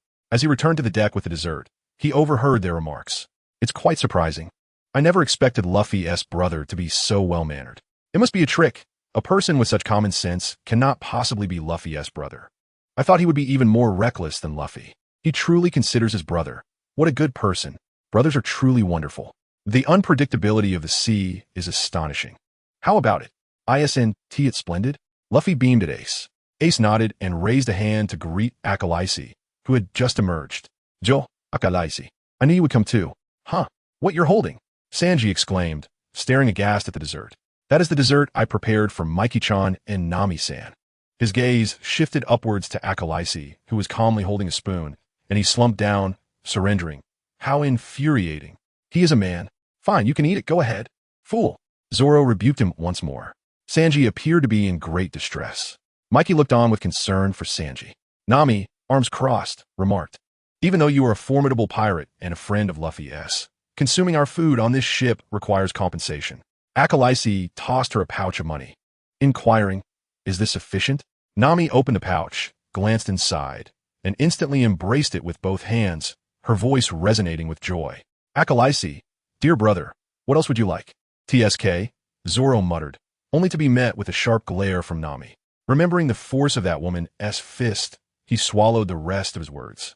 Recognizing the wisdom in discretion, Akalaisi paid them no further mind, instead gazing towards the bow of the Mary, where several pirate ships appeared, all bearing the same skull and wings insignia. It's the ship of the Baroque Works billionaires. Mikey immediately recognized them. Ace took the initiative to handle the situation, leaping off the Mary and approaching the pirate ships in a small boat. Upon nearing, he exerted force beneath his feet, plunging the small boat beneath the waves, while he transformed into flames mid-air, landing on his small boat from the other side. Then came a fiery fist, igniting the sea in flames, swiftly sinking those billionaires' pirate ships. Akalaisi casually settled on a nearby barrel, leisurely enjoying his dessert. Shanks was indeed correct. He is quite picky, especially when alone, often going days without eating. Let us celebrate, Luffy exclaimed excitedly. Hey Luffy, what about that guy? Usopp quietly asked. He can join us. Luffy chuckled. However, even though Usopp understood that Akalaisi was on the same ship as his father, he could not quell his fear. For this was a pirate with a bounty of 20 billion. Rest assured, Akalaisi means no harm to you. Ace patted Usopp on the shoulder. He is quite easy to get along with. Are your tail and ears real? Chopper, mustering his courage, approached Akalisi nervously, inquiring. Yakarai's has removed his cloak and looked down at Choba, his tail swaying, a testament to its authenticity. It moves. Choba covered his mouth, radiating joy. He had always been labeled a monster for consuming the Hito no Mi, transforming into a talking reindeer. Have you also eaten a devil fruit? Yakarai's did not respond, but inquired. Is there something you need, Tanuki? I'm not a Tanuki. I'm a reindeer. Choba retorted angrily, only to realize whom he was speaking to, and promptly covered his mouth, shifting his feet to hide behind a nearby cover. Yakarai's kindly remarked, "You're hiding incorrectly." Choba repositioned himself, concealing his entire exposed form. Luffy, could you ask Yakarai's what brings him to our Alabasta? He whispered to Luffy. Yakarai's could hear them. Even in hushed tones, he stated, I am here for Crocodile. What do you want with him? Choba's demeanor shifted to one of caution. Yakarai's disregarded her question. Sanji, eager to defend Choba, interjected, Hey, didn't you hear what Choba said? But upon seeing Yakarai's face, he faltered. Those exquisite ice-blue eyes were fixed on Sanji, who inquired. The dessert earlier was delightful. Could I possibly have another serving? I want some too. Luffy chimed in, raising his hand. If red-haired pirate's chef, Piers, were present, he would have been moved to tears. Not just one serving, he would gladly prepare 10. However, Sanji trembled, repeatedly affirming to himself that he was a man, ultimately managing to withstand the impact of that enchanting face. I will never make desserts for a man, he shouted dramatically, embodying a tragic hero. Ace applauded, remarking, Wow, you truly possess courage. What does courage have to do with it? Zoro asked, puzzled, while sipping his drink. Well, perhaps it's because he is quite impressive. Ace casually replied before asking Yakarai's, What business do you have with Crocodile? You came alone. This shouldn't involve the red-hair pirates. The topic finally returned to its original course, and Choba sighed in relief, listening intently for Yakarai's response. It's a private matter. Yakarai's glanced at Choba, continuing, but rest assured, I am on opposing terms with him. Well, then there's nothing to worry about, Ace laughed.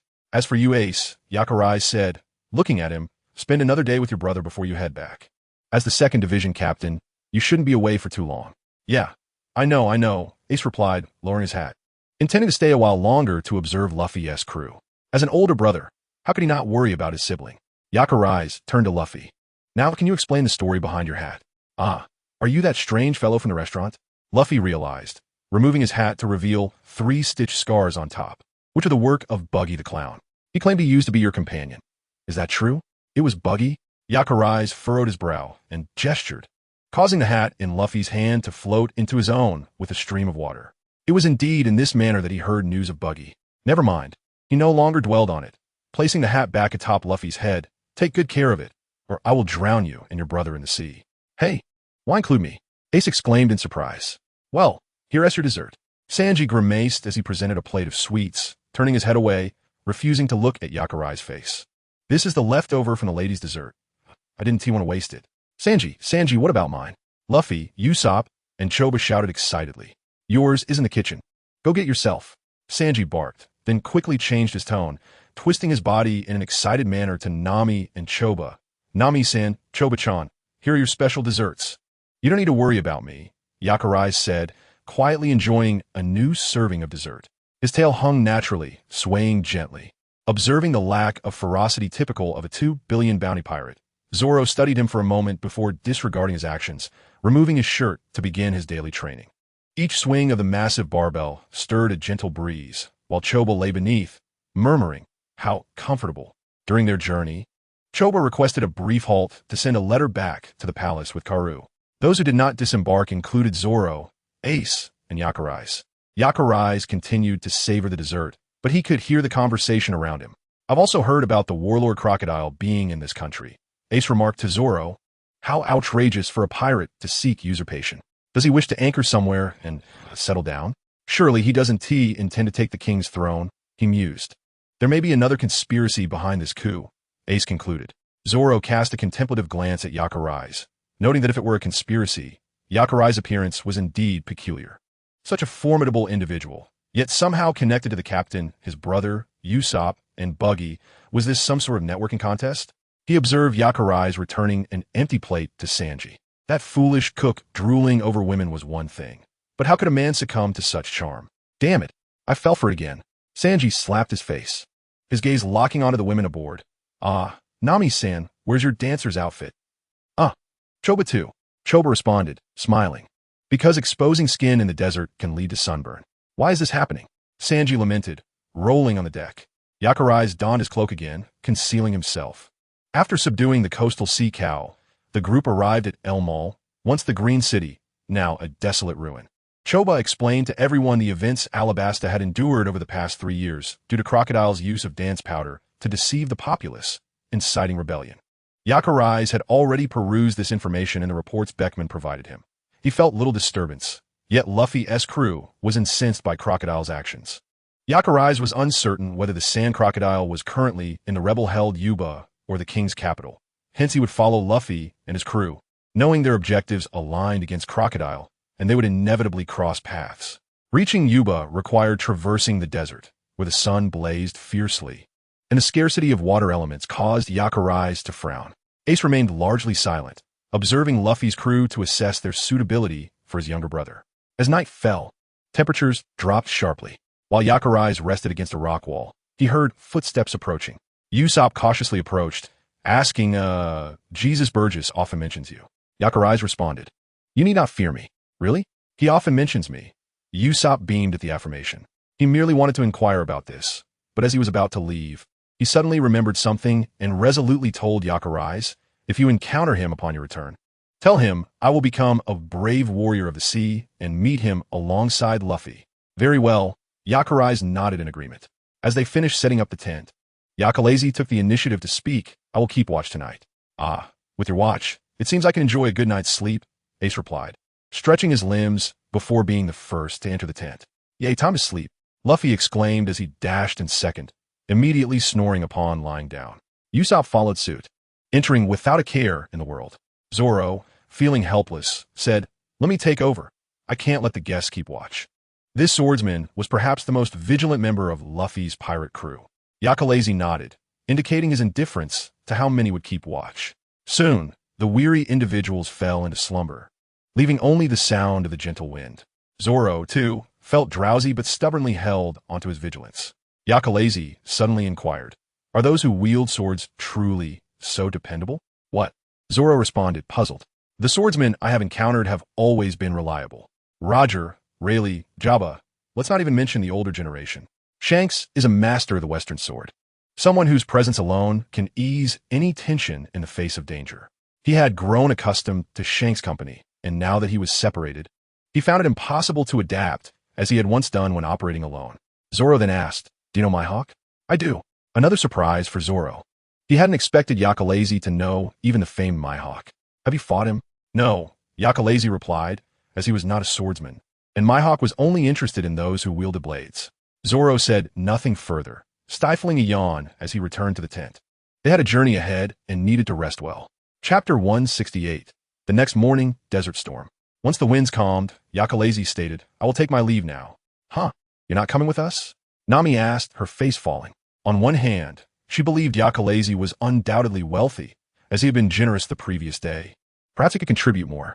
On the other hand, he was certainly strong, and with both Yakalezi and Ace on this perilous journey to Alabasta, their safety would be assured. Yet now, this formidable ally was departing suddenly.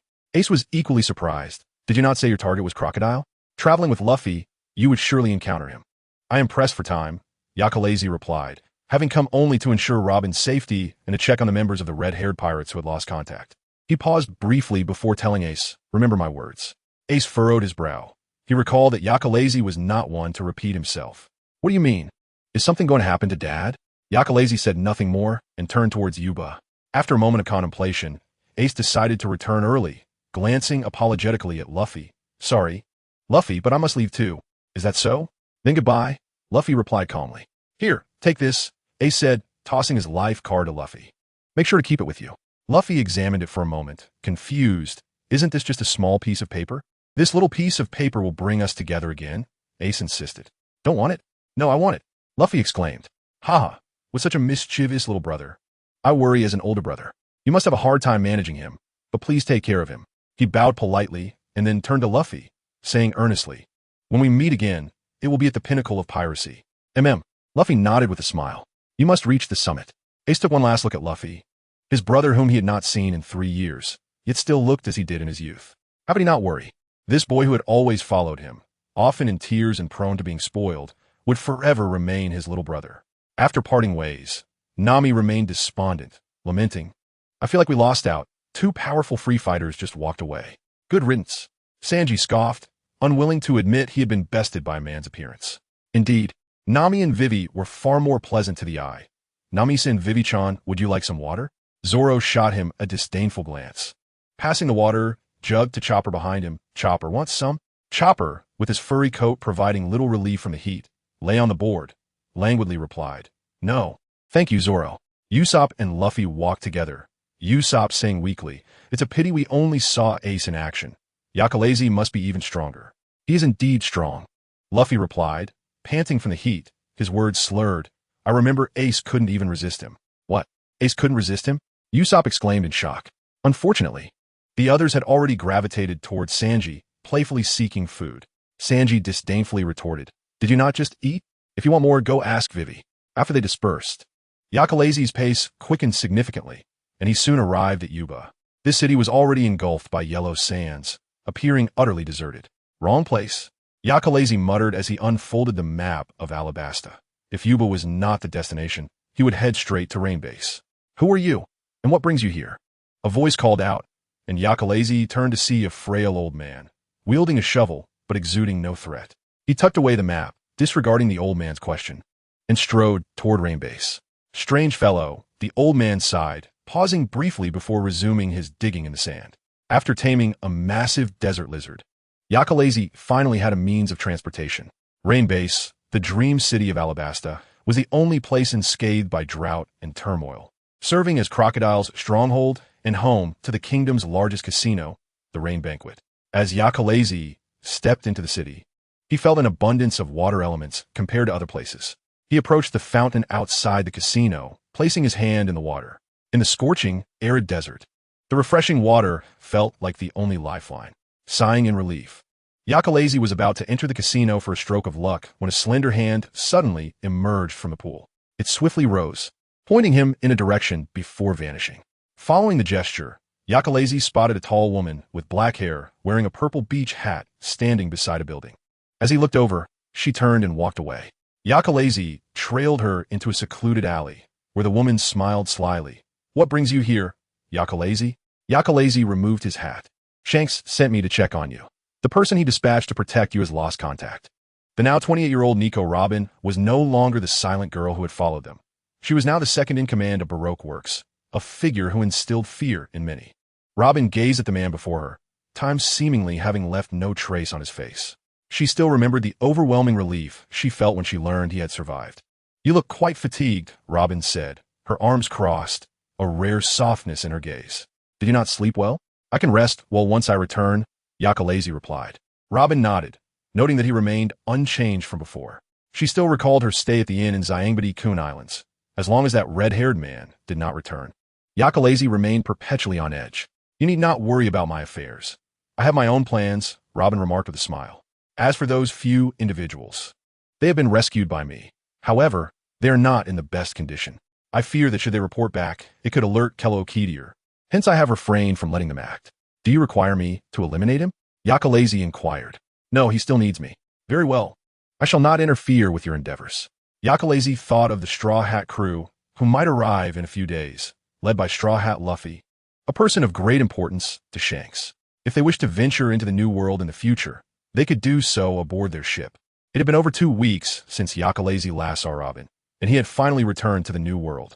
At that moment, Shanks was in the captain's quarters, cursing Beckman while begrudgingly dealing with paperwork. The number of islands hoisting the Jolly Roger was ever increasing, and the workload was becoming overwhelming, rendering the paperwork endless. Suddenly, the door swung open, startling him and causing his pen to leave a mark on the paper. Shanks frowned and looked over, then exclaimed with delight, "Yaka, I'm back." Yakalazy replied, wiping his damp hair. He had returned after bathing, and his hair was still wet. "Welcome back," Shanks said as he hastily pulled a chair closer and reached out to ruffle Yakalazy's head. "Why do you appear so listless?" "I wish to rest a while." Yakalazy responded wearily, instinctively nuzzling Shanks's palm. "I shall take a nap." "All right," Shanks nodded, watching as Yakalazi climbed into bed and cocooned himself in the blankets. After a moment's thought, he gathered the unfinished documents from his table and took them to Beckman's room, where the latter was enjoying a rare moment of leisure on the beach, blissfully unaware that his workload had just increased. "I've taken care of the important matters. The rest won't take long," Shanks said sheepishly to the empty room before stepping outside and closing the door behind him. When he returned, Yakalazi was already fast asleep, occupying only a quarter of the large bed, appearing rather insecure. Shanks climbed in from the other side, gently calling Yakalazi's name while pulling him into his embrace.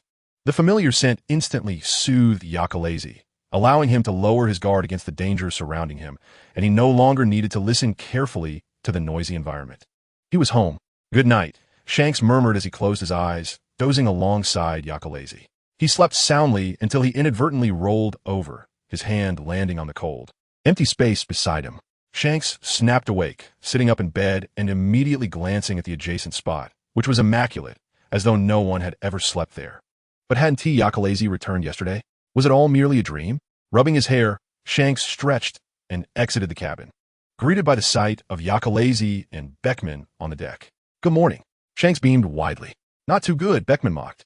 "I don't know who slipped those documents to me yesterday, while you were off sleeping." "Morning," Shanks, Yakalazi said, already revitalized, completely shedding the disheveled demeanor he had upon his return. "Well, Beckman, the documents I handed you were of little importance," Shanks replied cheerfully. "I'm hungry. Have you eaten?" Both Beckman and Yakalazi shook their heads in unison. "Then let us eat first. I promise I'll help you with the paperwork today." "Huh, I don't believe you. How could you doubt your captain, Beckman? Don't make me hit you." "All right, let us change the subject." Shanks wisely shifted gears. "Yaka, did you encounter Ace?" "Yes." "And Luffy, Usopp, in Alabasta," Yakalazi confirmed. The Straw Hat crew had defeated Crocodile in Alabasta, which was how the missing individuals had reacted. After the incident, Robin boarded Luffy's ship. "The Navy has suppressed the news," Beckman noted. "That sounds intriguing," Shanks lamented. "If only I had gone along. I should have joined them. Why didn't I? Didn't you say you would wait until Luffy became a distinguished pirate before meeting him?" "True, but I still long to go. That kid Luffy managed to defeat a warlord. Has he truly become that formidable?" Yakalazi shook his head. "He is not that strong. Crocodile must have underestimated him, and he has such clear weaknesses." Beckman scoffed. "To be defeated in his own domain, he truly is remarkable. By the way, you mentioned meeting Usopp. He is the son of Jesus Burgess, right?" Shanks exclaimed. "Ah, I never imagined Jesus Burgess's son would also embark on a sea journey. He must be the same age as Luffy." The person they were discussing poked his head out from the lookout. "Hey, are you talking about my son? He has set sail." Jesus Burgess leapt down and quickly caught up with Shanks and the others. Later, at the dining hall, Jesus Burgess fixated on Luffy's bounty poster, specifically the small patch of the back of Luffy's head. After a moment, he slammed the table. "Indeed, it's unmistakably my son. Last time you saw the bounty, you mocked that head." Lockie interjected while having breakfast. "I just didn't look closely. Jesus Burgess hit or did virkely. In any case, both of your sons have set sail, and they're on the same ship," Austin remarked incredulously. "What are the odds? Should we try our luck at the casino?" "Whose sons?" Pierre asked, confused. "Besiges Jesus Burgess. Whose son has set sail?" "The captain's son," Austin exclaimed, then fell silent, realizing his blunder. He was known for his candor, often speaking without thinking. He had merely overheard other pirates discussing how the captain was particularly fond of that Straw Hat kid, even giving him his hat, resembling a doting father. He had found it amusing at the time and noted it down, but today, in a moment of excitement, he had blurted it out in front of the captain. Shanks directed an innocent smile at him, gritting his teeth as he asked, "Which one is my son?" "I'll keep quiet," Austin replied, mimicking a zipper motion and retracting his neck submissively. In any event, it's a splendid outcome that Luffy and Usopp have set sail together. Jesus Burgess leaned back in his chair, expressing his contentment. To become brave warriors of the sea. What a splendid dream. "All right, let us discuss serious matters," Beckman interjected, tapping the table. "The Navy has been frequently mobilizing troops. I suspect they are preparing to act in the New World. It has become so stable here. Why must they meddle? Haven T, they wanted to take action in the New World for a long time. They've just been waiting for an opportunity. Should we do something? Let us observe the situation," Shanks replied. "The most likely target for the Navy is Whitebeard. When it comes to influence and deterrence among the four emperors, he undoubtedly holds the most power. Are they planning to target Whitebeard? To engage in battle with his pirates?" Whitebeard is aging. Suppose he were to pass away naturally. How do you think the civilians would react? What about the pirates? Civilians would think the Navy is ineffectual, and the pirates would feel emboldened, becoming even more brazen. Consider this. If the Navy could capture Whitebeard and execute him before the world, the balance in the new world would be shattered, with Big MOM, Kaido, the Navy, and us all vying for a share of Whitebeard's territory. The Navy currently has a presence in the new world only at G1 and G5, and the G5 division is notoriously unruly. A few days later, a pirate named Edward Weevil suddenly emerged in the first half of the Grand Line, having repelled several formidable pirate crews. If that were not astonishing enough, rumors suggest that this Weevil bears a striking resemblance to the late Edward Newgate, also known as Whitebeard, and is purportedly his biological son. The woman he refers to as his mother, Miss Bakken, claims to be the most beloved woman of Whitebeard. Their sudden appearance has stirred considerable turmoil in the first half of the Grand Line, seemingly intent on advancing into the New World. Meanwhile, aboard the Moby Dick in the New World, Ace grapples with the shocking gossip circulating on the seas. Could this man truly be the son of our father? Holding a bounty notice, he struggles to accept the unfounded claims. What else could it be but a tale of Whitebeard abandoning his wife and child to form his own pirate crew, neglecting them entirely? Is our father really that kind of man? Certainly not. Well, Ace, you know as well as I do that the fastest spreading news on the sea is gossip. Marco interjected with an exasperated shrug. But don't you feel anger by this? He is insulting our father. How should I put it? Sachi remarked, his expression peculiar. Miss Bakken indeed sailed with our father on the same ship. Even if what? Ace's eyes widened, his words faltering. Does that mean the rumors are true? Of course not. Marco sighed. This is a long story. What exactly happened? Ace questioned, pulling Sachi and Marco closer, forming a tight circle. Marco scratched his cheek, speaking softly. Father was once part of the Rocks Pirates. He was gravely injured and saved by this woman. Afterward, she joined his crew. You understand? Father had no feelings for her. She left out of spite and has been silent ever since. Ace frowned, striving to digest Marco's words. Regrettably, his interactions with women have been scarce, and he has yet to unravel the complexities of love. So what does that have to do with now? Idiot. Sachi lightly struck his head. It means that since our father saved her, he is reluctant to condemn her now, hence allowing these rumors to circulate. Oh, I see. I doubt you truly understand. Marco rolled his eyes. In any case, the emergence of this situation during such a time is suspicious. Father seems to prefer watching how it unfolds. If there is someone pulling the strings behind this, they certainly will not remain idle. Should we seek out Shanks? Ace suddenly proposed. Why would you want to find red-haired Shanks? I ran into Akagami when I was looking for my brother recently. He advised me to stay for a few days and then return quickly. Ace replied, pulling out the bounty notice from his pocket to boast. Look, my brother's bounty has increased again. You have been bragging about this for several days. Sachi exclaimed, unable to contain his irritation. What are you celebrating when he hasn't even joined the crew? Well, Luffy may seem carefree, but he has his own thoughts on everything, Ace said, laughing while nursing his throbbing head. As an older brother, I must support him. If Sabo were alive, he would surely feel the same. On Baldy Go, the White Earth Island of the Grand Line, Sabo, the chief of staff of the Revolutionary Army, suddenly sneezed, scattering documents from his desk to the floor. With a sigh, Kureha picked up the scattered papers and slammed them back on the table. Complaining, Sabo, you've been distracted all day? Sorry, Sabo, known as the chief of staff, sheepishly rubbed his nose. Am I coming down with something? No, just that it feels like someone is calling me, Sabo replied, puzzled. He had been feeling this way since a few days ago. Well, I can't concern myself with you. I have other matters to attend to, Kureha pouted before leaving. Sabo picked up a document, but found it impossible to focus, and with a sigh, he decided to abandon it for the moment. He opened a drawer and retrieved a bounty notice for Porgas Ace. A few days prior, while passing through an island and dining at a restaurant, he overheard discussions about the recent gossip surrounding the Whitebeard pirates. Due to his duties within the Revolutionary Army, his attention typically centered on the Navy and the world government, leaving little room for pirate affairs. However, upon hearing Ace's name during his meal, he was struck by a sense of familiarity that he could not quite place, leading him to resent his lost memories. Upon returning, he inexplicably requested a copy of Ace's bounty notice.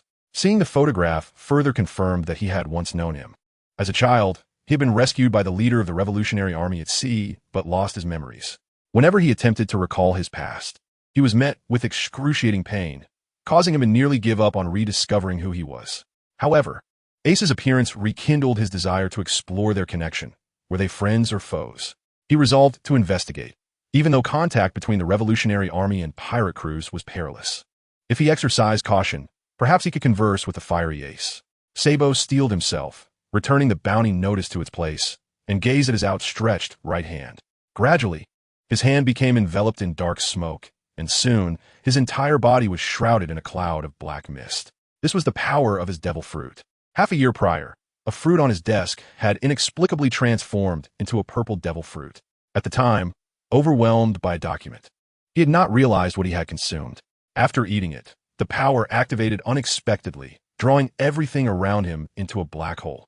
Consequently, the Revolutionary Army had to work overtime for several weeks to recover the documents that had been lost. After months of experimentation, he had finally grasped the fruit's abilities. Perhaps he could utilize this power to find Ace. Hey Ace, how many sneezes have you had now? Are you catching a cold? Can flames catch a cold? Are you too hot or too cold? Marco quipped from nearby. Let me give you a shot. That LL fix you right up. You two are just making light of the situation. Ace sneezed again, causing the bucket atop his head to splash water everywhere. Marco and Sachi instinctively moved aside to avoid the splatter, each wearing their own bucket atop their heads, a punishment from their father for gossiping aboard the ship. It created a rather striking scene, one so vivid that others would approach, feigning surprise upon seeing the trio and mockingly calling out to them. It was said that the punishment would only end when the water in the buckets dried under the sun, and given their father's temperament, he would certainly not relent. By the way, did we discuss something significant before we were punished? Ace pondered for a moment. You mentioned looking for red-haired Shanks, Sachi reminded him. Right. Are we really going to find Shanks? Seeking out Shanks seems rather unreliable, Marco sighed. Ultimately, this is a matter for the Whitebeard pirates. He likely wouldn't want to get involved. But last time, Ace began but fell silent. On their ship, Blackbeard had become a taboo subject, and no one wished to utter his name. After being expelled, he had vanished without a trace, leaving everyone uncertain whether he was hiding or had perished. Sachi continued, reflecting on the recent events concerning Tiki, which had unfolded through a series of unfortunate coincidences. Had Tiki not been so audacious and provoked the red-haired, even if the latter sensed something amiss, he would not have warned us. Indeed, Ace lowered his gaze, acknowledging the veracity of Sachi's words. Pirates are known for their loyalty, yet they can also be the most treacherous. This is an undeniable truth. Days later, on an island within the territory of Whitebeard, Ace wandered the streets alone. As he strolled, he purposefully veered towards a secluded area. Upon reaching an abandoned spot, he paused, adjusting his hat while flames ignited in his hand. You have followed me all this way. Shall we converse? A figure emerged from behind a structure, clad in elegant noble attire, adorned with a black hat, and possessing wavy golden hair. A scar marred his left eye, yet his face was graced with a gentle smile. Ace furrowed his brow, finding the individual somewhat familiar, but unable to recall their previous encounter. Who are you? Do we know each other? As he scrutinized the stranger, the latter reciprocated the examination. A mane of black hair framed a freckled face, with the letters ASC tattooed on his left arm, this marked with a cross. Ace, though perplexed by the significance, the sight of Ace elicited a pleasant demeanor from him. He removed his hat, placing it over his heart, and offered a refined, noble bow. I am unsure if this counts as our first meeting. Nevertheless, it is a pleasure to finally meet you, Fire Fist Ace. He observed Ace, who appeared somewhat taken aback. My name is Sabo. As time passed day by day, the ocean remained as tranquil as ever, while such calmness was typical for ordinary folk. For those well-versed in the intricate web of information within the New World, this serenity felt ominous and perilous. The Straw Hat Pirates gradually came into the public eye. Aside from the lesser-known Alabasta incident, the Judicial Island affair officially positioned the Straw Hat Pirates as adversaries of the world government, garnering significant attention. Simultaneously, Edward Weevil, alongside his mother Miss Backen, made their entrance into the New World, brazenly attacking an island that displayed the Whitebeard Pirates flag. Subsequently, news arrived from Fishman Island that Jinbei had been defeated by Edward Weevil and subsequently apprehended by the Marines.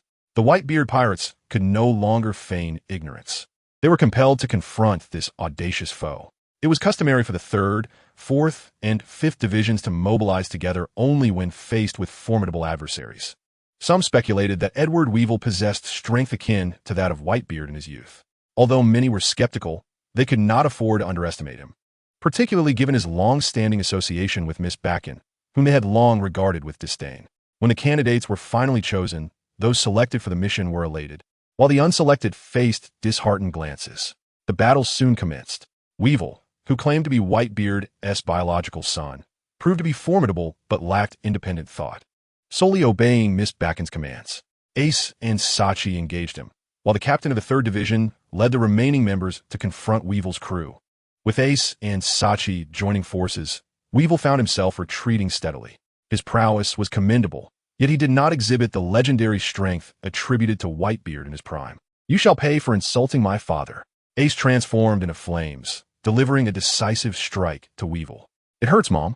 Weevil collapsed to the ground, clutching Miss Backen's leg, resembling a child seeking solace after being wronged. However, Miss Backen merely patted his head, her eyes devoid of sympathy. Her heavily painted lips, dark sunglasses, and stooped frame, combined with her wrinkled visage, led to her shrill voice as Ace approached. "How dare you harm Whitebeard's son? Just a pack of stray dogs he has taken in." "What did you say?" Ace clenched his fists, initially intending to confront Weevil, who cowered behind Miss Backen, but was now incensed by her vile words. Despite his reluctance to strike an elderly woman who had once aided his father, he could not allow himself to be deterred. "However, your days of tranquility are numbered," Miss Backen declared, unperturbed. "I have allied with the Marines. We shall hold you at bay while the Navy is currently assaulting the Whitebeard pirates." At that moment, 3rd Division Captain Jozu rushed over, having just received a call from Marco. "The Marines have suddenly mobilized and are gathering near our territory," Marco informed. Jozu, anxious, questioned, "What should we do now?" "We must return." Sachi frowned, realizing they had fallen into a trap. Weevil suddenly surged forward, charging at Ace. "I want to let you escape." Weevil stopped them. Miss Backen commanded. Ace clicked his tongue, anxious about his father's situation, yet found himself unable to extricate himself from the confrontation.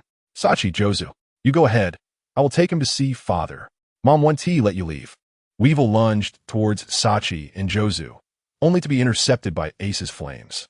"You fool, your opponent is me." Ace diverted Weevil's attention. "Be careful," Sachi shouted, then hurried off with Jozu to support their father. "Your overconfidence is the root of your failure." Miss Backen pointed her cane at Ace, delivering a parting wisdom to Weevil. "Seize him." "Yes, Mom," Weevil proclaimed.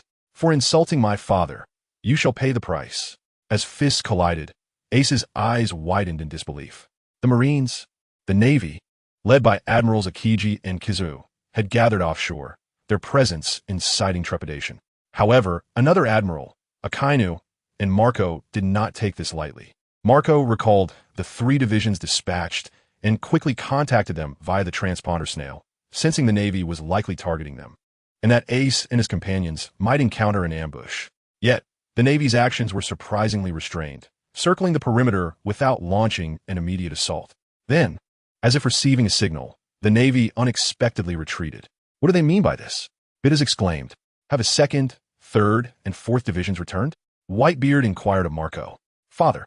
Sachi and Jozu rushed back. "The Navy has withdrawn?" "What of Ace?" Whitebeard sprang from his seat, a sudden sense of foreboding washing over him. "Ace." Sachi's eyes widened. So this was the true trap. Fire Fist Ace had been captured by Edward Weevil and imprisoned and impelled down, soon to face execution. Weevil had assumed Crocodile's position, becoming the new warlord of the sea. The Navy's strategy was undeniably astute. Beckman tossed aside the newspaper, commenting, "The Whitebeard pirates have been outmaneuvered." Lockie picked up the newspaper. "They have played the Whitebeard pirates. Reading the paper is futile. It is filled with news about that Weevil." Shanks, his expression somber, remarked, "The seas are about to become chaotic." Impelled down, Austin pondered, "Isn't Yana's father imprisoned there?" "Ah, you indeed harbor ulterior motives." Lockie gave him a look of disbelief, surprised he remembered so well. "What nonsense are you thinking?" Austin retorted. "I only recall her due to the favor she once bestowed upon me." "Should we get involved?" Akalize inquired. "What do you think?" Shanks turned to him. "Intervening could bring us trouble," Akalize replied candidly, "but I will go to rescue him." Shanks maintained a stern expression. "Why?" "You should know that even if you wish to save someone in your own name, it will inevitably entangle our pirate crew." Akalize lowered his head, acknowledging the grace of Captain Roger. "The grace of Captain Roger," Shanks echoed with greater resolve and seriousness than Akalize. "Well, Ace is ultimately Luffy's brother," Austin interjected, shrugging. "I even feasted on the game he caught when I was young." Ricky evidently forgot that Ace had been subdued by force, and the game was taken from them. I even pinched his face back then, though it wasn't as entertaining as Luffy's rubbery touch. Jezeb chuckled. He is still your captain and the child of Pirate King Roger. In terms of emotions and logic, we are all his guardians, Beckman remarked, lighting a cigarette. Well, if we ignore our own child being captured, that would be quite derelict. Ha. It seems everyone is eager for action, Shanks smiled. Then let us first pay a visit to Whitebeard. Since we're to stir things up, let us do so on a grander scale. I wish to go to Marineford. Sabo stood tall before Dragon, his gaze unwavering. Clara, who had followed him, was taken aback by his words and asked before Dragon could speak, Sabo, is it for Fire Fist Ace? Yes, I apologize, Mr. Dragon. I met Fire Fist Ace recently and recalled some vague fragments, Sabo stated. We are brothers. He is very important to me. Please allow me to undertake this mission. What if I refuse? Dragon looked at him. No matter where I am, as long as he is in danger, I am willing to forsake all my positions to save him. Sabo. Clara attempted to halt his words. Dragon asked, just for those fleeting memories? No, it is a feeling. It is what my heart tells me. Sabo placed his hand on his heart, gazing steadfastly at the leader of the Revolutionary Army. I can only imagine Ace's death. Clara gasped, covering her mouth, while Dragon's eyes widened in surprise. Seeing Sabo wipe away tears that had fallen without notice, he smiled. Just imagining it makes the tears flow unbidden. My brother needs my help now. As the news of Ace's capture spread, the Straw Hat crew was facing their greatest crisis on Sabaody Archipelago. They had been scattered to different corners of the world by Bartholomew Kuma, one of the 7 warlords of the sea.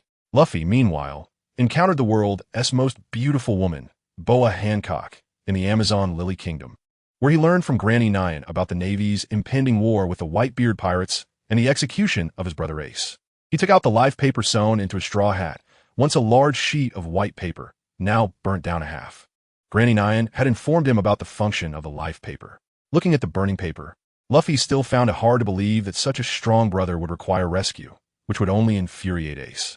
If you want to save Ace, the guy would definitely be angry and scold him. However, he was his brother. He had promised his comrades to meet on Sabaody Archipelago. But now it seemed he needed to take a detour. I want to save Ace. Such a reckless act, Granny Nyan advised him, seemingly seeking to understand his resolve. You are well aware of the scale of this war, aren't you? It is like an ant caught in a storm. It is likely to save nothing and merely be blown away. Regardless of the outcome, I must go. I cannot sit idly by. Luffy shook his head, refusing to accept an action. His brother was in danger. Chapter 169. Impel Down, the world's foremost prison, located in the calm belt of the first half of the Grand Line, is extraordinarily secure. The prison houses some of the most dangerous criminals, making it a grim and terrifying place, filled with various monstrous guards and monitored by visual snail cameras. Beneath the prison, a multitude of large sea kings patrol the waters, earning Impel Down the reputation of being impregnable. Historically, only one pirate has successfully escaped from Impel Down, the legendary Shiki the Golden Lion, a figure on par with Roger. In summary, infiltrating Impel Down to rescue Ace is immensely challenging, and a direct assault is impractical. If the Navy is provoked, they might eliminate Ace before he is found, rendering the effort futile.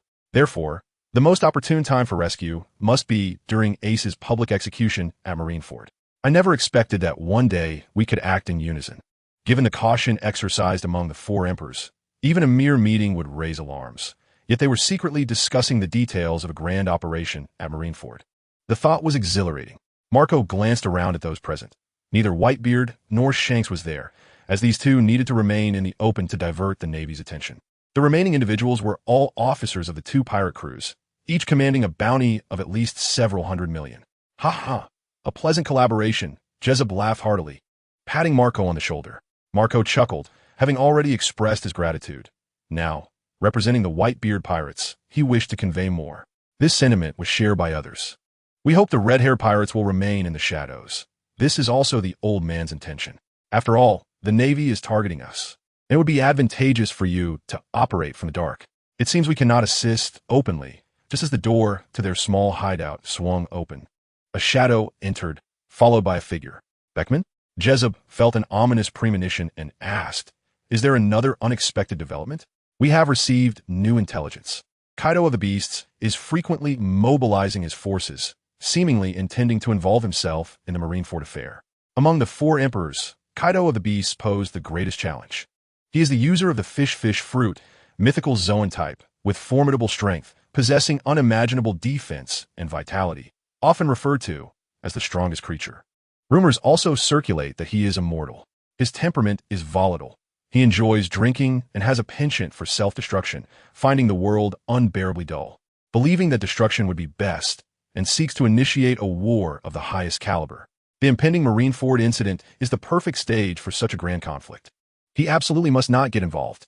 Before Marco could respond, Bista, the captain of the 5th Division, slammed his hand on the table and exclaimed, "If Kaido gets involved, who knows how long the battle will drag on, especially since Kaido targets both the Navy and pirates." Shanks shared this sentiment. Beckman gestured for Bista to calm down.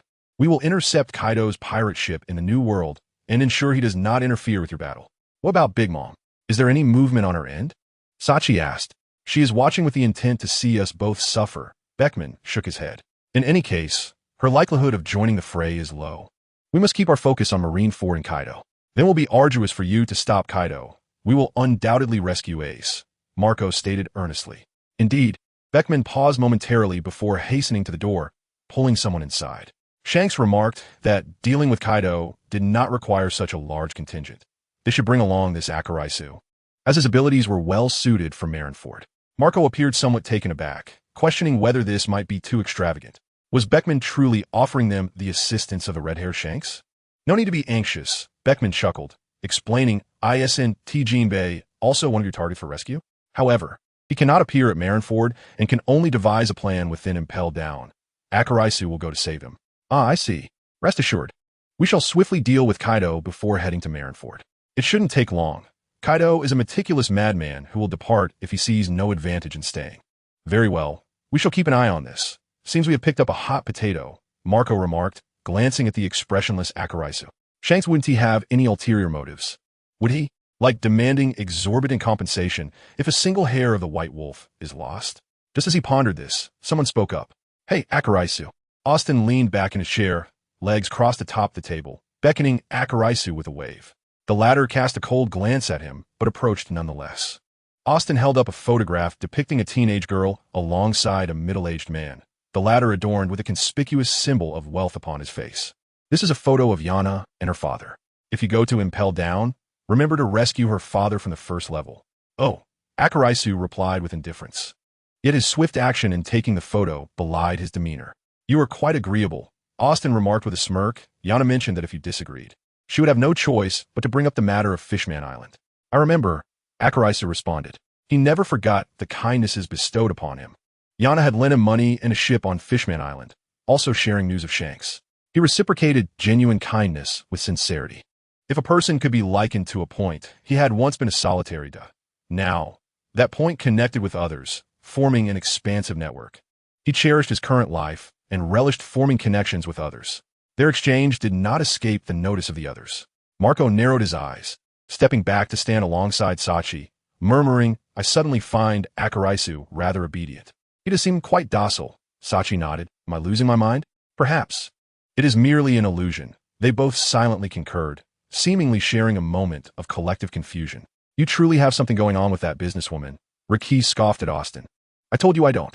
TCH, still in denial, lacking responsibility, Riki exclaimed, while Jesus fanned the flames of the argument. "Damn it, let us duel. I'll show you the consequences of slander." Austin erupted, lunging at Riki to start a scuffle. Their altercation resembled that of children at play, appearing dramatic but inflicting no harm whatsoever.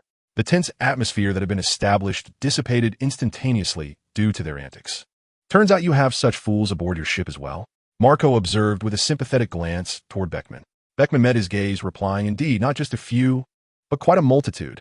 Days later, beneath the sea of Impel Down, Sachi looked up at the surrounding water, marveling. "Now I understand why the red-haired would allow you to come here alone. This devil fruit ability is simply a cheat." They stood upon the seabed, with the water around them seemingly separated by an invisible barrier, creating a spacious environment.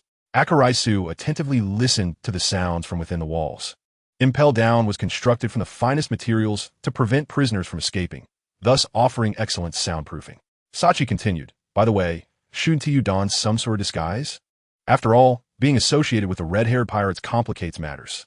In response, a thunderous crash echoed as the wall was breached from the outside. the sturdy structure collapsing and scattering across the floor of the lowest level of Impel Down. Akaraisu lowered his fist and turned back to Sachi, saying, "Let us go." "Wait, are you truly listening to me? What did you say?" Sachi inhaled deeply. "I meant, wouldn't it be wise to disguise yourself? Just destroy the din mushy inside." Akaraisu stepped into the 6th level of the prison, halting abruptly and furrowing his brow. "What are you doing here?" "Huh, it's Akaraisu." Luffy, unable to remember Akaraisu's name, simply shouted, pointing, "What are you doing here?" Sachi's heart raced as he hurried inside, the water behind them gradually returning to its original state but not encroaching into the structure.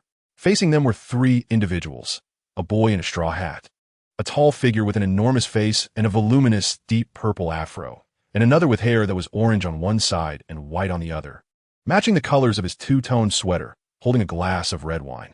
As the captain of the White-Beard Pirates, Sachi immediately recognized 2 of them, Kizaru and Emporio Ivankov. "What are they doing here?" Sachi's eyes widened, realizing that the Straw Hat Boy was none other than Luffy, Ace's beloved younger brother. Akaraisu of the White Wolf and Sachi of the 4th Division. Kizaru assumed a combat-ready stance. "Straw Hat Boy, do you know them?" Ivankov also recognized the 2, stating, "Although we have been imprisoned for a long time, we are aware of events outside. Are you here to rescue Fire Fist Ace?" "Do not engage," Luffy interjected, stepping in front of them. "We know each other. That's Akaraisu. You certainly don't appear to be acquainted." Sachi covered his face, utterly taken aback by the unexpected encounter with Ace's brother. He felt as though he stood between 2 formidable forces. If he offended either, his life would be forfeit. "Now is not the time for reminiscing," Kizaru reminded them. "We must proceed to rescue Fire Fist Ace." At that moment, Ace had already been taken away. Sachi assessed the situation, warning, "Ace's brother, this place is far too dangerous. You must leave at once." "No, I want to rescue Ace." Luffy initially assumed they were also there to save Ace, only to hear Sachi urge him to depart. At this juncture, anyone attempting to thwart his rescue of Ace was deemed an enemy. "If you try to stop me, I would certainly send you flying." Sachi felt a headache coming on. "Ace's brother, please listen to me." "Fine, then come with us," Akaraisu interrupted, "but you must heed our instructions." "Hey, what if something happens to him? Ace will surely kill me." "Are you here to rescue Ace?" Luffy asked cautiously. "We will, but not at this moment," Akaraisu replied, just as he noticed Luffy raising his fist, arm extending forcefully as he shouted, "I'm going to rescue Ace right now."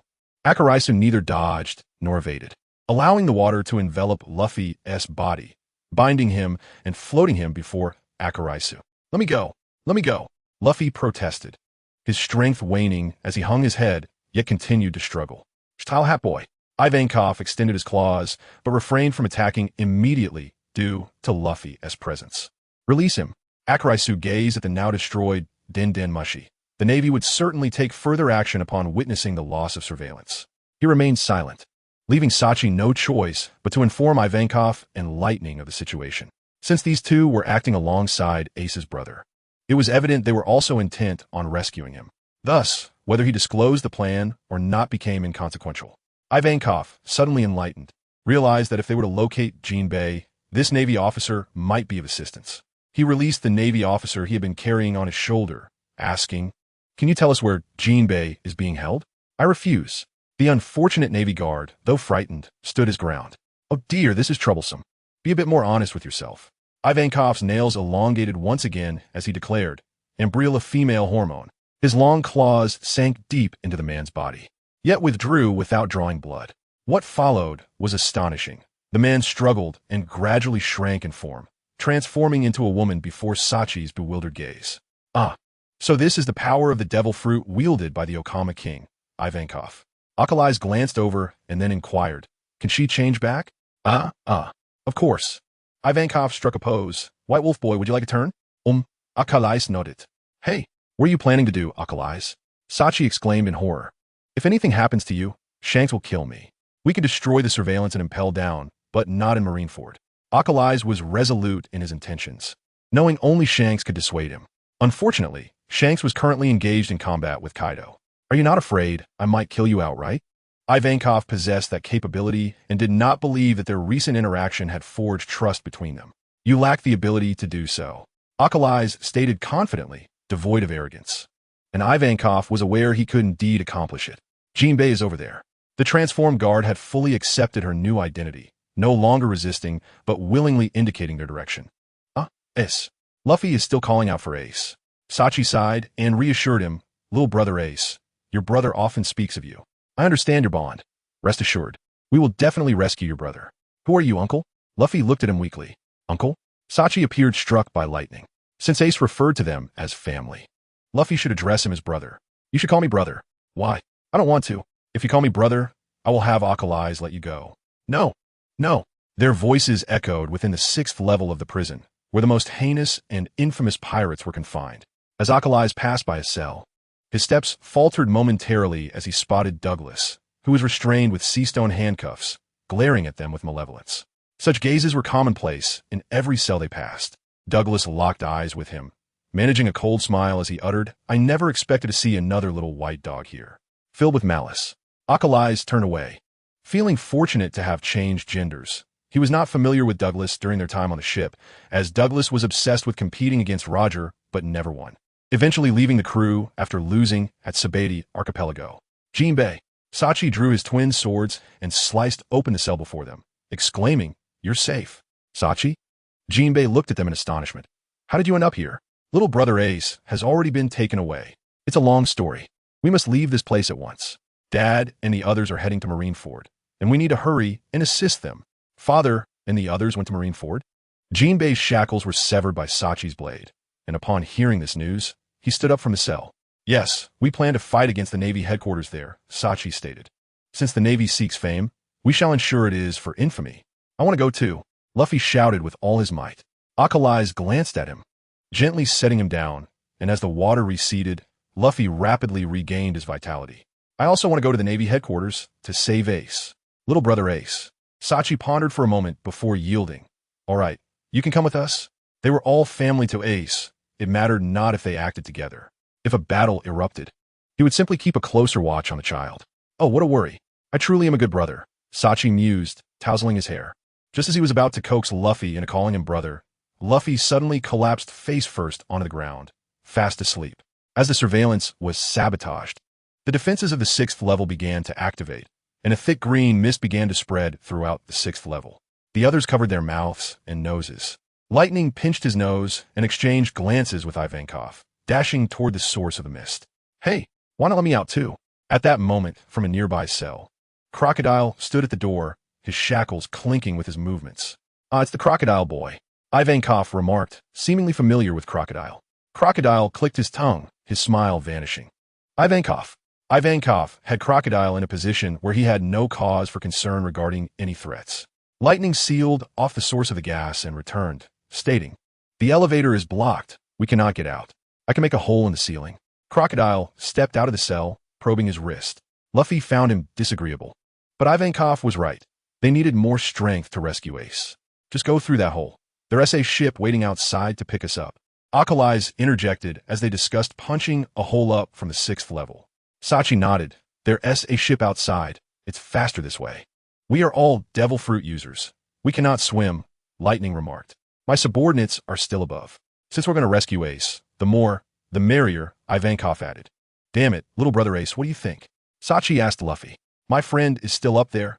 I need to take them with me. Luffy replied earnestly, then recalled something addressing Alkali's. I also saw Buggy here, but I don't know where he ran off to now. Annoying people, one after another, Alkali's snorted. Then let us fight our way up. Well, it seems we have no choice but to fight our way up.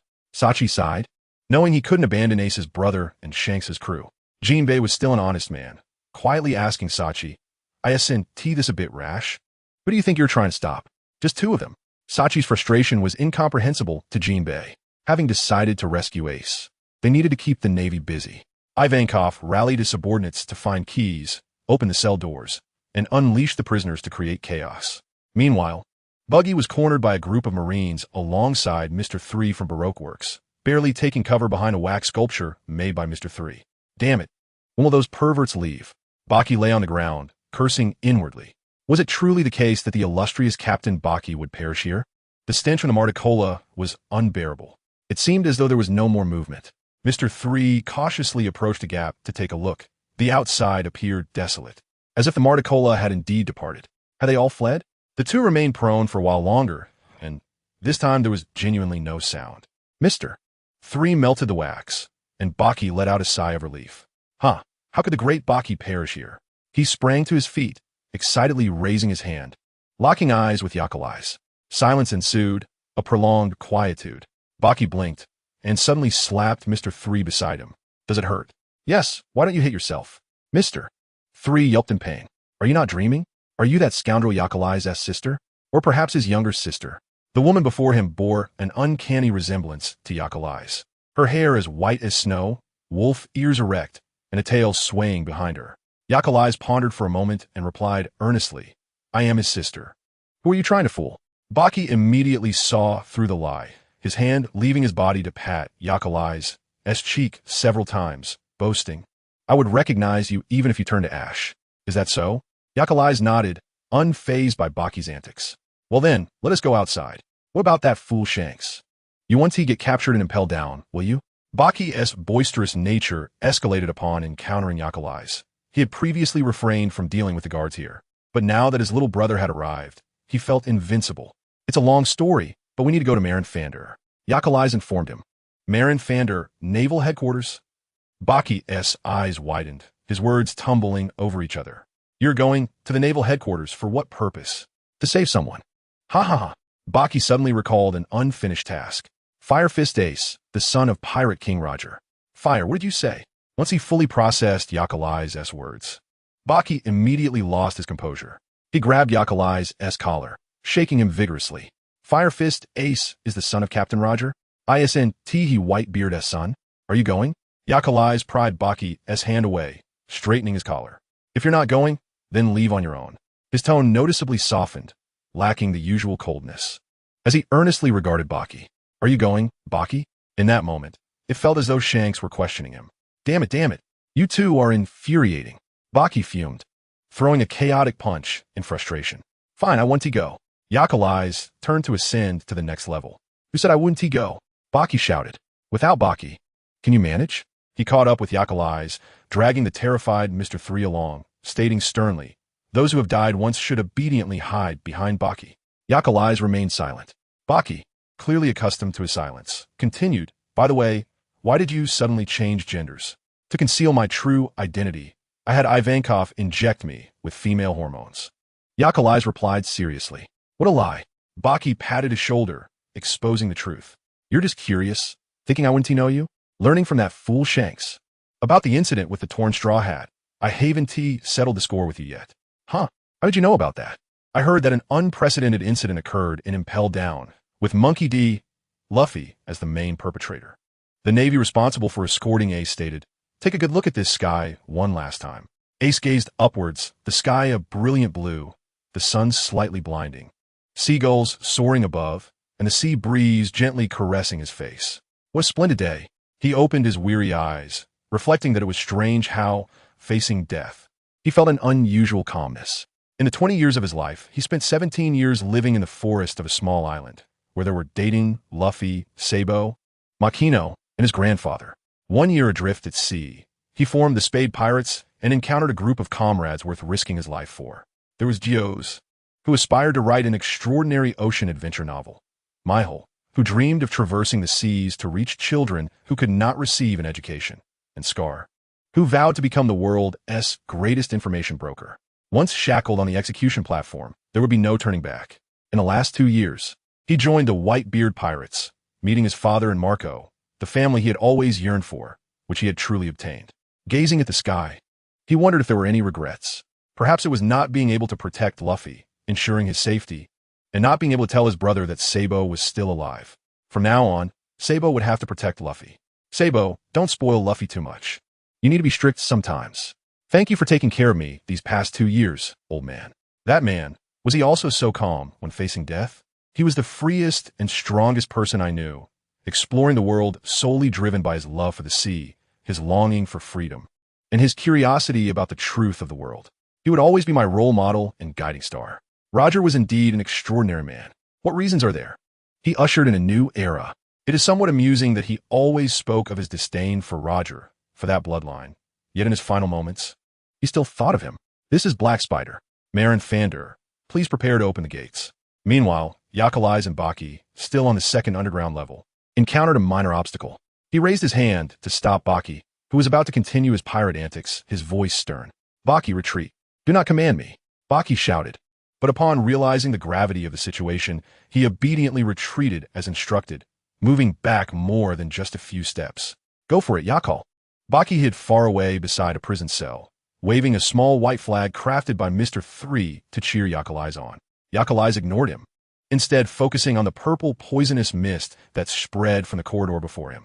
Magellan, the warden of Impel Down, renowned as the strongest man in the prison, was a Paramecia-type poison fruit user. If they had not encountered Luffy, their original plan would not have included this person. Hannibal, can you hear me?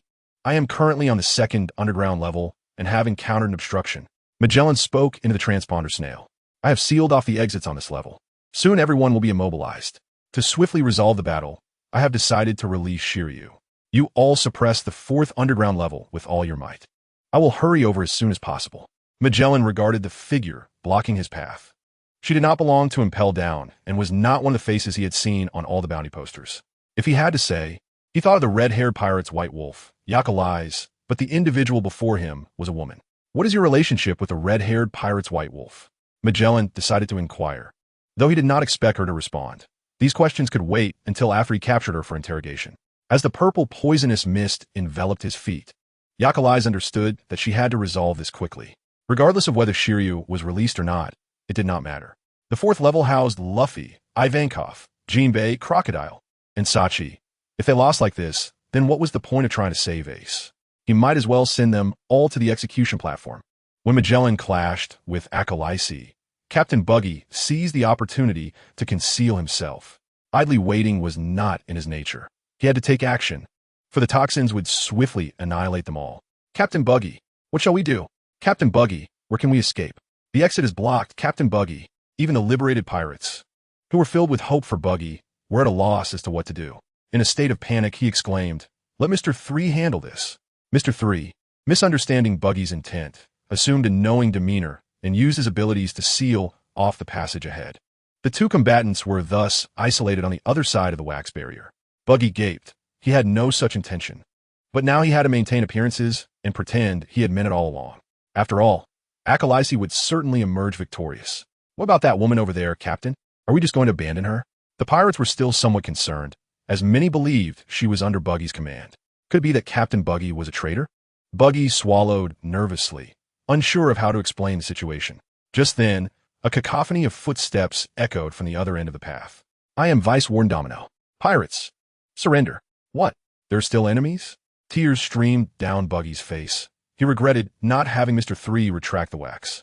Akalaisi should be able to handle so many foes, right? Captain Buggy had actually divided the battlefield to lessen his comrades' burden. Some pirates wiped their tears with their sleeves. Damn it, I misjudged Captain Buggy. I must follow him. Are they all fools? Buggy thought to himself, yet he outwardly displayed a brave and spirited demeanor, proclaiming, "Brothers, we must not give up. We can still escape. Oh, I vow to follow Captain Buggy to the death." A wall of wax could not muffle their voices, and the fervent cheers from the pirates reached Magellan, eliciting a cold snort from him. It seems your companions are in peril. As he spoke, he released 3 enormous dragon-shaped toxins from his body. Any contact with these toxic dragons would result in immediate corrosion by the venom.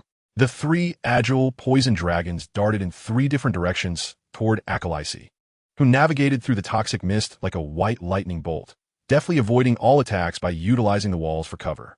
Magellan was astonished, not by the agility of this individual, but by the fact that, while releasing the toxic dragons, he simultaneously unleashed toxic clouds that would gradually dull the senses upon contact.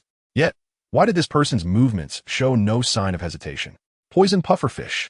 He expelled a torrent of toxic spheres from his mouth, their sheer quantity forming a dense net from which escape was impossible. What? Magellan frowned. He had seen one toxic sphere that the opponent did not evade. It should have struck him directly, but instead, it rebounded off an unseen barrier and exploded. His toxins were ineffective, and all his attacks were evaded, while he himself had unknowingly sustained considerable injuries. Was it devil fruit? Was there such a formidable devil fruit user not yet bounty hunted by the Marines? Akalaisi flipped in midair and landed firmly on the ground. Magellan squinted, barely catching sight of some reflective particles. The prison of Impel Down was entirely submerged in seawater, making the air saturated with water elements. Acolysi could not flood the entire Impel Down. Instead, he formed a transparent water wall around him. Knowing that the mist was toxic, he decided to separate himself from it. He picked up a broken sea prism stone railing from the ground, meeting Magellan's astonished gaze. Meanwhile, Buggy regretted calling Mr. 3, as that left Acolysi to attend to their side. This vice warden had cunningly brought along the guards, which was utterly devious. Damn it, Buggy lamented, tears streaming down his face as he struggled against the odds. If I perish here, Akala, you can weep all you want. What are you crying about? Acolysi's voice was like a divine melody at that moment. Buggy wailed and dashed behind Acolysi at lightning speed, clutching his shoulders tightly. You arrived rather late. My plan was nearly exposed. Captain Buggy, you truly have your own scheme. We were thinking too simply. They both thought simultaneously. Let's go and seize a warship. Acolysi dealt with Domino. With no formidable guards remaining on the ground level of Impel Down, Acolysi leaped onto a warship and cleared it of Marines. You didn't kill Magellan, did you? Buggy asked sternly. Acolysi shook his head. No, I trapped him with sea prism stone. Once that female guard awakens, she will release him. That's good. Buggy understood the consequences if Magellan were truly killed. They had caused a significant uproar in Impel Down, releasing many pirates. If they also eliminated the guards, there would be no peace left in this world. All right, let us set sail and seek treasure. Buggy had successfully garnered the support of numerous pirates imprisoned in Impel Down. Those fellows might have been rendered foolish by their confinement. No matter what he did, they would provide reasonable explanations. He effortlessly amassed a group of followers and obtained Captain John's treasure mark from that fool Luffy. Now, he was on his way to the treasure. Acolysi remained silent, merely observing him. Under his gaze, Buggy held the treasure mark aloft, his posture rigid and drenched in cold sweat. After a moment, he turned like a robot and shouted at the cheap pirates on the warship, "Charge! To Marineford!" Oh, to Marineford? Isn't that the Marine headquarters? Does Captain Buggy want us to march to our deaths? Impossible. Captain Buggy has always led us to safety. Exactly.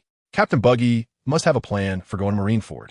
The pirates completed their self-justification and once again raised their voices in unison. Charge! To Marineford. Chapter 170. Only 3 hours remain until Ace's execution. In the square of Marineford, countless elite Marines summoned from all over the world have gathered, fully armed, with one singular mission: to ensure the execution proceeds smoothly in 3 hours. Excluding the ocean hero Jinbei, all the Shichibukai responded to the government's call and became a significant asset to the Marines. This day was destined to be anything but peaceful, as people across the globe anxiously awaited the event, fearing it might trigger a worldwide catastrophe. In the Sabaody archipelago, the live broadcast from Marineford had commenced. Civilians, who should have sought refuge, gathered before the large screen, discussing fervently. Journalists from various newspapers and magazines seized this opportunity, bringing forth their best equipment. This was undoubtedly the biggest news since Roger's death. All right, everyone, let us raise a toast to the unprecedented great escape from Impel Down on a warship sailing toward Marineford. Over 200 pirates who had successfully fled were now celebrating by bringing out all the food and drink from the ship. It has been proven that no matter how long they are imprisoned, pirates will always remain pirates. Even as they prepare for the impending battle at Marineford, they still find the spirit to celebrate. Sachi sighed and stood beside Luffy, offering comfort with the words, "Your friend will surely be fine." In order to aid them in opening the gates of justice, Luffy's friend, Fallenfrom Keelii, remained in Impel Down, with his fate uncertain.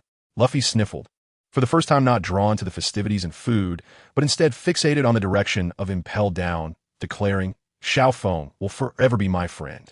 Ha ha! How long do you intend to wallow in despair? Drunkenly approached Buggy, clutching a wine glass. With a carefree demeanor, he addressed the sorrowful crowd. Though he was a good man, if he is gone, there is nothing we can do. Let us cheerfully drink in his honor, as if it were his funeral feast. His words incited the wrath of the crowd, and Luffy retaliated with a punch, shouting angrily, "Fallenfrom may not even be dead yet, you big-nosed fool. Who are you calling big-nosed, you idiot?" Buggy detested anyone who mocked his red nose. "You're the red-nosed, round-nosed, foolish-nosed one," Luffy retorted, "and you are the rubber-faced, long-faced, idiot-faced one." How childish. Sachi watched with delight as Buggy and Luffy bickered. By the way, what is your relationship with Buggy? He glanced at the meditative Akaraisu, adding, "I feel you indulge him too much." When they resolved the situation with the reign of Shiryu, Buggy had been on a tirade about Marin Fander, hitting Akaraisu on the head while continuously complaining, notably addressing Akaraisu in the same manner as Shanks. Akaraisu, Buggy exclaimed, the Din Din Mushi is ringing. Aboard the Navy warship.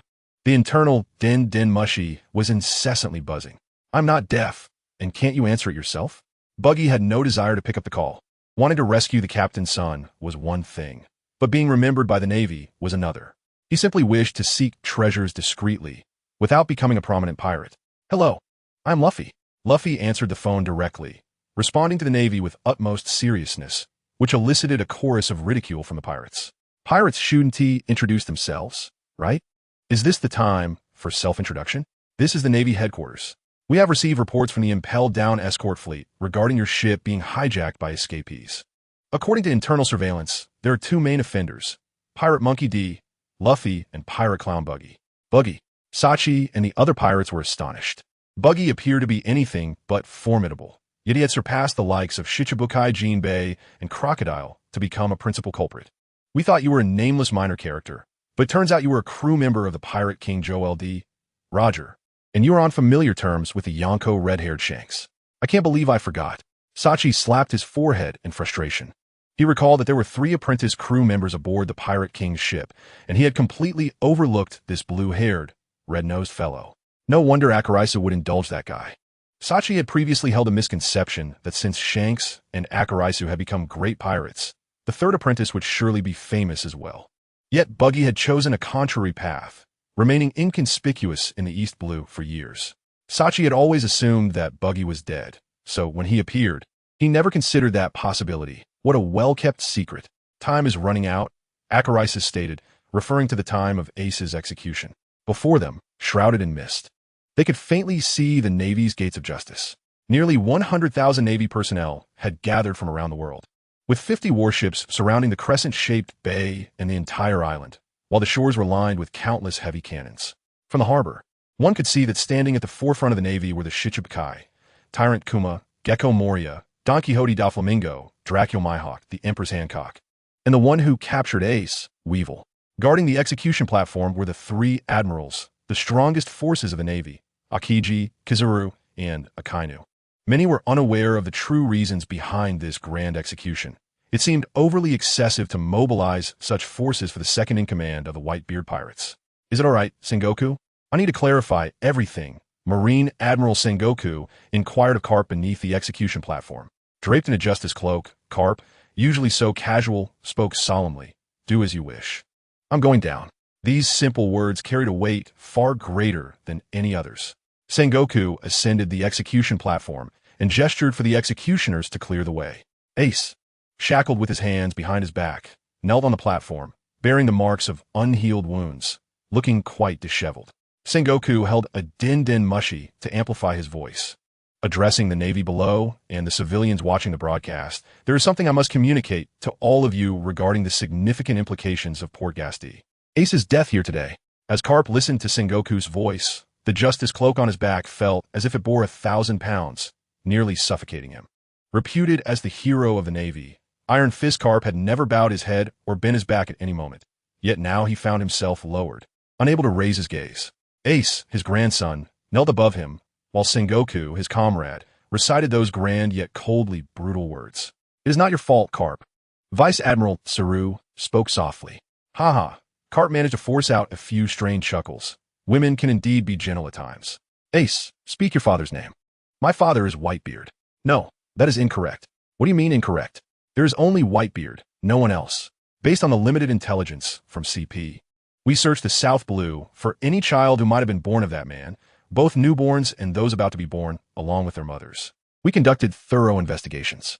During that period, there was a prison in the South Blue specifically for pregnant women and newborns, and the Navy scrutinized every possible individual, preferring to kill than to let anyone escape. Yet we found nothing. It is no wonder, for your birth was a sacrifice made by your mother, and it could be said to be a cunning plot from her. What was he saying? Did he even comprehend his own words? To dismiss the efforts of a mother who endured excruciating pain for 20 months to ensure her child's survival as a scheme was unfathomable. His voice echoed across the square of Marin Fander, and through the broadcast, viewers in the Sabati archipelago learned of this earth-shattering news. That notorious villain had a child. It was indeed reassuring that he had been captured. He is the child of the Pirate King. Surely he must be ruthless. If he were caught and put up for auction, he would undoubtedly fetch a great price. This execution was the most splendid performance. Roger watched Ace on the screen, while Rayleigh and the crowd felt a profound sorrow. Perhaps even you did not foresee this, did you? Not everyone is like you. The majority of the world is narrow-minded, daring only to speak ill of you behind your back, and after your death, they would only direct their resentment towards your child. Laylee fondly recalled Roger's sentiments as they returned from Elbaf. Buddy, it seems we arrived a tad too early. Laylee echoed the sentiment, pondering who might ultimately unearth the great treasure. It must surely be my son, Roger asserted with an air of certainty. But you have no son. At that moment, one could only imagine the anticipation that would accompany his progeny as they set foot on this island, revealing the world's secrets to all. It became evident that Roger's lineage remained undetermined, simultaneously since this development, in a bid to cultivate you into the next pirate king. He permitted the son of his erstwhile rival to embark on his vessel. No, I did this to ensure that my father becomes the pirate king. Aisu could scarcely tolerate the Navy's slander against Bai Huzi. Only you think that. The reality is we cannot act against you. Zhangle's voice trailed off, fading in his ears. The sound of the waves crescendoed, ultimately enveloping his mind, akin to the applause of the world or the curses of the earthly realm. He gazed upon the distant sea, both gentle and vast, cruel and unrelenting. We are all children of the sea, his father had told him. He was on the verge of death, unceremoniously, his body destined to decay without instilling fear in anyone, nor would anyone bear responsibility. His demise would merely signify the absence of a farcical spectacle in this world. Would anyone mourn his passing? Zhangle's voice echoed far via the transponder snail. Even the warships that had just surged in from the gates of justice could hear his words. The oppressive atmosphere of Vakau had nearly materialized. Indeed, he found humanity utterly detestable. Everyone kept their distance, fearing his sudden wrath, even if it were not for Roger's favor. Even without having met Aisu, Aisu would undoubtedly intervene. He would not allow anyone to insult the term mother in any form, equating the birth of an innocent child to a mother's conspiracy. How audaciously hypocritical of the Navy. Hey, Aisu. Saki's eyes widened as he watched the figure who had just stood on the deck leap into the sea in an instant, too swift for him to intercept. Yaka. Baji was the first to reach the ship's edge. Hey, you don't act recklessly. Their warship moved at considerable speed, yet it could not match the fierce sprint of Vakau, who treated the sea as his pathway. By the time they reached the ship's edge, the White Wolf had already distanced itself significantly. Luffy's eyes widened in awe. Incredible. How did I not think of that? With that, he attempted to leap over the ship's edge as well. Are you trying to make someone fish you out again? Sachi hastily grasped his waist, exclaiming, You are a devil fruit user. Sun Ping. A bit faster. Baji shouted to the helmsman. Hurry up. This is already my maximum speed. Sun Ping retorted. On the square, the Navy scout, peering through his telescope, spotted several pirate ships that had suddenly emerged from the thick fog. They've arrived. All hands, prepare for battle. The vessels of the Bahan surfaced on the waters of Marineford, both large and small, arranged in staggered formation like an impenetrable fortress. A massive whirlpool suddenly formed in the crescent-shaped harbor, followed by the emergence of a colossal ship that breached the water surface. It was enveloped in the unique bubble membrane of the Sabiti archipelago, allowing the pirate ship to navigate freely beneath the waves. The appearance of the grand ship, Moby Dick go, left the Navy astounded. They had envisioned countless strategies for Bahu's assault, laying traps galore, yet never anticipated an approach from beneath the sea. 3 enormous pirate vessels emerged, carrying the entire might of the Bahuja Hazaitan. Jungo, a burly man wielding a massive sword, stood at the bow of the boat. My dear son, are you all right? Lao de? Aisu, after a brief moment of shock, could no longer contain his voice. Bahuju lowered his weapon, his fists pounding the surrounding air, causing the transparent atmosphere to crack like glass under their gaze. What is that? Is the atmosphere cracking? The Navy gasped, realizing this was the extent of Bahu's power, the mightiest pirate with world-ending capabilities. A tremendous tremor rippled through Marineford with his punch. The surrounding waters began to churn violently, and colossal waves surged toward Marineford. The warships adrift on the surface swayed unsteadily, only for the sea to suddenly fall silent once more. Lao de? It was my overconfidence that led to my capture. You need not concern yourselves with me. If only he had been more vigilant. Had he seen Krichan and abandoned the pursuit of Weibor, this predicament might have been averted. No, it was my own weakness, Bahujit countered, his gaze shifting to Weibor stationed at the harbor. I should not have allowed the rumors to spread. Miss Bajin likely understood that this battle would target her and Weibor. Hence she departed Marineford early, abandoning her son. Portmore still believed in Miss Bajin's deceit, thinking that by defeating Bahujit, he could inherit everything. "Ai Su, we fell into their trap, leaving you alone there," Chao Tzu exclaimed. In these waters, everyone understood the consequences of laying hands on their comrades. "We will not overlook anyone who harms you, Ai Su. Wait for us. We will rescue you." These bold and defiant declarations gradually drowned out the sounds of the sea. Su clenched his teeth, fearing he might embarrass himself by crying. The sea appeared tranquil, yet beneath the surface, turmoil surged. If Bahujit's strength were merely as it had been moments ago, it would hardly merit the title of the world's strongest. The tremor he had just instigated suddenly erupted again after a few seconds, a far more terrifying tsunami rising from both sides, seemingly intent on engulfing all of Marineford. At that moment, the Navy Admiral Qingzhu vanished from his seat, leaping into the air. The Ice Age. Qingzhu soared upward, freezing the colossal tsunami mid-course, then, using his altitude, unleashed a double spear against Bahujit. Bahujit again shattered the air before him, the double spear fracturing, and Qingzhu too disintegrated into ice fragments that fell onto the sea, instantly freezing the entire harbor. Although this rendered Bahujit's fleet incapacitated, it provided them with a strategic vantage point. The Navy commenced their bombardment, and the pirates leaped from their ships, racing across the water towards the square, thus commencing a chaotic melee. Just as the battle commenced, from the rear of Bahujit's fleet, the frozen sea cracked with a few sharp snaps, and soon, water gushed from the fissures, forming wolves of seawater upon the ice. The first wolf that appeared bared its sharp fangs, crouching low with its hind legs bent, front legs extended, poised to pounce, its eyes gleaming with a menacing glow. It charged into the fray, targeting a naval officer clad in uniform, followed by a succession of wolves mimicking its actions. Wherever the wolf pack traversed, any creature they could consume would be entirely devoured. Even though they could not vocalize for the attacked Navy personnel, it felt as if they truly heard the echoing howls of wolves. What is this? Not only the Navy, but even the members of the Whitebeard pirates were unaware of the origins of these wolf packs. Perhaps only Whitebeard and the captains like Marco could connect the dots back to Yakali's. Initially, it was assumed that these wolves had come merely to alleviate their burdens. Yet, unexpectedly, following their arrival, the Navy began to suffer consecutive defeats. The wolves exhibited an uncanny coordination that surpassed that of humans, launching a comprehensive offensive, creating diversions, providing mutual cover, engaging in feigned attacks alongside genuine ones, pressing forward whenever possible, and if unable to advance, they would effectively restrain the enemy's forces, leaving opponents overwhelmed and unable to respond adequately.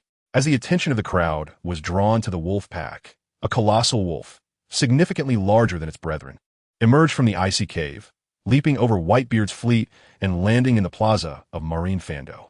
It did not pause, but charged towards the execution platform. Simultaneously, the warlord Dracul Mihawk unsheathed his black sword. "Oh, are you going to make a move?" Doflamingo inquired with a smile. "No, I merely wish to test the disparity between this man and myself," Mihawk replied, already slicing towards Whitebeard. His sword aura pierced the sky, tearing through the thick ice. It was ultimately intercepted by Diamond Jozu of the 3rd Division. Each opponent was formidable, almost monstrous. Kizaru leisurely rose, casting his gaze towards Whitebeard at the helm of the ship. To minimize losses, capturing the leader was imperative. "That peculiar wolf is yours to handle, Sakazuki." He transformed into countless beams of light. Without flinching, Whitebeard calmly remarked, Hey, why so glaring?" seemingly dismissing Kizaru's attack. The blue flames of the phoenix shielded against Kizaru's onslaught, with Marco chuckling, "How could we allow you to disturb our great captain right off the bat?" Whitebeard briefly glanced, and then turned his focus back to the wolf rushing toward the execution platform. If it were so easy to approach the platform, they would not have had to make such grand preparations. Just as the giant wolf leaped toward the platform, Akaina finally rose from his seat, swiftly extending his molten arm, colliding with the airborne wolf in an instant. The clash of seawater and molten lava resulted in rapid evaporation, accompanied by a persistent hissing sound as steam enveloped the area. Standing beside Ace, Sengoku watched the battle unfold below, his attention primarily fixed on Whitebeard. As Marco had stated, as the kings of both sides, neither could easily join the fray. Perhaps overly confident in Akainu and the others, Sengoku failed to notice the rising steam. Suddenly, someone burst forth from the vapor, launching an unexpected attack on Sengoku. Having experienced countless battles, Sengoku remained unfazed by the sudden assault. His gaze sharpened as he met the attack with a powerful punch. His black fist was already enveloped in haki, demonstrating his capability to make swift judgments, justifying his position as Fleet Admiral. The clash of fists produced a shockwave that sent the naval guard stationed at the execution platform tumbling down. While Ace stared in astonishment at the two figures so close to him, untouched by the chaos around. The force of the impact parted the winds before him, as if a transparent barrier had risen. Thus, he found himself with the leisure and privilege to closely observe the person confronting Sengoku. Ah, is she Yukaliai's sister? Does that fellow have a sister or brother? How come I've never seen her before? She looks remarkably similar to Yukaliai's. Before he could ponder further, Sengoku exerted himself once more, generating another shockwave, sending the assailant crashing into the plaza of Marine Fando, creating a massive crater. Ace noticed the puddles forming on the platform before him. The water wolf, previously engaged in combat with the Navy, instantly dissipated into mere traces of water on the ground. Whitebeard tightened his grip on his sword, focusing intently on the mysterious figure nearly atop the execution platform, surrounded by swirling dust, while the Navy quickly encircled, none daring to approach. Marco clicked his tongue, sending Kizaru flying for a moment's respite, leveraging his aerial advantage to leap into the encirclement of Navy forces, urgently inquiring, "Hey, are you all right? Where's Sachi?" Despite confronting Sengoku, taking advantage of his unpreparedness was not without its repercussions. A few light coughs responded to him, and a figure emerged from the haze, answering on the ship behind. The voice bore a suppressed anger but was unmistakably feminine. Surprised, Marco initially thought this ability belonged to the White Wolf, but as the smoke cleared, it revealed a woman strikingly similar to the White Wolf. "My apologies. I mistook you for someone else." Marco quickly apologized, cautiously asking, "Are you the sister or the younger sibling?" "I am the elder sister," Yukaliai's replied with a serious demeanor. My apologies, Marco exclaimed, retreating, mirroring her actions. The reason was simple. Having intercepted that wolf, he had failed to halt Yukaliai's, leaving Akainu feeling mocked. He charged into battle, his molten fists slamming into the previous crater. The execution platform was now vacant. Akainu, originally stationed as its guard, would not act unless the enemy approached. However, after Yukaliai's had embarrassed him before Sengoku, he felt compelled to eliminate this individual. Marco's gaze was fixed on the execution platform. Despite being unable to defeat Sengoku, he sought an opportunity to unlock Ace's sea-stone handcuffs, allowing Ace to escape. "Sister, please hold off Akainu." Not wanting to expose the relationship with the red-haired pirates and unsure how to address Yukaliai's, Marco opted for a term of endearment. Her willingness to assist them in such peril warranted the title of sister. At the mention of sister, Yukaliai's body stiffened momentarily, a flicker of vulnerability crossing her features. Yet she executed Marco's request dutifully. She obstructed Akainu's advance, as seawater coalesced around her, transforming into a pack of wolves charging towards Akainu. Diamond Jozu lifted a massive chunk of ice from the bay and hurled it directly at the Navy. If that ice were to crash to the ground, it would threaten not only the plaza, but also the execution platform. Yukaliai spread her arms wide, closing her eyes as Akainu's magma dog surged forth. Within the gaping hole created by Jozu, the seawater was drawn forth, surging out in waves. The deluge engulfed the entire plaza indiscriminately, affecting all devil fruit users, leaving Akainu helplessly submerged. The partially elemental lava cooled rapidly upon contact with the seawater, transforming into blackened remnants. "Oh my, what a terrifying ability," Kizaru remarked, maintaining his lecherous smile. Earlier, when Marco attempted to attack Sengoku, he had intervened mid-air. From above, the earlier display was indeed formidable, as the seawater inundated the entire plaza in an instant, resembling a hell's cape for those with abilities. However, it was unfortunate that Marine Fando's drainage system was exceptionally efficient. As long as the sea level did not rise, even the most substantial influx could be swiftly managed. Seizing the opportunity, Yukaliai's hastily retreated, distancing herself from Akainu. Yet the Navy remained armed and ready behind her. At that moment, A snake with a white body and red patterns slithered forward, and the Empress of the Seven Warlords, Boya Hank, stood before him. Her long black hair cascaded down to her waist, adorned with a pair of snake-shaped golden earrings. Her beauty was unparalleled, her tall figure accentuated by long legs that brazenly emerged from a high-slit skirt. A mere glance at her revealed what it truly meant to be the world's most exquisite beauty. The woman she confronted, rare in her stillness, became clear to those who had previously failed to discern her visage. On the grand screen of the Shangbodi Islands, as the white-haired, wolf-eared woman raised her head, the once raucous crowd fell silent, save for the sound of inhalation. She possessed a beauty that rivaled that of the pirate empress, her features strikingly delicate, and her beast-like icy blue eyes exuded a wild, captivating charm that was entirely unique to the animal kingdom. Oh, how curious!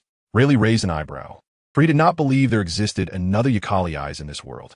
Ha ha, this lad is quite photogenic. Who is she? If captured for auction, she would surely fetch an astronomical price. A man emitted a lecherous laugh, soon echoed by similar voices within the crowd. Rayleigh quickly identified the source of the first utterance and began to stride toward that direction. Unbeknownst to anyone, a figure had vanished from the throng, their attention wholly fixated on the screen. This woman is my rival. Hank lifted her chin, pointing at Yacali Eyes with an air of arrogance, forbidding any interference. The clash of these two stunning beauties served as the most exquisite embellishment to this brutal war. However, at that moment, the broadcast feed abruptly shifted to another scene, causing the eager spectators of the Shangbodi Islands to exhale in frustration. What is this? They wished to witness a duel of beauty, not a chaotic brawl among men. Yacali Eyes' command over water had significantly intensified since before, but it was not inexhaustible. After expending some in Impel Down and against the wolves and waves, he now required time to recuperate. Yet, with the pirate empress intent on fighting, he had no choice but to confront her. He refrained from utilizing his water abilities. During the close combat, he was somewhat astonished to discover that she was not exerting her full strength, as though she were allowing him the time to regain his powers. The pirate empress emanated a subtle fragrance, interlaced with a faint scent he had previously detected on Lufay. Boom, boom, boom. A colossal shadow loomed behind the Whitebeard fleet, as a giant, even larger than a giant, approached. Is this the grandson of the usurper, Ozu? How immense! Ace, I won't let you kill him. Little Ozu roared as he charged toward the Marines. Hee, I desire his body. Moonlight Moria displayed an expression of yearning. The entire giant clan of the Marines launched an assault, disregarding the pirates and focusing solely on little Ozu. Ozu, no, they'll use your body as a target. Ace shouted desperately. Yacali Eyes glanced at the execution platform, only to be kicked into a nearby wall by the pirate empress. Relying on his towering stature, little Ozu charged into the port, lifting a marine warship high above his head and smashing it down to create an entry point. Fool! Recklessness and courage are not the same thing. Whitebeard furrowed his brow. Stay back. Ozu! Ace cried out. He shared a close bond with Ozu, having once crafted a straw hat for him by hand, never imagining that this sentiment would become Ozu's reason to fight to the death for him. Everyone, provide cover for Ozu. Whitebeard understood Ozu's determination. Since he could not stop him, he would have others shield him. After kicking aside Yacali Eyes, the Empress charged toward Ozu, indiscriminately petrifying the men in her path. Damn it, you even attacked the Marines. Although I agreed to fight alongside you against Whitebeard, it does not mean I am your ally. The Empress stood atop the great serpent, proudly raising her chin, hoping that they would regard her as having upheld her end of the agreement in light of her unparalleled beauty. The Marines found themselves unable to voice a single objection in response to her visage. Ozu continued forward, with only the 7 warlords capable of halting him. After enduring an assault from the tyrant Kuma, Ozu fell to his knees, the straw hat on his back tumbling to the ground. That hat, significantly larger than a typical straw hat, had been crafted by Ace himself, having undergone multiple failures due to his flame abilities. Ozu, Ace called out, his voice trembling. Enough. Give up. You cannot reach this place. Why did he lower his head, murmuring in despair? Was my birth truly a mistake? Amid his chaotic thoughts, he heard the Marines gasping in astonishment. This hat is very important to you. Be sure to take good care of it. Sabo gently picked up the fallen straw hat, black mist swirling around him, his golden hair gleaming, and his smile warm, like a light walking through darkness. The sudden appearance of this unfamiliar face captivated the attention of many, as he effortlessly blocked an attack from Doflamingo aimed at little Ozu. "Ace, I apologize for my tardiness," Sabo exclaimed, removing the hat and bowing in a noble gesture. "I encountered some trouble on the way. What are you doing here?" Ace was taken aback. "Get out of here. That would be rather impolite," Sabo replied, twirling the pipe in his hand. "You are still just as you were in childhood. You regained your memories?" "I recalled some. The doctor said I still need time." "It's the Revolutionary Army's Sabo." A Marine recognized Sabo's face. "Why is the Revolutionary Army involved in this? Is it a conspiracy?" "Apologies, but it is because we are brothers." As Sabo spoke, black mist enveloped his feet, causing the 7 warlords to instinctively retreat, sensing danger. Subsequently, all Marines and pirates standing within the mist fell into a deep slumber, emerging in a state of unconsciousness. "Look, my newly developed ability." Sabo gave Ace a thumbs up. "You absorbed us all," a pirate exclaimed, who had not been affected. They carried their incapacitated comrades back to the fleet. "I apologize. I am still adjusting to my abilities." Sabo earnestly bowed in apology. "This ability is indiscriminate. No one can escape it, so there was nothing I could do." Due to his massive size, little Ozu collapsed to the ground, and no one could lift him. Whitebeard swiftly dispatched a Marine admiral, shouting, "Step on Ozu to advance." Ozu's enormous body served as a makeshift platform, allowing everyone to rush closer to the execution platform. "Brother, wait for me," Sabo shouted loudly. "You." Ace turned to see Sabo waving at him. He wanted to say something, perhaps to tell him not to come, to not worry about him. Yet, witnessing their determined efforts to save him, he found himself unable to utter such words. "Ah hey, implement the battle plan." With the voice of Zhanghua, several din mushy echoed throughout the Marine ranks. "Ko Zhanghua, what exactly are you plotting?" Whitebeard observed the situation from a deck, having noticed the Marines' unusual movements. However, lacking insight into their strategy, he refrained from issuing any commands. Karp ascended the execution platform, ignoring Zhanghua's voice as he sat beside Ace. Among those present, perhaps the one enduring the most torment and anguish, aside from Ace, was he. His towering figure trembled incessantly, and I found myself at a loss for what to do. "Ace, you scoundrel! Why did you not heed my words?" If he had joined the Navy, Karp could have legitimately protected them. This was the first time the old man, Ace, witnessed Karp in tears. He had always resorted to using his fists to educate them. In this sorrowful moment, a warship suddenly descended from the heavens. All that melancholy and grief was obliterated by the dazzling arrival of Luffy and his crew of pirates. Ace and Luffy inhaled deeply and shouted aloud. "Luffy, how did this little rascal end up here? Why did he come to join the fray? Was he not with his crew? Why did he suddenly appear at Marineford?" "Ace," Sachi, drenched to the bone, proudly exclaimed to Ace, "I brought your brother safely." Being with Ace's brother made Sachi feel as though he had undergone a terrifying adventure, one from which he could not escape but had to follow. Thus, bringing Ace's brother to safety felt like a monumental achievement worthy of the Grand Line. His almost boastful demeanor infuriated Ace. "What? You brought my brother here? To such a perilous place? Sachi, take Luffy away. Get him out of here." "Damn, Karp, this is your family too." Sengoku was on the verge of exploding with rage. "Luffy." Karp wore a look of utter despair. Not only had this kid arrived, but he also brought Crocodile, Jinbei, the revolutionary Ivankov, the clown buggy, and the prisoners from Impelled Down. "Sabo boy, what are you doing here?" Ivankov discovered Sabo. Sabo, noticing Luffy standing amidst the crowd, found his gaze irresistibly drawn to him. Only when Ivankov called out to him did he smile and respond, "Ivankov, I can't believe you ended up in Impelled Down. As for why I'm here, Ace is my brother." "What?" But Ivankov glanced at Luffy and saw him fixated on Sabo, leading him to suspect, "You and Luffy boy are also Sabo?" Luffy recognized him, and tears instantly streamed down his cheeks. He leaped from the wreckage of the warship. But having been poisoned in his battle with Magellan and having injected Ivankov as healing hormones, his legs went weak and he nearly collapsed. Luffy. Ace watched anxiously from the execution platform, knowing his brother must have endured great suffering to come here. "Luffy." A dark mist caught Luffy just in time, and he was then embraced in a warm hug. "Luffy, it's me, Sabo." Sabo." Luffy cried loudly, his tears and snot staining Sabo's clothes. Yet Sabo merely chuckled lightly and gently said, "Now is not the time to cry, Luffy. Right? I still need to save Ace." Luffy sniffed but continued to cling to Sabo tightly. That little rascal wouldn't let go of Sabo, and Ace suddenly recalled how Luffy used to say Sabo was gentler and had never hit him hard. The thought angered him greatly. With a dark expression, Ace shouted, "Luffy, let go of me." "Come on, Ace." Don't yell at him like that. Even though Sabo had only regained fragments of his memory, his protective instincts as an older brother were quicker to return. Just then, Sabo felt a void in his arms, followed by commotion from Whitebeard's side. Luffy intercepted Crocodile's attack on Whitebeard, shouting, "Ace really likes this uncle. You can't hurt him. Damn it." Listening to Luffy's words, Ace's previously tense expression suddenly relaxed.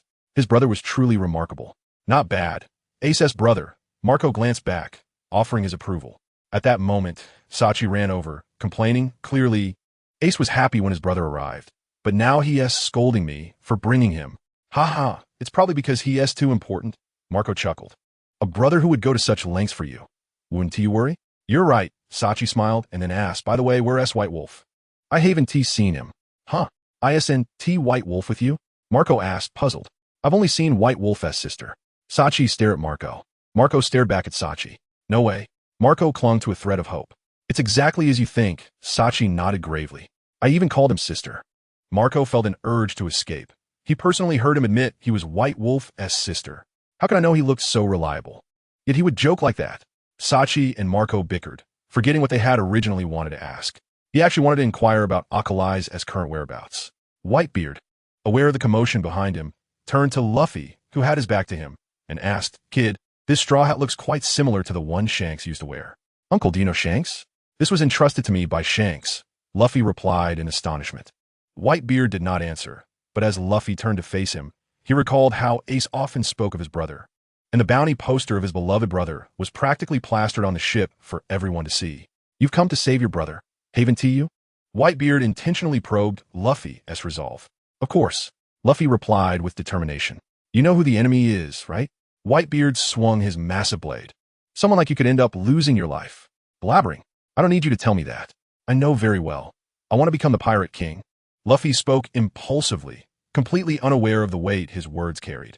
However, everyone else was taken aback by his bold declaration in front of the world's strongest man. Is this kid out his mind? Kuhaha, what an audacious little rascal. Whitebeard, however, was not angry.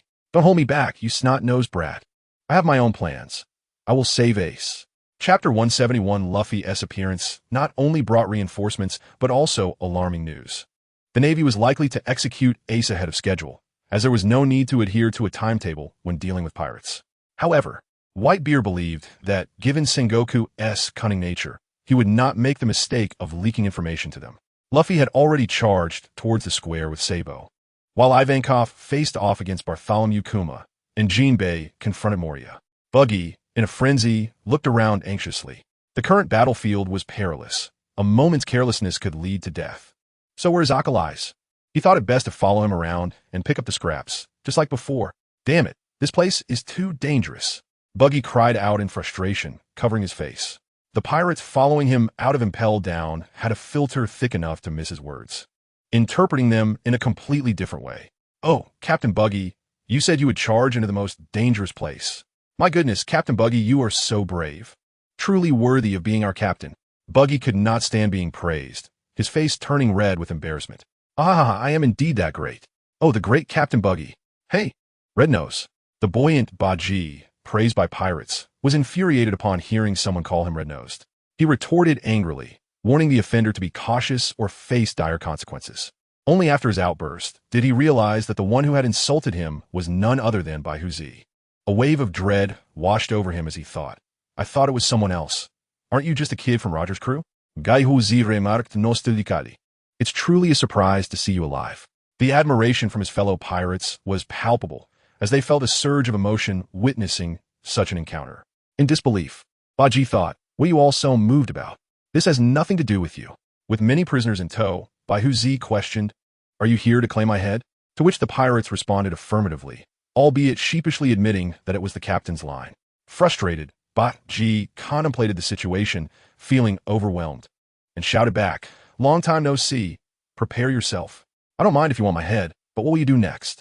With so many Marines around, you have no plan, do you? Baihuzi admitted the challenge he faced, suggesting they temporarily join forces against the Marines, postponing the matter of his head. Hey, how much does Baihuzi recognize your strength?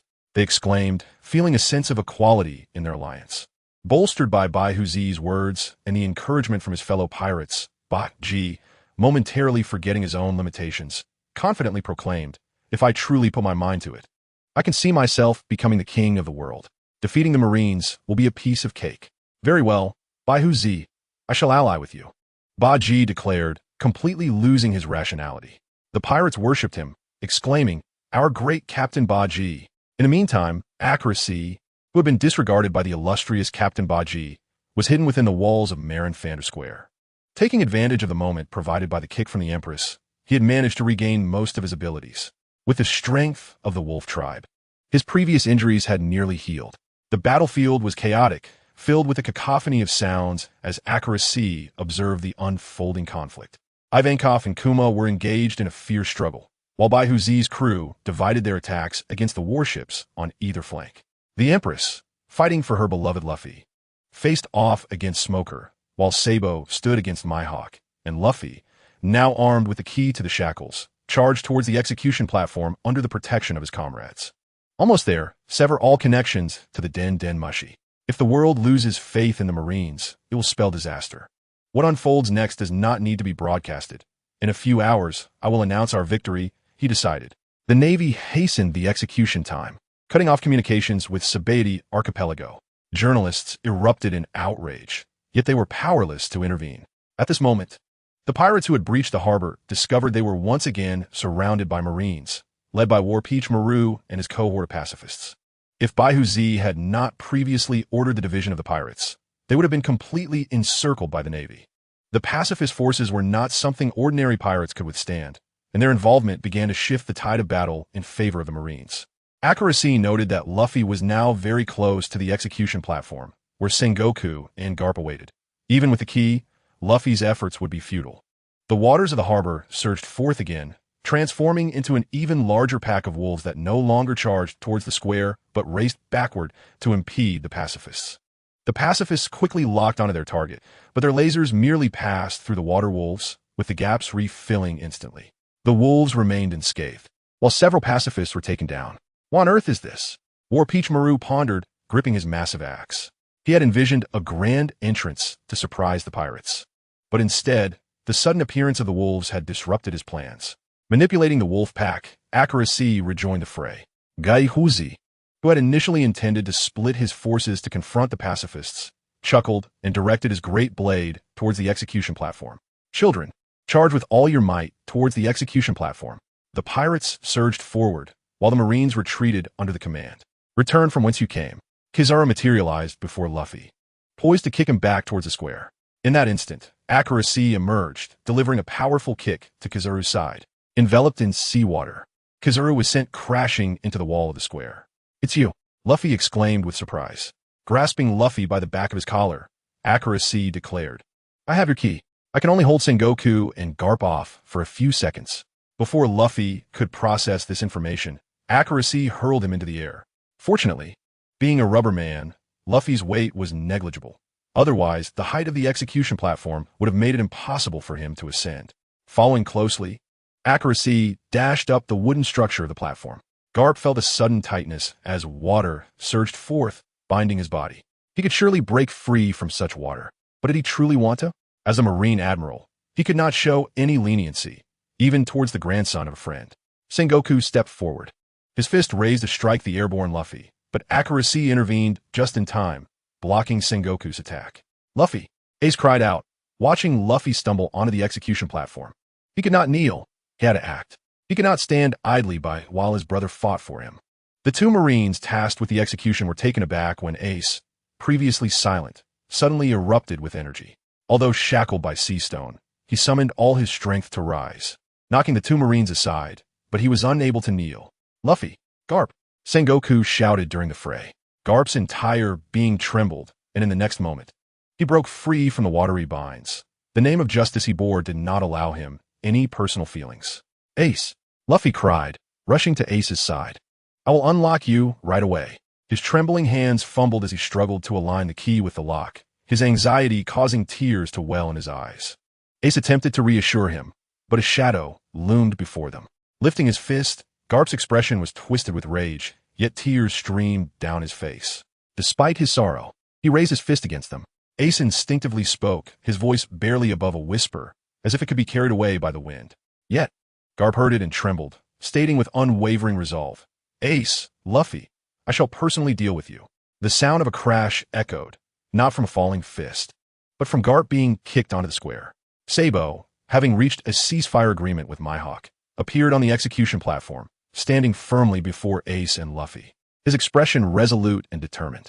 "No one shall harm my brothers." Sabo turned to Ace, smiling reassuringly. "Don't worry, Luffy. I'm here." His presence calmed Luffy's anxiety, and finally, the key was inserted into the lock. "You youngsters, can you truly turn the tide?"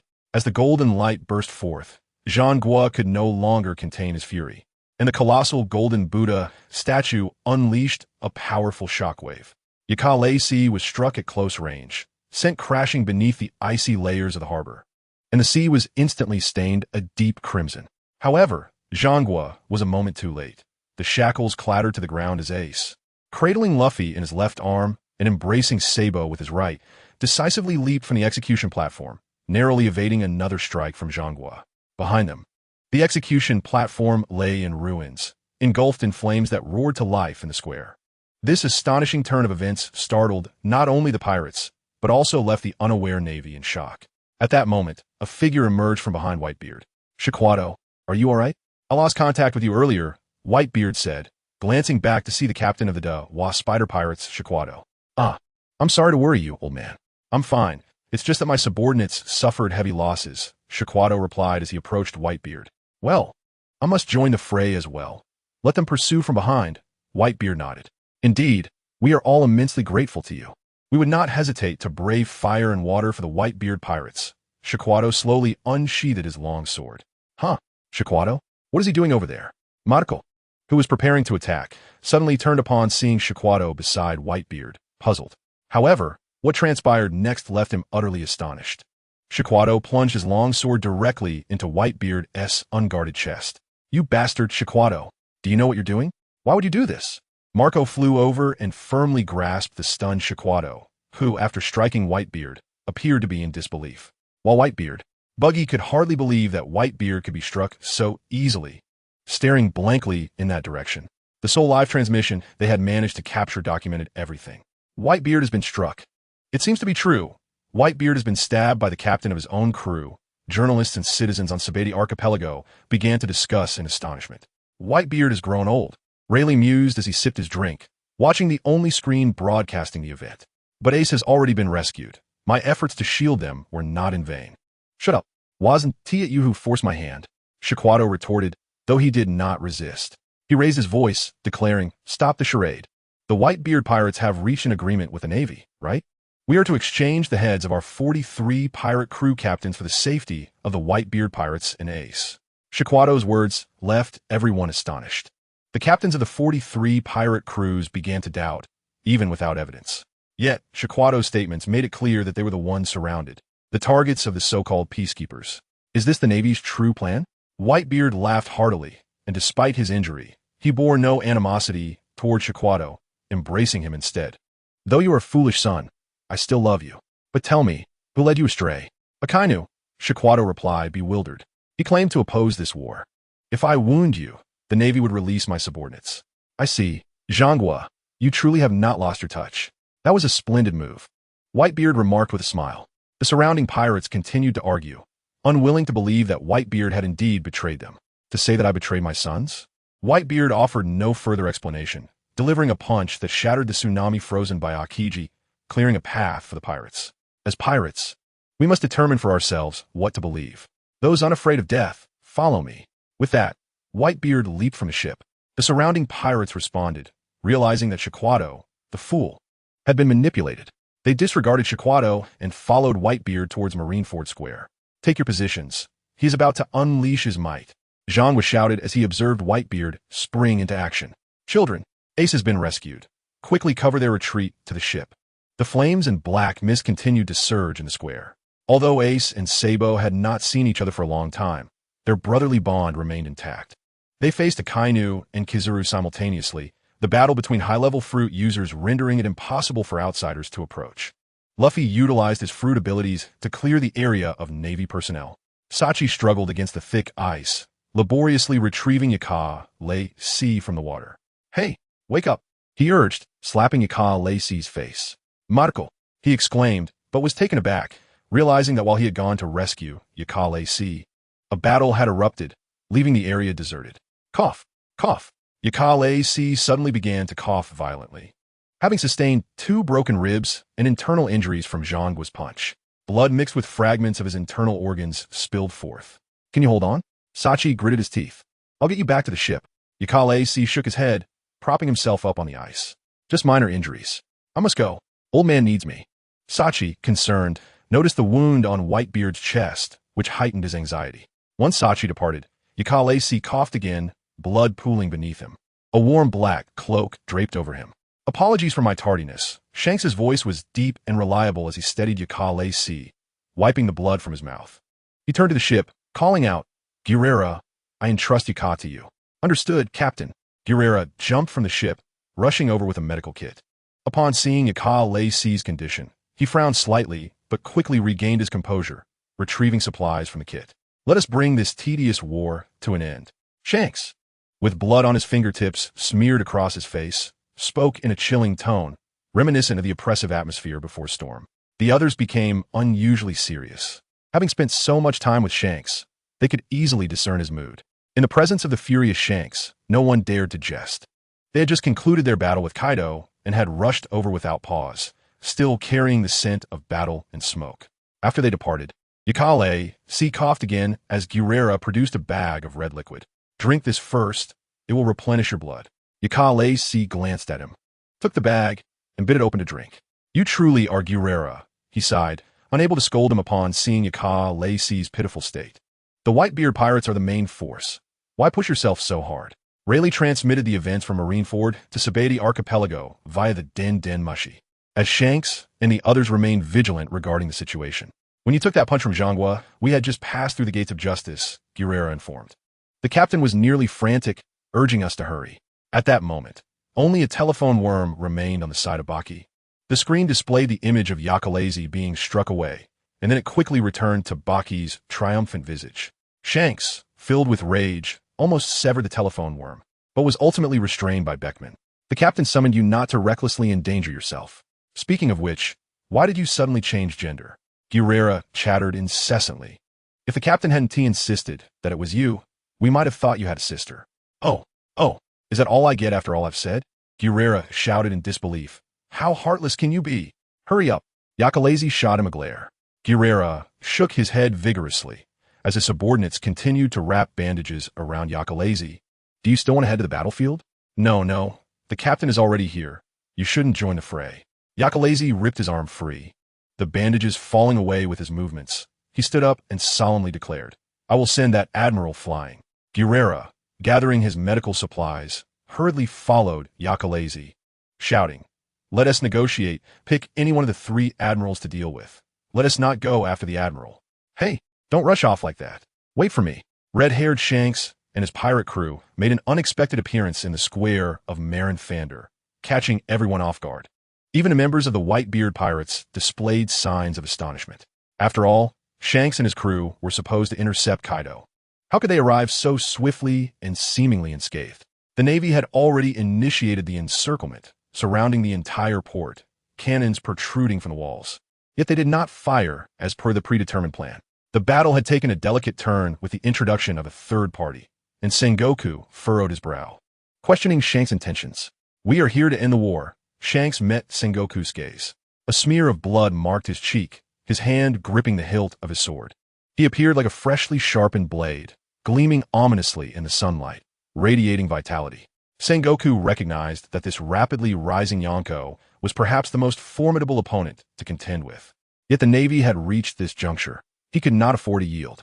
Red-haired, you wish to save Roger S. son, do you not? Sengoku's voice held an undeniable authority. Unless he perished here, the war would not cease.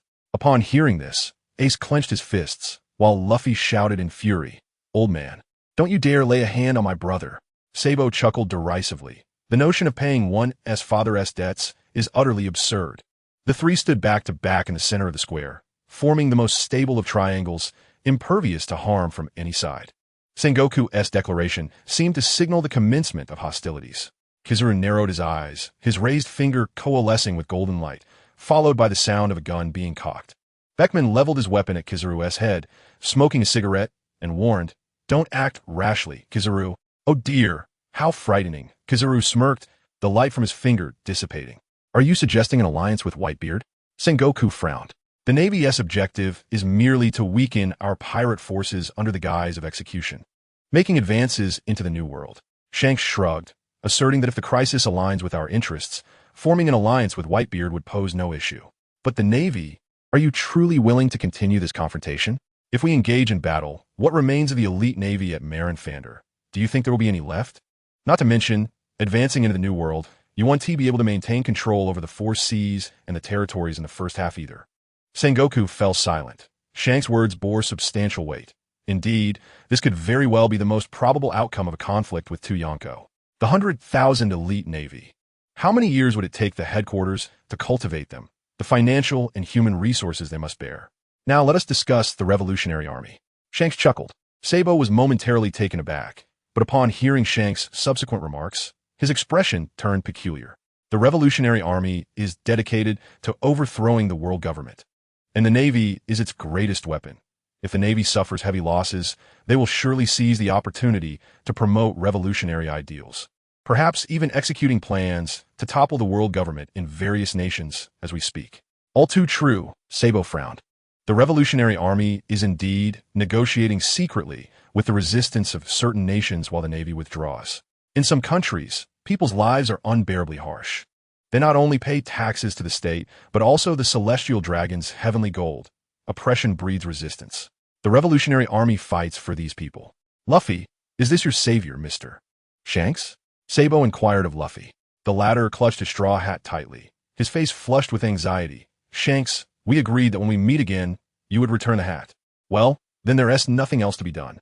Ace smirked. "Sabo, you take Luffy and run. Don't let him encounter Shanks." "What about you?" Sabo questioned. "I'm going to find Dad." "Marshal Sengoku, you must have seen further than anyone else during your long tenure. If after all I've said, you still refuse to relent, then war is inevitable." With that statement, Shanks drew his rapier, and, as if in response, the rest of the red-haired pirates brandished their weapons. The situation had escalated to this point. It was indeed my miscalculation. Sengoku, although swayed by Shanks' words, found himself in a predicament. However, if the Whitebeard pirates were to depart unscathed, the Navy would lose all prestige. "Kulala, red-haired, I am grateful for your rescue, but war cannot be measured by reason." Whitebeard erupted in laughter. "Children, board the Moby Dick at once. I will clear your path." As soon as he spoke, both Sengoku and Shanks understood his intent. Whitebeard was prepared to sacrifice himself to ensure the survival of his children. He had reached the twilight of his years. Rather than languishing aboard a ship with oxygen tubes and medication, he preferred to die on the battlefield. "Marco, let them retreat." "Bitaviar que mandi Marco," who was soaring in the air with an authoritative tone. "Dad." Marco, astute as he was, sensed Whitebeard's resolute intent, yet he wished desperately to be mistaken. How could they possibly abandon their father? He wanted to say they could never leave him behind, but Whitebeard's furious interruption silenced him. "Retreat. That is the captain's order. Retreat." Marco gritted his teeth, calling out to the pirates still on the battlefield, "Hurry. Return to the Moby Dick. Don't delay Dad from boarding." The pirates, without a second thought, complied, as it was only natural for them to retreat now that Ace was rescued. Humph, meteor volcano. Akainu's fist transformed into molten lava, launching a multitude of colossal magma fists into the air, which cascaded down like a meteor shower, turning the earth into a sea of molten fire. The ice created by Akiji was instantaneously melted by the intense heat, and the pirates standing on the ice panicked, desperately seeking refuge. Yet they had no ground to stand upon. Either they were engulfed by the ocean or struck by meteors. "This is bad. The Moby Dick." Sachi gasped. If their ship was incinerated by the lava, escape would be impossible. A massive curtain of water descended from the heavens, enveloping the Moby Dick, clashing with the lava and producing a hissing sound. Standing at the bow of the ship, Ikelesh, who had already restored his gender with Ivankov, appeared pale, yet still held the power of the sea currents capable of safeguarding the entire Moby Dick. The candle-lighting imp, Whitebeard, raised his arm, fingers curling, tearing apart the air before him, and in an instant, the entire world was turned upside down. This was Whitebeard, who even now possessed the cataclysmic power to destroy everything. Red-haired, take my children away, Whitebeard implored Shanks. This is my final request. Understood, Shanks solemnly replied. Ace. Marco soared into the square, calling out, Get your brother back to the ship quickly.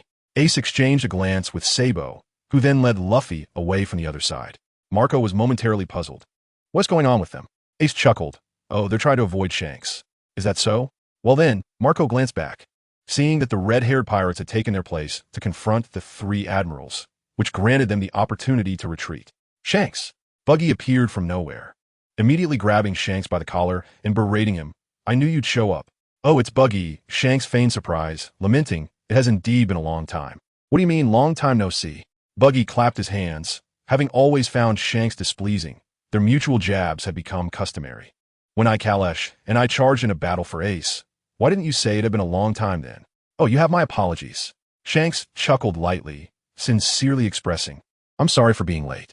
Listen to that insincere apology. Buggy's disembodied hands clutched Shanks' collar. You've been like this since childhood. I've always hated that about you. Is that so? Shanks pondered. Then to make amends, how about I give you a treasure map? A treasure map?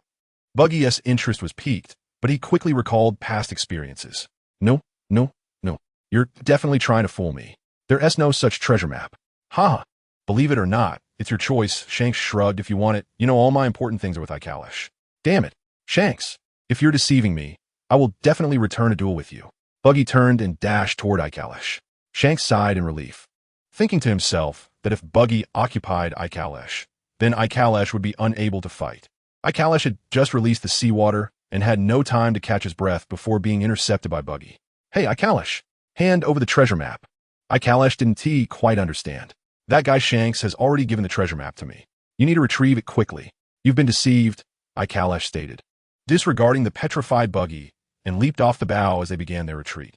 Buggy, you'd better hurry and leave with your companions. If you want to go, I can help you seize a warship.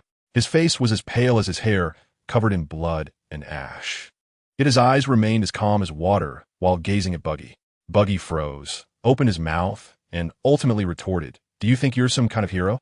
Why act tough when it's already like this? To tell you the truth, Shanks sent me here specifically to block you. On the side of the encircled wall, with a loud boom, Guerrera and the pirates aboard their ship blasted open a wall. Indeed, all part of the battle plan. Buggy felt a surge of motivation at the newly opened breach and immediately declared, So come with me. Let us seize a warship and leave quickly. All right, Kalash nodded, understanding that Buggy meant for him to seize a warship. After all, this was Buggy's nature, and if he changed, he would no longer be Buggy. Whitebeard had already engaged Sengoku, while Garp faced off against two members of the red-hair pirates. Set sail. Quick. Marco decisively commanded the crew to prepare the ship, as the Navy's elite forces were currently occupied. What about Dad? Ace exclaimed. Dad hasn't boarded yet. Dad, hurry aboard. They shouted in unison. For once they broke through this encirclement, they could escape. However, Whitebeard merely paused momentarily, tightened his fist, and struck the air behind him, causing the currents beneath the Moby Dick to surge violently. I am a remnant of the old era. There are no ships for me in the new world. Whitebeard spoke with a smile, but his words evoked a profound sense of desolation in both Sengoku and Garp. Were they not also remnants of the old era, persisting for the sake of their own ideals? Dad! Ace climbed onto the ship's edge, transforming into flames as he leaped towards Whitebeard. Marco clenched his fist. Captain, follow me. The others will guard the ship. We must return with Dad. The scorching flames shot forth like a meteor streaking across the sky, bearing an intense heat that aimed directly at Sengoku. Impudent. Sengoku swung a fist, narrowly evading the fiery punch. Ace, enveloped in flames, cried out, Dad, what ship in the new era is unworthy of being ridden? Beside Ace stood Marco, Vista, and Jozu, all captains of the Whitebeard pirates. Dad, it seems you've been on the Moby Dick for too long. Are you complaining about there being no ships to ride? You're even more willful than us. Let us go back together. Marco added cheerfully, we'll hold a grand feast, drink as much as we want. Kuahaha, you kids. Tears welled in Whitebeard's eyes. Whitebeard, with so many attachments, are you truly willing to die? Shanks urged retreat. If you do not leave, neither will they. Whitebeard silently gazed at his children and those on the ship who were waving at him. All right, let us return. Whitebeard fell, at the cost of the entire marine fort. The Whitebeard pirates lost their captain. As the Navy announced this, they also proclaimed the new bounties for the pirates who appeared in Marineford. In the end, Sengoku chose to resign from his position as Fleet Admiral, and a new Fleet Admiral would be announced in a few days. With Whitebeard's deterrent gone, the pirates erupted in fervor. The Whitebeard pirates, after enduring the war at Marineford, immediately engaged in battles with other pirates, keeping themselves busy. Meanwhile, the red-hair pirates, having withdrawn from Marineford, fell into a state of dormancy, as if their vitality had been depleted. The Navy seized this opportunity to dispatch additional forces to the New World, and naval ships could often be seen sailing across the sea. Straw Hat Luffy was prominently featured in the newspapers following the war, and soon after, alongside Rayleigh and Jinbe. He disrupted the human auction at Sabaody Archipelago. In the newspaper, he raised his fist triumphantly, with 3D2Y emblazoned on his arm, though a large cross marked above the 3D. The Revolutionary Army greatly benefited from this conflict, as Sabo busied himself with paperwork, and after exchanging life cards with the brothers, he departed. Shanks gazed at Luffy's photograph in the newspaper, where Rayleigh and Jinbe also appeared. If there were no reason, Senior Rayleigh would not be fooling around with Luffy. He must be conveying some message, Kalash speculated. It's probably related to his companions. Ayasu cheerfully remarked, I have met Luffy's companions. Even if they were to venture into places more perilous than Marineford, they would follow Luffy without hesitation. He glanced at Yakalai's and smiled. Right, Yakalai's? The first response came in the form of an empty wine glass hurled his way, leaving Ace bewildered and perplexed. Shanks grinned menacingly. Don't act as if you're so familiar with Yakalai's. Yet he had seen Luffy's companions as well. Ace scratched his head, utterly confused. What is wrong? After all, they were crew members of the red-haired pirates. Perhaps he feared that you might steal him away. Marco patted Ace on the shoulder. All right, I need to supervise Pops taking his medicine. Isn't it nice to settle down on the island? Shanks inquired. Ah, a bunch of kids are pestering us, urging us to get married every day. Marco lamented. How can we find someone to marry so quickly? Ha ha, who would have thought? But marriage, Yakalai's. Do you wish to marry? Shanks asked. No, Yakalai's responded promptly, without a moment's hesitation. This left Shanks momentarily stunned. You don't want to marry? Not with me? Huh? Ace exclaimed, his eyes wide with surprise as he looked at Yakalai's, and then at Shanks, and then excitedly asked, when will the banquet be held? Ace, let us go. Marco tugged at Ace's collar, dragging him away. Why don't you want to marry me? Shanks genuinely could not comprehend. We don't have marriage customs where I come from, Yakalai's explained, somewhat perplexed by the notion of a public declaration of marriage. So how do people express love where you're from? We exchange tokens, typically something of great personal significance. Exchange tokens? Shanks pondered, realizing that the only item of great importance he had on him was likely the one he possessed now. He stood up and unfastened the griffin from his waist. The most important thing to me, while the straw hat belongs to Captain Roger, the item that has accompanied me the longest and is truly mine would be the griffin.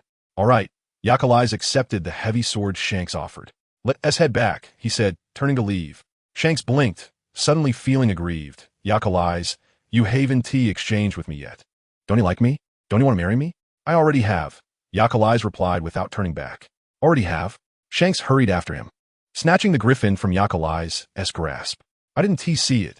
No way, you must give me yours first before I give you the griffin. It's hanging around your neck. Yakalai's pointed to the wolf tooth hanging from Shanks' neck, connected by a black line. See? Ah, you wouldn't. Shanks suddenly grew serious. Did you marry me so soon? Idiot. Chapter 172. Extra 1. A new addition to the Whitebeard Pirates.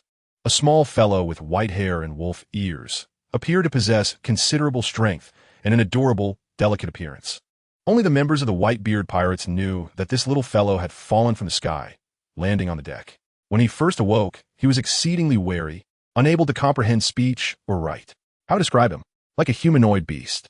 However, he landed with the Whitebeard Pirates, a crew that healed one another under the guise of family, making it perhaps the most familial of pirate crews. He exhibited a remarkable capacity for learning, enabling him to communicate simply within 2 weeks. He introduced himself as Yakalai's. From the moment he joined in calling Whitebeard Pops, he gained numerous family members. Come on, smile a bit. Don't be so stiff, Marco said, playfully using his fingers to pull up the corners of Yakalai's mouth. In that moment, the boy's exquisitely beautiful face appeared rather comical. Sachi burst into laughter. Marco, don't force Yakalai's. I'm not forcing him, Marco retorted stubbornly. As the two bantered, Yakalai's quietly took a seat beside Whitebeard, remaining obediently silent. Kwahaha, what is wrong? Bored? Whitebeard reached out, ruffling Yakalai's hair. His hand was large, and rather than merely ruffling his hair, it seemed to crush Yakalai's ears in the process. The ship was vibrant with life. Odin was making funny faces to amuse his children. Some were fishing, others playing chess, and some were eating. Such a carefree existence was utterly inconceivable to Yakalai, who had previously lived a life of uncertainty in an arena, barely managing to eat. Come look. The fish are jumping out of the sea. On the tumultuous ocean, countless fish were leaping out of the water, seemingly attempting to escape.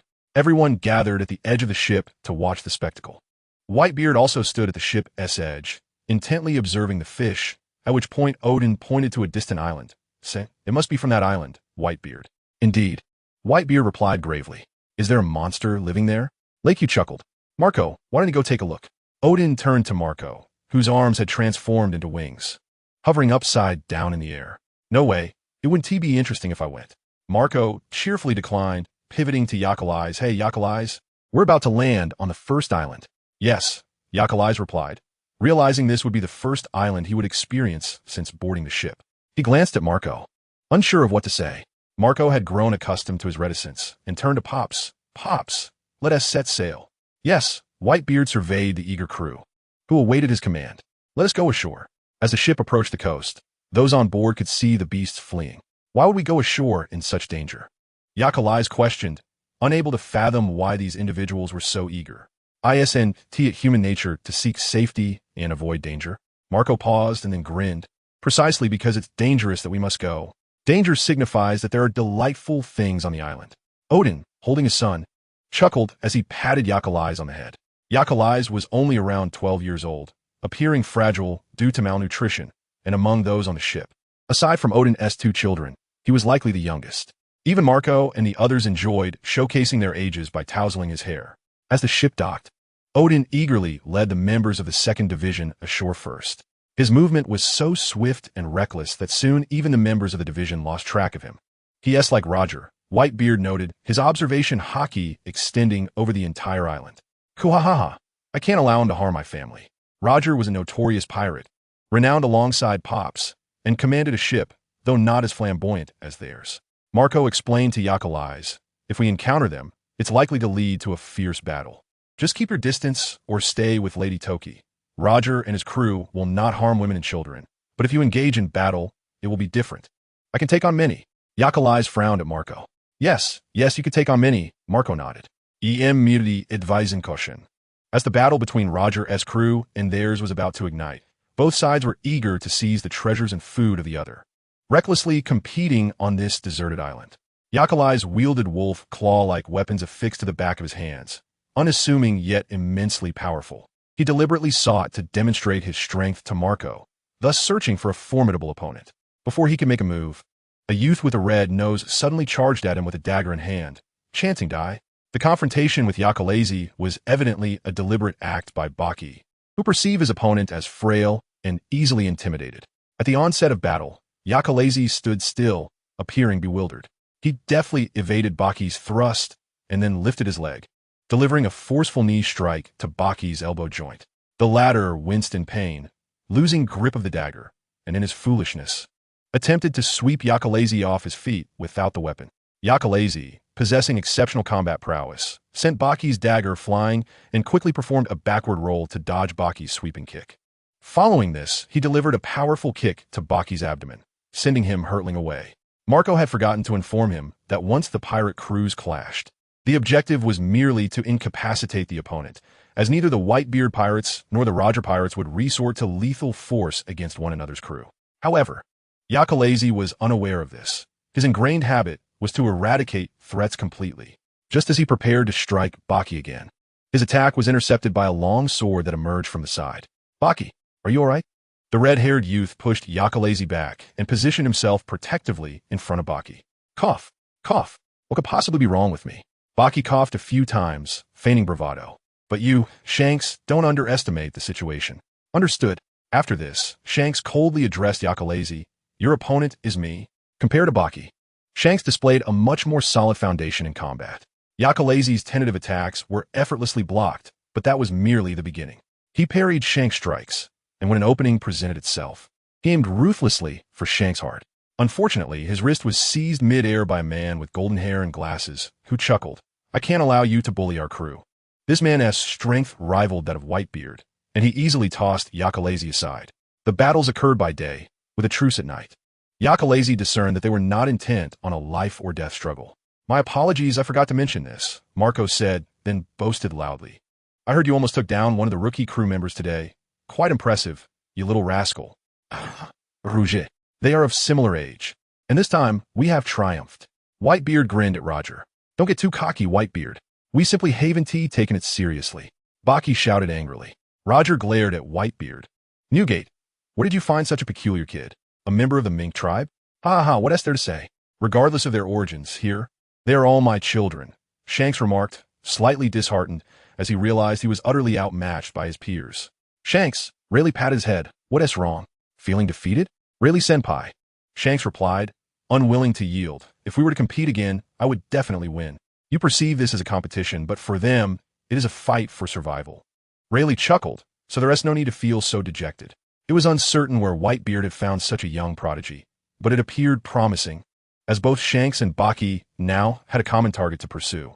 With a goal in sight, one is bound to progress continually. 3 days passed swiftly, and the initial battles transformed into a trading ground for the two pirate crews. Yakalazi sat beside Marco, lost in thought, until Teach turned to them. "Hey Marco, are those two guys rookie pirates?" "Huh?" Marco lazily replied. "Yes, they've been around for quite some time. They don't seem very strong. Their attitude, however, is rather independent." Across from them, Shanks and Baki stood shoulder to shoulder, appearing somewhat serious amidst the jubilant atmosphere. Yakalazi merely glanced at them before lowering his head again. At that moment, Teach queried him, "Yakalazi, those two have been pestering you for 3 days, haven't they?" "Oomph. Had it not been for the rules, they would have perished on the first day." Yakalazi found these two an annoyance. After being repelled, they continued to charge forth like two persistent leeches. He had intended to demonstrate his strength before his father, but these two had thwarted his plans. Teach laughed heartily. "Don't be so violent, Yakalazi." "Indeed," Marco chimed in with a laugh. Before their separation, the Roger Pirates borrowed the 2nd Division Captain Kazuki Oden, embarking on a quest for the ultimate island. The more combat Yakalazi engaged in under the Whitebeard Pirates, the more bounties and notoriety he accumulated.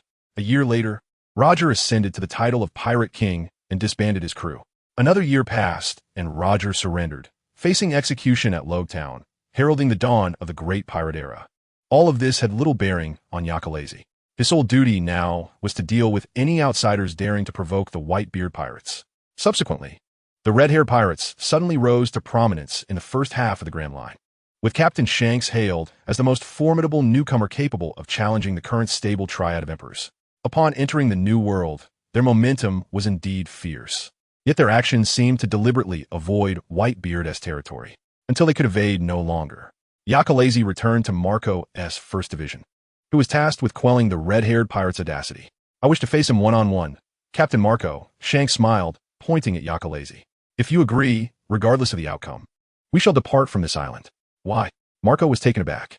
"I still vividly remember my crushing defeat from childhood. As my longtime target, Yakalazi, would now want to duel with me?" Yakalazi stepped forward, expressing no interest in Shanks' words. "For my father's honor, I shall slay you."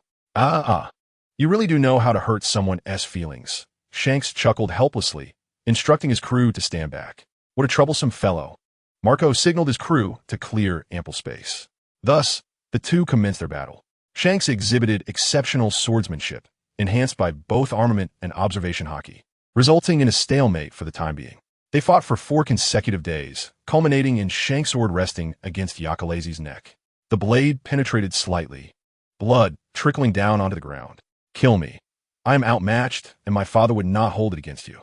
Yakalazi's expression remained impassive. "Am I truly such a vengeful person?" Shanks withdrew his sword, grinning. "So are you surprised?" Yakalazi remained silent and turned back to Marco, who sighed and placed a hand to his forehead, blue flames igniting in his palm, healing Yakalazi's neck. "My apologies, I have lost." "Indeed, I did not expect red hair to be this formidable," Marco replied lazily. "However, it seems he bears no ill intent, perhaps merely seeking retribution for past grievances." "I understand." Yakalazi nodded. "Huh, what do you mean by that?" Marco was slightly bewildered as he watched Yakalazi walk toward Shanks again, who smiled with his head tilted. But then, Yakalazi drew Shanks' side sword, turning the blade towards his own heart. His movements were too swift for Marco to catch up. Even the red-haired Shanks was taken aback. By the time he reacted, he instinctively tackled the other to the ground. What on earth are you doing? Are you attempting to take your own life with my sword and frame me for it? Is this truly who you are? He exclaimed in astonishment. Akalize, what on earth are you thinking? The immortal phoenix descended nearby, his head throbbing slightly. Weren't you seeking vengeance? Akalize gazed at Shanks, his long hair cascading over the beach, reminiscent of his childhood, yet subtly different. As his features matured, he possessed a somewhat alluring charm, although his usual stern demeanor would likely deter close scrutiny. Shanks reclaimed his sword, returning it to its sheath, one hand pressing down on Akalize's shoulder, akin to a rogue bully. Marco stood to the side, increasingly displeased, and spoke to Shanks with a harsh tone. How long do you intend to keep him pinned like that? While I appreciate your intervention, I cannot overlook such unruly behavior. I did nothing wrong. Shanks hurriedly rose, flustered and defensive. It was his sudden intimidation that startled me. Ah, Marco scoffed, digging into his ear as if disinterested in Shanks's explanation. Akalize, even if he seeks revenge, you need not endanger your own life.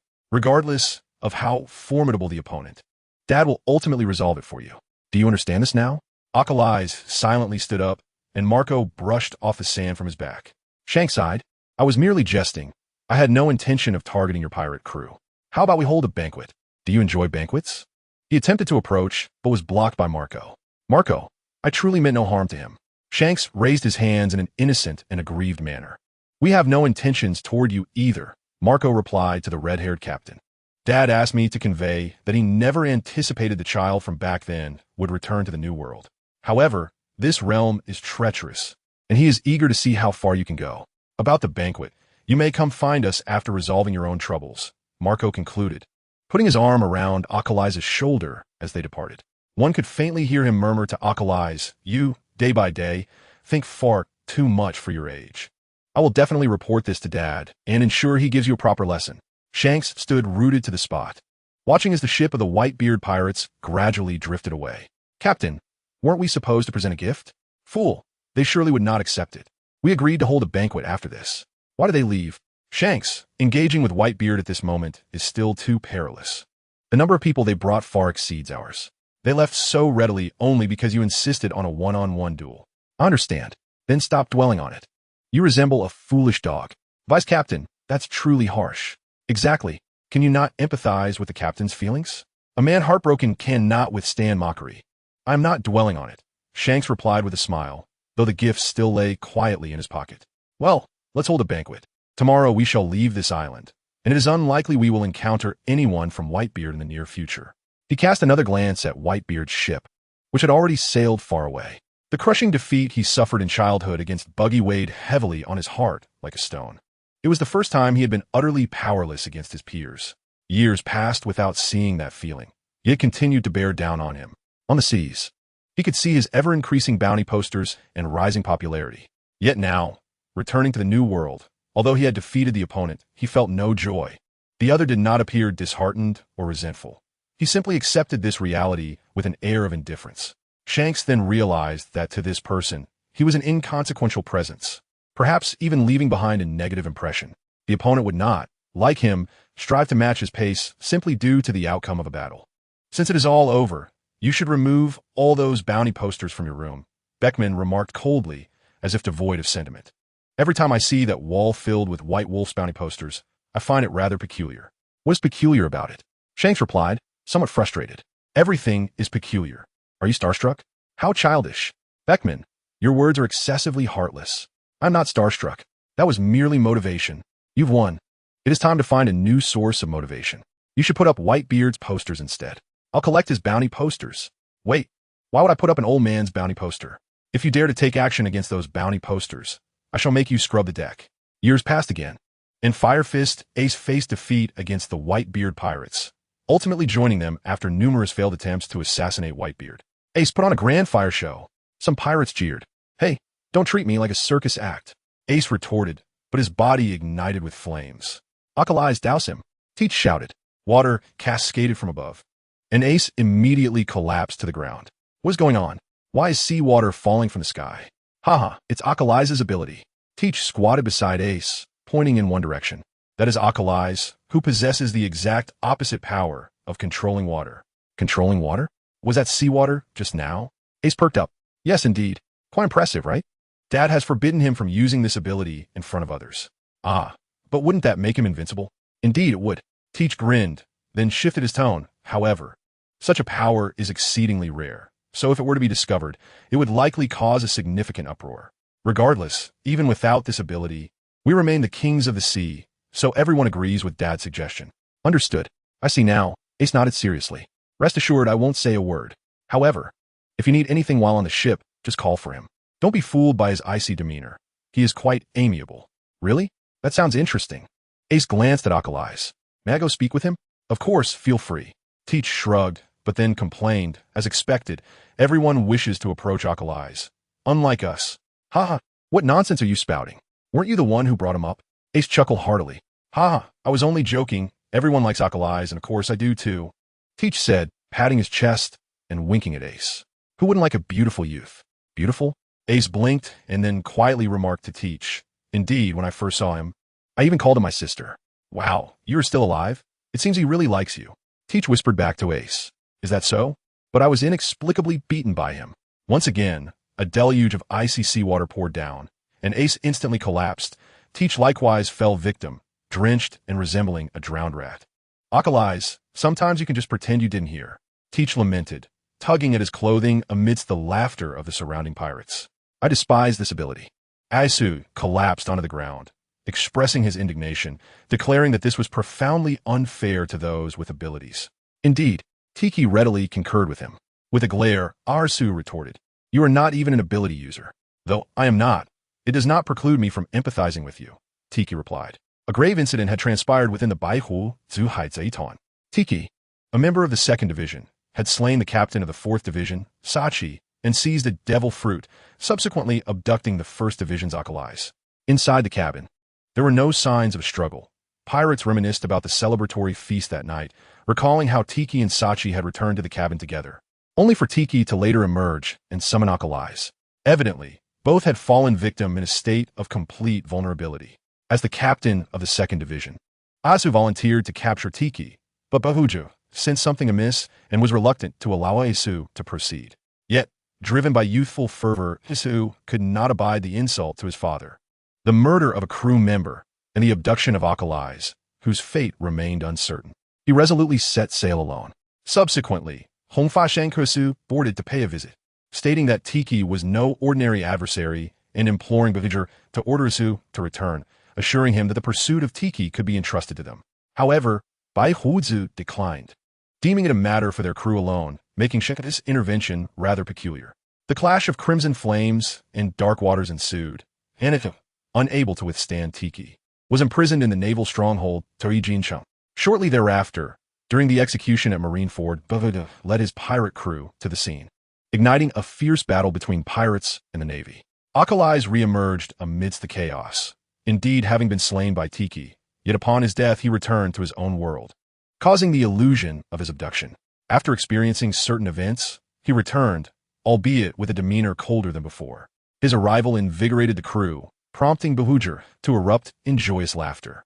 Immediately thereafter, Bahuju caught a small object thrown by Akalize, and upon realizing it was a medicine, he consumed it without hesitation. However, the effects of the medicine astonished everyone. It transcended the realm of ordinary remedies. Bahuju's grievous wounds healed at an astonishing rate, reaching the pinnacle of his strength. The rescue became significantly easier. Anazu was swiftly extricated, yet a mishap occurred during their retreat. To protect the immobile Luffy, who expended all his strength to withstand Akainu's ultimate attack. But their abilities counteracted each other, and soon the magma began to overpower the flames. Just as Azu thought he could no longer hold out, a tremendous force propelled him to the ground. He stared in astonishment as Akalize took his place to confront Akainu. Take your brother and go, Akalize urged, summoning currents of water to restrain Akainu. You need to hurry. Azu lifted the immobile Luffy and made a hasty retreat towards their ship. The clash of water and fire rendered a clear victor indiscernible. However, The ocean inherently suppressed the powers of the devil fruit, leading to Akainu's swift defeat. Hiding behind the square of Marineford, Tiki watched in trepidation as Akainu and Akalai's separated, never expecting Akalai's to have survived. He had sensed something was amiss. When Isu found him, his first question was about Akalai's whereabouts. Tiki was baffled, stating that he had not touched either of the two corpses. How could Akalai's have vanished? Oka, can this distance kill Akalai's? Tiki inquired of his sniper. The latter aimed his gun, contemplating such as fate. His sniping prowess could silently strike targets kilometers away. Without warning, Akalai's, racing towards the pirate ship, collapsed to the ground. Bai Huja, infuriated, summoned a tsunami that engulfed Marineford once more, exposing Tiki and his crew to the gaze of the masses. Ha ha ha, father, long time no see, Tiki mockingly greeted him. The gift Akalai sent you is truly enviable. You did this, Tiki. Marco charged at him in rage, but the ability of the immortal bird clashed against a veil of darkness, resulting in Tiki sending him flying. Father, this is my ability. Before Bahujik, Tiki displayed a hint of boastfulness. His original plan was to absorb his devil fruit ability after his demise. However, Akalai's sudden appearance shattered this scheme, prompting him to order the elimination of Akalai's. Not only out of anger at the disruption of his plans, but also out of fear of the other's powers. Dark waters began to seep from beneath his feet, enveloping everything around him, absorbing all within reach, only to expel those very things shortly thereafter. Even Akalai's corpse was swiftly grasped by Tiki, who held him as easily as one would a tattered cloth. The Navy, eager to witness the infighting among pirates, refrained from intervening. He is indeed dead. Only the deceased can remain unaffected by the dark waters, Tiki mused, pondering whether anyone could truly revive twice, for such a possibility would indeed be troubling. Tiki, return Akalai's to us. Isu shouted in fury. Bai Hujik tightened his grip on his massive sword, yet Akalai's corpse remained in Tiki's possession, preventing any rash actions. At that moment, the Kapitan finally arrived, intent on halting the conflict. With heavy casualties on both sides, Bahujik and the Navy, Tiki could not afford to lose his newly recruited subordinates. Thus, he ordered a cessation of hostilities. Seizing the opportunity, Tiki discarded the corpse and swiftly retreated with his crew. Shankasu approached, reaching out to touch Akalai's, but the immortal bird descended beside him, cradling Akalai's with a look of resentment and sorrow. Thank you for today, Hungfar, he said, but the members of our pirate crew shall take him away. Shankasu retracted his fingers. Please, go ahead. Regrettably, their encounter ended without the exchange of gifts. Do you have regrets? Beckman quietly asked Shankasu as they stood before Akalai's grave. Not really, Shankasu replied, bending to place a small box at the grave's foot, feeling a sense of wistfulness. By the way, what was the gift you always wanted to give? A handmade wolf tooth necklace. A wolf tooth? Luckily, you didn't give it. That gift would likely have angered him, Beckman remarked, attempting to shift to a lighter topic. Perhaps when I first met him, I saw him wearing a beautiful wolf tooth necklace. At that time, our crew battled with S for 3 days and nights, and afterward, it turned into an exchange of gifts. Shankasu pointed to his own neck. I was struck by the necklace he wore. I was quite uncomfortable, unwilling to accept defeat, and I had nothing of worth to offer in return. He took a deep breath. It's truly regrettable. Had I been braver then, perhaps I could have made a friend. Beckman remained silent, unsure how to console their captain. Yet Shankasu was evidently lost in the reverie of the past. I had even prepared my introduction. I would drag an unwilling buggy along, smiling as I introduced myself. I am Shadow, and this is Buggy. Let us be friends. Huh? You don't want to be friends. As they exchanged gifts, feeling incapable of reciprocating, he pondered whether they could exchange a hug instead. Regrettably, at Mal and Fanduo, I found myself devoid of the ability to embrace, unlike Xiong Kasi, who forced a smile. His left sleeve hung limply, rendering him incapable of exchanging even a simple hug. In a moment of distraction, he was seized by Marco. Do you like him? Beckman inquired. Xiong Kasi paused, then replied with a chuckle. He resembles my moon. No matter how chaotic the battle, Xiong Kasi could always discern him. Pure, pristine, close yet distant. His moon was beautiful, captivating when frowning, enchanting when shy, charming while eating, and even striking in his indifference. The moon in the sky could never behold him. Yet he gazed at the moon each night from the ground. Some individuals, upon just one glance, can leave an indelible mark for a lifetime. The youthful infatuation of a boy, unrequited and fleeting. In Chapter 173, Extra 2, Xiang Kasi was intoxicated, thoroughly so. He stumbled, failing to return to the captain's quarters, collapsing instead onto the deck. The moon tonight was a slender crescent, obscured by clouds, with silvery beams casting a shimmering glow on the deck and the sea, a sight only the nighttime ocean could unveil. Xiang Kasi, inebriated to the point of blurred vision, blinked and beheld the moon morphing, gradually taking the shape of a person, becoming increasingly distinct. He appeared to stand in a bustling forest, alongside a younger version of himself, donning a straw hat. Together with Buggy, they stood apart from the other pirates exchanging goods, as he endeavored to project an air of maturity. Was he reminiscing due to his drunken state? He chuckled self-deprecatingly, beginning to search for the figure he longed to see. In truth, there was no need to search. His moon always drew his attention immediately. The other person, lifting his head, was engaged in conversation with Marco, oblivious to the words being exchanged. In the sunlight, he stood in the shade of a lush tree, his face illuminated by the sun, as fair as jade. It seemed Marco had said something, causing him to lower his head, his cheeks puffing up in defiance. Young Xiang Kasi noticed this, the corners of his mouth yearning to lift, but then forcibly suppressing the urge, turning his face away. Though his gaze would inevitably dart back. His ears, concealed by the red hair and straw hat, burned crimson, yet he refused to concede defeat. Typically, he was not one to care about appearances, but for reasons unknown, losing to this person weighed heavily on his heart. He surreptitiously observed the scene, watching Marco mid-sentence reach out to ruffle Akali's hair, then gesture towards their direction. Instantly, Xiang Kasi felt a surge of anxiety, beads of cold sweat forming on his back. He had never felt such trepidation even during his first battle, his heart racing as if it might leap from his chest. Akali's glanced over momentarily before turning back, retrieving a pendant from around his neck, at the bottom of which dangled a wolf fawn, adorned with a shimmering blue crystal that swayed gracefully, a sight to behold. Marco sighed in resignation, then lazily yawned. Akali's, meanwhile, returned the necklace to its resting place. Quietly seated on the ground, his gaze lowered, seemingly lost in thought. Xiang Kasi slipped his hands into his pockets, producing only a half-eaten piece of chocolate. He contemplated this morsel, realizing that apart from his straw hat and the sword at his waist, he possessed little of value. What could he offer in exchange for the pendant around the other's neck? It wasn't that he particularly desired it.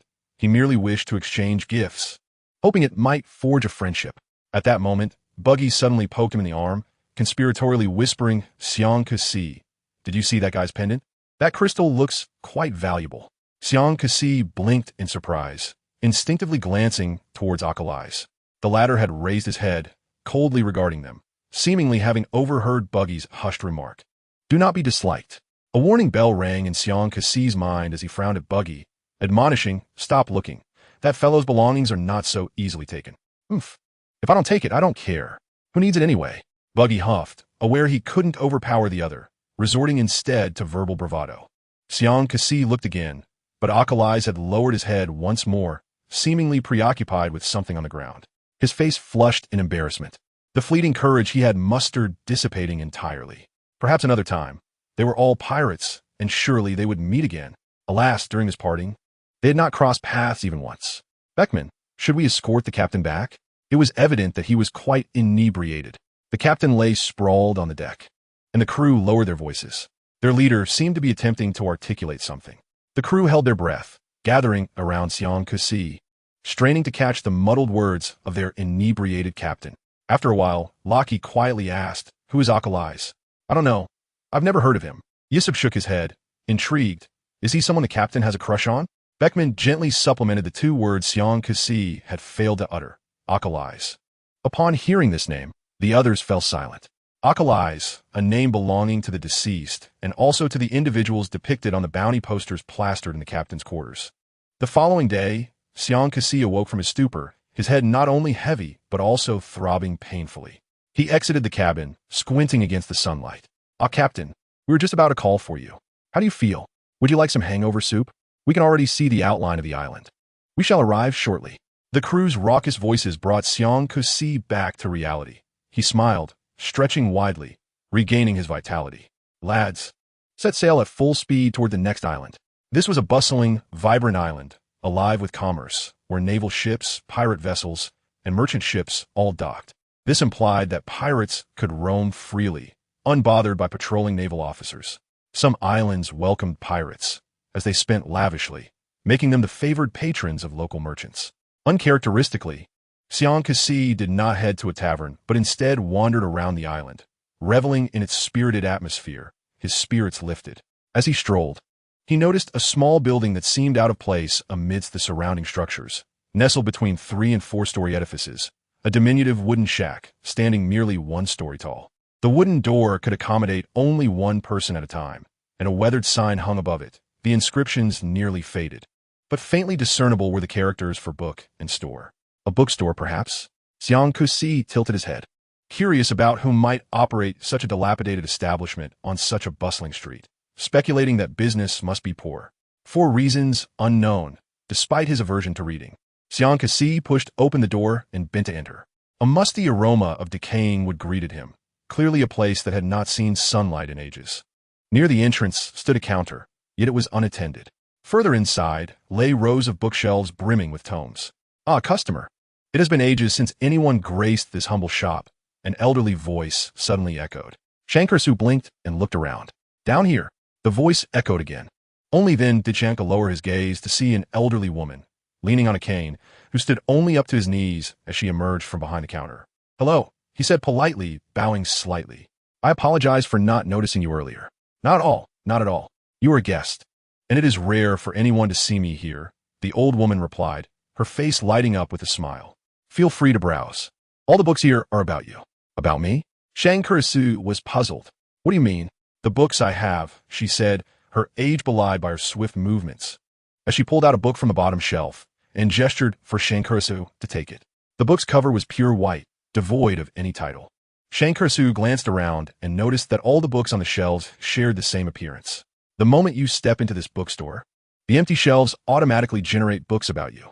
The number of stories you can write determines how many books there will be, she explained, smiling at the filled shelves. Some visitors leave with only a few books. You are quite remarkable. All of these are your stories. Is that so? Shang Kurisu blinked again, placing the book back on the shelf. If that is the case, my stories aren't worth reading, so I shall take my leave. The old woman nodded, and, just as Kurisu turned to leave, she added, "Those who come here often harbor regrets deep within their hearts. It signifies a pivotal moment in their lives. A chapter in their own book. Find that book, purchase it, open the page you wish to change, tear it out and burn it. And you can return to that time to alter your choice."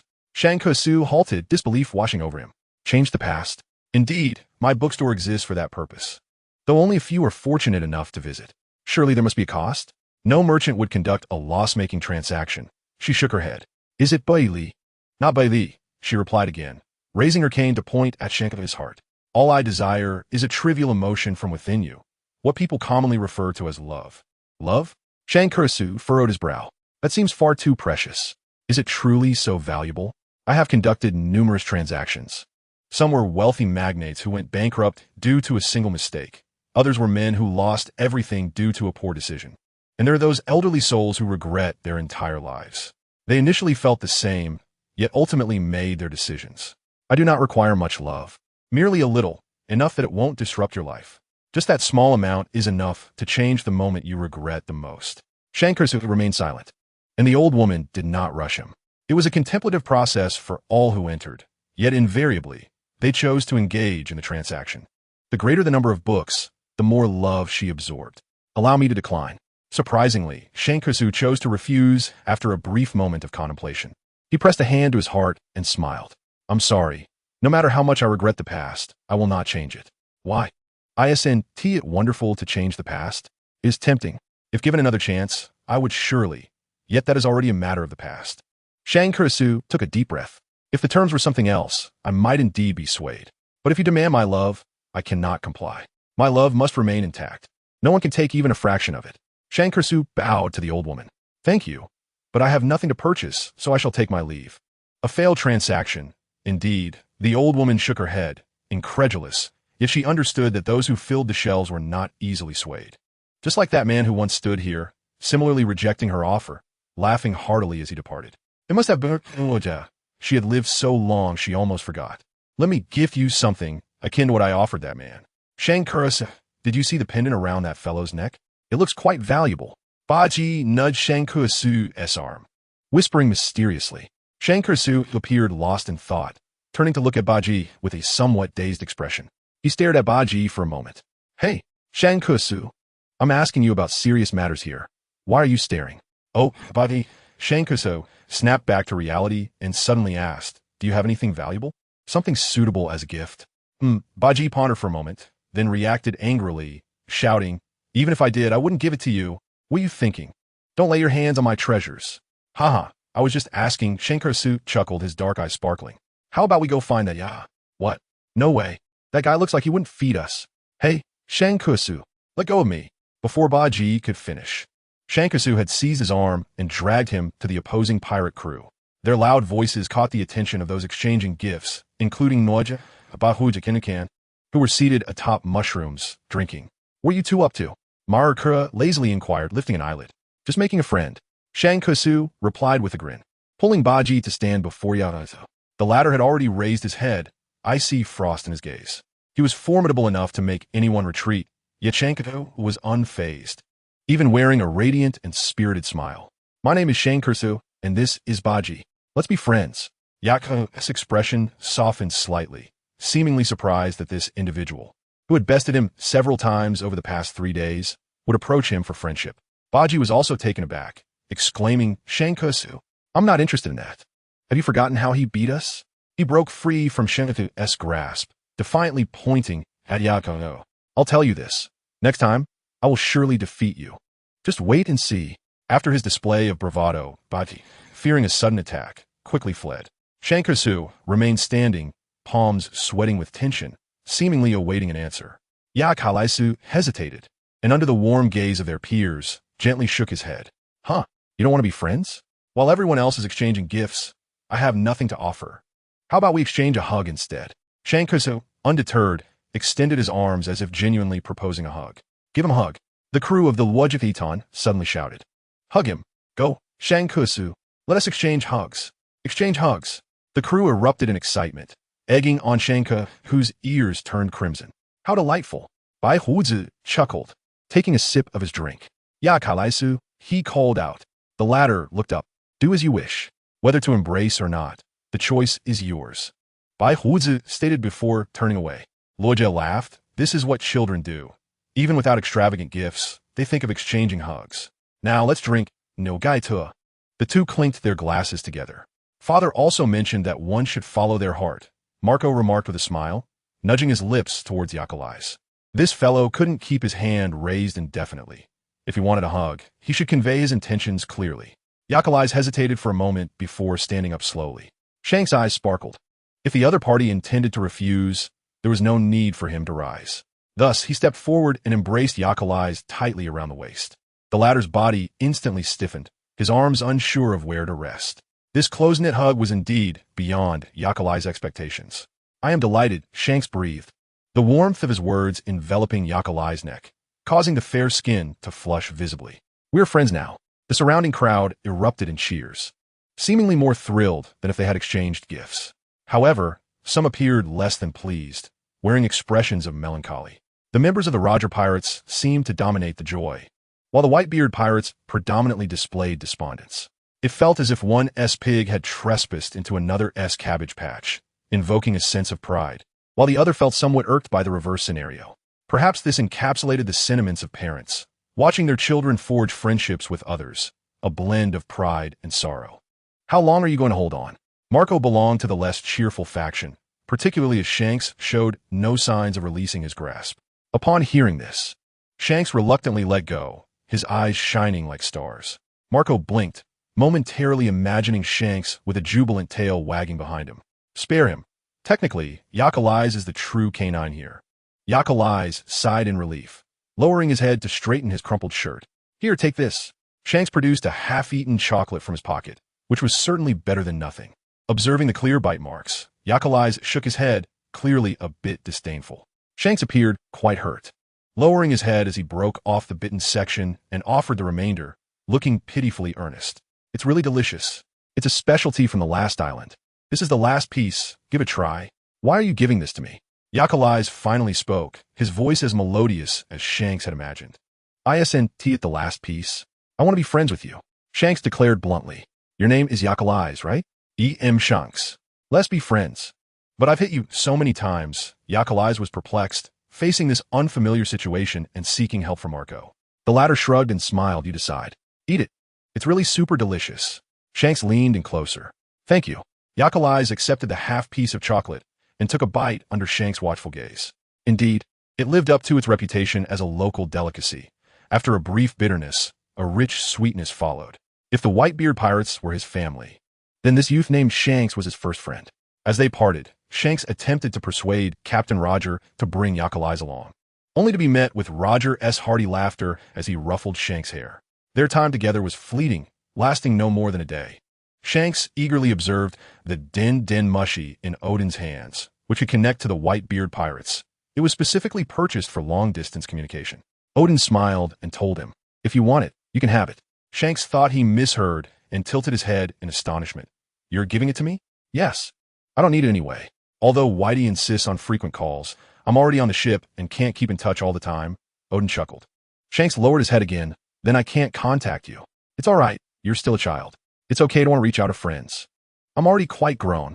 I understand everything, can fight, and even drink, but I can't make calls. Shanks took a deep breath. Roger burst into a hearty laugh, slapping the deck with mirth. Captain, stop laughing. Shanks exclaimed, flustered. Odin, call Whitebeard and let Shanks say what he needs to. We went to see them for a long time after we set sail. After Roger's laughter subsided, he signaled for Kazuki Odin to pass the connected din mushy to Shanks. Hello. A hesitant voice from Yakalai's came through.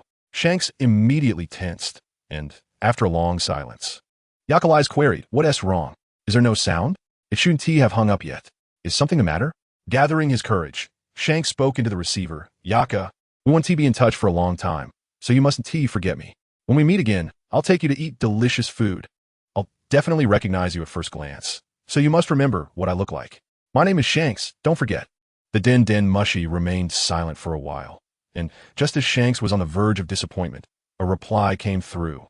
I understand. Looking forward to our next meeting. The voice seemed to carry a hint of a smile.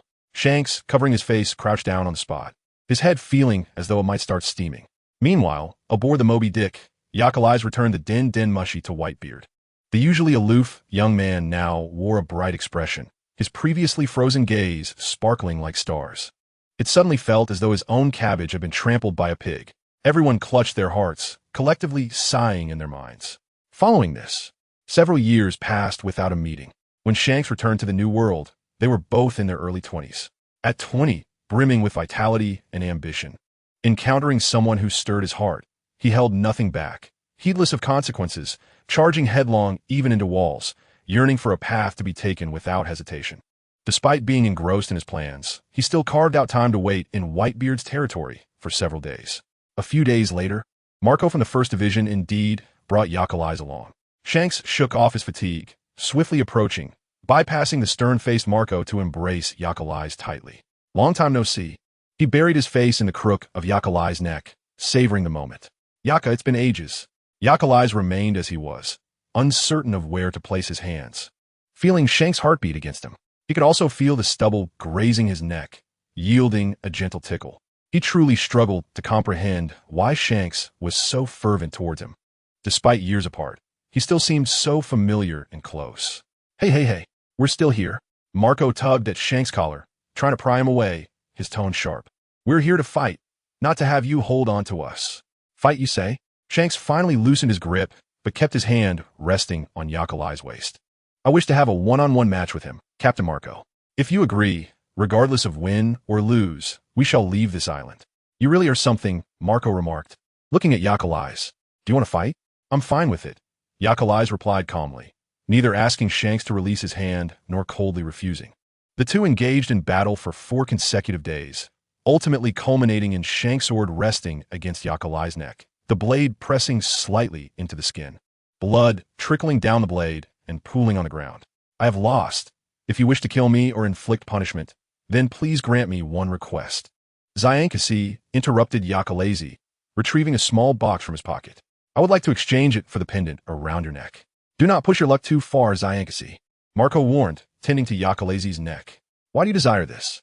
Yakalai suddenly recalled something, exclaiming, Are you helping that red-nosed fellow? He remembered how that red-nosed man attempted to snatch his pendant. Huh? You mean Buggy? Zyankasi scratched his cheek. No, I haven't seen him in quite some time. Ha ha. I haven't encountered Buggy since we parted ways in Road Town. I heard he is in the East Sea and seemingly has no intentions of entering the Grand Line.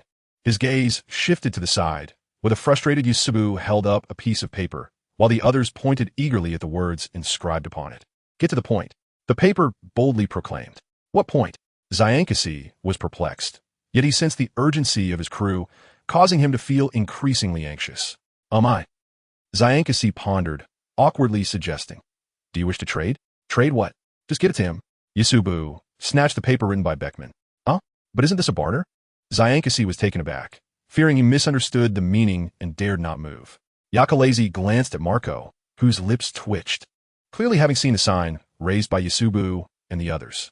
With a captain like this, you must be quite troubled, red-haired. Old Dad asked me to convey to you that he never expected a child from back then could return to the New World. However, the waters of the New World are murky, and he is eager to see how far you can go.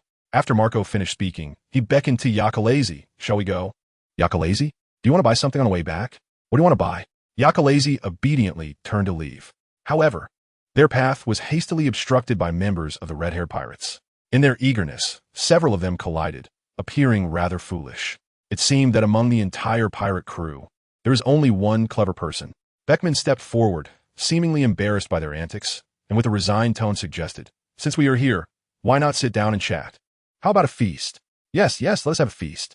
Zyankasi hurried a few steps to grasp Yakalazi's wrist, asking, Do you enjoy feasts? It was Marco who answered him, impatiently replying, Feast or not, come find us after you resolve your own troubles. There are no troubles. Zyankasi spoke lightly, as though the pressure from Big Mom and Kaido was of little concern. Are you truly leaving, Yaka? Hey, Yaka, don't get too familiar with our crew. Marco positioned himself protectively in front of Yakalazi, reminiscent of a hen shielding her chick. He was an immortal phoenix, yet he bore little difference from a chicken. Zyankasi mused, locking eyes with Yakalazi. Yaka, he softened his voice. Stay, Marco. Yakalazi patted Marco's shoulder. Don't. Marco began to show signs of frustration, yet Yakalazi appeared unyielding, though he was quite agreeable. Marco, if you wish to leave, then do so. Zyankasi understandingly squeezed Marco's hand, assuring him, Rest assured. I will return Yakalazi by tomorrow without losing so much as a hair. You can also be assured we would never abandon Yakalazi here. Marco tightened his grip on Zyankasi's hand, a sinister smile gracing his face. Do not even think about it. Oh, then you should stay as well. But do prepare more ingredients. Is that so? It seems you never intended for us to stay. My apologies for disappointing you. I thought you were unaware. Originally, we only planned to keep Yaka here. Their hands intertwined with force, their gazes full of hostility. I am hungry. Yakalazi suddenly spoke, his words halting the unspoken war. Zyankasi was the first to release Marco's hand, wrapping his arm around Yakalazi's neck. Then let us hurry to eat. What do you like to eat? Our chef can make anything.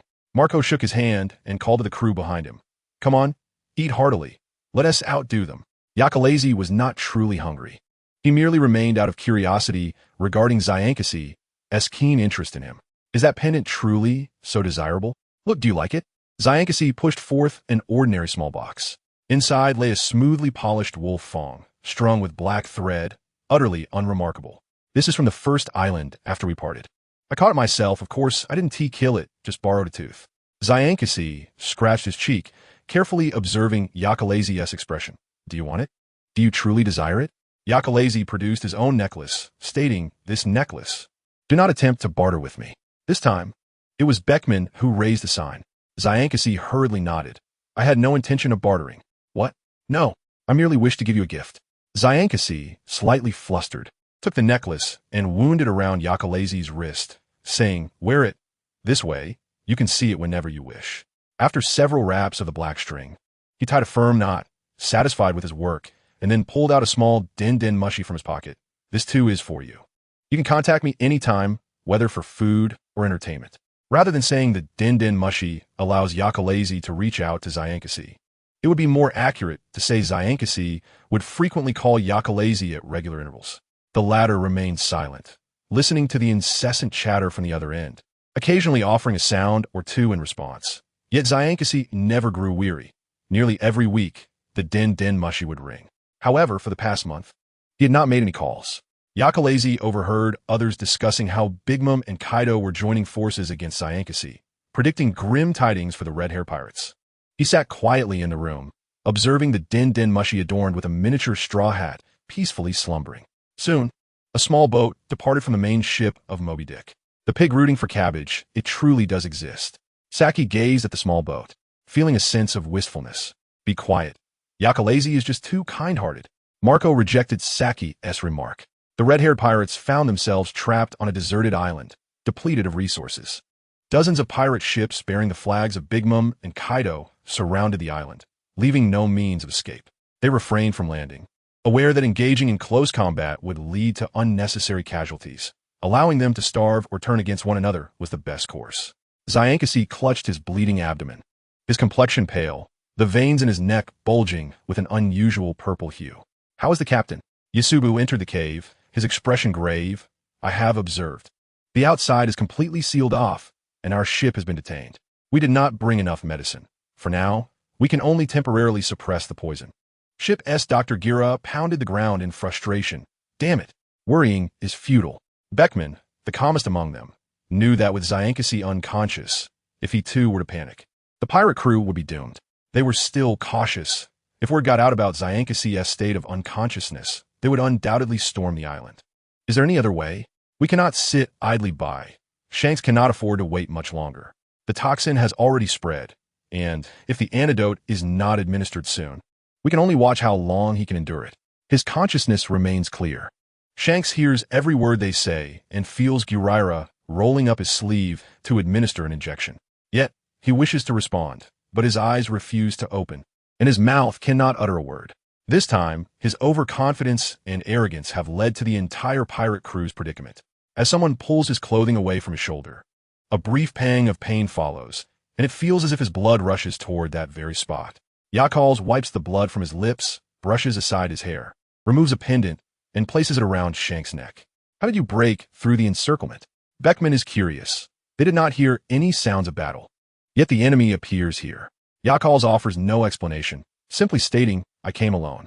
"Came to sacrifice yourself?" Shanks, having regained consciousness, opens his eyes. Although weak, his condition has improved significantly from before. "You should not have come. If there's a way for one person to escape, you should leave quickly." Shanks reaches out to touch Yakal's face, the rough pads of his fingers grazing his skin with unexpected tenderness. "This is our pirate crew's matter. Do not misunderstand." Yakals brushes his hand away, stating, "I had no intention of interfering with your affairs." "Is that so? Then that is good." Shanks regains his grip on Yakal's hand. Observing the necklace wrapped around his wrist, the black string contrasting with his fair skin, he is genuinely pleased that Yakals cares for him and even risks himself for his sake. Under Yakal's increasingly astonished gaze, Shanks pulls the wrist closer, bringing it to his lips. The moment their skin touches, it ends there. Yakals covers his wrist and gazes at Shanks for a while before rising to ask where the ship's doctor is.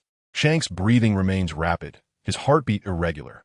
The toxin continues to spread, and without an antibody, both bloodletting and other remedies are futile. "Oh, I'm disliked again," Shanks chuckles, forcing himself to look at Beckman. "Beckman, I am aware of the current situation. If we do not reclaim the ship, we will have no means of escape. Indeed, we must devise a way to recover the ship to have a chance to flee. I apologize, this time was my mistake. No one is infallible, Shanks." "Captain." At that moment, Giraira rushes in, unceremoniously injecting Shanks with a red serum. Yakals lingers a few steps behind, watching Shanks with a complex expression. The medicine acts swiftly, and Shanks is astonished. Was it not said that there was no cure? "It is Yakals. He has consumed your blood, and his body has developed antibodies," Giraira exclaims excitedly. "It is remarkable. Typically, a human requires repeated exposure to toxins over an extended period to build immunity, yet he develops resistance in such a short time." "So, you injected me with Yakal's blood?" "Yes, it is the only method available, though direct, it is highly effective." Yakals, uninterested in the doctor's lengthy explanation, states, "I must take my leave. You tell Shanks, as you said, this is your crew's matter, right?" Shanks smiles, standing up and brushing himself off as he approaches Yakals. "This is our concern. You should leave first, and once we escape, I will certainly seek you out again." "Do not come looking for me," Yakals replies. "Very well. Shanks shrugs, extending his hand, then returned the din-din mushy to me. Clearly, Yakals had not anticipated this request. Shocked, his ears twitch slightly as he coldly retorts. I do not have it with me. You can break it if you like. Is that so? Shanks retrieves the din-din mushy from his pocket and wakes it up before Yakal's eyes, the sound echoing from Yakal's outer pocket. Shanks raises an eyebrow. Oh, you do not have it. You. Yakal's eyes redden with anger. Fine, I will return it. No, I was joking. Shanks sees the opportunity and stops Yakal's from reaching for the din-din mushy. I was just teasing. He presses his forehead against Yakal's, trapping him under his shadow. Laughing brightly. You should return to the pirate crew. I will definitely come find you. The news of the red-haired pirates breaking through Big Mom and Kaido's encirclement, miraculously surviving, sent shockwaves throughout the world. Newspapers flooded in, and even the white-beard pirates bought several copies to read. Marco tosses a newspaper to Yakals, lazily asking, Aren't you going to read it? It is a thrilling naval battle of the few overcoming the many. It has nothing to do with me. Yakals tosses the newspaper back to Marco, stating, I do not wish to read it. Oh, indeed. After all, the protagonist's first-hand account is far more vivid than any newspaper. Marco remarks, so Shanks has come. Do you wish to see him? Without answering, Yakals has already disappeared from sight. Shanks, the red-haired pirate, is adrift in a small boat, appearing as if he has rowed himself, looking miserable, starving, and thirsty. Yakals watches him devour the food on the table, unabashedly wiping his mouth with his sleeve. Finally slumping into a chair, exclaiming, Ah, I'm full. He even comments, It was delicious, but I prefer the meals that Pierre makes. You've tasted them before. Haven't you? Aren't you here, just to eat? Yakals crosses his arms, observing him. Ah, no. I meant to say that I would come find you after escaping. Shanks runs his fingers through his hair, overwhelmed with tasks until he finally has some free time. Hey, were you thinking of me? Shanks leans closer to Yakals, shamelessly grinning. How about a long-awaited hug? Boring. Yakals frowns. Oh, how boring. Would you like to try something new? Try to like me, adapt to me? What are you holding? Ah, nothing. Hey, don't snatch it away. Do you want to see? I didn't mean to look at the cheat sheet. It's just that Beckman and the others said I was underperforming, so they made me take this. You're not angry? Ah, that's good. I was afraid you would be mad, though you do look good when you're angry. Captain, why are you just standing here dazed? A hand slaps Shanks on the back, bringing him back to reality as he smiles. Yes, Jesus Burgess. Lockie, what are you doing here? Looking for a good restaurant. Lockie laughs, clutching his stomach. I just walked into a bookstore. Shanks points to the side, only to find that the wooden stall has vanished. What bookstore? Jesus Burgess follows his gaze, seeing nothing. Is there anything in the alley? No, nothing at all. It was just something worth celebrating that I experienced earlier. Shanks smiles. Though he remembers little, he feels an overwhelming joy. While speaking, he adjusts the back of his neck and feels a string. Pulling it reveals a beautiful pendant. The bottom hangs a wolf's tooth, adorned with a beautiful blue crystal. Oh, how lovely. Jesus Burgess' eyes light up. That necklace is truly exquisite. Ha, indeed it is. Shanks laughs as well. This necklace signifies that he will always be with me. The necklace signifies that? Ha. In any case, it is a matter worth celebrating. Let's go eat. Introduction. The apprentice sailor of the Roger Pirates, Shanks, retrieves a wolf cub from the sea. Embracing his sense of responsibility, the red-haired Shanks brings the wolf cub aboard his future pirate ship, which is still in its nascent stages. As for how he later managed to bring it to his bed, well, that is simply within the realm of Shanks' capabilities.